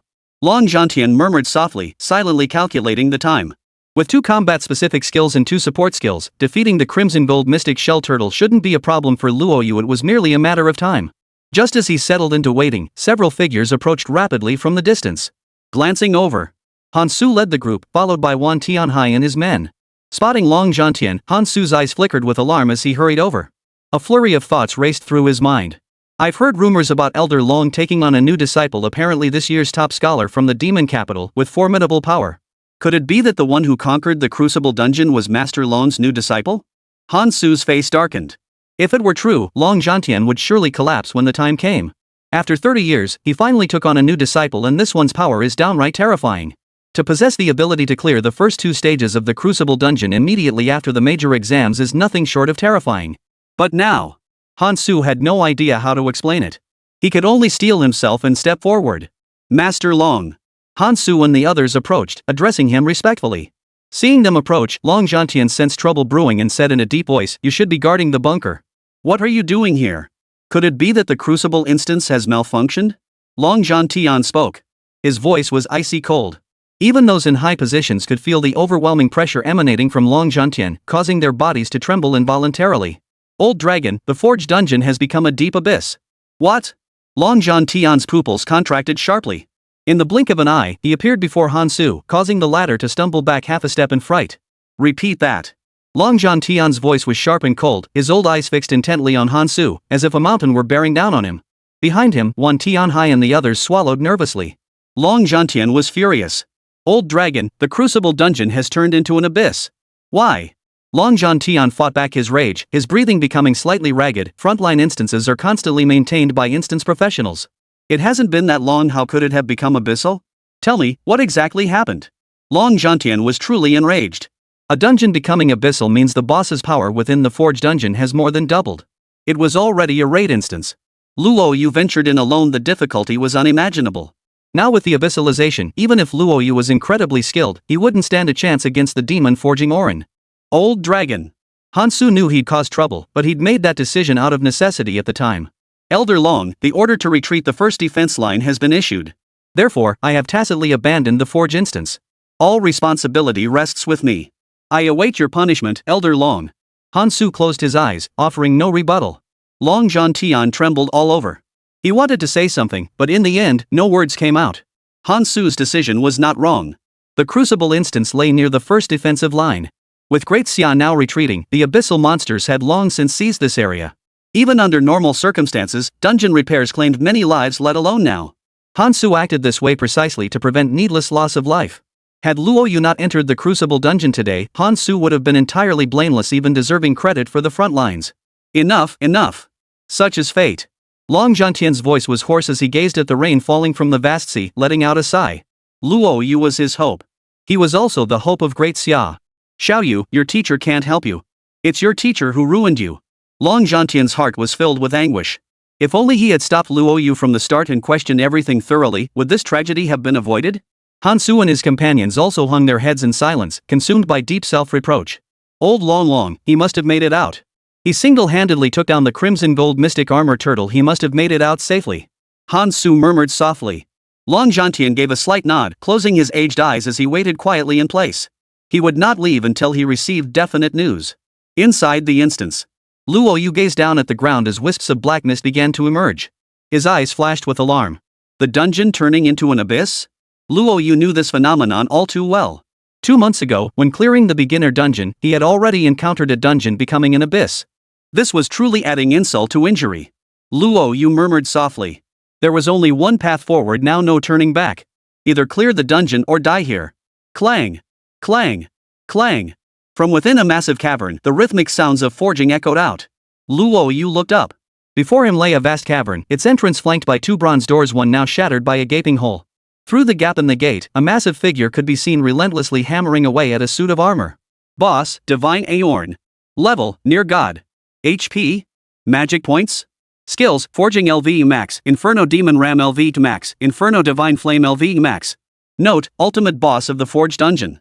First appearance. Friendly towards humans and will not harm them. What? Luo Yu's gaze fell upon the colossal figure before him, a boss wielding Thor's hammer, with crimson skin and 2 massive curved horns causing his body to tremble involuntarily. Quasi-god. Only 99th tier abyss bosses in Great Xia's strongest warriors could be called demigods. Among the Great Xia's billions, only a 90-level war sovereign exists today, and demigods last appeared 2 centuries ago. But now, what did Luo Yu see? In a level 20 raid instance, he actually encountered a quasi-god. Luo Yu swallowed hard, his legs trembling uncontrollably. This time, he was truly panicking. That was the oppressive aura emanating from a quasi-god. He couldn't fathom how a demigod had appeared in a level 20 raid. God Orin. Shouldn't the boss of the Forge dungeon be Demon Forge? What the hell was going on? Luo Yu swallowed hard, his gaze fixed on Orin, unsure what to do next. Just attack? Don't be ridiculous, that'd be suicide. Not just him, even if his master showed up, he probably wouldn't stand a chance against a quasi-god. He took a deep breath. Glancing at the precautions, he saw it stated that the god On was quite friendly toward humans. He harbored doubts, but for now, his only hope of survival was trusting that the information provided by Insight was accurate. Oh? A human child? As Luo Yu appeared, Orin pushed open the bronze doors and saw him. A gentle light shone in his eyes. Youngster, have you come to challenge me? Chapter 127, The Forger's Flame.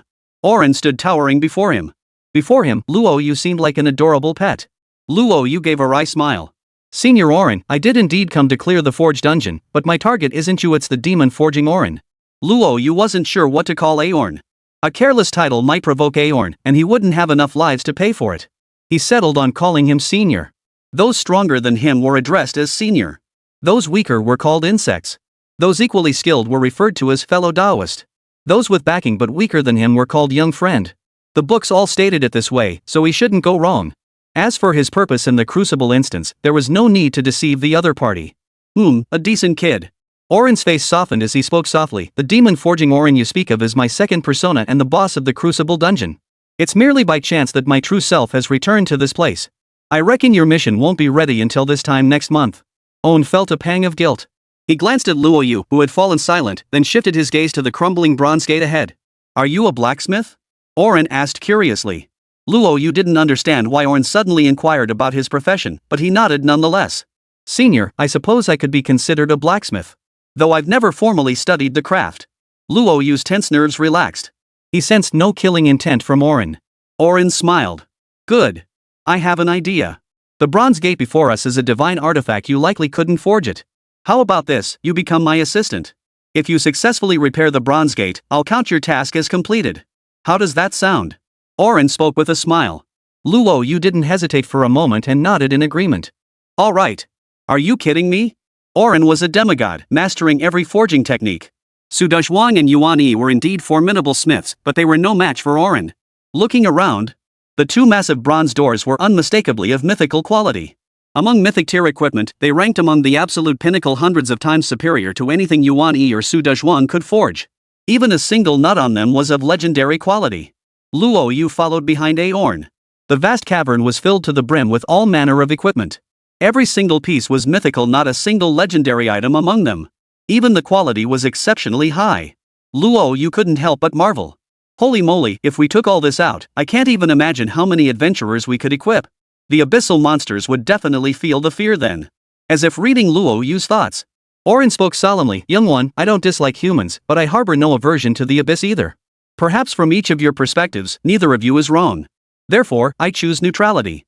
I won't forge equipment for humanity, nor will I forge equipment for the abyss. The mythical gear before us is unnecessary. It may be vital to you, but I must find a way to destroy it. Any single piece of equipment before you, if taken out, would ignite an unprecedented war. That is why I will not allow them to circulate.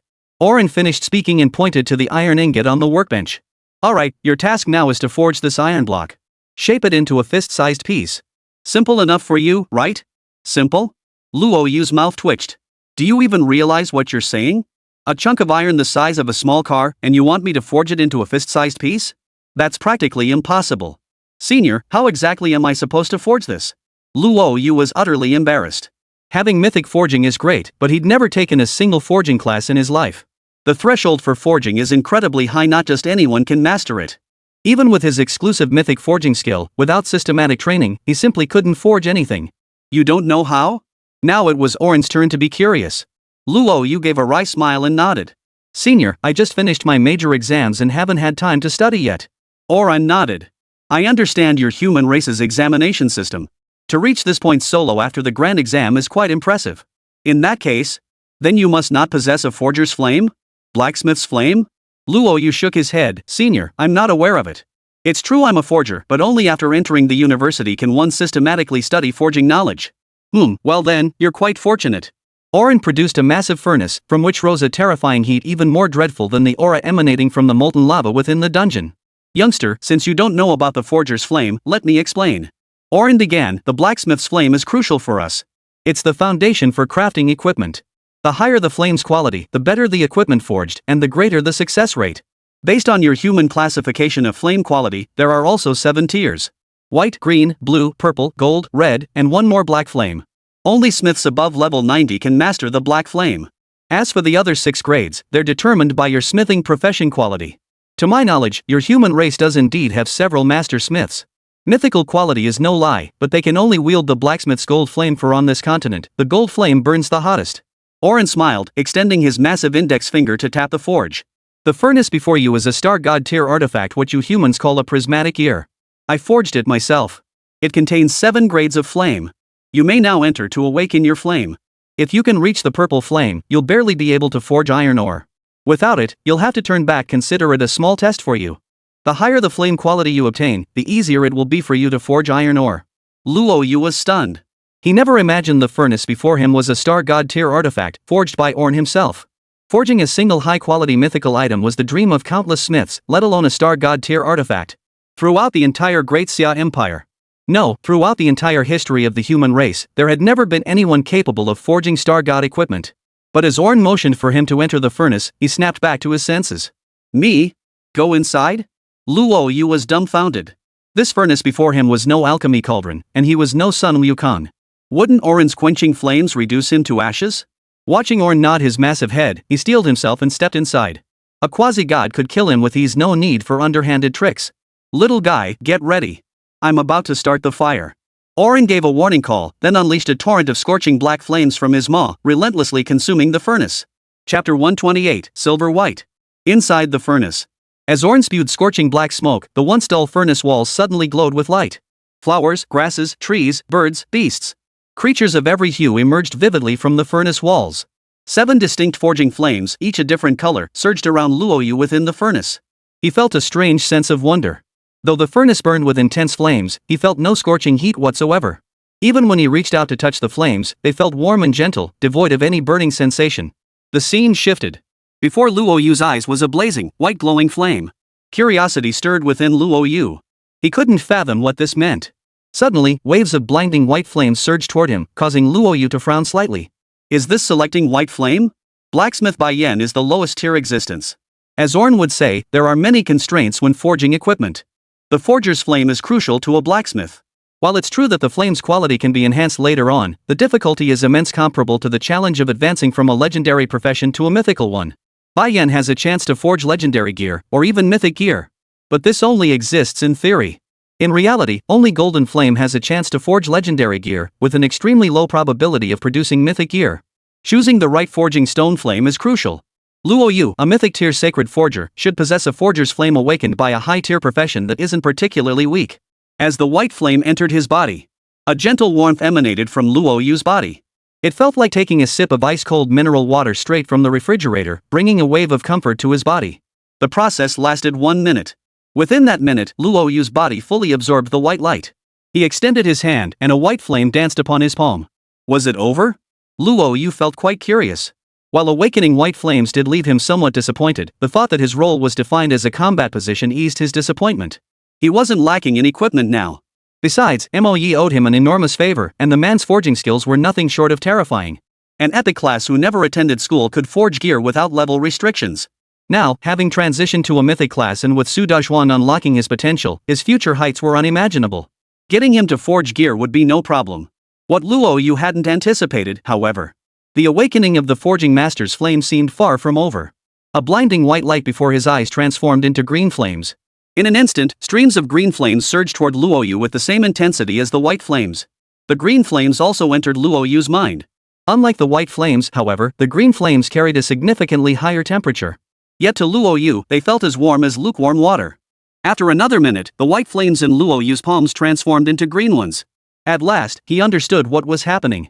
So that's how it was. The forger's flame wasn't an awakening, but a series of trials testing you. Having passed the white and green flames, the next trials would be the blue and purple flames, all the way to the golden and crimson flames. Luo Yu's guess was correct. But starting with the blue flame, his body began to feel scorching hot. Especially the purple flame, it felt like boiling water at 212 F was poured over him. An ordinary person wouldn't have endured it, but he was a professional. Beyond his profession, his body had undergone comprehensive enhancement, allowing him to endure swiftly. Purple flame. Luo Yu's gaze fixed on the flames as they began to shift once more. Golden. Red. Each cluster blazed hotter than the last. Outside the furnace, Oren felt quite curious. Which flame would the youngster receive, the golden or the crimson? I can sense that his blacksmithing skills are quite solid. He should be able to awaken the golden flame. To awaken the golden flame directly is quite impressive. He'll be among the foremost blacksmiths among the human race, capable of forging superior equipment thereafter. Oren murmured softly. As a dazzling white light burst forth from the forge, his heart remained unruffled. Little one, have you begun? Let's see what level you can reach. Oren's gaze fixed on the forge.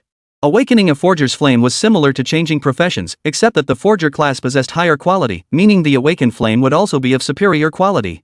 A legendary tier forger profession can awaken at least purple flames, with a small chance of obtaining golden flames. Mythic tier forgers have a high chance of golden flames and a small chance of crimson flames. The perceived strength differences among smiths essentially stem from variations in flame quality. Luo Yu's profession quality was decent, giving him a chance to obtain a crimson flame. Once he became familiar with forging, he would also have a certain probability of crafting star god equipment. However, this is extremely difficult and requires reaching at least level 80. The glow within the forge fluctuated constantly. From white to green, then blue and purple, the transition had been smooth thus far. When it reached the golden glow, Oren sat in place, gazing down at the furnace before him.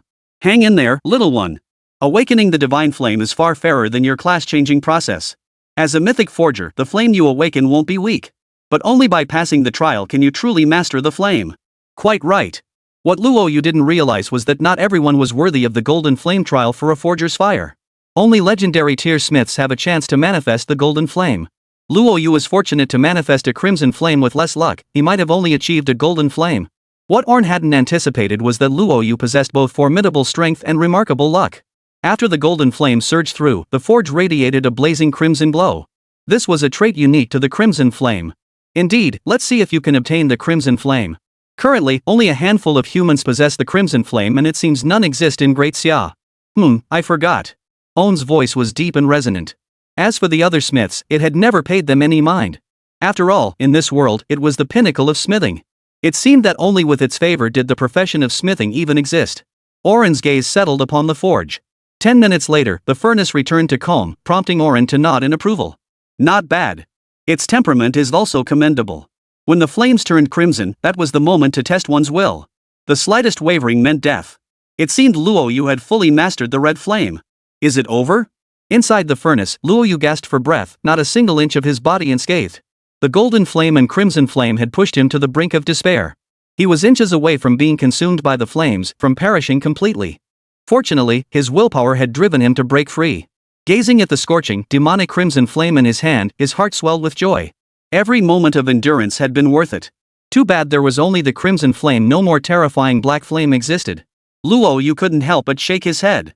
But before he could leave the furnace, the crimson flames before him suddenly blazed with intense heat. The originally scarlet glow transformed into towering silver-white flames. The flames before him were silver-white, distinct from the initial white flames. Its scorching heat far surpassed that of the crimson flames. What on earth was happening? Chapter 129, Ancient Spirit Divine Flame. The silver-white flames surged upward. Its scorching heat far surpassed that of molten lava, as if even the slightest touch could reduce one to ashes. Never mind. The crimson flames above must belong to a powerful forging master. Let's give it a try. If it succeeds, it might prove immensely useful to me. Luo Yu murmured softly. For he sensed that the silvery white flame before him was extraordinary. Even compared to the crimson flame, the energy contained within it far surpassed its counterpart. As the silver-white flames hurtled toward him, even before they struck his body, Luo Yu felt the terrifying heat wave wash over him. In that moment, he was just an ordinary person, no longer a professional.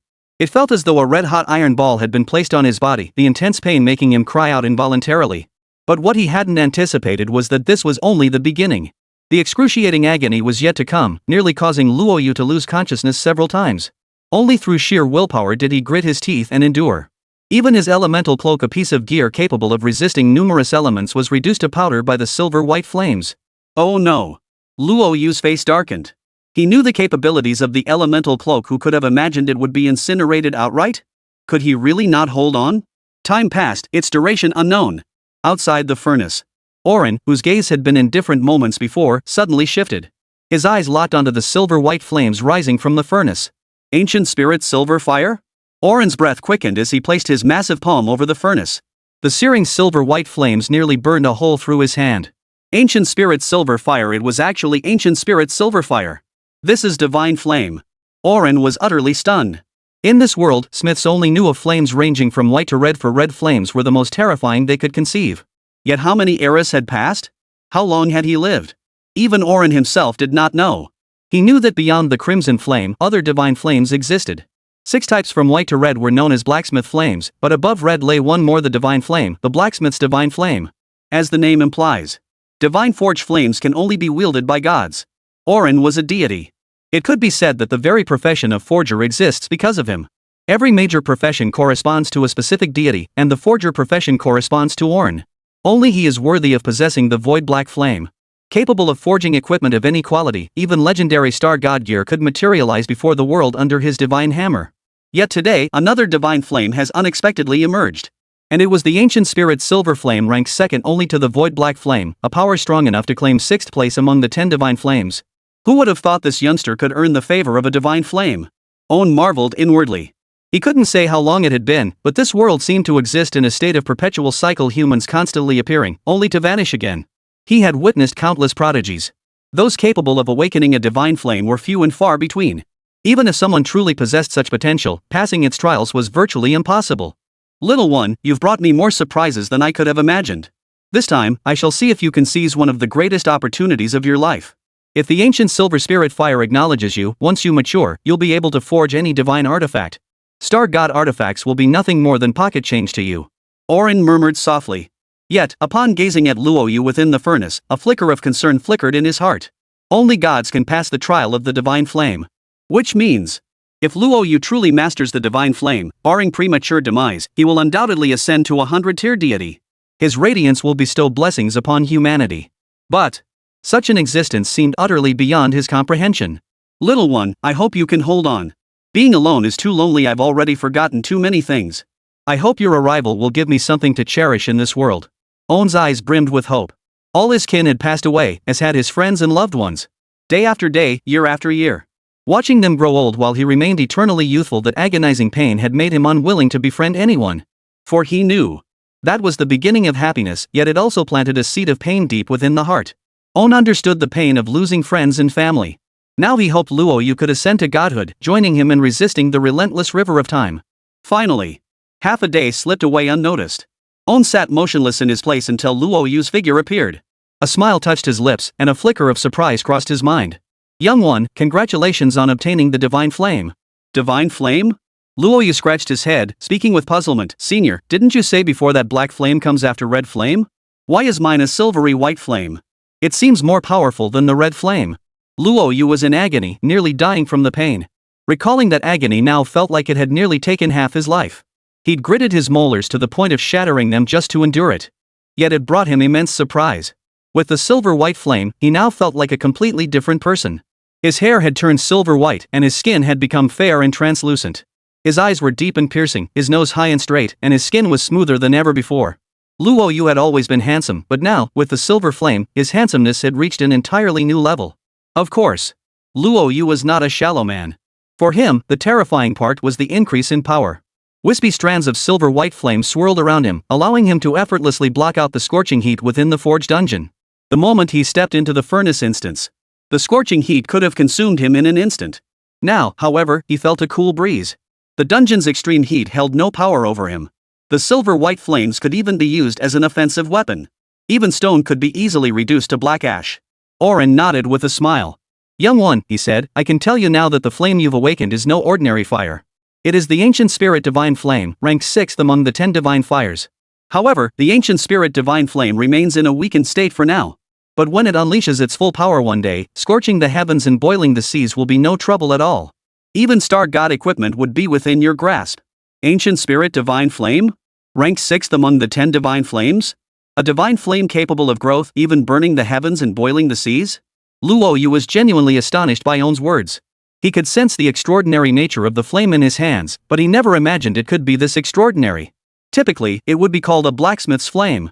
Who would have known his flame was actually a divine flame and one that held considerable prestige on the divine fires ranking? Even if he hadn't known about the divine fire rankings, he understood that anything associated with the divine couldn't be ordinary. As expected.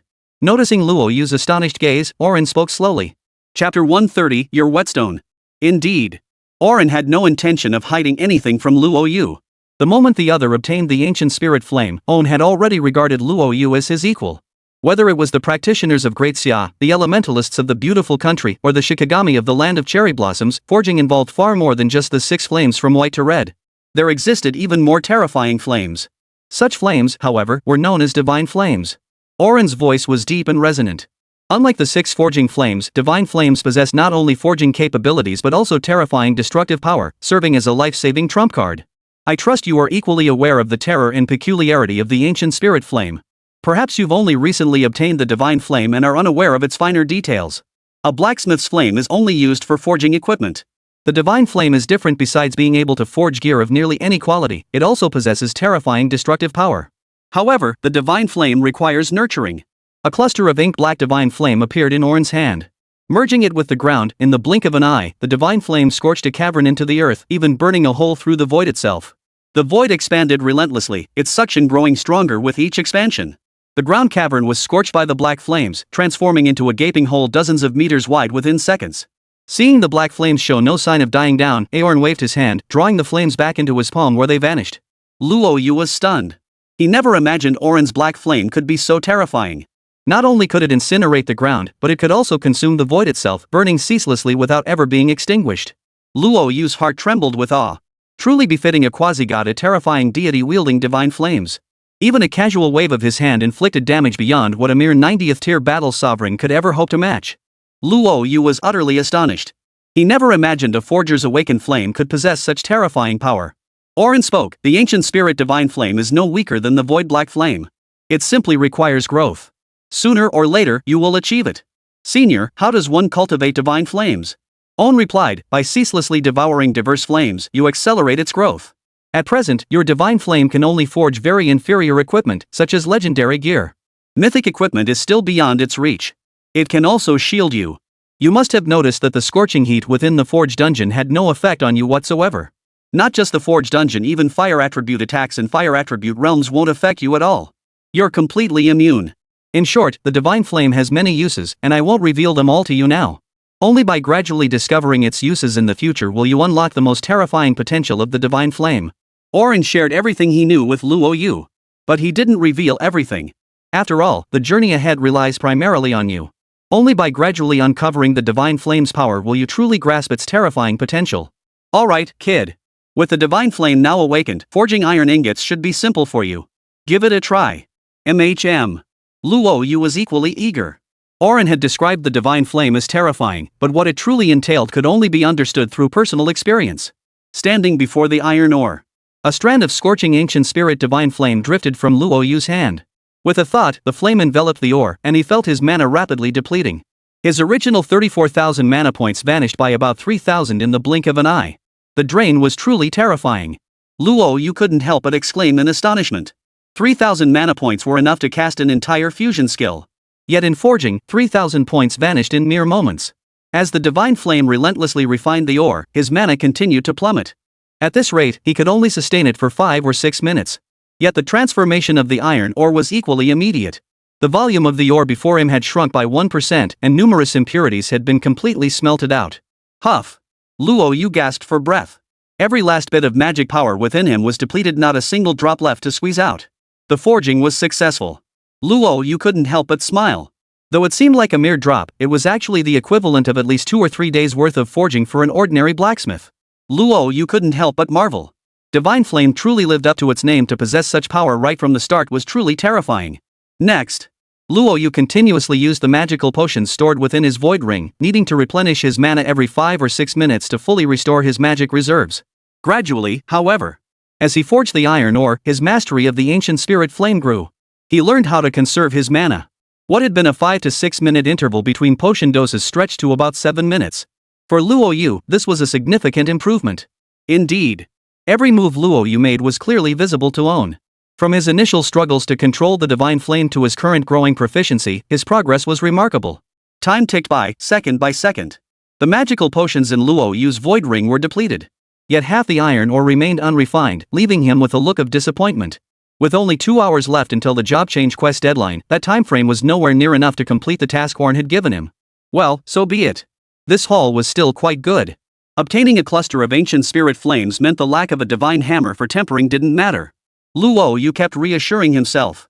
After all, an item that could boost his forging rate by 100% and even permanently increase 2 skill levels by 1, saying he wasn't heartbroken would be a lie. Young man, are you worried about the job change quest? Noticing Luo Yu's distracted state, Oren asked. Luo Yu gave a wry smile and nodded. Yeah. The job change quest only has 2 hours left, but I've used up all the magic potions in my void ring. Restoring full mana takes 3 hours. There's no way I can finish the quest in time. Luo Yu said helplessly, then added, but rest assured, senior. I will fulfill the promise I made to you. I'll forge the iron ore properly before leaving this place. Oren nodded in understanding. Young man, since that's the case, I can't let you work for me for nothing. How about this? I'll count you as having passed the trial. Stay and finish forging the iron ore. As he finished speaking, On's eyes suddenly turned blood red. A figure half his size, identical in appearance and enveloped in black flames, stepped forth. Boss, Forge Demon Orn. Level, 50. HP, 200 million. Magic points, 200 million. Skills, Scorching Roast LV30, Inferno Demon Ram LV30, Inferno Divine Flame LV30. Note, the boss of the Forge Dungeon, capable of commanding scorching flames. Immune to all fire attribute skills and possesses complete dominion over the Forge Dungeon. Little one. You now possess the ancient spirit flame. Let this avatar serve as your whetstone. Oren's voice was rough and deep. Chapter 131, Tempering the Divine Hammer. 200 million HP, huh?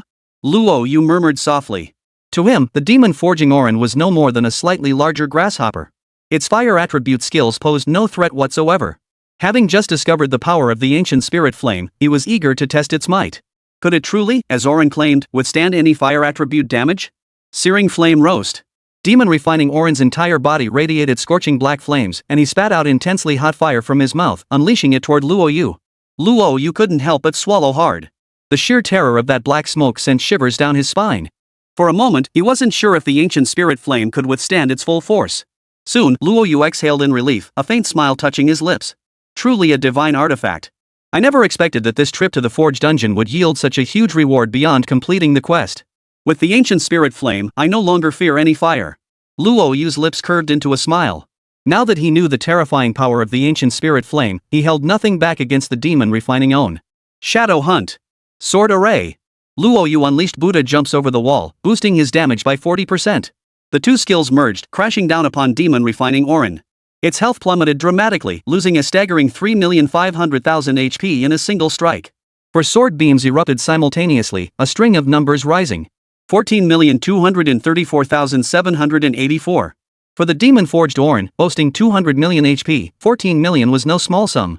He simply couldn't withstand the damage. Facing the Shadow Hunt's execution effect, Demon Forge Orn's health dropped to 70 million, triggering an instant kill. Purgatory Demon Ram. Coldness flickered in Inferno Orn's eyes.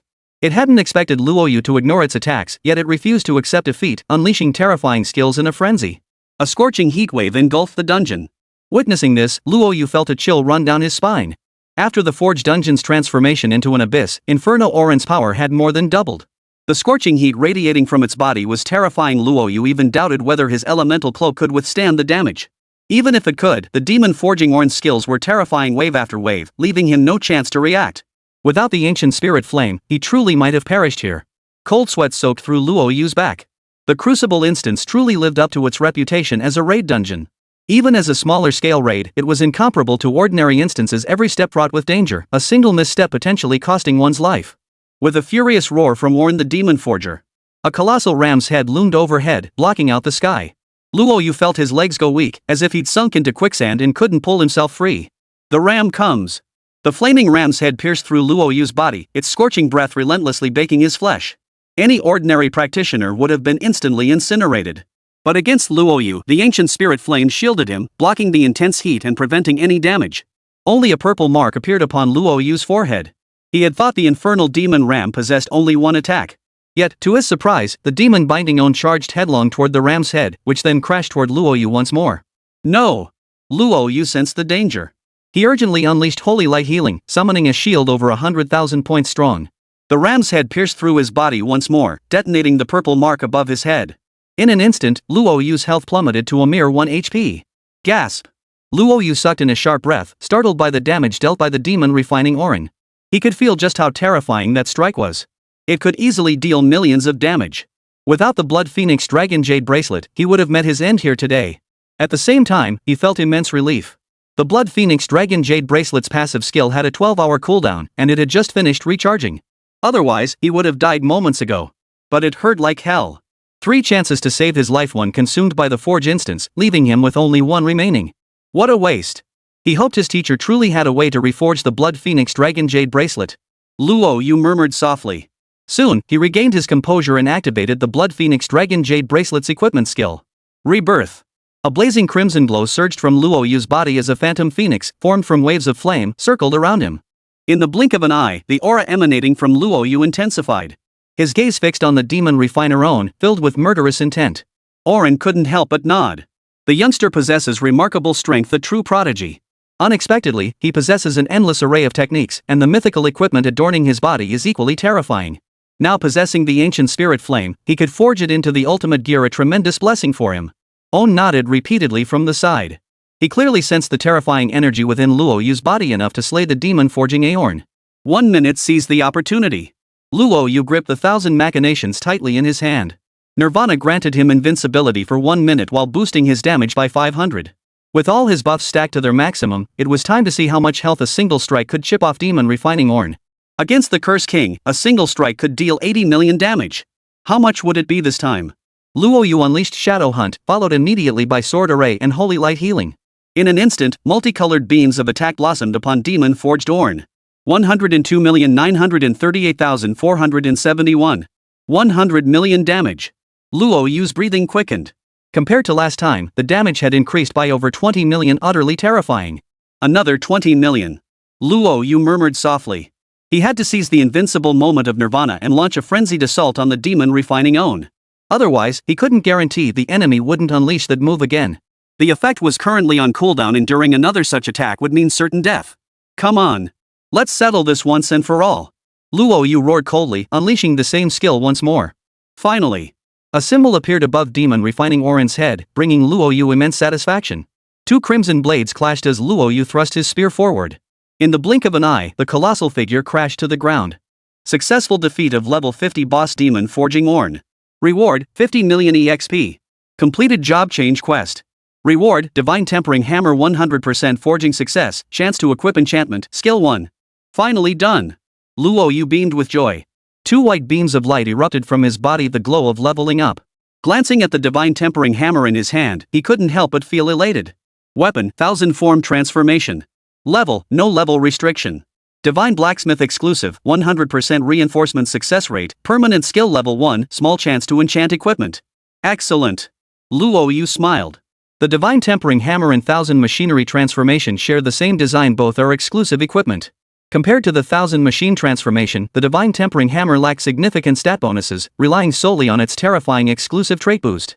Whether it was the 100% enhancement success rate or the permanent +1 skill, these were things every forger dreamed of possessing.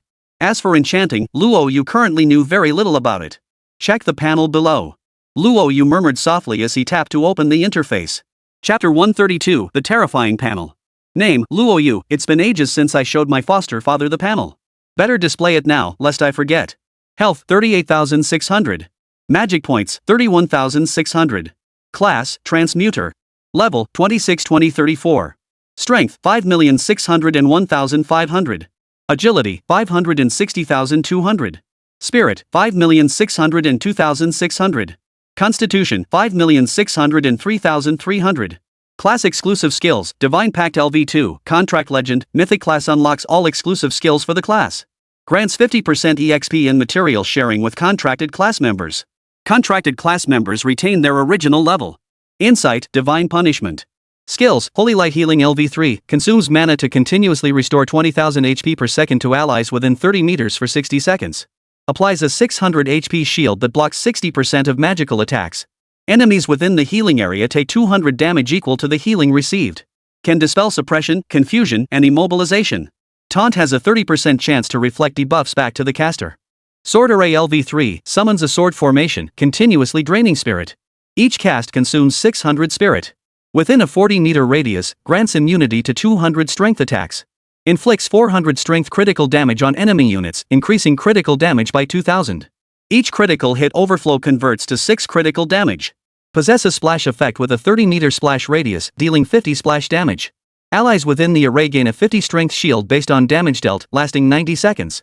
Shadow Hunt LV3 summons 3 shadow clones, each dealing 300 damage. The caster becomes invisible, gaining plus 180 movement speed and plus 400 attack power while stealthed. Backstabs deal 400 critical damage. Excess critical hits up to 1 convert into 4 critical damage. Executes monsters including bosses with health below 35%. The main body is invulnerable while stealthed. Lasts 90 seconds.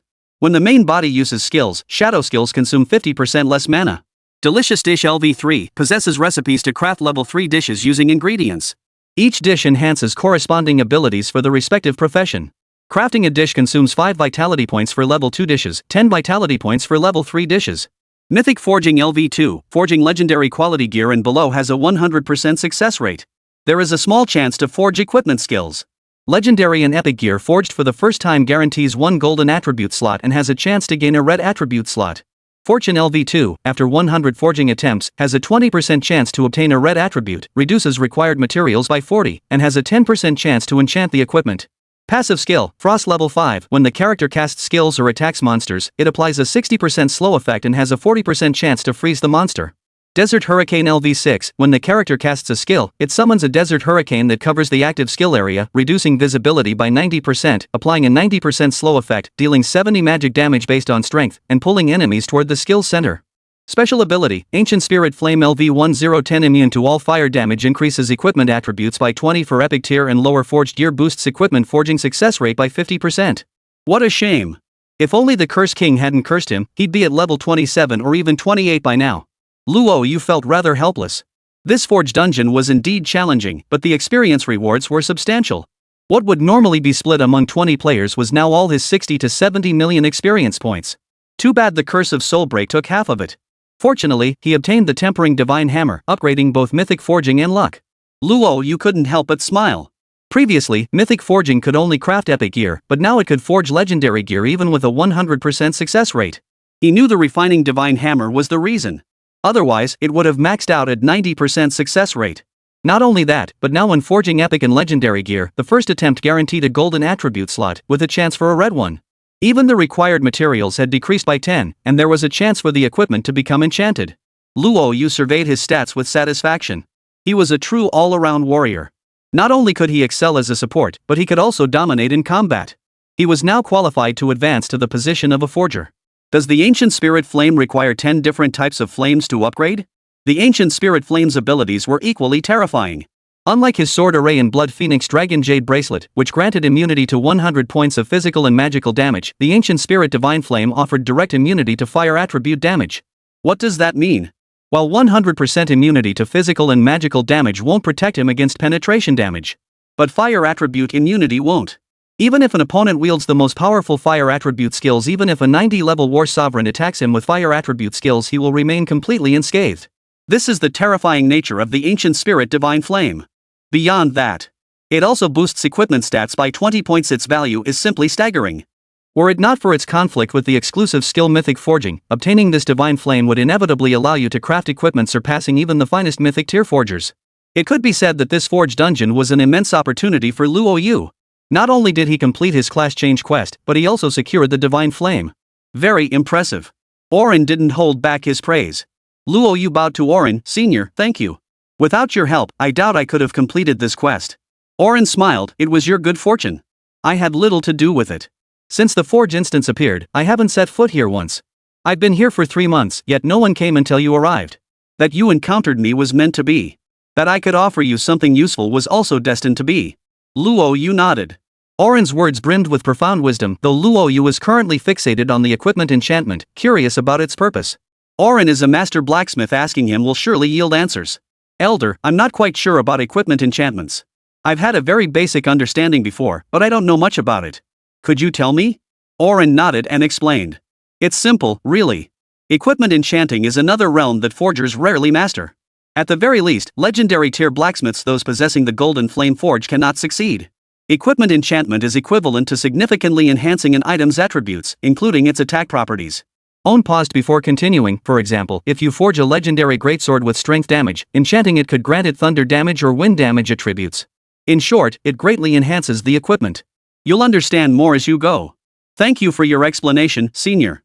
Luo Yu finally grasped what equipment enchantment entailed. For the next few days, he spent helping Orin smelt iron ore. Besides the one before him, there was another one, requiring at least 3 or 4 days to complete. "Young man, once you've finished forging these iron ores, you'll be free to go." "Understood, Senior." Luo Yu didn't slack off. He sensed that Orin had tasked him with forging the iron ore solely to help him master the Ancient Spirit Flame as quickly as possible. The Ancient Spirit Divine Flame was unlike the flames wielded by ordinary smiths. It was exceedingly difficult to master. During the forging process, Owen constantly imparted insights for Luo Yu to absorb. For Luo Yu, this was an invaluable opportunity he absolutely had to seize. What Luo Yu didn't know was that chaos had already erupted outside. Chapter 133, Long Zhan Tian's Despair. Outside the instance. Long Zhan Tian's eyes glowed crimson, bloodshot veins crisscrossing his irises. 3 days. Long Zhan Tian hadn't closed his eyes once. Had his gaze possessed physical force, it would have long since blazed a gaping hole through the furnace dungeon. Yet despite 3 days of staring, the forge dungeon showed no change, only the black mist grew thicker. Long Lao, it's been 3 days already." Behind him, Han Su was having a rough time too. His body trembled slightly. He never imagined that the one who entered the Crucible instance would be Long Zhan Tian's student, a student he held in such high regard. 3 days had passed since Luo Yu entered. At first, Long Zhan Tian's face still showed some expression. Even if it was anger or restlessness, at least he could gauge Long Zhan Tian's emotions. But since yesterday, Long Zhan Tian had remained utterly silent. No one's attempts to dissuade him had worked, not even Shirfiru's repeated phone calls had managed to comfort him in the slightest. Everyone knew that in Long Zhan Tian's eyes, Shirfiru was like his own granddaughter. Even with her soul shattered, she still held considerable influence. At the very least, her intervention could sway Long Zhan Tian on certain matters. But they had severely underestimated Luo Yu's standing in Long Zhan Tian's heart. Ever since the dungeon turned into an abyss, Long Zhan Tian's mood had been off, and his current silence left them utterly at a loss. 3 days already? Long Zhan Tian's voice was hoarse, flat, and devoid of any emotion. Han Su exchanged a glance with Wang Tianhai, swallowed hard, and managed to say, "Old Long, we should go back." Luo Yu should. Before Han Su could finish, a terrifying aura erupted from Long Zhan Tian, engulfing him. He spun violently, fixing Han Su with a piercing stare. "Shut your mouth. Even if you die, Xiao Yu will be fine." Not just a furnace instance, even if he encountered the Curse King in the dungeon, he could slay its avatar. During the grand exam, facing 2 Abyss Dukes, he still emerged unscathed. A mere small raid instance? How could it possibly hold him back? Impossible. Absolutely impossible. Long Zhan Tian roared in fury.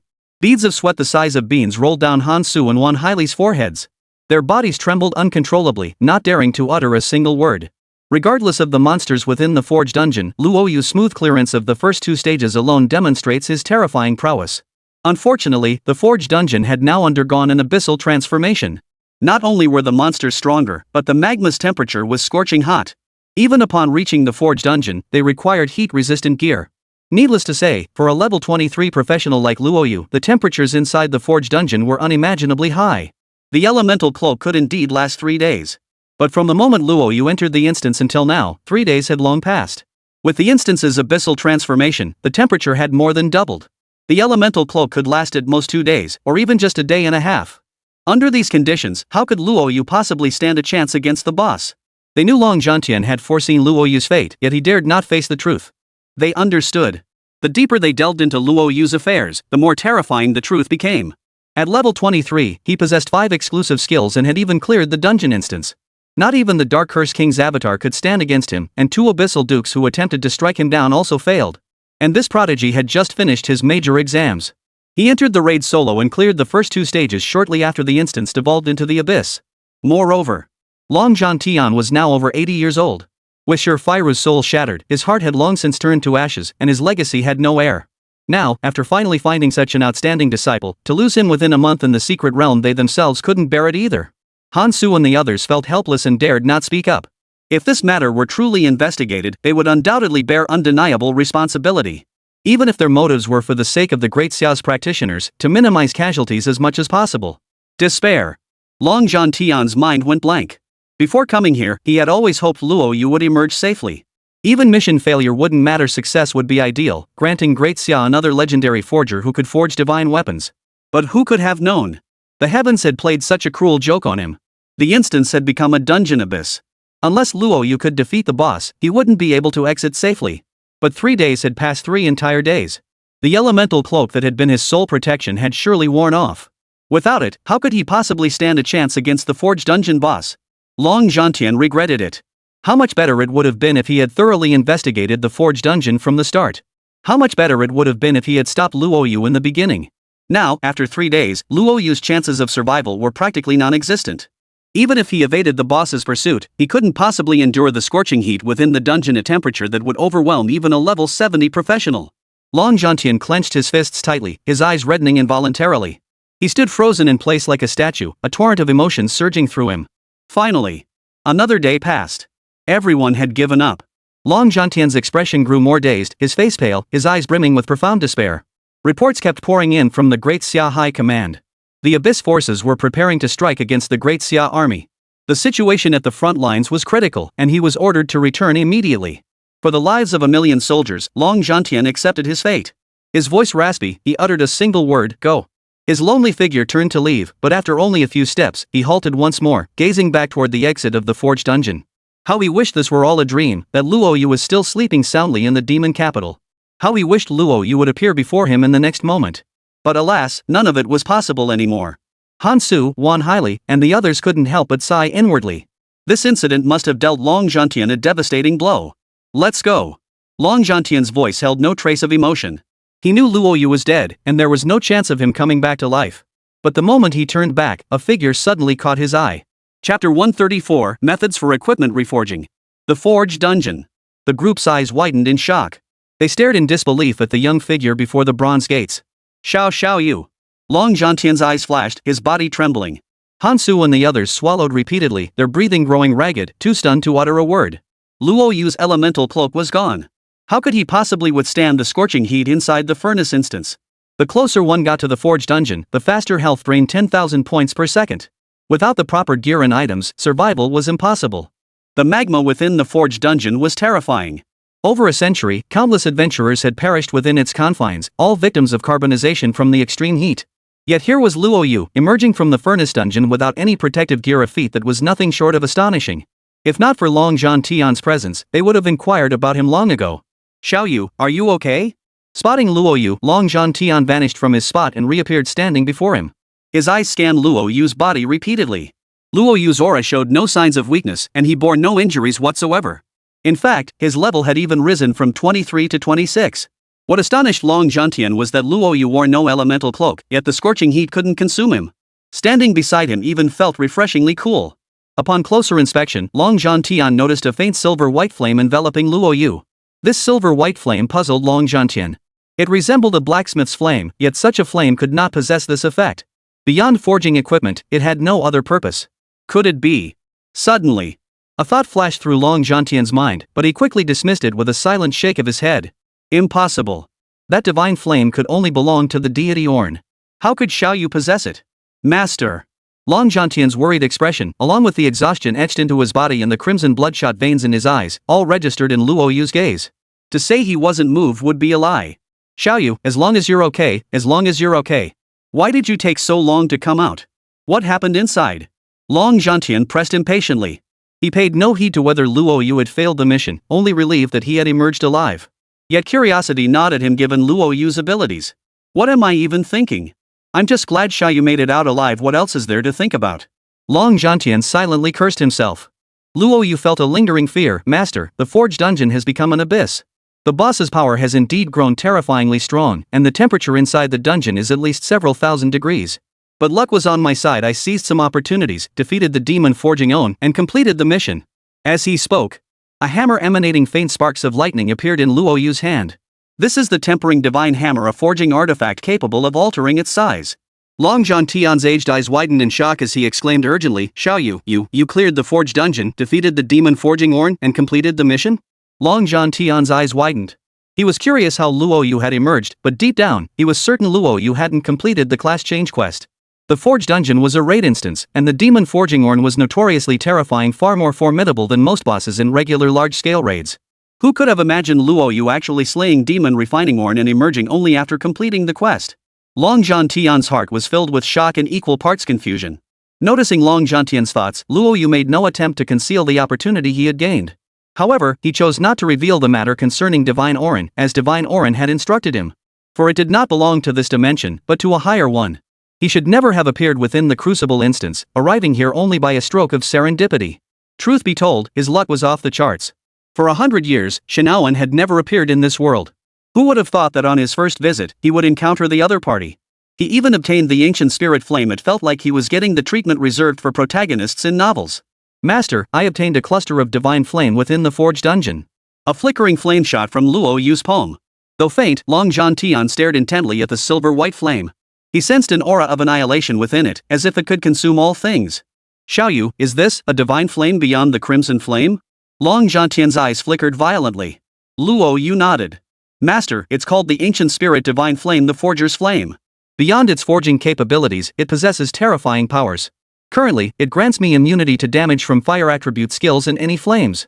But its current level is too low, so its effects are limited. Luo Yu sighed helplessly. He still didn't know what kind of flame could be used to upgrade the ancient spirit divine flame.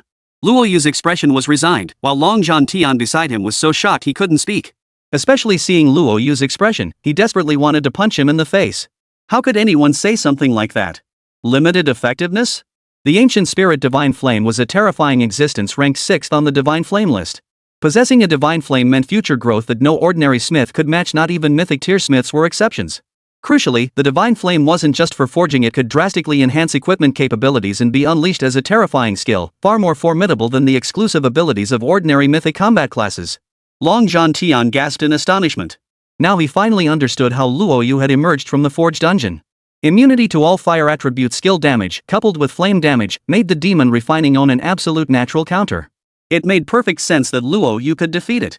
Long Zhantian wasn't a fool. He understood that Luo Yu was undoubtedly withholding information from him, such as the origin of the ancient spirit flame. He also understood that Luo Yu wasn't withholding information out of distrust. After all, if he didn't want to talk about the ancient spirit flame, he could simply keep quiet. It was definitely because certain factors prevented him from revealing it. Xiaoyu, you must never let anyone know about your divine flame. If anyone asks, just say it's a fire attribute skill. Got it? Yes, I understand, Master.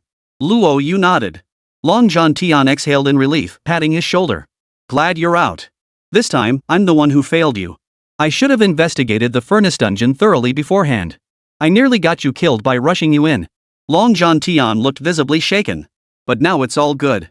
Not only did Luo Yu complete his job change quest, he also obtained the divine flame coveted by countless smiths and leveled up 3 times in a row. Talk about hitting the jackpot. Master, this was my own choice. It has nothing to do with you. Besides, you have so many responsibilities to manage. It's only natural to make mistakes sometimes. Luo Yu couldn't help but offer comfort. Long Zhantian gave a slight nod. Luo Yu's words of reassurance had indeed been effective. Oh, right, master. What method did you mention for reforging equipment that could reset the Blood Phoenix Dragon Jade Bracelet's properties? This Blood Phoenix Dragon Jade Bracelet saved my life twice. It originally had 3 uses to resist fatal blows, but now it only has 1 left. Luo Yu felt a pang of regret.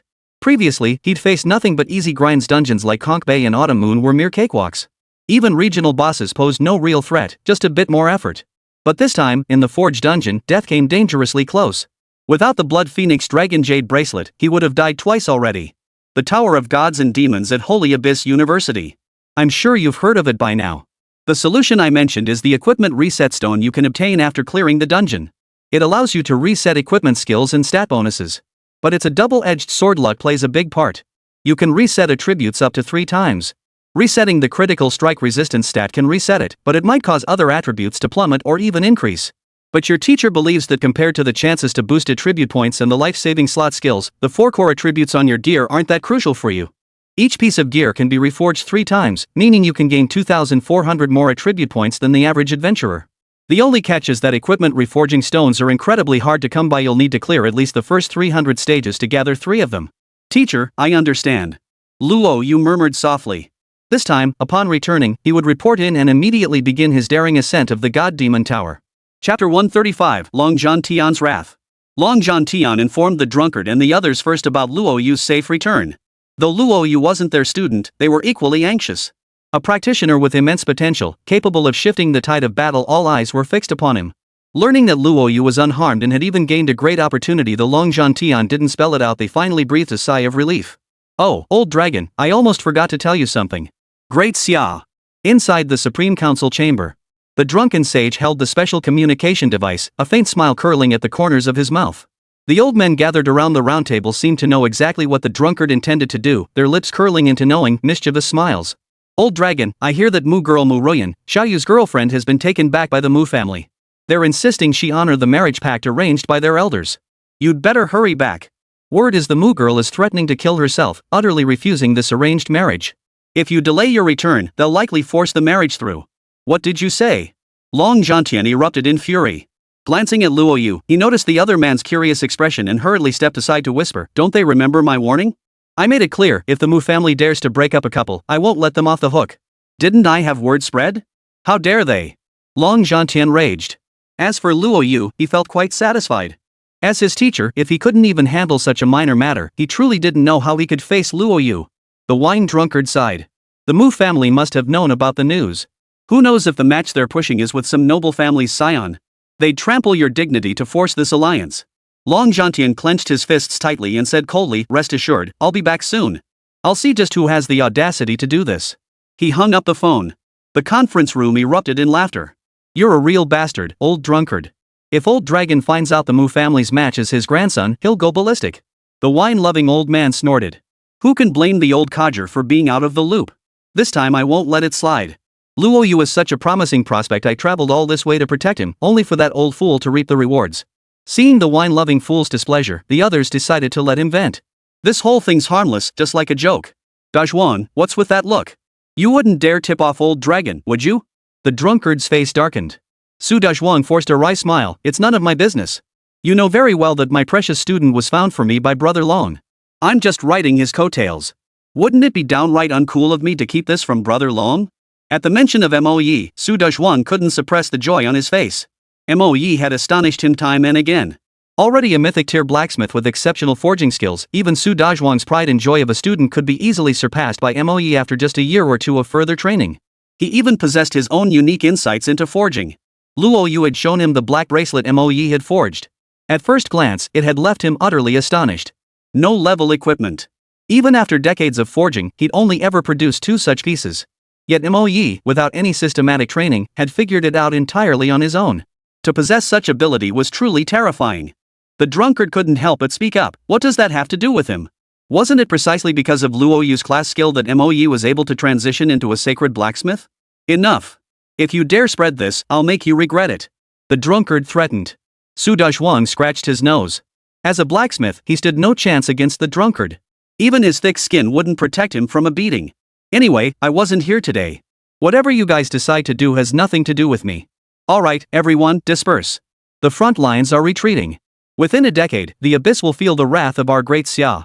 Next, the 4 great academies will hold their new student competitions. But the most crucial matter is the secret realm on Fish Island. It's been growing increasingly restless lately, and the fire-breathing deer is highly likely to appear. This is crucial for us. We'd better make preparations in advance. Front lines. Long Zhantian's face was twisted with fury. He cursed the Mu family in his heart, silently calling them spineless cowards. To sacrifice their daughter's happiness for family interests utterly shameless. And that family allied with the Mu clan. He had long instructed the wine drunkard to keep an eye on them, but the man had droned on, refusing to reveal which family it was. He had long harbored resentment toward the family allied with the Mu clan. Whoever you are, you'd better behave yourselves. Otherwise, I won't hesitate to send every last one of you to the front lines to learn the ways of war. Long Zhantian's face was cold as ice. Luo Yu's energy was solely focused on strengthening his power. He would certainly handle all other matters efficiently. Besides, Luo Yu wasn't some tyrant like Huang Shirun, abducting women and bullying men. They were 2 people who loved each other, torn apart by family circumstances. As his teacher, I'd certainly stand up for him. You'd better know your place. If you truly anger me, just wait and see how I deal with you. Long Zhantian had already devised countless ways to deal with them, over 1,000, in fact. Any one of them could turn the Mu family's world upside down. Teacher, what's going on? Luo Yu looked curious.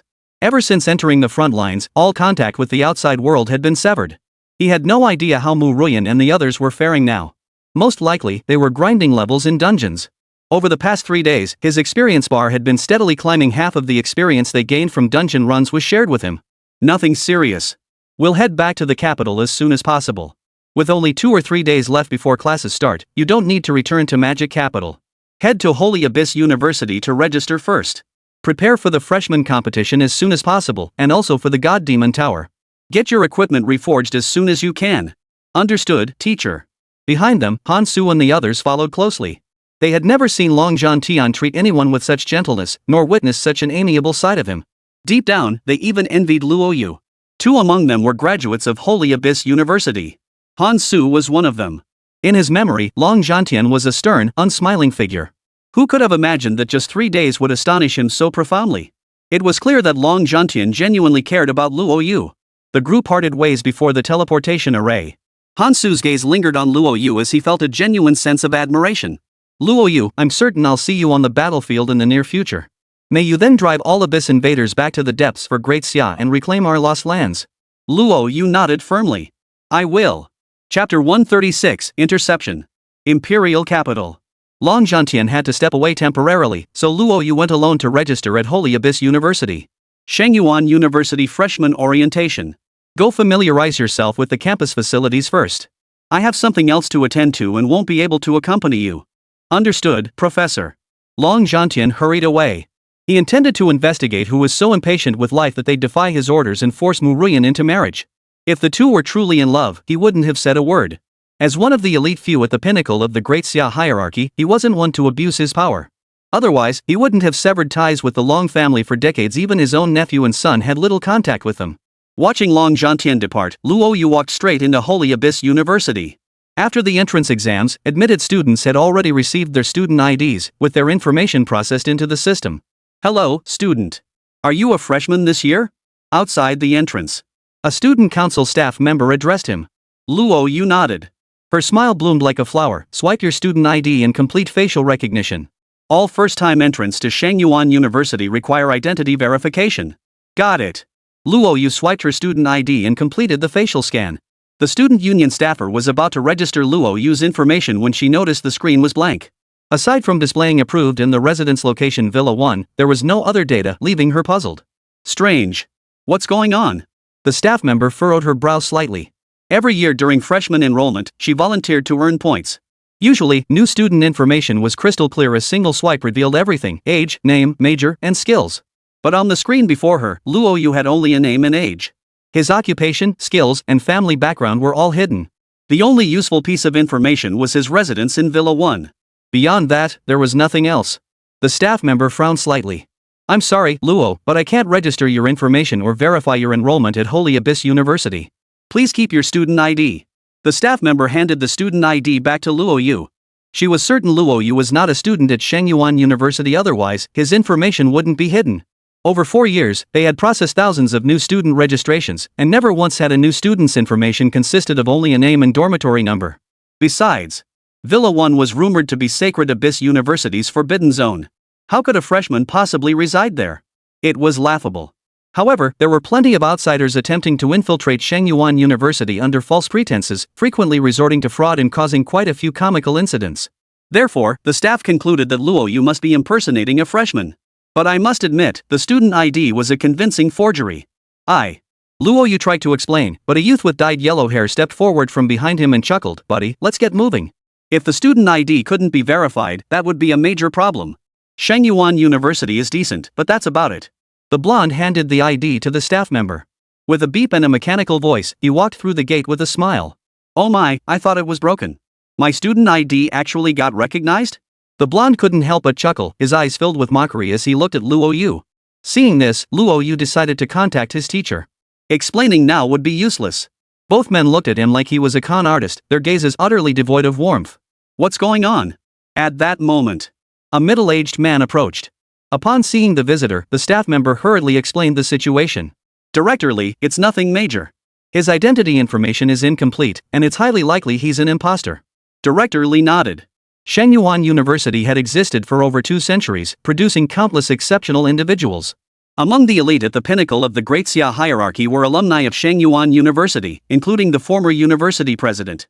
However, Shangyuan University operates under a closed-off management system, prohibiting ordinary people from entering. Consequently, many practitioners frequently attempt to deceive their way in, desperate to catch a glimpse of the university's appearance. They'd seen it all too often. Director Lee nodded and strode toward the exit. After a few steps, his peripheral vision caught the screen. He walked a few more steps before abruptly halting. Luo Yu? Director Lee's eyes widened. The staff member had been secretly gloating about catching a fraudster outside the campus, but now Director Lee hurried back, pulling up Luo Yu's information. Luo Yu, 18 years old. Dormitory 1. Director Lee's breathing quickened while the staff looked on in confusion. "Director Lee, what's going on? He must be an imposter. Dormitory 1 is off limits at Shangyuan University, everyone knows that. How could he possibly live there? Besides, his profession and skills aren't listed, he's definitely an imposter." "That's right, sir. Shangyuan University is a haven for professionals. We encounter plenty of them every year." The blonde-haired man couldn't help but speak up. Director Lee paid no attention to the two, his lips moving as he kept murmuring Luo Yu's name. Luo Yu. Dormitory 1, Dormitory 1. That's it must be the top scholar from Magic City. Director Lee's eyes flashed with excitement as he hurried after Luo Yu. "Are you kidding me?" This guy's achievements were nothing short of legendary. The 4 major universities fought tooth and nail over him, but in the end, it was President Long who recruited him, allowing Shangyuan University to secure him. He still remembered that day of admission. Seeing Luo Yu's data had left him speechless. How could he have been so blind as to reject Luo Yu? If Principal Long ever found out, he'd be in big trouble. "Mr. Luo, wait. Mr. Luo, wait." Fortunately, Luo Yu hadn't gone far. Director Lee hurried after him, his expression fawning. "Mr. Luo, may I ask, are you the top student in the city, a pupil of Principal Long?" Luo Yu nodded. "That's correct. There seems to be an issue with my student ID, so I can't enter the school. I was planning to have a teacher escort me inside." Director Lee hastily waved his hands. No need. Student Luo, you may not be aware that your information is classified as top secret at Shangyuan University. Only a select few, including President Long, are authorized to know your details. Please don't hold it against us, Luo. Our staff are simply following protocol. While it's true that information on exceptionally gifted students is shielded, most cases require the teacher to personally verify it. Since you came alone today, our staff couldn't have anticipated this. We hope you understand. Are you kidding me? Having Long Zhantian personally handle such a minor matter? I doubt anyone at Holy Abyss University could bear the weight of that. He hurriedly offered this explanation, hoping Luo Yu would see reason. Luo Yu smiled. "I understand. So can I go in now?" Sure. I'll escort you there now, Luo. After all, Dormitory 1 is quite famous at Shangyuan University. Without proper authorization, it'd be tough to gain access. Then I'll leave it to you, Professor. Luo Yu breathed a sigh of relief. At last, he could enter. Guided by Li Mingrui, Luo Yu encountered no further obstacles as they headed straight for Villa number 1. Seeing this scene, the staff and the blonde-haired guy looked utterly astonished. The blonde-haired man, however, was unaware of Li Mingrui's identity. His shock stemmed solely from the fact that Luo Yu was genuinely a new student, not an imposter. The staff member was different. Li Mingrui was the director of admissions at Holy Abyss University. Usually cold and aloof, he now shed his usual stern demeanor when interacting with Luo Yu, becoming exceptionally gentle. What surprised her even more was that Li Mingrui had instructed her not to disclose any information about Luo Yu and had personally escorted him to Villa Number 1. The staff member couldn't help but swallow hard. She knew Luo Yu must be a freshman, and not just any freshman, but the kind of prodigy among prodigies who could command Li Mingrui's utmost respect.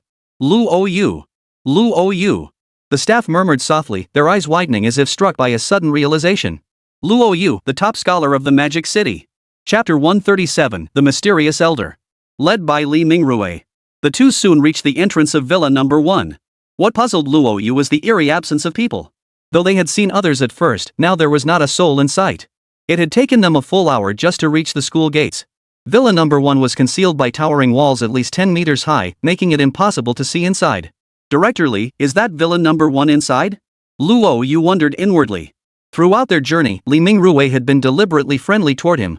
He learned that Luo Yu was the director of admissions and had seen the dormitories where ordinary practitioners lived identical to university dorms on Earth. But the Villa Number 1 before him now radiated an eerie aura. Li Mingrui's voice grew solemn. Luo Yu, Villa Number 1 is no ordinary place. Throughout history, only a handful have ever resided there. Yet those who dwell within possess terrifying power. Conversely, those without formidable power would find residence in Villa Number 1 a dead end. But those who endure will find boundless potential. Li Mingrui glanced at Luo Yu and said, "Go inside. I can only take you this far. There's a dorm supervisor inside. If you have any questions, just ask him." Luo Yu nodded, swiped his student ID through the access gate, and strode inside. Luo Yu. Li Mingrui called after him, clearing his throat to remind him, "Don't get too worked up in there. Keep your cool. Calm is best." Calm and composed? Luo Yu didn't understand what Li Mingrui meant, but he responded and stepped inside the villa. Well, a rare visitor. The front door swung open.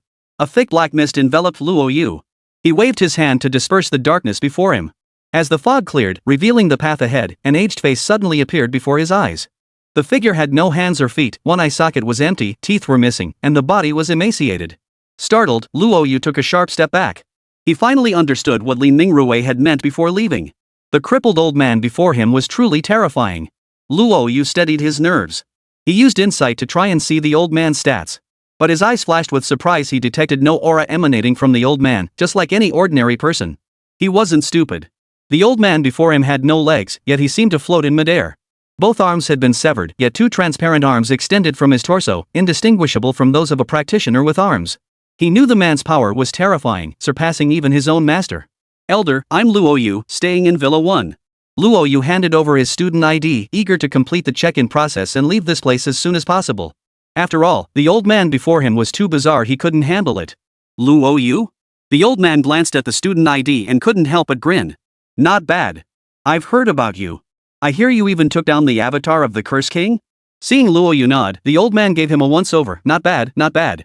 To reach level 26 just after the semester started, truly a prodigy.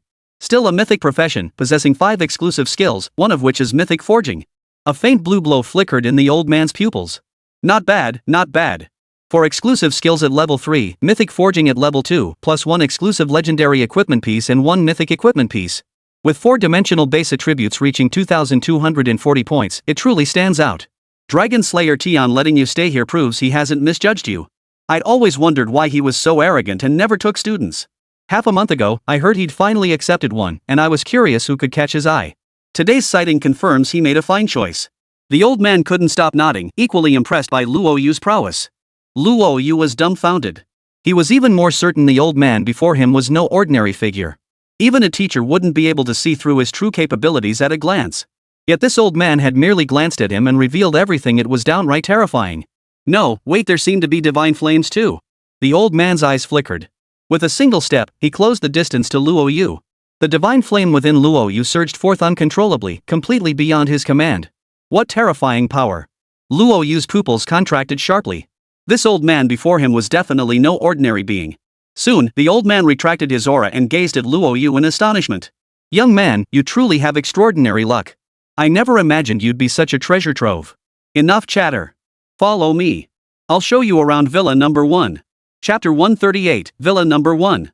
Villa number 1 didn't differ much from ordinary villas. It was a 5-story building. But inside each floor, there's a hole emitting a purple glow, with thick purple mist billowing out. Little one, you've seen enough of Villa number 1. Living here isn't cheap, it costs 100,000 points per month. Please pay the points first. The old man pulled out a POS machine, ready to swipe the student ID. 100,000 points. Luo Yu was utterly stunned. 100,000 points? That's more than 90% of St. Abyss University students could earn in 4 years. And they want that much for a single month's rent? Aren't better schools supposed to be cheaper? 100,000 points? That's worth at least hundreds of millions in magic crystals, and no one could even sell that much. How about it? Pretty cheap, huh? The old man grinned, revealing his broken teeth. A trickle of blood flowed from his empty eye sockets, an utterly terrifying sight. Elder, I'll stick with the 1,000-point private villa for the month. Luo Yu hurriedly interjected. Villa 1 felt like a haunted house, thick black mist permeating every corner. Combined with the old man standing before him, it truly felt like stepping into the gates of hell. He wasn't a sucker, how could he possibly afford 100,000 points a month? Most importantly, it had to be worth it. Villa 1 looked uninhabitable, but otherwise it was indistinguishable from regular dorms. Why spend 100,000 points on a haunted house experience when you could go straight to an escape room? Kid, you really have no idea. Villa 1 isn't just for anyone to stay in.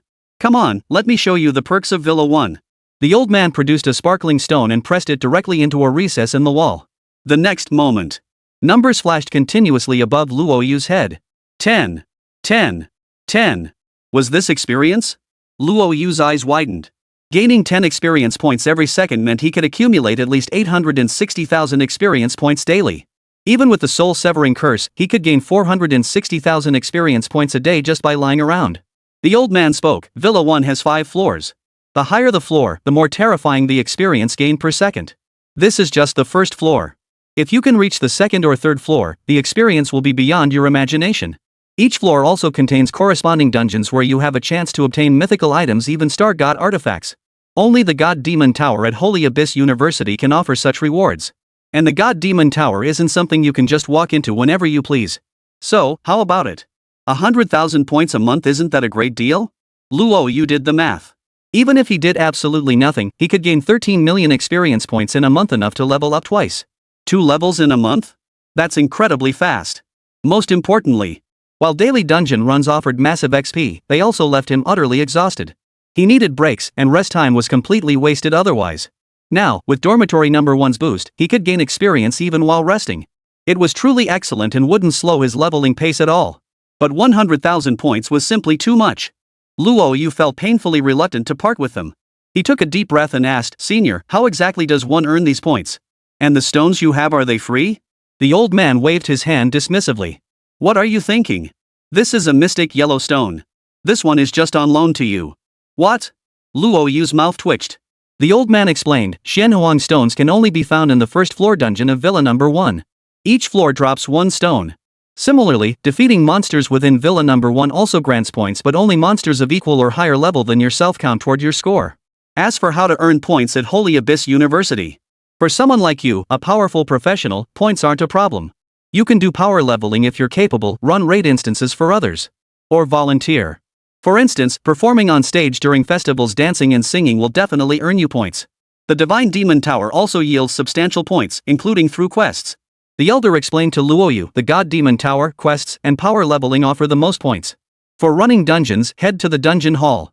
But your strength will be reviewed. You need to be among the top 10 performers for the dungeon you're running. After all, a raid instance has a cooldown of half a month, or even a full month. Missing one run would cause massive losses for everyone else. The elder looked at Luo Yu and chuckled. "Don't worry, kid. With your strength, do you really need to worry about not having enough points? Start with a month's worth. Come the newcomer tournament, you'll surely take first place and rake in a ton of points. What's there to lose? Alright, let's do it." Luo Yu gritted his teeth. Points are precious, but their value lies in what they can buy. Just like money, it's only real money when you can spend it. 43,000 experience points a day? That's experience earned while lying down. No hesitation here. Not bad, you know your stuff. The old man withdrew 100,000 points. Seeing the remaining 30,000 points, he muttered to himself, "If only I'd asked for 130,000. Luo Yu's face twitched. Why did the old man's gaze make him feel like the ultimate sucker? Alright, registration complete. You may move in now. But make sure to save up next month's points quickly. Villa 1's first floor requires 100,000 points monthly. Higher floors demand more points, and their dungeon and experience bonuses far surpass the first floors. Alright, I'll be going now. As the old man prepared to leave, Luo Yu hurriedly called out, Elder, I don't know your surname. How should I address you? Only he and the old man lived in Villa 1, so they'd inevitably cross paths often. Just call me Ghost Old Man. I know Ghost Old Man. After Ghost Old Man departed, Luo Yu gazed at the cave before him, now glowing with purple light. With a flicker of thought, he stepped forward. Warning, this is a highly dangerous instance. Proceed? Enter. Luo Yu hesitated not a moment. He didn't even glance back at his bedroom, intending to first gauge the instance's difficulty. After all, the Xianhuang stones would all be obtained from this instance. Everything went black. When Luo Yu opened his eyes again, he found himself in an endless grassland. Similar to the Grand Examination's secret realm. Only the monsters in the distance were several times more powerful than those in the Grand Examination. Note, you can only challenge 10 levels per day. Rewards will be distributed promptly at midnight the following day. Challenge limits? Luo Yu was puzzled, but quickly dismissed the thought as his gaze fixed on the monster in the distance. Monster Ironclad Bear. Level 25. HP 100,000. Magic points 100,000. Skills Bear Charge LV10, Tear LV10, Berserk LV10. Ironclad Bear. Luo Yu glanced at it. The difficulty wasn't too high. There were roughly 50 ironclad bears in total. The leader was an elite ironclad bear, level 27 with 300,000 HP, no different from a minor monster to Luo Yu. Shadow Hunt and Sword Array had become his standard setup for dispatching monsters. In the blink of an eye, Sword Arrays enveloped the ironclad bears, instantly clearing the battlefield. Successful kill, Ironclad Bear. Experience, 20,000. Successful kill, Ironclad Bear, EXP 20,000. Successful kill of Elite Ironclad Bear, EXP 100,000, points 10. 10 points. Luo Yu couldn't help but smile. A level 27 monster yielded 10 points. Higher level ones would surely grant more. Just as expected. After clearing the first wave of monsters, the second wave consisted entirely of monsters level 26 and above. This meant that according to the point system, Luo Yu would earn points for every monster he defeated. Monster Demon Claw Frog. Level 26. HP 80,000. Magic points 80,000. Skills Venom Spray LV10, Toxic Breath LV10, Leap LV10. This time, Luo Yu didn't unleash Shadow Hunt. Instead, he charged straight into their midst, releasing his Sword Array. Blades of Light instantly mowed them down. Successful kill Demon Claw Frog. Experience 50,000. Points 10. Successful kill of Demon Claw Frog, experience 50,000, points 10. Successful kill Elite Claw Frog. Experience 50,000. Points 20. In just a few seconds, Luo Yu cleared all the monsters in the second stage, bringing his points to 520. At this rate of accumulation, he was certain to reach next month's accommodation points requirement. Meanwhile, after Luo Yu entered the instance, Ghost Elder's other eyeball vanished, observing everything unfolding within. Impressive. Truly formidable. Ghost Elder nodded approvingly. His gaze then shifted to avoid, cultivate him well. Once this child matures, he will undoubtedly become a major asset to Great Xia. By then, someone like Izanami will be nothing more than a slightly larger insect. Understood, Ghost Elder. Long Zhantian appeared in the villa, and the Ghost Elder's anger had clearly dissipated. After all, the drunkard had recklessly abandoned the first line of defense, which had enraged Ghost Elder. But witnessing Luo Yu's prowess now had clearly soothed his anger. But Ghost Elder. Isn't 100,000 points a bit excessive? Long Zhantian's mouth twitched. 100,000 points. How many students at Holy Abyss University could ever accumulate that much in their entire lives? Ghost Elder sneered coldly. Don't you know your student's strength? 100,000 points is practically nothing. I should have asked for 17 or 18,000. The dungeon monsters in the villa drop massive points, and with leveling services and such, a month's rent could be covered in less than 10 days. What's there to worry about? Ghost Elder spoke bluntly. He paused briefly before adding in a deep voice, the fire-breathing deer is crucial both for Su Dazhuang and for Luo Yu. His divine flame required a special type of flame to upgrade, and as a world boss, the fire-breathing deer's flame intensity was undoubtedly sufficient. It would also serve as a warning to the land of cherry blossoms. Chapter 139, Trouble. The two discussed matters at length. Before Ghost Old Man, Long Zhantian seemed like a junior. If Luo Yu had witnessed their conversation, he would have been utterly shocked. After all, Long Zhantian was the strongest member of the National Assembly's 5-person group, wielding immense power.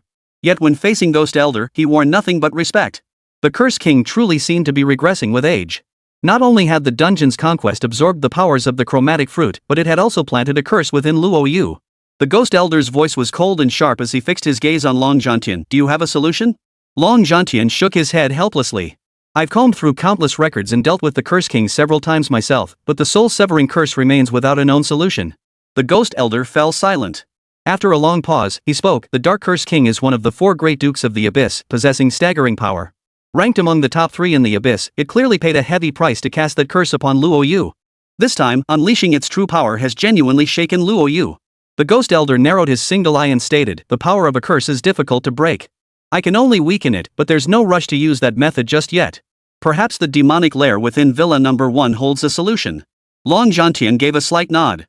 The Ghost Elder's eyes were empty sockets, yet a single eye at the cave's entrance never ceased to watch Luo Yu within the dungeon. Luo Yu possessed immense strength and potential. For a hidden class to possess such terrifying abilities is truly remarkable. What are your plans for Luo Yu's advancement? Clearly, Ghost Elder cared deeply about Luo Yu, otherwise, he wouldn't have inquired about such matters. Long Zhantian didn't hide anything from Ghost Elder. The newcomer competition will commence soon, followed by the God Demon Tower and the upcoming Fish Island instance. I have no specific plans for Xiao Yu. He doesn't need any. Let things unfold naturally. As his teacher, my role is simply to correct his mistakes and offer guidance during his leveling process. Ghost Elder nodded in agreement. Indeed, excessive constraints severely limit his potential. It's best to let him grow on his own. These 4 years at Holy Abyss University will surely leave an indelible mark on him.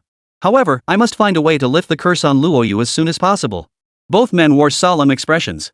Their concern wasn't about the additional 50 experience points being siphoned off by the Curse King, nor was it about Luo Yu's slow leveling progress. Rather, the curse itself was deeply unsettling, and they feared the Curse King might exploit it to carry out some sinister scheme. The top priority now is to remove the curse. Ghost Elder, I'll be heading out now. I've sent someone to investigate the Mu family. If I can't figure out what's going on, don't blame me for being harsh. Alright, go handle it. Ghost Elder nodded. Don't let Luo Yu get distracted by trivial matters. Inside the instance, Luo Yu reached the 10th stage. Unlike the previous 9 stages, the 10th stage featured only one level 30 boss, along with a new mechanic. Boss, Unicorn Deer. Level, 30. HP, 1 million. Magic points, 1 million. Skills, Radiance LV15, Lightning Shock LV15, Healing LV15. Note, 10th floor boss. Possesses 100 HP regeneration and star power.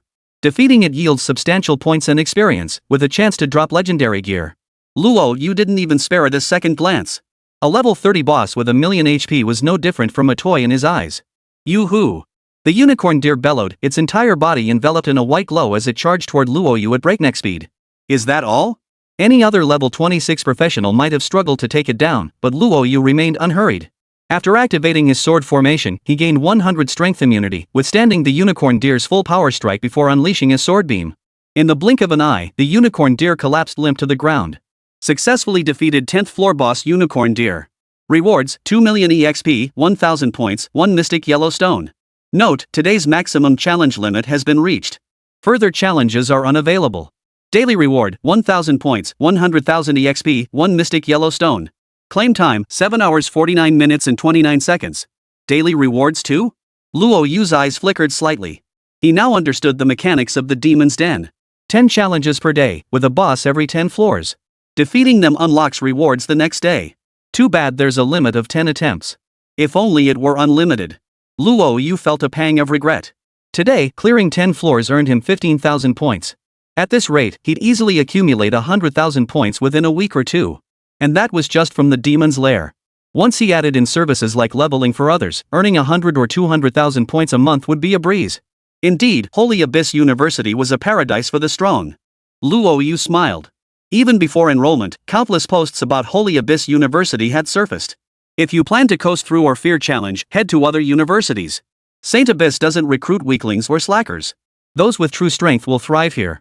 Today had certainly broadened his horizons. Clearing the 10th floor granted 1,000 daily points and 100,000 experience, utterly exhilarating. And this was merely the first floor of Villa 1's dungeon. The rewards for the first 10 floors alone were staggering. He couldn't even begin to imagine how outrageous the rewards would become further on. Let's check out the dungeon hall. And the quest hall. I hear you can earn just as many points there. Luo Yu murmured softly, preparing to head to the dormitory to take a look at the buildings within Holy Abyss University. Impressive. Just like a 5-star hotel. Luo Yu couldn't help but gasp in awe. Despite the eerie exterior and the Ghost Elder's frightening appearance, it must be said that the dormitory's interior decor was indeed luxurious and comfortable to live in. Not bad. With experience bonuses and the Demon's Lair, earning 100,000 points a month was definitely worth it. The thought of waking up each day to claim 1,000 free points and 100,000 experience, gaining 20 experience points even while resting for a second, it was simply too good to be true. Let's check out the instance hall. Luo Yu murmured softly. The new student competition was just days away. He was confident in his abilities against the monsters there, but that wasn't an excuse for laziness. Just as he was about to leave, a message arrived. From Ruyan. What's wrong with Ruyan? Luo Yu glanced at the message, his eyes flickering with alarm. He hurried toward a villa district called Clearwater Years. Chapter 140, Visiting the Mu family. Where is that kid going? Ghost old man sat in the duty room, slightly curious. After exchanging a quick greeting with him, Luo Yu hurried off toward Clearwater Years. Clearwater Years was a renowned villa district in the capital city, home to the wealthy and influential. It was easily searchable on maps. His expression darkened. Mu Ruyan was currently being confined at home by her family, unable to leave. He'd heard she was discussing matters with her arranged marriage partner, and all communication devices had been confiscated. It was Pan Xiaopang who'd gotten wind of the situation and tipped him off. Xiaopang, take me there. Outside Shangyuan University, Pan Xiaopang had already parked the car off campus. Ever since enrolling over half a month ago, he'd asked his teacher to let him stay behind to continuously upgrade and study recipes. Knowing Luo Yu was coming, the two had planned to meet up, but then this whole mess happened. Luo Yu, you must be extremely careful. I heard the one betrothed to teacher Mu is from a prominent family. One misstep could land you in trouble. Pan Xiaopang looked deeply concerned. But then, remembering Luo Yu's background and how much the teachers favored him, he added, but we shouldn't worry too much. First, reason with them. If they truly refuse to listen, you have Elder Long backing you, and I have my teacher. I don't believe that if the elders step in, the Mu family and that prominent clan won't relent. Pan Xiaopang clenched his fists, feeling a bit nervous. He was usually timid, but mustering his utmost courage, he'd stepped forward to accompany Luo Yu to the Mu residence. Luo Yu understood this, and a wave of warmth washed over him. He patted Pan Xiaopang's shoulder. Don't worry, everything will be fine. Are you kidding me? His teacher was Long Zhantian, one of the absolute elite in Great Xia. Xiaopang's teacher, the culinary god, held equally pivotal status in Great Xia. No one would dare lay a finger on them. When it comes to connections, theirs are the strongest.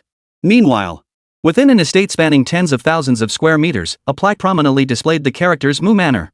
Inside, the decor was lavish, every ordinary item a treasure beyond the reach of common folk in a lifetime. Ruyan, even if you won't consider us, you must think of the entire Mu family. That's the Long family, the Long family. You were betrothed to Long Ji. If we openly break this engagement now, what do you think the Long family will do to us? Old Master Long is the helmsman of Great Xia. He's even made it clear, if you break this betrothal, you know what fate awaits our Mu family. Mu Yunguo pleaded earnestly. With any other family, he might have had a chance to fight back. But they were facing the Long family. The Long Zhantian had had no contact with the Long family for decades. His stance this time made it abundantly clear, the betrothal between Long Ji and Mu Ruyan must proceed as scheduled. Otherwise, a single word from Long Zhantian could bring the Mu family to its knees. To outsiders, the Mu family appeared as an unshakable colossus. Only they knew the harsh truth, in Great Xia, wealth alone was useless, power was what truly mattered. Countless eyes were now fixed on the Mu family. If the Mu family refused to form an alliance with the Long family, even without the Longs lifting a finger, the Mu family could be torn to shreds by other clans in an instant. Mu Ruyan paid no heed to Mu Yunguo's words, maintaining a leisurely demeanor while inwardly finding the situation almost laughable. If she weren't planning to play a trick on Long Jitian, she'd reveal the relationship between Long Zhantian and Luo Yu right now. But to vent the anger in her heart, she decided to hold back a little longer. Anyway, I won't marry him. I have a boyfriend now, and my future lies only with him. Give up that delusion. I'd rather die than marry Long Jiti. With that, Mu Ruyan stormed into her bedroom and slammed the door shut. Witnessing this, Mu Yunguo and Li Wan exchanged helpless glances. Soon, Li Wan's eyes welled up as she declared, I don't care. If my daughter won't marry him, then she won't. Ruyan is right. What of the Long family? Our Mu family achieved what we have today not through their charity. If you ever force Ruyan to marry Longji, I'll die right before your eyes. Li Wan's eyes were red, giving Mu Yunguo a headache. Don't you know about Ruyan? Mu Yunguo's voice carried a hint of anger. There are 123 members of the Mu family. As its head, I must consider their welfare.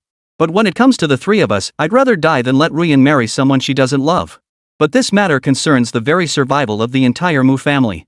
How could I be careless? Mu Yunguo took a deep breath, his voice hoarse. Longji will be here shortly. I'll make one final attempt then. I only hope he relents. Otherwise, I'm powerless. The dragon family has spoken. Who in Great Xia dares defy them? Li Wan choked back tears, understanding Mu Yunguo's dilemma. His responsibility extended beyond just his family of three. It encompassed the lives of hundreds within the Mu clan. Generations of the Mu family had worked diligently to build what they had today. He couldn't risk the entire Mu family's ruin just for his own daughter. Master, young Master Long has arrived. The steward came running over. Mu Yunghua urged Li Wan to compose herself quickly, then personally went out to greet Long Ji. Young Master, this is the kind of prestige the Long family should have. Outside the Mu residence, Long Ji stood tall and imposing, his physique impressive, his eyes gleaming with unprecedented arrogance. Ever since Long Zhantian made his announcement, life as the eldest son of the Long family had been nothing short of blissful. Everyone knew that Long Zhantian intended to return to the Long family solely because of this grandson. Even the uncles and elders of the Long family now treated him with warmth and courtesy. Friends who had once deemed him a spoiled playboy now bowed and scraped before him one after another. Truth be told, he relished this feeling immensely. Mu Ruyan, the Mu family alone cannot be your safe haven. Long Ji snorted coldly. He knew about Mu Ruyan and Luo Yu's affair, of course. His head felt green with jealousy, but so what? As the capital's most beautiful woman, countless men harbored desires for her. Even if it meant starting a relationship only to abandon her later, he wanted to taste the first beauty of the imperial capital. He hadn't dared before. But now, with Long Zhantian backing him, who dared stand in his way? Not even his father and uncle's pleas could sway him. Let's go. Grandfather has devoted his life to the great Xia. What's wrong with the Long family receiving a little honor? Long Ji strode purposefully toward the Mu residence. Mu Yunghua and his wife came forward to greet him. Young Master Long, we apologize for not greeting you sooner. Uncle Mu, no need for formalities. I heard Ruyan has returned. I came specifically today to see her and set the wedding date. After all, Ruyan and I are no longer young, and grandfather is eager to see 4 generations under one roof. Long Ji smiled, delivering his speech without giving the Mu Yu couple a chance to respond. This. Mu Yunghua sighed and ushered Long Ji into the living room. In the past, he would have been overjoyed. After all, this was the eldest grandson of the Long family, backed by Long Zhantian. With his support, the Mu family's business would surely flourish. But Mu Ruyan disliked him, plain and simple. There was nothing he could do about it. They sat down on the sofa. The servants poured 2 cups of tea. Mu Yunghua took a deep breath, determined to lay everything out plainly. Young Master Long, Ruyan has been in the Magic City these past few years and rarely returns home. I hear she has a boyfriend there. As her father, I certainly can't interfere too much in her personal life. To be honest, I fully support the engagement between young Master Long and Ruyan. But alas, that girl has eyes only for that lad. As parents, we can't force a breakup between 2 people meant to be together. Mu Yunghua was prepared to take the plunge. If it works out, it works out. If not, there's nothing we can do. Young Master Long, the engagement back then was the Mu family reaching beyond our station. With your family background, you could certainly find a more suitable match. Perhaps young Master Long should simply annul the engagement and call it off. Forcing a breakup would undoubtedly tarnish the Mu family's reputation and invite scorn from others. Yet this was the only viable solution now. He, Mu Yunghua, would never sell his daughter.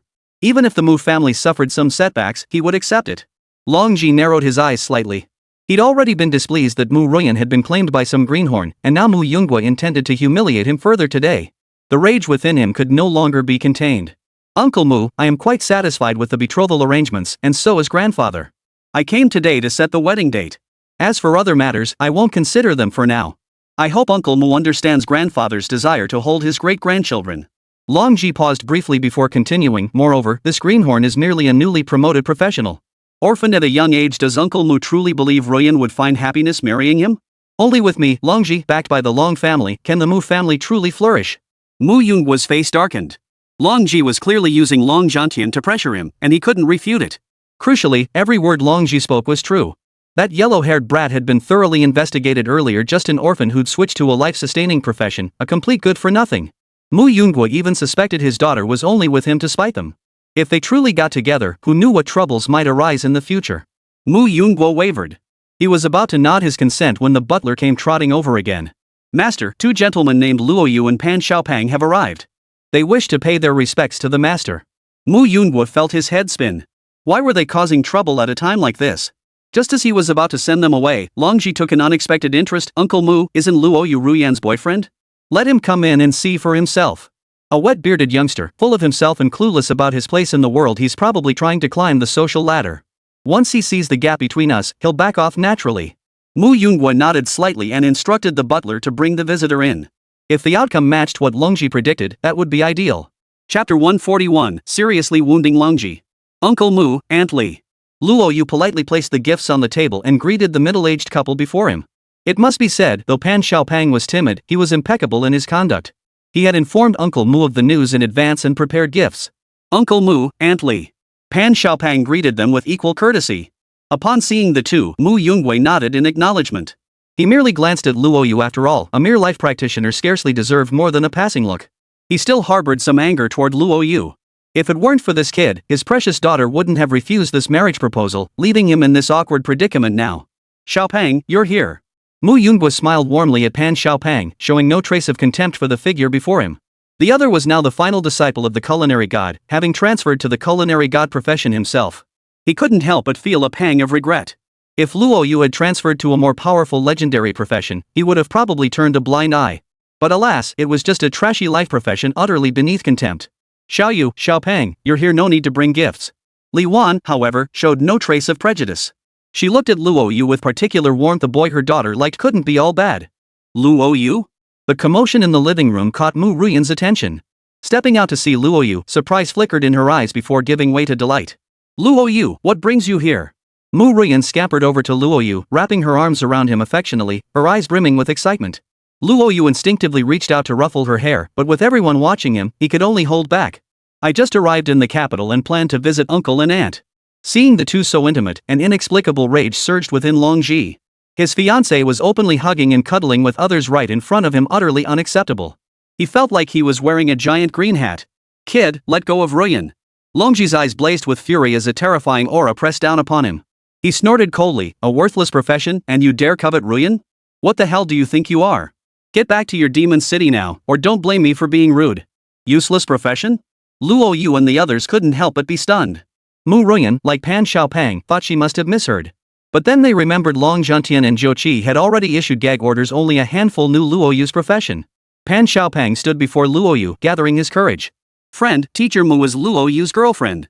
You should call off the engagement. That way, we can all be friends. You don't need to intimidate us with your family background. My teacher is a culinary god, she's not afraid of you. Pan Xiaopang was naturally timid. He'd gone head to head with Long Ji for Luo Yu's sake, even revealing his trump card first. Culinary god? Long Ji narrowed his eyes. In the past, he would have been intimidated, but now? He wasn't scared of a damn thing. His own grandfather had spoken. The chef god status was indeed lofty, but compared to his grandfather's, it paled in comparison. You've got connections, but don't I? Get lost, or I'll take you down with him. You. Pan Xiaopang was so flustered he couldn't find words. Long Ji no longer looked at him, fixing his gaze on Luo Yu instead. His voice was cold as he said, "You're just an orphan. What gives you the right to daydream about hooking up with a rich woman? Get out of the Mu family. Ruyan isn't someone you can lay a finger on. Today, I'll show Ruyan what a worthless piece of trash you are, and make her see who truly deserves her." Long Ji's gaze was icy as he swung a punch toward Luo Yu. The butler beside him hurriedly interjected, "Young master, the head of the family forbids us from bullying people. If he finds out, we'll be in big trouble." Bull. With grandfather backing me, who dares say no? Besides, my marriage was approved by grandfather himself. What's the big deal if I kill him? A murderous intent flared within Long Ji's heart as he unleashed a water wave spell toward Luo Yu. Luo Yu's eyes narrowed slightly. Looks like Long Ji intends to teach him a lesson today. A level 54 epic combat class, quite impressive. Luo Yu spoke indifferently, standing perfectly still. Long Ji smirked smugly, convinced Luo Yu had been intimidated into submission. He increased the force behind his attack considerably. Mu Yunhui and Li Wan's expressions darkened, ready to intervene. But the Long family steward beside them fixed his gaze on the pair, his own powerful aura radiating. Kid, you shouldn't have come. Mu Yunhui couldn't help but sigh inwardly. Though he harbored grievances toward Luo Yu, dying before Mu Ruyan's eyes would surely shatter their father-daughter bond. He could only feel helpless. Long Ji was truly a promising young man. As a fellow student at Holy Abyss University and the eldest grandson of the Long family, he held a high status within the clan. Today's rumors that Long Zhantian had inquired about Long Ji's marriage prospects only elevated his standing further. Reaching level 54 at 26 was remarkably fast growth. Luo Yu, having only recently changed professions and still practicing a life skill, was certainly no match. Yet a scene that shocked everyone unfolded. Suddenly, a terrifying sandstorm engulfed the crowd, followed by a suffocating cold front. A sword beam descended toward Long Ji, accompanied by surges of green light. In an instant, Long Ji's expression changed drastically. A thin layer of ice formed on his body, slowing his movements. Worse still, Luo Yu's sword beam struck him, shaving off over 700,000 HP. Impossible. Long Zhantian's eyes widened in horror. He urgently activated an item to forcefully withdraw from the battle center, staring at Luo Yu in disbelief. The butler was equally dumbfounded. They had investigated Luo Yu as merely a backgroundless, job-changing, useless nobody. The abilities he was now displaying left them jaw-dropped. What the hell is your class? Not only do you wield holy light healing, but you also command a sword array. You're no mere laborer. Long Ji was utterly horrified. Even the Mu Ruyan couple standing nearby were stunned by Luo Yu's power.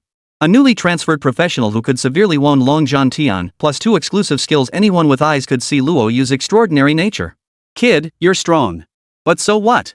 Before me, you're still as good as dead. Long Ji glanced at the butler. Make him die. Whatever happens, I'll take responsibility. Yes, young master. Without hesitation, the butler revealed the aura of a level 70 combat professional, poised to strike at any moment. At that very moment, Mu Ruyan took a deep breath and stepped forward. Young Master Long, this is the Mu residence. All who enter are our guests. Any grievances must be settled outside the Mu household. Mu Ruyan, are you truly going to stand in my way? Long Ji's face twisted with fury. Mu Ruyan replied in a solemn tone, our Mu family runs modest businesses, nothing like the dragon family's scale. But if you truly intend to cause trouble here, don't blame me for being impolite. As he finished speaking, several powerful auras surged skyward from within the Mu residence, clearly targeting the 2 men. Long Ji's expression darkened, then he let out a cold laugh. Mu Ruyan, I don't believe you dare lay a finger on me. You own me today, and tomorrow my grandfather will make your Mu family hang white silk in mourning. Oldly, kill. The steward struck instantly. Simultaneously, professionals concealed throughout the Mu residence launched their attacks, overwhelming the steward and Long Ji. In a single exchange, Long Ji and the butler were sent flying, suffering severe injuries. Mu Ruyan, Luo Yu, I will never let you off the hook. Long Ji roared with fury. He understood that today could only end this way. Unless the family took action, killing Luo Yu was impossible. The 2 quickly retreated. As Long Ji reached the doorway, blood trickled from the corner of his mouth. His face twisted into a vicious grimace as he glared at Mu Ruyan and the others. Dare to harm him, and no one can save the Mu family. Chapter 142, Long Tian steps in. Long Ji departed. Mu Ruyan's expression turned grave. He seemed to foresee the Mu family's impending fate. Yet his gaze toward Luo Yu brimmed with astonishment and shock. Luo Yu, you're not a lowly laborer, how could you unleash sacred light healing and a sword array? Those are exclusive skills of legendary practitioners. Mu Ruyan couldn't help but ask. Luo Yu had struck him like a thunderbolt. It was as if he saw the future of the Mu family in this youth, the very reason he'd stepped in to confront Long Ji head-on. Luo Yu opened his mouth to explain, but Mu Ruyan spoke first. Luo Yu's profession is classified. It can't be known by too many people. Mu Ruyan's mouth twitched. So his daughter hadn't even married yet, and already she was siding with outsiders. Then I won't ask. Mu Ruyan sighed deeply and said gravely, you 2 should leave immediately. The farther, the better. Crossing the Long family will strip the Mu family bare, if not kill us outright. I only hope old Master Long isn't a ruthless man and will spare my Mu family a sliver of survival. Mu Ruyan looked utterly helpless. Li Wan, standing beside him, also had reddened eyes. Long Ji already held a high standing within the Long family, and Long Tian's recent personal endorsement had elevated his status even further. Now that he had been severely injured, the Mu family would pay dearly, if not with their lives. The Long family? Luo Yu felt a twinge of curiosity. Could it be related to the teacher? But he quickly shook his head. If it were the Long family where Long Tian belonged, the teacher would surely have known by now. There'd be no need for such a grand display of action. Uncle Mu, rest assured. The Mu family will be fine. Seeing Luo Yu linger, Mu Ruyan sighed in resignation, though his admiration for the young man deepened. Ever since he'd arrived at the Mu family, he'd remained unflappable in crises. Even when facing Long Ji, he'd held his own without being overly deferential, truly rare. If he chose to stay, so be it. Action demands reason. While the Mu family's conduct this time was indeed ill-advised, it hadn't yet reached a point of certain doom. Meanwhile, the Long residence. Today's Long residence was anything but ordinary, bustling with extraordinary activity. Seated at the head of the table, Long Tian swept his gaze across the room, listening to the flattery and sycophantic words. He felt quite displeased. I heard Long Ji is about to marry. I made a special trip back for this, consider it a gift for him. As for the rest, we'll discuss it later. With that, he concluded. Dragon Slayer took out an upgrade pill and tossed it to the middle-aged man beside him. He hadn't intended to return. But the drunkard and the others had persuaded him earlier. After all, the Long family were his kin. A reasonable restraint would suffice, there was no need to escalate things to this point. Moreover, Long Ji had arranged a marriage contract and the news had reached him 3 times. He might as well come and see for himself. Thank you, father. The middle-aged man hastily caught the advancement pill. This was a precious item capable of painlessly advancing one's cultivation level by a full tier, something extremely difficult to acquire. His gaze swept proudly over the surrounding clan members, his heart secretly rejoicing. Normally, Long Zhantian was completely cut off from the Long family. Who would have thought he would personally return home for Long Ji today, even bringing a gift? This would only solidify Long Ji's standing within the Long family. The other clan members wore equally envious expressions. Ever since Long Zhantian ascended to his position, he had drawn a clear line to prevent the Long family from exploiting his reputation for trouble outside the clan. For decades, he had never appeared at the weddings, births, or even the deaths of his nieces and nephews. His appearance today for Long Ji stirred a complex mix of emotions within them. Beep. Long Zhantian's communication device beeped. His aged eyes flickered at the message displayed, and he promptly rose to depart. Alright, I have urgent matters to attend to. I'll be going now. With that, Long Zhantian prepared to depart. The information he had people investigate was finally yielding clues. He was eager to see who was so reckless as to target Xiao Yu. Noticing the anger in Long Zhantian's expression, the others dared not try to keep him. But just then, a flurry of commotion erupted outside the hall. Something terrible has happened. A major incident. A servant rushed into the hall, his legs trembling uncontrollably under everyone's gaze. He stammered urgently, "Master. Young Master Long Ji's legs have been broken. The stewardly who accompanied him on the marriage proposal mission has also been severely injured." What? Long Shan's brow furrowed sharply as he hurried toward young Master Long Ji's quarters. Seeing both his arms broken and blood gushing from his body, rage surged within him. What on earth happened? Who dares lay a hand on you in the imperial capital? Who did this? Long Shan was furious. Long Ji was his hope now.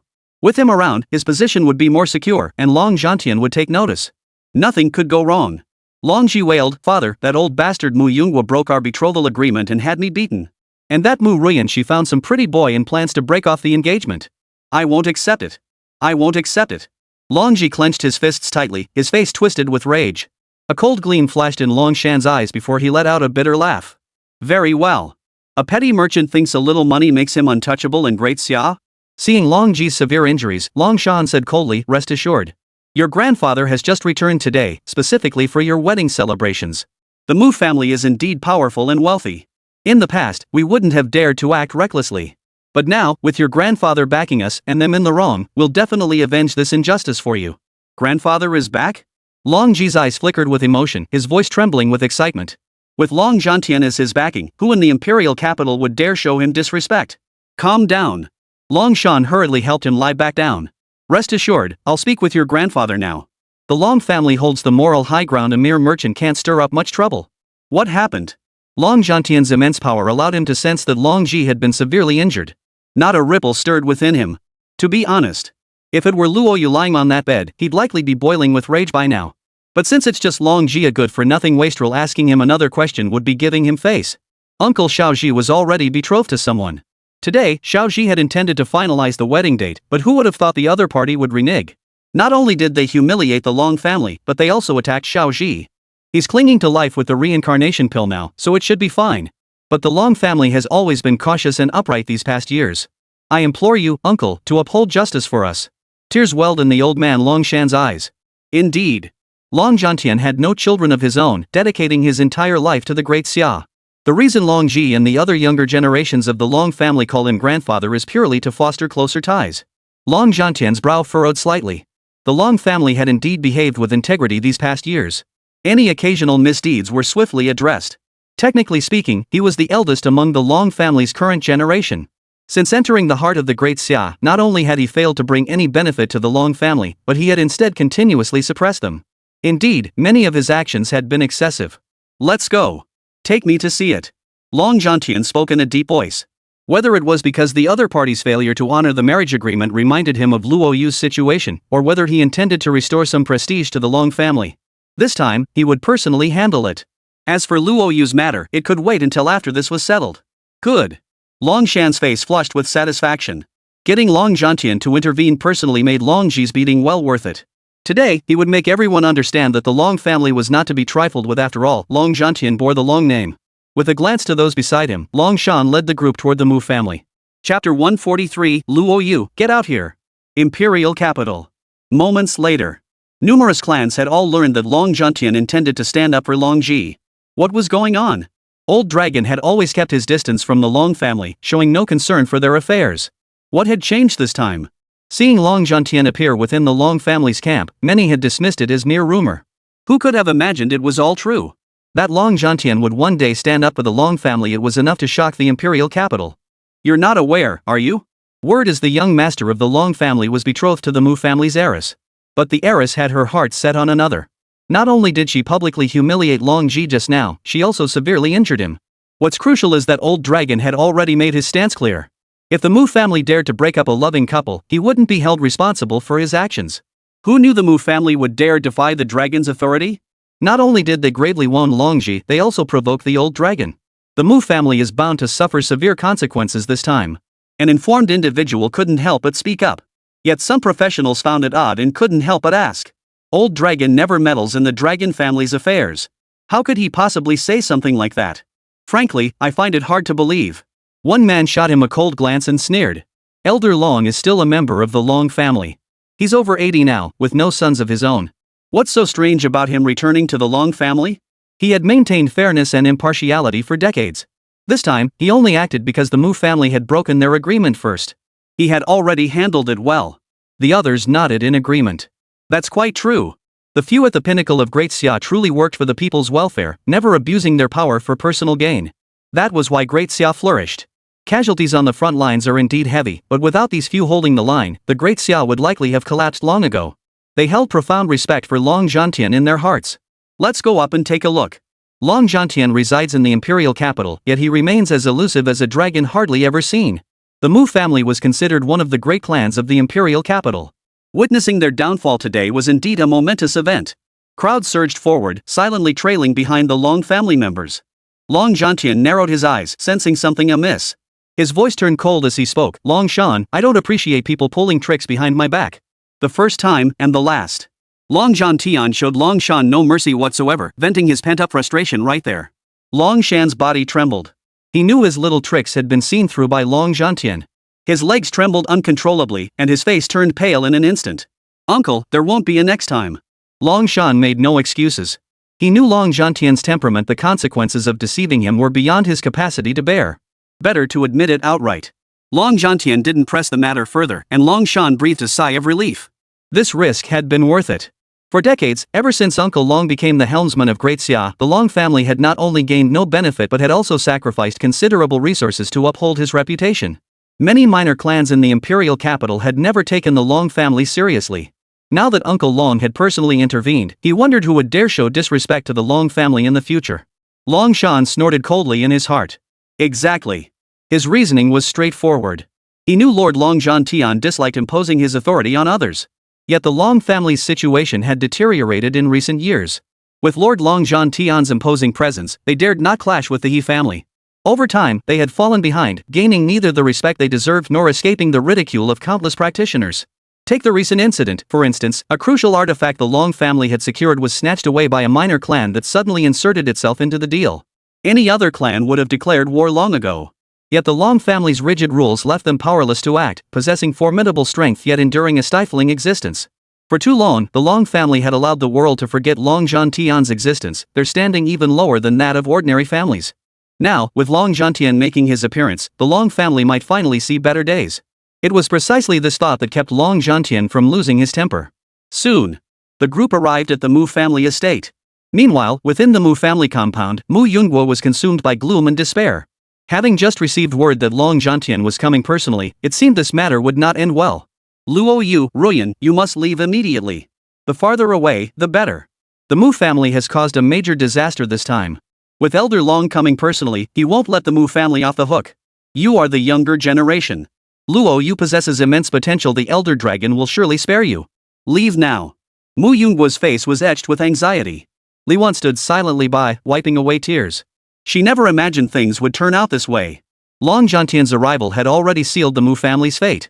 Even if Long Zhantian refrained from acting against them today, within 3 days, the other families in the imperial capital would undoubtedly seize the opportunity to curry favor with him by striking mercilessly against the Mu family. Uncle Mu, rest assured. No matter how powerful the Long family is, they must still abide by the laws of Great Xia. Nothing will happen. Luo Yu's eyes narrowed slightly. He was prepared. If the other side dared to act recklessly, and he couldn't defeat them, couldn't he call upon his teacher to intervene? Among the 5 members of the council, his teacher ranked number 1. Who would dare to act recklessly? Pan Xiaopang nodded in agreement. Uncle Mu, don't worry. I don't believe the Long family would dare to act recklessly. If they dare to make a move, I'll have my teacher come personally. With him stepping in, the Mu family would surely be protected. Mu Yunghwa shook his head with a bitter smile. Don't waste your effort. The person behind the Long family is not someone we can provoke. Your teacher may be a culinary god, but even he wouldn't dare confront that man. Still, given your profession and your teacher's standing, you'll surely be fine. Mu Yunghwa sighed heavily. The culinary god was indeed a major figure in their eyes, but with Long Zhantian determined to target the Mu family, no one could intervene effectively. Besides, the culinary god wouldn't risk conflict with Long Zhantian over the Mu family. Pan Xiaopang chuckled. Uncle Mu, rest assured. You might not know this, but Luo Yu's teacher is none other than Elder Long, the foremost figure in the culinary world. I simply don't believe the Long family wouldn't give face to old Master Long if he personally intervened. Pan Xiaopang flashed a confident smile, but mid-grin, his expression froze. Something didn't add up. Pan Xiaopang scratched his head. The Long family and Elder Long, they both share the Long surname. Could there be some connection between them? Luo Yu shook his head helplessly. They might be connected, but probably not deeply. If the teacher really knew the Long family well, he wouldn't have gone around asking about me and Ruyan so openly. He would have stepped in to help earlier, and things wouldn't have turned out like this. Pan Xiaopang nodded urgently. Exactly. Even if old Long didn't know, old Jiao and old Su definitely would. They wouldn't keep it from old Dragon. I guess the Long family isn't really that close to old Long. Pan Xiaopang furrowed his brow, adopting the air of a detective as he speculated, but it doesn't matter. With Luo Yu's teacher around, everything will be fine. After all, old Dragon is a true dragon. If he steps in, the Long family wouldn't dare utter another word. Luo Yu and Pan Xiaopang's speculation made Mu Ruyan's lips twitch involuntarily. They had no idea that Long Zhantian was one of the elder generation of the Long family. Now she was curious too. Logically, the drunkard in Su Dezhuang must have informed Long Zhantian about this incident. Yet, judging by his current actions, he seemed completely unaware of it. She simply couldn't believe Long Zhantian would lay a finger on her precious student over some worthless good-for-nothing. Old Dragon? The foremost figure in the National Assembly? Their conversation left Mu Yunghwa feeling puzzled. Which Elder Long are you referring to? Mu Yunghwa was baffled. In the entire imperial capital, only one person dared to be called Old Dragon, and the same applied to the top figure in the Congress. Luo Yu and Pan Xiaopang's words left him momentarily speechless. To put Mu Yunghwa at ease, Pan Xiaopang didn't hold back. Uncle Mu, you must have heard of Luo Yu's teacher. He's the one currently in the National Assembly. With only 5 members in the Congress, there was only one person who could be addressed as Old Dragon. Dragon slays the heavens? Mu Yunghwa's eyes widened in shock, and Li Wan's face was equally filled with disbelief. Pan Xiaopang nodded vigorously. That's right, Uncle Mu. It's him. Luo Yu is the top scholar of the demon capital. Elder Long personally went to the demon capital to take him as a student. Elder Long holds Luo Yu in high regard. If Luo Yu speaks up, there won't be any trouble. Mu Yunghwa shook his head urgently. No, impossible. It can't be him. His voice was hoarse as his gaze fixed on Luo Yu and Pan Xiaopang. If Master Long truly were Luo Yu's teacher, how could he have come here today?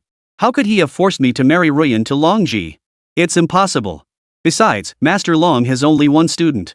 I've never heard of another. You must have been deceived. Mu Yunghwa retorted directly. This time, it was Luo Yu and Pan Xiaopang who were dumbfounded.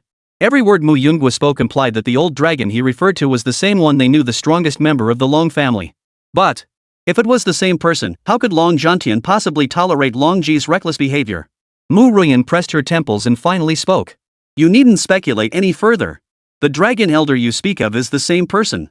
I don't know what old dragon is up to either, but I'm certain he remains unaware of the truth. As Mu Ruyan spoke, Luo Yu and the other 3 froze in place. Mu Ruyan smiled. Longji is a complete wastrel. When old dragon said not to break up a couple, he was referring to Luo Yu and me telling you, Dad, not to meddle. Little did anyone know that old dragon was unaware of my betrothal to Longji, leading to this colossal misunderstanding. As for why old wine and old Su knew but didn't tell old dragon, Mu Ruyan sighed helplessly. Probably because they wanted to see old dragon make a fool of himself. What? At this, the 4 of them were utterly speechless. If that were truly the case, it would be an unprecedented mix-up. But right now, Mu Yunghwa wasn't fixated on that matter. Instead, he was curious whether Luo Yu was truly Long Zhantian's student. Luo Yu, your Master Long student? Mu Yunghwa's breathing quickened. If it were true, the Mu family would have hit the jackpot this time. Dragon Zhitian? The dragon family? They could all go to hell. Just as Luo Yu was about to answer, a voice boomed from outside the Mu residence. Luo Yu, get out here. Chapter 144, Thank you, teacher. Outside the Mu residence. Gazing at the Mu family's main gate, Long Zhantian's brows furrowed involuntarily. Strange. How did I end up at the Mu residence? Could it be that Long Ji's betrothal is to that Mu girl? Long Zhantian's eyes flickered with surprise before he shook his head. No, how could it be such a coincidence? If it were true, old man Zhou wouldn't have kept it from me. Long Zhantian murmured softly, dismissing it as mere coincidence. Little did he know, Steward Li limped forward, hurling curses directly at the Mu family's main gate. His booming voice instantly filled the entire Mu residence. Luo Yu, get out here. Mu Yunghua, you broke our agreement. You annulled the betrothal as if it were nothing. Where is the honor of the Mu family? Come out here. The entire Long family was enraged. Long Shan watched as the crowd swelled, including representatives from most of the top 10 families in the imperial capital. His heart swelled with delight. Starting today, I'll see who dares to underestimate the Long family. Long Shan felt quite smug. As he'd expected, many professionals looked up at Long Zhantian, the leader of the group. His powerful aura made them lower their heads, their hearts filled with fear. Each face wore a different expression. Oh no. Our Sun family snatched an important artifact from them earlier. Could this be payback? You're telling me? My grandson even got into a fight with a dragon family descendant. Heard it was pretty serious. Oh no. I'll have to apologize to my superiors tomorrow. Otherwise, if old dragon takes action personally, our Zhang family won't stand a chance. Families that had minor conflicts with the Longs were now trembling in fear, begging Long Shan not to hold grudges. Their meager fortunes couldn't withstand such a blow. Hearing the commotion outside, Luo Yu didn't answer Mu Yunghua's question. He strode purposefully toward the entrance. If it really is my teacher, then today's incident will likely end here. Mu Yunghua swallowed hard and followed behind Luo Yu. Likewise. Long Zhantian's expression darkened. Hearing Luo Yu's name, he could no longer remain composed. That was his prized student. Even if he were as dense as a log, he knew by now that Mu Ruyan was betrothed to Long Ji. Long Shan, are you referring to the betrothal with the Mu family? Long Zhantian's gaze turned cold as he fixed it on Long Shan. Is it with that girl, Mu Ruyan? Is Long Ji's fiancé Mu Ruyan? Long Shan swallowed hard, bewildered by Long Zhantian's sudden inquiry. He could only nod obediently. Yes, uncle. But you already knew about it, didn't you? You even personally intervened before, forbidding the Mu family from breaking up a couple. That's why I had Long Ji formally propose. Who knew the Mu family would be so tactless, actually injuring Steward Li and Little Ji? Uncle, you must avenge Little Ji. He's critically injured now, his soul must be damaged. His future cultivation will face immense obstacles. Long Shan's eyes reddened as he spoke. But Long Zhantian erupted in fury. Are you implying that my public statements were meant to arrange a match between Long Ji and that Mu girl? Wasn't that the case? Long Zhantian was stunned. He closed his eyes and took a deep breath. Now he finally understood why the drunken fool had been giving him strange looks these past few days, and why Su Dazhuang had been grinning constantly. Those two scoundrels knew everything and had deliberately set him up to make a fool of himself. Fury seethed in Long Zhantian's eyes as he fixed them on Long Shan. That good-for-nothing Long Ji, 26 or 27 years old, and still only a level 40-50 professional? How much of the family's resources has he squandered? He's a good-for-nothing, and don't think I don't know about all the spoiled nonsense he's pulled these past years. If it weren't for the fact that he's your son, I would have smacked him to death long ago. And you actually have the nerve to propose to Mu's daughter on his behalf? Your face is truly thick. Long Shan was stunned. The Long family members behind him, along with the other practitioners watching from a distance, could clearly hear their conversation. Though kept at a distance, their formidable power meant Long Zhantian hadn't isolated them. Everyone sensed a twist in this situation. What exactly happened to Uncle? Realizing something was amiss, Long Shan urgently asked. Hadn't Long Zhantian's earlier words been meant to bring Long Ji and Mu Ruyan together? Hadn't Long Zhantian returned to the Long family today to stand up for Long Ji and offer congratulations on his wedding? He's coming out. But soon, the butler spotted Luo Yu emerging from the Mu residence. His face flushed with excitement, he hurriedly informed Long Shan. Ignoring Long Zhantian's fury for the moment, Long Shan blurted out, Uncle, it's that kid. That kid severely injured Xiao Ji. The others instantly turned their gaze toward Luo Yu. Their first reaction was that Luo Yu would surely face severe punishment. No matter how much Long Zhantian and Long Shan argued, they were still family. In front of outsiders, they had to present a united front. Everyone waited with bated breath for what would happen next. As for Mu Yunghua and Li Wan, their palms were already sweaty. If what Luo Yu and Mu Ruyan had said was true, it would be a happy ending for everyone. But if it was a lie, they were finished. What no one anticipated, however, was what followed. They had anticipated Long Zhantian ordering the suppression of the entire Mu family. Yet upon hearing Luo Yu's voice, everyone was stunned. Teacher, it really is you. Luo Yu's eyes flickered as he saw Long Zhantian suspended in midair. A wry smile touched his lips as he walked toward him. Teacher, I never imagined Long Ji was your grandson. I even injured him. I'm sorry. Luo Yu was overcome with guilt. Long Zhantian had done him a great favor, and he felt deeply guilty about seriously injuring Long Ji today. Long Zhantian ruffled his hair. Injured? So be it. He's a worthless piece of trash anyway. If anyone should apologize, it's me to you. I failed to investigate properly earlier. I never imagined the Long and Mu families would arrange a marriage alliance, leading to such a colossal blunder. Rest assured, I'll handle this personally. Long Ji and that Mu girl are off the hook. Just look at that spoiled brat. If that Mu girl were to marry him, it would be a waste of such a fine young lady. Long Zhantian swiftly settled the matter in no time. The exchange left everyone nearby speechless with shock. Old Master Long is taking on a student? Holy moly, old dragon's actually taking on a disciple. Looks like Long Ji's in for it this time. It's not love, it's a misunderstanding. Everyone stood there with their mouths agape. Who didn't know that Dragon Zhantian hadn't taken on a disciple in decades? Who could have predicted he'd suddenly take one today? Their gazes toward Luo Yu brimmed with endless envy, then shifted to the stunned Long Shan with a hint of pity. Everyone knew Long Zhantian's temper. Compared to his own student, the entire Long family seemed insignificant. Uncle, this. Long Shan was utterly dumbfounded. He never would have guessed Luo Yu was Long Zhantian's student. Had he known about their connection, he would have had Long Ji call off the engagement long ago. Instead, he'd made such a huge fool of himself. Enough. Take them all back. You may have no shame, but I still do. Long Zhantian's voice was cold and sharp. Long Shan gave a bitter smile and nodded, then waved his hand, signaling everyone to leave. Long Zhantian added with a hint of apology, Xiao Yu, your teacher has truly grown senile. I failed to see through things the second time around. Now that I know, I'll settle things between you and that Mu girl. Anyone who dares to meddle, I'll break their legs. Thank you, Master. Chapter 145, I won't cause you trouble. Long Zhantian left, still seething with rage. No need to guess. He was either heading back to give Long Ji a thorough beating, or he'd take it out on the drunkard in Su Dezhuang. As Long Zhantian departed, the crowd of onlookers quietly dispersed. Shock rippled through them, each etching Luo Yu's face into their memory. This was Long Zhantian's student one who would go to such lengths for him. It spoke volumes about Luo Yu's standing in Long Zhantian's eyes. Some considered striking up a conversation with Luo Yu to make a good impression, but were stopped by those beside them. Old Dragon dislikes flattery. If Old Dragon catches you, your Zhao family will be finished by tomorrow. Better to let things take their natural course. The others nodded in agreement and dispersed. The Mu family. Mu Yunghua and Li Wan felt lightheaded. They never imagined Luo Yu was actually Long Zhantian's student. Luo Yu, I never imagined you were Old Dragon's student. Mu Yunghua swallowed hard, his eyes brimming with excitement and awe. Judging by Long Zhantian's actions earlier, Luo Yu held immense stature in his eyes, a figure with undeniable authority, far surpassing Long Ji and the entire Long family. Luo Yu smiled faintly, saying nothing. After learning the truth, the astonished expression never left Mu Yunghua's face. He was utterly satisfied with Luo Yu. He had always cherished Mu Ruyan. Even if Luo Yu had been a useless, he would have had no choice but to accept her marriage to him. Who could have predicted such a reversal? The once abandoned orphan had transformed into Long Zhantian's disciple. Not just in the imperial capital, but across the entire Great Xia, he could walk with his head held high. What was the most crucial point? Luo Yu had caught Long Zhantian's eye, proving his profession and abilities were no ordinary feat. The Mu family was indeed wealthy and influential, but in the eyes of the truly powerful, they were merely a larger grasshopper capable of little more than a ripple. Luo Yu's future prospects were bound to be high. With Mu Ruyan by his side, protected by him, the Mu family would sail through life much more smoothly.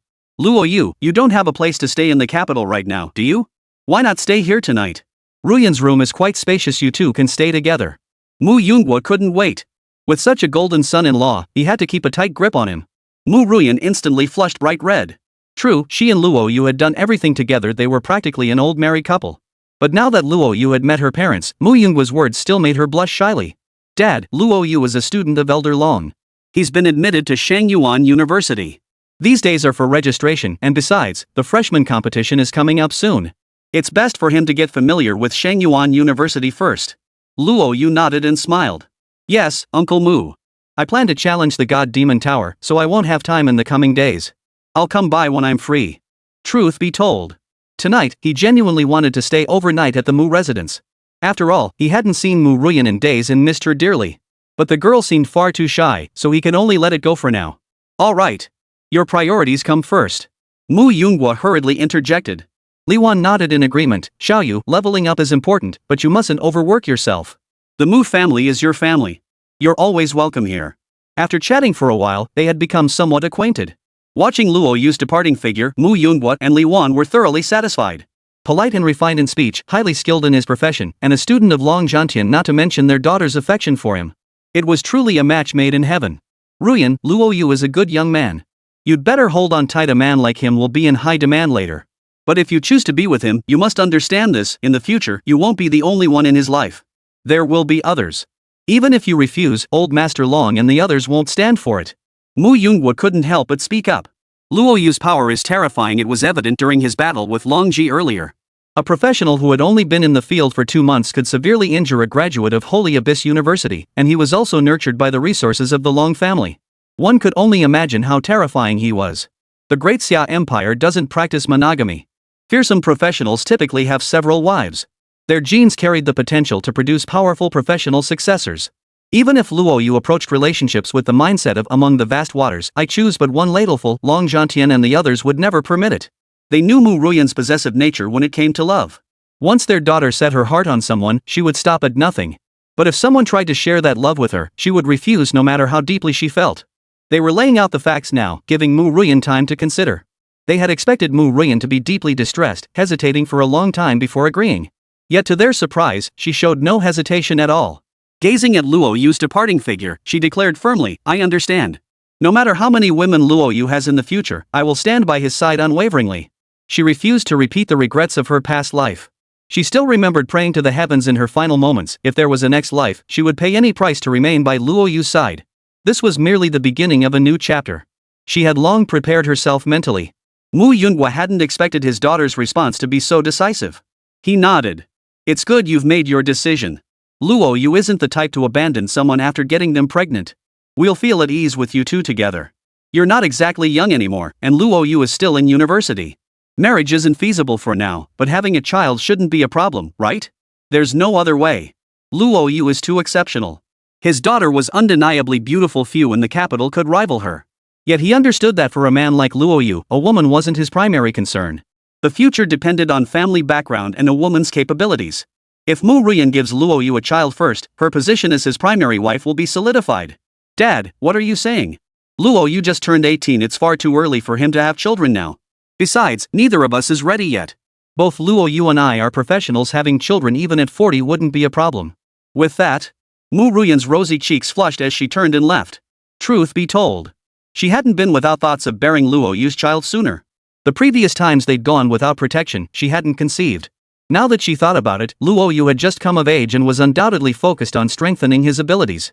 It would be selfish to make him a father so soon. Fine, you two can decide. Mu Yunghua said no more. The Mu family's affairs were concluded perfectly, leaving everyone overjoyed. Mu Ruyan not only married the man she loved, but his background and character were equally pleasing to them. It was nothing short of a perfect match. Human joys and sorrows rarely intersect. While the Mu family basked in triumphant joy, gloom hung heavy over the Long household. Upon learning of Mu Ruyan's engagement to Luo Yu, and further discovering that Luo Yu was Long Zhantian's student and that Long Zhantian had spoken those earlier words on Luo Yu's behalf, Long Ji nearly collapsed from the shock. For decades, Long Zhantian had taken on only one student, Firu. Many had urged him to take on another student, but he had always refused. Who would have thought he would now accept one? Long Ji was no fool. He understood the weight of the student's status within Long Zhantian's heart. He was equally aware of Luo Yu's formidable strength. If he truly clashed with Luo Yu, he had no doubt Long Zhantian would be the first to strike him down. Long Ji couldn't help but sigh. Long Zhantian held godlike status within the Long family. Having grown up hearing tales of Long Zhantian, Long Ji dared not even show anger. Enough, Xiaoji. You mustn't harbor resentment over this matter. With Uncle Long here, the Long family remains the Long family. If you do anything irrational, no one can protect you. Long Shan spoke in a solemn tone. Long Ji gave a bitter smile and nodded. Dad, I'm not stupid. Rest assured, I'll behave myself and won't cause you any trouble. Chapter 146, The Crowd's Astonishment. Meanwhile, upon learning the details, Long Zhantian flew into a rage. He stormed into the conference room and unleashed a torrent of curses at the drunken master and Su Dazhuang. Fine. Are you deliberately trying to make me look like a fool? I knew why Su Dazhuang was laughing at me when he went to see Mo Yi the day. Turns out you were all waiting here. Seeing Long Zhantian's flustered state, the other three struggled to suppress their laughter. The drunkard remained unfazed. What are you babbling about? Luo Yu was the first student I found. Without me, would you have such a talented pupil? Think about it, an 18-year-old who just transferred professions, 5 exclusive skills, plus a forger's divine flame. You've got it pretty cushy as a teacher. Even if you sleep all day now, people will still associate you with Luo Yu whenever his name comes up. You snagged such a golden opportunity. Can't I vent my frustration a little? The drunkard snorted coldly. Long Zhantian cleared his throat twice. After the drunkard said that, it seemed he really couldn't be blamed for today's events. After all, he really had hit the jackpot getting such a promising student. Alright, old drunkard, I won't hold this against you. Xiao Yu is indeed my student, but isn't our shared goal to nurture the younger generation and protect the great Xia? The drunkard shot him a contemptuous glance, utterly unconvinced. As the two bickered, Su Dezhuang, who had been amused moments before, could no longer sit still upon hearing the words divine flame. Brother drunkard, did you just say Luo Yu obtained the divine flame? Su Dezhuang's eyes widened as he urgently demanded. The drunkard glanced at him and said indifferently, I just found out myself. Luo Yu completed his class change quest, obtaining not only the divine tempering hammer but also a cluster of divine flame, the ancient spirit divine flame. Not only can it enhance equipment attributes during forging, but it also grants immunity to any fire-based damage. That kid really is blessed beyond measure. He even managed to clear the abyssal forge dungeon. Whoa! The drunkard's words sent a chill down the spines of the other three. They never imagined Luo Yu's luck would keep rolling. Not only did he get the divine tempering hammer, but now he's even snagged the divine flame. Su Dezhuang couldn't help but click his tongue in envy. A prodigy, truly a prodigy. In 3 years, let alone 10, the Great Xia Empire would surely produce a true master blacksmith. Divine flame, it was the dream of countless smiths. Legend held that only the god of forging, Shanaun, possessed such a flame. It was unimaginable what heights Luo Yu might reach in the future. The astonishment and envy of those around him instantly melted the anger in Long Zhantian's heart, leaving him feeling rather pleased with himself. Truth be told, having a student like Luo Yu is truly a source of pride. Oh, right, has Xiao Yu successfully forged the Demon Star pendant yet? He's likely tackling the God Demon Tower soon, and having a mythic tier item would carry him much farther. Long Zhantian couldn't help but ask. Su Dezhuang chuckled, don't worry, brother Long. Luo Yu entrusted me with such a promising student. I gave my absolute all for that Demon Star pendant. Su Dezhuang pulled out the Demon Star pendant. Forged. A level 20 piece of gear perfect for Luo Yu to equip. Its 4 core attributes and quality are solid, though it lacks in equipment skill. The stats are decent too. Long Zhantian glanced at it and nodded approvingly. Alright, I'll give it to him when the time comes. Oh, right. Recalling the matter of reforging equipment, Long Zhantian inquired, Xiao Yu, which mythic gear are you currently wearing? This piece has 2 limited use skills. Can the reforging stones in the God Demon Tower reforge those 2 minor skills? Long Zhantian was now cautious about matters concerning Luo Yu. The forge instance and today's events were all due to his intelligence failing him. Luo Yu didn't need him micromanaging, but certain information absolutely had to be provided. Even matters he was certain about now required absolute confirmation. Indeed, the reforging stones can be used. Luo Yu's strength would certainly allow him to clear the first 100 floors without issue. However, the reforging stone was highly unpredictable, and even if reforged, I couldn't guarantee it would enhance the attributes. It could even reduce attributes to a very low point. Anything is possible. Long Zhantian waved his hand dismissively. No problem. Long Zhantian's tone was indifferent, making it unclear whether he was boasting or simply stating a matter of fact. The Blood Phoenix Dragon Jade Bracelet was indeed a mythical great item, granting substantial increases to all 4 core attributes. Yet its most valuable aspects were its 2 skill effects. One grants 3 critical hit resistance, while the other grants an 80-point boost to all 4 primary stats for each of 10 dungeon bosses slain. Xiao Yu is currently level 26, with base 4 stat attributes of only 2,240 points. Even at level 30, he would only reach 2,400 points, still somewhat lacking for him. Long Zhantian couldn't help but sigh. Bai Tianqing interjected, you just expect too much from Luo Yu. If he could even get 2 base attribute points. Bai Tianqing froze in place, his eyes widening in disbelief as he stared at Long Zhantian. What did you say? You're saying Luo Yu's current base stats are 2,240 points. Still a bit low. It hasn't met my expectations. That's precisely why I plan to have him reforge the Blood Phoenix Dragon Jade Bracelet, adding another 800 points to his base attributes. Long Zhantian's voice was flat, yet everyone could see the suppressed smile tugging at the corners of his mouth. Old dragon, you're no human at all. Bai Tianqing and the others couldn't hold back their astonishment. Ordinary practitioners without special opportunities could barely reach 1,200 base attributes by level 20. Yet Luo Yu had achieved 2,400 points, utterly terrifying. Even they had only reached around 1,700-1,800 back in the day, with 2,000 being the absolute peak. What mattered most was that Luo Yu's base 4 attributes could still be increased by 800 points, a full 800 points. Everyone knew what the base 4 attributes meant to a professional, their importance rivaled that of their very profession. How did Luo Yu achieve 2,240 base attributes? The drunkard couldn't help but ask aloud. For a moment, all eyes turned to Long Zhantian. Long Zhantian made no secret of it, revealing the Blood Phoenix Dragon Jade Bracelet and the fact that a level 1 job change master could grant 400 base attribute points. The others suddenly understood, their faces filled with astonishment. A prodigy, truly a prodigy. Not only is his strength terrifying, but his luck is absurdly good too. Rest assured, I'll handle the reforging. As soon as Luo Yu obtains the reforging stone, I'll begin reforging it for him immediately. An item capable of boosting 800 attribute points? Truly terrifying. The group gasped in astonishment. If the reforging succeeds, Luo Yu will reach 3000 base core attributes at level 30. Combined with his class quest rewards, his stats will skyrocket to 30,000 points, a feat likely unmatched by anyone. Chapter 147, Astonishingly Heavenly. Meanwhile, Luo Yu and Pan Xiaopang arrived at the gates of Holy Abyss University. Luo Yu, here's your card. Spend freely inside, I've topped it up for you. Points are expensive, way more valuable than magic crystals. Never use points where you can use crystals. Thanks. Luo Yu accepted without hesitation. Magic crystals were practically impossible for him to use up right now, but he understood Pan Xiaopang's sentiment. Friends who are evenly matched can get along longer. Refusing Pan Xiaopang's goodwill would surely create a rift between them. However, one thing left Luo Yu quite puzzled. Xiaopang's bank card could actually be topped up? Luo Yu's lips twitched involuntarily. Seeing Luo Yu accept it, Pan Xiaopang felt a surge of joy. Having received so much kindness from Luo Yu, he truly had no way to repay him. He had nothing else to offer, only money. Just top up the bank card with 10 billion. But don't worry, Luo Yu. Your card is linked to the Starry Company account, you can use it freely. If the limit of a few hundred billion isn't enough, I'll just have my dad transfer more funds into the account. Luo Yu was stunned. It was the first time he'd heard of a bank card being fully loaded. He wasn't short on magic crystals, but a full 10 billion magic crystals directly linked to the Starry Sky Corporation account? Trillions of magic crystals at his disposal to splurge on? The feeling was beyond description. How about Holographic University? At the mention of Holographic University, Pan Xiaopang's eyes lit up with excitement. Luo Yu, thank you. If not for you, I never would have met my teacher. My teacher is very kind and patient with me. Koa was supposed to come today, but something came up. She's also in the process of selecting a teacher, and she asked me to tell you not to worry.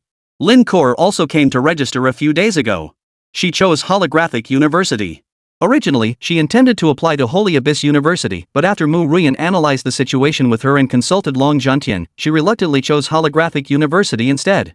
At Holographic University, there's an 80-level War King who's also a sword-edge dancer. With her training, Lin Kor will definitely reach new heights. Oh, Luo Yu, there's something I should tell you.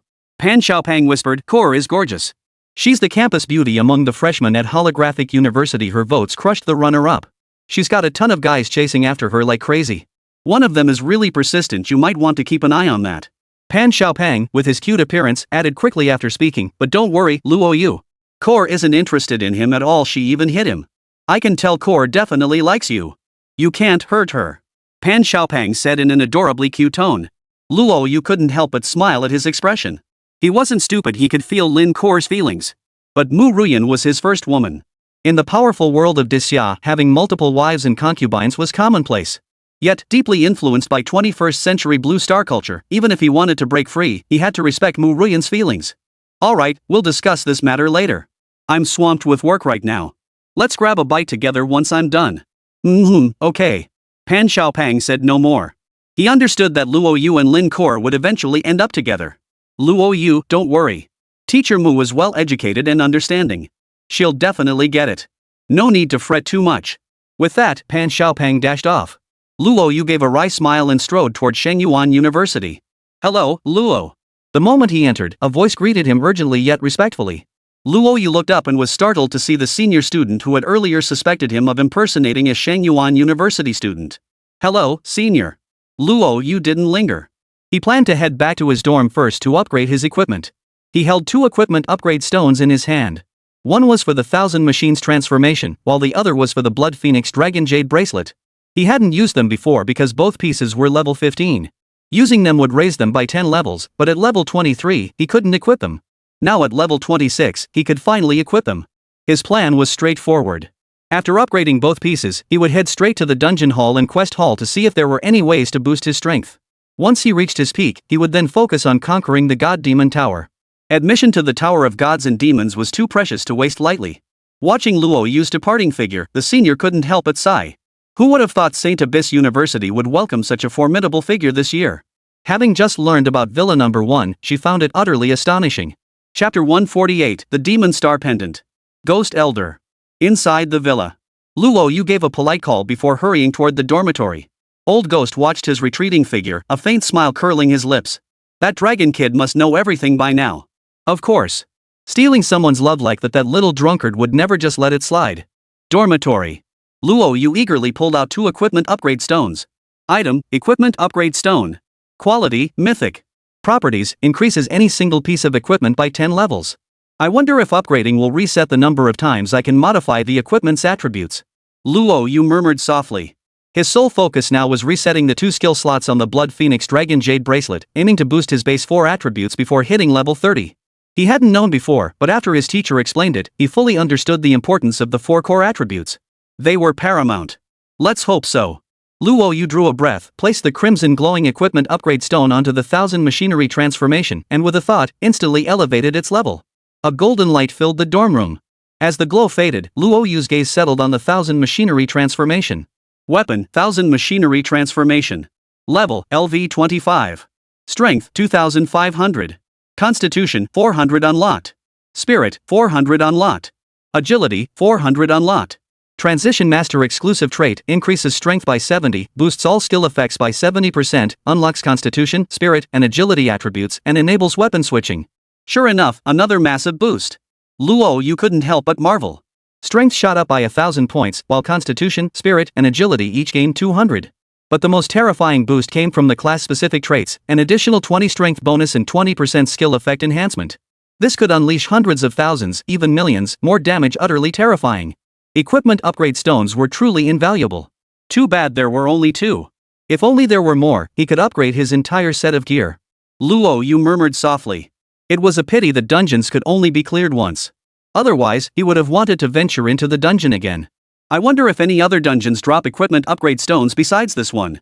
Luo Yu murmured. Following the same method, he removed the Blood Phoenix Dragon Jade Bracelet and used the equipment enhancement stone to upgrade it to level 25.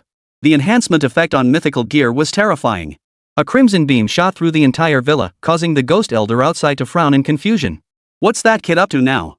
His left eyeball shot out of its socket, appearing at the dorm entrance the next instant. Seeing the Blood Phoenix Dragon Jade Bracelet glowing with a blinding red light inside the room, along with the now useless, dull stone, he couldn't help but exclaim in astonishment. The little one had quite the stroke of luck to obtain an equipment upgrade stone.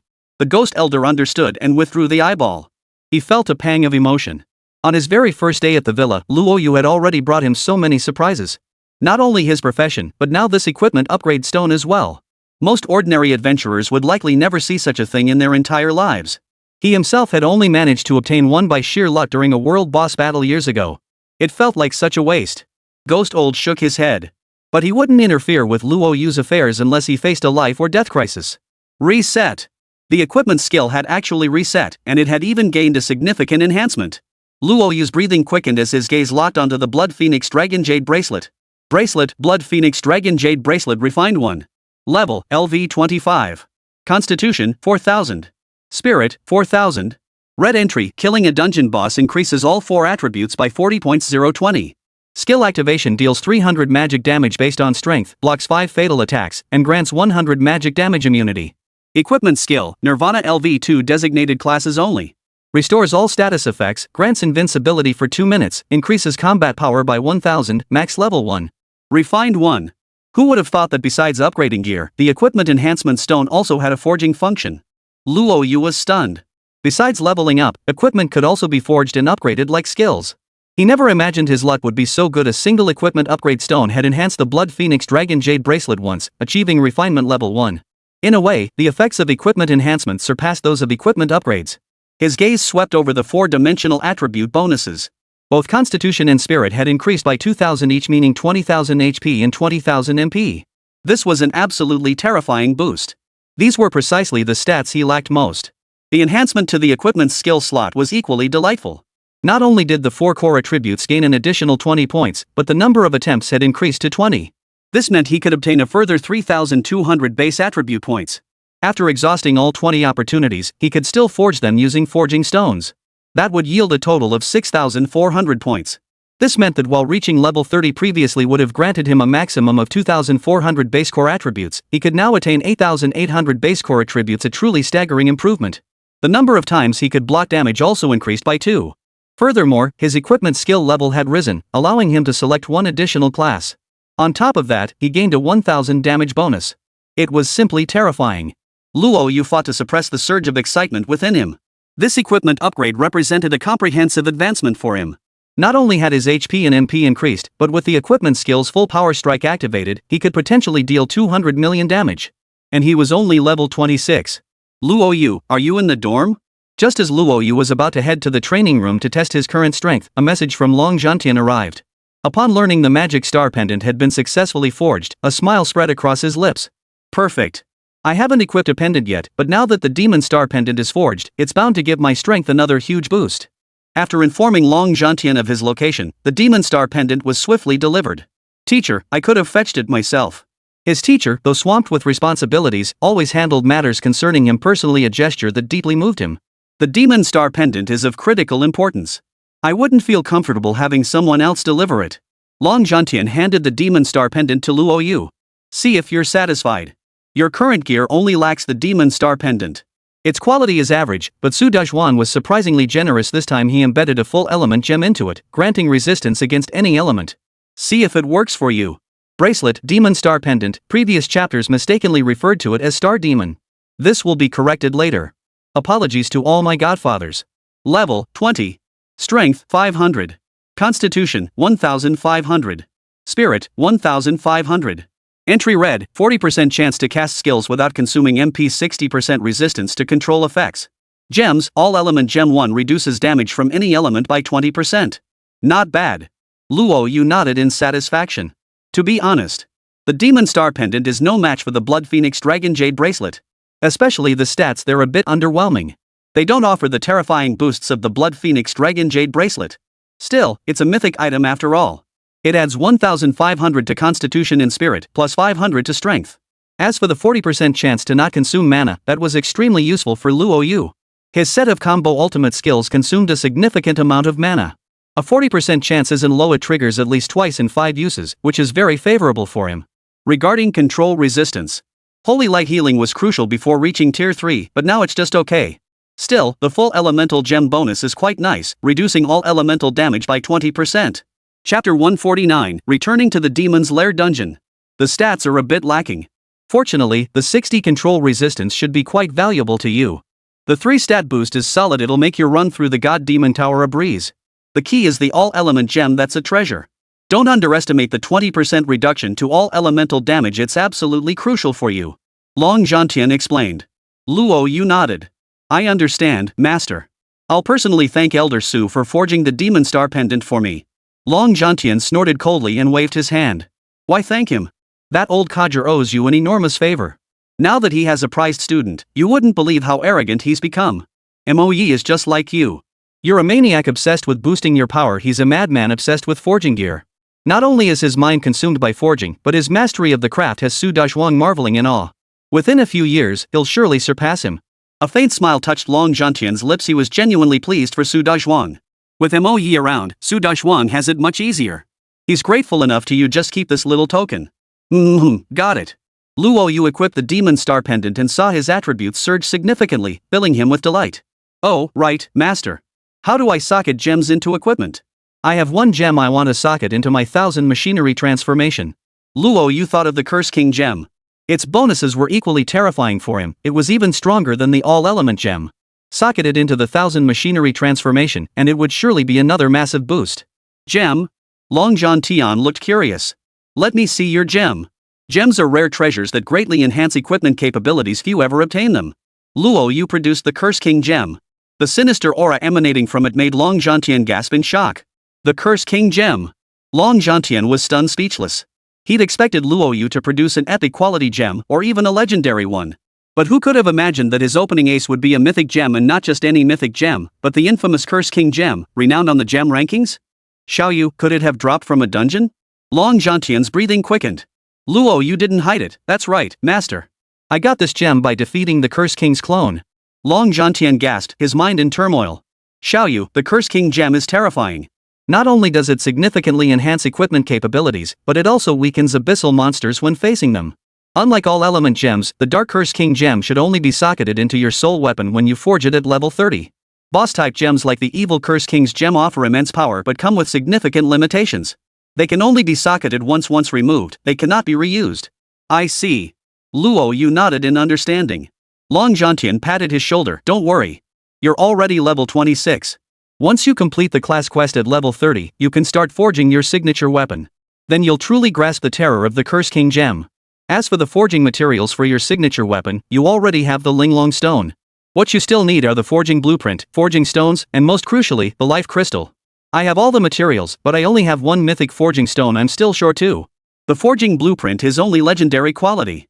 The Drunken Master and the others have given their blueprints to their students to use. If you were a mythic class, your master would likely have you choose a legendary quality forging blueprint. But you're the only hidden class now, with terrifying power. Your signature weapon will accompany you for life, and upgrading it later will be extremely difficult. That's why I plan to have you forge your signature weapon more slowly. We'll begin once I find the mythic forging blueprint and gather all the mythic forging stones. Mythic grade forging blueprint. Luo Yu murmured softly. He hadn't realized crafting his signature weapon would require so many materials. Master, I have 2 mythic forging stones. Now I only need the mythic quality forging blueprint. Do you know where I can obtain it? You have mythic forging stones? Yeah. Luo Yu nodded and produced the 2 forging stones dropped from the dungeon. Long Zhantian smiled. Then all we need now is the mythic forging blueprint. Mythic forging blueprints are rare drops. They can drop from the God Demon Tower, large-scale raid instances, and world bosses. They can also drop from the Villa 1 Demon's Lair instance where you reside. Given your capabilities, gathering the materials shouldn't be too difficult. Even if it takes a little longer, it won't be a big deal. Long Zhantian paused briefly before adding softly, actually, the mythic forging blueprint is the least of your concerns. After completing your class quests, you can draw forge blueprints matching your own quality in the class hall. The higher your base 4 stat attributes, the stronger the blueprints you'll obtain. That's precisely why I urged you to boost your base stats as quickly as possible.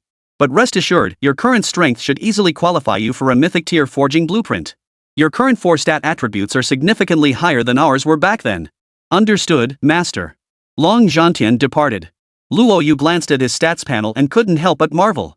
He was now essentially a human-shaped boss, 75,000 HP, nearly 69,000 MP, and a staggering 3,500 strength.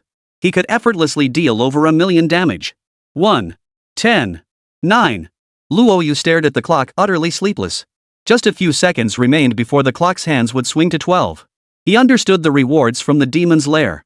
For some reason, these rewards filled Luo Yu with an inexplicable excitement, evoking the thrill of playing a game to claim rewards. Beep.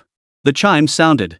Villa number 1 stood within the grounds of Holy Abyss University, shrouded in a dark mist that made it resemble an ancient European horror castle.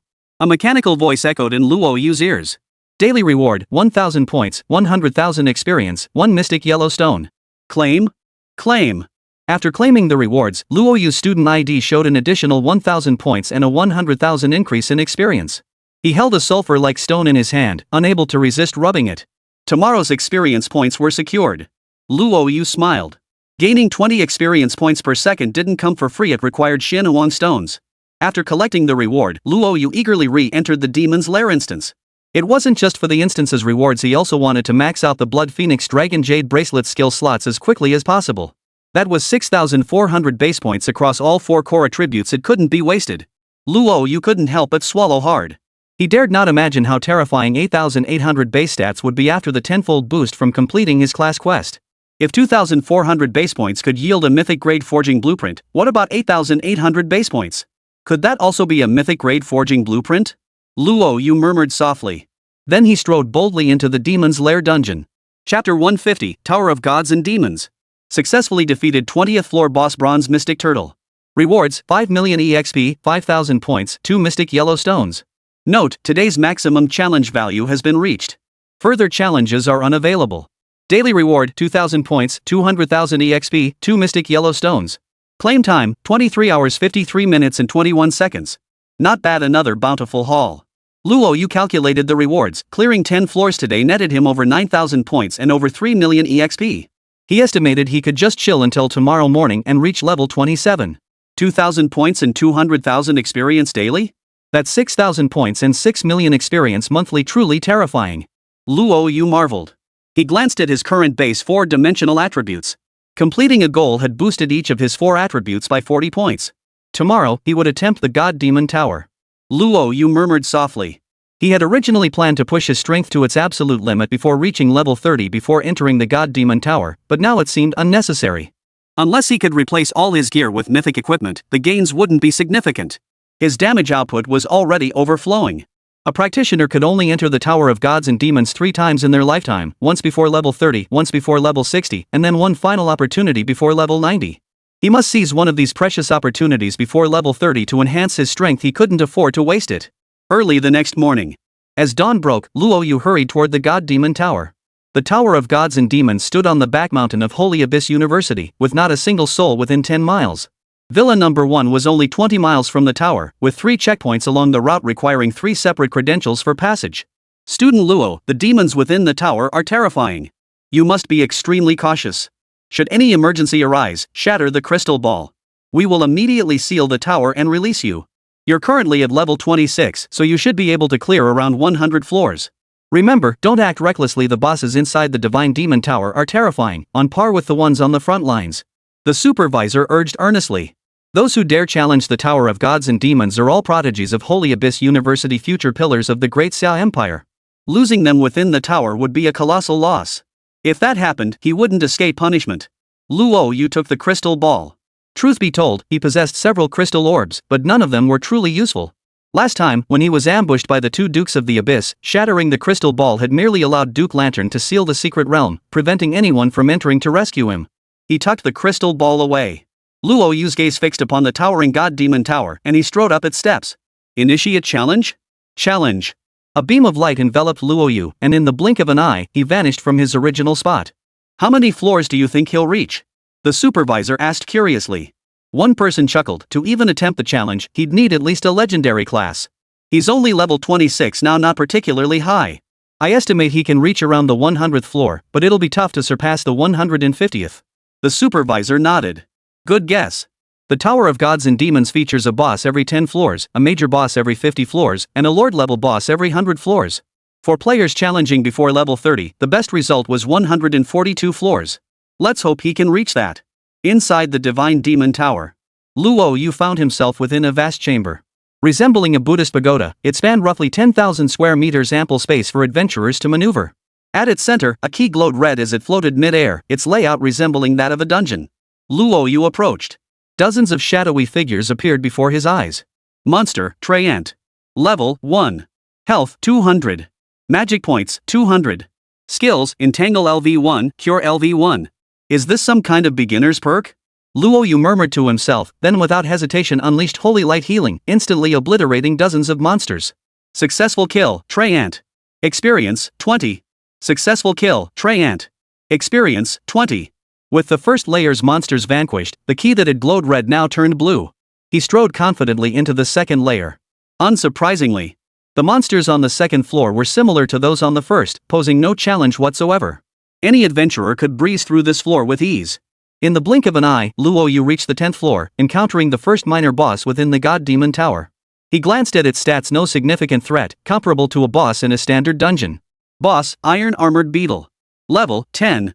HP, 50,000. Magic points, 50,000. Skills, Spikes LV5, Charge LV5, Armor LV5. Luo Yu didn't even glance at it, instantly defeating it. Successfully defeated level 10 boss Iron Armor Bug. Reward, 10,000 EXP, 1,000 points. Not bad points, even that weakling was worth 1,000. Luo Yu smiled. Without pausing, he swept through the monsters and bosses within the Divine Demon Tower. Upon reaching the 50th floor, the boss radiated a dazzling golden glow, setting it apart from the bosses encountered on previous floors. Boss, Nightmare Blazing Serpent. Level, 25. HP, 500,000. Magic, 500,000. Skills, Strangle LV10, Flame Breath LV10, Blazing Storm LV10. Is this the boss for the 50th floor? It might pose some difficulty for other adventurers, but for a power-leveling junkie like him, it was as easy as killing chickens. At this rate of difficulty increase, he should easily reach the 200-300th floor.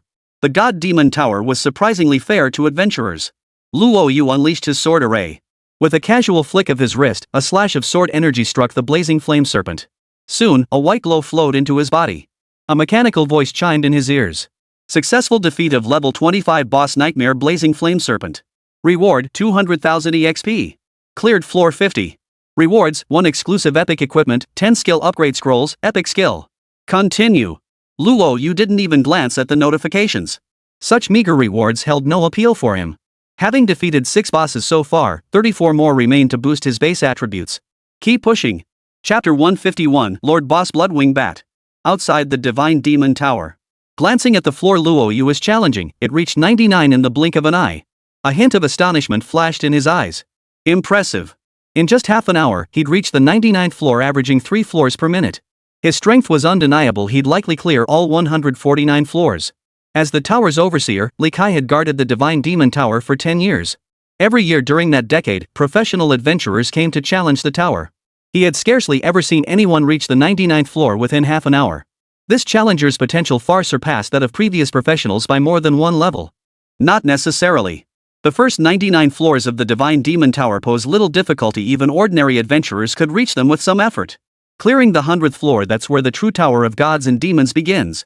You're right, Luo Yu is indeed quite strong.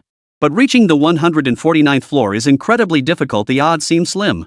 The other person couldn't help but interject. Li Kai gave a slight nod. Let's watch quietly. I have a feeling Luo Yu is different from ordinary practitioners. He might just surprise us. Inside the Tower of Gods and Demons. Luo Yu reached the 100th floor. Gazing at the crimson glow of the key, Luo Yu murmured to himself. Master said there's a major boss every 50 floors and a lord-level boss every 100 floors. I wonder how powerful a lord-level boss in the Tower of Gods and Demons really is. Luo Yu stepped forward to activate the key. The ground trembled violently as a bat the size of a 3-story building materialized before him. Its eyes blazed crimson, exposed fangs razor-sharp, claws gleaming with a chilling light. As the 2 massive bat wings flapped, the stinging sting of gale force winds could be distinctly felt against his skin. Lord Bloodwing Bat. Level 50. HP 5 million. Magic 5 million. Skills Petrify LV20, Bloodsuck LV120, Bloodbat Swarm LV20. Note, the Lord Boss of the 100th floor of the God Demon Tower. Defeating it yields substantial rewards. Lord Mechanics, when the player's visibility is less than 3 meters or they are in darkness, the boss gains a 100% speed boost, a 100% strength boost, and ignores stealth skills. Sigh. Luo Yu's luck is really bad. The Bloodwing Bat ranks among the top 3 boss lords within the first 100 floors. Its petrification state not only grants invincibility but also restores health. With extreme speed and the Lord Mechanism's boost, it's nearly impossible to even touch, let alone for players below level 30, even those under level 50 struggle. With high attack power, invincibility skills, and a powerful healing mechanism, Luo Yu will likely struggle to defeat it. Even if he somehow prevails, it'll be a bloody battle. Wang Ling couldn't help but feel regret.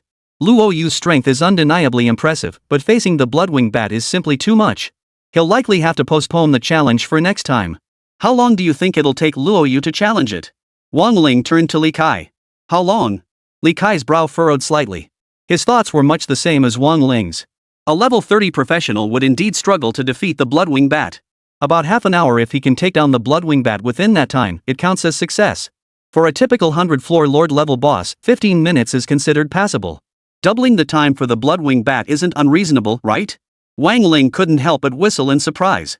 You really think highly of him? I'll wager an hour. If he truly takes down the Bloodwing Bat, I'll acknowledge his skill. As the two conversed. At the center of the battlefield, darkness engulfed Luo Yu's vision. He could neither see nor hear the Bloodwing Bat's movements. A piercing sonic wave washed over him, its low-frequency vibrations sending shivers down his spine. Whoosh! A swift shadow plunged from the sky, its razor-sharp claws reaching for Luo Yu's head. Shadow Hunt. Luo Yu vanished from his original position, successfully evading the Bloodwing Bat's attack. He realized each shadow possessed its own field of vision.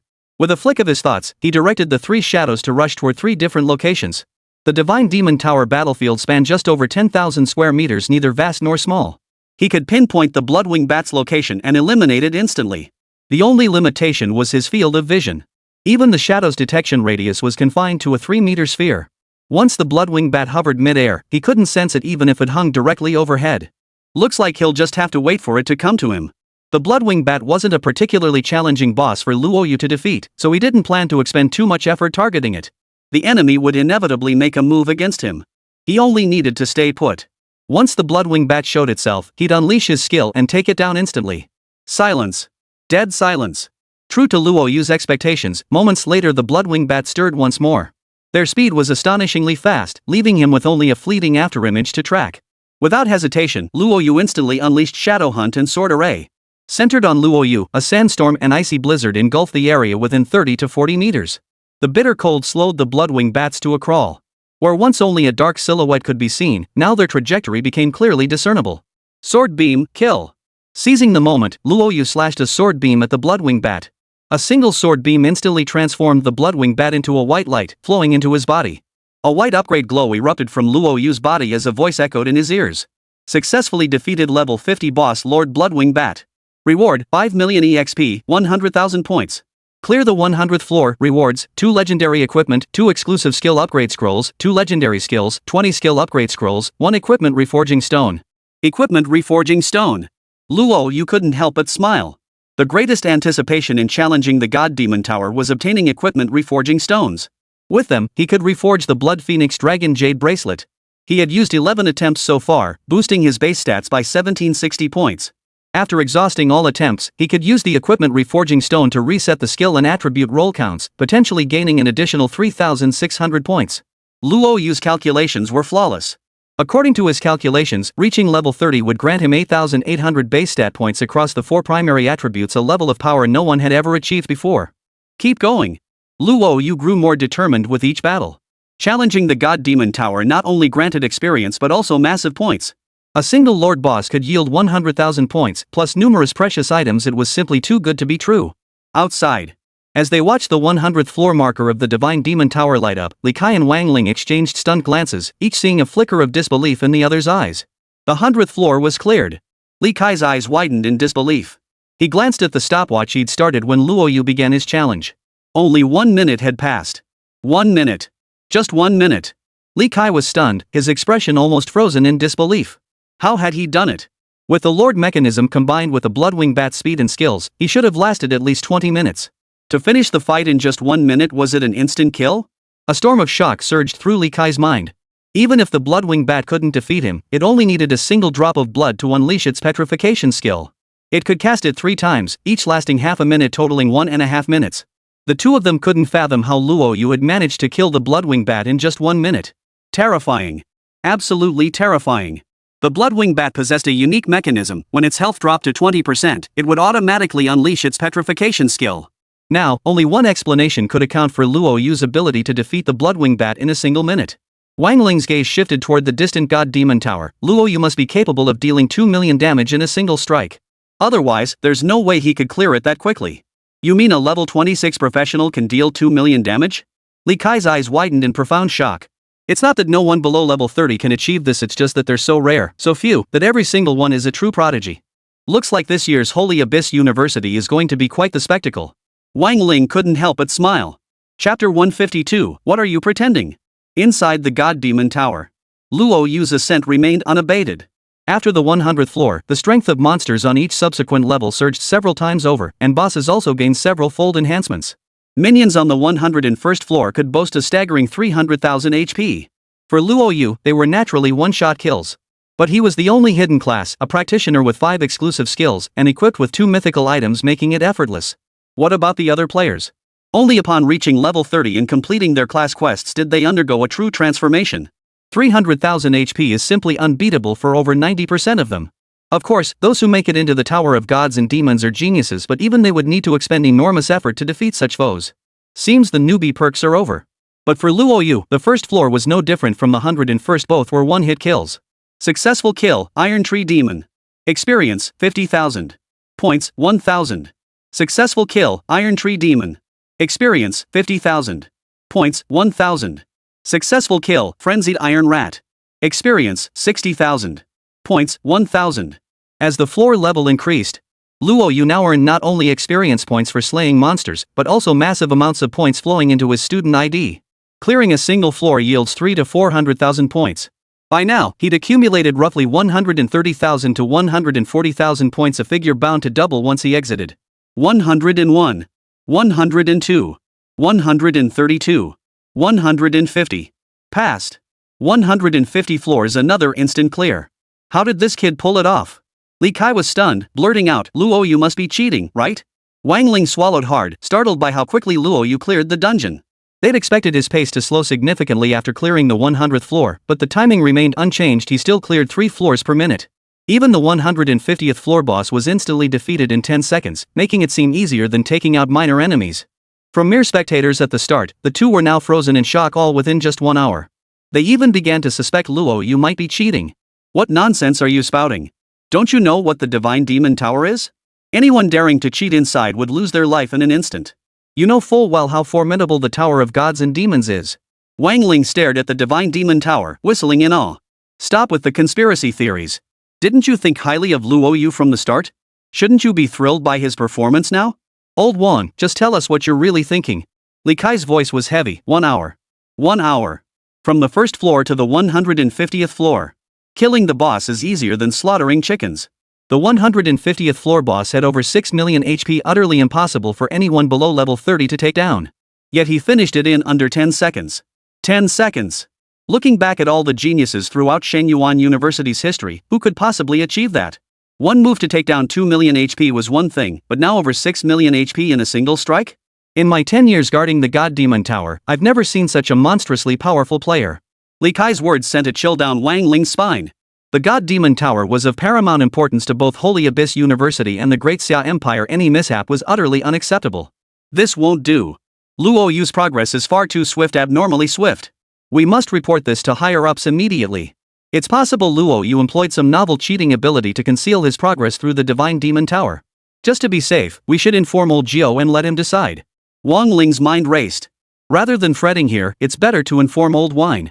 Whatever state the Tower of Gods and Demons is in, and whether Luo Yu cheated or not, will be handled by old Wine. It's none of their business. Alright, now tell old Wine. Luo Yu's clearing speed was terrifying. As they spoke, he surged up another 5 floors, reaching the 155th level.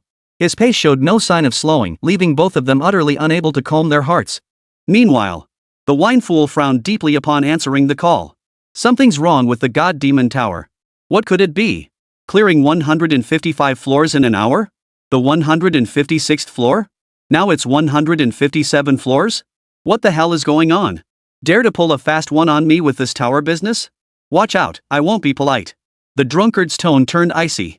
Wine old man, there was a player below level 30 who challenged the Tower of Gods and Demons.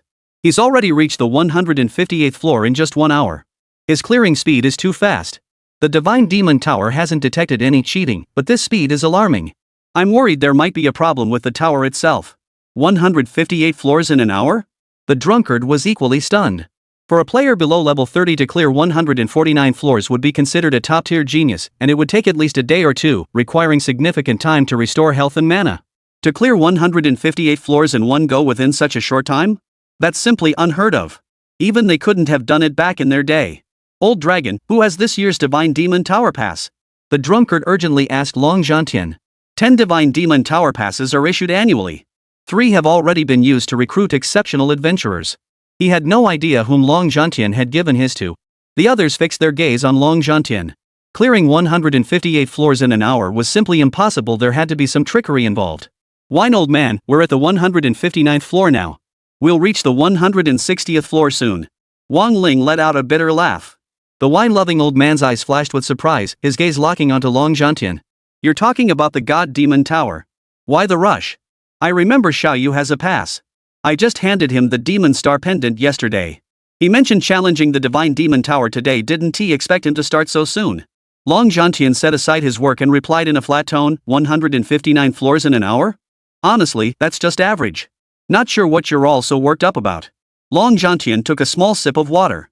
Hearing it was Luo Yu, the drunkard, and the others couldn't help but breathe a sigh of relief. What others couldn't achieve was just par for the course with Luo Yu. There was nothing he couldn't do. Just as they exhaled in relief, Zhou Qi shot a glare at Long Zhantian, ignoring the fact he was on the phone with Wang Ling, and blurted out an angry curse. What are you playing at? Back then, you only managed a couple hundred floors on your first try, and it took you 2 days. Now Luo Yu's clearing 159 floors per hour, and you call that average? The drunkard wasn't about to let Long Zhantian off the hook. On the other end of the line, as the drunkard's furious tirade against Long Zhantian echoed through the line, Wang Ling and Li Kai exchanged glances, their breathing growing cautious and deliberate. Holy crap! 2 big shots arguing. Is this something we should be listening to? Yet something felt off. If Luo Yu knew these big shots, he must be someone's junior. No wonder, no wonder. The two exchanged glances, each catching a glimpse of something significant. Is the challenger named Luo Yu? The drunkard inquired casually. Upon receiving confirmation from Wang Ling, the drunkard declared, "Enough. This isn't your concern. But keep your eyes peeled. If Luo Yu faces any danger, rescue him immediately. If anything happens to him, none of you will escape lame. Understood?" "Yes, old drunkard." Call ended. The two exchanged glances, each seeing a flicker of shock in the other's eyes. It seemed Luo Yu held considerable standing. Old drunk has always been amicable toward us. That he'd use such harsh words this time speaks volumes about Luo Yu's importance. All right, we must give this our absolute full attention. Both men took deep breaths, their gazes fixed intently on the divine demon tower, not daring to let their focus waver. Inside the conference room, Zhou Qi's furious outburst had completely thrown Long Zhantian off his game. That's right, while Long Zhantian feigned composure, his heart was already racing with excitement. Old drunk, I never would have guessed. Xiao Yu's strength is truly terrifying. He was already decked out in legendary gear with a mythic item, and now he's added the Demon Star pendant. His power has skyrocketed. That he cleared 159 floors in an hour? I'm just as stunned. How far do you think Xiao Yu will go this time? Long Zhantian asked with keen interest. The wine-obsessed group fell silent for a moment before speaking up. He might just reach the 299th floor. With Luo Yu's 5 exclusive skills, his full power strike can deal 80 million damage. He definitely has the potential to reach it.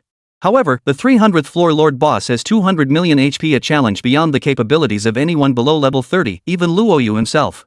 We only cleared it after hitting level 40 and equipping 3 mythic items. Long Zhantian nodded thoughtfully.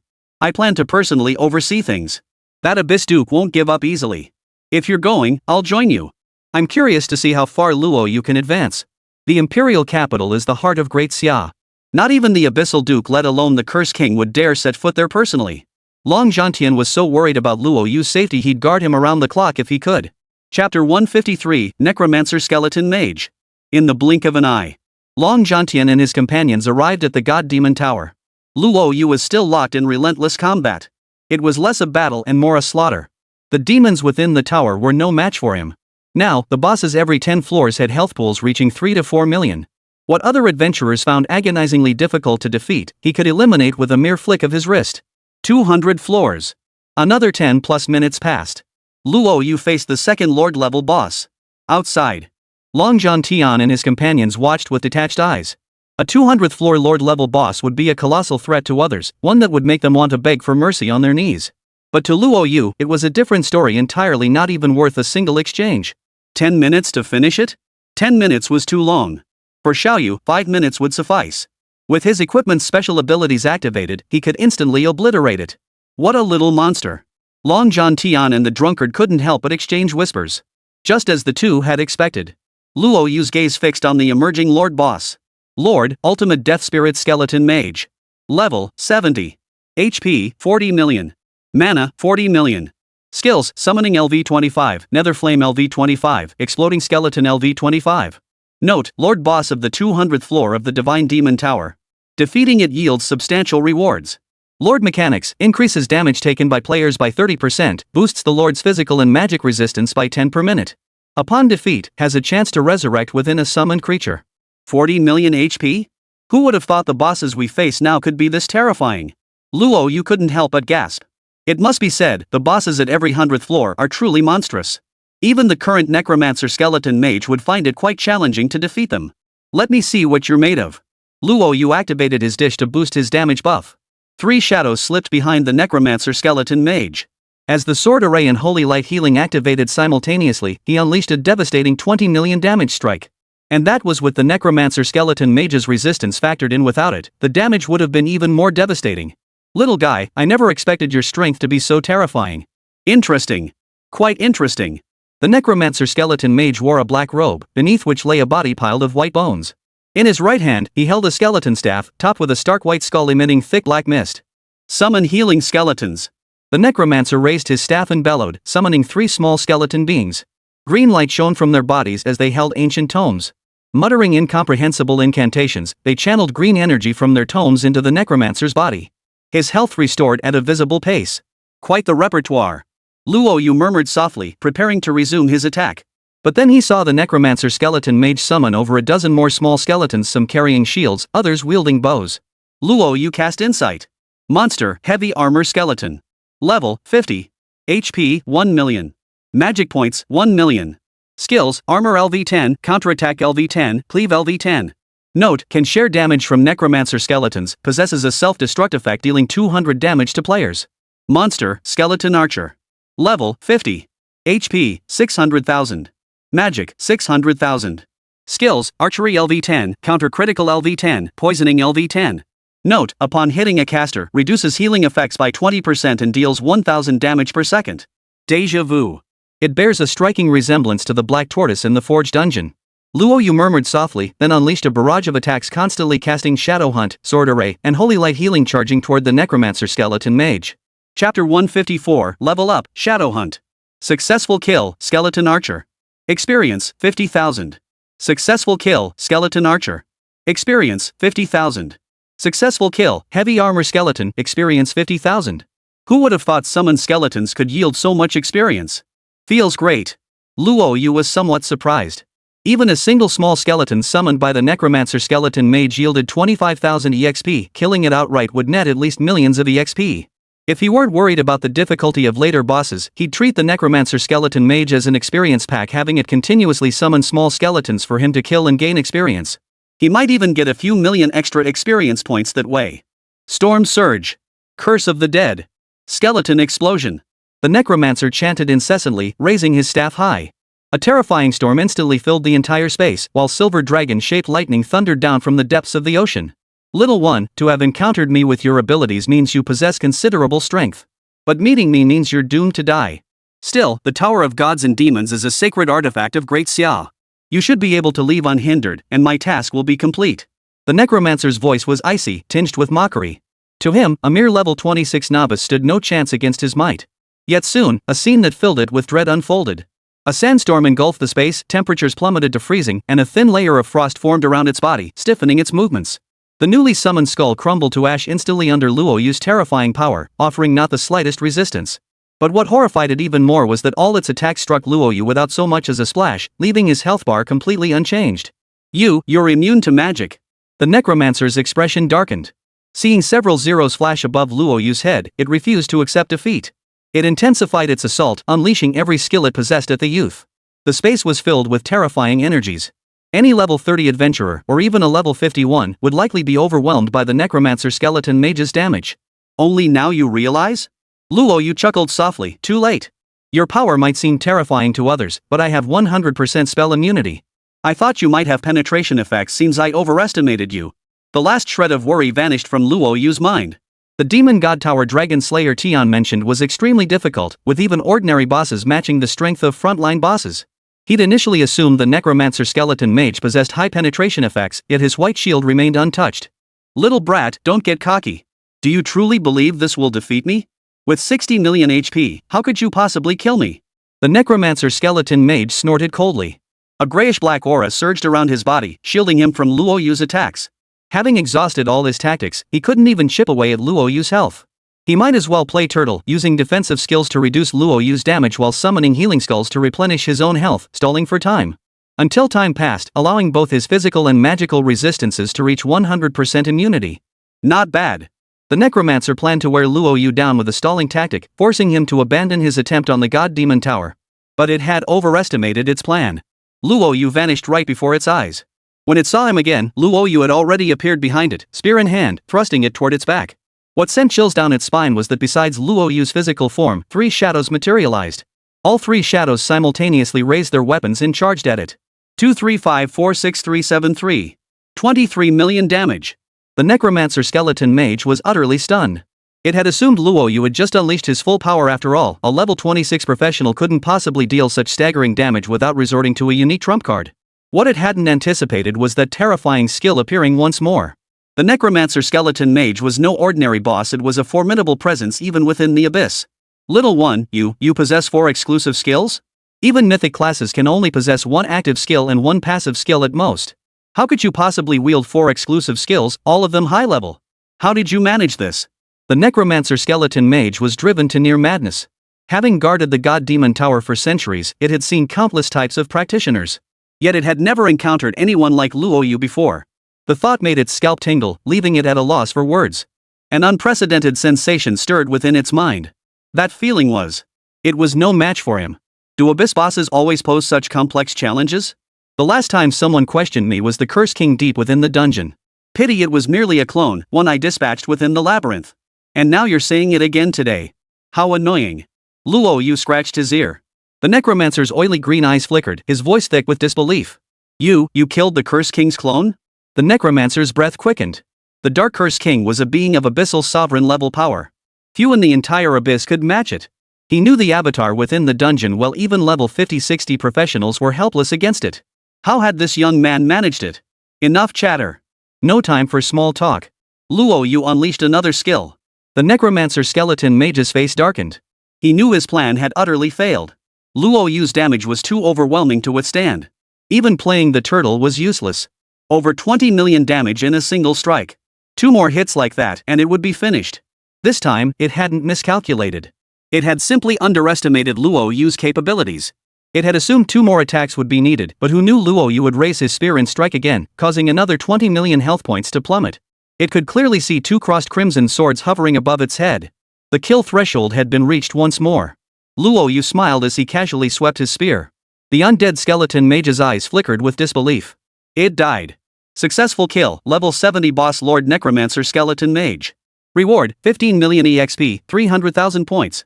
Cleared floor 200, rewards, for legendary equipment, 1 necromancer skeleton mage staff, for legendary passive skills, 40 skill upgrade scrolls, 5 exclusive skill upgrade scrolls, 1 equipment reforging stone. 300,000 points, plus 15 million experience. Luo Yu's breathing quickened. He'd expected the 200th floor reward to be extravagant, but who could have imagined it would be this absurd? Both the EXP and points were ridiculously high. 15 million EXP. Even if he only gained half that amount, it would still be an astronomical reward. Another level up. Luo Yu couldn't help but marvel. Having only entered about 2 hours ago, he'd risen from level 26 to 28. He estimated that clearing the 300th floor might even bring him close to level 30. What was the function of this necromancer skeleton mage staff? Luo Yu glanced at it. It was a mage-exclusive weapon, essentially useless to him. While it was indeed legendary gear, it paled in comparison to his 1000 machination staff. He then examined the legendary passive skills. None were particularly useful to him. The only one of value was a passive skill granting toxin resistance. Toxin resistance LV1, the user gains 20 toxin resistance. Toxin resistance is incredibly useful to me. There are all kinds of resistances out there. When fighting abyss monsters on the front lines, who knows what bizarre damage types I'll face. Currently, I'm immune to all fire damage, plus water, lightning, and other elemental types. Having a passive skill granting poison resistance was a welcome addition. Luo Yu now had abundant resources. Most other practitioners would likely only use skill upgrade scrolls on offensive abilities, but he's different. His current gear and strength are in a positive feedback loop. Greater strength attracts better gear, and better gear further enhances his power. Without hesitation, Luo Yu used 60 or 70 skill upgrade scrolls to max out his toxin resistance. Toxin resistance LV6, the practitioner gains 100 toxin resistance. When casting skills, they deal 1000 damage based on strength and inflict 20 critical hits. Toxic damage based on 1000 strength equaled over 36,000 points, quite a formidable output. Luo Yu couldn't help but smile as he upgraded his exclusive skill, Shadow Hunt. Shadow Hunt was crucial to him. Upgrading Shadow Hunt would significantly enhance both Sword Array and Holy Light Healing, potentially raising the kill threshold, a highly advantageous choice for him. Advancing from level 3 to level 4 now required 8 exclusive skill upgrade scrolls, no small number.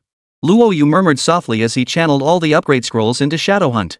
Shadow Hunt LV4, cast Shadow Hunt to split into 3 shadows. Each shadow deals 400 damage. The caster becomes invisible, gaining plus 200 movement speed and plus 500 attack power while invisible. Backstabs deal plus 500 critical damage. Excess critical hits 1 convert to 6 critical damage. Executes monsters including bosses below 40 HP. The main body is invulnerable while stealth, lasting 120 seconds. When the main body casts skills, Shadow MP consumption is reduced by 70%. Truly terrifying. No additional minor skills appeared, yet every incremental stat boost represented an utterly terrifying enhancement. Luo Yu calculated that previously, casting Shadow Hunt and Sword Array could deal over 20 million damage. Now, he could easily surpass 36 million. For him, even the smallest apparent improvement translated to millions of additional damage points. Especially the monstrous damage bonus from Shadow Hunt. Not only did it boost his base stats by 100, but it also increased his attack power by 100 and raised the boss's kill threshold by 5. Combined, these changes added at least 10 million to his damage output. If Shadow Hunt at level 4 possessed such power, it was unimaginable how terrifying it would be at max level. Chapter 155, they don't even register. All cleared? The green blow at the 200th floor left Li Kai and Wang Ling speechless with shock. Clearing 200 floors in under 2 minutes? What kind of monster is this? Terrifying, absolutely terrifying. 1 minute and 40 seconds? My god, is this even human? Even those legendary prodigies of old took around 7 minutes. No wonder he caught the attention of Dragon Elder and Wine Dragon. Such talent would never go unnoticed, no matter who possessed it. Atop the God Demon Tower, Long Zhantian and the wine drunkard both twitched their lips uncontrollably. 1 minute and 40 seconds. Long Zhantian swallowed hard. He had thought his estimate of 5 minutes already reflected a thorough understanding of Luo Yu's strength. Who could have imagined the opponent would finish in just 1 minute and 40 seconds, more than twice as fast? The drunken sage couldn't help but marvel. A prodigy, truly a prodigy. Back in our day, it took us quite a while to reach this level. This kid is seriously abnormal. Both men gasped in astonishment, yet a surge of excitement welled up within them. They dared not imagine how terrifying Luo Yu's strength would become at level 40, level 50, or even level 80. Perhaps by then, their pressure would plummet and the entire Great Xia Empire would finally sound the trumpet of counterattack. Old Dragon, the newcomer tournament begins in half a month. Besides his age, do you think Luo Yu meets any other requirements? Long Zhantian scratched his nose. What do you mean?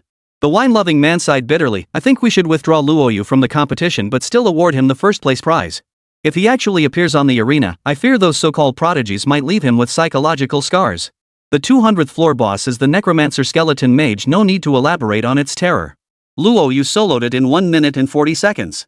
He must be at least level 28 now, equipped with 2 mythic items. I simply can't fathom how he could lose.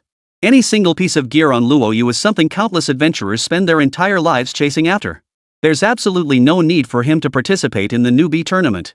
For the sake of the other students' mental well-being, it's best he withdraws. Long Zhantian cleared his throat twice. Honestly, the drunkard's words ring true.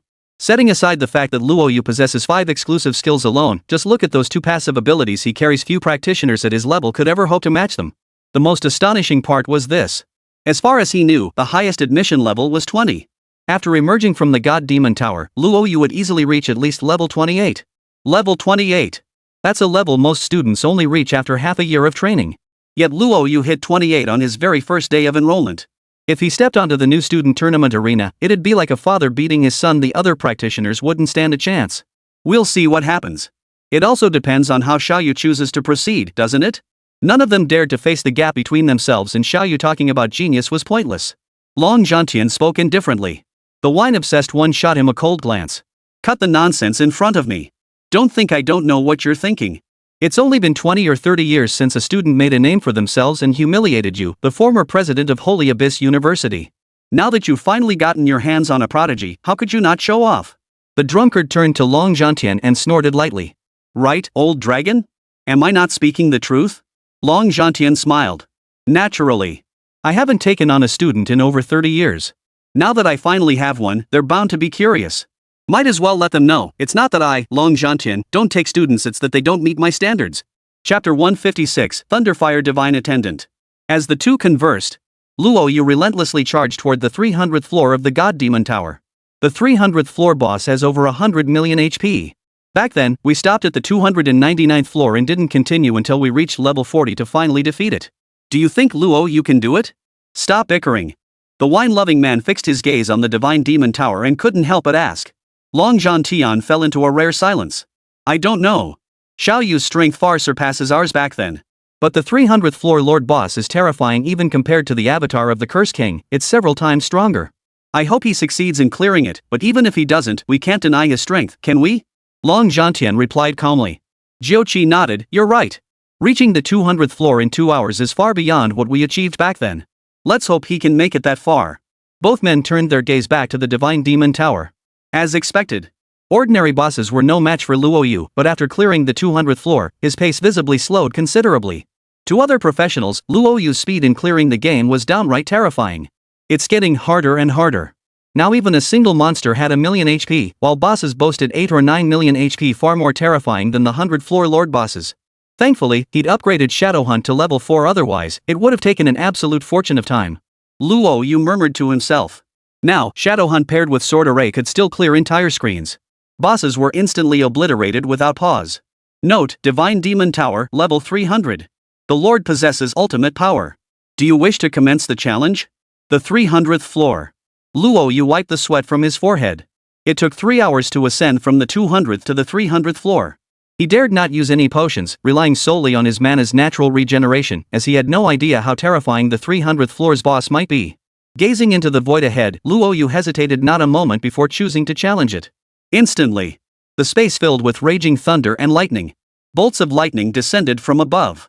At the center of the battlefield, a shadowy figure appeared before Luo Yu. It sat cross-legged on the ground, a long sword placed at its feet. Clad in armor, it bore the style of an ancient general from the land of cherry blossoms. The aura was powerful. Luo Yu narrowed his eyes slightly, channeling holy light healing to form a shield against the lightning's onslaught. His figure silently dodged the descending bolts, yet with each relentless strike, the pervasive lightning in the space inflicted massive damage. Every second, tens of thousands of shield points were drained. One strike and I'd be done for. Truly terrifying. Luo Yu couldn't help but gasp. Thunderbolts as thick as water barrels kept falling within the space. Luo Yu dodged relentlessly, sensing the sheer destructive force radiating from them. The boss's form gradually solidified. Upon seeing its health bar, he couldn't help but gasp. Lord, Nightmare Thunderfire Divine Attendant. Level 80. Health 200 million. Mana 200 million. Skills, Lightning Fury LV30, Blazing Storm LV30, Invincibility LV30. Note, the Lord Boss of the 300th floor of the God Demon Tower. Defeating it yields substantial rewards. The highest level boss challengeable by players below level 30. Lord Mechanics, the Sea of Lightning inflicts heavy damage on players, dealing 10,000 HP damage per second. Damage increases over time. The Lord remains within the lightning field without consuming MP, possessing 100% immunity to lightning and fire damage. Every 30 seconds, a lightning burial will occur. Thunder burial? Luo Yu's brow furrowed. He hoped it wasn't what he feared. A single thunder burial could obliterate him entirely. The thought of the Blood Phoenix Dragon Jade bracelet finally calmed his mind. We'll see then. He currently possessed 2 equipment reforging stones, granting 5 more chances to resist fatal blows. Might as well use them. If he truly couldn't defeat the Thunderfire Divine Attendant, he could always retreat then. Luo Yu took a deep breath. But seeing the Thunderfire Divine Attendant's 200 million HP made his scalp tingle. The Evil Curse King's clone had 100 million HP, while the Thunderfire Divine Attendant had 200 million. Its aura far surpassed that of the Evil Curse King's clone. This was going to be a brutal fight.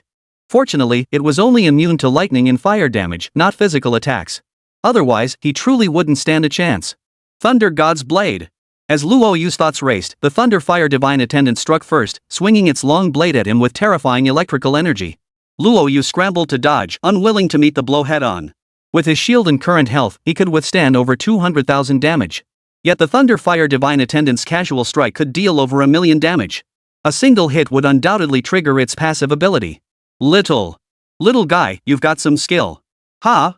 Luo Yu's brow furrowed. The Thunderfire Divine Attendant spoke in Japanese the first time he'd encountered an abyss boss that spoke the language. Instantly, Luo Yu's fighting spirit surged within him. What the hell is he babbling about? Damn it! Luo Yu thrust his 1,000 machine blade toward the Thunderfire Divine Attendant. 122,031. Whoa, what the hell is that? Luo Yu was stunned. His spear clearly struck the Thunderfire Divine Attendant, yet it was his own health that plummeted. The opponent's terrifying lightning aura combined with the Qian Jibian's metallic composition created a deadly electrical circuit, paralyzing his entire body as his health steadily drained. Damn it, it's a paralysis effect. Unable to move, Luo Yu urgently cast Holy Light Healing. His gaze fixed on the Thunderfire Divine Attendant and his heart sank. Looks like I can't make any contact with you. I'll just have to finish you off with a skill. Luo Yu's eyes turned cold. The Thunderfire Divine Attendant sneered coldly, boy, your strength is insufficient to be my opponent. Go back and strengthen yourself now, or you'll only meet your end at my hands. Finally speaking plainly? Earlier, with all that gibberish, I thought you were some kind of beast from somewhere. Luo Yu narrowed his eyes slightly. The Thunderfire Divine Attendant coldly declared, you great Xia people always overreach yourselves. Knowing full well you'll die, you still insist on acting like reckless fools. If death is what you crave, this general shall grant your wish. Divine Punishment Thunder Sea. Suddenly, within 100 meters around the Thunderfire Divine Attendant, purple lightning bolts thundered down. Luo Yu scrambled to dodge toward the distance. Before he could escape far, he saw a blade of flame slashing toward him. There was no avoiding it. Luo Yu's heart sank as he let the fiery blade strike his body. 0. Thankfully, the ancient spirit Divine Flame was there. Luo Yu breathed a sigh of relief. Though the ancient spirit Divine Flame was only at level 1, it granted him immunity to all fire attribute damage. He finally understood the attack methods of the Thunderfire Divine Attendants.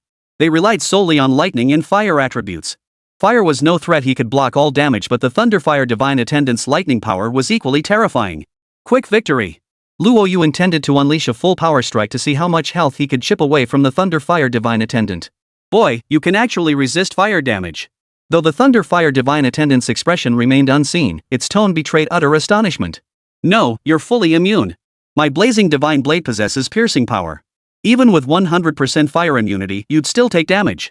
The fact you're unaffected now suggests you possess an item that counters fire attributes. The Thunderfire Divine Attendant's mind was filled with astonishment. His gaze sharpened instantly. Unexpectedly, the Great Xia Empire has produced another terrifying genius. Today, you shall meet your end here. The Thunderfire Divine Attendant's speed surged, transforming into a bolt of lightning as he slashed toward Luo Yu. Simultaneously, thunderbolts crackled down around him. Any contact meant certain death. Boy, die. The Thunderfire Divine Attendant arrived before Luo Yu, flashing a confident smile. But in the blink of an eye, Luo Yu vanished from his original position. When he reappeared, he was standing behind the Thunderfire Divine Attendant. Holy Light Healing, Sword Array. Luo Yu uttered a light command as 4 sword beams pierced toward the Thunderfire Divine Attendant's back. Chapter 157, Mythic Equipment Crimson Lotus Cloak. 324954881. 32.495481 million damage. A string of numbers appeared above the Thunderfire Divine Attendant's head, and Luo Yu finally felt completely at ease. I'm just worried that none of my skills will work on it. Guess I'll have to give up. 32 million. The Thunderfire Divine Attendant's eyes widened in disbelief. Impossible. You're only a level 28 professional, how could you possibly deal 32 million damage? A moment passed. The Thunderfire Divine Attendant suppressed his emotions, his gaze toward Luo Yu now brimming with murderous intent. Boy, if you escape, you'll surely become a formidable foe to both the Abyss and Sakura Nation. Today, you shall die here. Thunder Burial. A white bar beneath the Thunderfire Divine Attendant filled to capacity.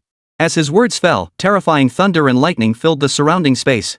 There was no escape, he could only endure the relentless strikes of the electrical fury. Boy, you've missed your chance.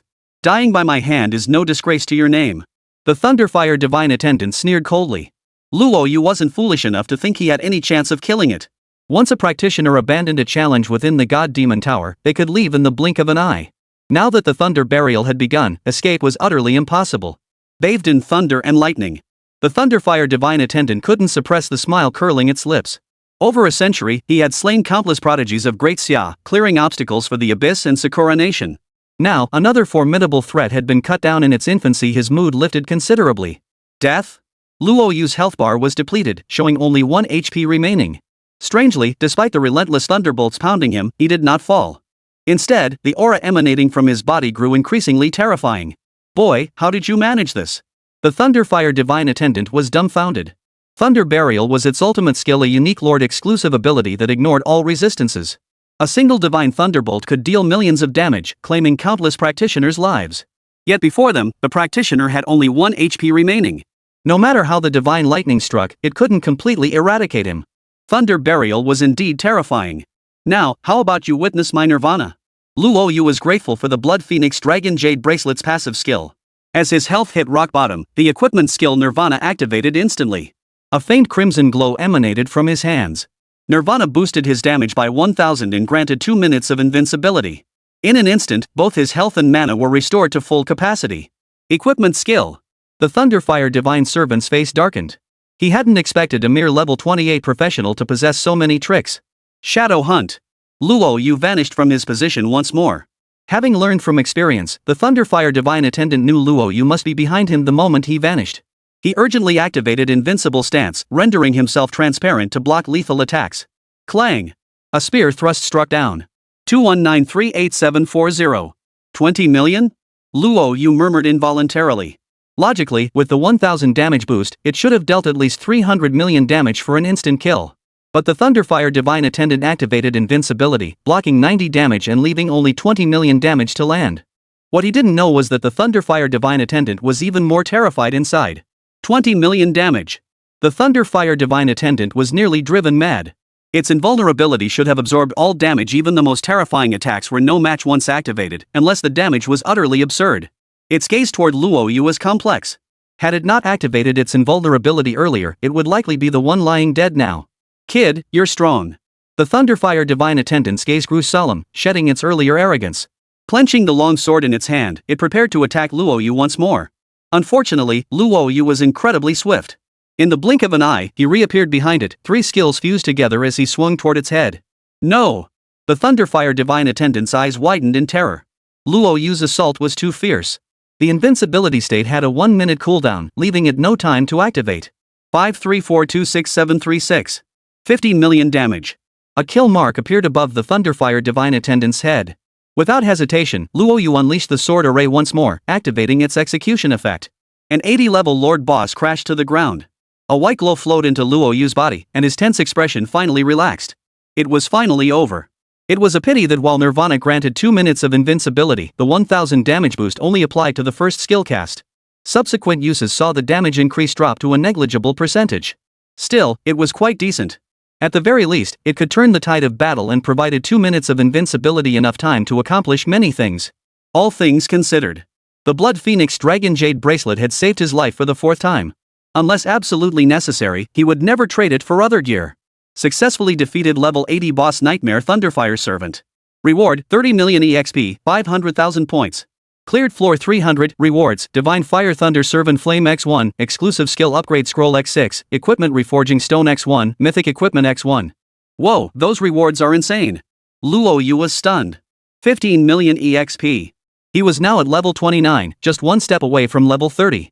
50,000 points. His current tally was nearing 900,000. 90,000. He'd only been at the university for a couple of days and had already earned more points than most students could ever hope to get in a lifetime. Based on the average lifestyle of a professional, he could live comfortably at Holy Abyss University for the rest of his days. Most importantly, he wouldn't have to worry about points for Villa 1 accommodation anytime soon. Mythic equipment. Another equipment Reforging Stone. Luo Yu's breathing quickened. He opened the mythic equipment, eager to see what gear might drop. As long as it didn't conflict with his current mythic equipment and wasn't a weapon slot, it would represent an unprecedented upgrade for him. Armor, Crimson Lotus Cloak. Level, 30. Constitution, 6000. Spirit, 4000. Red effect, grants a shield equal to 500% of your maximum HP, increases physical and magical immunity by 50%. When casting healing skills, their effectiveness increases by 200%. Reflects 20% of damage taken back to the caster. Equipment skill, Massive LV1 restores 10,000 HP per second to nearby allies. Inflicts 50,000 burn damage per second to nearby enemies, applies 50 critical wound effect, ignores enemy shields. Absolutely insane. Luo Yu's hands trembled slightly. He now possessed nearly 80,000 HP. With a shield based on 500% of his health, that equated to 400,000 shield points. Combined with the shield from Holy Light Healing, he had a total of 500,000 to 600,000 shield points to absorb all manner of damage. On the surface, 80,000 HP, but in reality, nearly 700,000 HP. The counterattack effect was indeed impressive. However, the Crimson Lotus Cloak's equipment skill was passive, not as insane as the Blood Phoenix Dragon Jade bracelets, yet it was still a god-tier ability. Restoring 10,000 HP per second while inflicting 50,000 burn damage that ignores enemy shields, all true damage. Absolutely terrifying. Luo Yu was completely satisfied with the Crimson Lotus Cloak, though he regretted that it required level 30 to equip. No need to rush, he was already level 29, just over 2 million experience points away from level 30. With the mythic gear secured, Luo Yu's mind turned to the Divine Fire Lightning Servant's Flame, its purpose still unclear. Item, Divine Fire Thunder Servant Flame. Quality, Mythic. Properties, Special Item. Upon absorption, grants 50% immunity to fire attribute skills. Enhances the Blacksmith's Flame, increasing forging success rate. After reading the description, Luo Yu finally understood what the Divine Fire Thunder Servant Flame was. It's a treasure, but unfortunately, I already possess the Ancient Spirit Divine Flame. Luo Yu felt a pang of regret. But moments later, his eyes flashed with realization. Wait, the Divine Spirit Flame requires consuming other flames to level up. The Divine Fire Thunder Servant Flame must be consumable by it. With a flicker of thought, Luo Yu absorbed the Divine Fire Lightning Servant's Flame. As expected, when he looked at the Ancient Spirit Divine Flame again, its level had risen from 010 to 210. It seemed that a single cluster of mythical grade Divine Flame could provide 2 upgrade points. Chapter 158, the 300th layer, a terrifying boost. Panel. Luo Yu opened the interface, intending to see what his current overall strength looked like. Name, Luo Yu. Health, 83,900. Magic points, 76,900. Class, Transmuter. Level, 298232. Strength, 13,903,000. Agility, 13,904,000. Spirit, 13,906,300. Constitution, 13,907,000. Class exclusive skills. Divine Pact LV2 contracts with legendary or mythic classes, grants access to all their exclusive skills. Grants 50% EXP and material sharing with contracted class members. Contracted class level remains unchanged. Insight. Divine Punishment. Skills. Holy Light Healing LV3 consumes spirit to continuously restore 20,000 HP per second to allies within 30 meters for 60 seconds. Applies a 600 HP shield that blocks magical attacks. Enemies within the healing area take 200 damage equal to the healing received. Can remove suppression, confusion, immobilization. Taunt has a 30% chance to reflect debuffs back to the caster. Sword Array LV3 summons a sword formation, continuously draining spirit. Each cast consumes 600 spirit. Within a 40-meter radius, grants immunity to 200 strength attacks. Inflicts 400 strength critical damage on enemy units, increasing critical damage by 2000. Each critical hit overflow converts to 6 critical damage. Possess a splash effect with a 30-meter splash radius, dealing 50 splash damage. Allies within the array gain a 50 strength shield based on damage dealt, lasting 90 seconds. Shadow Hunt LV4 summons 3 shadow clones, each dealing 400 damage. The caster becomes invisible, gaining plus 200 movement speed and plus 500 attack power while invisible. Backstabs deal 500 critical damage. Excess critical hits 1 convert into 6 critical damage. Executes monsters including bosses with 40 HP or less. The main body is invulnerable while stealth, lasting 120 seconds. When the main body uses skills, shadow skills consume 70% less MP. Delicious Dish LV3 possesses recipes to craft level 3 dishes using ingredients. Each dish enhances corresponding abilities for the respective profession. Crafting a dish consumes 5 vitality points for level 1, 10 points for level 2, and 20 points for level 3. Mythic Forging LV2, forging legendary quality gear and below has a 100% success rate. There's a small chance to forge equipment skills. Forging legendary or epic gear for the first time guarantees 1 golden attribute slot, with a chance to also obtain a red attribute slot. Fortune LV2, after 100 forging attempts, has a 20% chance to obtain a red attribute, reduces required materials by 40, and has a 10% chance to enchant the equipment. Passive skill, Frost level 5, when the character casts skills or attacks monsters, applies a 60% slow effect and has a 40% chance to freeze the monster. Desert Hurricane LV6, when the character casts a skill, it summons a desert hurricane that covers the active skill area, reducing visibility by 90%, applying a 90% slow effect, dealing 70 magic damage based on strength, and pulling enemies toward the skill center. Special ability, Ancient Spirit Flame LV1 210 immune to all fire damage, increases equipment stats by 20 for epic tier forged gear and below, boosts equipment forging success rate by 50%. Level 29, 80,000 HP. Current base stats, all 4 attributes at 1390, with significant room for improvement. This time back, I'll reforge the Blood Phoenix Dragon Jade Bracelet with an equipment reforging stone to refresh its skill attributes. Luo Yu murmured softly. After gathering his items, Luo Yu fixed his gaze ahead, ready to continue his assault. The 300th floor boss was terrifying enough. Who knew what the subsequent bosses would be like? Luo Yu strode toward the entrance to the next floor, but alas, the challenge cap prevented him from proceeding further. Detected Class 30. Unable to challenge the next floor. Please level up and return after reaching Class 30. What a pity. Luo Yu murmured to himself. He estimated his next attempt would likely require level 40, or even around level 50. Still, this level up was extraordinary. Not only had he maxed out the Blood Phoenix Dragon Jade Bracelet skill slots, but he'd also obtained both Flame and Mythic gear. The improvement was undeniably significant. Luo Yu didn't dwell on the disappointment. He lifted his stride and headed toward the exit. Over the next few days, he planned to reforge the Blood Phoenix Dragon Jade Bracelet, then max out the 20 use stat boosting skill slots. Only then would he accept his class quest and undergo his first transformative leap. Outside the Tower of Gods and Demons, the 300th floor Lord Challenge commenced. Long Zhantian and the drunken sage shared an unspoken understanding, neither uttering a word as both felt a palpable tension. It wasn't that they doubted Luo Yu's ability to succeed, but rather they feared he might choose to fight head-on. Fortunately, minutes later, the Divine Demon Tower's 300th floor displayed a successful clearance. Long Zhantian and Zhou Qi froze in shock before erupting with excitement. He passed. He actually passed the 300th floor. Xiao Yu's strength has reached a whole new level. I'm genuinely curious now, just how powerful is he? The two were stunned into silence. Li Kai and Wang Ling, their eyes fixed on the clear message flashing on the screen, exchanged a glance, utterly speechless. Old Dragon, if we really let Luo Yu compete in the freshman tournament, no one would believe he's a new student. Reaching the 300th floor of the God Demon Tower within 2 days of enrollment, unprecedented. Unprecedented. The drunkard's face flushed crimson, his heart surging with unbridled excitement. Chapter 159, Astonishment. Xiao Yu. Emerging from the Divine Demon Tower, Long Zhantian and the drunkard appeared before Luo Yu.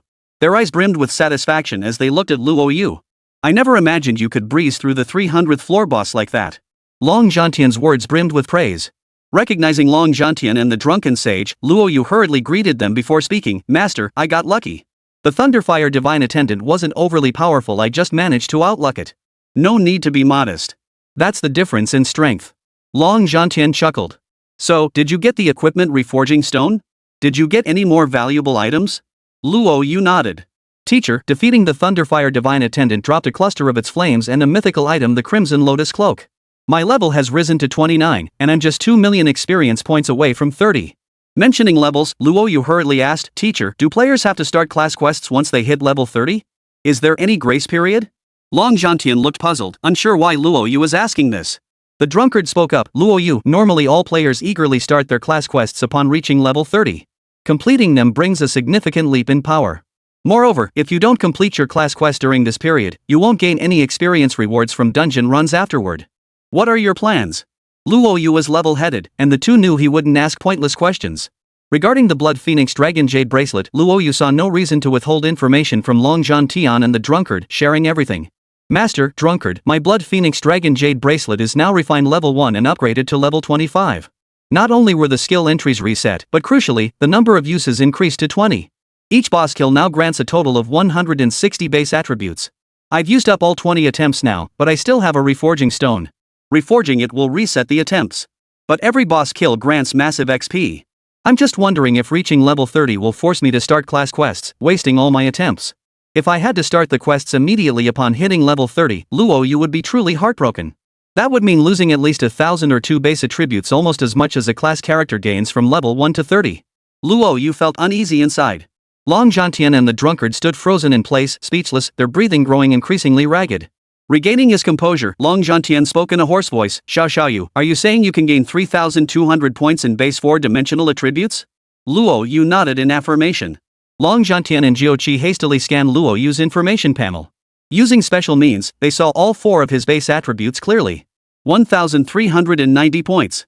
A staggering 1,390 points. His total base stats reached 5,560 points. Adding another 3,200 points meant that upon reaching level 30, he could obtain a staggering 8,800 points in base 4 stat attributes? 8,800 points, such a figure had never been seen in the Great Xia Empire. Long Zhantian and the drunkard were utterly stunned. Neither could have imagined Luo Yu's strength reaching such terrifying heights, base 4-dimensional attributes nearly 4 times higher than ordinary practitioners. The potential growth after completing his class quest was beyond their wildest imagination. Xiao Yu, don't worry. Just complete the level 30 class quest within half a month. It'll affect your EXP gain, but it won't impact item drops or skill acquisition. That's good. Luo Yu breathed a sigh of relief. Alright, I know you have things to attend to. Go ahead and get back to work. Your senior sister is heading home now. She originally planned to introduce you to her, but she'll only have time the day after tomorrow. I'll make time then to let you two meet. Long Zhantian was quite pleased with Luo Yu. Shurfairu's soul was shattered, making her a useless shell. That much was true. But having been by Long Zhantian's side since childhood, and with no children of his own, he had long regarded her as his own granddaughter. He recalled taking Luo Yu as his disciple. Initially, it was merely to find a powerful ally for Shurfairu. She was no longer young, and she couldn't stay by his side forever. Little did he know Luo Yu possessed extraordinary talent, which only intensified his urgency to introduce Shurfairu to him. He understood Luo Yu's character. Once Shurfairu was with him, he would surely treat her well. Mu, along with Lin Kur and Ling Yuran, faced stiff competition. As Xiao Yu grew more accomplished, the women around him would only become more exceptional. Xiao Yu won't have just 1 or 2 women in the future. Securing a position now brings nothing but benefits. Understood, master. Luo Yu was quite curious about his senior sister. But someone who could be taken under Long Zhantian's wing certainly wasn't just any ordinary person. After chatting for a while, Luo Yu returned to Villa number 1. Today's ascent through the God Demon Tower had left him exhausted. He planned to rest properly before reforging the Blood Phoenix Dragon Jade Bracelet to refresh its skill attributes. Monster. Truly a monster. Watching Luo Yu's departing figure, Long Zhantian and the drunken sage felt their shock hadn't diminished one bit. Within a decade, the Great Xia would witness the emergence of an unparalleled genius. Perhaps by then, even the legendary Ghost Elder would be overshadowed by his fame.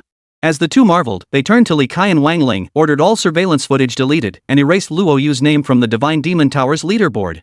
What happened today? Not a word to anyone. Got it? Rest assured, Elder Long, Elder Zhou. We won't breathe a word. The two hurriedly waved their hands. After they left, Li Kai and Wang Ling exchanged glances.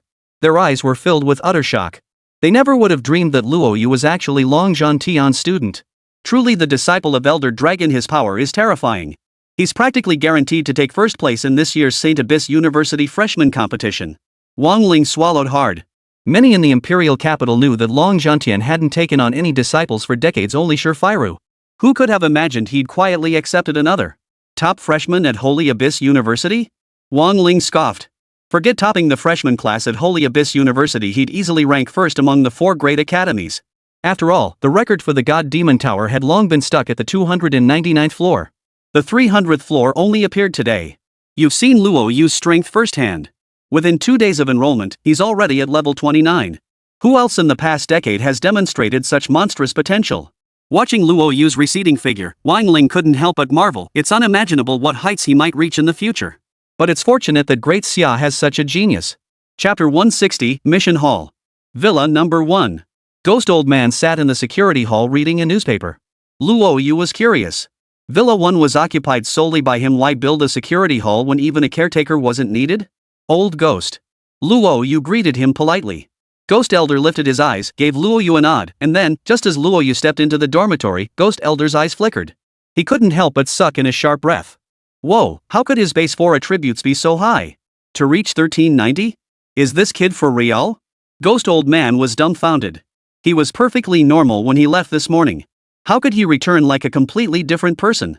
His base 4-dimensional attributes had skyrocketed beyond recognition. It was beyond absurd, opening the door to absurdity itself. Improving the base 4-dimensional attributes was an incredibly difficult feat. Back in my day, I had every advantage possible and barely scraped by its 6,000 points. How did this kid pull it off? Just 2 days ago, he was hovering around 2,000 or 3,000 points. Now, after half a day, he's hit 5,000 or 6,000?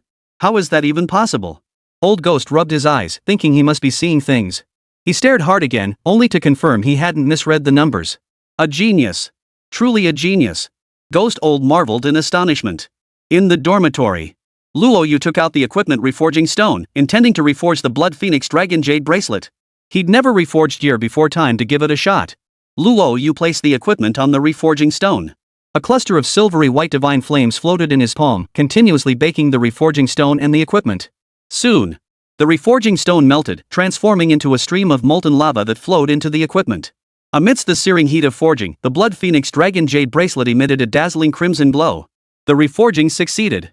Luo Yu couldn't help but smile. His gaze fell upon the Blood Phoenix Dragon Jade bracelet, his heart filled with a touch of apprehension. The attributes had changed after reforging, and he didn't know how much the Blood Phoenix Dragon Jade bracelet's properties had shifted. An increase in the 4 core attributes would be ideal, and he could accept a slight decrease. But if the decrease was too significant, the loss would be rather severe.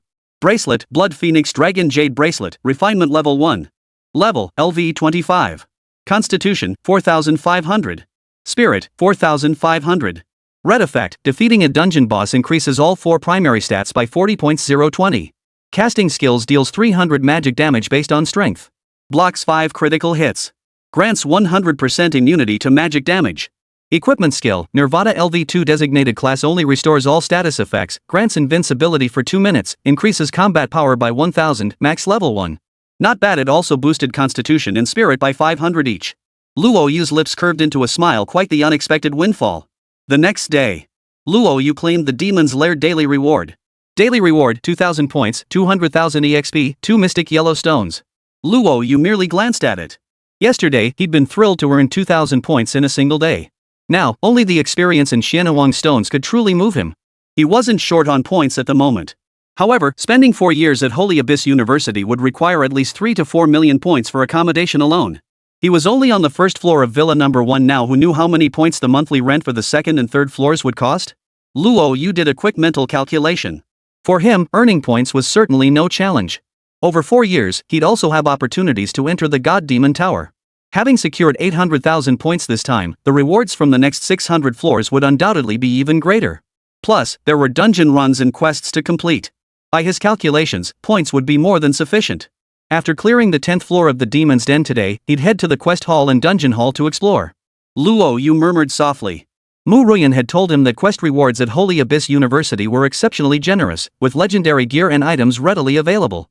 With your strength, even mythic gear is within reach. No problem. Within the demon's lair, Luo Yu effortlessly cleared the 30th floor. Successfully defeated 30th floor boss, Hellish Demon Ram. Rewards, 8 million EXP, 10,000 points, 3 mystic yellow stones. Note, today's maximum challenge value reached. Cannot continue challenging. Daily reward, 5,000 points, 300,000 EXP, 3 mystic yellow stones. Claim time, 14 hours 56 minutes and 46 seconds. As he cleared the 30th floor, a white glow emanated from Luo Yu's body, marking his level up to 30. Level 30. Fortunately, there's enough time to complete the class quest. But first, he needed to obtain his base 4 attribute points. Luo Yu murmured to himself. Then he got up and headed toward the quest hall.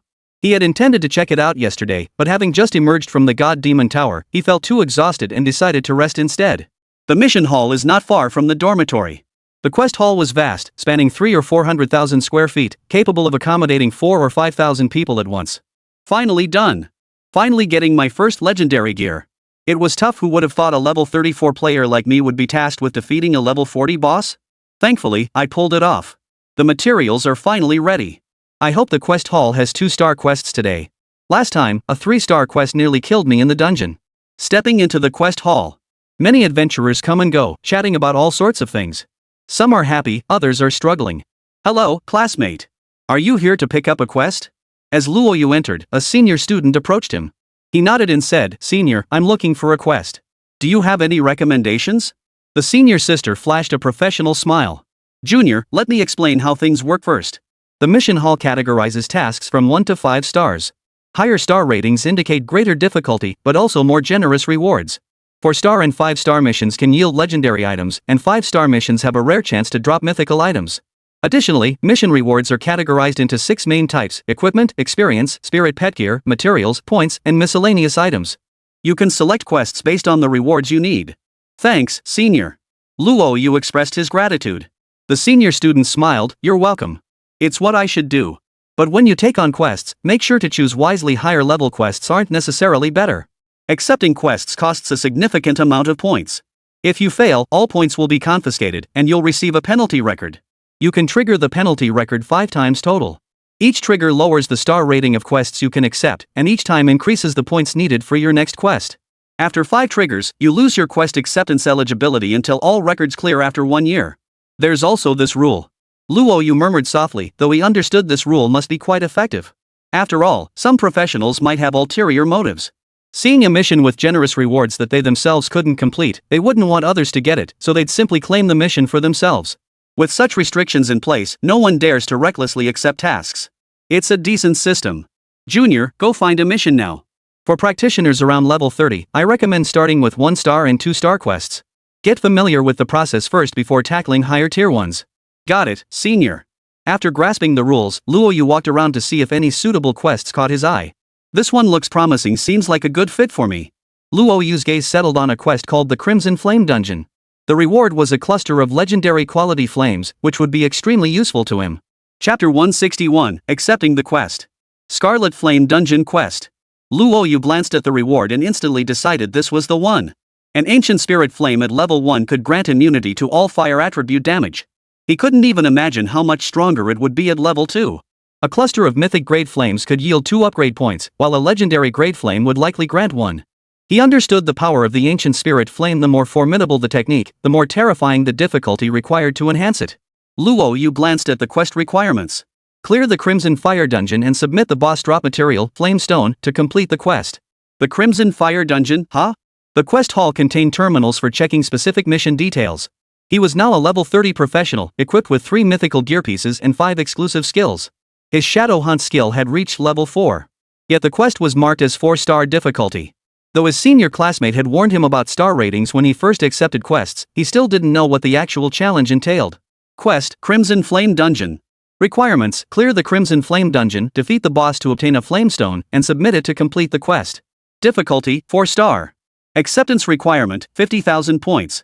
Notes: the Crimson Flame Dungeon is a small-scale raid. The boss deals extreme fire attribute damage. Teaming up is recommended. Prepare fire-resistant gear and fire damage resistance potions beforehand. A small-scale raid? Luo Yu murmured softly. After reading the Crimson Fire instance description, all his worries vanished. While other raids might require caution, the Crimson Fire instance posed no challenge. Clearing it wouldn't be too difficult. With the ancient spirit flame, he was immune to all fire damage. No matter how scorching the flames within the Crimson Fire instance, they couldn't harm him. Besides, he'd handled the Forge instance with ease. How could he possibly fear a campus instance like the Crimson Fire? I intend to accept the Crimson Flame instance quest. Luo Yu approached the quest board. After selecting the quest, he still needed to report to the relevant personnel. The Crimson Flame dungeon? The staff member froze in surprise. Who didn't know the Crimson Flame instance was a hot potato? Labeled a 4-star quest, its difficulty rivaled that of a near 5-star challenge. Many adventurers had accepted it, yet within a year, hundreds had all met their demise there. Hello, how many of you are taking this quest? Just me. Luo Yu replied indifferently. Just one? The staff member was utterly dumbfounded. Not just her, the professionals standing nearby had assumed it was a guild preparing to tackle the Crimson Fire instance. Little did they know it was just a reckless rookie. Li Qing tried to dissuade him. Student, the Crimson Fire instance quest is extremely difficult. You can't possibly complete it alone. You must be a new recruit. The Crimson Flame instance is a near 5-star difficulty mission. Passing it is extremely tough. Not just solo, even a full party of 20 with a legendary class leading would struggle to clear it. I'd advise you to choose another quest. The staff also tried to dissuade him. Student, failing a mission will deduct 1 credibility point. Each adventurer starts with 5 points. If you lose even 1 point, the cost to accept future quests will skyrocket. If all 5 points are deducted, you won't be able to accept any quests for 6 months. This is a serious matter. I hope you'll think it through carefully. No need. Luo Yu spoke up. The legendary Great Forger's Flame is crucial to me. The other quest rewards don't offer anything I desire. I intend to try my luck. Good luck. Seeing Luo Yu's resolve, the staff couldn't stop him. Li Qing curled his lip in disapproval. He's just a greenhorn who doesn't know any better. But it's fine, a few hard knocks will teach him a lesson. At first glance, Luo Yu was clearly a fresh-faced newbie, full of lofty ambitions. Back in his day, he'd been far more reckless than Luo Yu. His first mission was also a 4-star quest. Back then, he was hailed as a prodigy by many. As a prodigy, he believed doing things beyond others' capabilities was the only way to prove his worth. But what crushed him was nearly dying on that very first mission. The longer he stayed at Holy Abyss University, the more he realized how ordinary he truly was. He'd been admitted to Holy Abyss as Quan City's top scholar, yet within its halls, city champions, provincial champions, and competition track students were everywhere. Each one was a prodigy among prodigies. From childhood onward, he'd been the prodigy in everyone's eyes. Yet at Holy Abyss University, they were just ordinary practitioners because above them stood practitioners of even greater genius. Classmate, accepting this mission requires 50,000 credits. Please present your student ID for scanning. Got it. Luo Yu handed his student ID to the staff member. After scanning it, the staff member glanced at the remaining points on the card and her pupils suddenly contracted. The card showed Luo Yu as a freshman who had just enrolled, yet his points exceeded 800,000, surpassing the points of over 99% of Shenyuan University's practitioners. Compared to Luo Yu, the staff member felt like a beggar. She took this part-time job precisely to earn points.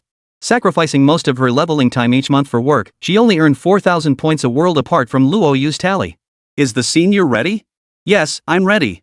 The staff member handed the student ID to Luo Yu with both hands, her demeanor more respectful than ever before.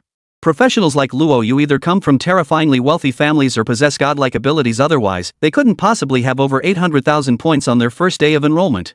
Junior. Do you have a girlfriend? The staff member flicked her hair coquettishly and purred. I'm only 20 this year and haven't dated anyone yet. If you're senior, I have a girlfriend.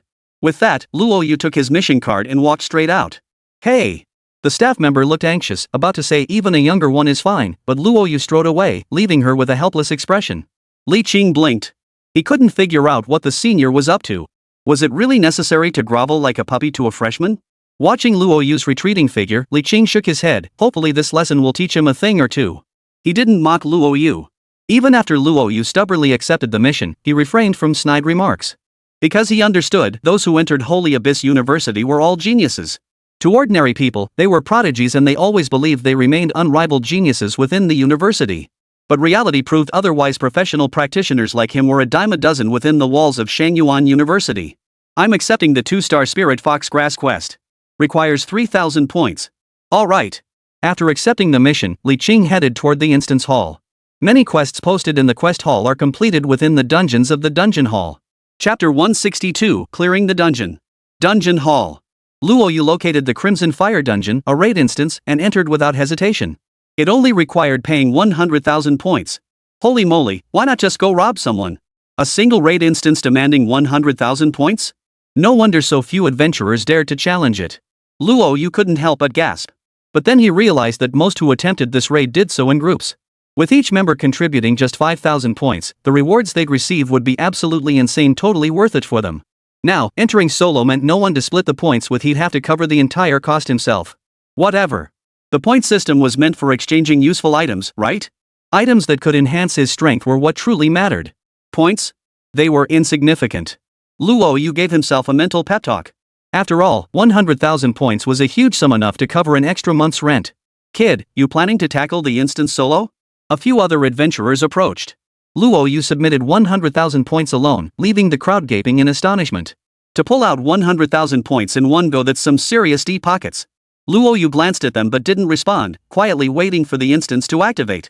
Lin Yu, the leader, hurriedly said, "Bro, the Crimson Fire Dungeon is a group instance. You won't clear it alone. How about this, take us with you? The more monsters you slay in the instance, the richer your rewards will be. Having us along will also ensure your safety. It's a win-win situation. What do you think?" A few seconds passed. The Crimson Fire instance was full. Activating the Crimson Fire instance required 100,000 points, and each participant needed at least 5,000 points to enter. For them, 5,000 points was no small sum. Without at least a 70% chance of success, no one wanted to be the sucker. Now someone's offering 100,000 points outright, and they're planning to piggyback on that. Even if they couldn't clear it, the experience from the monsters inside the raid dungeon was unmatched anywhere else. Everyone assumed Luo Yu would agree. He might get eliminated within a minute or two if he went in alone, but bringing them along would let him go much further, and he'd gain plenty of benefits too. What no one expected was that Luo Yu ignored them completely from start to finish. A white glow enveloped him, and in the blink of an eye, he vanished from the spot. Soloing the raid? The group stared in disbelief, stunned by Luo Yu's audacity. Many immediately began mocking him without mercy. The Crimson Flame instance was a raid a solo professional going in was nothing short of suicide. Exactly. He wasted 100,000 points for nothing. If he'd let us in, we could have at least gained some extra experience and loot. Going solo into a raid? That's practically suicide. Let's make a bet. How long do you think that kid will last? 10 minutes. The Crimson Fire instance is scorching hot. You lose 2000 HP per second. Whether he's a support or DPS class, facing those monsters means one thing: running for his life. 10 minutes? You think highly of him. I'll bet 3 minutes. If he doesn't come out in 3 minutes, I'll do a handstand and take a dump. The group burst out laughing at Luo Yu's behavior. They did plan to piggyback on the raid, but it wasn't free. Both sides stood to gain something. Luo Yu was short-sighted, clueless about cooperation. Not only did he waste 100,000 points for nothing, but he also ruined his reputation. Li Qing arrived at the instance lobby. After Luo Yu entered alone, he overheard the others chatting and couldn't help but shake his head. What a stubborn kid. Taking on a raid solo and burning through 150,000 points in one go. You really don't care about the cost, do you? Points were far more valuable than magic crystals at Holy Abyss University. 15,000 points was an astronomical sum, more than most professionals could earn in 4 years. Yet he didn't seem to care at all. Inside the instance, Luo Yu could no longer hear the whispers of those outside. Flames surged within the instance, their scorching heat distorting his vision. A faint silver-white flame shimmered around Luo Yu, shielding him from the scorching heat. Standing amidst the inferno, he felt not a trace of warmth. The Crimson Fire Dungeon was straightforward and brutal. It was divided into 3 stages. The first 2 stages were filled with monsters, but compared to the creatures in the Forge Dungeon, they were in a completely different league. Monster, Scorching Flame Fire Snake. Level, 40. HP, 300,000. Mana, 300,000.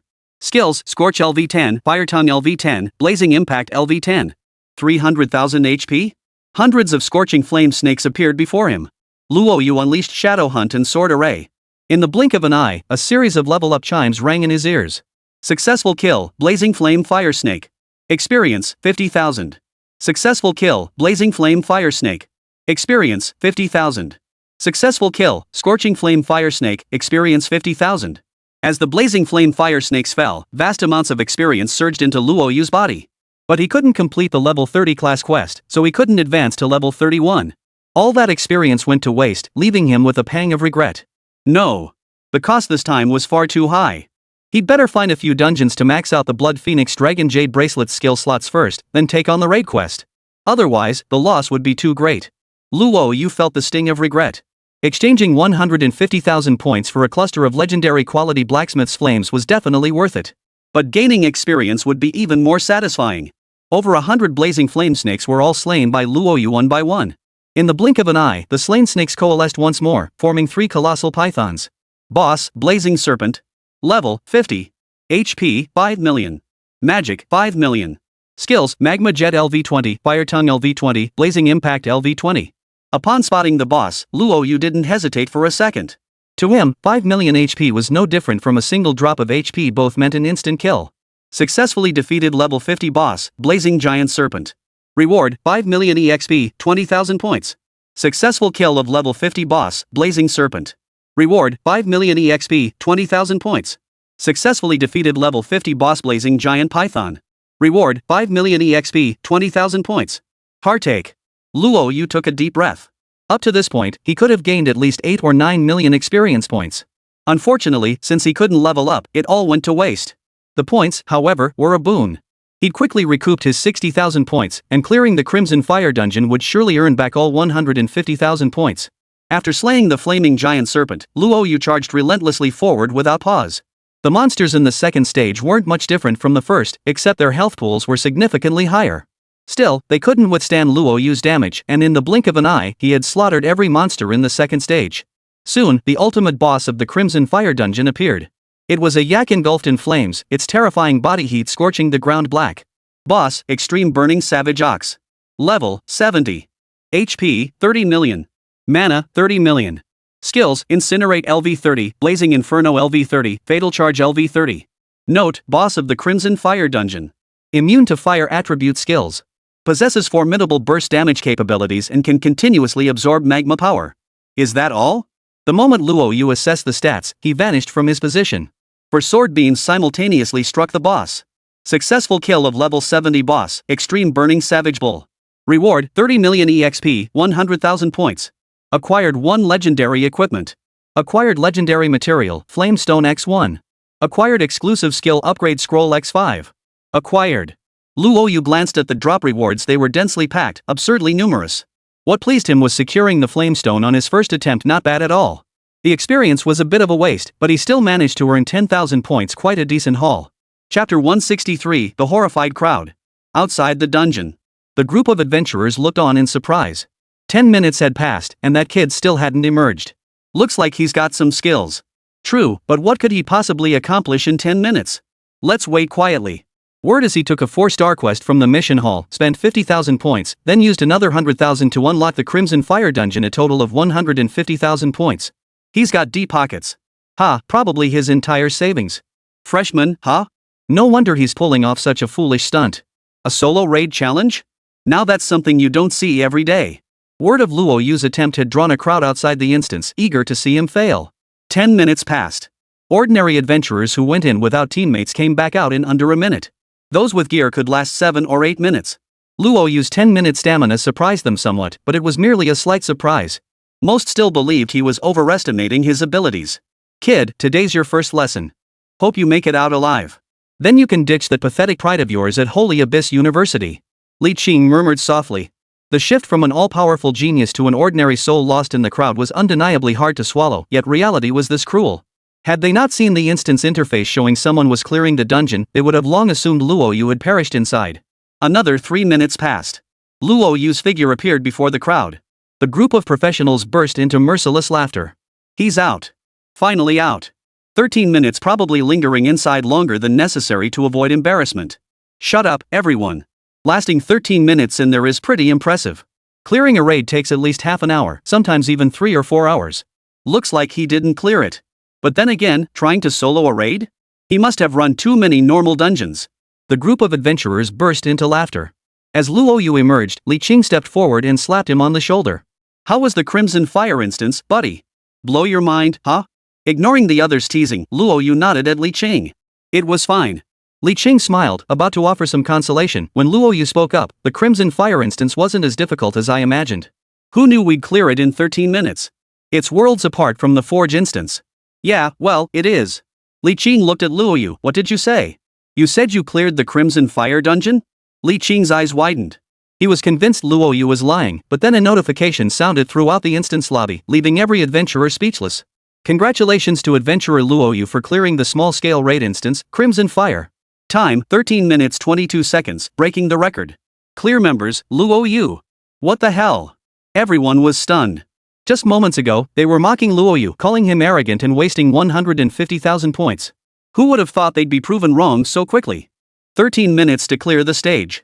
In an instant, countless professionals rushed to the Crimson Fire instance, staring at the clear run rankings displayed on the screen.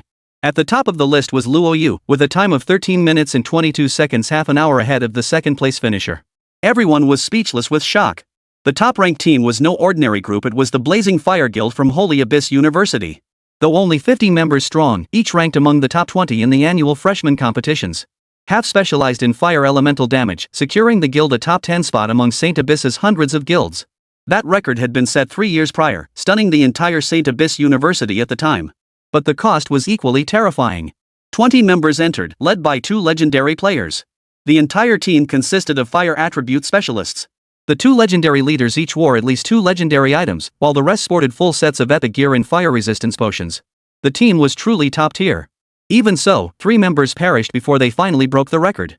Now, Luo Yu had entered the dungeon alone, not only clearing it successfully but, most crucially, doing so in just 13 minutes. This left them all stunned in place. Cheating. Definitely cheating. I don't believe anyone could clear a small-scale raid in 13 minutes. I refuse to believe it. A student spoke up angrily. It wasn't just the students who were skeptical, even the teachers stationed in the instance lobby had never witnessed anything like this. 13 minutes?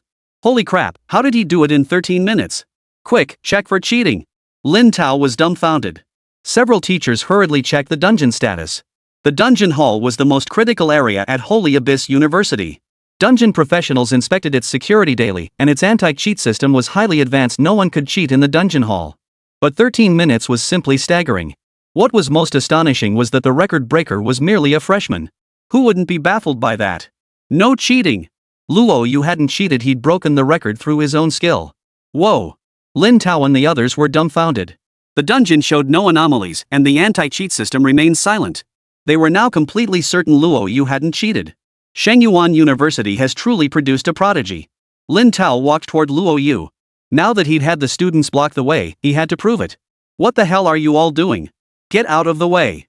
Lin Tao's command, laced with a gentle force, pushed back all the students surrounding Luo Yu. Surveying the scene, he addressed their hesitant expressions. What's the point of crowding here? Disperse. Luo Yu did not cheat. We just reviewed the surveillance footage and found nothing unusual. Lin Tao's words silenced everyone, leaving only shock in their hearts. They knew Lin Tao's character well. Unyielding and incorruptible. Otherwise, he wouldn't have been entrusted with such a crucial position in the dungeon hall. It could be said that Shengyuan University and the other 3 major institutions maintained exemplary standards. No one dared to flout the rules, and personal connections always yielded to merit. 13 minutes. The gaze everyone cast upon Luo Yu had completely transformed. From initial skepticism to utter astonishment, it took less than a minute. Luo, could you take me through the Crimson Flame dungeon? Don't worry, I'll cover the points. I'll add 5,000 points on top. Just one run. Can you do it, Luo? I'll cover all the points, plus give Luo 3,000 points and a legendary item. We'll split all loot evenly. Please take me. Knowing Luo Yu's terrifying strength, the crowd swarmed around him, begging for a carry. Luo Yu's heart leapt with delight. He'd just learned that raid dungeons only drop points on the first clear. Currently at level 30, he knew he'd be running dungeons frequently in the future, which would burn through points fast. He hadn't expected Shengyuan University to offer proxy play services, and the rewards were surprisingly generous. No dungeon run today. The Crimson Fire dungeon has a half-month cooldown. I'll come back, then contact me later. With that, Luo Yu departed. Many adventurers hurried off, planning to gather enough points and rewards within the next half-month so Luo Yu could lead them through the dungeon. The Crimson Flame dungeon offered terrifyingly high experience for a small raid group, and the first clear rewards were equally generous. Compared to points, they preferred to trade for experience and gear. Damn impressive. Watching Luo Yu's retreating figure, Li Qing couldn't help but swallow hard. Lin Tao, who was about to upload Luo Yu's information, froze upon closer inspection. Holy crap, he's actually a student of Elder Long? No wonder. Chapter 164, Professional Quests. Mission Hall. After the mission was submitted, the staff member's expression remained utterly shocked throughout. Soloing a small raid instance and completing a 4-star mission within half an hour, Luo Yu must be the first to do that. Mr. Luo, please accept your reward. The staff member swallowed hard and said kindly, from now on, you can use quest cards to teleport your quest materials here. Likewise, your rewards will be delivered to you via quest cards immediately. The task card has that function too? Luo Yu glanced at the task card. It looked no different from an ordinary card, thin and unremarkable. The staff member patiently explained. Luo, the task card contains an independent teleportation array capable of transporting small inanimate objects. Of course, if you're submitting living creatures as materials, you'll still need to come to the mission hall in person. But those kinds of missions are relatively rare. Got it. After collecting his reward, Luo Yu eagerly absorbed the blacksmith's flame. 310. Not bad, gained 1 upgrade point. With the task completed, Luo Yu planned to browse for more suitable quests. He intended to secure them first, then tackle them after finishing his profession tasks. Unfortunately, after browsing around, he didn't find any quests he particularly wanted to take. Mr. Luo, due to your outstanding performance on the 4-star quest, higher-ups have granted you priority access to quest selection. Bind the app to access exclusive quests and get first pick. A staff member hurried over. After submitting the task, the instructor managing the task hall also learned of the situation and activated the privileges for Luo Yu's task card. This kind of treatment? Luo Yu handed his phone to the staff member to handle the setup. Soon after, he followed an app that allowed direct task selection. Luo Yu examined it closely. Once a task was posted, it would first appear on the app. Only if unclaimed after 3 days would it be placed in the task hall. The staff explained, while this rule may seem unfair, it actually protects the rights of many powerful professionals. Competition permeated every corner of Holy Abyss University. If you have the strength, Shengyuan University is paradise. Any rule can be bent for you. Those granted access to the task card privileges are true geniuses. They've completed numerous high-rated tasks, proving their formidable strength. Hence, they are granted priority in selecting tasks to maximize their potential growth. Luo Yu nodded. Shengyuan University was founded to protect the Great Xia Empire. Everything is designed to cultivate powerful professionals. I understand that. Luo Yu wasn't some naive fool. Whether it's fair or not, who cares? The privilege benefits him anyway. Only a fool would refuse. Leaving the mission hall, Luo Yu glanced at the remaining uses on the Blood Phoenix Dragon Jade Bracelet. 7 left. Just 7 more boss kills. Instead of heading back to the mission hall, Luo Yu casually found a dungeon within Holy Abyss University and spent 2,000 points to enter. After 7 rounds of back and forth, the final 1,000 plus base attribute points finally arrived. Name, Luo Yu. Health, 142,000. Magic points, 125,000. Class, Transmuter. Level, 30,000. Strength, 22003000. Agility, 22,004,000. Spirit, 2200103000. Constitution, 22001200. A base stat pool of 8,800 across all 4 attributes. Truly terrifying. Glancing at his own stats panel, Luo Yu sucked in a sharp breath. Long John Tian and the drunkard only had around 3 or 4,000, yet he now approached 9,000 in base stats. Once the class quest was completed, all 4 base attributes would increase tenfold. Who knew how overpowered he'd become then? Class quest except now. Luo Yu had planned to rest for a day, but now he was bursting with energy and didn't want to waste a moment. Finishing the quest a day early meant he could level up a day sooner. Abyssal monsters were lurking, waiting for their chance. He couldn't afford to be careless. They could appear unexpectedly at any moment. Class quests were accepted within the class halls. Different task halls allow players to select missions freely, while profession tasks require players to be selected by the mission. Only elite-tier adventurers could activate the level 30 profession quest. Guided by staff, Luo Yu approached a massive, glowing orb. This is the profession quest orb. Place your hand inside, the attendant instructed. It will assess your class quality and assign suitable quests. Upon successful completion, your base 4 core attributes will increase tenfold. Continue leveling up to begin forging your signature weapon. Luo Yu nodded and, under the staff's guidance, placed his hand inside the orb. A wave of warmth washed over him. Soon, a mission orb appeared in his hand. He withdrew his hand, and the mission details materialized in his mind. Professional quest, travel to the front lines and slay the frozen mystic turtle. Reward, tenfold increase in base 4 attributes. Countdown, 14 days, 23 hours. The frozen mystic turtle. The entire mission details flooded Luo Yu's mind. The icebound mystic turtle he was tasked to slay was a level 50 abyss boss, comparable to the human-faced demon spider he had first defeated on the front lines. The task wasn't overly difficult. But venturing to the front lines carried considerable risk. He'd probably have to trouble Long Zhantian for help.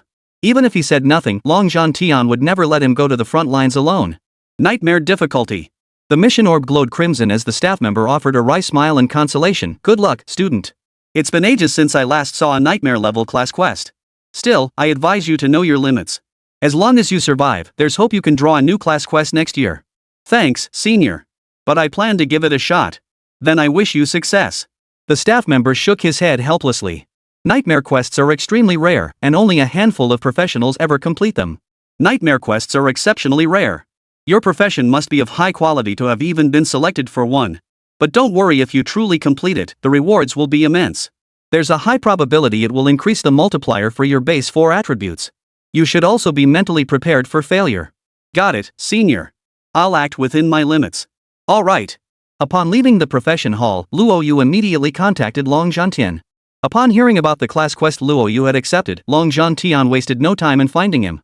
Master, I was planning to meet with senior's sister in a couple of days, but it looks like I'll have to postpone that again. No problem. Your matters come first. Long Zhantian waved his hand dismissively. Luo Yu was working hard, and that made him genuinely pleased. He never took advantage of his position as teacher to cut corners or bully others. I heard you soloed the Crimson Fire instance today. You have no idea how stunned your seniors were. Just imagining the look on Drunkard in the others' faces made Long Zhantian feel quite pleased with himself. Luo Yu scratched his head. Teacher, how does the icebound mystic turtle compare to the human-faced demon spider? For others, it's incredibly difficult, almost impossible. But for you, it's as easy as pie. You're kidding. With base stats hitting 8,800, 3 mythic gear pieces, and Shadow Hunt level 4, if the ice-cold mystic turtle doesn't get one shot, it's just thick-skinned. Good. The two didn't linger. Long Zhantian had originally planned to let Luo Yu rest for a day. Ever since arriving at Holy Abyss University, Luo Yu had been swamped with tasks daily. But seeing his keen enthusiasm, Long Zhantian decided against interfering. With him protecting him, no one could harm Luo Yu unless the major dukes of the Abyss intervened. Chapter 165, Base 4-Dimensional Attributes Skyrocket. The front lines. The familiar scent of blood assaulted Luo Yu's senses. The ice-cloaked mystic turtle lay within the frigid pool, its first line of defense stretching over 1,000 miles away, a perilous position. Monsters littered the entire path. Without Long Zhantian's protection, Luo Yu would likely struggle to complete his professional mission. This place was the lair of the demons, devoid of any other adventurers. We must act swiftly and decisively. I fear we might attract a powerful abyss boss. Long Zhantian scanned the surroundings. The air thick with the stench of blood, scenes of monsters devouring living prey everywhere, mostly wild beasts, though some were feeding on their own kind. The ground was littered with white bones, uneven and pitted. Even remnants of defensive structures built by the Great Xia Empire could be seen, though they had long since fallen to the abyss. Over there lay the cold pool. 1 hour later, a massive snow-capped mountain came into view. Even from several miles away, the bone-chilling cold made Luo Yu pull his clothes tighter around himself. At the mountain's base lay a 1,000-square-meter cold pool. A giant turtle's head was partially visible above the ice-covered surface, where numerous monsters had frozen into ice sculptures. No monsters were nearby. But be careful. Don't get caught off guard. Got it? Yeah, I know. Luo Yu intended to unleash Nirvana level 2, giving the frost-cloaked turtle no chance to react.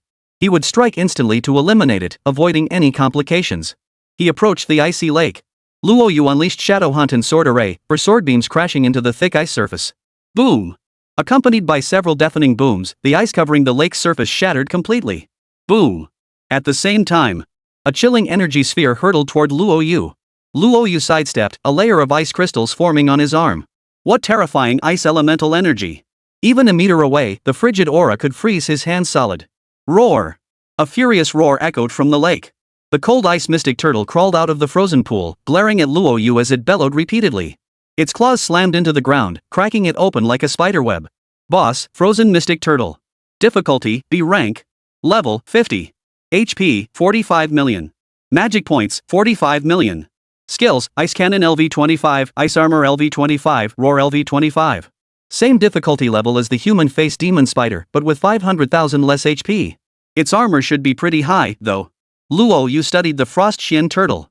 A faint crimson glow emanated from his hands, the skill effect of Nirvana LV2. The frozen pool lies deep within the abyss's core. The clamor of battle could easily draw other abyss bosses. Against a one-hit kill threat, lingering is unwise. Come on, let's see if you can block this. Luo Yu unleashed Shadow Hunt, vanishing from his position. A flicker of surprise flickered in the icebound mystic turtle's eyes. It couldn't comprehend how a living being could suddenly disappear. Perhaps it was a sixth sense. The ice-cloaked turtle raised its massive forepaw and slammed it down on the ground. Terrifying shockwaves rippled outward like ripples on water, carrying devastating damage. In stealth mode, Luo Yu was invulnerable, completely unconcerned about the damage reaching him. In the blink of an eye, he appeared behind the ice-cold mystic turtle. With 3 shadows in his own body striking simultaneously, the turtle's high armor resistance proved utterly useless. Luo Yu finished it in one blow. What terrifying damage! Long Zhantian sucked in a sharp breath. In just one day, Luo Yu's strength had clearly risen to a whole new level. A single full power strike dealt 90 million damage. Without armor, the ice-cold mystic turtle would have taken over 100 million. And he's only level 30. Long Zhantian murmured softly. Completing the class quest had caused his 4 core attributes to surge tenfold. Luo Yu might have gained even more. With that kind of strength boost, a full power strike could easily deal over 1 billion damage. What a little monster. Successfully defeated level 50 boss, Frost Mystic Turtle. Reward, 5 million EXP. Obtained 1 elite quality Frostbound Mystic Turtle hatchling. Obtained 1 epic grade Frostbound Mystic Turtle shell. Acquired 1 blue boss medal. Completed class quest, rewarded with a 15x boost to base stats. 15 times the boost. Luo Yu's eyes widened in shock. A tenfold increase would have granted 88,000 base stats. Now with an additional 5-fold boost, that meant a staggering 132,000 base stats. What a freak. With my current strength boosted by the 1000 Machines transformation, I've got a whopping 36,000 points of power. With 36,000 strength, a single fusion skill could unleash hundreds of millions in damage. Luo Yu's breathing quickened. Level 30 truly lived up to its reputation as the transformative threshold among many practitioners. He could distinctly feel his current might. Should he encounter the Curse King's clone again, a single fusion skill would vaporize it instantly. Master, the mission is complete. Long Zhantian nodded, marveling. Such power at level 30 is rare even in the 300 years of Great Xia. This has been a tremendous leap forward for you. Now that the class quest is complete, it's time to begin forging your signature weapon. Long Zhantian's expression turned serious as he continued. I've gathered all the other materials. The only thing missing is the forging blueprint. Don't worry, after completing the profession quest, you'll have one chance to draw a forging blueprint from the profession hall. Based on my experience, the higher your base 4 attributes, the higher the quality of the blueprint you'll draw. Similarly, the blueprints drawn will be more suited to the profession. Finally able to forge my signature weapon? Luo Yu felt a surge of excitement. The function of a signature weapon is similar to that of an exclusive weapon, with the sole difference being that it can level up alongside the profession holder. It can also accommodate 6 enchantments. However, a level 30 soul weapon could only accommodate 2 slots at most.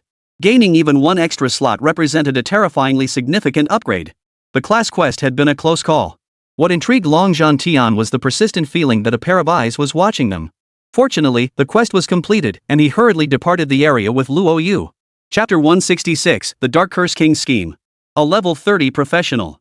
5 exclusive skills, base attributes reaching a staggering 132,000, truly a prodigy. But do you think curses only serve to siphon your experience? The Abyss. A crow landed atop the ancient castle. The blood moon illuminated the decaying castle within, where melodious piano notes drifted out. A man cloaked in black robes flashed a cold gleam in his eyes. His complexion was pale, his lips a vivid crimson, and his eyes shone with a deep blue light.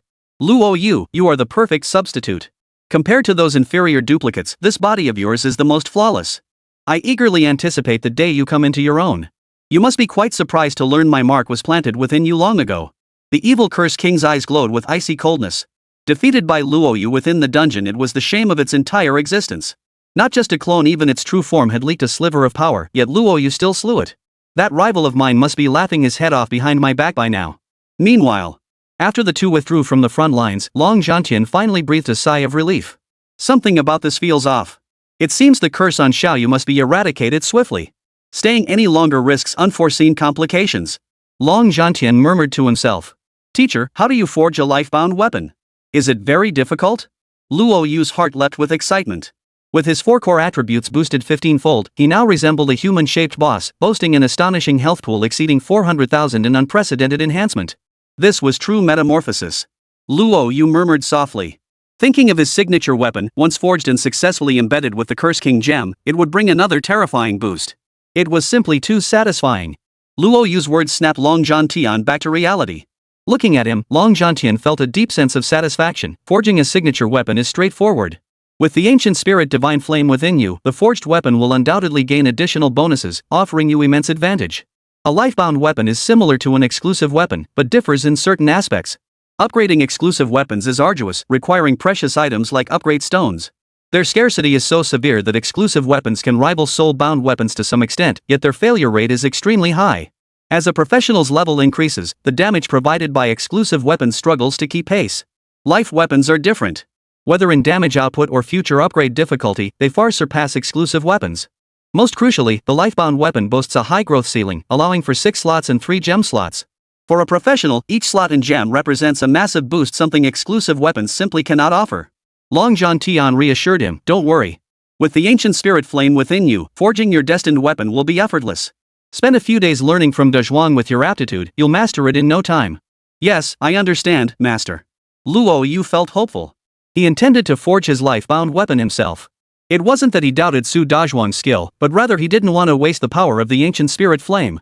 He possessed the ancient spirit flame for several days now, yet aside from reforging the Blood Phoenix Dragon Jade bracelet that day, he hadn't crafted a single piece of equipment. Holy Abyss University. Upon hearing that Luo Yu had successfully completed a nightmare-level profession quest, boosting his base 4 attributes by 15-fold, the drunkard and the others were once again filled with admiration. "Monster. Absolute monster," the group murmured in astonishment. An 8,800-point base stat boost was terrifying enough, but now, in the blink of an eye, it had skyrocketed 15-fold to a staggering 132,000 points. Truly unparalleled in history. Holy crap. Ordinary adventurers might reach 12,000 points at best. Geniuses could hit around 20,000, while those with incredible luck might get 40,000 or 50,000, none of which would surprise me. But this little monster Luo Yu? A whopping 130,000 points? I can't even begin to imagine what quality forging blueprint he managed to draw. Even if his signature weapon is a bit underwhelming, it won't hinder his future potential. Bai Tianqing couldn't help but marvel. With a base of 130,000 attribute points, Luo Yu's signature weapon simply couldn't be weak. Jiuqi remarked indifferently, over 90% of the forging blueprints drawn from the profession hall are calibrated based on a professional's 4 core attributes. Even if there's a 10% chance of drawing a junk blueprint, with our capabilities, we can at least cobble together a mythic tier forging blueprint for him. I must admit, his base attribute points are astonishing. Many precious pieces of equipment and top-tier spirit pets demand terrifyingly high base stat requirements to equip or carry. With Luo Yu's 130,000 base stats, he should be able to equip even the most precious gear in spirit pets. The others nodded in agreement. The reason base stats are so crucial, even prioritized over class quality, is their direct correlation with equipment and spirit pets. However, rare equipment and top-tier spirit pets demand specific base stats. For instance, the mythic great dagger wielded by the drunkard boasts ultra-rare attributes, demanding at least 30,000 base strength points to equip. 30,000 base strength points? That was an utterly terrifying figure. Across the entire Great Xia Empire, few could achieve such a feat. Consequently, several highly prized mythic-grade equipment pieces exist in the Great Xia, each possessing ultimate utility. Yet, due to failing to meet certain attribute requirements, they can only be regrettably abandoned. And it's not just them. Cases like this, where one's base attributes fall short, are all too common. For Luo Yu, however, the issue of insufficient base points simply didn't exist. Indeed, once Xiaoyu reached level 80, those precious pieces of equipment could be entrusted to him. The mere thought of those pieces brought smiles to their faces. Those were truly divine artifacts. The reason the abyss was so rampant wasn't because Great Xia was weak, but because their base attribute points were insufficient to equip those items. Otherwise, even one more piece would have significantly improved Great Xia's current situation. Alright, beyond that, there are 2 even more crucial matters. Long Zhantian took a deep breath and said solemnly, Xiaoyu possesses the ancient spirit divine flame. He can handle forging his own life-bound weapon himself. I'm worried something might go wrong. Dezhuang, find some time to teach Xiaoyu. No problem. Su Dezhuang agreed without hesitation. The second matter. Long Tian's expression grew grave. The curse on Xiaoyu, I suspect it's not merely a simple soul-severing curse. I've consulted numerous texts on curses, but they only offer general descriptions without proposing solutions. Xiaoyu's importance to Great Xia needs no reiteration from me. So for the coming period, we old men will shoulder more responsibility and strive to resolve the soul-severing matter. Simultaneously, we'll disseminate information about the soul-severing curse to all citizens of Great Xia. Perhaps someone among them holds the key. The wine drunkard and the others nodded in agreement. Luo Yu absolutely must not come to harm, or his entire plan will be ruined. Old Dragon, did you consult Ghost Elder? I have. Ghost Elder said the demon's lair might have a chance to lift the curse from Xiaoyu. But it's only a chance, not a certainty. We must treat this matter with utmost seriousness. Within a year, we must completely eradicate the curse. The original plan was 1 month. But after Dragon Slayer Heaven consulted numerous texts, he discovered the curse cast by the evil Curse King differs from ordinary curses. Alright, I'll handle this matter. Bai Tianqing nodded and added, the new student competition is imminent. Focus on preparing for that. Also, preparations for the Fish Island Secret Realm can begin now. The others nodded in agreement. The Fish Island Secret Realm determined the ownership of the world boss, the fire-breathing deer. Successfully capturing it would undoubtedly be a massive boost for the Great Xia's smiths. Luo Yu's ancient spirit flame was indeed more valuable than the fire-breathing deer, but forging was merely a secondary skill for Luo Yu. His primary role was to fight on the front lines. There was no need to worry excessively about the Fish Island's secret realm. Xiao Yu and Lin Kor are on the roster. When the time comes, Pan Xiaopang and Mu Ruyan can be placed on the alternate list. The drunkard and his companions nodded slightly. Only practitioners below level 30 could enter the Fish Island's secret realm. With the Great Xia's Void Blade, Luo Yu's level had to be kept below 40. Beyond that, the Void Blade couldn't mask his aura. Understood. On the surface, the Fish Island's secret realm can only accommodate practitioners below level 30. But these individuals represent the pinnacle of their nation's hierarchy. They undoubtedly possess means to bypass the level restrictions. Not only did Great Xia do this, but Sakura Nation did the same. Chapter 167, Star God Forging Blueprint. Class Hall. The same senior student greeted Luo Yu. Did you fail? The senior looked somewhat surprised, not expecting Luo Yu to fail so quickly. Another day and a half had passed. No worries. Few can clear nightmare difficulty. Come back this time next year to draw your profession quest. You'll succeed without fail. Mo Ran didn't mock Luo Yu, he simply offered words of comfort. Luo Yu took out the quest crystal ball and handed it to Mo Ran. Senior, the quest is complete. I heard that after completing a profession quest, you can draw blueprints for forging your signature weapon. Could you take me to check it out? What? You finished it? Mo Ran's pupils contracted sharply as he took the quest orb to inspect it. Luo Yu's mission was to slay a level 50 Frost Shin Turtle, a nightmare tier profession quest. Mo Ran's breathing quickened. To complete a nightmare difficulty class quest in just a day and a half, especially since the frost-cloaked turtle lurked in the icy pools deep within the abyss's front lines, how on earth did Luo Yu manage it? Within moments, Mo Ran confirmed Luo Yu's prowess, a true prodigy. Truthfully, he had already recognized Luo Yu's genius long ago. His student ID showed Luo Yu had only enrolled a few days prior, still a freshman. Yet he'd reached level 30. Across the 4 major academies, which freshman possessed such terrifying power? What kind of monster was this? Not only had he slain a level 50 frost-cloaked turtle, but he'd also ventured into the front lines. It seemed this junior's strength and background were both terrifying. Professional missions could only be deemed completed when accomplished individually. He had no doubt about Luo Yu's capabilities. But to accept the quest and reach the front lines? That level of access requires substantial backing. Moreover, the frozen marsh had long been overrun by the abyss. Located deep within its heartland, ordinary instructors wouldn't dare lead students that far in. Even with Luo Yu's prodigious talent, completing the profession quest required layers of reporting, taking at least 3 days to dispatch a suitable instructor. The round trip to the front lines, plus the time spent completing the mission, took only a day and a half. Needless to say, the person backing Luo Yu must be terrifying. Mo Ran swallowed hard, his gaze fixed on Luo Yu with utter shock. He wasn't stupid. Considering Luo Yu's strength and the whispers he'd overheard days prior, Mo Ran's expression flickered. Could it be? Could Junior Luo be a student taken under President Long's wing? Shengyuan University had no current president. Long Zhantian, the former president, held sway as if he were the incumbent. Rumors had long circulated that Long Zhantian had taken on a student. At first, many refused to believe it. But witnessing Luo Yu's prowess today, coupled with further speculation, strongly suggested the rumors were true. If that's the case, Mo Ran's eyes brimmed with envy. Considering Luo Yu's prowess, it all made sense. To reach level 30 within 2 months of transferring professions and enrolling, while also completing the nightmare profession quest, such prowess truly merits Long Zhantian's favor. Junior, the profession hall does indeed have an array for drawing forging blueprints. You've completed your quest flawlessly. Follow me. The two arrived at the 2nd floor of the profession hall. Under Mo Ran's guidance, Luo Yu stepped into the array. As it activated, a crimson glow enveloped him. Soon, blueprints of various colors swirled around him. Mythical? Or? Luo Yu murmured softly. Within half a minute, a dazzlingly iridescent blueprint drifted toward him. In that instant, a dazzling beam of light pierced through the profession hall. Mo Ran, stationed outside, was stunned by the spectacle. He'd seen purple beams, orange beams, even red beams, but never a beam like this. Could this be a star god tier forging blueprint? Mo Ran was stunned. The dazzling beam cut through the entire profession hall, startling many instructors, including Long Zhantian within the council chamber. Seeing the dazzling beam appear over Holy Abyss University, he knew without a doubt it was his student causing the commotion.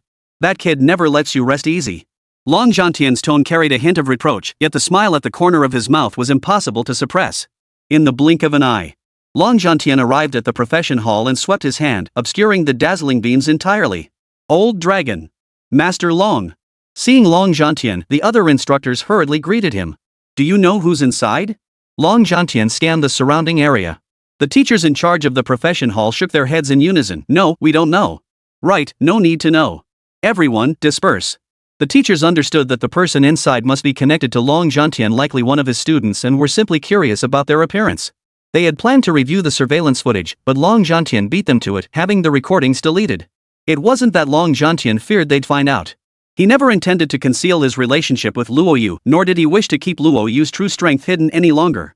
Otherwise, there's no way his results could have appeared during the Crimson Fire instance run. The reason for being cautious now is that the dazzling props are too tempting. Anything that can be concealed should be concealed, and it matters little if others find out. With him around, no one dares to lay a finger on Luo Yu at Holy Abyss University. The Star God tier forging blueprint just as expected. As the dazzling beams faded, Long Zhantian smiled warmly at Luo Yu emerging from the formation. "Teacher, I've got it." Upon seeing Long Zhantian, Luo Yu immediately wanted to share his joy with him. "Excellent. A Star God tier forging blueprint. Once forged, your strength will surely skyrocket." Long Zhantian felt genuine happiness for Luo Yu. "Tomorrow, go to the forging chamber and learn the art of forging from Su Dazhuang. With the ancient spirit flame within you, only by personally forging your life-bound weapon can you unleash its full potential." "Understood, Master." Long Zhantian smiled as he said, "The freshman grand tournament is about to begin.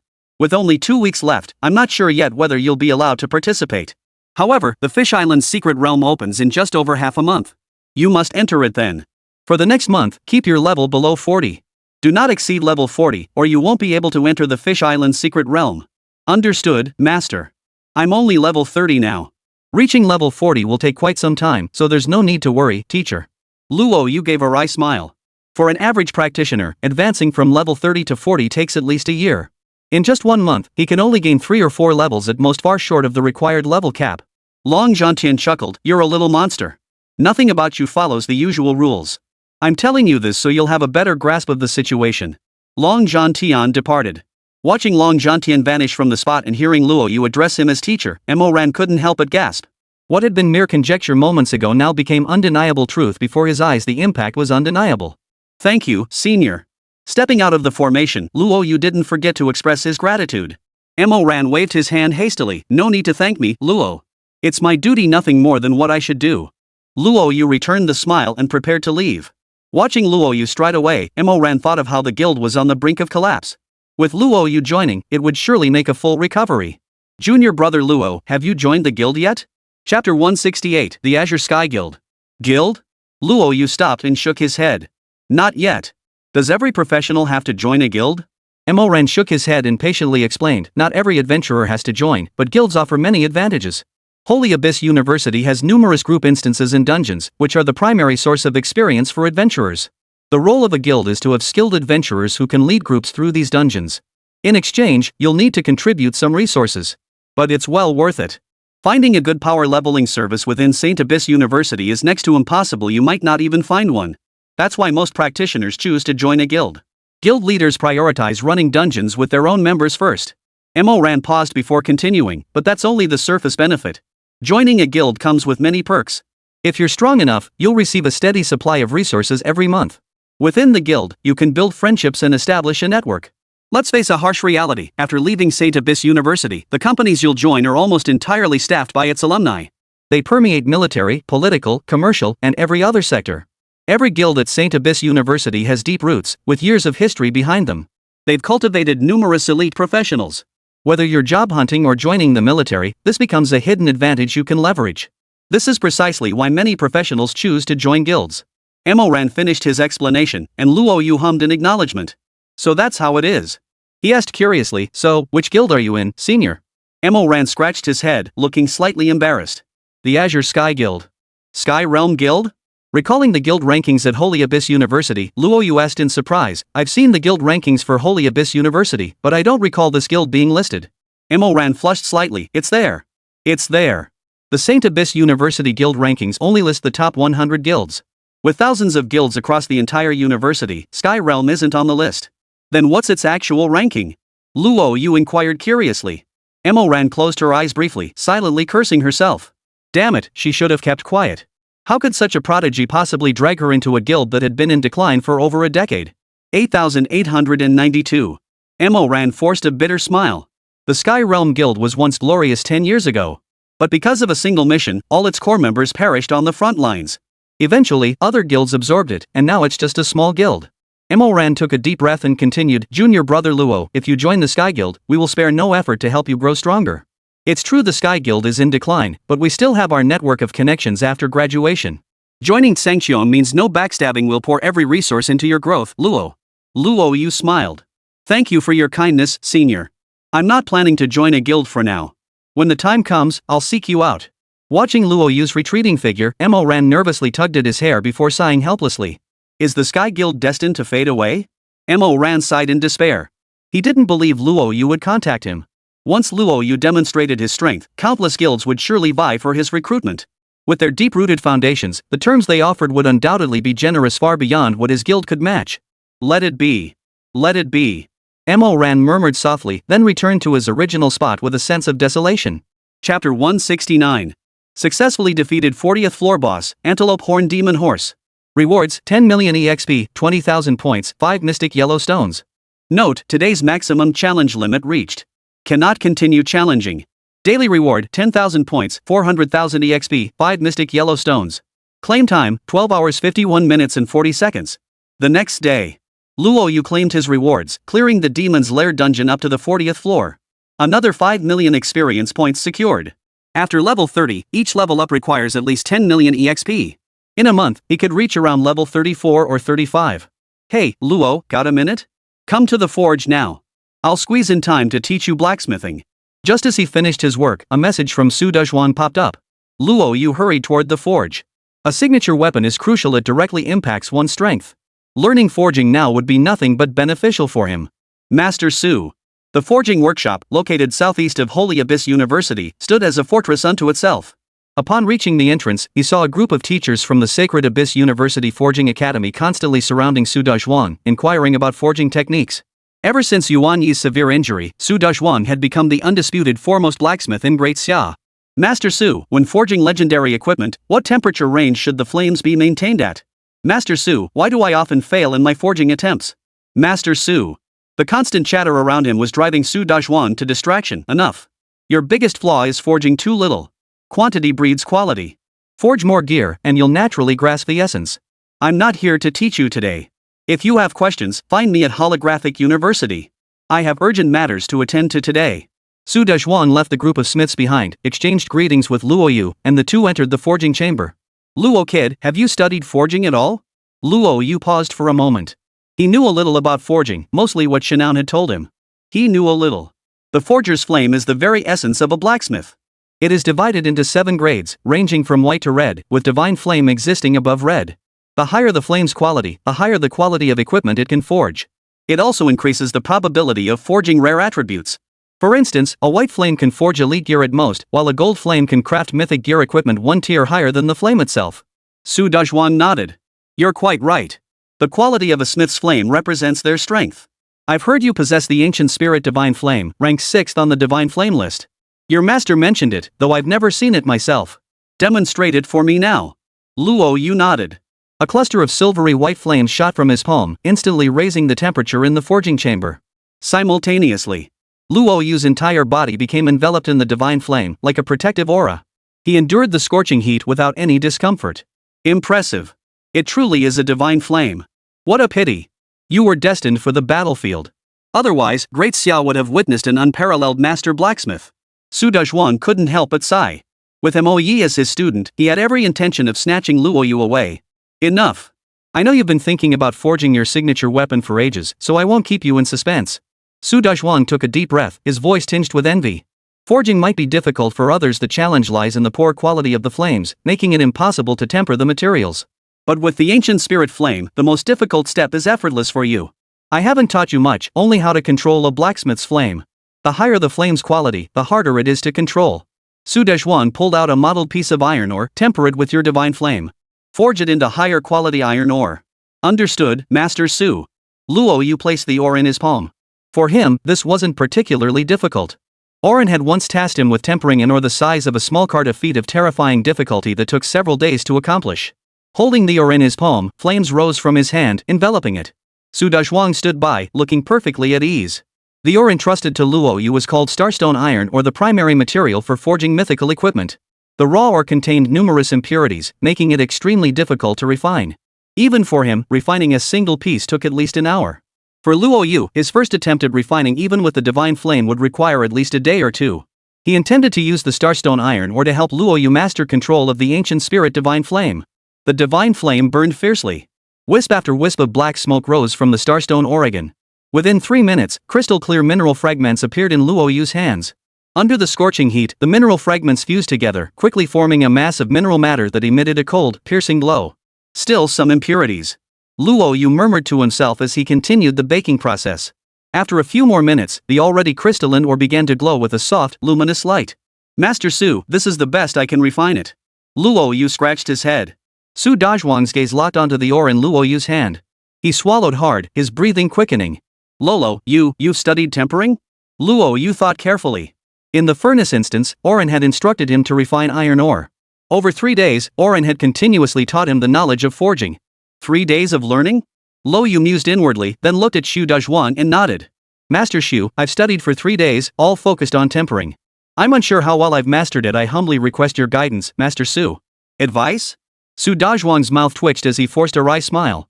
I doubt even your teacher realizes how terrifying your control over flames has become. You're practically on par with me.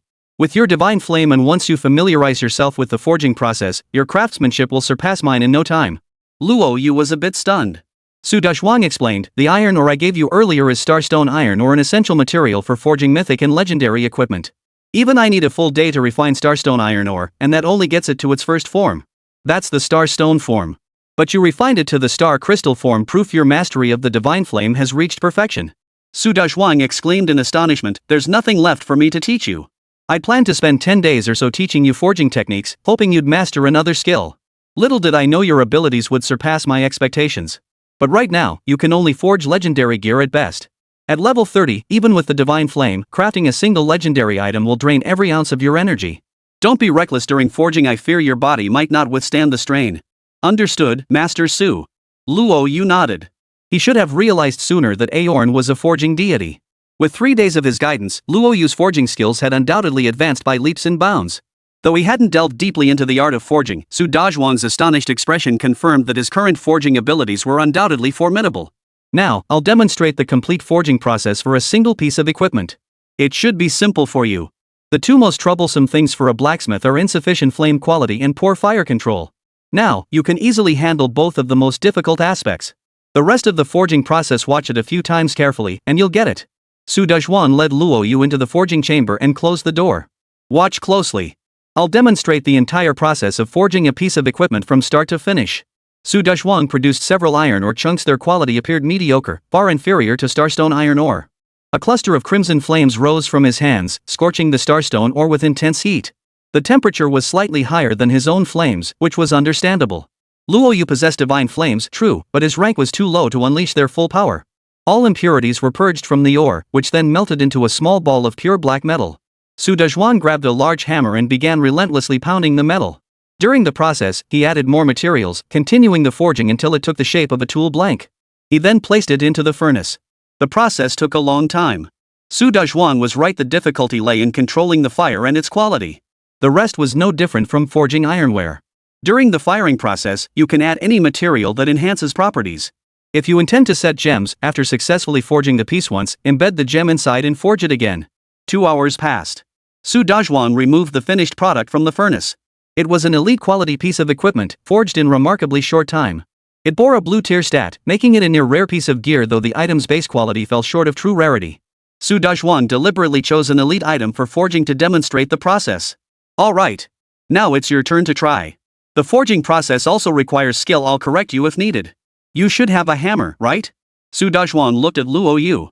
Luo Yu nodded and produced the divine tempering hammer he'd obtained upon completing his class change quest. The divine tempering hammer flickered with faint purple arcs of electricity.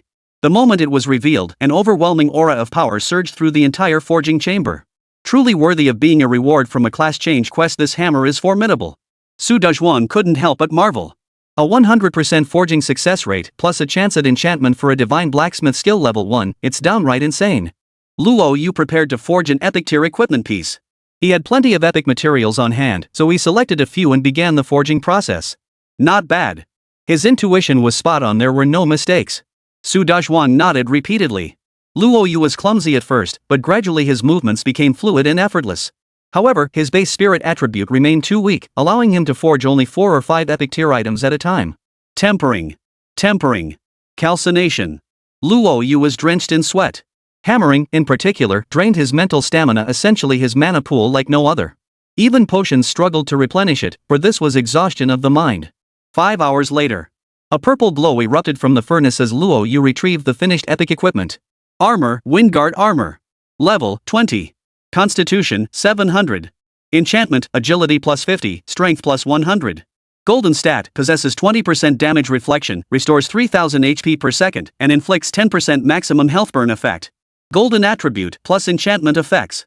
As his gaze settled on the Windguard armor, Luo Yu's lips curved into a smile. Having previously studied enchantments, he now witnessed them firsthand and couldn't help but nod in satisfaction. Impressive. Enchantments can indeed boost stats significantly. But Mythic Forging LV2 is truly terrifying. Forging legendary tier equipment or below guarantees success at 100%, while epic and legendary equipment always yield golden attributes on the first forge. That's terrifying. Luo Yu was thoroughly satisfied. To outsiders, the Windguard armor in his hands was unmistakably legendary gear. Not bad. With Mythic Forging Level 2 plus the Tempering Divine Hammer and Ancient Spirit Divine Flame, you're practically born with the Forging Saint's physique. Too bad your combat prowess is even more terrifying. Compared to being a blacksmith, perhaps a combat class is where you truly belong. Su Dezhuang couldn't stop marveling. Were it not for Moya's presence in forging now, with the Abyss forces pressing forward on the front lines, he would have truly wanted to cultivate Luo Yu into a forging master whose name would echo through the ages. Thank you, Elder Su, but my ambitions lie elsewhere. Now that Brother Mo has taken up your mantle, Great Xia certainly won't need me. At the mention of Mo Yi, Su Dezhuang's face lit up with a smile. That lad lacks both the Divine Tempering Hammer and the Ancient Spirit Flame. His ceiling will never match yours. However, with this fire-breathing deer we've obtained, I plan to transform its flames for Mo Yi to master. Speaking of which, I'll need your help again. Su Dezhuang felt a bit embarrassed, making himself, a level 90 blacksmith, seem like a freeloader. Su Lao, you're overthinking it. Doing my part for the Great Xia is only right. Without our collective efforts, Great Xia would have been reduced to ruins long ago. Luo Yu felt a pang of emotion. Only now, after meeting Long Zhantian and the others, did he truly understand what selfless dedication meant. Without them, the Great Xia would likely have fallen to the abyss long ago and never survived to this day. Your heart is in the right place. Su Dezhuang patted his shoulder and continued, now that we've covered the basics of forging, let's discuss how to craft your life-bound weapon. Truthfully, the process for forging a life-bound weapon is quite similar to that of ordinary weapons. Chapter 170, Forging the Personal Weapon. A day slipped by unnoticed. Su Dezhuang systematically explained many aspects of forging, including the crafting of a signature weapon. A soul weapon is crucial. It significantly boosts your 4 core attributes and skill damage. With your Star God tier forging blueprint, a successful crafting will undoubtedly bring a qualitative leap. Forging a signature weapon isn't difficult. During the calcination stage, place the forging blueprint inside, then add a drop of your blood to the life crystal. Finally, place the life crystal into the furnace to forge it alongside the weapon. This process will bind the weapon to you. Su Dezhuang explained patiently. So, you should have a life crystal on hand, right? Luo Yu nodded and retrieved a hexagonal crystal glowing with blue light from his void ring. My teacher gave it to me earlier. Good. Place a drop of your blood inside it. Let the life crystal serve as the medium, connecting you to your signature weapon. Luo Yu complied. After the blood touched the crystal, the originally translucent blue stone instantly turned crimson.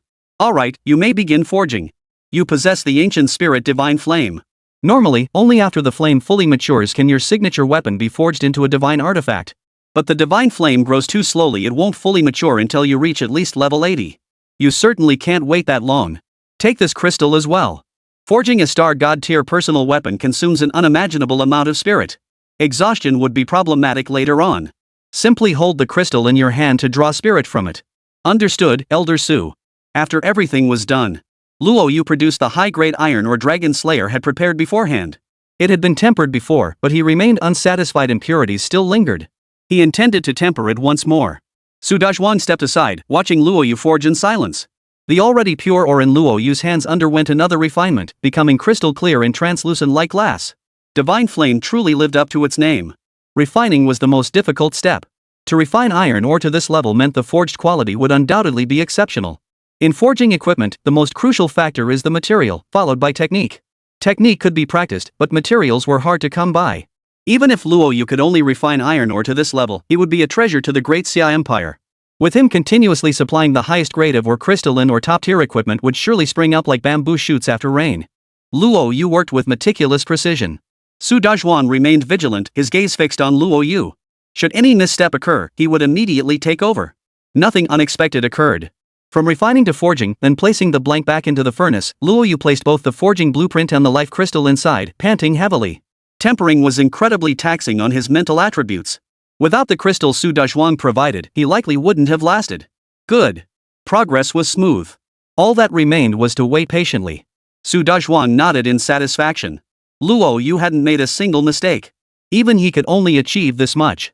Master Su, how many days do you estimate it will take to complete the forging?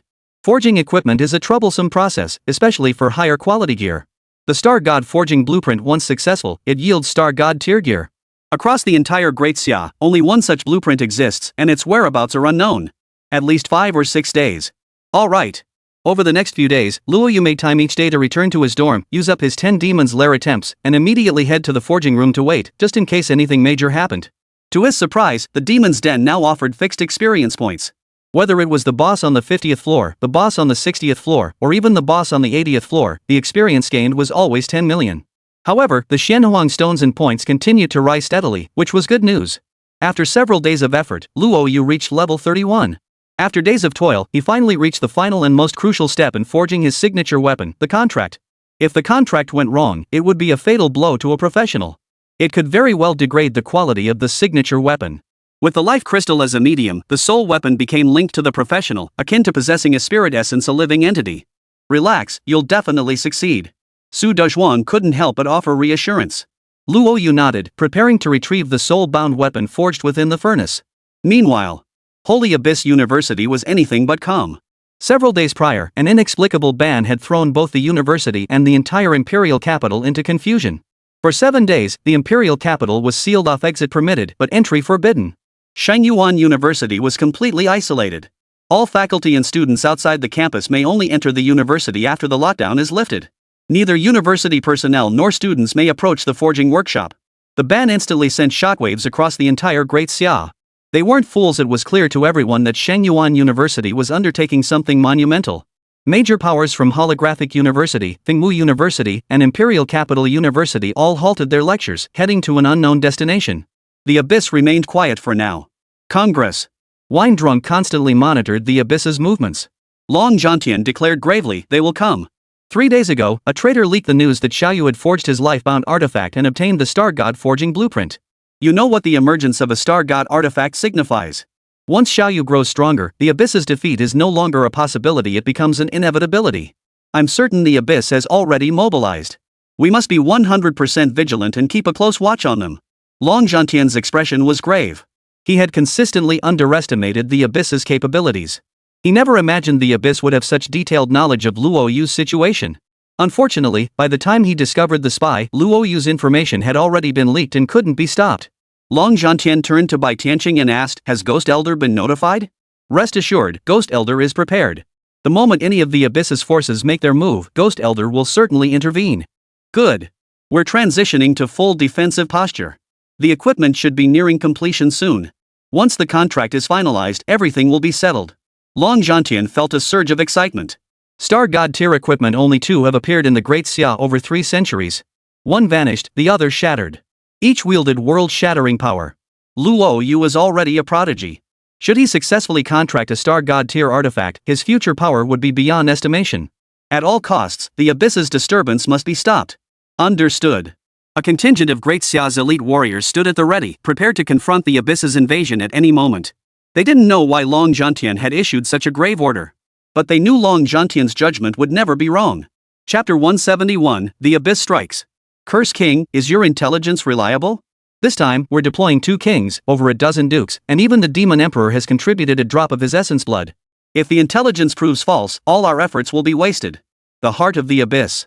A middle-aged man with dragon horns on his head, a burly build, and clad in white robes spoke in a cold tone. Star God equipment. The shock it brought them was immense. Without the Star God equipment, perhaps Great Xia would have fallen long ago, and the 9 provinces would have become the Abyss's domain. They could slaughter humans at will, using them for their rituals. Over 3 centuries of the Great Xia, Star God equipment had appeared only twice. Each time caused them immense trouble, requiring great effort to quell. Had anyone else wielded the Star God equipment, they might not have been so anxious.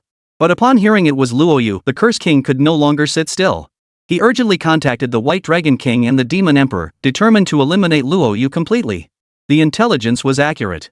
For this, I sacrificed a spy who had been hidden within the Great Xia for 50 years. The Dark Curse King spoke coldly. That brat completed the Nightmare class quest, boosting his base 4 attributes by 15-fold. Oh, and... The Dark Curse King turned to the White Dragon King, his voice hoarse. Luo Yu's base 4-dimensional attributes now reach 132,000 points, over 6 times higher than any other practitioner of his level.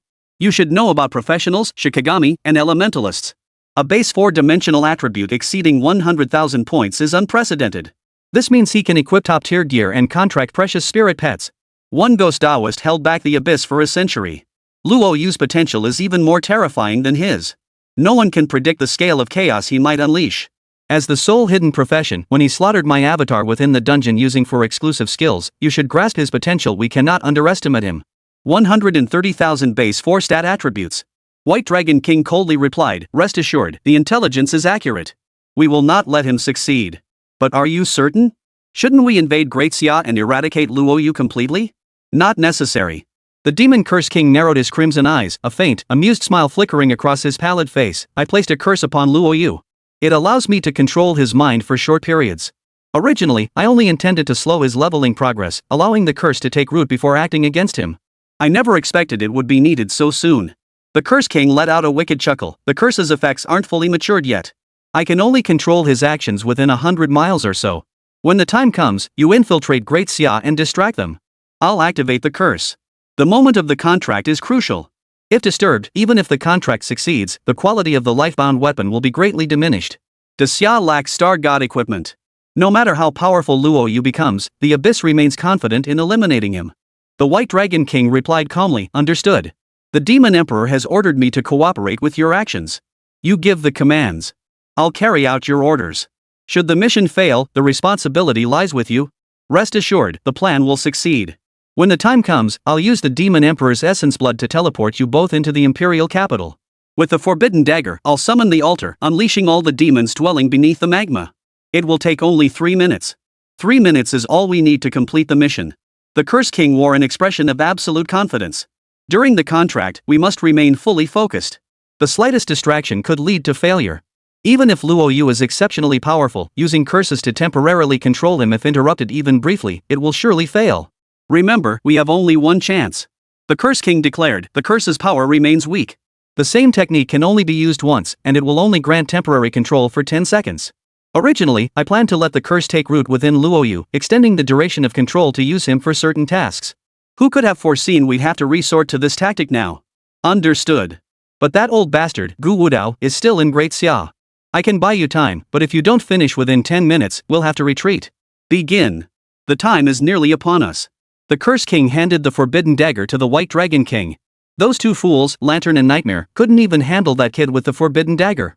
The White Dragon King gave no reply, transforming into a white dragon and charging forward.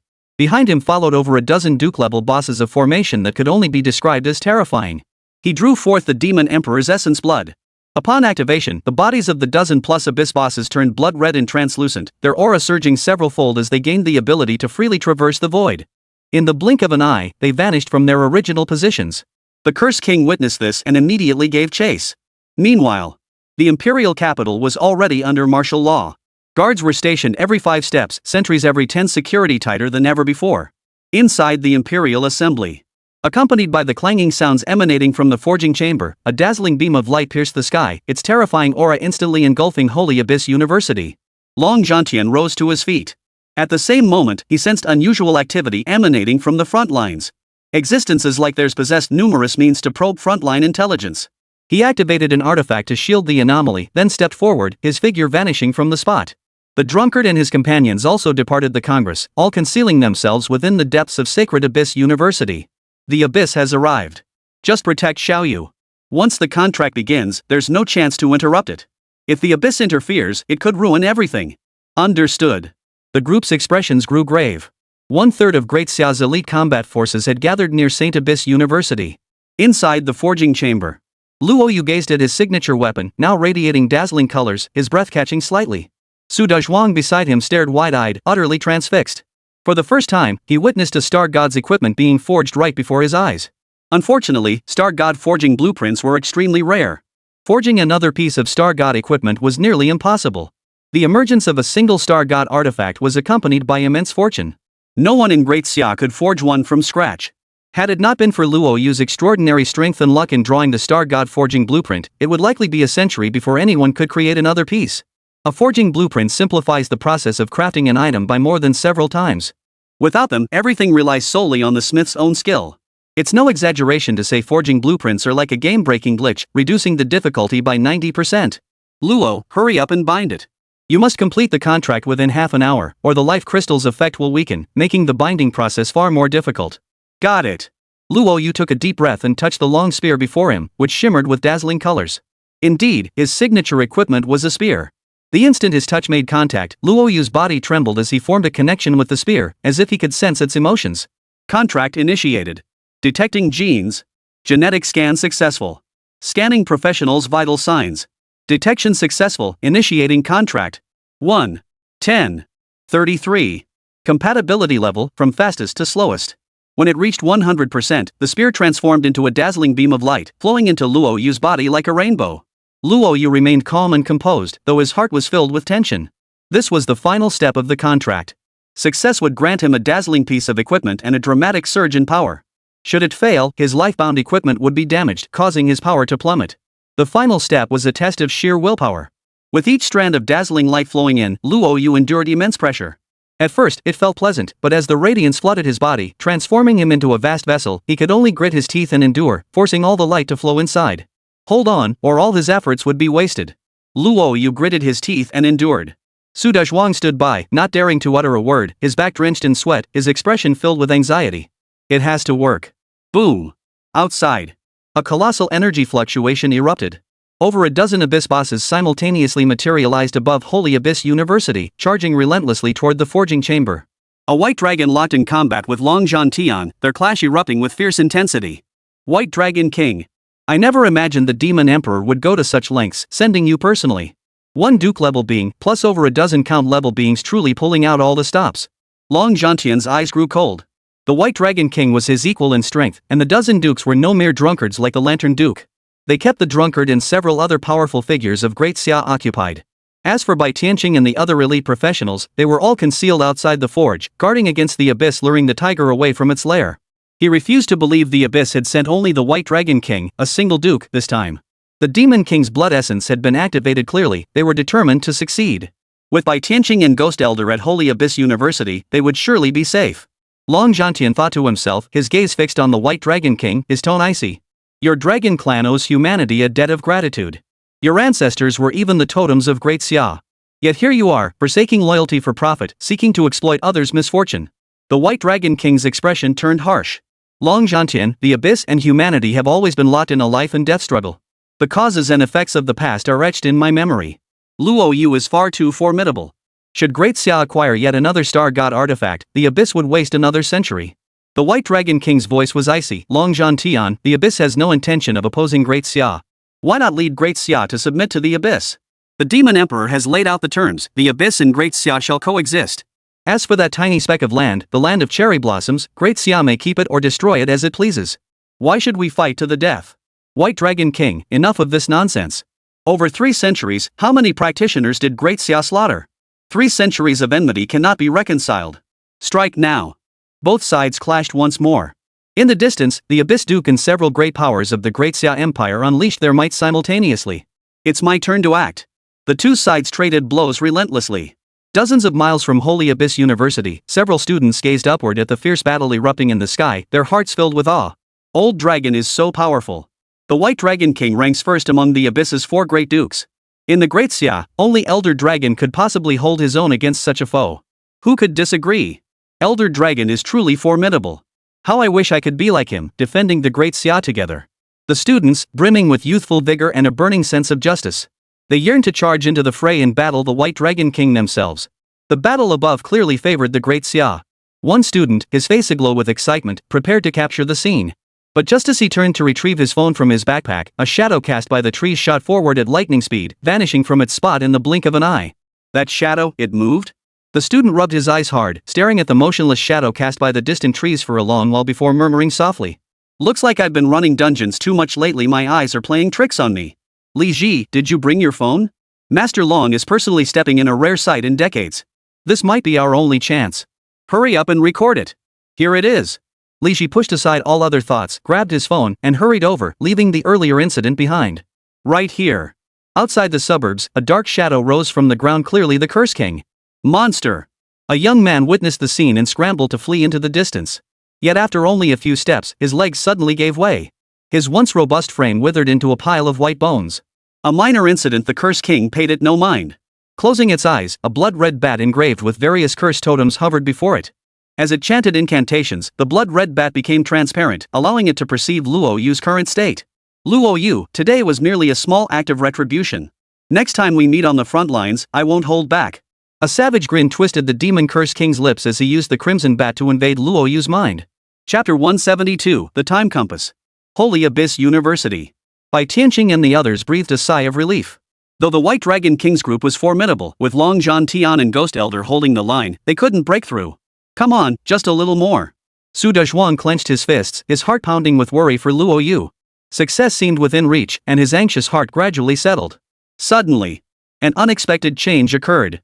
Luo Yu gritted his teeth, enduring the stabbing pain in his head. The luminous energy hovering above him trembled, attempting to flow into his body but encountering fierce resistance. The flowing light sank into the ground, vanishing completely. Oh no, something's wrong. Su Dezhuang's eyes widened in alarm. He rushed forward to check on Luo Yu, only to have the latter open his eyes pupils now a dark red and strike out with a palm toward Su Dezhuang, ignoring the light from his life-bound weapon flowing into his own body. Damn it! It must be the evil Curse King's curse. Su Dezhuang's face darkened. With only 1/10 remaining, if all were lost, the Star God equipment would swiftly degrade to mythic gear or even legendary gear. Abyss, damn it! Su Dezhuang dared not touch Luo Yu, his anxiety mounting as he struggled to figure out what to do. At the same time, inside the forging chamber, I detected something amiss with Luo Yu. Soul control. Villa 1. Ghost Elder's expression sharpened. In the blink of an eye, he vanished from his spot and charged toward the outskirts of the imperial capital. Soul control. Who would have thought the Curse King was so treacherous and cunning? What appeared to be a curse was actually a hidden trap. Ghost Elder sensed trouble. Luo Yuzhong's curse hadn't been cast long, it could only control for moments at most. But this was a critical juncture, even a split-second delay could cause the contract to fail. Ghostless way. He arrived so swiftly. The Dark Curse King opened his eyes, hesitation impossible. His figure vanished instantly from his original spot. Spatial barrier. Spatial soul slash. Ghost Elder's voice was flat. Within a radius of 1 li, space froze, time itself suspended. Cracks abruptly appeared in the void, as if cleaved by sharp blades. Each fissure held terrifying gravitational pull, relentlessly tearing at souls and inflicting unbearable agony. The Curse King spat out a mouthful of blood, his aura fading. Without hesitation, he slammed his palm against his chest, transforming into a pool of blood and escaping through blood escape. Truly worthy of the name Ghost Wudao. Luo Yu's contract is now broken. I believe we'll meet again soon. Clang. The void trembled, and another fissure appeared. The Curse King dared not hesitate and fled urgently. Retreat. Sensing the Dark Curse King's departure, the White Dragon King and his group retreated back into the abyss. Success? The White Dragon King's gaze fixed on the evil Curse King. The enemy was in bad shape, one arm severed, blood covering his entire body, clearly having used blood escape. The Dark Curse King was one of the Abyss's 4 great dupe bosses. From start to finish, the entire confrontation had lasted less than 10 minutes. In such a short time, only one person in the Great Xia Empire could have inflicted such severe wounds. Gue Wudo? The Dark Curse King spat out a mouthful of black blood and coldly stated, "It was him. I never imagined that even crippled, he could still wield spatial power. Had he been at full strength, we wouldn't have even been able to enter the Great Xia's territory." A rare flicker of fear flickered in the Demon Curse King's eyes. Thinking of Luo Yu's fate, the Dark Curse King added, "Fortunately, the mission was completed successfully." Though Ghost Wudao's interruption was timely, a significant portion of the life-bound source energy still flowed into him. Luo Yu's life-bound weapon should now reach the Quasi-Star God tier. The mission is considered perfectly accomplished. The gap between Quasi-Star God equipment and Star God equipment is vast. We have the capability to handle it. The White Dragon King spoke calmly, his gaze fixed on the several Abyss Dukes who had returned safely. His voice grew solemn. The Great Xia's strength must not be underestimated.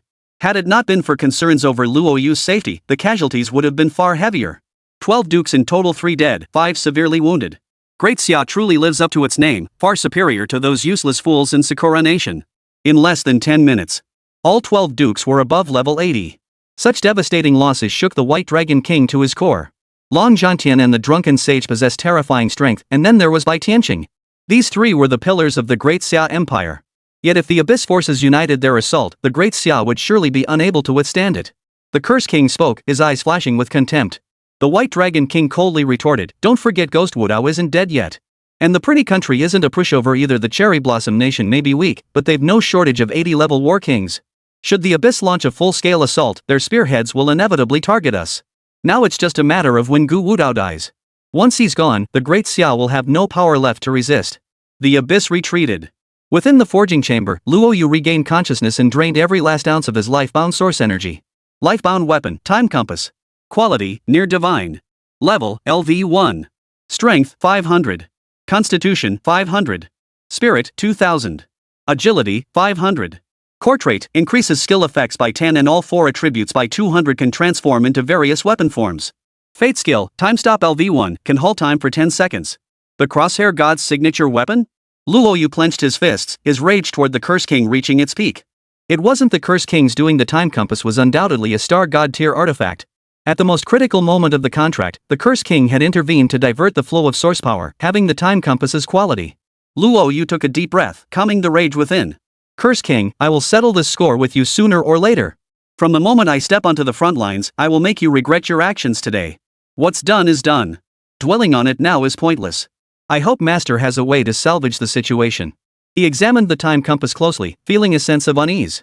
It had clearly been a spear, so why had it transformed into a circular disc? Could it be because of the Curse King? Luo Yu hadn't anticipated that the soul-severing curse could not only have his experience gains but also temporarily control his mind. Utterly terrifying. He shook his head, casting aside all unpleasant thoughts, and fixed his gaze on the data panel. Level 1 could enhance 500 attributes, not bad. The spirit boost was relatively high, reaching 2000 points. The skill entries were also decent, comparable to the 1000 machinery transformation. Luo Yu scanned through the enhancements. The overall boost was solid, with all stats looking promising. But his life skill made him gasp in shock. Time Stop LV1, capable of halting time for 10 seconds. It was nothing short of a god-tier skill. Luo Yu couldn't help but gasp. Regarding his life-bound weapon, Long Zhantian had previously shared some basic knowledge with him. Unlike ordinary equipment, a life-bound weapon starts at level 1 and levels up just like a professional. By defeating monsters, it gains experience to upgrade. Every 10 levels, it undergoes an enhancement, boosting its 4 core attributes while also upgrading existing skills and unlocking new ones. In short, soul weapons, like adventurers, were part of the cultivation series. The Starcross Divine Weapon possessed not just one signature skill. Its attribute enhancements, core stats, and subsequent signature skills all scale with its level. Indeed, it's a treasure. Luo Yu couldn't help but marvel. A single time stop ability alone could outclass many equipment skills. Most importantly, upgrading the signature weapons level directly enhances the signature skills rank. It's incredibly satisfying. I can't wait to see what surprises you'll bring me in the future. Chapter 173, Crosshair God Equipment. "Hey, kid, what's going on?" Su Dezhuang approached with a grim expression, his voice filled with rage. "What a bunch of sewer rats. They're as smooth as silk when it comes to stealing chickens and dogs. What tier is your signature weapon? Mythic or?" Su Dezhuang's expression turned grave. The Star God equipment was supposed to be a sure thing. Who knew the Curse King had a trick up his sleeve? The source energy drain wasn't severe, but it proved fatal at the critical moment. "Old Su, it's still decent. It's near mythic gear, so the source energy loss isn't too severe." Luo Yu felt a flicker of relief. Had someone not intervened in time, the Star God equipment might have been downgraded to mythic or even legendary gear.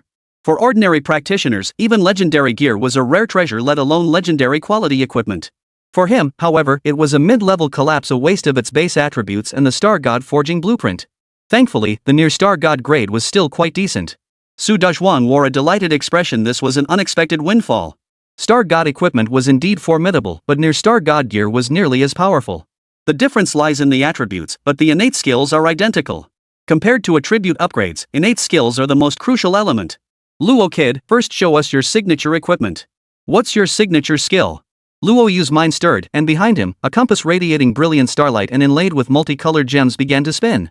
The life-bound weapon differs from other equipment. Like soul artifacts, it doesn't need to be worn on the body, it appears with a single thought. Moreover, life-bound weapons aren't limited to weapons alone. They come in diverse forms: armor, bracers, and even bizarre, unconventional gear. Is this the divine aiming gear? Su Dazhuang murmured softly, his gaze fixed intently upon it. He motioned for Luo Yu to unleash his life-bound skill. Soon, the clock in the forging room stopped ticking. The flames within the furnace ceased their dance. Su Dazhuang's pupils trembled violently. He felt as if he were a statue, unable to move. Even when he strained with all his might, he could only manage a slight shift. Yet the restriction remained terrifying, slowing his speed by more than 30%. Truly worthy of being a quasi-divine artifact, its life-bound skill was terrifying. Too bad it couldn't completely immobilize him. Su Dazhuang and Luo Yu's voices rang out simultaneously. Su Dazhuang froze, then forced a bitter smile. You're greedy, Luo kid. The time compass is only level 1 now, and I'm a level 90 battle venerable. The fact that it can affect me proves its terrifying power. What's crucial is that the time compass can continuously level up, including its innate skill. It's unimaginable if its level 1 innate skill is already that terrifying. What monstrous abilities will emerge as it levels up in the future? Su Dazhuang gazed at Luo Yu with envy. His life-bound weapon was still only legendary quality, needing just one more material to successfully upgrade. He was in his 70s or 80s, while Luo Yu was only 18. At 18, Luo Yu had already reached a pinnacle Su Dazhuang could never hope to attain in his lifetime. Su Dazhuang wanted to cry out that the heavens were unjust, but after a moment's thought, he instead murmured, "May heaven bless China." Xiao Yu. Long Zhantian's urgent voice echoed from outside. Su Dazhuang patted his shoulder. They must be frantic. Who could have imagined the cursed king was so treacherous, hiding such a trick inside you? Come on, let's go out and show them. It'll put their minds at ease. MHM. Luo Yu and Su Dazhuang stepped out of the forging room. The moment he opened the door, he felt several gusts of wind blow in. Long Zhantian and the others appeared before him. Chapter 174, False Alarm. Xiao Yu, how are you? He's not hurt, is he? Long Zhantian quickly scanned Luo Yu from head to toe. Seeing he was unharmed, he couldn't help but breathe a sigh of relief. The evil Cursed King's attacks were ruthless. His curses were an eerily sinister tactic. On the way to the forging room, they were all heavy-hearted, fearing the worst for Luo Yu. Seeing that he was unharmed, they finally breathed a sigh of relief. As long as he's okay, as long as he's okay. Long Zhantian and the others breathed a sigh of relief. They exchanged glances, tacitly agreeing not to mention the matter of their life-bound weapons. They had long seethed with hatred over the Cursed King's actions. Xiao Yu, your soul weapon is important, but your life matters more. As long as you're alive, miracles might just happen. Even if the contract truly failed, we'd find a way to help you. They all nodded firmly. The evil Cursed King's timing was too treacherous, striking at the most critical moment of the contract. Even they couldn't guarantee minimizing the damage. But with Luo Yu's strength, as long as he lives, there's boundless hope. Master, old wine, old by there's no need for concern. The Dark Cursed King's attack was indeed ruthless, but fortunately, the contract succeeded. The only drawback was that the Star God equipment's grade had been downgraded to Near Star God. A dazzling time compass appeared behind Luo Yu. Its skill displayed a cooldown timer. It could be unleashed once every 10 minutes, each casting consuming 100,000 mana points. Fortunately, Luo Yu possessed abundant mana reserves, currently over 400,000 points, enough for 4 casts. However, with dangers lurking everywhere in the instance, he could only afford to use it twice. The remaining mana would be reserved for unleashing fusion skills. Quasi-divine. Long Zhantian and the others fixed their gaze on the time compass behind Luo Yu. The dazzling, iridescent beams of light left them frozen in place. Excited laughter erupted. Excellent. The aiming god equipment is significantly superior to the Star God gear. As long as the signature skill remains the same, that's all that matters. Long Zhantian and the others felt as though they'd hit the jackpot. They had all assumed Luo Yu's contract would fail, or at best yield legendary tier gear. Who could have imagined it would be Star God tier? Compared to Star God gear, Near God gear lagged behind by more than one dimension in both stats and attributes. But that could be compensated for in other ways. As long as the innate skill was the same, it was enough. Xiao Yu, what's the innate skill of the time compass? Can you activate it once? Long Zhantian's aged eyes flickered, his heart surging with emotion. The drunken fool's gazes fixed on Luo Yu. The skills of a Star God tier equipment possess the power to turn the tide of battle, capable of shaking the heavens and earth, utterly terrifying. Luo Yu scratched his head. Master, esteemed seniors, it's currently on cooldown and can't be activated. The time compass's equipment skill halts time for 10 seconds, though it's ineffective against lower-level practitioners. Luo kid, what nonsense are you spouting? Su Dazhuang's voice was deep and stern. Luo kid's life-bound weapon skill is terrifying. Even at level 1, it possesses the power to stop time. I went through considerable effort to unlock it, yet it remains suppressed. I suspect the time compass skill can completely immobilize all practitioners and monsters below level 70. During this period, they cannot move, cast any skills, or employ any tactics. Really? Bai Tianqing blurted out urgently, his voice heavy, if that's true, the time compass skill is terrifying. Currently, the contract only grants 10 seconds of time stopping, yet even a level 90 warlord is affected. It's unimaginable how terrifying it will become as the weapons level increases, the skill strengthens, and what other equipment skills might awaken. Shock rippled through the group, quickly giving way to elation. After confirming Luo Yu was unharmed, the drunken immortal and his companions departed. Long Zhantian explained to Luo Yu how to level up his lifebound weapon and embed attributes, then instructed him to prepare for the newcomer tournament. The newcomer tournament was just a week away. I reckon old drunk and the others won't even let you compete. They'll just hand you the first place prize outright. After all, you've barely been enrolled for half a month. Not only are you already level 31, but you also wield a monstrous signature weapon like the time compass. Your advantage over them is too great. They were all prodigies from across the land before enrollment, and they won't be able to catch up in such a short time. That's why old drunk and the others have proposed awarding you the first place prize directly, so you won't even need to compete. I'll follow whatever the teacher decides. Luo Yu nodded with a smile. Long Zhantian nodded and then smiled. Once your senior sister finishes her tasks tomorrow, come to our place. The two of you should meet. You young folks will surely have endless things to talk about. Understood, master. I'll definitely come tomorrow. Luo Yu was equally curious what kind of person was this senior sister everyone spoke of, the genius with a damaged soul? Alright, then rest well today. Master, there's one more thing I'd like to ask. Thinking of the guild affairs, Luo Yu hurriedly called out to Long Zhantian. As the former president and current acting chancellor of Holy Abyss University, he surely knew the guild inside out and might offer some good advice. Alright, ask away. Long Zhantian was very patient with Luo Yu. Luo Yu explained the guild's situation to Long Zhantian.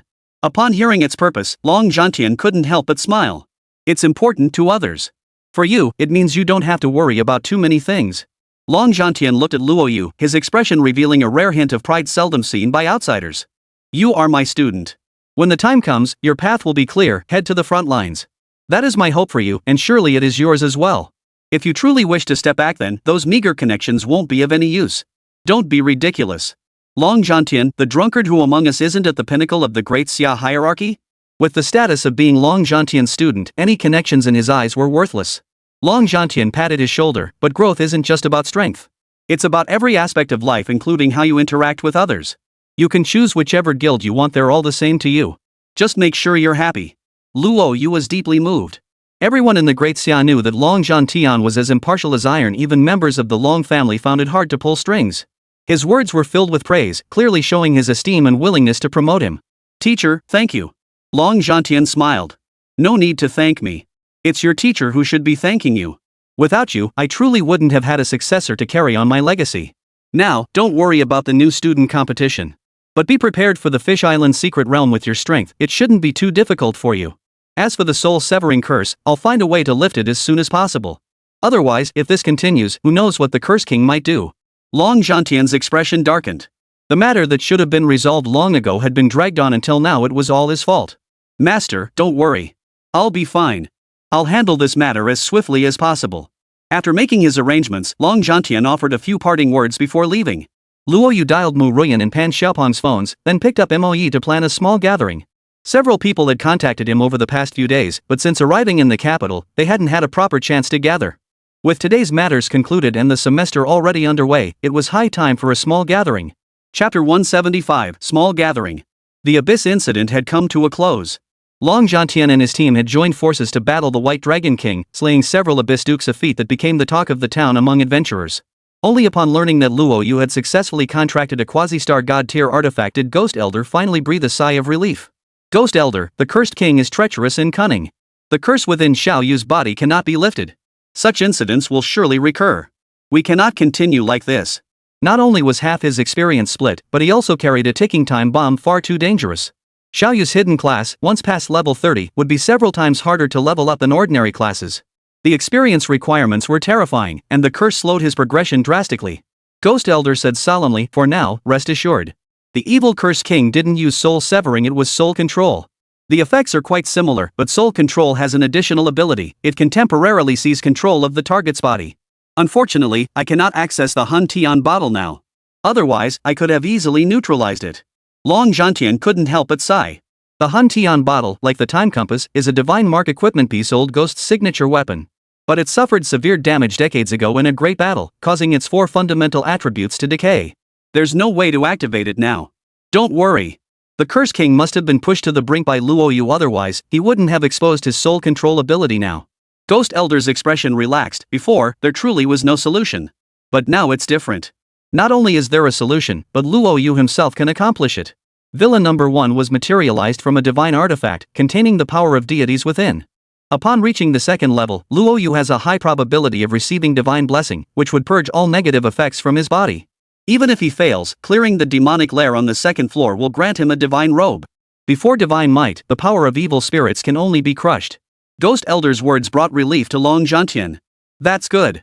Meanwhile, Luo Yu reunited with Mu Ruyan and the others in a private room at a restaurant under the Mu family's management. Upon learning Luo Yu was Long Zhantian's student, Mu Yunguo was overjoyed the moment he arrived at the Luo residence. It took considerable effort to bring Mu Ruyan out. At the dinner table, Luo Yu introduced each person in turn. Mo Yi, you can call him Brother Mo, a sacred forger and the final disciple of Elder Su. Luo Yu introduced Mo Yi first. Mu Ruyan recognized the name, while Pan Xiaopang and Lin Kor looked utterly astonished. A sacred forger? The only mythic tier profession at Imperial Capital University this year, his arrival had instantly rocked the entire campus. Many students at Holographic University had been eager to meet Brother Mo, and now, unexpectedly, he was right here. Lin Kor's beautiful eyes widened in surprise. No need to say more, it had to be Luo Yu's doing. Pan Xiaopang was equally astonished. Brother Mo, you're actually a sacred forger? Even old Su can't compare to you. A mythic tier forger will surely craft mythic gear in the future. My teacher always gives you a thumbs up when talking about you, saying the title of Chief Forger of Great Xiao will undoubtedly belong to Brother Mo.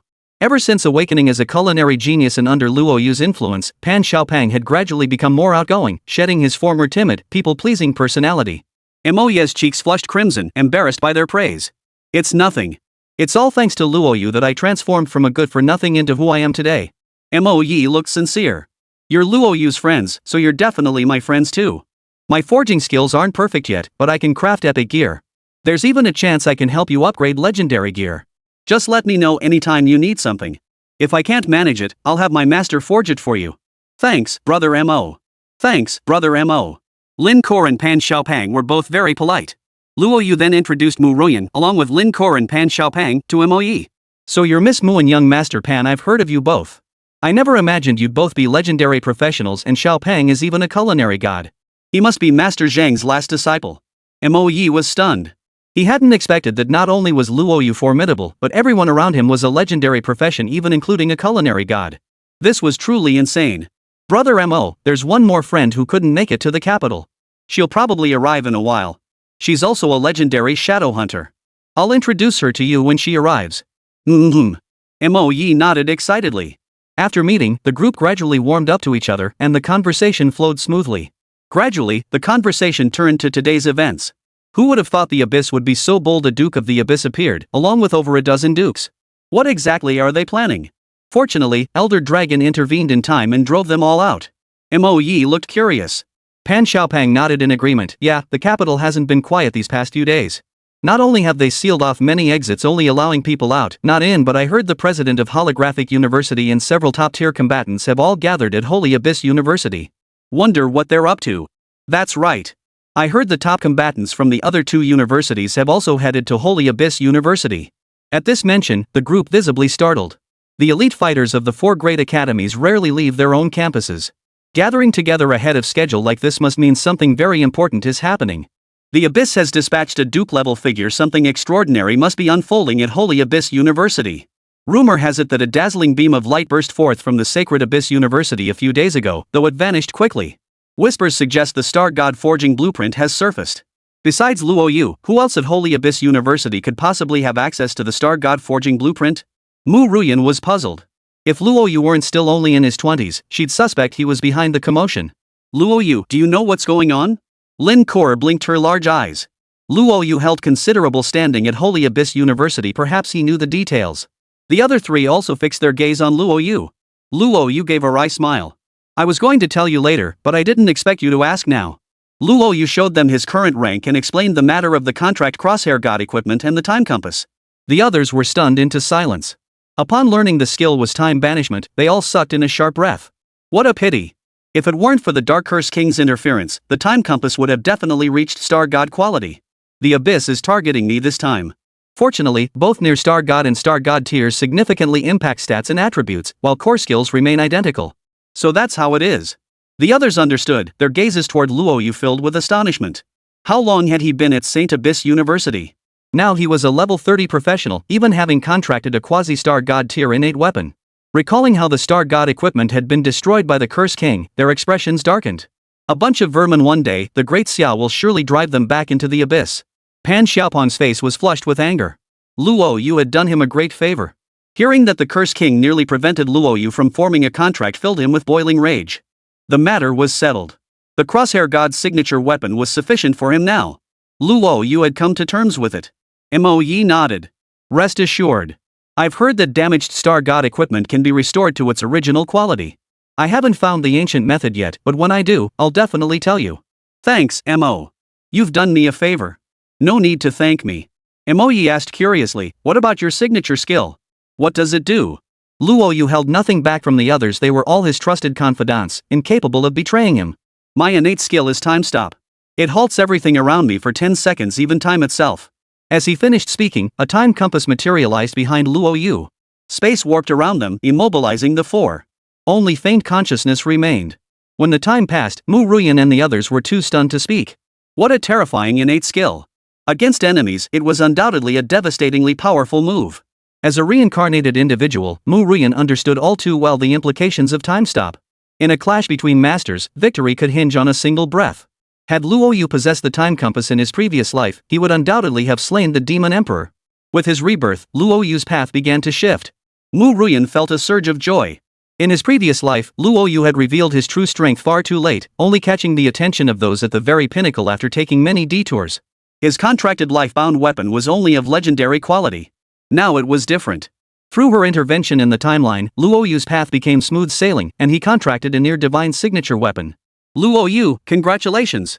It seems this year's St. Abyss University freshman competition is yours for the taking. Mo Yi and the others genuinely felt happy for Luo Yu. Luo Yu waved his hand. The teacher said I should take the reward, but not compete in the tournament. The others froze for a moment before realizing. The four major academies had many geniuses, but no matter how talented they were, at this stage they were only at levels 23 or 24.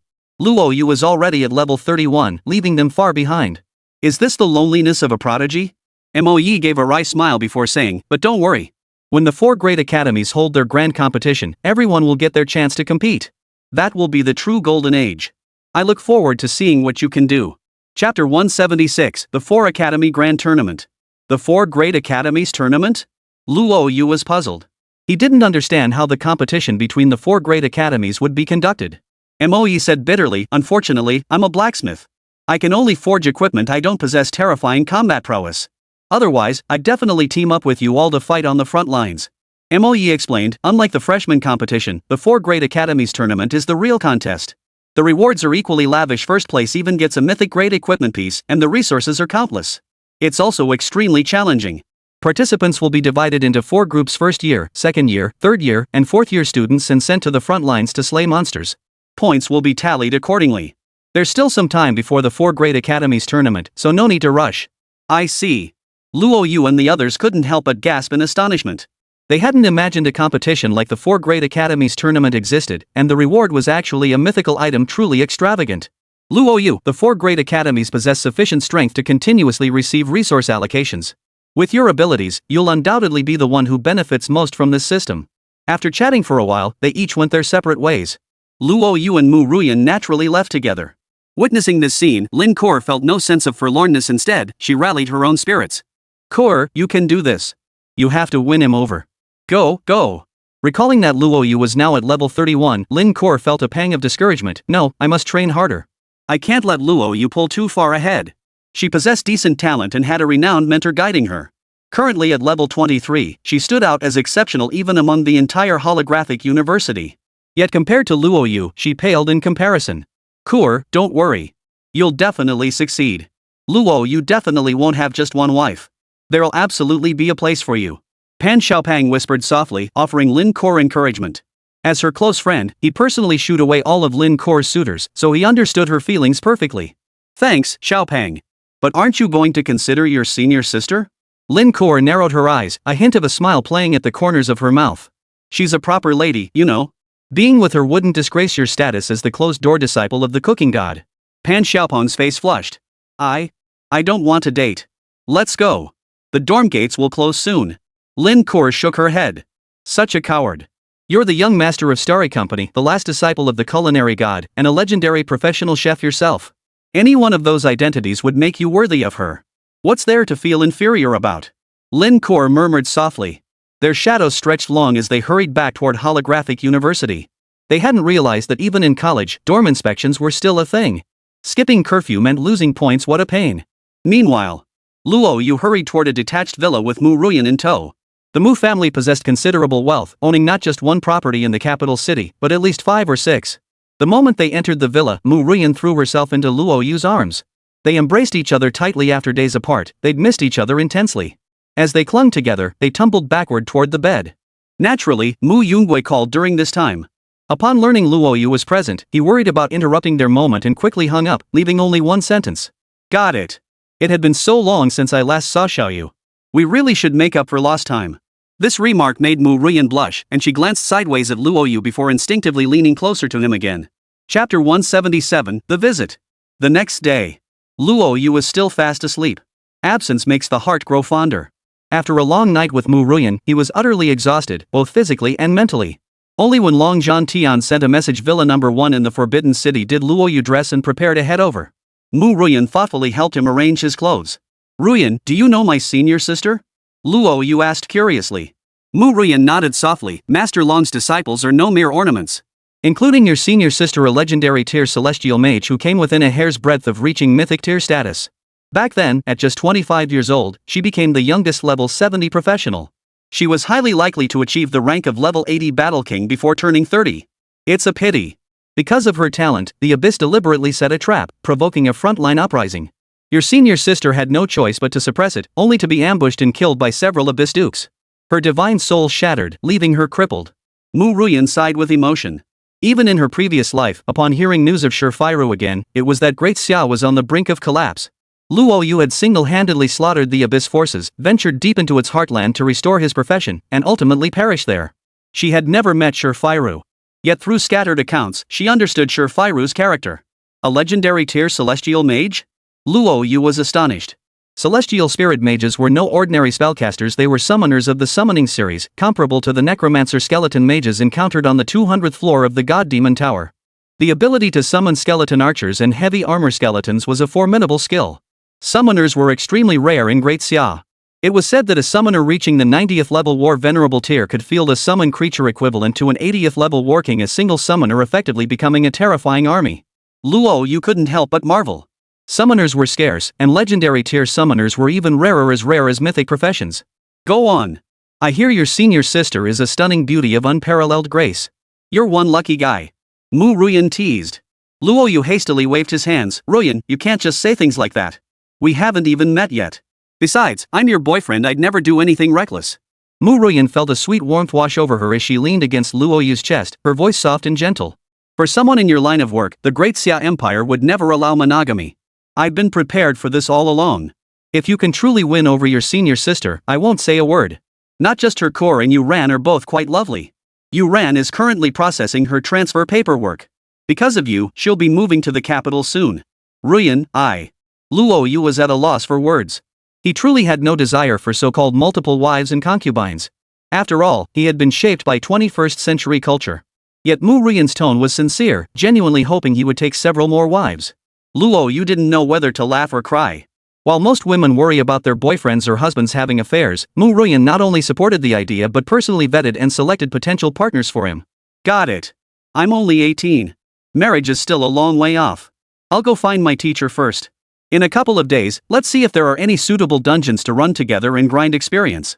Luo Yu pinched her cheek. Mu Ruyan and the other 2 girls weren't slacking off. They were all around level 20 now. Unlike regular instances, raid level restrictions were more lenient, so they could continue their previous group runs. Luo Yu departed. Villa number 1 in the Forbidden City was located in the heart of the imperial capital, and they encountered numerous inquiries along the way. Excuse me, may I see your credentials? The Forbidden City Villa District lies ahead. Entry is prohibited without credentials. As soon as they reached the gate, Luo Yu was stopped by several soldiers in uniform. Their aura was intimidating, clearly elite troops with battle-hardened experience. Luo Yu cast insight on him. A level 64 epic tier professional, truly formidable. Luo Yu couldn't help but marvel. An ordinary level 60 plus professional would be a respected powerhouse elsewhere, yet within the Forbidden City, they were merely common guards. He could sense several other terrifying auras nearby. Credentials? Luo Yu froze in confusion. His teacher hadn't given him any credentials. Just as he was about to explain, the guard's communicator buzzed. The guard, who had been stern-faced moments before, instantly became deferential upon hearing the voice. His expression toward Luo Yu was one of utter shock. The voice on the other end faded, and it took the guard a long moment to recover.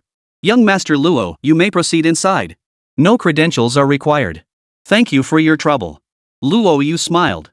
One guard frowned slightly, about to intervene, but the other grabbed his arm. What are you doing? No one can enter without credentials. If something happens, neither of us can take responsibility for it. The guard's voice turned stern. He's Master Long's student. That was Master Long's call. Are you sure you want to stop him? What? He's Master Long's student? Another guard looked stunned. Others might not know, but as Forbidden City guards, they weren't mere security personnel. Each possessed formidable backgrounds and connections. They had pieced together most of what happened at Holy Abyss University yesterday. They'd heard that Long Zhantian, to protect his students, had used his congressional authority to mobilize all the top experts from the 4 major universities to join the battle. That alone was proof enough of Luo Yu's extraordinary talent and how highly Long Zhantian regarded him. So that's how it was. Then there's no need for concern. The guards quickly stepped back, their gazes fixed on Luo Yu's retreating figure with envy. With a war venerable as his teacher, he was already a rare talent. One could only imagine how dazzling his future prospects would be. Inside the villa, Shifu brewed the tea and presented it before Long Zhantian. Long Zhantian, who was always fond of tea, didn't even glance at it. He kept checking the time, muttering to himself. Why hasn't Xiaoyu arrived yet? It's been nearly an hour, he should have arrived by now. Shifu couldn't help but give a wry smile. Teacher, Xiaoyu has never been to the Forbidden City Villa before. He might have been delayed on the way. How could we possibly worry about him getting into trouble in the capital? Hearing this, Long Zhantian grew irritated. Enough. This is utterly disgraceful. A group of top-tier fighters at levels 80 to 90, outmaneuvered by a rat in a gutter. Because of our negligence, the quality of the weapon contracted from the Star God's life essence has plummeted. Just thinking about it made Long Zhantian seethe with rage, wishing he could chop the Cursed King into pieces. Shifu also felt it was a pity, but the near Star God's personal weapon was powerful enough to be a silver lining in this misfortune. When Xiaoyu arrives later, you two should talk more. Xiaoyu is quite exceptional both in character and disposition. Knowing you're with him puts my mind at ease. Mentioning the two of them, Long Zhantian couldn't help but smile. Both were students he cherished deeply. Their union felt like family growing closer, keeping the good things within the family. Shifu's cheeks flushed. Teacher, you're talking nonsense again. If you keep this up, I'm leaving. I'm 31 this year, and Xiaoyu is only 18. Even if I had any feelings, the age gap between us is too great. A hint of melancholy flickered in Shifu's eyes. At 31, I'm already useless. What good is a body without purpose? Long Zhantian hurriedly interjected. Xiaoyu, you're being far too hard on yourself. What's wrong with being 31? I've seen plenty of couples with 30-year age gaps, let alone 13. Besides, you command a vast business empire. If you were to be with Xiaoyu, you could undoubtedly become his wise and capable partner. He could protect you for the rest of your life. Your looks are 1 in a million in the capital, on par with that Mu girl. If you truly like Xiaoyu, you could win him over with just a flick of your finger. I believe in you. Just kidding. If anyone knows Shifu's charm, it's him. Back in the day, countless suitors pursued her, and countless families practically wore out their doorsteps trying to arrange marriages for their sons and grandsons, all turned down by him. Even now, with her soul shattered, suitors still flock to her. But Shifu looked down on them all, rejecting every suitor. All these years, she remained alone, tending to him by his side. Master, my soul is shattered and my body is wounded. I won't live many more years. I have no intention of considering matters of the heart. In the time remaining, I only wish to stay by your side. Nothing else matters.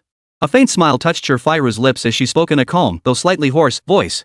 Long Zhantian froze in place, letting out a long, drawn-out sigh. After a moment, he spoke in a deep voice. Xiaoyu, I will risk my own life to find the items needed to repair your soul. You need not carry such a heavy burden.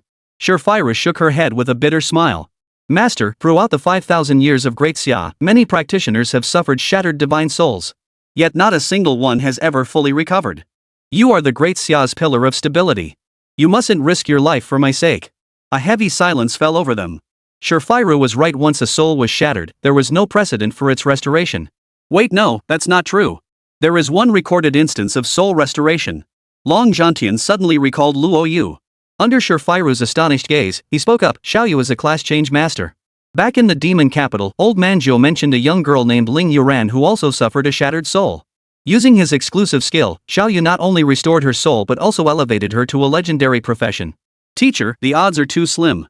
Shifiru sighed helplessly, I've heard about it too. But Xiao Yu's exclusive skill is incredibly powerful. The problem is, there are so few people who qualify for class change. It's not an exaggeration to say it's 1 in a million. Teacher, you shouldn't get your hopes up too high. Long Zhantian remained uncertain, equally uneasy about events triggered by minuscule probabilities. What if you happen to meet the job change requirements? Beep. The doorbell rang. The heavy atmosphere broke at that moment. Shifiru shook off her earlier despondency and rose to open the door. Teacher, there's no need to worry about me. Finding a student who satisfies you brings me great contentment. Xiao Yu is here, don't put too much pressure on him. Chapter 178, Meeting the Job Change Requirements. The door opened. What met Luo Yu's eyes were a pair of soul-stealing phoenix eyes. The woman before him possessed exquisite features and a slender figure. Her wine-red lips framed a crimson qipao, her feet adorned with high heels. She appeared open-minded yet deeply reserved. Stunning. That was Luo Yu's first impression of the woman before him. He couldn't help but compare her to Mu Ruyan. In terms of beauty alone, they were evenly matched. Compared to Mu Ruyan, the woman before him radiated an alluring charm, every move drawing attention. She was undoubtedly a captivating beauty. Xiao Yu? Shifiru spoke first. Luo Yu tentatively called out, Senior sister. Shifiru smiled, that's right, I'm your senior sister. Come in quickly, the teacher is inside. Luo Yu followed behind. He'd long heard of Shifiru's beauty, and seeing her today proved the rumors were well deserved. Senior sister's soul essence is shattered. I wonder if she still qualifies for the divine covenant. Luo Yu murmured softly, casting insight upon Shifiru to assess the situation. Name, Shifiru. Potential, red. Class, celestial mage. Note, red potential, eligible for mythic class, divine spirit priest.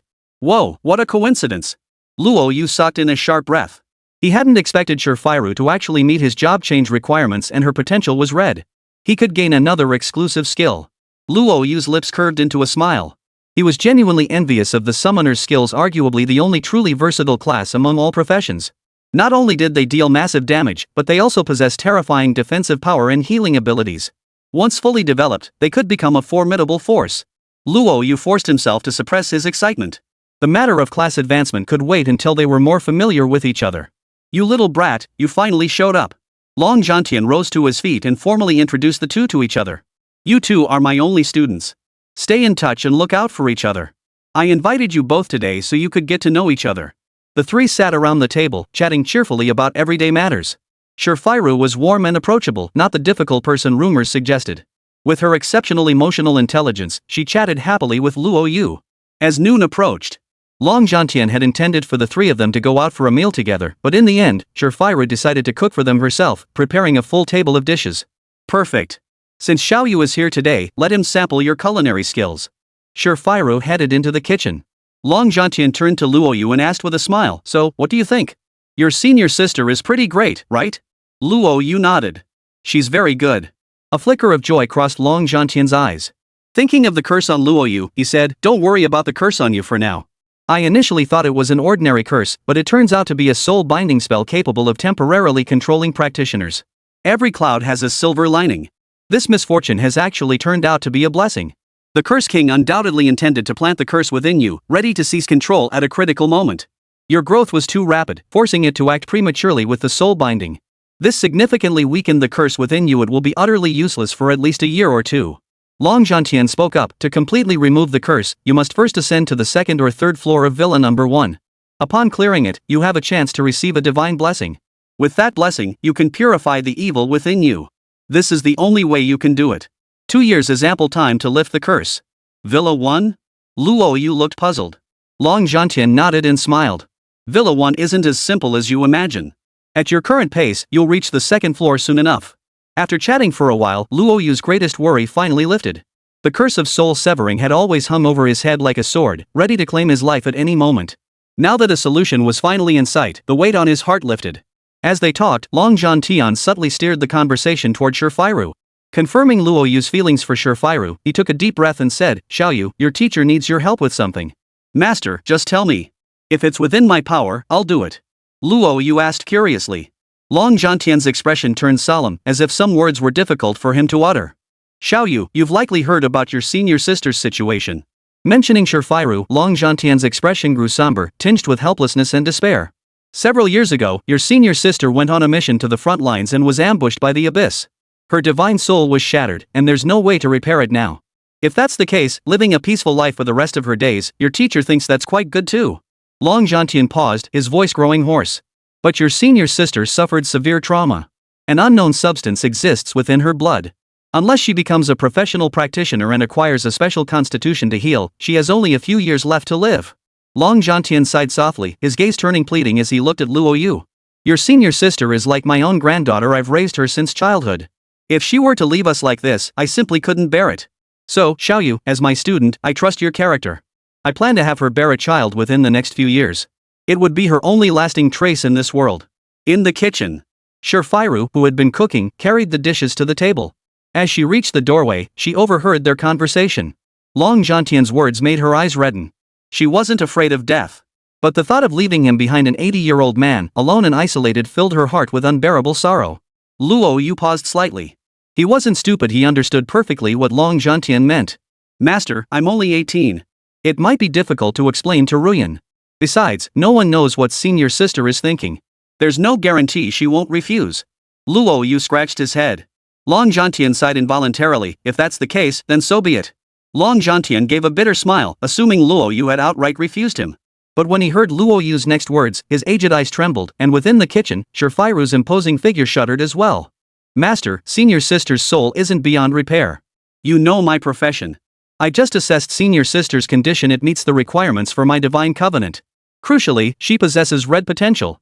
After class change, not only will her injuries fully heal, but she can also transition into the mythic class, Sacred Spirit Priest. What did you say? Long Zhantian's eyes widened in astonishment. Luo Yu repeated himself. Master, let senior sister decide her own happiness. Earlier, both Yuran and brother Mo were the same. After class change, all their injuries and ailments were completely healed. You mean Xiao Ru meets the divine covenant requirements? Long Zhantian could no longer contain himself, urgently pressing for answers. Seeing Luo Yu nod, his heart surged with excitement. Good. That's truly wonderful. My senior sister has suffered so much these years. Now, I don't even ask for her to transfer into a mythic class. Just to be free of illness and misfortune would make me content. Chapter 179, Luo Yu's Curiosity. Clatter. Shifairu's tray clattered to the floor. Long Zhantian and Luo Yu both turned their gaze toward her. Long Zhantian suppressed his inner excitement, his voice trembling slightly. Xiao Ru, did you hear what Xiao Yu said? You meet the divine covenant requirements. Xiao Yu can transform you into a mythic class. If successful, your divine soul will be restored, allowing you to fulfill your dreams. Xiao Yu, you. Shifairu's voice trembled as well, her beautiful eyes filled with hope. She feared she had misheard. Only when she saw Luo Yu nod and speak solemnly did she believe. Senior sister, I'm certain I can repair your divine soul. Let's try it now. Luo Yu tossed the golden contract. Senior sister, just write your name on it to complete the contract. Shifairu's fingers trembled slightly. She feared it might all be an illusion. Taking a deep breath, she finally resolved to sign her name on the contract. You have accepted the class change from the class changer. Transitioning to the legendary profession, Celestial Spirit Mage, with the advanced path of Holy Spirit Priest. Meets class change requirements. Complete the deep contract to advance to a mythic class. Before Shifairu could process the words, a golden radiance enveloped her. In the blink of an eye, a soft glow shrouded her form. Celestial Spirit Mage. My soul is restored. Teacher, Xiao Yu, my soul is restored. Shifairu's eyes glowed red. Having stayed by Long Zhantian's side for years, she should have long since become indifferent to praise or disgrace. No matter what happened, her heart should have been as calm as a lake. Yet after 3 wasted years, feeling the sensation of being a practitioner once more, she wanted to weep. Long Zhantian hurriedly glanced at Shifairu's message, his body trembling involuntarily. Good, good. 3 years her soul had finally been restored. Tears streamed down Long Zhantian's aged face. Those 3 years had been an agonizing ordeal. He had traversed countless perilous lands, driven by the single-minded desire to find an artifact that could repair Shifairu's soul. Deep down, he knew such a divine object did not exist, yet he had continued to wander endlessly, numbing his nerves. Now, it was finally over. This period was the happiest time of his life. Not only had he taken on a promising disciple, but Shifairu's soul had been successfully restored. He could ask for nothing more. Xiao Yu, thank you. If not for you, what would have become of your senior sister? Long Zhantian's aged eyes glistened with moisture. Shifiru also expressed her gratitude, but Luo Yu hastily waved it off. To be honest, Luo Yu was deeply dissatisfied with Shifiru's career change to the legendary profession of celestial mage. Only when both had calmed down did Shifiru scrutinize her character panel. Shifiru scrutinized her character panel and exclaimed excitedly, "Master, I'm now level 31. My contract weapon remains unchanged, and my exclusive skill is still level 1. Her signature weapon and exclusive skill had reset to 0, yet Shifiru was already overjoyed. Compared to when her soul was shattered and she was a useless shell, her current level wasn't too low. Even if upgrading her exclusive skill required a huge number of exclusive skill books, given enough time, she would eventually return to her peak or even surpass it. Recovery is all that matters. Recovery is all that matters. Once your soul is restored, with your strength, you'll quickly return to your peak." The two were overjoyed, but when they looked at Luo Yu, he seemed deep in thought, a look of profound confusion on his face. "Xiao Yu, what's wrong? Is there still trouble with your senior sister?" Luo Yu snapped back to reality and looked at them with confusion. "Master, senior sister has red potential. Logically, after her class change, she should become a holy spirit priest. What's strange is why she can only change to a celestial spirit mage." Luo Yu pondered the so-called deep contract. Those 4 words seemed familiar. He thought Mu Ruyan had mentioned them before. He hadn't taken it seriously before, assuming Mu Ruyan had misspoken. Now he realized the class change ritual must have other functions. But why didn't Brother Mo, who also held a mythic class, possess a deep contract? Chapter 180, Holy Spirit Summoning. Luo Yu fell deep in thought. Shifiru was equally curious. "That's right. Earlier it showed I could continue class changing, but it requires a deep contract. I have no idea what that entails." Shifiru also wondered what this so-called deep contract entailed. If it truly allowed her to advance to the mythical class of Holy Spirit Priest, her power would likely surge dramatically, at least several times her current strength. For the Summoner class, each tier upgrade in quality could multiply the strength of summoned creatures several times over. "Xiao Yu, I'm already satisfied that my divine soul can be repaired and restored to my former class. There's no need to dwell on the deep contract for now. This is the first time a transmigration master class has appeared. There must still be many unlocked abilities." Shifiru spoke comfortingly. Luo Yu nodded. "I'll study it thoroughly and figure out what this deep contract is all about." Luo Yu felt a touch of resignation. Other professions had established precedents, their skills were well documented. But the transmigration master? This was uncharted territory. While undeniably powerful, having to figure everything out on his own sometimes slowed his progress. Take this moment, for instance. Once he understood what the deep contract entailed, he could definitely transform Shifiru into a mythic class. That would also grant him an exclusive mythic skill, another absurdly powerful upgrade. He'd ask Ruyan about it later. She mentioned deep contracts from the start, perhaps she holds the key. Luo Yu murmured softly. Then he glanced again at the Celestial Mage's exclusive skill. Star Spirit Summoning LV1. Casting this skill continuously consumes mental energy to summon a creature. The summoned entity has infinite survival time. Can summon an Archer Spirit LV1. Consumes 2000 MP summoning space 010. What a peculiar class skill. Luo Yu murmured softly. With a flick of his thoughts, he expended 2000 mana points, intending to summon one to see what it was like. Soon, a small spirit appeared in the hall. It stood about half a meter tall, holding a bow and arrows, its body enveloped in flames, and wings sprouting from its back. Summoned creature, Archer Spirit. Health, 50,000. Magic points, 50,000. Strength, 1,000. Agility, 200. Skill, Rocket LV5. That terrifying? Luo Yu's eyes widened as he stared at the Archer Elf before him, letting out a gasp of shock. An Archer Elf at level 1 could boast 50,000 HP and MP, with strength exceeding 1,000, truly a terrifying force. Most crucially, one could summon 10 of them at once. No wonder high-tier summoners level up so quickly. Once developed, one could rival an entire army. And this was merely a level 1 exclusive skill. How terrifying would the summons become after leveling up? Luo Yu was stunned. He was currently level 31, facing monsters with hundreds of thousands, millions, even tens of millions of HP. He'd even encountered some with over 100 million.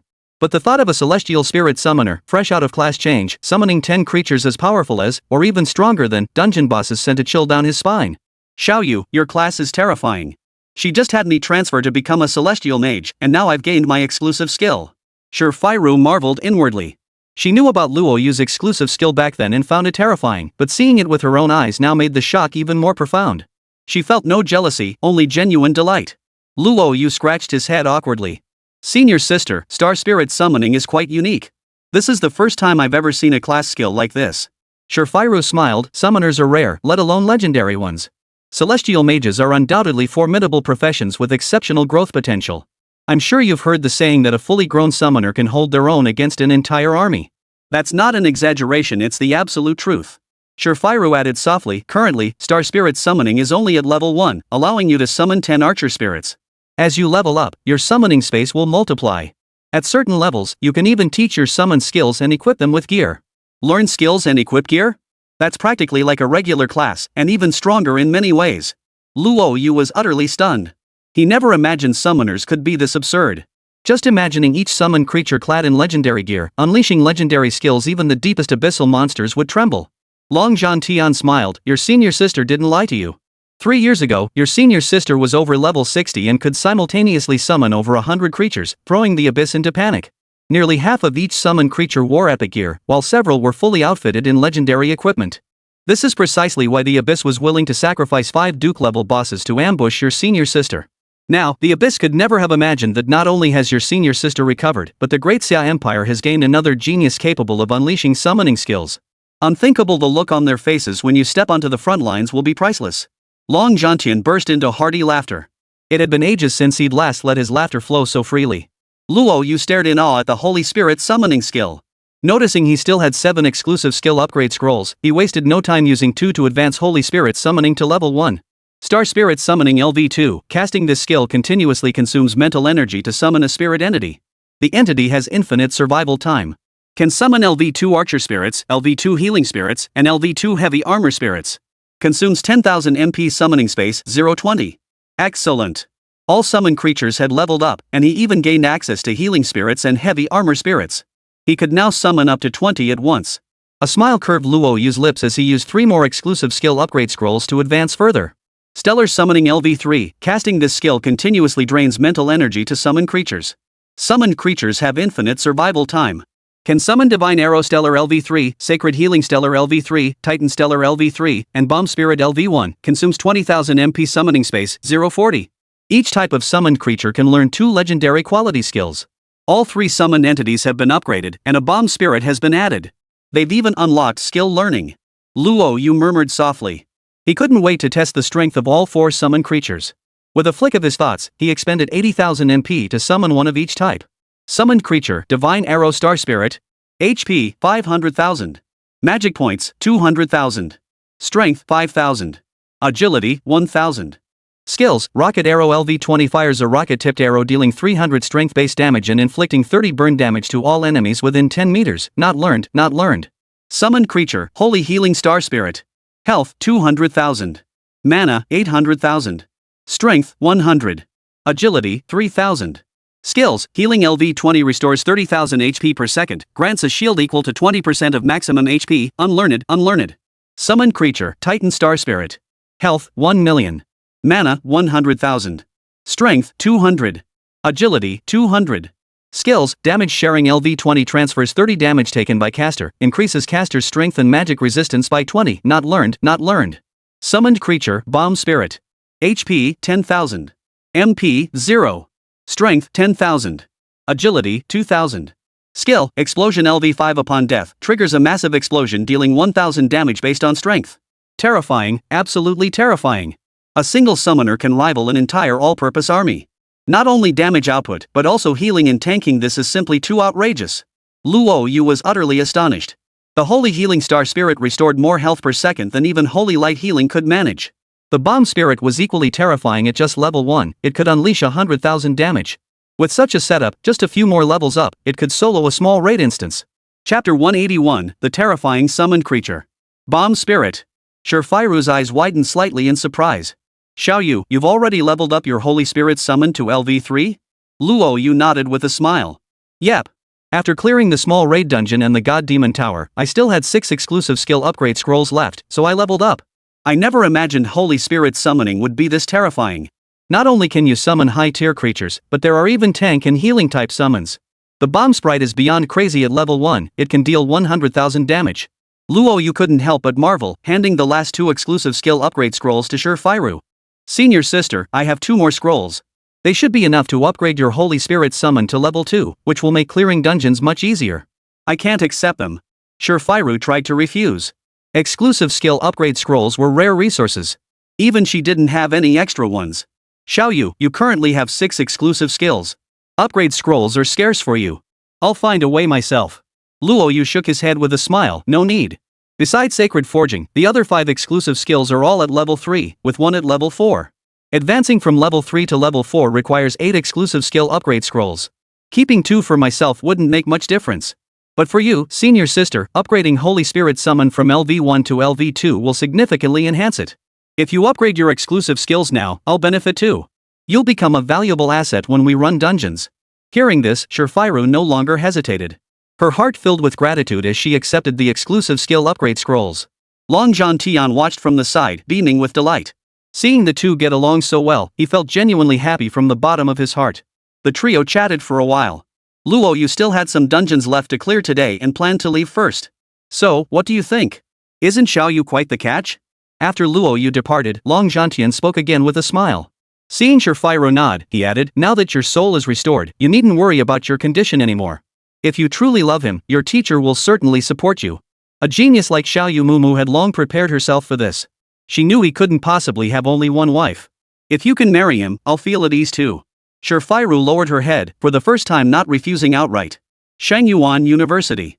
Luo Yu entered the demon's lair, ready to test the practical combat effectiveness of his Holy Spirit summoning. The moment he stepped inside, the surroundings were dim, with clusters of blue flames flickering about, as if he stood within a vast altar.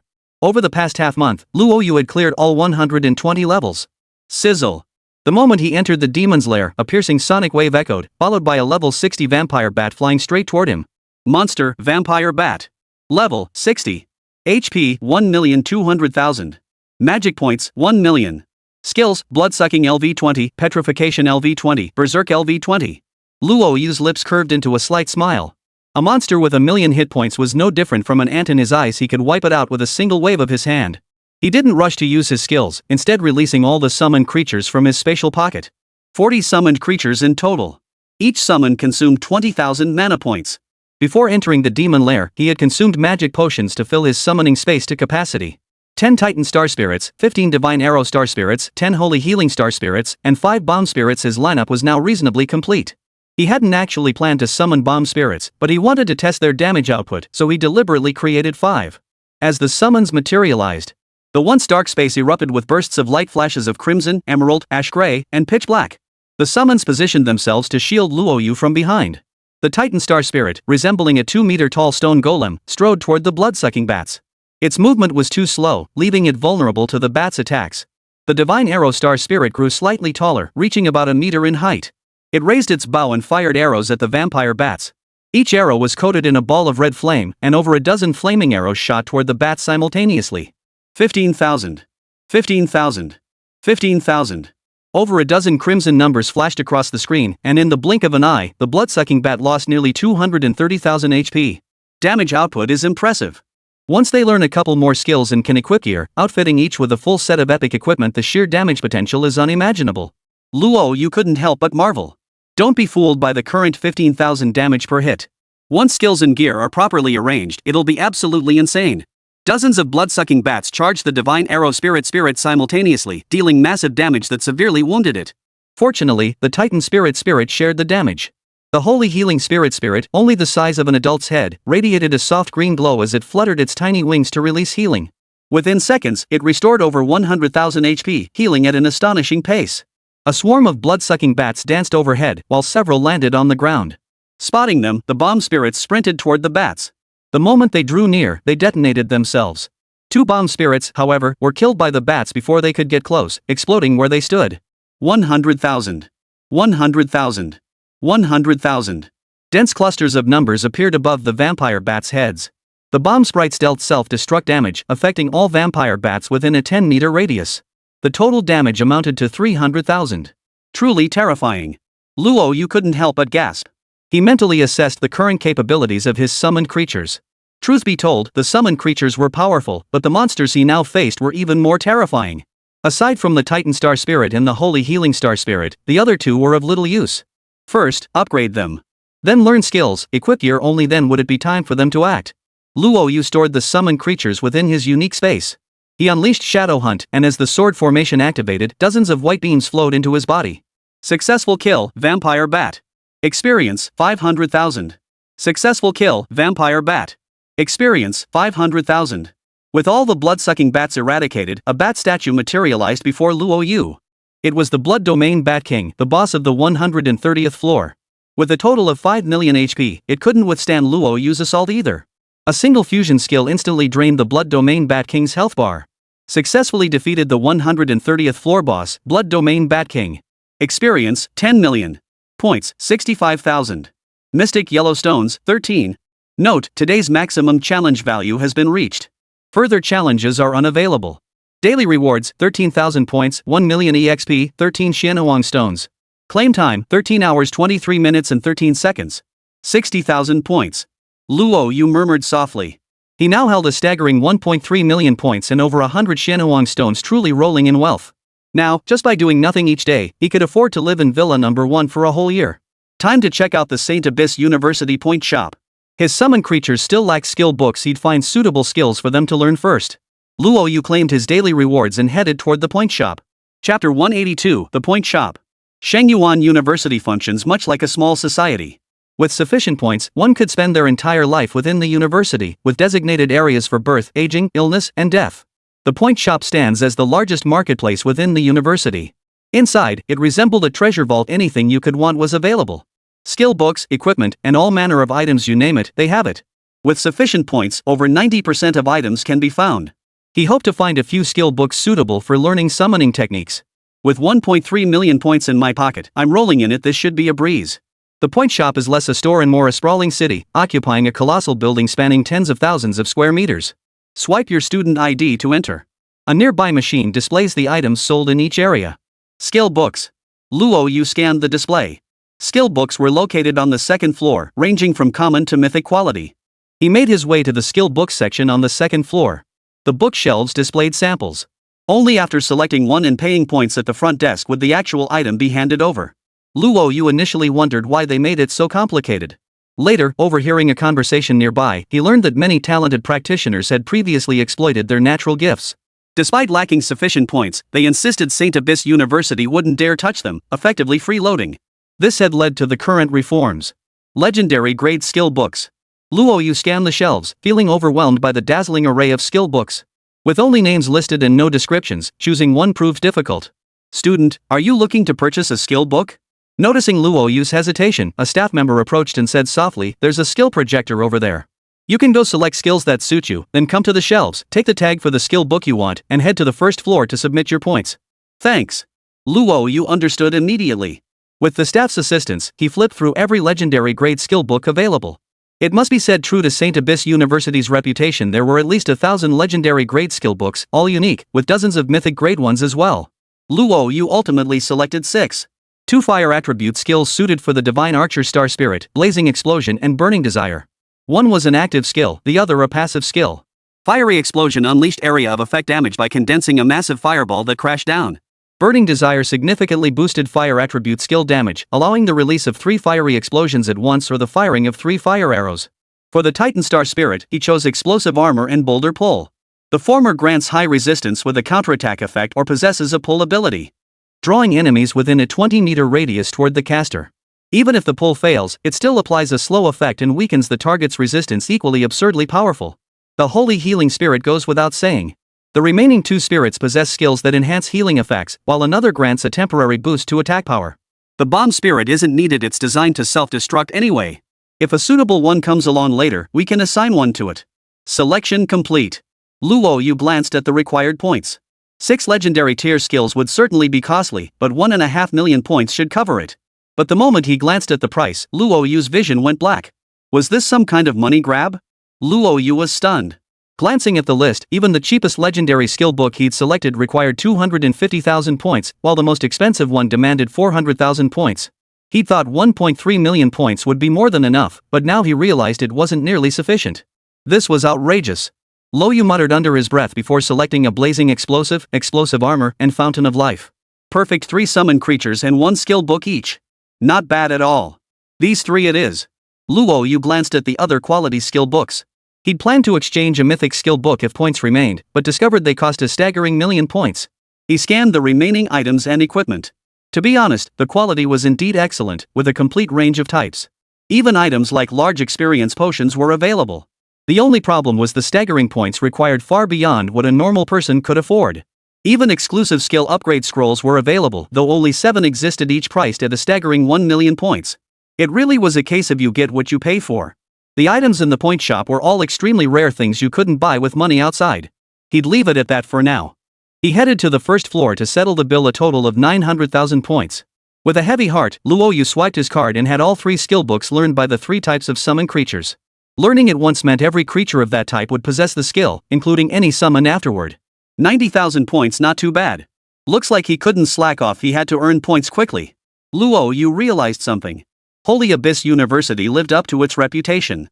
If you possessed sufficient strength, you could achieve unprecedented growth here. Luo Yu resolved to earn more points. After all, the items in the point shop were irresistible. Everything at this university required points. Without them, you couldn't get anywhere. Chapter 183, Power Leveling. Dungeon Hall. Within days, it was already packed to the rafters. 13 minutes to clear the Crimson Fire dungeon? Holy crap, is this even Sacred Abyss University? How ridiculously skilled does that guy have to be to pull off a time like that? Still not here? It's been days already. When he shows up, we're definitely jumping on board. If one person can solo a small raid, adding a few more should breeze through medium and large raids, right? Still no legendary gear. When is the big shot coming? The group couldn't help but glance around, all eagerly awaiting Luo Yu's arrival. Meanwhile, in a corner of the instance lobby, a man and a woman waited anxiously. They'd been here for days, hoping Luo Yu would take them through a dungeon. Sis Rue, maybe we should just leave. He probably won't. The man whispered. The woman called Sister Rue shook her head. No, we have to wait until the dungeon hall closes. What if we miss our chance? You know how it is, Skyfall Guild is ranked pretty low right now. The guild assessment is coming up soon. If we fail, all sponsors will pull their funding. You're the most talented among us. If you can get a legendary item, our ranking will definitely jump up significantly. Wang Xiaoli kept his head down, his eyes reddening. But Sister Rue, this is all the points earned by Brother Mo, you, and Xiaoyi and the others. You're all still using level 30 gear you haven't upgraded in ages.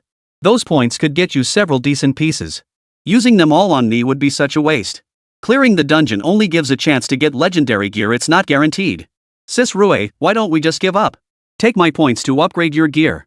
My current equipment still works. As long as we work together, we'll definitely pass the assessment. Wang Xiaoli felt a pang of pain inside. The Sky Guild was small, just 5 or 6 members. They handed all their points to Wang Xiaoli, betting everything on this one chance. Success would be fine, but what if they failed? Ying Rue spoke softly. Xiaoli, you have the greatest potential among us. We all chose you together. If you fail, we all fail together. No one will blame you. The Sky Guild's current situation leaves us no choice but to go all in. If we win, we still have a chance to turn things around and defend the Sky Guild's honor.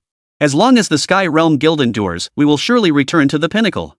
If we fail, Ying Rue smiled, a small raid like this will yield tons of experience. Everyone should get at least one epic item drop. That's a huge boost for you too. It's a win-win deal, got it? Wang Xiaoli wiped away a tear, his expression resolute. Sising, I'll give it my all. Here he comes. The boss has finally arrived. At that very moment, as Luo Yu entered the instance lobby, the crowd instantly parted. No one dared to push toward him, instinctively clearing a path to the instance entrance. Is he the big shot who soloed the Crimson Fire instance? Who else could it be? Whoa, he looks so young, probably a freshman. Holy crap, how long has he even been in school? To solo a small raid dungeon already? That's insane. What's going on here? Luo Yu murmured softly. The crowd's enthusiasm far exceeded his expectations. They stared at him like ravenous wolves, their eyes burning with intensity. A bunch of grown men, do you really need to stare at me like that? Luo Yu sighed inwardly. He could guess it was probably because his solo run through the Crimson Fire instance had been so impressive. Today, the whole crowd had gathered here hoping to form a party. He was just worried about not having enough points. He figured he could earn a decent chunk of points by boosting someone through it. Luo Yu scanned all the instances in the instance hall. There were over a dozen small group instances, each with a cooldown period ranging from 1 week to half a month. There were 3 medium-sized group instances, each with a 1-month cooldown. Large-scale raids weren't listed here. Their entry requirements were extremely strict, demanding players to be at least around level 35. As for normal instances, there were hundreds of them, similar to the ones in Conch Bay. The Crimson Flame instance's cooldown had ended. Luo Yu could enter all 12 small-scale raid instances. Except for the Crimson Flame instance, he doesn't plan to group for the others just yet. He intends to clear them solo first to achieve his first clear, then consider bringing others along. While points are certainly tempting, first clear rewards are substantial. Unlike Mu Ruyan and her group, they would definitely split the experience and loot among themselves inside the dungeon. Let's run it once as a test first. Luo Yu surveyed the crowd and cut straight to the point, looking for players to run the Crimson Fire instance. 19 spots available, first come first served. 20,000 points to join. Guaranteed clear and record refresh. 20,000 points won't leave you out of pocket. Hey, boss, is 20,000 points really all it takes to join? Do we keep the dropped items and gear? One person couldn't wait to jump in with the question. 20,000 points guarantees clearing a small raid. Forget everything else, the loot and experience alone are insane. Even your first clear nets serious points, and if you get lucky with legendary gear? That's a game changer. The others looked eager but held their ground as Luo Yu finished explaining the rules. There's talk of withholding gear and items? Luo Yu looked puzzled. 20,000 points was no small sum, enough that many professionals couldn't earn in half a year of college life. Those who could afford to hire power levelers were professionals with connections and means. The man nodded urgently, exactly. Some items and equipment dropped by leveling services must be surrendered, they just need to gain experience to level up. Others let you keep the items and gear, just paying extra points. Luo Yu hummed in acknowledgement before stating, no need. 2,000 points to get on board. You can keep whatever gear or items drop. However, the points for opening the instance will be split evenly among you. Any items or equipment dropped inside that I need, I can exchange for points with you mandatorily, without needing your consent. Rest assured, I'll pay you the prices listed in the points shop. How does that sound? No problem, boss. Not a single issue. The instance lobby erupted into complete chaos. Is 20,000 points a lot? A lot. But beyond the insane XP, the gear and items you loot are all yours, making 20,000 points seem trivial. Boss, I'll offer 25,000 points. I'll go to 30,000. 35,000. In an instant, the dungeon lobby erupted in a cacophony of noise. Finally, a single spot on the raid was bid up to 40,000 points. Luo Yu selected the 19 highest bidders and instructed them to gather their points in preparation for entering the Crimson Fire dungeon. Sis Rue, I'm off then. Wang Xiaoli's breath came in short gasps. He had prepared 80,000 points, pooled together by Mo Ran and the others. Fortunately, spending half of it now eased his psychological burden considerably. Ying Rue hurriedly stopped him. Xiaoli, there are too many of you. For him to lead 19 people alone is far too difficult. Even skilled teams inevitably suffer casualties. With 19 members of varying skill levels, he won't be able to protect every single one of you inside the dungeon. No, I can't let you take this risk. Ying Rue spoke up to stop him. Wang Xiaoli was resolute. Sister Ying, you've done so much for me. This time, no matter what, I have to go in. 40,000 points for a chance to clear a small-scale raid? That's a surefire win. I have to go in. Ignoring Ying Rue's protests, he approached Luo Yu to hand over the points. With preparations complete, the 19-member group set off. Luo Yu fought back a smile. Gaming services really were lucrative. 80,000 points per dungeon run faster than robbery. He glanced up at the 19 people and issued a warning beforehand. The Crimson Fire instance is extremely hot inside. Bring plenty of fire-resistant gear. Don't wander around aimlessly in the instance. As long as you don't act recklessly, there's absolutely no danger to your lives. Got it? Understood. Over a dozen heads nodded in unison. Luo Yu hummed in acknowledgement, activating the small-scale raid. A 20-person party entered the Crimson Fire dungeon. Chapter 184, The Crowd's Wild Excitement. Do you think we'll suffer heavy losses this time? Outside the instance. As Luo Yu led his team inside, curious professionals outside asked. Incidents during power leveling runs were commonplace, they were used to it. Even though Luo Yu was terrifyingly powerful, two fists couldn't fight four hands. Leading 19 people alone, he couldn't possibly protect them all. Some players were bound to get hurt. It was bound to happen. Luo Yu was strong, but taking 19 people at once was sheer recklessness. If he'd taken fewer people, forget 40,000 points, I could have offered 50,000 or even 60,000. True, 40,000 points is a steal. I'm tempted too, but compared to experience and gear, my life matters more. The group murmured among themselves. Some of them had originally planned to tackle the instance together. But with so many people, Luo Yu simply couldn't handle it all. Even professionals facing a small group instance together inevitably suffer heavy losses. Let alone one person leading 19, the difficulty is no joke. Alright, let's see how it goes. No need to jump to conclusions just yet. Inside the dungeon. Upon entering, a wave of scorching heat engulfed them. Fortunately, they were prepared. While the heat was intense, it wasn't lethal, they could endure it. Stay close behind me. Don't wander off. Just protect yourselves. Got it, boss. A dozen or so people swallowed hard. When had they ever seen such a scene? The scorching heat baking them the moment they entered made them feel miserable. Forget fighting monsters, just surviving was difficult enough. There it is. Blazing Flame Serpent, a level 50 demon with 1,000,000 HP and 50 of them. What now? Lava bubbled up. Clusters of molten lava erupted from the ground above their heads, coiling into fiery serpents 2 to 3 meters long. The group found themselves completely surrounded by the fire serpents, their hearts instantly leaping into their throats. What terrifying monsters. I can't unleash my full power at all, I'm not dealing any damage. Wait, I've cleared the Crimson Fire instance before. The Scorching Flame Serpent only had 300,000 HP. How did it suddenly surge over 3 times that? What's going on? Sigh. Could it be a raid-level demonic mutation?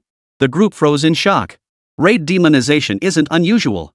Some groups even deliberately challenge demonized raids for higher difficulty, better loot, and gear. Corrupted raids share similarities with abyssalization, yet they differ in certain aspects. Demonized raids are specially prepared by Sacred Abyss University for true geniuses. Clearing them yields over double the experience and equally generous loot. The demonic raid is random, and once activated, it can be automatically retreated from. Oh no, it's a demonized raid. With luck this bad, it wouldn't appear even once in 10 tries. Who'd have thought the one time we managed to get in, it would show up? Several adventurers instantly lost their composure. 40,000 points, that's no small sum. Facing a demonized instance now means we'll likely fail. Whatever. If the boss is too tough, we'll just leave the instance. Guess we just have to accept our bad luck. Nothing we can do about it. Wang Xiaoli's lips turned slightly pale. The fiery serpents in the distance were blindingly bright. A demonic dungeon? 40,000 points, that's half a year's worth of grinding, just gone like that? How was he supposed to explain this to Sister Rui and Brother Ran? At the same time, the instance lobby echoed with a cacophony of complex voices. There were sighs of relief, murmurs of regret, and a few mocking whispers. The dungeon entrance shifted from pale blue to purple, a sign of its corruption. Good thing I didn't board the shuttle, otherwise I'd have wasted 40,000 points for nothing. Lucky to have saved those 40,000 points, but for the professionals inside, 40,000 points is no small sum. Looks like it'll just go to waste. What a disaster. Terrible luck. Who could have predicted a corrupted instance would spawn? How utterly ironic. Ying Rui's expression darkened. Her gaze fixed intently on the swirling purple aura at the instance entrance, she let out a long sigh. Was the Azure Sky Guild destined to fall? They'd been barely hanging on for 3 or 4 years. With only 5 or 6 members left, no fresh blood had joined in ages. The few sponsors they had only continued funding out of respect for the previous guild leader. If they failed this assessment, they wouldn't have the face to ask for more. Not only will sponsors withdraw their support, but St. Abyss University will also expel any guild that fails the assessment. The Sky Realm Guild held profound meaning for them, they truly couldn't bear to see it fade into obscurity. Is expulsion inevitable? Inside the dungeon, Luo Yu looked up at the fire serpent before him, initially puzzled. Only after overhearing the other adventurers' discussion did he realize so the raid instances within Sacred Abyss University could actually be corrupted. Not bad, another chance to rake in massive amounts of experience. Unlike the others who looked utterly devastated, Luo Yu felt a tinge of satisfaction. Too bad he was leading the group, otherwise, he could have kept all that experience for himself. Monster, Magical Scorched Flame Snake. Level, 50. HP, 1,000,000. Magic, 1,000,000. Skills, Scorch LV20, Fire Tongue LV20, Blazing Impact LV20. Under the gaze of over a dozen people, Luo Yu vanished from his spot. The group jumped in surprise, thinking he'd abandoned them. Some muttered curses under their breath, ready to leave the instance. But suddenly, Luo Yu materialized right in the midst of a swarm of fire snakes. Boss, you don't have to risk your life. We can retreat now and come back when the raid cooldown ends. Someone urgently spoke up. Yeah, boss, you can't just go off on your own. These are 1,000,000 HP monsters way beyond what us level 20-30 players can handle. Let's just get out of here. Boss. Everyone was utterly shocked. No one expected Luo Yu to have such a hot temper. Without a word, he charged straight into the heart of the fire serpent, ready to strike. They thought the blazing heat would instantly consume him. But an even more terrifying scene unfolded. 3 shadows and Luo Yu enveloped the swarm of fire serpents. 4 terrifying sword formations surged upward, accompanied by a towering sandstorm and freezing ice crystals falling from the sky. The entire instance transformed in an instant, obscuring the battlefield at its center. Voice prompts echoed in their ears. Successful kill, Demon Scorched Flame Fire Snake. Experience, 60,000. Successful kill, Demon Scorched Flame Fire Snake. Experience, 60,000. Successful kill of Demon Scorched Flame Fire Snake, experience 60,000. Within mere breaths, all 50 fire serpents were annihilated. Each player gained a staggering 3,000,000 experience points.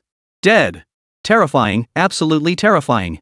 50 fire snakes each with 1,000,000 HP, and the boss took them all down in seconds. Just how strong is he? This is great. We have a chance to clear this stage, we absolutely do. Instantly. The group's faces flushed with excitement. As the sandstorm receded, they gazed at Luo Yu's silhouette in the center of the battlefield, swallowing hard as their hearts raced with emotion. Step back, everyone. The next boss is coming. Having gained experience, Luo Yu didn't let his guard down upon seeing the scorched corpses of the fire serpents fused together. It didn't matter if he was alone, he was immune to all fire attribute damage. But behind him was a group of greenhorns, most around level 28 or 29, with a few hovering near level 30. Their strength lagged far behind his, and he couldn't guarantee the boss wouldn't target them. Star Spirit Summon. Just in case, Luo Yu summoned all his spirits. He commanded the Holy Healing Star Spirit and Titan Star Spirit to protect the group. Summoning skill. The boss could actually use summoning skills besides his sword formation? That was terrifying. The group murmured in astonishment. As the Holy Healing Star Spirit moved, a cool breeze washed over them, dispelling the heat and leaving them feeling refreshed. Just as their nerves relaxed, 3 massive fire serpents appeared once more within the instance. Boss, Demon Flame Serpent. Level 60. HP, 15 million. Magic, 15 million. Skills, Magma Spray LV30, Flaming Tongue LV30, Blazing Impact LV30. Without exception, the moment it reared its head, Luo Yu unleashed his fusion technique, instantly obliterating it. Successfully defeated level 50 boss, Flaming Giant Serpent. Reward, 6 million EXP, 15,000 points. Successfully defeated level 50 boss Blazing Giant Serpent. Reward, 6 million EXP, 15,000 points. Successful kill of level 50 boss Blazing Serpent. Reward, 6 million EXP, 15,000 points. 18 million EXP, a full 18 million EXP. Plus 45,000 points. I'm loaded, absolutely loaded. You're the man, boss. You're my savior. Damn, 1.5 million HP boss one shot. You're god tier, man. All that XP I leveled up plus 45,000 points. This was a total jackpot. The voice behind him silenced Luo Yu. The curse of soul severance only let him get half the EXP, and as for the points, left him wanting to cry. The demonized Crimson Fire instance connected to the normal Crimson Fire instance, meaning he could only earn points once. He was seriously losing out. Each of the 20 players got 18 million EXP and 45,000 points. It was unimaginable how absurdly fast one person could level up if they soloed this instance. Forget it, forget it. Nothing lasts forever. Consider it advertising expenses. He was certain that from today onward, his power leveling business would explode. Back then, experience and points were everywhere. Let's go, we're at the boss. Chapter 185, Clear Success. Successfully defeated level 80 boss, Extreme Burning Savage Bull. Reward, 10 million EXP. Acquired 1 legendary quality skill. Acquired legendary material, Flamestone X1. Acquired 5 Scorched Savage Bull Spirit Pet Fragments. What a cheapskate. After successfully clearing the dungeon, Luo Yu glanced at the legendary tier skill and shook his head in exasperation. It was an active skill utterly useless to him. Legendary gear. I actually dropped legendary gear. Ha, me too, I got one piece as well. Mine's a legendary tier skill. Perfect timing, I was just missing 1 legendary skill, and today I finally got it. What a score. Nearly 30 million EXP, plus rare loot. My points are already at 100,000, this was a huge win. When I show up, they'll be drooling with envy. What a thrill. I thought we were doomed to flee, but who knew the boss would be so dominant? He just insta-killed everything along the way without a single pause. All eyes turned to Luo Yu. Recalling how he'd dispatched those monsters, they couldn't help but marvel inwardly. They were all top scholars or top 10 talents from various regions. They were the so-called geniuses everyone talked about, but seeing Luo Yu today, they finally understood who the true genius was. Compared to him, they felt like commonplace, second-rate players. Hand over all the items, equipment, and skill books you dropped. I'll buy what I need with points, that was our prior agreement. Luo Yu stepped forward to inspect. Without a moment's hesitation, the group hastily laid out all the items they had just dropped before him. Big shot, I just dropped an equipment piece and a few items. They're all right here. Boss, mine are all here too. The group didn't mess around, obediently handing over everything they'd obtained as agreed. Luo Yu scanned the pile and couldn't help but gasp. This haul was truly substantial. 3 legendary items had dropped, each person got an epic item, plus massive amounts of points and experience, not to mention some decent items. They'd hit the jackpot. Luo Yu glanced at the 3 legendary items utterly useless to him. He then examined the other items, finding them equally unhelpful. Exclusive skill upgrade scrolls? Luo Yu's eyes lit up. Before Wang Xiaoli stood 4 exclusive skill upgrade scrolls, likely every single one that had ever dropped in the raid instance. This kid really had some luck. Luo Yu inquired about the price. Buddy, exclusive skill upgrade scrolls 800,000 each, matching the points shop rate. I'll buy one now. You have 3 options for the remaining 3. First, you can keep them. I'll save up points and come back to you, shouldn't take more than 2 or 3 days. Second, give it to me now, and I'll trade you a legendary item for it," he said. Under the stunned gazes of the crowd, Luo Yu pulled out 7 or 8 legendary items. The group was left speechless. For an ordinary practitioner, possessing even one such item would be enough to defy the heavens. Luo Yu had 8 truly terrifying. Wang Xiaoli swallowed hard, equally stunned. The legendary gear in Luo Yu's hands were all top tier, far superior to what he possessed. "Big shot, thanks to you leading this raid, we got 4 skill scrolls and a legendary item. I don't need the scrolls, I'll give them to you." Without hesitation, Wang Xiaoli handed over the 4 exclusive skill upgrade scrolls to Luo Yu. Luo Yu paused for a moment before accepting them. "I can't let you lose out. For exclusive skill upgrade scrolls are worth over 3 million points in the point shop. How about this? I'll bring you along on the next raid to make up for the 4 scrolls. A free raid run, who knows, Wang Xiaoli might score even bigger next time. For him, it'd be a pleasant surprise. Thanks, boss. Thanks, boss. But could I send someone else to the raid instead?" Seeing Luo Yu's confusion, Wang Xiaoli hurriedly explained, "I don't need to join the raid. I want to give the opportunity to someone else. Would that work, boss?"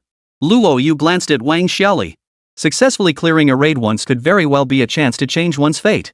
He hadn't expected the other party to willingly give up the opportunity for someone else. "Sure. Leave me your contact info. Let me know next time I run a raid, or if there's any instance you guys want to clear." Got it. Chapter 186, Envy-Inducing. "Big shot, take a look at this legendary gear. Can you use it?" "I don't need the points either." The other adventurers hurriedly chimed in with their own inquiries. Getting Luo Yu to run the raid one more time would bring unimaginable benefits. Trading a legendary item for that chance? It's practically a steal. Never mind anything else. Just the experience and points alone, tens of millions of EXP and over 100,000 points were already worth far more than the cost. Not only would it recoup the 40,000 entry fee, but they'd also net tens of thousands of extra points. All the gear and experience they'd get would be essentially free. Forget trading legendary gear to Luo Yu for a run, even giving him all their items for free would still leave them rolling in profits. No need. Luo Yu declined outright. A free run meant they could earn far more next time. After all, it wouldn't be the Crimson Fire instance again. He could foresee that once word got out about this, the number of people lining up for a seat would be staggering. A single spot could fetch an astronomical number of points, even 100,000 points, or possibly far beyond that. Legendary gear? He didn't need that. No, if summoned creatures could equip gear, that would be incredibly rare. Summoned creatures, like professional adventurers, could learn skills and equip gear. Surefire had once mentioned that in her prime, she could summon hundreds of such creatures, each outfitted with equipment, some even wielding legendary gear. Together, they had slain countless abyssal monsters, drawing the abyss's relentless pursuit. I should find a chance to level them up. Right now, summoned creatures aren't very useful. They need to be at least level 4 or 5 to show their true potential. Currently, there are 4 types of summons. Aside from the Holy Healing Star Spirit and Titan Star Spirit being somewhat balanced, the other 2 Star Spirits aren't very effective. Fighting monsters with them is like scraping the surface. Against the monsters ordinary adventurers face, they'd be god-tier abilities. But the monsters he kept encountering were always far beyond his level, rendering his summons largely useless. "Let's go." Luo Yu led the way out. The others looked regretful, their eyes filled with envy as they stared at Wang Xiaoli. What incredible luck! A legendary piece of gear, for exclusive skill upgrade scrolls, and now a free spot in the raid. He was absolutely thrilled. Who could disagree? Clearing a raid instance meant tens of millions of experience points, over 100,000 points, and absurdly generous gear and items. That professional player glanced at his skyrocketing EXP, enough to offset a month or 2 of grinding. The items and gear in his hands boasted excellent stats and were incredibly valuable. 12,000 points all free. We only spent 4,000 points, yet ended up not only breaking even but actually gaining 80,000 points. The experience and loot were absurdly plentiful. I'm tempted to use all my gear and throw in a few thousand points for another power leveling session. Another player's thoughts stirred, and he approached Wang Xiaoli. "Hey, buddy.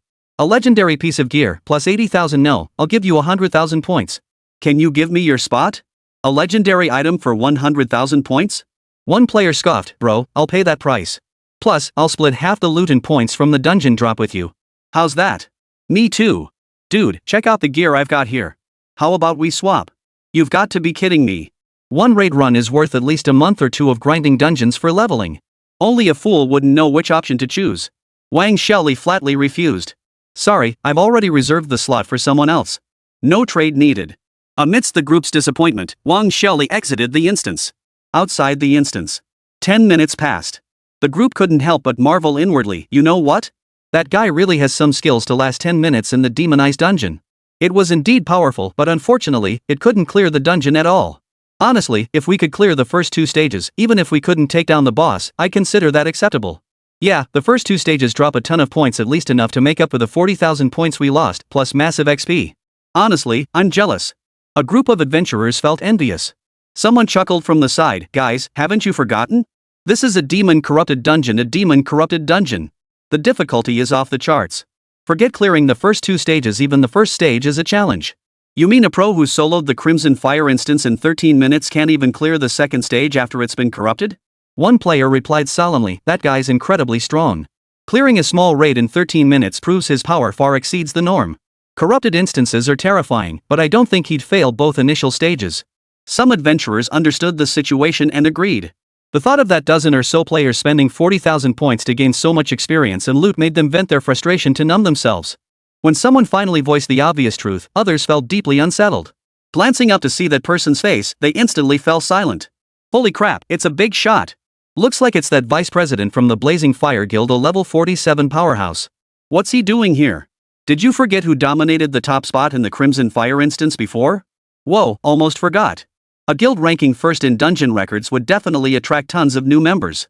Looks like this big shot is here for Luo Yu. For a moment, everyone held their breath. All eyes were on Han Yu to see how he'd handle this.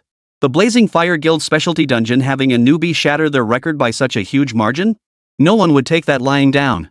While everyone waited, many murmured about how many stages Luo Yu could endure. But in the blink of an eye, Luo Yu's figure appeared before them, followed by the other adventurers one by one. Counting them, there were 20, not one more, not one less. Heavens, they're all out. Terrifying. Absolutely terrifying. Who would have thought they all emerged from the demon-infested dungeon unscathed? Did they not even attempt to clear it, just lingering inside? What on earth was going on? The group of adventurers stood dumbfounded. Han Yu included, staring at Luo Yu in utter bewilderment, along with the other fully healed professionals. Had I misjudged him? Didn't that kid even attempt to clear the instance? Han Yu couldn't help but furrow his brow. Typically, a raid would suffer casualties. Losing 1 or 2 members per run was normal, and most players sustaining injuries was an everyday occurrence. Yet here were 20 people, completely unscathed, all visibly at full health and mana. This puzzled Han Yu, who promptly shook his head. His skills are impressive, but his mindset is lacking. Fake. That was Han Yu's assessment of Luo Yu. Xiaoli, did we fail? Did you guys clear the first stage? Seeing Wang Xiaoli unharmed, Rui breathed a sigh of relief and hurried over to ask. They emerged from the instance in under 10 minutes. Previously, even the normal mode took 13 minutes to clear. Seeing that none of the 20 members were injured, she assumed they must have failed to clear it, perhaps not even the first 2 stages. 40,000 points. That was half a year's income for a professional adventurer, but that wasn't the main issue. What mattered was that this was their only glimmer of hope, the Sky Guild's last desperate attempt. But now, Wang Xiaoli gasped for breath, his voice trembling with excitement. Sis Rui, we cleared it. The boss led us to victory. Not only did we get 120,000 points, but also 30 million experience. Look at my level now. The loot was generous, a flamestone worth a fortune in points, 2 epic gear pieces, and I even dropped a legendary item. I got incredibly lucky with 4 exclusive skill upgrade scrolls, all of which I gave to Big Shot Luo Yu for free. In return, he gifted us another free raid slot. I plan to give that slot to Xiaoli. She's level 30 now and will definitely get the biggest boost. Wang Xiaoli's words struck Rui's heart like a heavy hammer. What did you say? You cleared it all? And we got 120,000 points plus a legendary item? Plus another opportunity for a power leveling session? Rui was completely dumbfounded. She never imagined Wang Xiaoli's luck could be so outrageous. But glancing at the time, it had only been 10 minutes from entering the dungeon to now, and they were tackling the demonized dungeon. Could it really be that fast? Just looking at Wang Xiaoli's character stats and the legendary gear he was wearing made her eyes widen in disbelief. Xiaoli, you. Wang Xiaoli nodded emphatically. Sis Rui, what Big Shot Luo Yu achieved, his strength is far more terrifying than we ever imagined. He gave us all 4 skill scrolls. Lord Luo Yu told me he'd either run a raid for me for free, or we could contact him anytime we wanted to tackle any raid or instance. You mean Luo Yu agreed to lead other dungeons? Rui's eyes flashed with surprise. Yep, Big Shot Luo Yu promised me personally. We even exchanged contact info. I see. Rui murmured softly, a thought forming in her mind. The others were still doubting. But as the record panel refreshed once more, everyone froze in astonishment. Congratulations to Team Just This on clearing the small raid, Crimson Fire. Time, 10 minutes 11 seconds. Record broken. The cold mechanical voice echoed, instantly silencing the raid hall. You could hear a pin drop. A long silence followed. A shrill, piercing scream erupted. 10 minutes? They cleared the demon-infested dungeon in just 10 minutes? Holy crap, is this for real? That's it? Isn't that the name of the team Lord Luo Yu just assembled? They actually cleared it in 10 minutes? This is a demonized dungeon. Its difficulty is 3 times that of normal mode, and they cleared it? The rewards for the demonized dungeon are several times greater than the normal mode. 40,000 points to start, and first-time clearers get a huge bonus, not to mention the experience and loot. Word spread that each member had earned 30 million EXP and 120,000 points, plus 3 legendary gear drops. The rest of the loot and items were even more plentiful. The snarky professionals who'd been mocking them earlier suddenly wished they were dead. What a bloody loss. A total, utter, complete, absolute, total, utter, complete, absolute, total, utter, complete, absolute, total, utter, complete, absolute. Why didn't I bid higher? I'd have paid not just 40,000, but 140,000. Chapter 187, Han Yu's Arrogance. In the instance lobby, the lucky players couldn't help but gloat, stirring envy and resentment among the others. Not only did they recoup their 40,000 points, they doubled their earnings plus loot, gear, and experience. Who knows how many runs that would cover? Learning Wang Xiaoli still had one free ride left. Many rushed to trade for his spot only to be turned down. Big shot, when's your next power leveling session? I'll definitely have the points ready. Big shot, do you still offer boosting? I'm begging you. Big shot. A crowd gathered around Luo Yu, hoping he'd continue offering his services. Raid dungeons can only be attempted twice a week. Today's chances are used up, so we'll have to wait until tomorrow. Tomorrow I'll solo it without bringing anyone. But how do these dungeons work? Is there a limit on attempts?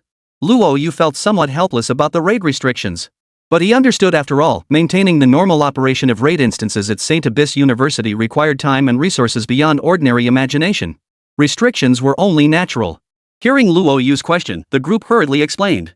Boss, normal dungeons can be run 5 times a week. The first run still yields high points and massive XP, though definitely less than what raid dungeons drop. Luo Yu nodded. Unlike raid instances, normal instances had strict level requirements. Luo Yu planned to select a level 30-35 instance to enter. As he was reviewing the options, Han Yu finally came to his senses and couldn't help but take a deep breath. Monster. Absolute monster. Soloing a raid was one thing, but now he was leading 19 others through a demonic raid, not a single casualty. The battle resolved in 10 minutes. That kind of power was terrifying. How did he even manage it? Han Yu wasn't foolish enough to suspect Luo Yu was cheating.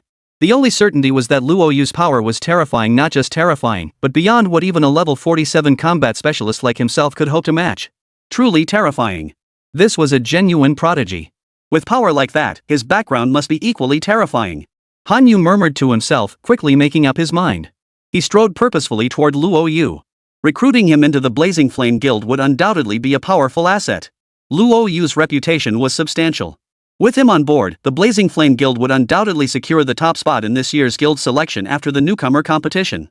Han Yu approached Luo Yu, his tone casual. Luo Yu, this is the Blazing Flame Guild's invitation. Join us, and you'll gain access to abundant resources. You'll receive free daily training sessions for guild members, and we'll grant you the title of Associate Vice President. Blazing Flame Guild? Luo Yu fixed his gaze on Han Yu, glancing curiously at the invitation bearing the Blazing Flame Guild's fiery totem emblem. What benefits could the Blazing Flame Guild possibly offer me? No gain, no pain. Luo Yu wasn't stupid. What was a deputy vice president title worth? Would he even care? He'd rather have something more substantial. But Han Yu's eyes turned cold as he spoke in a deep voice. Luo Yu, gaining entry into the Blazing Fire Guild is your greatest benefit. As one of the top 10 guilds at Holy Abyss University, you should know how many prominent figures have emerged from our ranks. Whether pursuing military or political careers, the Blazing Flame Guild has close connections with senior alumni. We'll have you mentor new recruits and grant you the title of Deputy Guild Leader. I hope you understand the value in this. I'm placing you within the management tier, an opportunity unmatched for newcomers. As for other rewards, there are none.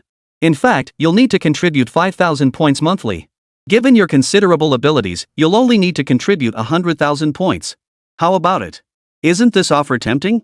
If you agree, we can process the paperwork immediately. After finishing, Han Yu added one more thing. Luo Yu, joining the guild is your second chance to change your destiny. The college entrance exam was one, this is another. The Blazing Fire Guild's connections surpass your imagination. What you invest now will yield returns in the future. What you're saying is, by joining the Blazing Fire Guild, I'd only get the title of Vice President in training? No gear, no equipment rewards, and I'd even have to pay 100,000 points monthly? Luo Yu narrowed his eyes slightly. Seeing Han Su nod, he fought back the urge to laugh out loud. Dude, I'm human, not a sucker. How your Blazing Fire Guild fares has nothing to do with me. Keep your so-called generous offer for someone else. I'm not worthy of such blessings. Luo Yu was this close to calling him brain dead. Connections? He's now in the highest echelons of Great Xia. Everyone around him is a high-ranking official or prominent figure. Pan Xiaopang and Mu Ruyan? They're just average. Long Zhantian and the drunkard? Those are big shots at the National Assembly level. He knows them all. And then there's Shirfiru, a true titan of business. Connections? He needed connections? He is the network. He couldn't fathom what Han Yu was so confident about, inviting him to join the Blazing Fire Guild. It was merely a title, requiring him to hand over 100,000 points every month. Why didn't he just go rob someone? Luo Yu, are you really going to refuse? Han Yu's face darkened. The Blazing Fire Guild always extended invitations no one would ever refuse. Who could have imagined a new recruit would dare reject his offer? With so many people watching, where does he think his face is? Refuse it, and then what? Han Yu blocking his path left Luo Yu feeling uneasy. Want to refuse? Fine. I'll give you the chance to refuse. Han Yu swept his gaze around the room and declared coldly, whoever invites Luo Yu to join their guild is declaring war on the Blazing Fire Guild. Han Yu's gaze fixed on Luo Yu as he offered a mocking smile. Kid, you've got two choices, either join the Blazing Fire Guild quietly, or remain a solitary figure. I trust you're smart enough to know which path to take. After all, being a lone wolf at Holy Abyss University is no easy feat. A smirk touched Han Yu's lips. Some nearby students wanted to speak up for Luo Yu, but remembering Han Yu's connections not only to the Blazing Fire Guild but also to an 80-level Battle King, they dared not act rashly. Just as the crowd seethed silently on Luo Yu's behalf, a scene unfolded that stunned everyone. A sandstorm erupted within the instance hall, the air turning bitterly cold. A sword beam shot straight toward Han Yu. Who do you think you are, threatening me? You've been given a chance, but you refuse it. Then there's no need for further discussion. Luo Yu wasn't one to back down. He understood well the saying that kindness invites abuse, especially as a new student. Backing down now would only invite endless trouble later. The old saying holds true, one punch to avert 100. A level 47 combat class dares to challenge him? That's showing some nerve. Chapter 188, mess with me? You. Instantly. Han Yu's body was encased in a layer of ice, leaving him completely immobilized. No matter how desperately he struggled, it was utterly futile. Clang! The sword's edge struck him, a terrifying force instantly piercing through his armor. 325-6734. A string of numbers flashed. Han Yu was sent crashing to the ground by the powerful strike. Before he could struggle to his feet, Luo Yu stood before him, his voice cold. Let me tell you this, don't mess with me. If a worthless piece of trash like you can become the vice president of the Blazing Fire Guild, then that guild truly isn't worthy of my attention. This is the first and last time. If you try again, we'll see if you survive. If you're truly looking for trouble, Shangyuan University has its life and death arena. I'll be waiting anytime. Got it? Luo Yu was rarely this angry. He planned to just swallow his pride and let it go, but Han Yu had gone too far. He had no strength, so he had nothing to say. If he just took abuse and kept quiet, that would be the end of it. But who knew the old bastard would not only impose unfair terms but also threaten other guilds to bar him from joining? That truly touched his sore spot. If he backed down now, it would be a complete waste of his profession. If the class trainer could speak, he'd probably call him a useless piece of trash. Luo Yu snorted coldly, then turned and strode toward the level 30 dungeon. After submitting his points, he stepped inside with purpose. Han Yu was nothing but a clown not worth a second glance. Watching Luo Yu's receding figure, Han Yu's body trembled. He had no doubt that if they'd been alone, Luo Yu would have killed him on the spot. Only the rules of Holy Abyss University had saved him. A monster, truly a monster. He was only a level 31 professional, how could he possess such power? Han Yu clenched his fists tightly, consumed by humiliation. Faced with Luo Yu's terrifying power, he hadn't even had a chance to fight back, he'd been instantly defeated. Under the watchful eyes of everyone present, Han Yu could only grit his teeth and leave, swallowing his rage. What terrifying power! The hall erupted in stunned gasps. To become the vice president of one of the top 10 guilds at Holy Abyss University, one must possess extraordinary skills. Han Yu didn't even last a second against Luo Yu, proving just how godlike Luo Yu's power was. Sis Rue, if Big Shot Luo Yu could join the Sky Realm Guild, we'd definitely pass the assessment smoothly. Wang Shelley couldn't help but fantasize. Ying Rue had the same thought, but quickly dismissed the unrealistic notion. Stop daydreaming.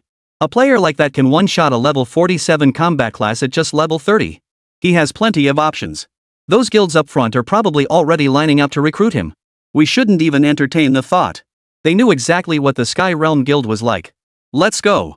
This was a fruitful haul. Here's hoping the next one brings just as much. Thinking of the resources Wang Xiaoli had acquired today, a faint smile curved Ying Rue's lips. Legendary gear was rare among players. Even top 100 guilds could equip only a handful of members, let alone those ranked beyond the 100th spot. With legendary gear, we'll have an extra edge in the upcoming assessment. Wang Xiaoli nodded in agreement. The assessment determined the very survival of the Sky Realm Guild. They couldn't afford to be careless. The newcomer competition was about to begin. Hopefully, they'd find a few promising recruits this year. Wang Xiaoli couldn't help but speak up. Only a few days remained until the freshman competition, one of the few lively moments in the entire year at Holy Abyss University. Chapter 189, Experience Crystals. The minor incident passed. Luo Yu entered the nightmare dungeon alone. For him, the current instance posed little challenge, especially with the time compass in hand. Its ability to freeze time instantly, even if only for 10 seconds, was more than sufficient. Combining his high damage output with time freeze, he was confident he could instantly defeat players around level 60. Didn't the teacher say grinding dungeons could upgrade his signature weapon? Why isn't the experience bar moving at all? The time compass was only level 1, and the experience bar remained at 0, leaving him puzzled. He planned to ask Long Zhan Tian about the specific steps to upgrade his signature weapon after clearing the instance. Successfully defeated level 60 boss demon Nighthawk. Reward, 5 million EXP. Obtained legendary equipment 1. Acquired 3 exclusive skill upgrade scrolls. Acquired 5 experience crystals. 3 exclusive skill upgrade scrolls. Luo Yu's lips curved into a smile. He now had 7 scrolls in hand. With another 800,000 points to exchange for 1 more, he could upgrade another level 4 exclusive skill. Experience crystals? What are those? Another new type of item appeared. Luo Yu glanced at it with insight, his eyes lighting up. Item, experience crystal. Quality, epic. Properties, experience crystals are used to upgrade your signature weapon, with each crystal providing 10,000 EXP. So experience crystals are used for leveling up. Luo Yu's mind raced. Only 5 dungeon runs per week. I'll check the points shop later to see if they're selling any. He absorbed all the experience crystals. The time compass leveled up from LV1 to LV3, now needing 20,000 more experience points to reach the next tier. The required experience points increased exponentially. Leveling up later would be incredibly difficult. Luo Yu couldn't help but gasp. Leveling from LV1 to LV2 took 10,000 EXP, LV2 to LV3 required 20,000 EXP, and reaching LV4 would demand 40,000 EXP. At this rate, upgrading his signature weapon would be a long haul. Take it one step at a time. Why overthink it? With sufficient strength, would resources ever be a problem? Luo Yu glanced at the time compass interface. After 2 level ups, its capabilities had noticeably strengthened. Fated weapon, time compass. Quality, star of precision. Level, LV 3667. Strength, 600. Stamina, 600. Spirit, 2100. Agility, 600. Core trait, increases skill effects by 10% and all 4 attributes by 200 points, can transform into various weapon forms. Core skill, time stop LV1, can hold time for 12 seconds.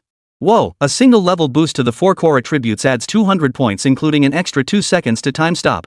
Luo Yu's eyes widened. This boost is no small matter. He'd only leveled up twice so far. What about at level 10 or 100? Would his signature skill also increase by 10 or 100 seconds? The power then would be unimaginable. Outside the instance, a crowd of adventurers waited eagerly for Luo Yu to emerge, hoping he'd take their requests. No life-threatening risks, fair pricing. Who wouldn't want to hop on board? Big shot, any spots left? Please let me join. Points ready, need help clearing the level 30 dungeon. Big shot, please take me. The moment he emerged, the group of adventurers swarmed around Luo Yu. They were utterly convinced now. Clearing a raid in 10 minutes? Now nightmare dungeons feel like child's play, done in 3 or 4 minutes flat. What price are you willing to pay? Luo Yu didn't beat around the bush. He realized that Holy Abyss University was a treasure trove with enough points, nothing was impossible. But the points he currently possessed were nowhere near enough. A single legendary tier skill alone required hundreds of thousands of points, while a skill upgrade scroll soared to 800,000. Needless to say, other rare materials and items were even more exorbitant. Given the chance to earn points, he wouldn't pass it up. How about 10,000? One of them asked. Raid dungeons differed greatly from regular instances. There were no first clear bonus points, and dropped gear remained random. High value drops were impossible. The group turned to look at Luo Yu, waiting for his response. Here's the deal. If legendary gear or skills drop, I'll add 50,000 points. Same as before. Any items I need, you must sell to me. And experience crystals after clearing the raid, hand them all over to me without charge. What do you say? Experience crystals? Alright, I agree. Without hesitation, they handed over their points to Luo Yu. The group of 10 re-entered the dungeon. Not bad. The dungeon, rated for level 30+, could accommodate 10 players. Inside the instance, the group initially felt uneasy, fearing for their lives. They watched as Luo Yu summoned his creatures, shielding them within, and even unleashed a sword formation to surround them. As Luo Yu slayed the monsters, each of them gained a white shield worth 1,000,000 gold, leaving them utterly stunned. Damn, he's terrifying. No wonder he one-shot Han Yu. Clearing the nightmare dungeon is like child's play for him. This guy's insane. When I joined a group earlier, we only cleared the first 2 stages at great cost. My newly bought gear got wrecked. Pros are pros, we're just here to watch the show. Is this even human? The group stood speechless in astonishment. Some, emboldened by their 1,000,000 HP white shields, itched to attack the monsters. Without Luo Yu's strength, even with a 1,000,000 HP white shield, 2 or 3 hits would drain your health bar dry. Without the holy healing star spirit to heal you, you'd have lost your life long ago. Don't be reckless. Luo Yu frowned. Do this again, and you can either walk out yourself or die in the dungeon. Got it, big shot Luo Yu. The group fell silent, not daring to utter a word. Life and death are par for the course in dungeons. Luo Yu was actually being generous by lending a hand to save them. Other power levelers might just watch you die without a second thought. No surprises. Luo Yu swept through the dungeon, clearing it swiftly. Legendary gear. A real legendary piece dropped. Ha! I got one too. Awesome, finally a legendary piece of gear. Big shot, I'll give you 60,000 points, that's everything I've got. Big shot, I'll give you 70,000, that's everything I have too. First-time clearers of the Nightmare Dungeon have a high chance of obtaining legendary gear. This run yielded 2 legendary items, while the rest of the party scored well legendary tier skills and artifacts. Everyone came away with substantial loot. 50,000, that's the rule. Hand over all the experience crystals you dropped. Got it, boss. The group didn't refuse, obediently handing over the experience crystals and points. Some tried to use points to offset the crystals, but Luo Yu flatly refused. Not bad, another run netted over 200,000 points and 17 experience crystals. Luo Yu was thoroughly satisfied. Based on this pace, running 5 dungeons a week would yield a conservative estimate of 1,000,000 points and 80 to 90 experience crystals. Add in raid content, and it was undoubtedly a substantial income. Too bad there was a limit on the number of runs. Luo Yu absorbed all the experience crystals, successfully upgrading his time compass to LV5. As expected, the duration of time stop increased by 3 seconds. Chapter 190, Star Spirits Summoning LV4. Another record broken. All within a single day. Luo Yu shattered 1 raid record and 2 instance records, becoming a highly sought-after power leveling expert. 3 spots left. Anyone want to hop on board? Me. In an instant, the instance lobby was packed to the brim, everyone crammed together. Newly emerged adventurers flaunted their loot. 2 out of 9 players dropped legendary gear, while others secured legendary quality items or skill books. With experience points reaching 8 to 9 million, it was an absolute goldmine. Without Luo Yu needing to call out, people quickly handed over their points to join the group. Same as always, an extra 50,000 points for legendary drops, and all experience crystals handed over. No problem, right? No problem. The instance activated once more. The Nightmare Tier dungeon within Holy Abyss University was notoriously difficult. Even with 10 players entering together, few ever managed to clear it. Many adventurers flocked to the news, hoping to secure a spot on Luo Yu's power leveling convoy. The 3 attempts concluded swiftly. A white glow erupted from Luo Yu's body as he ascended from level 31 to level 32. Damn! The Curse of Broken Souls halved his experience gains. As the only hidden class among class change masters, the experience required to level up after 30 was several times that of epic classes. Any other class would have reached level 34 or 35 long ago with such massive experience gains, yet he was still struggling at level 32. Big shot, points. Big shot, 3 experience crystals. Big shot. Exit the dungeon. Luo Yu calculated the rewards from 3 power leveling sessions, a total of 700,000 points plus 58 experience crystals. His total points now stood at 2,800,000. That would be enough to redeem all the skill books he'd had his eye on earlier, plus an exclusive skill upgrade scroll. A smile played on Luo Yu's lips. He absorbed all the experience crystals, leveling up to LV7. His 4 core attributes and innate skills were all strengthened. Big shot, are you still doing boosting tomorrow? The group asked eagerly. Luo Yu was truly a breath of fresh air in the power leveling world. Not only did he guarantee results, but he also ensured full completion of quests. The required points weren't outrageously high either, he was practically their god. Luo Yu shook his head, no time. The freshman tournament is in a few days. With that, he strode straight out of the instance lobby, leaving the others standing there, a bit flustered. It took a while before someone stammered out. He's a freshman? No way. Who's ever seen someone level up to 32 right after enrollment, let alone with such formidable strength? He's probably busy preparing for the freshman tournament. The point shop. Luo Yu exchanged 1 exclusive skill upgrade scroll and 3 legendary skill scrolls. Experience crystals. Luo Yu searched and found 4 options. Besides the experience crystal, there were also medium experience crystal, large experience crystal, and premium experience crystal. Each provided varying amounts of experience: 10,000, 100,000, 1 million, and 10 million. The price differences were equally staggering. A single experience crystal cost 1,000 points, a medium one 10,000 points, a large one 100,000 points, and a premium one a staggering 1 million points. Luo Yu calculated his remaining points just over a million. Without hesitation, he exchanged them for a top-tier experience crystal. 10 million experience points would be more than enough for a significant boost. His points were gone. Stepping out of the point mall, Luo Yu couldn't help but shake his head. No wonder it was dubbed the money-guzzling beast of Holy Abyss University. He'd walked in with over 2 million points, only to leave with barely 20 or 30,000. For ordinary practitioners, over 2 million points was an astronomical sum. For him, it was merely a trip to the point shop. Back in the dorm, Luo Yu eagerly absorbed the premium experience crystal, gaining a full 10 million experience points that propelled him from level 7 to level 13. That's insane. 10 million experience points to reach level 13. Luo Yu glanced at the experience required for the next level and nearly jumped out of his skin over 5 million experience points. That was harder than a professional adventurer leveling up. What a money-guzzling beast. There must be other ways to enhance a life-bound weapon besides experience crystals. During today's dungeon run, he'd seen several players wielding their signature weapons. Their levels weren't low, all over 10, and they clearly hadn't reached that tier by grinding with experience crystals alone. He'd ask the teacher about it later. Without dwelling on it, Luo Yu had his summon creatures learn all 3 skill books. He then glanced at his exclusive skills again. Divine Forging LV2 couldn't be upgraded yet. Besides the exclusive skill upgrade book, it also required upgrade stones, which he currently lacked. Shadow Hunt LV4 similarly needed upgrade stones to advance. Holy Light Healing, Sword Array, Delicious Feast, and Star Spirit Summoning. Luo Yu considered them. Holy Light Healing wasn't immediately necessary after all, its HP restoration wasn't substantial, and having a control-breaking skill sufficed. Delicious Feast was similarly not a priority. Sword Array was indeed tempting, and Star Spirit Summoning would be immensely useful too. After much deliberation, Luo Yu decided to upgrade Star Spirit Summon.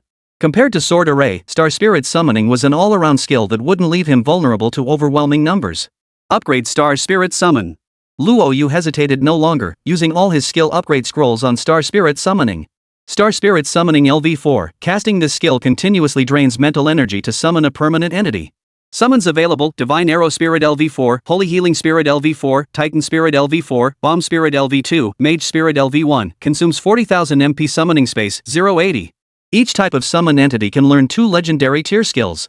Summoned creature, Mage Spirit. HP, 200,000. Mana, 400,000. Strength, 10,000. Agility, 2,000. Skills: Starfall LV5, summon meteors to crash into the ground, dealing 500 strength-based damage within a 20-meter radius. Not learned, not learned. Whoa, are mage elves that terrifying? Luo Yu was stunned. Not only did it deal area damage, but a single strike could inflict 50,000 damage points. Crucially, it was only at level 1, utterly terrifying. Looks like he'd have to spend points again to buy a legendary skill book.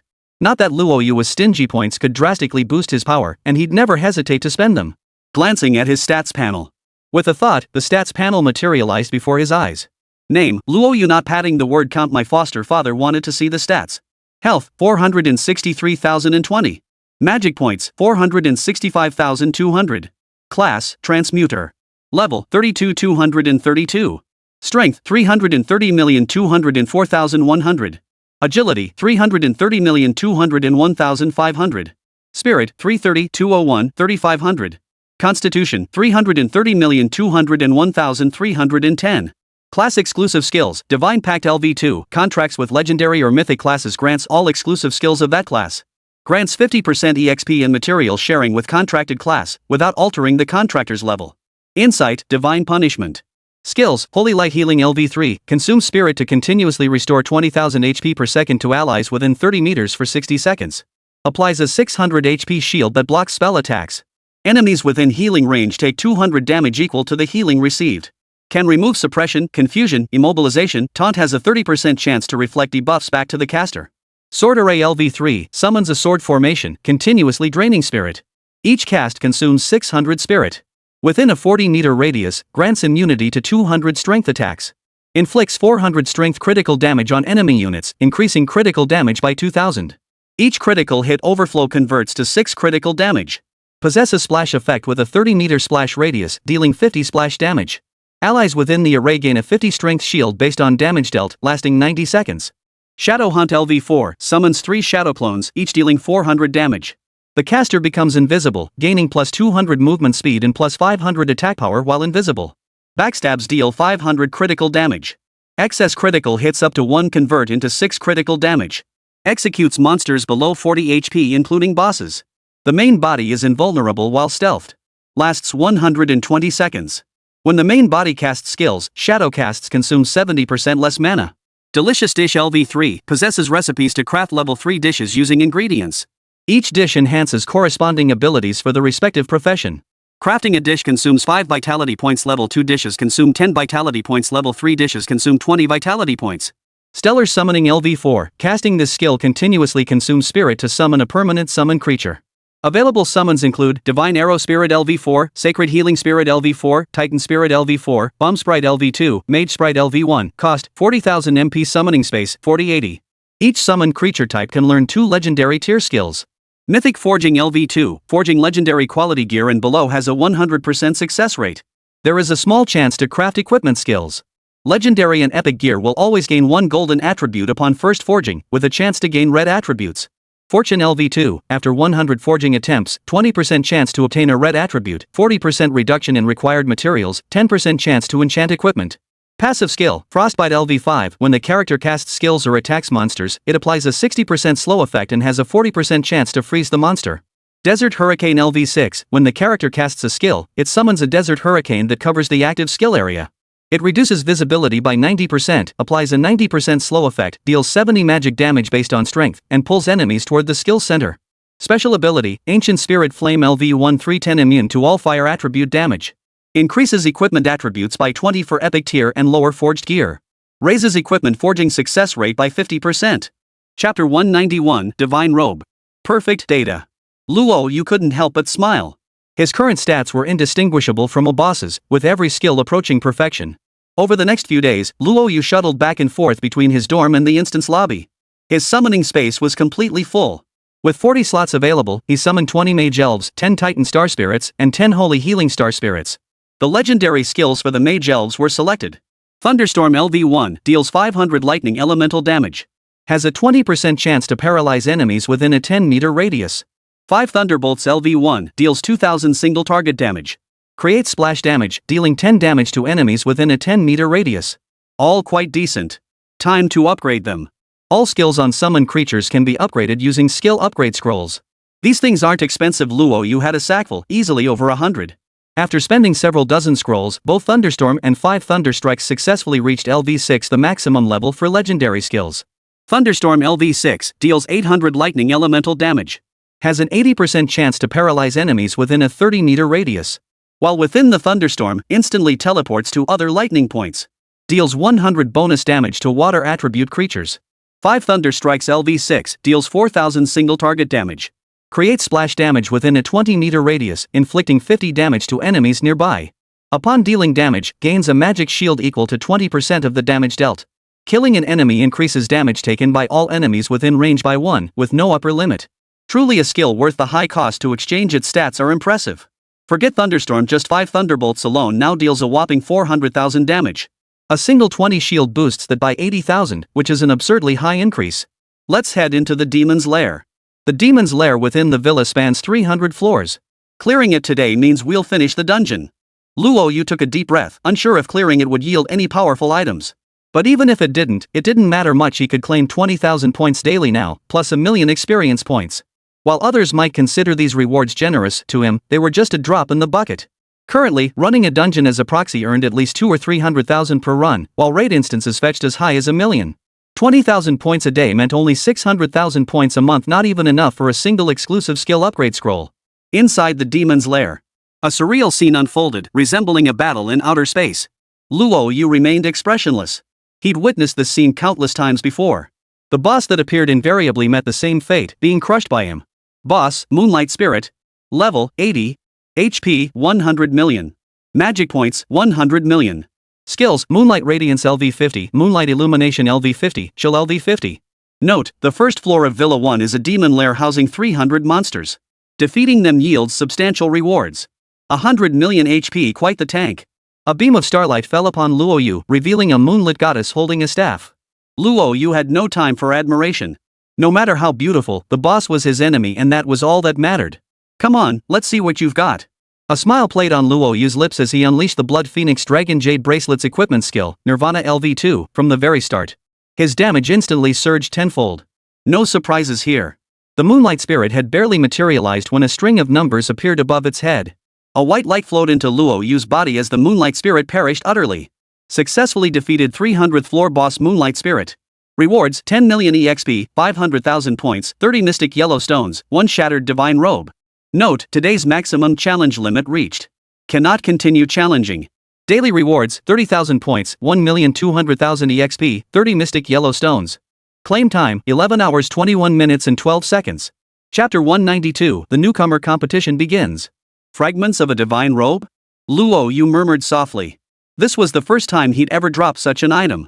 Item, shattered divine robe. Quality, mythical. Properties, collect 3 fragments to synthesize a complete divine robe. Capable of dispelling all types of curses, emits a divine radiance, and inflicts 20 suppression on abyssal creatures. Dispel all curses? Luo Yu's eyes flickered. Without hesitation, he donned the upper half of the shattered god's robe. The moment it touched his skin, he sensed an entirely different aura. The curses binding him seemed to ease significantly. Could it truly be effective? Luo Yu's eyes flickered. The soul-severing curse clung to him like a flesh-eating disease. Not only did he constantly guard against the evil Curse King's attacks, but half of his experience gains were also siphoned away. It hadn't mattered before, since dungeon experience was plentiful and leveling up didn't require much. Things are different now. After level 30, the experience required doubles every 10 levels. The higher the class quality, the more experience needed to level up. Currently, he requires over 10 times the experience of a standard class per level. As his level increases, this gap will only widen. The absurdity is unimaginable. It's gotten to the point where he dreams of cleansing the curse of broken souls, just to get his experience back to normal. Time to test it out in a dungeon. No time to waste. Having cleared all 300 layers of the demon's den, with no further progress possible, Luo Yu randomly selected a dungeon to test whether the shattered deity robe would work or if he absolutely needed a complete set. Inside the instance, Luo Yu stared at the demonic creature before him and took a deep breath. This has to work. Otherwise, I'm in deep trouble. Muttering under his breath, Luo Yu unleashed his sword formation, sweeping away every demon within the instance. Notifications streamed into his ears. Successful kill, Iron Armored Beetle. Experience, 20,000. Successful kill, Iron Armor Bug. Experience, 20,000. Cursed Soul Sever, reduced EXP by 30. It worked. It really worked. Luo Yu's eyes flickered, his breathing quickening. Over the past 2.5 months, since being cursed by the Curse King, he had lost untold amounts of experience. Now, the soul-severing curse only reduced his gains by 30, at most a significant improvement. The teacher didn't deceive me. It seems Villa 1's demonic lair can indeed completely eliminate the curse of broken souls. But reaching the second floor requires at least level 35. My current level just isn't enough. Luo Yu refused to be discouraged. Currently at level 32, he needed only 3 more levels, a matter of 10 days or a month for him. As long as he could find a solution to the curse of broken soul, he was willing to wait however long it took. Now, it was time to focus on preparing for the freshman grand competition. The freshman tournament was fast approaching. St. Abyss University was now bustling with activity as all new students had arrived, awaiting the tournament in 3 days. Major guilds were equally attentive. The moment promising talent emerged, they would immediately recruit them. 3 days passed in the blink of an eye. For those 3 days, Luo Yu lived a leisurely life, mostly hanging out with Pan Xiaopang and the others for meals and bonding. Evenings were spent sharing tender moments with Mu Ruyan, making for a rather comfortable little life. The next morning, all the freshmen of Shengyuan University had arrived, numbering around 4,000 to 5,000. In ordinary schools, having a level 18 or 19 professional would be considered a genius. Yet, looking across the field at thousands of students, the lowest ranked professional was at least level 21. After the major exams, they had enjoyed a month-long vacation followed by another month of orientation for freshmen. Yet, they hadn't squandered their talents. Especially in a place like Holy Abyss University, where geniuses abounded, no one dared slack off. Everyone remained on high alert. Some practitioners believed they could maintain the aura of genius they had carried before. Yet within a single month, the harsh reality of the university dealt them a heavy blow. While they were undeniably geniuses outside these walls, within the confines of St. Abyss University, they were as ordinary as could be. What a pity. I was so close to reaching level 22. Who could argue? With only 4 epic tier items on me now, who knows where I'd even rank? This is bad. The freshman competition matters so much it determines class placement and whether you get into a decent guild. I heard the top 100 get over 200,000 points, and the top 3 get millions plus legendary gear. It's crucial for us, but with our current strength, standing out is tough. Top 100? Top 3? Dude, a month hasn't taught you reality yet? At level 22, just pray you don't end up dead last. If you make it into the top 1,000, count yourself lucky. The group murmured among themselves. Within a month, their initial arrogance vanished, replaced by a sudden humility. This place was teeming with prodigies. Level 22? Forget it. Even level 24 or 25 professionals were a dime a dozen. First place comes with millions of points. Points are crucial. Who do you think will take the top spot? During the wait, many were curious and speculating. Luo Yu, right? He's a level 27 legendary combat practitioner now. Word is he'll hit level 30 soon. With 2 legendary great items, it's probably him. Holy crap, only a month in and already this insane? Terrifying. Many gasped in astonishment, while others countered, have you forgotten that powerhouse in the dungeon lobby? I heard he soloed raid dungeons and farmed them effortlessly without a single casualty. Now that's a true legend.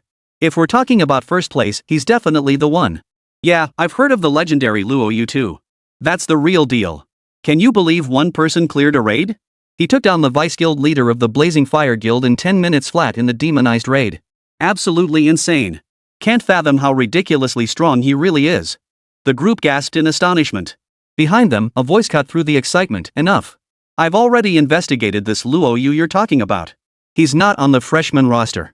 I checked his dorm too, no such person exists. In fact, there's no record of him at all at Holy Abyss University.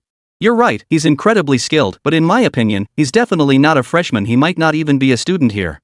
Your admiration for him right now is laughable. You. The group felt a pang of resentment, but recalling Luo Yu's identity, they could only sigh helplessly. The professional before them was right. When Luo Yu soloed the raid dungeon, all records exploded. No one had ever seen him, his dorm room was empty, and even his personal information couldn't be found despite a department head personally conducting the search. All signs pointed to one conclusion. Luo Yu wasn't a freshman at Holy Abyss University. He was likely a veteran professional returning from the front lines, pursuing further studies at the university. Possessing such formidable strength wasn't surprising after all, their own abilities had long surpassed those of raid bosses. How could a normal professional, just enrolled, clear a raid dungeon and instantly kill a powerhouse like Han Yu with a single strike? To their knowledge, only one legendary professional was enrolled at St. Abyss University this year, Luo Yu. He himself admitted he couldn't solo raid content. For any other freshman to do so was utterly impossible. The murmurs of discussion fell silent with the arrival of Vice President Li Dao of Holy Abyss University. The space trembled. A middle-aged man stepped out of the void, hands clasped behind his back. Dressed in a red suit, sporting a shiny bald head, and wearing sunglasses, his appearance was decidedly flamboyant. Dear students and esteemed faculty, greetings. I am Vice President Li Dao of St. Abyss University, and I will be hosting the Freshman Grand Competition. Especially dear students, you've entered your first major competition at St. Abyss University. Are you ready? Rice flashed what he considered a dashing smile. Receiving affirmative responses, Li Dao continued, Dear students, this freshman competition is crucial for you. I will now explain the rules and rewards. The rules are straightforward, 2 stages, similar to your major exams. First stage, enter the secret realm, slay monsters to earn points. The top 100 will advance to the next stage. After the first stage, you'll have 3 chances to challenge practitioners with higher scores than yours. This will determine the true top 100. Round 2, the top 100 engage in a true man-to-man 1v1 battle. The tournament uses a knockout system until the top 3 are selected. That's the process. Cheating is strictly prohibited during the competition. Beyond that, show what you've got. Don't complain about gear being overpowered. Top-tier equipment is part of your skill. As long as you don't cheat, go all out. The rewards are substantial. The rewards vary. The top 10 will receive legendary gear, the top 50 will receive epic gear and legendary skills, the first place winner will receive 5 million points, and the top 3 will each receive a Divine Demon Tower Pass. The moment the rewards were announced, the crowd below fell speechless. Holy crap! 5 million points plus legendary gear? And the top 3 get Divine Demon Tower Passes? These rewards are outrageously generous. Divine Demon Tower Pass? Is that the sacred pagoda at Holy Abyss University? I've heard that if you're strong enough, the rewards inside are terrifying. Not just legendary gear, but even mythic gear. Who could deny it? The experience gains inside are equally terrifying. What a pity my strength just isn't up to par. Thousands of adventurers were left speechless. Holy Abyss University truly lives up to its reputation as one of the 4 great academies of Great Xia. The rewards are genuinely terrifying. To offer 10 legendary equipment pieces and 50 legendary skills as rewards in a single event, their depth of resources is undeniably profound. Alright, the rewards are too numerous to list individually. The top 100 practitioners will all receive generous rewards. This freshman competition determines your class placement and whether top guilds will take notice. It marks your first opportunity at Holy Abyss University, yet it is also a trial. Enough said. The competition officially begins. Chapter 193, the contest begins. Without any delay, Li Dao pressed one hand to the ground, and 10 void portals materialized before the crowd. The secret realm hunt lasts one day. Inside lurked monsters of level 50, and even level 60 beasts were present. Should danger arise, crush the crystal ball in your hand at any moment to teleport out instantly. While the points ranking is important, your lives matter more. Enter, dear children. Charge. As the passageway opened, a crowd of adventurers rushed in, jostling for position. Luo Yu rubbed his hands together, ready to go, but a figure blocked his path. Xiao Yu, they unanimously decided you can't participate in the newcomer tournament. So you won't be joining them this time, but your reward is first place. No choice. Luo Yu is beyond extraordinary. In the 100-year history of Shangyuan University, no such terrifying existence has ever emerged. After just a few days apart, Long Zhantian glanced at Luo Yu's stats panel and couldn't help but gasp in shock. Level 32. Long Zhantian was at a loss for words. Long Ju, ostensibly the top freshman, was currently at level 27. But consider this, not only was Luo Yu 5 levels ahead of him, but Luo Yu had also been cursed with soul severance all along. Every 50 EXP points were siphoned away by the evil Curse King, otherwise, his level would undoubtedly be even higher. He'd also soloed demonic raid instances and conquered challenges like the Crucible Dungeon. 2 level 70 Abyssal Dukes couldn't touch him. Such genius was terrifying. Long Zhantian had intended for Luo Yu to shine this time, but little did he know that after a month, the freshmen of Holy Abyss University still hadn't recovered from the shock. After all, geniuses were everywhere. At Holy Abyss University, they were just ordinary students. The psychological gap was too vast, and they still hadn't recovered. Having Luo Yu step in now would undoubtedly result in a crushing blow. Not just ordinary practitioners, but even someone like Long Ju might not withstand the pressure. Alright then, Professor. Luo Yu scratched his head. With the reward secured, anything was negotiable. Long Zhantian nodded with a smile. Alright. Show me who else in this class has truly terrifying potential besides you. But, are you wearing any new gear? Long Zhantian was puzzled. He felt an inexplicable aura around Luo Yu, as if bathed in divine radiance, leaving him mesmerized. Teacher, I cleared the first layer of the demon's denver. It dropped a shattered god robe. That must be why. The moment Luo Yu finished speaking, Long Zhantian's eyes widened in shock. He blurted out, you mean you got the shattered god robe? Luo Yu nodded. Long Zhantian exclaimed in astonishment, I never imagined you could clear the first layer of the Demon's Den dungeon in just 1 month and even get a shattered god robe. That's incredible luck.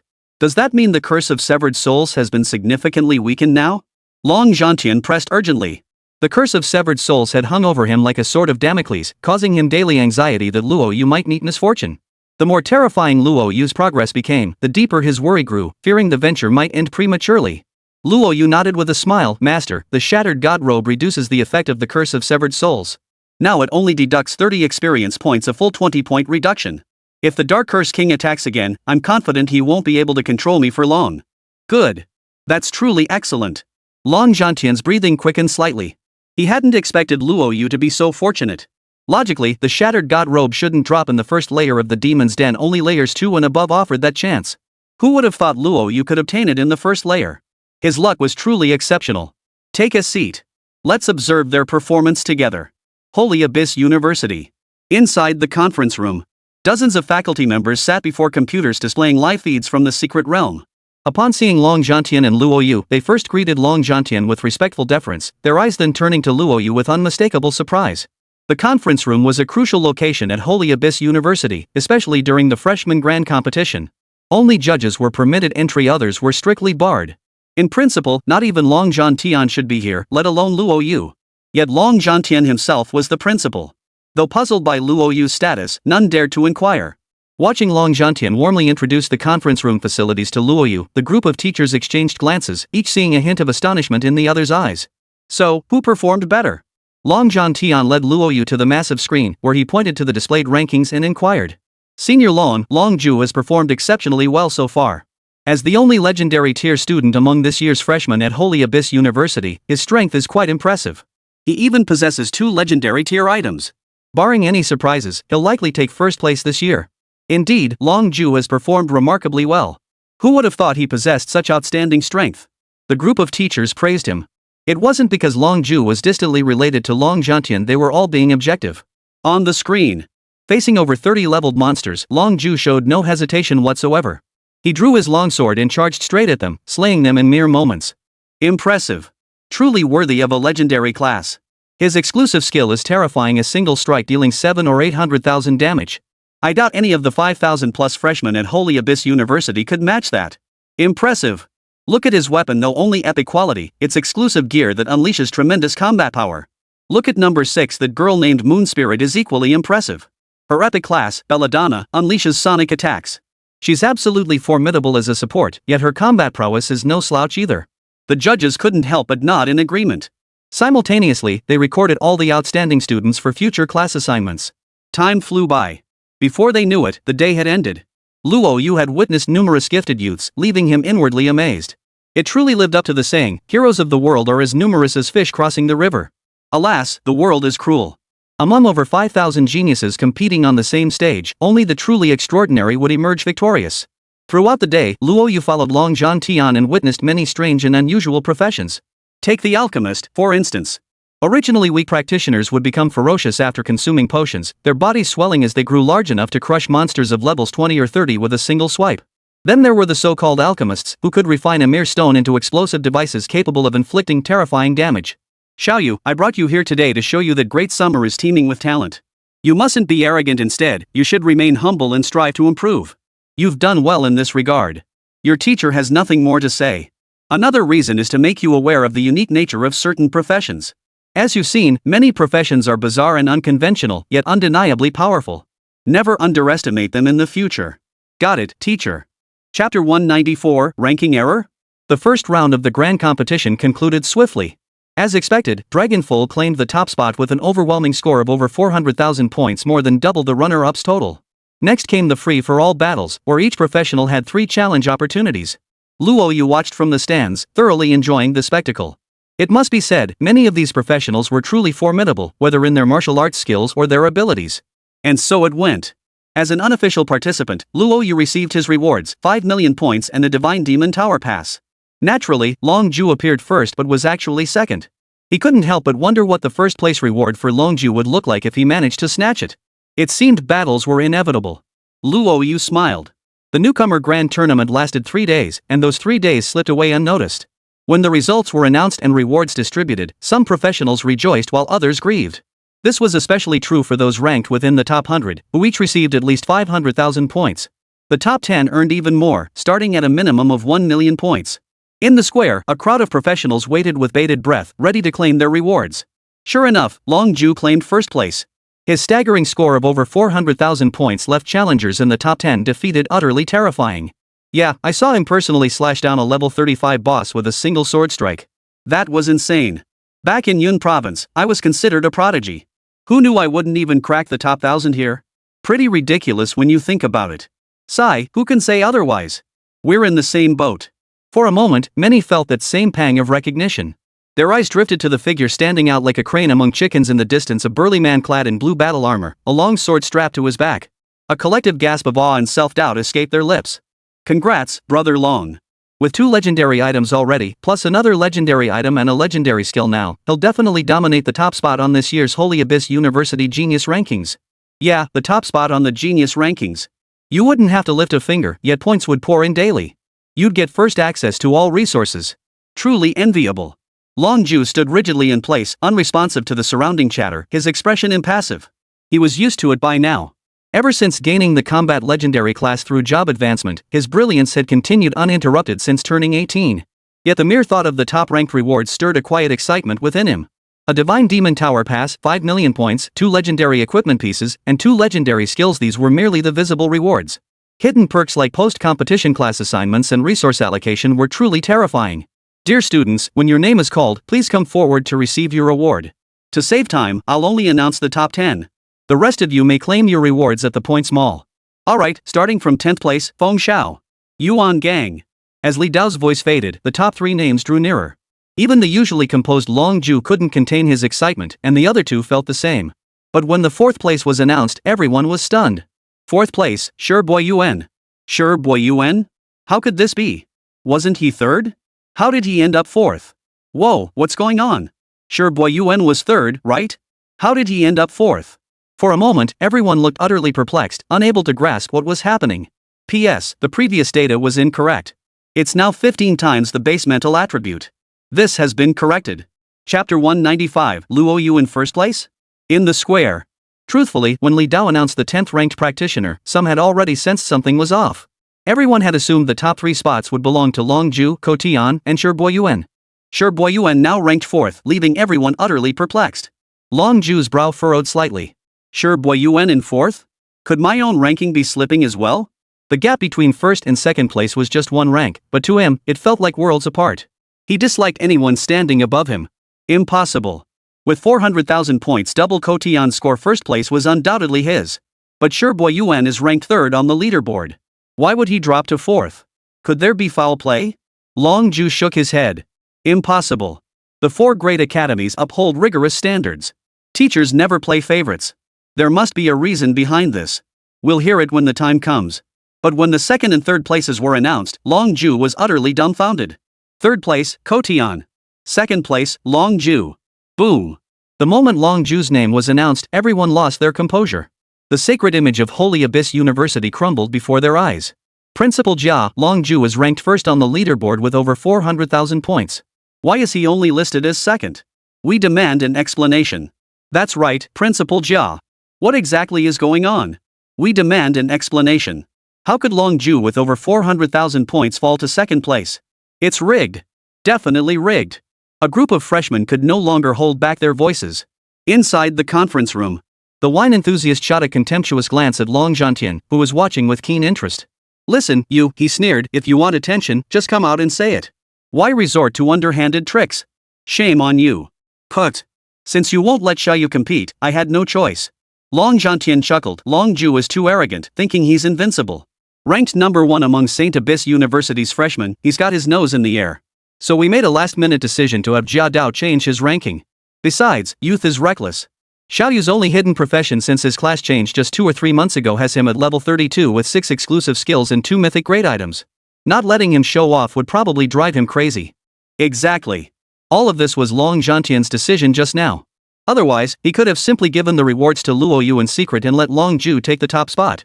But upon reflection, forcing his prized student to sacrifice his own interests to accommodate the other freshman's spiritual cultivation, that simply wasn't his style. That's why he had Jia Dao orchestrate this entire scene. Everything unfolded exactly as he'd predicted. Everyone was wildly questioning the fairness of Holy Abyss University. Eventually, Luo Yu would have no choice but to step up and fight. Old drunkard, what do you think their expressions were when they witnessed Xiaoyu's true strength? Long Zhantian asked with keen interest. The drunken old man replied indifferently, what else could their expressions be? A single full power strike dealing hundreds of millions in damage, a 15-fold boost to all 4 core attributes on professional missions, and a divine grade weapon as his lifebound weapon. Not even 100 dragon foals could stand against him. Long Zhantian's smile was hard to suppress. The drunken sage frowned. Aren't you worried about shattering those geniuses' resolve? Even if a dragon cult is abnormally powerful, they still have the drive to catch up. Luo Yu has 6 exclusive skills, all tier 3 or 4, and a full set of legendary gear. From what I know, that kid currently holds over 20 legendary items, all stashed away as reserves. Facing off against Luo Yu, the dragon foal wouldn't stand a chance. It'd likely be defeated in a single exchange. You know how it feels to go from genius to ordinary? It's not pleasant. Sorry, I don't know. Long Zhantian snorted lightly, my freedom comes first.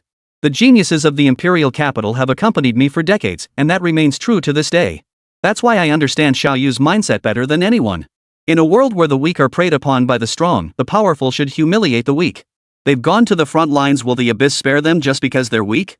If you can't even hold on to that much moral conviction, you might as well go home and suckle. Long Zhantian spoke bluntly, leaving the drunken fool with no choice but to sigh. I can't be bothered with all that.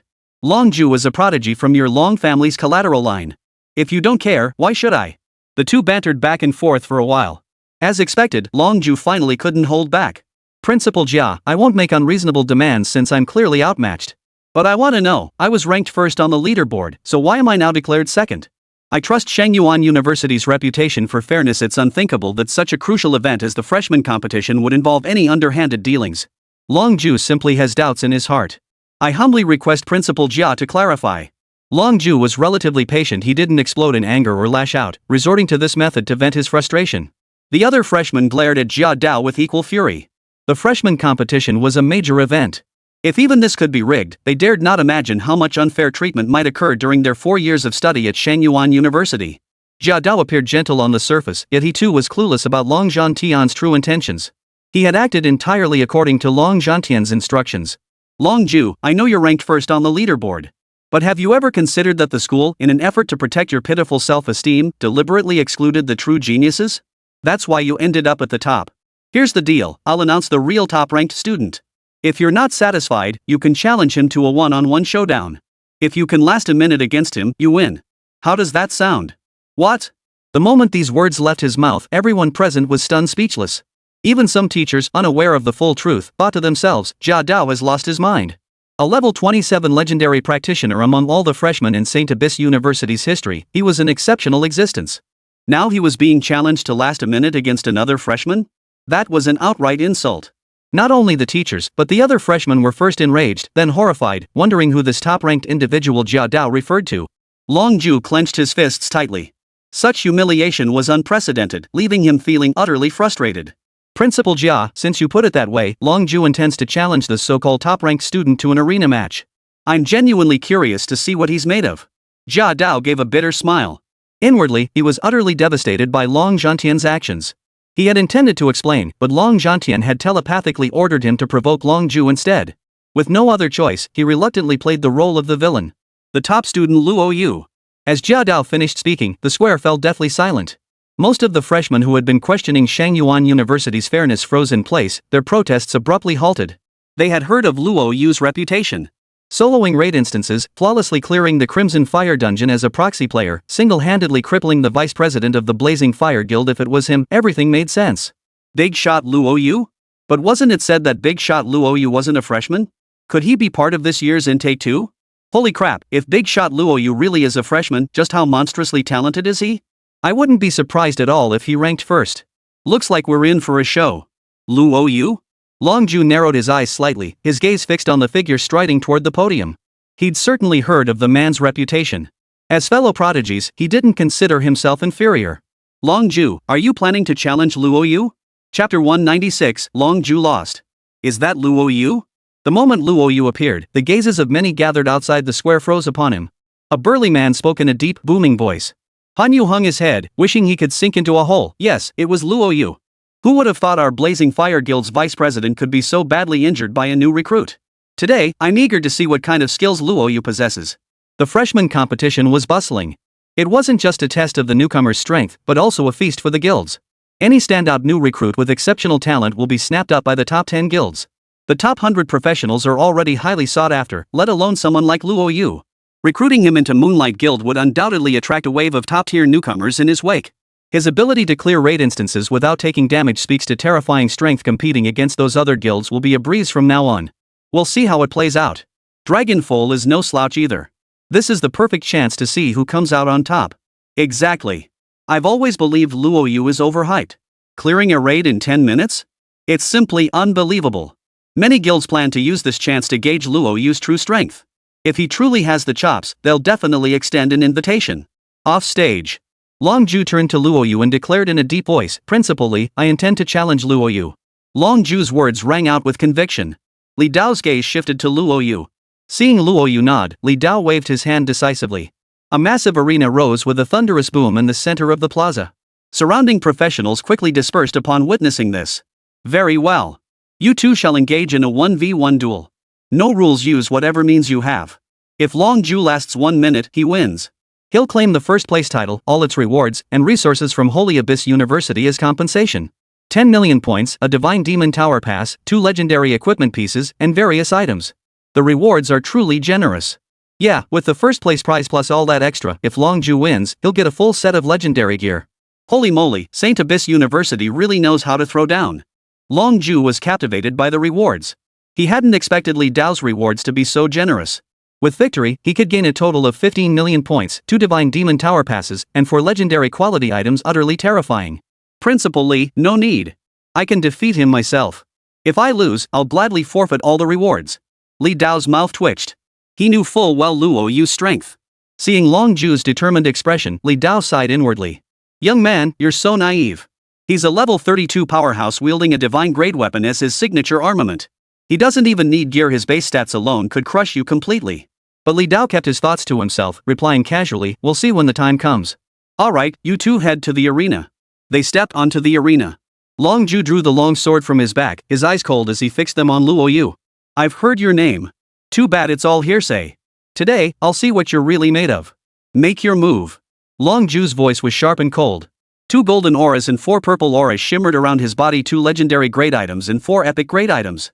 2 legendary items? Holy crap. No wonder he's number 1 on the leaderboard. That's insane. Unbelievable.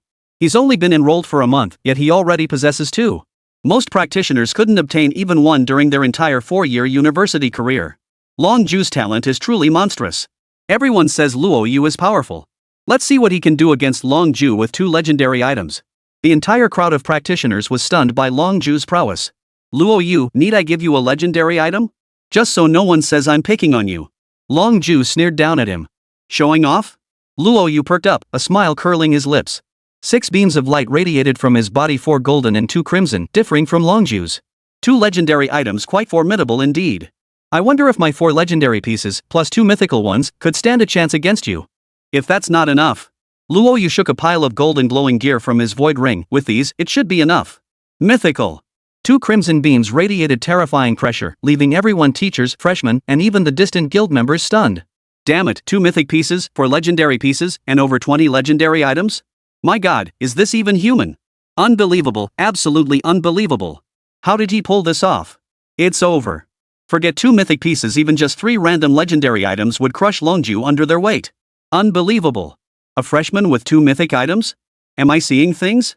Luo Yu displayed his gear, leaving everyone utterly speechless, including Long Ju himself, whose pupils contracted sharply as his body trembled uncontrollably. But the real shock was yet to come. Behind Luo Yu, a compass inlaid with various gems spun, radiating dazzling light. Everyone could tell it was a soul-bound weapon, and a Starseer quality soul-bound weapon at that. Quasi-star god. Good heavens! That dazzling light that shot out in the job change hall must have been from the weapon behind Luo Yu. Is he really just a freshman? How could he already have a contracted life weapon? 18 years old, less than 3 months after job change, and already level 30? Holy crap, is this even human? In an instant, the entire plaza erupted in commotion.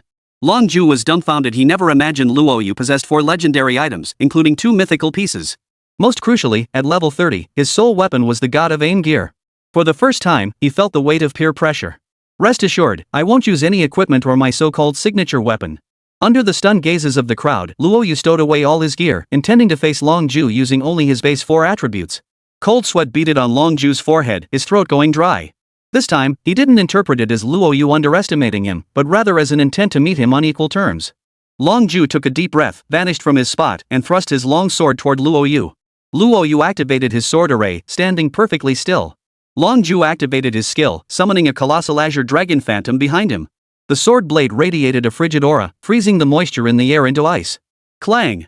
A single strike landed, and a number 0 flashed above Luo Yu's head. Long Ju's eyes snapped open. 0 damage? Why 0 damage? Could he be immune to physical attacks? Long Ju was utterly dumbfounded. Refusing to accept defeat, he swung his sword at Luo Yu again and again, each strike aimed at vital points, yet not a single blow managed to scratch him. Force immunity. It really was force immunity. What crushed him most was the sudden sandstorm erupting within the sword formation. Winter's chill descended, enveloping him in icy air.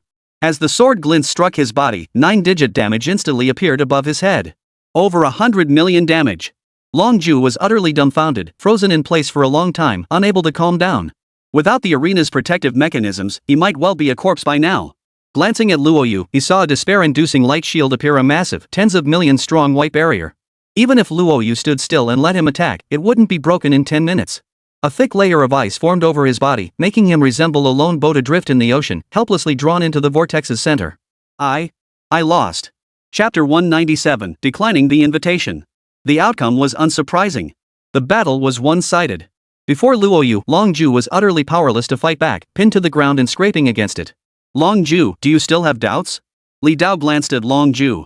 His face was pale, his eyes vacant, a stark contrast to his earlier spirited demeanor. Long Ju said nothing, merely turning away from the arena with a look of desolation. Li Dao smiled as he declared, I announce Luo Yu the victor. Since there are no objections, the freshman tournament is now concluded. Everyone, disperse. Li Dao was equally stunned inside. We'd heard Luo Yu's power was terrifying, far surpassing ordinary practitioners, but who could have imagined it would be this utterly devastating? This blow has completely shattered Long Ju's resolve. Principal Li, we acknowledge Luo Yu's strength. But shouldn't freshmen typically live in dormitories? We've never seen him in the dorms. In fact, Shangyuan University has no record of Luo Yu at all. We suspect he isn't even a student here. A practitioner stepped forward. He was Long Ju Xiaogufen, who had watched the leader get defeated by Luo Yu in a single move and stepped forward in defiance. Jia Dao looked at him, student, Shangyuan University isn't a charity. Only freshmen can participate in the freshman grand tournament. As for why you inquire about student Luo not residing in the dorms, could it be that you can't find his information because... Li Dao surveyed the room and stated, your permissions are simply insufficient. Shangyuan University never spares resources for true geniuses, and its protection of them is equally secretive. Had it not been for the need to clear St. Abyss University's reputation, Luo would not have appeared on the arena today. Alright, that's all. Li Dao departed, and the crowd of freshmen, still reeling in shock, slowly exited the plaza. They had believed Long Ju to be this year's top freshman at Holy Abyss University, only to discover how utterly mistaken they were. Their inner desolation mirrored Long Ju's. If it had been Long Ju, they might have harbored hopes of catching up. But Luo Yu's power was terrifying, far beyond what they could ever hope to match. As fellow freshmen, he soloed raid instances, reached level 32, and wielded a contract Star God's weapon achievements none of them could match. Earlier, he'd even stripped off all his gear to challenge Long Ju to a duel. Even standing completely still, Long Ju couldn't scratch Luo Yu. Such power was beyond their reach. A prodigy, truly a prodigy. Numerous guild members marveled at Luo Yu's prowess, and soon many guilds began extending invitations. Even the Blazing Flame Guild was tempted. But recalling the events of just days prior, the Blazing Fire Guild leader seethed with fury, wishing he could tear Han Yu apart alive. What a useless fool who only makes things worse. If you just talked to Luo Yu properly, even if he didn't plan to join the Blazing Fire Guild, I could have appealed to his reason and emotions right now. You useless piece of trash not only came to force the issue, but also offended Luo Yu, bringing shame upon our Blazing Fire Guild. The Blazing Fire Guild has no need for a useless deputy leader like you. Either start from the bottom or get the hell out. The guild leader's face was twisted with fury. Luo Yu's strength astonished him. He never imagined such a freak of nature could exist among the freshmen. Unfortunately, he was destined to have no connection with the Blazing Fire Guild. Unlike the Blazing Fire Guild. One by one, the top 10 guilds sought out Luo Yu, hoping to recruit him into their ranks. Junior Luo, our Moonlight Guild has plenty of gorgeous girls. Just join us, and your senior sister guarantees to introduce you to a gorgeous girlfriend. Similarly, our Moonlight Guild can provide you with abundant resources. Of course, as a member, you'll need to accept assignments from higher-ups helping members with leveling and completing quests. Luo Yu declined every invitation from the major guilds. Initially, he had considered joining a guild, but now it seemed joining one wasn't something he particularly craved. The effort required simply didn't justify the rewards. So he politely declined all offers. Meanwhile, inside the meeting room, Long Zhantian wore a broad smile. The drunkard sighed helplessly. Old dragon, that kid Long Ju is quite talented. Without Luo Yu, he might have truly become the top freshman. Too bad he ran into a monster. Aren't you worried he'll never recover? Luo Yu had truly stolen the spotlight today. He realized Long Zhantian no longer intended to keep Luo Yu hidden. Truthfully, he understood. Whether to conceal him or not was no longer important. The Abyss had long set its sights on Luo Yu. It was better to let him revel in the recklessness of youth and become the sharpening stone for so-called geniuses. Of course, this whetstone was exceptionally hard. He wasn't sure if it might snap the blade. Long Zhantian shook his head. If he can't handle a setback like this, his future won't last long. Besides, the new student competition is over. Why fret over trivial matters like class assignments? The Fish Island Secret Realm is about to open. How's the personnel selection going? The freshman competition was child's play in their eyes. The Fish Island Secret Realm was the real show. Fish Island can only accommodate practitioners below level 30. The Void Blade can transport one practitioner below level 40 inside, but only one. Needless to say, that spot belongs to that kid Luo Yu. This time there are 10 spots. Before, there might have been doubts, but now there's absolutely no need to worry. The drunkard remarked indifferently, Mu Ruyan, Lin Kur, Ling Yuran, Pan Xiaopang, and Luo Yu, those 5 alone. Add Long Ju and the top-ranked freshman from the other 3 academies, and we've got our 10. 7 days remain until the Fish Island Secret Realm opens. We'll just have to inconvenience the kid Luo Yu to help them boost their strength. That way, when they face the Shikigami from Sakura Nation, their chances of winning will be higher. Long Zhantian nodded. Certainly. Open all raid instances to Xiao Yu's team in the near future. Ensure they can clear them at least twice daily. As for the dungeon masters, they'll need to work harder to solidify the dungeon foundations. We can't let the dungeons collapse due to excessive operational strain. Chapter 198, Team Formation. The freshman competition drew to a close. Following the event came class assignments and guild recruitment, though none of it mattered to Luo Yu. His status was unique. He was a student of Long Zhantian. Long Zhantian himself had little to teach him. At most, he could serve as support. As for other instructors, their lectures were a waste of time. If he encountered anything unclear, a simple phone call sufficed. But barely a day had passed.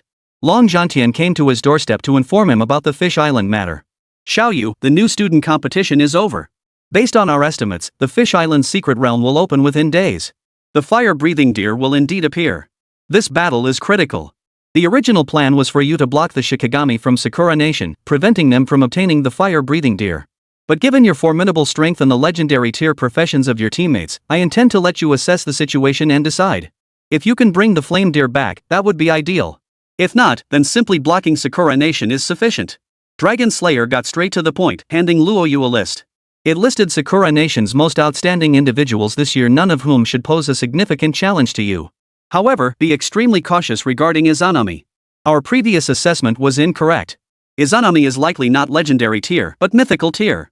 Regarding Izanami, the information I can provide is limited.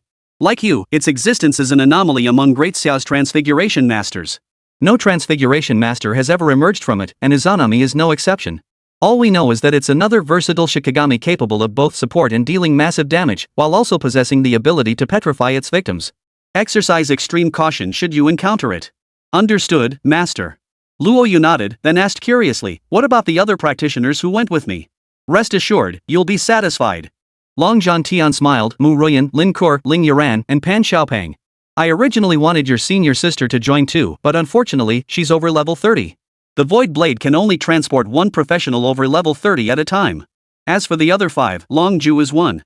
The top-ranked individuals from the other 3 major academies can serve as backup members. Teacher, are you saying Ling Yuran will join us too? Luo Yu inquired. Long Zhantian nodded. Correct. Legendary practitioners below level 30 are rare indeed. You alone have contributed 6 such individuals. Unfortunately, Moe is a blacksmith and must remain behind. Your senior sister just surpassed level 30 and cannot enter. Ling Yuran is currently level 24 and progressing at a commendable pace. Having the 4 of you together works because you're all highly capable, and she'll follow your commands without issue. Luo Yu hummed in acknowledgement. Long Zhantian continued, the Fish Island's secret realm will open in a few days. Your strength speaks for itself, but Mu and the others are still a bit weak. I plan to have you lead them through a raid instance to level up. The Saint Abyss University dungeon opens 1 instance per day for you. I also have a hidden dungeon summon scroll enough to help you all boost your strength quickly. Understood, Professor. Long Zhantian slapped him on the shoulder and declared, the fire-breathing deer is crucial to the Great Xiao's smiths. We may not be able to capture it, but we absolutely cannot let the Shikigami of Sakura Nation get their hands on it. It's getting late. I've told them to assemble at Holy Abyss University tomorrow morning. Aside from the 4 led by Mu, Long Ju is completely under your command. The others are geniuses among geniuses from the other 3 major academies. They'll inevitably resist your discipline. You'll just have to earn their respect through action. The Fish Island secret realm is a matter of utmost importance, no room for error.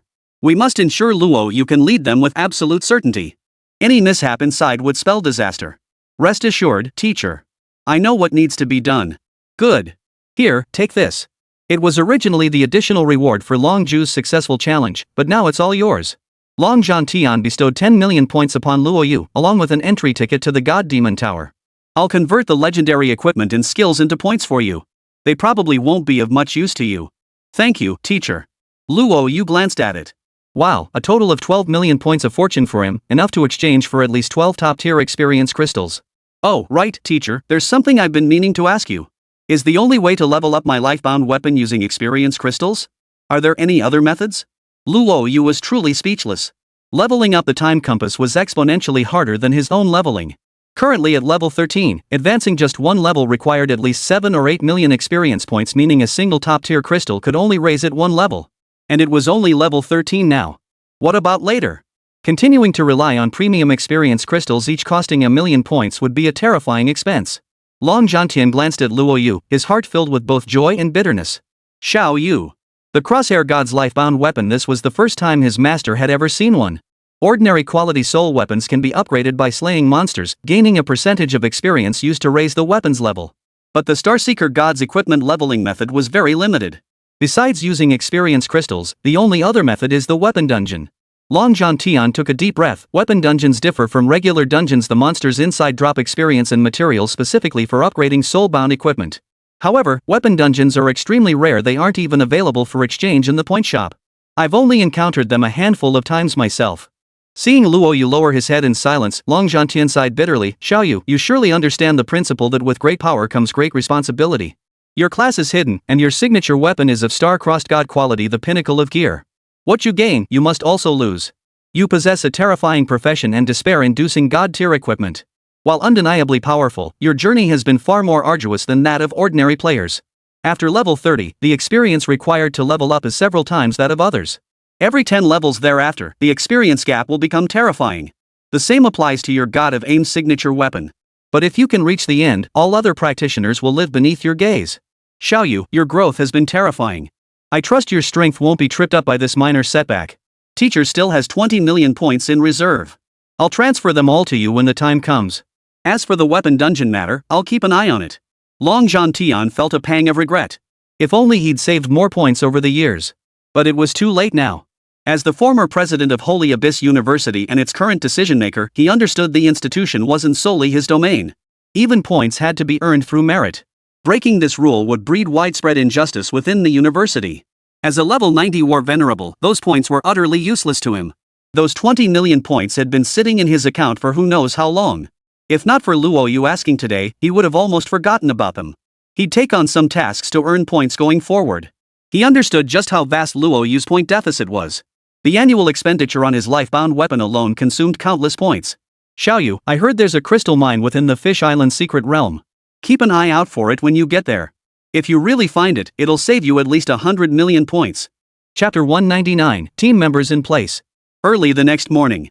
In the conference room of Holy Abyss University. All 10 members were present. Long Jiantian, the drunkard, and even Bai Tianqing had arrived. You are all legendary professionals. Your strength speaks for itself. You are among the top of your generation. I've gathered you here to entrust you with a crucial mission. Long Jiantian surveyed the room, his voice solemn. Fish Island. I'm sure you've heard its name many times, especially in recent years as talk of it has grown louder. Fish Island was originally part of Great Xiao's territory, and Sakura Nation had tacitly acknowledged this. However, over a decade ago, a secret realm emerged there. This realm is rich in resources. Not only does it harbor the level 30 world boss, the fire-breathing deer, but it also contains an unexplored small-scale raid instance, a medium-scale raid instance, and even generates its own regional bosses. I trust you understand what this signifies. Summon scrolls for area bosses above level 30 are extremely hard to obtain, and even the level 30 world boss is a rare sight. If you can defeat them, your strength will skyrocket. Rumors even suggest the dungeon contains crystal or the very material used to enhance your signature weapons. This is crucial for your advancement. In short, the Fish Island secret realm must not be surrendered, and the fire-breathing deer must be secured. Your mission is straightforward. If possible, defeat the level 30 world boss. If that proves too difficult, simply prevent the Sakura Nation's Shikigami from obtaining it. This is an SSS tier mission. Success grants each participant 5 million points, plus a choice of legendary quality equipment and skill books materials included. Numerous additional benefits exist, which need not be detailed further. Does anyone wish to withdraw? None. All 10 members were visibly excited. 5 million points plus legendary gear and skills. Upon success, only a fool would pass. Most importantly, they could hunt a level 30 world boss. Everyone knew world bosses were rare, and most were around level 60, far beyond their current capabilities. Now that a level 31 appeared, they could at least give it a shot. Long John Tian nodded. This time, your 10-person team will be led by Luo Yu. Once inside the secret realm, all actions must follow his commands. You have 6 days remaining. Within this period, the Sacred Abyss University raid will allow you 1 entry per day, each time as a demonic raid. For other dungeons, you'll get 3 attempts per day. Additionally, we'll provide 1 hidden raid summon scroll. 6 days should be sufficient for you to level up to around 30. Long John Tian's words sent a collective gasp of astonishment through the group. A single daily attempt at a demonic raid was immense support. Corrupted raids differ from regular ones. Their difficulty is amplified, yet the experience and loot drops are terrifyingly generous. Their appearance rate was extremely low, as they were controlled by a group of dungeon masters. Each activation consumed vast resources, making them accessible only by chance for most players. The fact that one was specifically opened for them now clearly showed how much Long Zhantian valued the fire-breathing deer.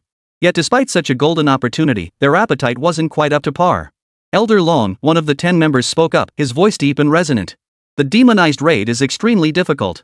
With just our 10-man group, we'll likely fail and waste attempts. A youth over 2 meters tall, resembling a human titan, spoke in a deep, resonant voice. His name was Yuan Gang, the top freshman at Imperial Capital University. A legendary lava titan class, he was the ultimate tank, his physique mirroring his name. At the same time, a delicate-featured woman also spoke up.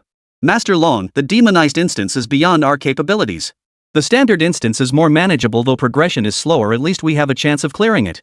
Her name was Xia Qiuhua, the top freshman at Fingwu University and the only other legendary class to emerge in the demon capital this year.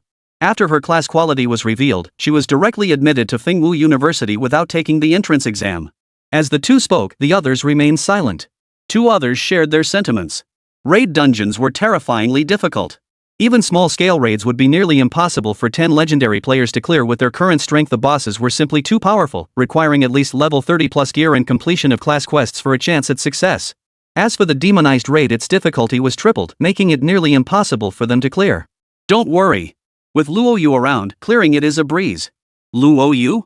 Yuan Gang and the other 3 turned their gaze to Luo Yu. They had been solely focused on leveling up, paying little attention to other matters. News of yesterday's grand competition hadn't spread yet, so they were unaware of many developments. Let me introduce you to Luo Yu. He placed first in this year's St. Abyss University freshman competition. We've appointed him as your team leader because his strength surpasses all of yours. You only need to follow his commands. Over the next 6 days, he will lead you through the dungeon to level up as quickly as possible. The top student at Holy Abyss University? At this revelation, Yuan Gang and his 3 companions were utterly dumbfounded except for Mu Ruyan and her group. Long Ju, aren't you the top? Yuan Gang, with his straightforward nature, had witnessed Long Ju's power firsthand. A legendary class fighter's combat prowess was terrifying. Xia Qiu and the other 3 also fixed their gazes on Long Ju. All of them were legendary tier professionals. Having been selected for the elite youth training program immediately after revealing their professions, the 4 were old acquaintances. Long Zhantian and the others remained silent, waiting for Long Ju to explain. Long Ju nodded helplessly. Luo Yu is exceptionally strong. Now that we have a level 32 professional guiding us through the demon-corrupted raid, we won't have any issues. I'll follow Dragon Elder's arrangements. Suddenly, Xia Qiu and the other 3 exchanged glances, their gazes toward Luo Yu growing significantly more solemn. Initially, they hadn't been too pleased with Long Zhantian's arrangement. After all, none of them had ever heard of Luo Yu. Yet here they were, with Long Ju willingly conceding defeat. Everyone knew how proud Long Ju was. The only way to earn his genuine respect was to defeat him in battle and by a significant margin. Yet Long Ju's power was terrifying. The 4 of them knew they were slightly inferior to him. Who was Luo Yu, and how could he possibly defeat Long Ju? They buried their doubts deep within, planning to ask more questions when they went out. They had intended to reveal their true feelings to Luo Yu upon departure, for the captaincy was no trivial matter. Not just anyone could fill that role. Now that Long Ju had been subdued, they couldn't afford to act rashly. They intended to observe Luo Yu's true capabilities first. Alright, it's settled. Over the next 6 days, I expect each of you to push yourselves to the absolute limit. If you need anything, don't hesitate to ask. Yes, Elder Long. Chapter 200, you'll soon find out. Will they obediently follow Luo Yu's commands? After Luo Yu and his group departed, Bai Tianqing couldn't help but ask curiously. Long Zhantian smiled, strength reigns supreme. Even the unruly Long Ju was thoroughly convinced. The near-fatal blow had shattered their arrogance, forcing them to recognize Xiao Yu's true power. No one dared question it now. The drunkard nodded, indeed. Luo Yu's strength is plain for all to see. Then we'll wait quietly for 6 days before formally heading to Fish Island. They have Izanami, she's killed many of our professionals. Now it's time for them to pay the price. Long Zhantian couldn't help but nod. Exactly. Had it not been for Xiao Yu's intervention, the fire-breathing deer would have inevitably fallen into the hands of the land of cherry blossoms. That Shikigami is too powerful a mythic tier entity. Once fully grown, it would subject Great Xia to unprecedented pressure. Too bad they crossed paths with Xiao Yu. Failure was inevitable. The 3 exchanged knowing smiles. Luo Yu's strength far exceeded their expectations. Who could have imagined that a level 30-something professional could unleash a full power strike dealing hundreds of millions in damage? And with the time compass's blessing, he could even freeze time. Truly monstrous. Stepping out of the conference room, Luo Yu and his companions wore smiles on their faces. To reunite in the imperial capital was an unexpected delight. They never imagined they'd meet in the imperial capital. They'd assumed Ling would be delayed for quite some time. Luo Yu's lips curved into a smile. Ling Yuran was equally delighted. The Fish Island Secret Realm situation is urgent, only practitioners below level 30 can enter. The approval process was still pending when Elder Long suddenly decided to let me join you on the mission to Fish Island. Luo Yu chuckled, a hint of regret in his voice. If time weren't so tight, I'd have loved to hang out together. Looks like we'll have to wait until the mission's done. Pan Xiaopang chuckled, who'd have thought we'd be fighting side by side again so soon? Luo Yu, you're a level 30 professional now. In such a short time, you've not only completed your profession quests but even equipped a star-marked divine weapon. I heard you soloed raid dungeons, that's impressive. Looks like we'll be tagging along again. Lin Kor and the others shared a knowing smile. Luo Yu's current strength was truly head and shoulders above the rest. Most of them were still hovering around levels 24 or 25. The 5 of them rejoiced at their reunion. After a brief exchange, Luo Yu turned his gaze toward Longju and the others. Time was tight. With only 6 days left, my plan is to continuously tackle raid instances and dungeons to get you all to level 30 as quickly as possible. Any other suggestions? I'll follow your lead. Longju showed no hesitation, nodding his agreement immediately. Yuan Gang and the other 4 were stunned. The 5 of them had run dungeons together before. Longju often had his own ideas, always asserting his position as leader. Who could have imagined him being so compliant today? Seeing this, the 4 didn't hesitate and nodded in agreement. All right. Before we begin, let's each introduce our class and signature skill. Xiaopang, you go first. All right. Pan Xiaopang spoke up, professional chef god. Exclusive skill level 3. I can provide dishes that stack various buffs for you all. Master chef. Xia Qiu and the other 4's eyes widened. They'd heard rumors about a culinary god professional at Holographic University this year, never imagined it was this chubby kid right before them. The culinary god's exclusive skill was incredibly powerful, not only boosting damage but also restoring health and mana with remarkable effectiveness. Mu Ruyan and the other 2 introduced themselves one by one. Hearing that their exclusive skills were generally at level 3, not only Xia Qiu he and the other 4, but even the usually arrogant Longju sucked in a breath of cold air. Their exclusive skills were mostly at level 2, making them far weaker than Lin Kor and her group. My name is Xia Qiu He. I'm a sound dancer. My sonic attacks can charm and paralyze enemies. I'm considered a support class, but I also deal significant damage. My name is Yuan Gang. I'm a lava titan with high HP and shields, capable of tanking the front lines. Longju, class, true name judge, combat class. The 5 members of Longju introduced themselves one after another. Luo Yu gained a basic understanding of the 10-member squad. He, Lin Kor, Ling Yuran, Longju, and Tianlu, the runner-up in Fengwu University's freshman competition, were combat classes. Mu Ruyan, Pan Xiaopang, and Xia Qiu were all considered support classes. The remaining members, Yuan Gang and Shi Kai, were both titans, the so-called frontline fighters. Our team is well-rounded, with both combat and support roles covered. Let's tackle the raid next. The Fish Island Secret Realm inevitably involved tackling dungeons. Let's use this opportunity to practice together for a while, understand each other's strengths and weaknesses, so we can unleash our full potential in actual combat. Lo, what about your class? Xia Qiu inquired. Yuan Gang and the others also looked at him with eager curiosity, wanting to know what class Luo Yu played. Especially Longju. Having felt the overwhelming pressure Luo Yu had unleashed yesterday, he hadn't fully recovered even after returning home. He'd never encountered such an extraordinary profession capable of unleashing 2 signature skills simultaneously. All eyes were fixed on Luo Yu. My profession? Luo Yu smiled, it's a bit complex, but overall, I'm an all-around class capable of both support and combat. We'll be heading into the dungeon soon. You'll see for yourselves then. Chapter 201, Blizzard Storm. Dungeon Hall. 2nd floor. It's filled with small-scale raid instances, similar to the first floor's raids, but with a few higher difficulty ones added. Luo, this is a demonic raid instance. Be extremely cautious when entering. If anything goes wrong, get out immediately. Compared to the resources expended to activate the corrupted instance, your safety is paramount. A teacher overseeing the instance lobby spoke softly, his gaze fixed on Luo Yu and his party with grave concern. 9 out of 10 were legendary tier professions geniuses ranked among the top in the 4 great academies. Losing even one would be a heavy blow to Great Xia. Especially Luo Yu. As a dungeon administrator, the teacher understood Luo Yu's capabilities well. Had he not perished prematurely, he would undoubtedly have become a pillar of strength for Great Xia, and it was impossible to imagine how far he might have grown in the future. Alas, the Fish Island Secret Realm was about to open. With time pressing and their mission demanding, they had no choice but to use the demonized group manual to advance their levels. Understood, teacher. The group of 10 nodded in understanding. After the teacher departed, Luo Yu wasted no time, leading the 9 others into the dungeon. Buddha jumps over the wall, level 3, increases damage by 40. Jade Bun LV3, restores 3000 HP per second for 10 minutes. Nutty Rice Cake LV3 boosts magic resistance and strength resistance by 50 for 20 minutes. Eat them all. Luo Yu distributed Buddha jumps over the wall LV3 to Lin Kor, Long Ju, Tianlo, and Ling Yuran, enabling them to deal maximum damage in a short time. Jade Bun LV3, 1 for each person. Nut Rice Cake LV3 went to Yuan Gang and Shi Kai, both tanks holding the front line to absorb damage. Delicious dishes? Long Ju was inwardly astonished. Luo Yu was a combat class, how could he cast delicious delicacies, and at level 3 no less? Not just him, Xiaqiu Heji and the others nearby also wore expressions of astonishment. Captain Luo, we're in the Blizzard Storm Raid. The boss has high mobility. Data shows we must defeat it within 3 minutes, or it will enter a frozen state, not only becoming invulnerable but also increasing its health. Do we have a battle plan? Xiaqiu he asked. Luo Yu shook his head. No.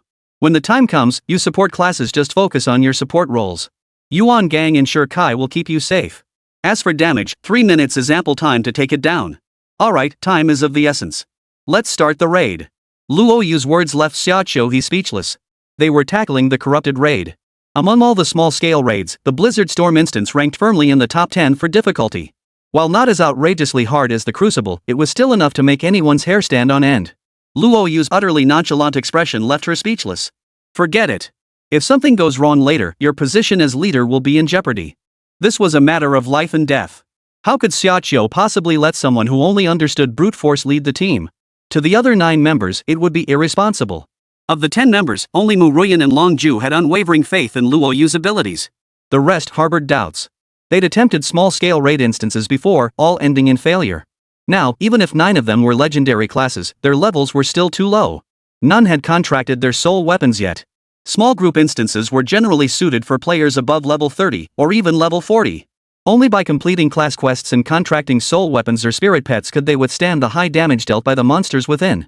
Among them, only Luo Yu was a level 30 plus character. What made them uneasy was that they still didn't know his true strength. Yet no one voiced refusal to Luo Yu's proposal. They intended to use the Blizzard Storm raid to test Luo Yu's capabilities. The challenge commenced. For the 10 of them, the demon-infested raid was indeed terrifying, but the first 2 stages weren't overly difficult. Everything proceeded according to plan. Xiaqiu's exclusive skill, Rhythmic Pulse, could temporarily immobilize monsters, reduce their dual resistances, and significantly boost his teammates' damage. With Yuan Gang and Shi Kai holding the front line, and Mu Ruyan restoring their health, ordinary monsters couldn't scratch them. Combined with Luo Yu and the others dealing devastating damage, they reached the 3rd stage with ease. Looking out, a vast expanse of snow stretched before them. The bitter cold was unbearable, draining thousands of health points every second. Fortunately, Mu Ruyan was there. Not only could she restore their health, but she could also cast a magical shield that would last for a considerable time. Boom! No sooner had they entered the 3rd stage than massive ice blocks began crashing down from above. Luo Yu and his companions dodged relentlessly. Soon, the falling ice blocks sprouted legs. Some wielded swords and blades, others held shields, charging toward Luo Yu and his companions. Monster, Glacial Colossus. Level, 45. HP, 3 million. Magic, 3 million. Skills, Rolling LV15, Resistance Armor LV15, Freeze LV15. Note, possesses 90 Strength Resistance. 3 million HP. Dragonfoal furrowed his brow and swung at an ice-covered boulder.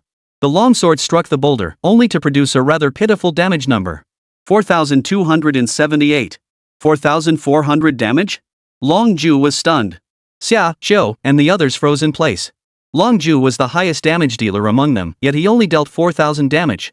The ice boulder had a whopping 3 million HP, how could it possibly be killed? The icefield boulder has 90 strength resistance, and our team lacks magical damage. Mu Ruyan's voice grew low. She believed Luo Yu could definitely take it down, but it would take far too long. He might handle it alone, but now he was leading 9 others. Recklessness was out of the question.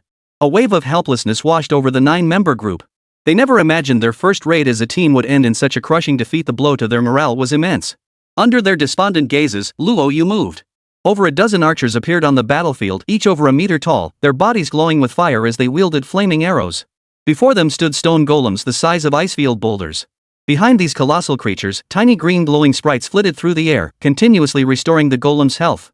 What truly horrified the group were the dozen or so diminutive elves clad in black robes, wielding wands and radiating purple light.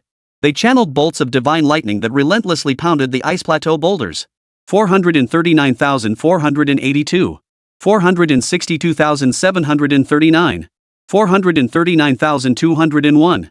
As each divine thunderbolt struck down, Luo Yu couldn't help but suck in a sharp breath. Truth be told, this was his first time witnessing the damage output of a mage elf. Thunderstorm LV6 had an 80% chance to paralyze enemies, temporarily nullifying their attacks, while dealing 800 lightning damage. With the mage elf's 10,000 attack stat, 800 damage equaled 80,000. Thunderstorm primarily focused on crowd control, as Luo Yu had deliberately chosen it over the other available skill, 5 Thunder Strikes. 5 Thunder Strikes, level 6, dealt 4,000 damage equivalent to 400,000 damage affecting all enemies within a 20-meter radius. The 50% splash effect added another 200,000 damage. Divine Thunderstrike not only deals massive damage but also grants a shield equal to 20% of the damage dealt, an 80,000 HP shield. Not bad, quite useful in actual combat. Luo Yu stunned the mage elf with his performance. The 5 Thunderstrike skill was incredibly powerful, though its hit rate was low and it required several seconds of preparation before striking. This is why he specifically chose Thunderstorm to assist 5 Thunder Strikes and improve its accuracy, and it seemed to work quite well. Accompanied by 20 mage elves unleashing a barrage of attacks, a single round of bombardment left dozens of icefield boulders dead as a doornail. With 50 splash damage points, each dealing 200,000 damage, and 20 mage sprites in total, that amounted to 4 million damage, and that was just splash damage alone. The icefield boulders simply couldn't withstand it. Chapter 202, The Nine-Tailed Snow Fox. Successful kill of icefield boulders, experience 100,000. Successful kill, icefield boulder, experience 100,000. Successful kill, icefield boulder. Experience, 100,000. Silence. Dead silence. The notification chime rang in their ears. No one had expected the icefield boulder, tough as nails with 90 strength resistance, to be utterly obliterated by the mage elf's onslaught. Xiaqiu, he stood frozen in place. Yuan Gang and the others stared wide-eyed, utterly incredulous at the scene before them. Shirkai swallowed hard before managing to speak. Summoner. Could it be that Luo was actually a summoner? But team leader Luo just cast Delicious Feast. Clearly his profession is culinary god, right? Longju looked at Luo Yu, suppressing his shock as he breathed heavily. Captain Luo, if I'm not mistaken, you used 2 different exclusive skills in the arena. One was the Sword Array of the Blade Dancer, and the other was the Holy Light Healing of the Holy Spirit Priest. Right after entering the dungeon, you used Delicious Feast, and now you've unleashed the Celestial Mage's exclusive skill, Star Spirit Summon. As far as I know, Star Spirit Summoning is the exclusive skill of Senior Sister Shirshua, a student of Elder Long. She's the only legendary tier summoner in Great Xia. But team leader Luo can unleash 4 different exclusive skills? What exactly is his class? Stunned. Everyone was utterly dumbfounded. It's common knowledge that mythic classes possess 2 exclusive skills, one active and one passive, while legendary classes have only one exclusive skill. Luo Yu possessed 4 exclusive skills, far exceeding the capabilities of any normal class, leaving the entire group inwardly horrified. Xiaqiu seemed to grasp something, abruptly lifting her head to stare at Luo Yu before scanning Mu Ruyan and the others. Her voice trembled slightly as she spoke. Lolo team. If I'm not mistaken, I'm the only legendary class in Shanghai this year. I don't know about the others.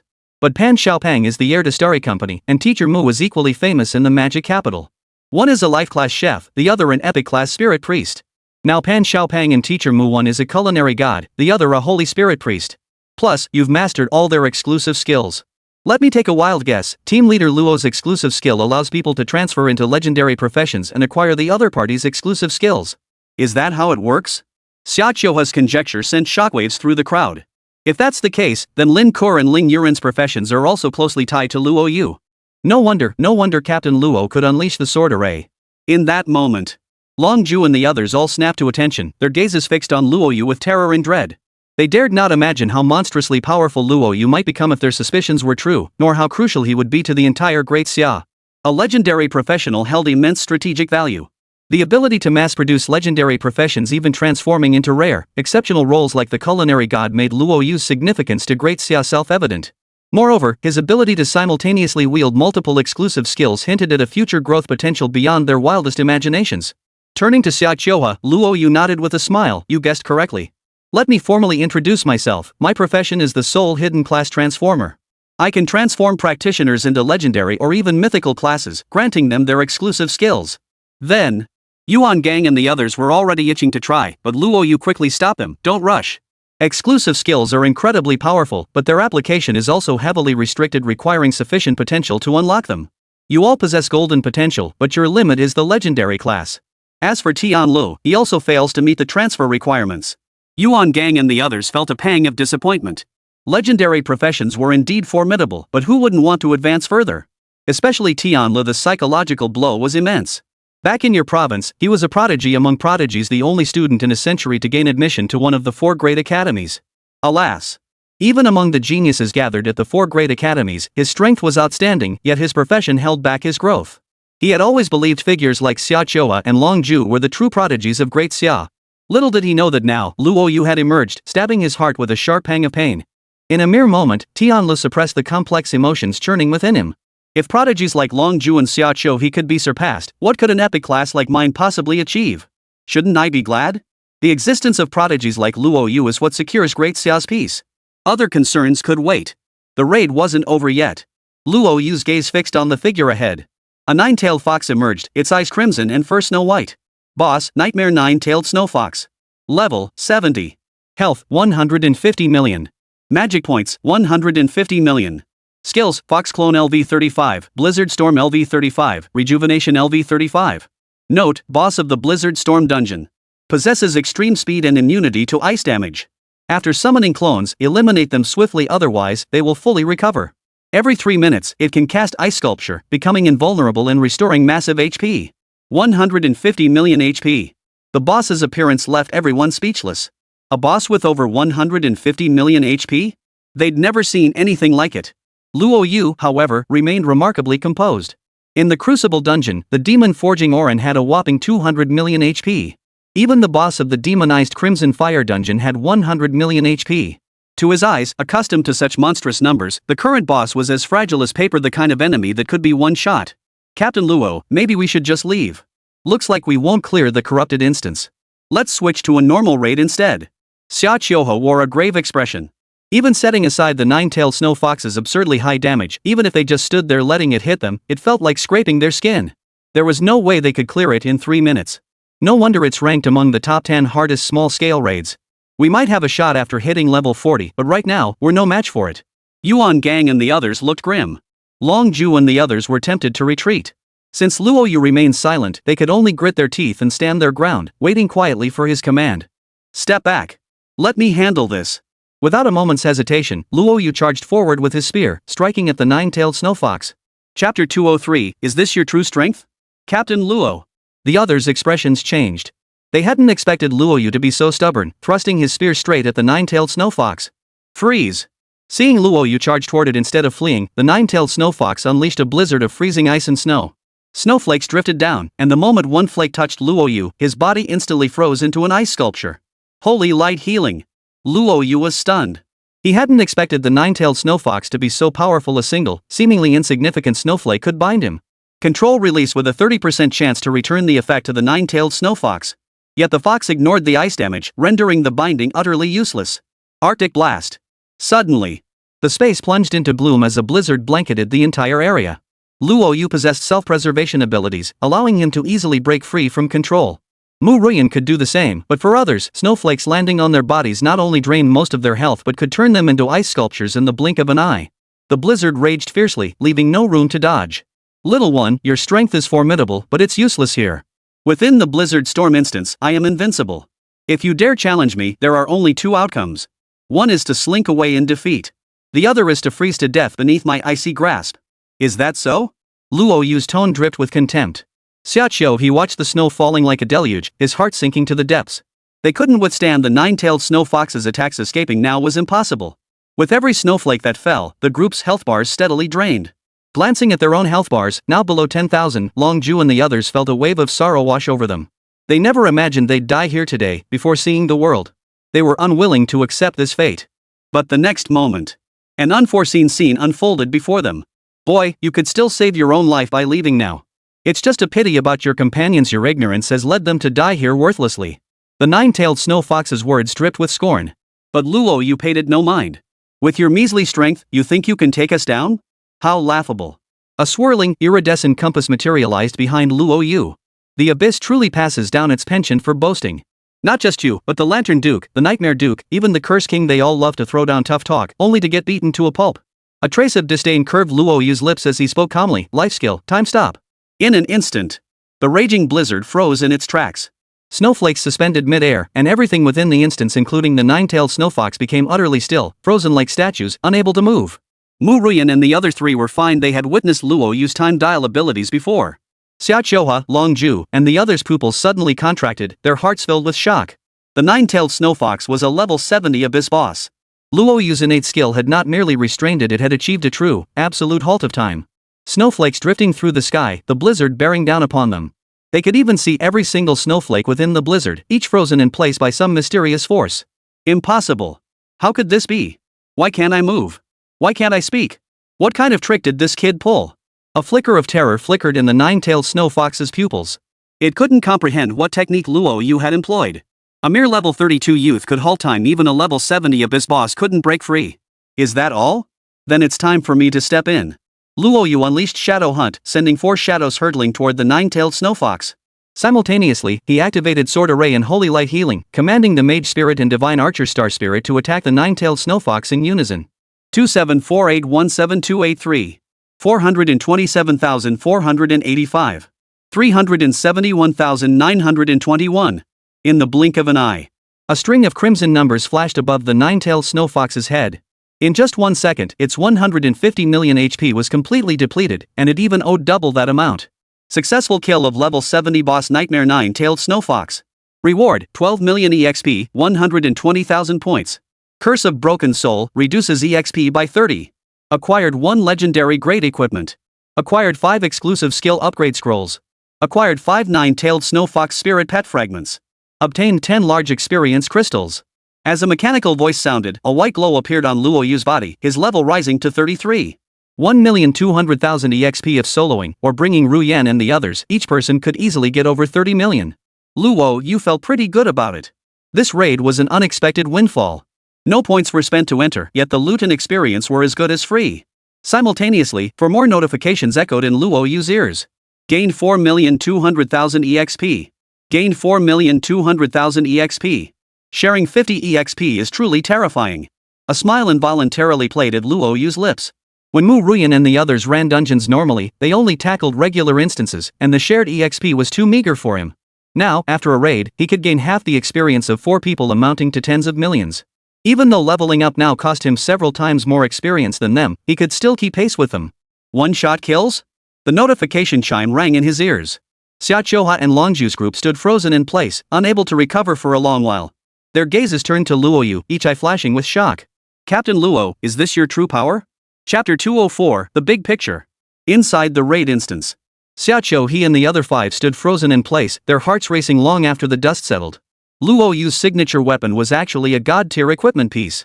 But the most outrageous part was his signature skill, the ability to stop time. Such a godly technique was unheard of. Even a level 70 abyss boss could be halted by it. It was utterly terrifying. Longju couldn't help but swallow hard. Recalling his own defiance toward Luo Yu and his plan to challenge him one-on-one, the thought now seemed laughable. A single strike dealing over 100 million damage. A boss with 150 million HP was instantly obliterated without a moment's reaction time. Paired with his signature weapon, anyone below level 50 stood no chance. He had naively believed legendary classes held absolute dominance. Before Luo Yu, they were nothing more than clowns. Yuan Gang's body trembled. He finally grasped Luo Yu's true power.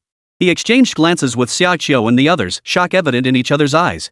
They had assumed tackling the raid would be arduous, demanding immense time investment. Little did they know they were merely freeloaders, coasting through the entire ordeal without lifting a finger. At most, they'd dispatch a few minor foes. Without them, Luo Yu might have cleared the instance far more swiftly. This realization left them all feeling utterly miserable. They were usually the ones carrying the team when had they ever just coasted to victory? Yet in Luo Yu's presence, they had no choice but to accept reality. A single strike dealing over 200 million damage, coupled with his formidable summoned creatures, each one essentially an entire army. Not only did he have frontline tanks, but also support and ranged units. His mages were so devastating they left everyone speechless. A single thunderbolt strike dealt 400,000 damage. With 20 mages, that totaled 8 million damage. Add in the splash damage, another 4 million. They didn't even have the confidence to face a single mage spirit. A single thunderclap could end them. The holy healing star spirit was equally absurd. A single heal restores 40,000 HP, grants a 30 shield, and boosts both physical and magical resistance, utterly broken. The Titan Star Spirit boasts a million HP, outlasting even Yuan Gang in Shurkai and durability. For a moment, the group was utterly speechless. Deep down, they believed Long Zhantian had recruited them for the mission solely to secure resources for them under the guise of a legitimate task. At the same time, they were utterly awed by Luo Yu's prowess. Got your rewards? Luo Yu looked at the group. Faced with the massive experience gain, Mu Ruyan and Pan Xiaopang instantly leveled up 1.5 times. A single raid dungeon yielded at least 20 to 30 million experience points, a massive boost for them. At this rate, it wouldn't take many more raids before they easily reached level 30. Another legendary item. When Mu Ruyan and the other three joined him in dungeons, neither their experience nor loot was reduced. While it appeared divided among 10 players, it was effectively shared among 6. This meant Mu Ruyan's group received generous points and items, with 6 players obtaining legendary gear per raid. Captain Luo, this legendary item is for you. Tianla handed the dropped item to Luo Yu. Glancing at Long Ju nearby, he saw the latter holding an exclusive skill upgrade scroll, also intending to give it to Luo Yu. Legendary gear and exclusive skill upgrade scrolls were invaluable to them, they couldn't bear to part with them. But that's the way of the world. Luo Yu had led them through the raid, securing massive points and loot. Legendary gear rightfully belonged to him. Not only did these two act this way, but Xiaoqiu and the other 4 did the same. Captain Luo, I dropped 2 exclusive skill upgrade scrolls.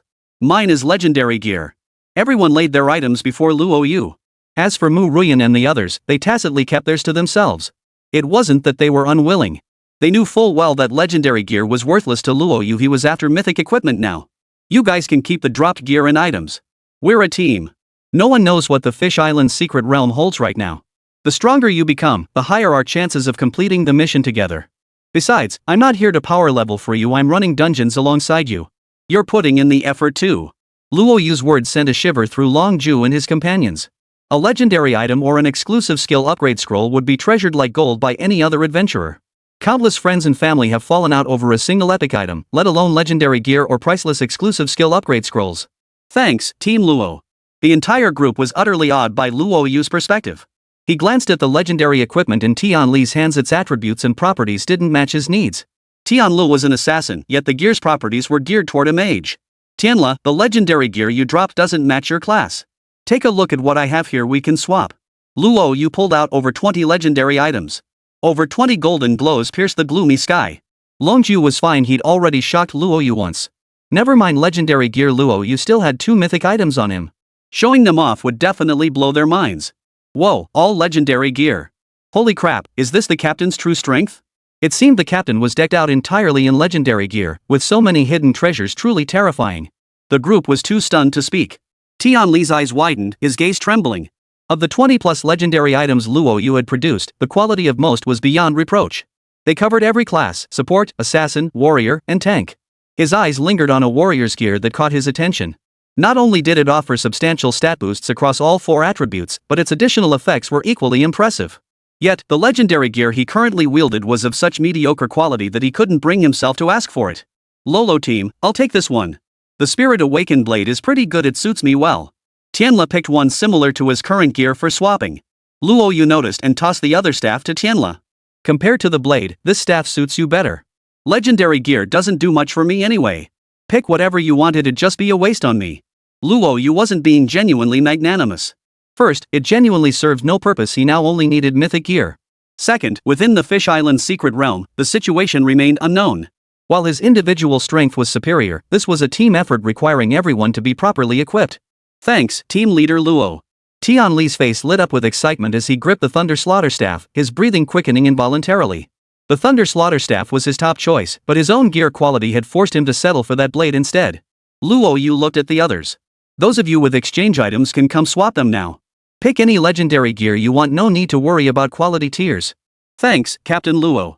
Long Ju and the others set aside their pride and stepped forward to select their items one by one. Chapter 205, Dungeon completed. Soon, they all completed their exchanges. Gazing at the well-fitting gear in their hands, their hearts leapt with excitement. Yuan Gang and his group, however, watched with envious eyes. After all, they hadn't managed to obtain any legendary gear and could only watch as Long Ju and his group made their selections. Luo Yu smiled reassuringly. Don't worry, you'll get your chance. You can clear the demonized raid once a day, plus 3 nightmare dungeons each offers a chance at legendary gear. No need to be downhearted. Got it, Captain Luo. Yuan Gang and his group instantly perked up. Luo Yu's prowess was undeniable, he could solo the demonized raid. Nightmare dungeons would be a piece of cake for him, right? The first clear of a nightmare instance offers a high chance of obtaining valuable items.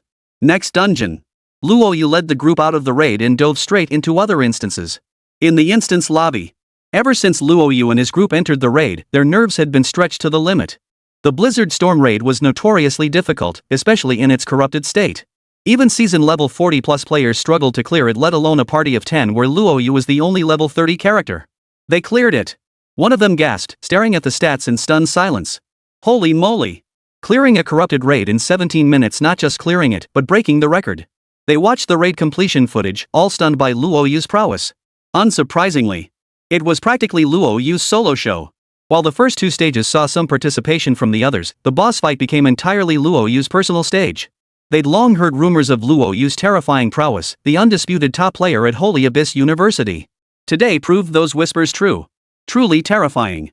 A professional capable of unleashing 5 exclusive skills simultaneously, dealing over 200 million damage in a single strike. Was this truly the caliber expected of a level 30 professional? Indeed. Paired with his signature weapon, the God's Crosshair, which could freeze time, even a level 70 Abyss boss could only take a beating. Had Luo Yu not activated his signature skill at that critical moment, Long Ju and the others would have surely perished. Terrifying. Truly terrifying.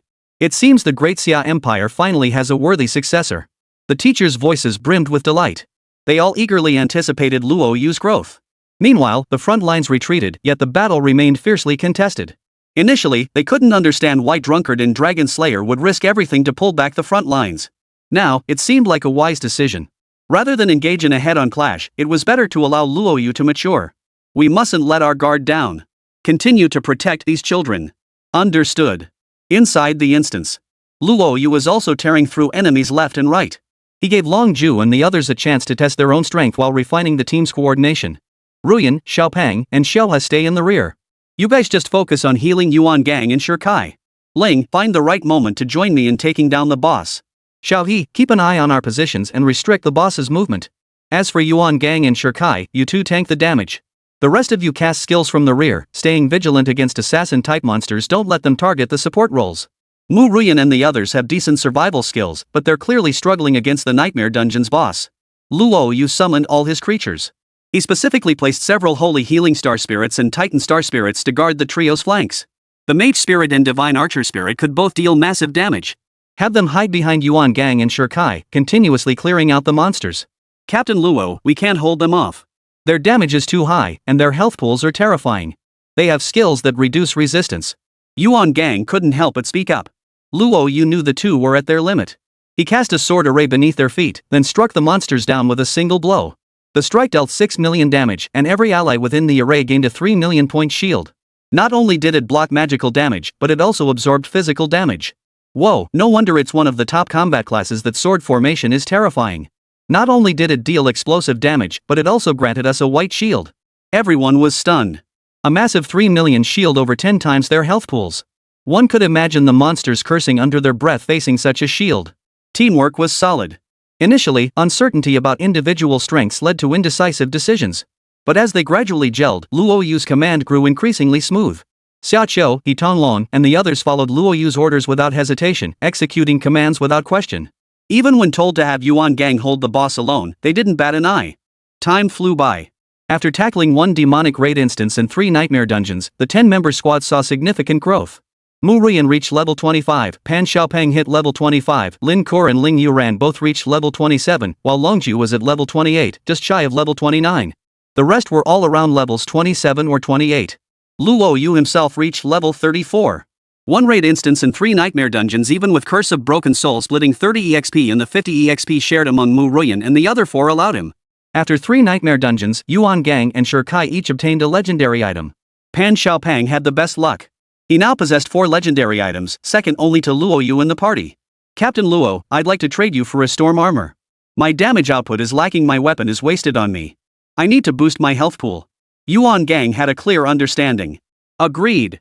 The group felt a surge of excitement. On just the first day, each of them had equipped a legendary item, fueling intense anticipation for clearing the dungeons in the days ahead.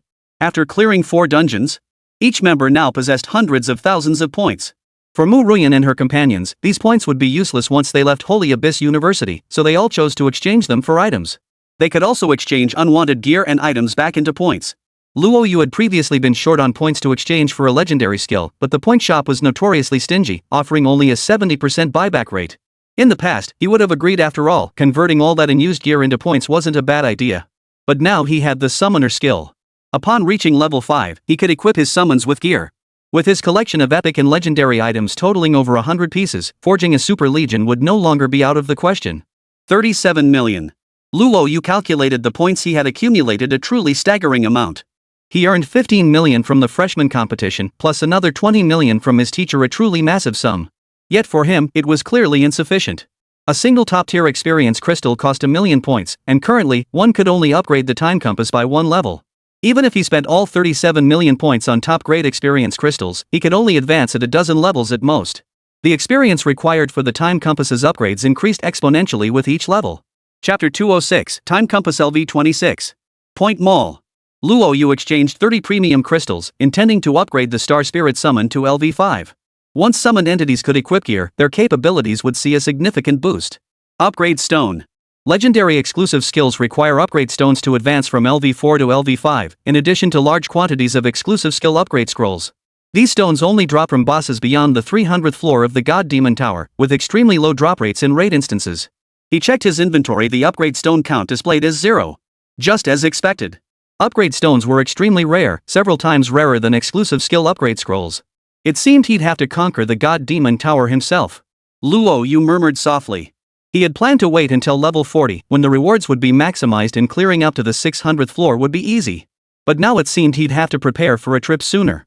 He still had 2 Divine Demon Tower passes left. With his current insane strength, he might just clear 600 floors. A full power strike, stacked with every buff, then unleashing Nirvana level 2, the damage would be unimaginable. That's settled then. Luo Yu glanced at the skills and equipment available, finding nothing he desired. He then helped Mu Ruyan and the others select the necessary items, passive skills, and equipment. The group then left the points shop without delay. Dormitory. Mu Ruyan had intended to stay with Luo Yu. But remembering the important matter he had to attend to in a few days, Luo Yu reluctantly declined. Mu Ruyan was utterly captivating. Her high school homeroom teacher, coupled with that stunningly beautiful face with all those buffs piled on, he might not even be able to get out of bed tomorrow. The young lady wasn't exactly demure, often wearing outfits that made one's blood boil. Already in her prime, combined with her stunning figure and looks, who could resist? For the greater cause, Luo Yu walked straight into the villa under Mu Ruyan's reproachful gaze. A large experience crystal and 30 top-tier crystals, wonder how many levels that would grant. Hope it's not too absurd. Time Compass LV13. Next level requires 6 million EXP. 6 million experience points? That's absurd. He'd asked other adventurers epic tier signature weapons only granted a few 100,000 XP at this stage, while legendary tier ones barely reached 1 or 2 million. But for him, it felt like the sky had fallen. 6 million.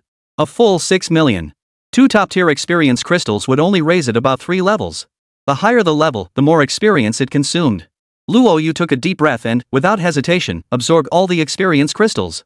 Through relentless effort, the time compass rose from LV13 to LV26. Not bad, at least it could reach level 26.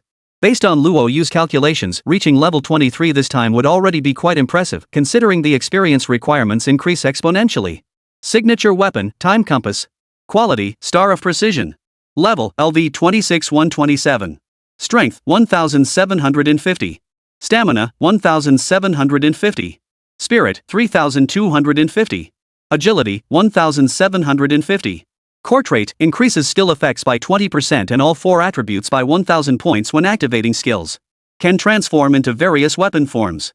Core skill, time stop LV1, can halt time for 20 seconds. Skill effects increased by 20, all 4 attributes boosted from 200 to 1000. Time stop has also been upgraded to 20 seconds. But initially, each level up of the time compass added 1 second to time stop. Could 20 seconds really be the limit? Luo Yu felt a surge of curiosity. Still, it didn't matter much. Being able to hard control time for 20 seconds was already terrifying enough. In a duel between masters, even 1 second could decide the outcome, let alone 20 seconds. After experiencing the Blizzard Storm Raid, Luo Yu understood the sheer terror of time freeze. Without that ability, Mu Ruyan and the others would have been in grave danger. Reaching level 30 on the time compass would bring its first major upgrade. He eagerly anticipated how significant the improvement would be. Not only would he awaken a signature skill, but the attribute slots would undergo significant changes. By then, perhaps the duration of time stop could even be extended. After upgrading the time compass, Luo Yu glanced at the clock and saw it was still early. He decided to seize the moment rather than wait for a better day, setting his sights on conquering the 300th floor and beyond of the God Demon Tower. His primary goal was to obtain upgrade stones, enabling him to smoothly advance his Star Spirit Summon to level 5 and bolster his strength. Divine Demon Tower. Upon seeing Luo Yu, Li Kai and Wang Ling hurried over. "Mr. Luo, what brings you to the Tower of Gods and Demons?" The two looked puzzled. The Tower of Gods and Demons saw few visitors throughout the year. People only came when challenging it. Luo Yu had been here once before. It couldn't be for a challenge. Even the top scholar of the demon capital only possessed one Tower of Gods and Demons pass. Moreover, only those above level 30 could enter to challenge the 300th floor and beyond. It had only been a month. No matter how exceptional Luo Yu's abilities were, he couldn't have reached level 30 that quickly. But then, Luo Yu's next words left them both stunned in place. Uncle Wang, I'm here today to challenge the Tower of Gods and Demons. Challenge the Tower of Gods and Demons? Wang Ling and Li Kai looked utterly astonished, quickly interjecting, Mr. Luo, you've successfully cleared the 300th floor. After that, you can only return once you reach level 30. But I wouldn't recommend going in at level 30. Beyond the 300th floor, both regular bosses and lord bosses become terrifying. I suggest you come back when you reach level 50. With your strength, clearing the 600th floor shouldn't be difficult. Exactly, I agree. Li Kai agreed. For anyone else, they wouldn't bother responding. But Luo Yu was different. His strength and status made it obvious to anyone with half a brain what to do. Besides, you need a pass to challenge the God Demon Tower, and we don't have one. Otherwise, we'd let you give it a shot. Li Kai said half-jokingly. Luo Yu smiled, no need, Uncle Li. The new student competition rewarded passes, and I have two. I leveled up to 33 in a month and came here today to give it a shot. I was planning to come back after hitting level 40, but I need upgrade stones for my exclusive skill. Since they're not available in the points shop, this is my only option. You're already level 33? Both of them were stunned. The freshman competition did indeed offer pass rewards, and with Luo Yu's strength, winning first place was practically a foregone conclusion. But who could have imagined he'd reach level 33 so quickly? In all the years since Holy Abyss University was founded, there had never been such a prodigious talent. Chapter 207, The Nightmare-Eyed Axe Wolf King. Can we go in now? Luo Yu looked at the two of them. Li Kai and Wang Ling could say nothing more. Having enrolled less than 2 months ago, he'd already leaped to become a level 30 plus professional, utterly monstrous. Luo, you could enter the Tower of Gods and Demons now, but I still recommend waiting until you reach level 40. That way, you'll maximize the benefits. You've just hit level 30, and your gear hasn't caught up yet. The number of floors you can clear will definitely be limited, and you won't be able to fully leverage the effects of the pass. So, I understand Uncle Li's meaning. But I intend to try. The Fish Island's secret realm will open soon. As the team leader, every bit of strength I gain now means one more layer of protection for their safety and one more chance for us to complete the mission.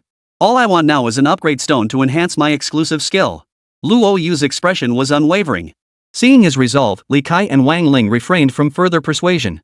They felt a pang of admiration. Never would they have expected such a sense of responsibility from someone so young. Truly admirable. Alright, Luo, we won't say anything more then.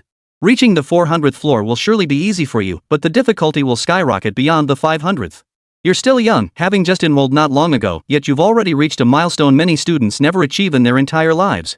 We just hope everything goes smoothly. If you encounter danger, come out immediately. Don't be reckless. Wang Ling urged earnestly.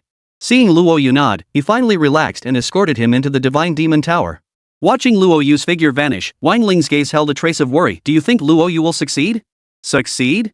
Li Kai replied in a low voice, are you talking about clearing the 600th floor or coming out alive? Wang Ling shot Li Kai a look as if he were an idiot. Li Kai scratched his nose. Are you kidding me? The 600th floor boss has over 10 billion HP and is a mechanism-based monster. It's incredibly difficult to defeat. Even the 500th floor, I doubt Luo Yu could clear it. As for coming out alive, let's be honest, are you and I just decorations? If Luo Yu falls into danger, we'll risk our lives to save him. Enough. Let's just pray Luo Yu is okay. Why overthink it? Worst case, we'll just waste a pass. For Luo Yu, do you really think a pass is that hard to come by? Li Kai couldn't help but sigh. Wang Ling was absolutely right. For other practitioners, those passes are treasures. Countless practitioners dream of challenging the God Demon Tower just once in their lives, yet they're all blocked by the harsh conditions. For Luo Yu, these conditions were practically meaningless. Setting aside his terrifying strength, his status as a student of the Dragon Slayer Heaven alone grants him unrestricted access to the Tower of Gods and Demons. Let's hope Luo Yu succeeds. Given his strength, he might just barely make it to the 500th floor. But the 600th floor? That's terrifying territory. Countless legendary adventurers have spent their entire lives only to fall short at that level. Li Kai couldn't help but sigh. Inside the tower, faced with over 100 million damage, all minor monsters became mere paper tigers, including the bosses that appeared every 50 floors, which Luo Yu obliterated with a single strike. Even those with terrifyingly high health pools reaching 100 million HP were no match for Luo Yu. 400 floors. Luo Yu stared at the large number displayed on the wall directly ahead and took a deep breath. He hoped for an upgrade stone to drop. Luo Yu activated the 400th floor boss. Soon, a colossal figure materialized before him, transforming the surroundings into a fiery mountain. Flames danced everywhere, and bubbling lava gushed from the ground. A red-haired wolf king, roughly 7 or 8 meters in size, stood before Luo Yu. Standing upright on 2 legs, it gripped a massive axe in its paws. Lord, Nightmare Gaze Axe Wolf King. Level, 90. HP, 400 million. Magic, 400 million. Skills, Hull of 10,000 Wolves LV40, Scorching Gale LV40, Demon/LV40. Note, Lord Boss of the 400th floor of the God Demon Tower. Defeating it yields substantial rewards. Possesses high resistance. Boss mechanics, inflicts heavy fire damage on players, dealing 20,000 HP damage per second. Damage escalates over time. The boss consumes no MP while engulfed in flames and possesses 100% fire immunity. Every 20 seconds, it automatically unleashes Howl of 10,000 Wolves. The Wolf King's crystal core must be shattered, otherwise, the Wolf King will fully regenerate HP and deal catastrophic damage to players. Looks like a mechanic-based boss. Luo Yu murmured softly. 400 million HP? Plus high resistances. Wonder how much damage I can actually land. Luo Yu drew his 1,000 machinations and charged toward the Ma Axe Wolf King, ready to test its limits. Mad Demon Slash. Before he could close in, a broad crimson beam shot from the Axe Wolf King, enveloping Luo Yu.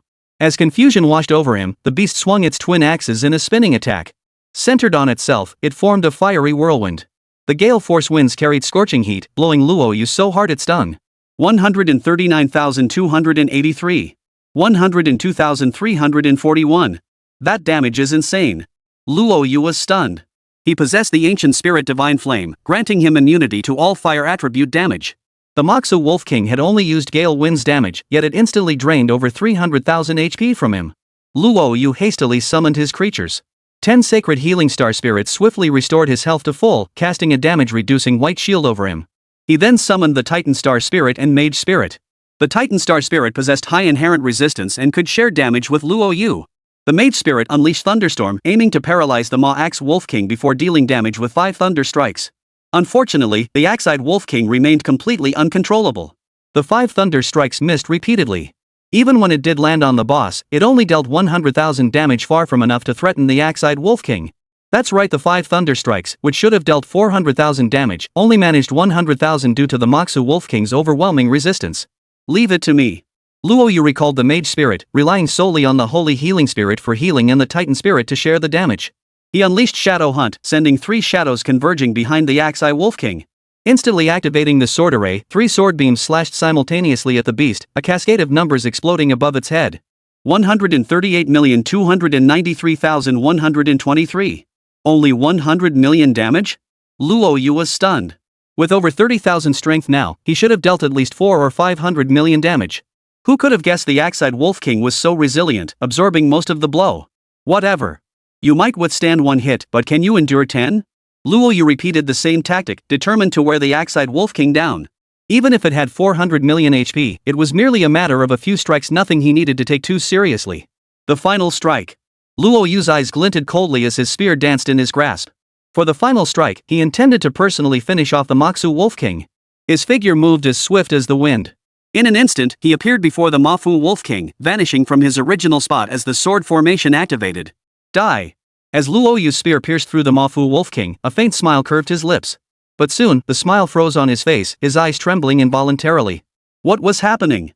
Chapter 208, The Mafu Wolf King's Cub Summon. Inside the instance. The Axe Wolf King let out a piercing howl to the heavens. A crimson glow emanated from its body, coalescing into a prismatic crystal core that fell to the center. The crystal core glowed a deep crimson, radiating a flickering red light. Centered around it, over a dozen wolves formed from crimson light appeared at the very edges of the instance, evenly distributed in a circular pattern across every corner. Mechanism monsters. Luo Yu recalled the Axe-eyed Wolf King's ability. Every 20 seconds, it automatically unleashed the howl of 10,000 wolves, transforming itself into a crystal core to fully restore its health while dealing massive damage. He hadn't expected the howl of 10,000 wolves to manifest like this. Luo Yu murmured softly. He activated his fusion skill, intending to shatter the crystal core. Otherwise, the Axe-eyed Wolf King would regenerate its health and unleash terrifying damage upon him. Just as he prepared to act, the ground beneath Luo Yu's feet turned to quicksand, slowing his movement and making it difficult to advance even a single step. What a pain! The slow effect was certainly annoying, but fortunately, the shadows remained unaffected. They all converged toward the crystal core. Releasing the sword formation only dealt over 10 million HP damage. Luo Yu's brows furrowed slightly as his gaze fixed on the crystal core. Boss, crystal core. Level? HP, 9999999. Magic points, 9999999. 100 million HP, and I can only deal 10 million damage? Luo Yu struck several more times, but the crystal core's resistance was absurdly higher than even the Ma-Axe Wolf King's. During his assault, several wolves materialized from crimson light, locking onto him. Red threads like cloth sacks connected to his body. Unaware of what was to come, Luo Yu kept attacking the crystal core. Unfortunately, with only 30 to 40 million HP remaining, over a dozen wolves coalesced into a crimson beam that pierced through his body. 999-9999. 999-9999. 999-9999. Over a dozen damage figures exceeding 9 million appeared, causing Luo Yu's pupils to contract sharply. He looked toward the center where the Axe-eyed Wolf King reappeared, his heart filled with uncontrollable dread. What a terrifying skill. If I could get my hands on such a skill, I can't even imagine how terrifying it would be. Luo Yu was dumbfounded. He wasn't sure if bosses inside the God Demon Tower could drop skills. The 10,000 Wolves Howl was absurdly overpowered. After transforming into a crystal core, its resistance increased by 50%, meaning Luo Yu could only deal over 10 million damage per strike. Any other class would have fled the scene the moment they saw the crystal core's health pool. The real issue was the absurd damage output. A single strike could deal over 100 million damage. Without the Blood Phoenix Dragon Jade Bracelet, he would have been dead already. The Blood Phoenix Dragon Jade Bracelet saved my life again. Luo Yu murmured softly. He lifted his gaze to the Axe-eyed Wolf King, took a deep breath. At his current damage output, 20 seconds wouldn't be enough to kill it. The enemy could unleash 10,000 wolves howl every 20 seconds. His ability to withstand lethal damage would eventually run out. He couldn't afford to drag this out any longer. I never imagined the 400th floor boss would leave me so helpless. Fine. Let me show you the power of Nirvana level 2. Luo Yu activated his equipment skill. A crimson glow emanated from his spear-wielding hand. First strike damage increased by 1,000. Invincibility for 1 minute. No matter how terrifying the Axe-eyed Wolf King was, it couldn't withstand his full power strike. Come on, show me what you've got. Luo Yu roared. 3 shadows charged toward the Moxu Wolf King simultaneously. 3 slashes of sword light struck the target, instantly depleting its 400 million HP. Successfully defeated level 90 boss lord, Nightmare Axe Wolf. Reward, 60 million EXP, 1 million points. Cleared level 400, rewards, 1 level up stone, 10 exclusive skill upgrade scrolls, 1 equipment reforging stone, 1 mythic summon, Mafu Wolf King Cub, 5 premium experience crystals. Upgrade stone. Luo Yu hastily cast insight. Item, level up stone. Quality, mythic. Properties, a crucial material for enhancing exclusive skill levels. Perfect, it finally dropped. Luo Yu's lips curved into a smile. With the upgrade stone, he could elevate his star spirit summoning to level 5, a truly qualitative leap. He quickly scanned the other rewards. 60 million EXP would net him 42 million, and a million points once a fortune now felt like pocket change. 10 exclusive skill upgrade scrolls, plus equipment reforging stones. Whoa, a mythic grade item dropped too. Luo Yu's eyes lit up. His gaze froze upon reading the mythic item's name. Mythic summon creature, Ma-Axe Wolf King Cub. What on earth is this? Luo Yu was dumbfounded. He'd seen mythic gear, mythic skill books, and even mythic smiths, but a mythic summon creature? This was his first encounter. Could it be like a mage's spirit, capable of summoning the Axe-eyed Wolf King? Item, mythic summon artifact cub of the Axe-eyed Wolf King. Quality, mythic. Properties, summoners can call forth the Axe-eyed Wolf King. With cultivation, it can evolve into the I Wolf King. Whoa, there's such an amazing item. Luo Yu was stunned. Without hesitation, he hurriedly used the Axe Wolf King Cub summoning item. Unfortunately, due to insufficient space, the summoning failed. First, upgrade the Star Spirit Summon. Luo Yu used 12 exclusive skill upgrade vouchers plus 1 upgrade stone to boost Star Spirit Summoning from LV4 to LV5. Star Spirit Summoning LV5 releases a skill that continuously consumes mental energy to summon a creature. The summoned creature has infinite survival time.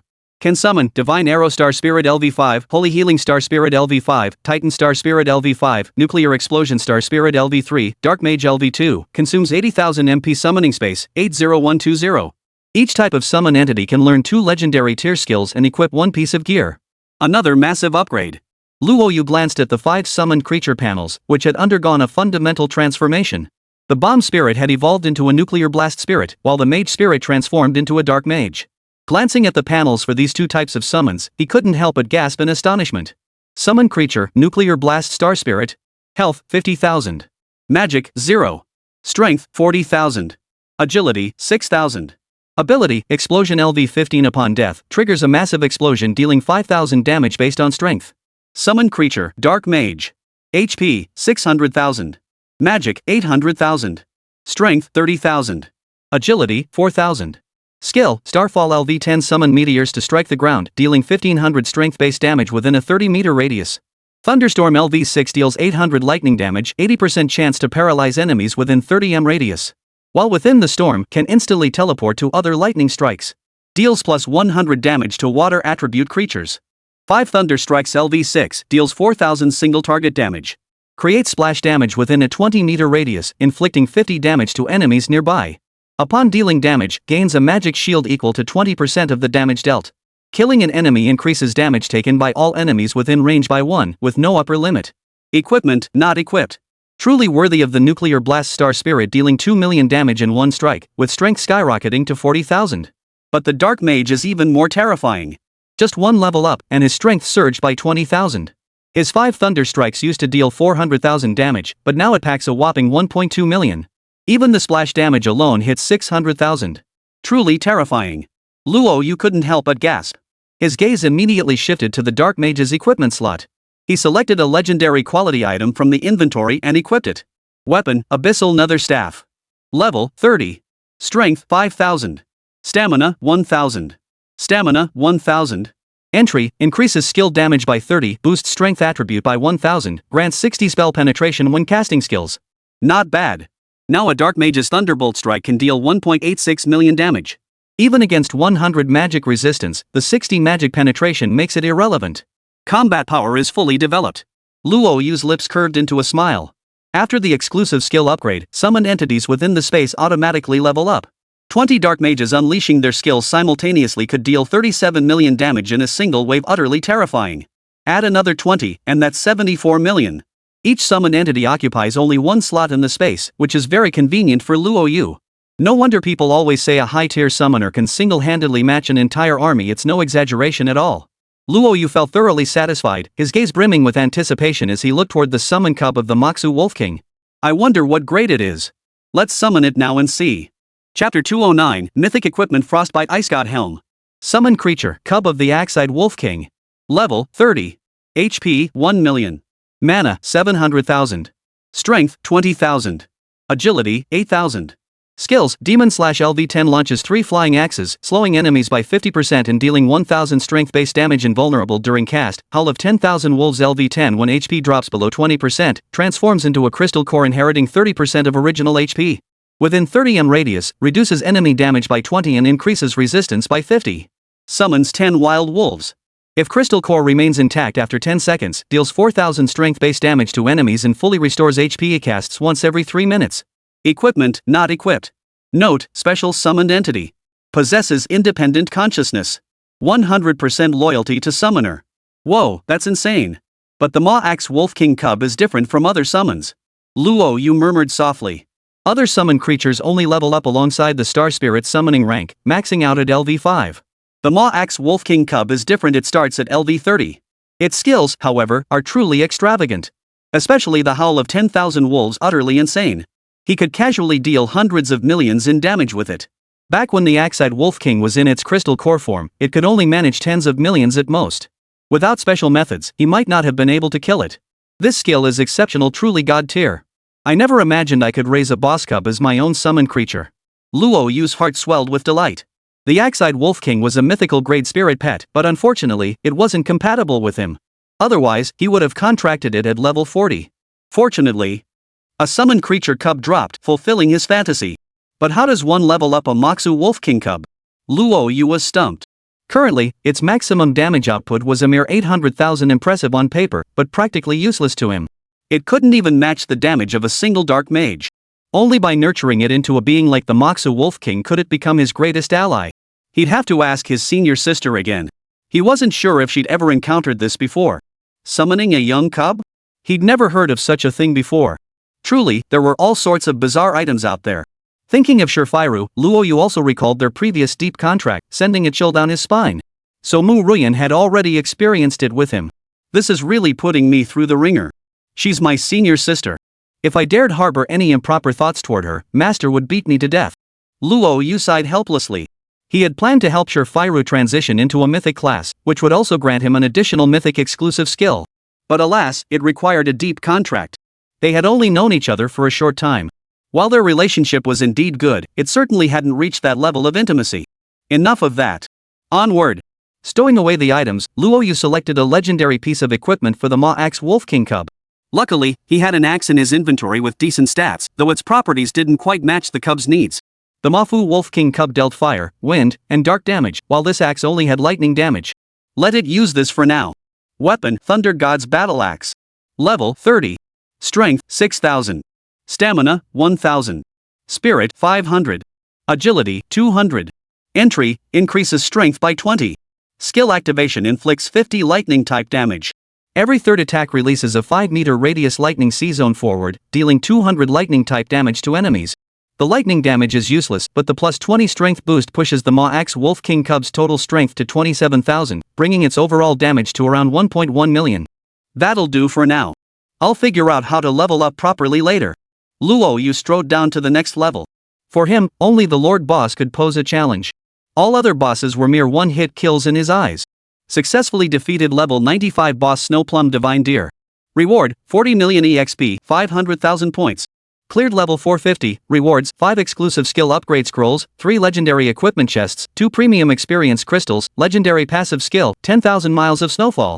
10,000 miles of snow drift LV1, casts a skill that slows enemies by 30%, has a 10% chance to freeze enemies, reduces enemy resistance by 10, and grants 20 HP regeneration per second. Not a bad skill, but not very useful for me. I'll give it to Ruyan later. Luo Yu calculated silently. 10,000 miles of snowdrift was indeed a god-tier skill. Not only did it slow enemies and reduce their resistance, but it also provided massive HP regeneration per second. If he used it, he could heal nearly 80,000 HP per second. That was terrifying. Unfortunately, it was rather useless to him. He possessed Ice Seal, Desert Hurricane, and a host of summoned creatures. While he was certainly driven by the pursuit of power, ensuring those around him had the ability to protect him was equally important to him. Luo Yu progressed through the floors at a rapid pace. In less than an hour, he reached the 500th floor and engaged the Lord Boss. Facing the massive blue crab before him, Luo Yu threw everything he had at it, dodging the relentless barrage of water bubbles. Its hardened carapace was a headache. Its resistance was absurdly high, boasting a whopping 200 physical and magic resistance. Even the Black Mage's high penetration spell struggled to deal lethal damage. There was no other way. Luo Yu could only slowly chip away at its health. Fortunately, the Frost Crab General was also a mechanics-based enemy. With nearly 700 million HP, its resistance decreased every time it lost 100 million HP, and it summoned 3 shrimp soldiers each time. Defeating these shrimp soldiers dropped salted fish, which, when consumed, boosted his own resistance and damage output. How interesting. Compared to the Gaze Axe Wolf King, the Frost Crab General had incredibly thick health and equally devastating damage. He'd originally planned to abandon the fight, but after testing it out, he discovered its dual resistances kept weakening. That's when he decided to slowly wear it down over time. It had only 4 critical hit resistances left, now down to 2. Fortunately, Luo Yu had managed to chip away at most of its health. Finally nearing the kill threshold. His strength still wasn't enough. He'd nearly died at its hands. Luo Yu's expression was grave. Watching the Frost Crab General's health drop to 300 million, he hesitated not a moment. He thrust his spear into its jaws. With the finishing blow effect, the Frost Crab General collapsed to the ground. Successful defeat of level 100 Boss Lord, Nightmare Frost Crab General. Reward: 100 million EXP, 2 million points. Cleared floor 500, rewards: 1 level up stone, 15 exclusive skill upgrade scrolls, 1 equipment reforging stone, 1 mythic equipment selection chest, 10 premium experience crystals. A notification chime sounded as a white glow emanated from Luo Yu, marking his level up to 35. Another level up stone. Luo Yu gazed at the dropped items, his face beaming with delight. 15 upgrade scrolls, plus an equipment reforging stone, all incredibly useful items. A mythic equipment selection chest, another mythic piece of gear. Luo Yu's breathing quickened. He couldn't wait to open the mythic equipment selection chest, eager to see what gear it contained. Tidal Wave Twin Blades, Ring of Madness. Luo Yu glanced inside. The selection chest contained 3 mythic grade items to choose from, all of decent quality. After all, they were all mythic tier. But for now, he had no plans to replace his weapon. He already possessed the Blood Phoenix Dragon Jade Bracelet and the Crimson Lotus Cloak.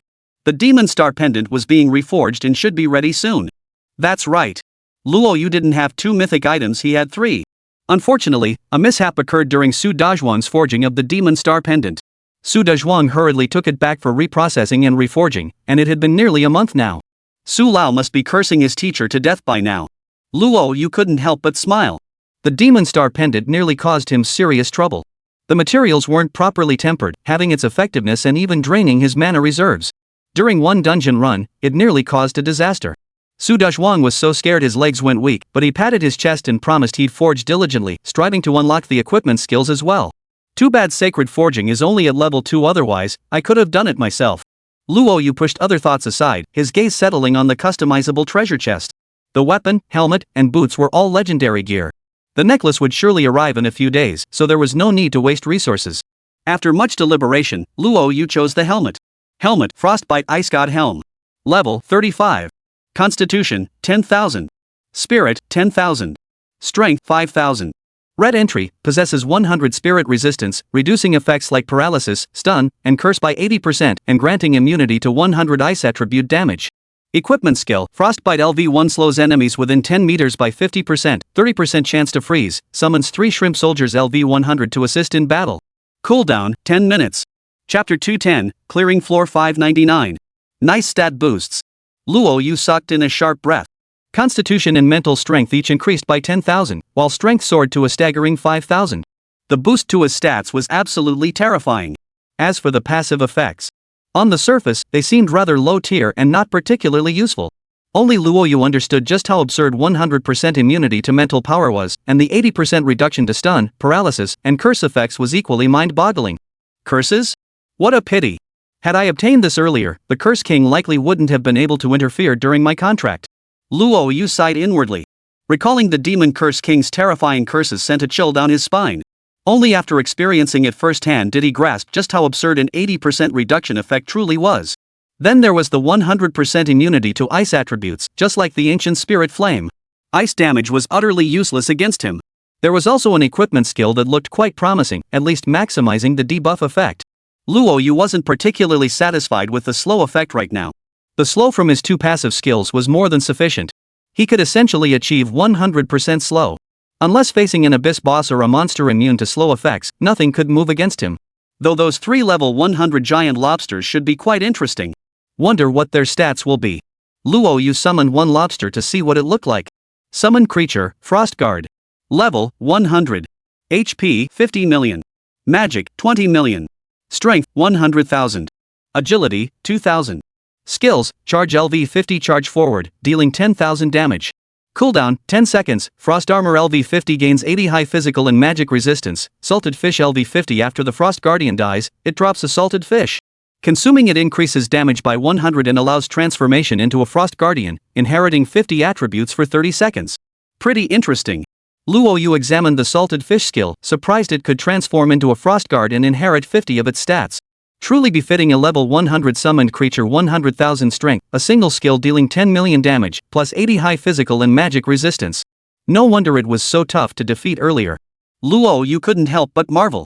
50 million HP, not only a super tank, but capable of dealing 10 million damage per hit. Truly terrifying. Luo Yu was quite satisfied with the dropped gear. For mythic grade pieces now. When he heads to the Fish Island secret realm, even if he doesn't complete the quest, self-preservation would be no problem at all. After a brief rest, Luo Yu continued his ascent through the God Demon Tower. Up to the 600th floor, he swept through every boss and monster without encountering any real challenge. Unfortunately, the 600th floor boss represented a qualitative leap. Boasting a staggering 15 billion HP and employing various mechanisms that left Luo Yu dazzled, it proved utterly overwhelming. Ultimately, he had no choice but to hastily retreat from the Divine Demon Tower. Reaching the 599th floor was already an impressive achievement. Luo Yu gasped for breath. Recalling the scene on the 600th floor, he hadn't even had time to react. Divine flames rained down from the sky, something he'd initially dismissed as harmless. Little did he know the flames contained terrifying toxins that instantly triggered the penalty clause of his Blood Phoenix Dragon Jade bracelet, barely saving his life. Glancing at the boss's health bar over 10 billion HP, he decisively abandoned the fight and retreated. With only one chance remaining, he knew he stood no chance against the 600th floor boss. He'd save that attempt for when he reached level 40 or 50. Thankfully, he had an equipment reforging stone to reset his critical strike count. Luo Yu felt a bit helpless. The skill that granted base stat points for defeating monsters had reached its reset limit, but the critical hit resistance could still be refreshed, which was already quite good for him. The Blood Phoenix Dragon Jade bracelet had been an immense help. Whether it was the attribute skill or the equipment skill, it stood alone among mythic gear. It wouldn't be an exaggeration to call it a divine artifact. He stepped out of the Tower of Gods and Demons. Luo Yu absorbed all 15 premium experience crystals, leveling his time compass to LV28. As the level increased, the experience required by the time compass became increasingly staggering. 15 crystals were only enough for 2 levels. 2 upgrade stones could raise both exclusive skills to level 5. Luo Yu felt elated. His Star Spirit summoning was now at level 5. To advance it further would require 2 more upgrade stones and 18 skill summoning scrolls. Most importantly, legendary exclusive skills capped at level 5. He would need to transform it into a mythical skill. He had 1 remaining slot for a level 5 exclusive skill, which he planned to use for Shadow Hunt. He'd figure it out back at the dorm. In high spirits, Luo Yu exited the God Demon Tower, exchanged brief greetings with Wang Ling and Li Kai, then walked straight ahead. The two watched Luo Yu's retreating figure, swallowing hard. Holy crap. Level 34 going in, level 35 coming out, not even level 40 yet, and he cleared the 599th floor boss? That's terrifying. Wang Ling had long since grown numb to such feats. But witnessing Luo Yu ascend from the 300th floor to the 599th in mere hours left him both stunned and exhilarated. With a genius like Luo Yu among them, how could the great Xia not rise? Indeed. The 599th floor. Most practitioners, even those deemed geniuses by outsiders, get stuck around the 300th floor. As for the prodigies at Holy Abyss University, they never even get the chance to challenge it. How long had Luo Yu been enrolled before challenging the 599th floor? At this pace, the 600th floor would likely fall soon. Mythical gear drops within the Divine Demon Tower. He must have at least 2 pieces on him. Li Kai's eyes brimmed with envy. Both were level 70 practitioners who had seen countless mythical items, yet Li Kai himself possessed only 1. How old could Luo Yu possibly be to have acquired at least 2 mythical pieces? The news would surely send shockwaves through the practitioner community. Villa 1. Luo Yu couldn't wait to level up Shadow Hunt to level 5. Ghost Elder. He had long since grown accustomed to Ghost Elder's appearance, politely addressing him each time they met. Heading to the God Demon Tower today? The Ghost Elder's tone was warm. Luo Yu nodded with a smile. That's right. I'm just 1 upgrade stone short of raising my exclusive skill to level 5, so I went to give it a try. Ghost Elder felt a flicker of unease. He hadn't expected Luo Yu to reach level 5 on his exclusive skill so quickly. Even he himself had only achieved that feat around level 40 back in the day. So, did you get the drop? Did you clear the 400th floor? Luo Yu nodded. Drops came. Pretty lucky. Cleared up to floor 599. But the female boss on floor 600 was way too strong. I only caught a glimpse of it before my health bar emptied instantly. I wasn't a match for it, so I gave up. Luo Yu looked somewhat dejected. Ghost Old Man froze in place, one eye staring blankly. What should have been a terrifying scene now looked somewhat comical. You mean, you cleared up to the 599th floor? Chapter 211, Ghost Elder's Shock. Yeah. Luo Yu held nothing back from Ghost Elder. He sensed that the Ghost Elder was no ordinary dorm supervisor, definitely akin to a monk who sweeps the floor. Even now, he couldn't fathom the Ghost Elder's true strength. Unfortunately, New Ba's power was too overwhelming. I simply couldn't stand a chance against her. Over 1 billion hit points, no telling when they'll finally be ready to face an opponent. After a long while, Ghost Elder regained his composure, his gaze softening as he looked at Luo Yu. Young Luo, your strength is truly remarkable. To clear all but the final floor of the Divine Demon Tower within just 3 months, such prowess has never been achieved by anyone in Great Xia. As for Nu Ba, she is indeed a formidable foe. For you, it's just a matter of time. If you can't defeat her at level 40, try level 50. If level 50 isn't enough, then level 60. You'll eventually slay her. But I'm curious, old man here. What's your current strength? Could you show me all your gear and stats? Ghost Old Man was puzzled. Ever since Luo Yu reached level 30, it had become difficult to probe his information, making the old man exceptionally curious about his current strength. Alright. Luo Yu had a few questions he wanted to ask Ghost Elder anyway, so he decided to reveal everything: his gear, for core attributes, even his signature weapon right before Ghost Elder's eyes. Old Ghost glanced at Luo Yu's stats panel. At just one look, his pupils suddenly contracted. Level 35. His base 4 core attributes totaled a staggering 130,000. Old Ghost's body trembled. This truly startled Luo Yu. He never imagined Old Ghost's base 4 attributes could be so outrageous. Luo kid, how did your base stats get so high? Didn't you say at level 30 they were only around 4 or 5,000? Even after completing the class quest and getting the tenfold boost, they should only be around 40 or 50,000. How did they jump to 130,000 now? Ghost Old Man was completely baffled. He couldn't fathom how Luo Yu had achieved this. Even he, back in his prime, couldn't match Luo Yu, let alone be left so far behind. Luo Yu scratched his head. I have a mythic piece of gear. Its stat bonus grants massive base stats for defeating dungeon bosses. By level 30, it already gave me 8,800 base stats. After completing the class quest, it multiplied my base stats by 15, hence the 132,000. Ghost Elder swallowed hard, exclaiming in awe, so that's how it is. Looks like you'll have no limits whatsoever, whether it's contracting spirit pets or equipping top-tier gear. Ghost Elder glanced again at the 3 pieces of crimson-glowing gear on Luo Yu's body. He recognized the Demon Star pendant. This meant that at merely level 35, Luo Yu possessed 4 mythic grade pieces of equipment, a feat unprecedented in history. His exclusive skills were equally dazzling. 5 legendary tier exclusive skills and 1 mythic tier exclusive skill, all at high levels. Even spirit summoning had reached level 5, while the others were at levels 3 and 4. Such power was likely unmatched by anyone. As for the Chuanqing divine weapon behind Luo Yu, he had long heard about it from Long Zhantian. Capable of halting time, it could even affect an 80-level war sovereign, truly terrifying. Indeed, it's formidable. Looks like that kid Long Zhantian really hit the jackpot. The Demon Emperor could never have imagined that after eliminating a genius who could have changed the Great Xia dynasty, within less than 60 years, another truly prodigious talent would emerge from the Great Xia.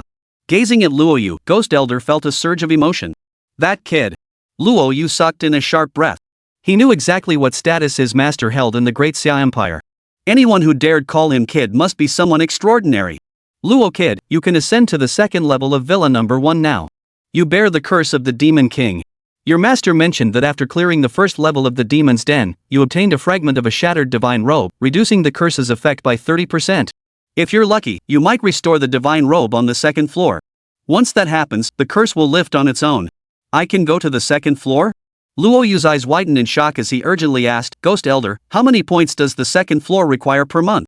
I'm running low on points now. My life weapon consumes too many premium experience crystals, and I need to exchange for various items. Old Ghost, could you give me a discount? Ghost Elder waved his hand. All right. Your teacher has spoken to me. Since you're currently in a growth phase, I won't charge you points. If you have any questions, just come ask me. I know a thing or two about professional matters. Thank you, Ghost Teacher. Luo Yu beamed with delight, surprised how easily the matter was settled. 2nd tier Demon's Lair. He didn't know how long he'd been waiting for this day, but finally, he could ascend. Oh, Ghost Teacher, I actually have something to ask you. When I cleared the 400th floor, I got a mythic summoned beast drop, a cub of the Iax Wolf King. It doesn't share resources with my other summons, which is kinda unusual. I want to upgrade it, but I'm not sure how.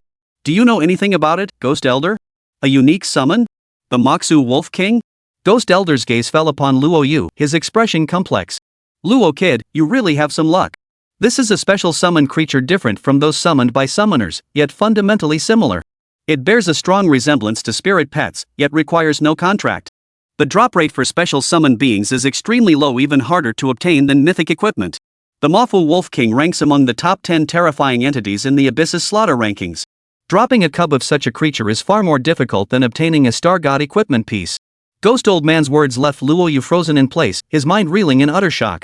Ghost Old Man, are you saying my Moax Wolf King is no different from a spirit pet, except it lacks the contract aspect? Ghost Old Man nodded. Correct. Ordinary practitioners can only contract 1 spirit pet, but you now have 2. The Mofu Wolf King possesses an independent leveling path and can develop self-awareness. Most crucially, like Abyss bosses, it gains formidable combat power upon maturity, along with innate skills. Its Howl of 10,000 Wolves is a true killing move. Countless practitioners dream of possessing such a spirit pet. Luo Yu felt a surge of excitement. He never imagined his luck would be this good. Ghost Elder, how do I level it up?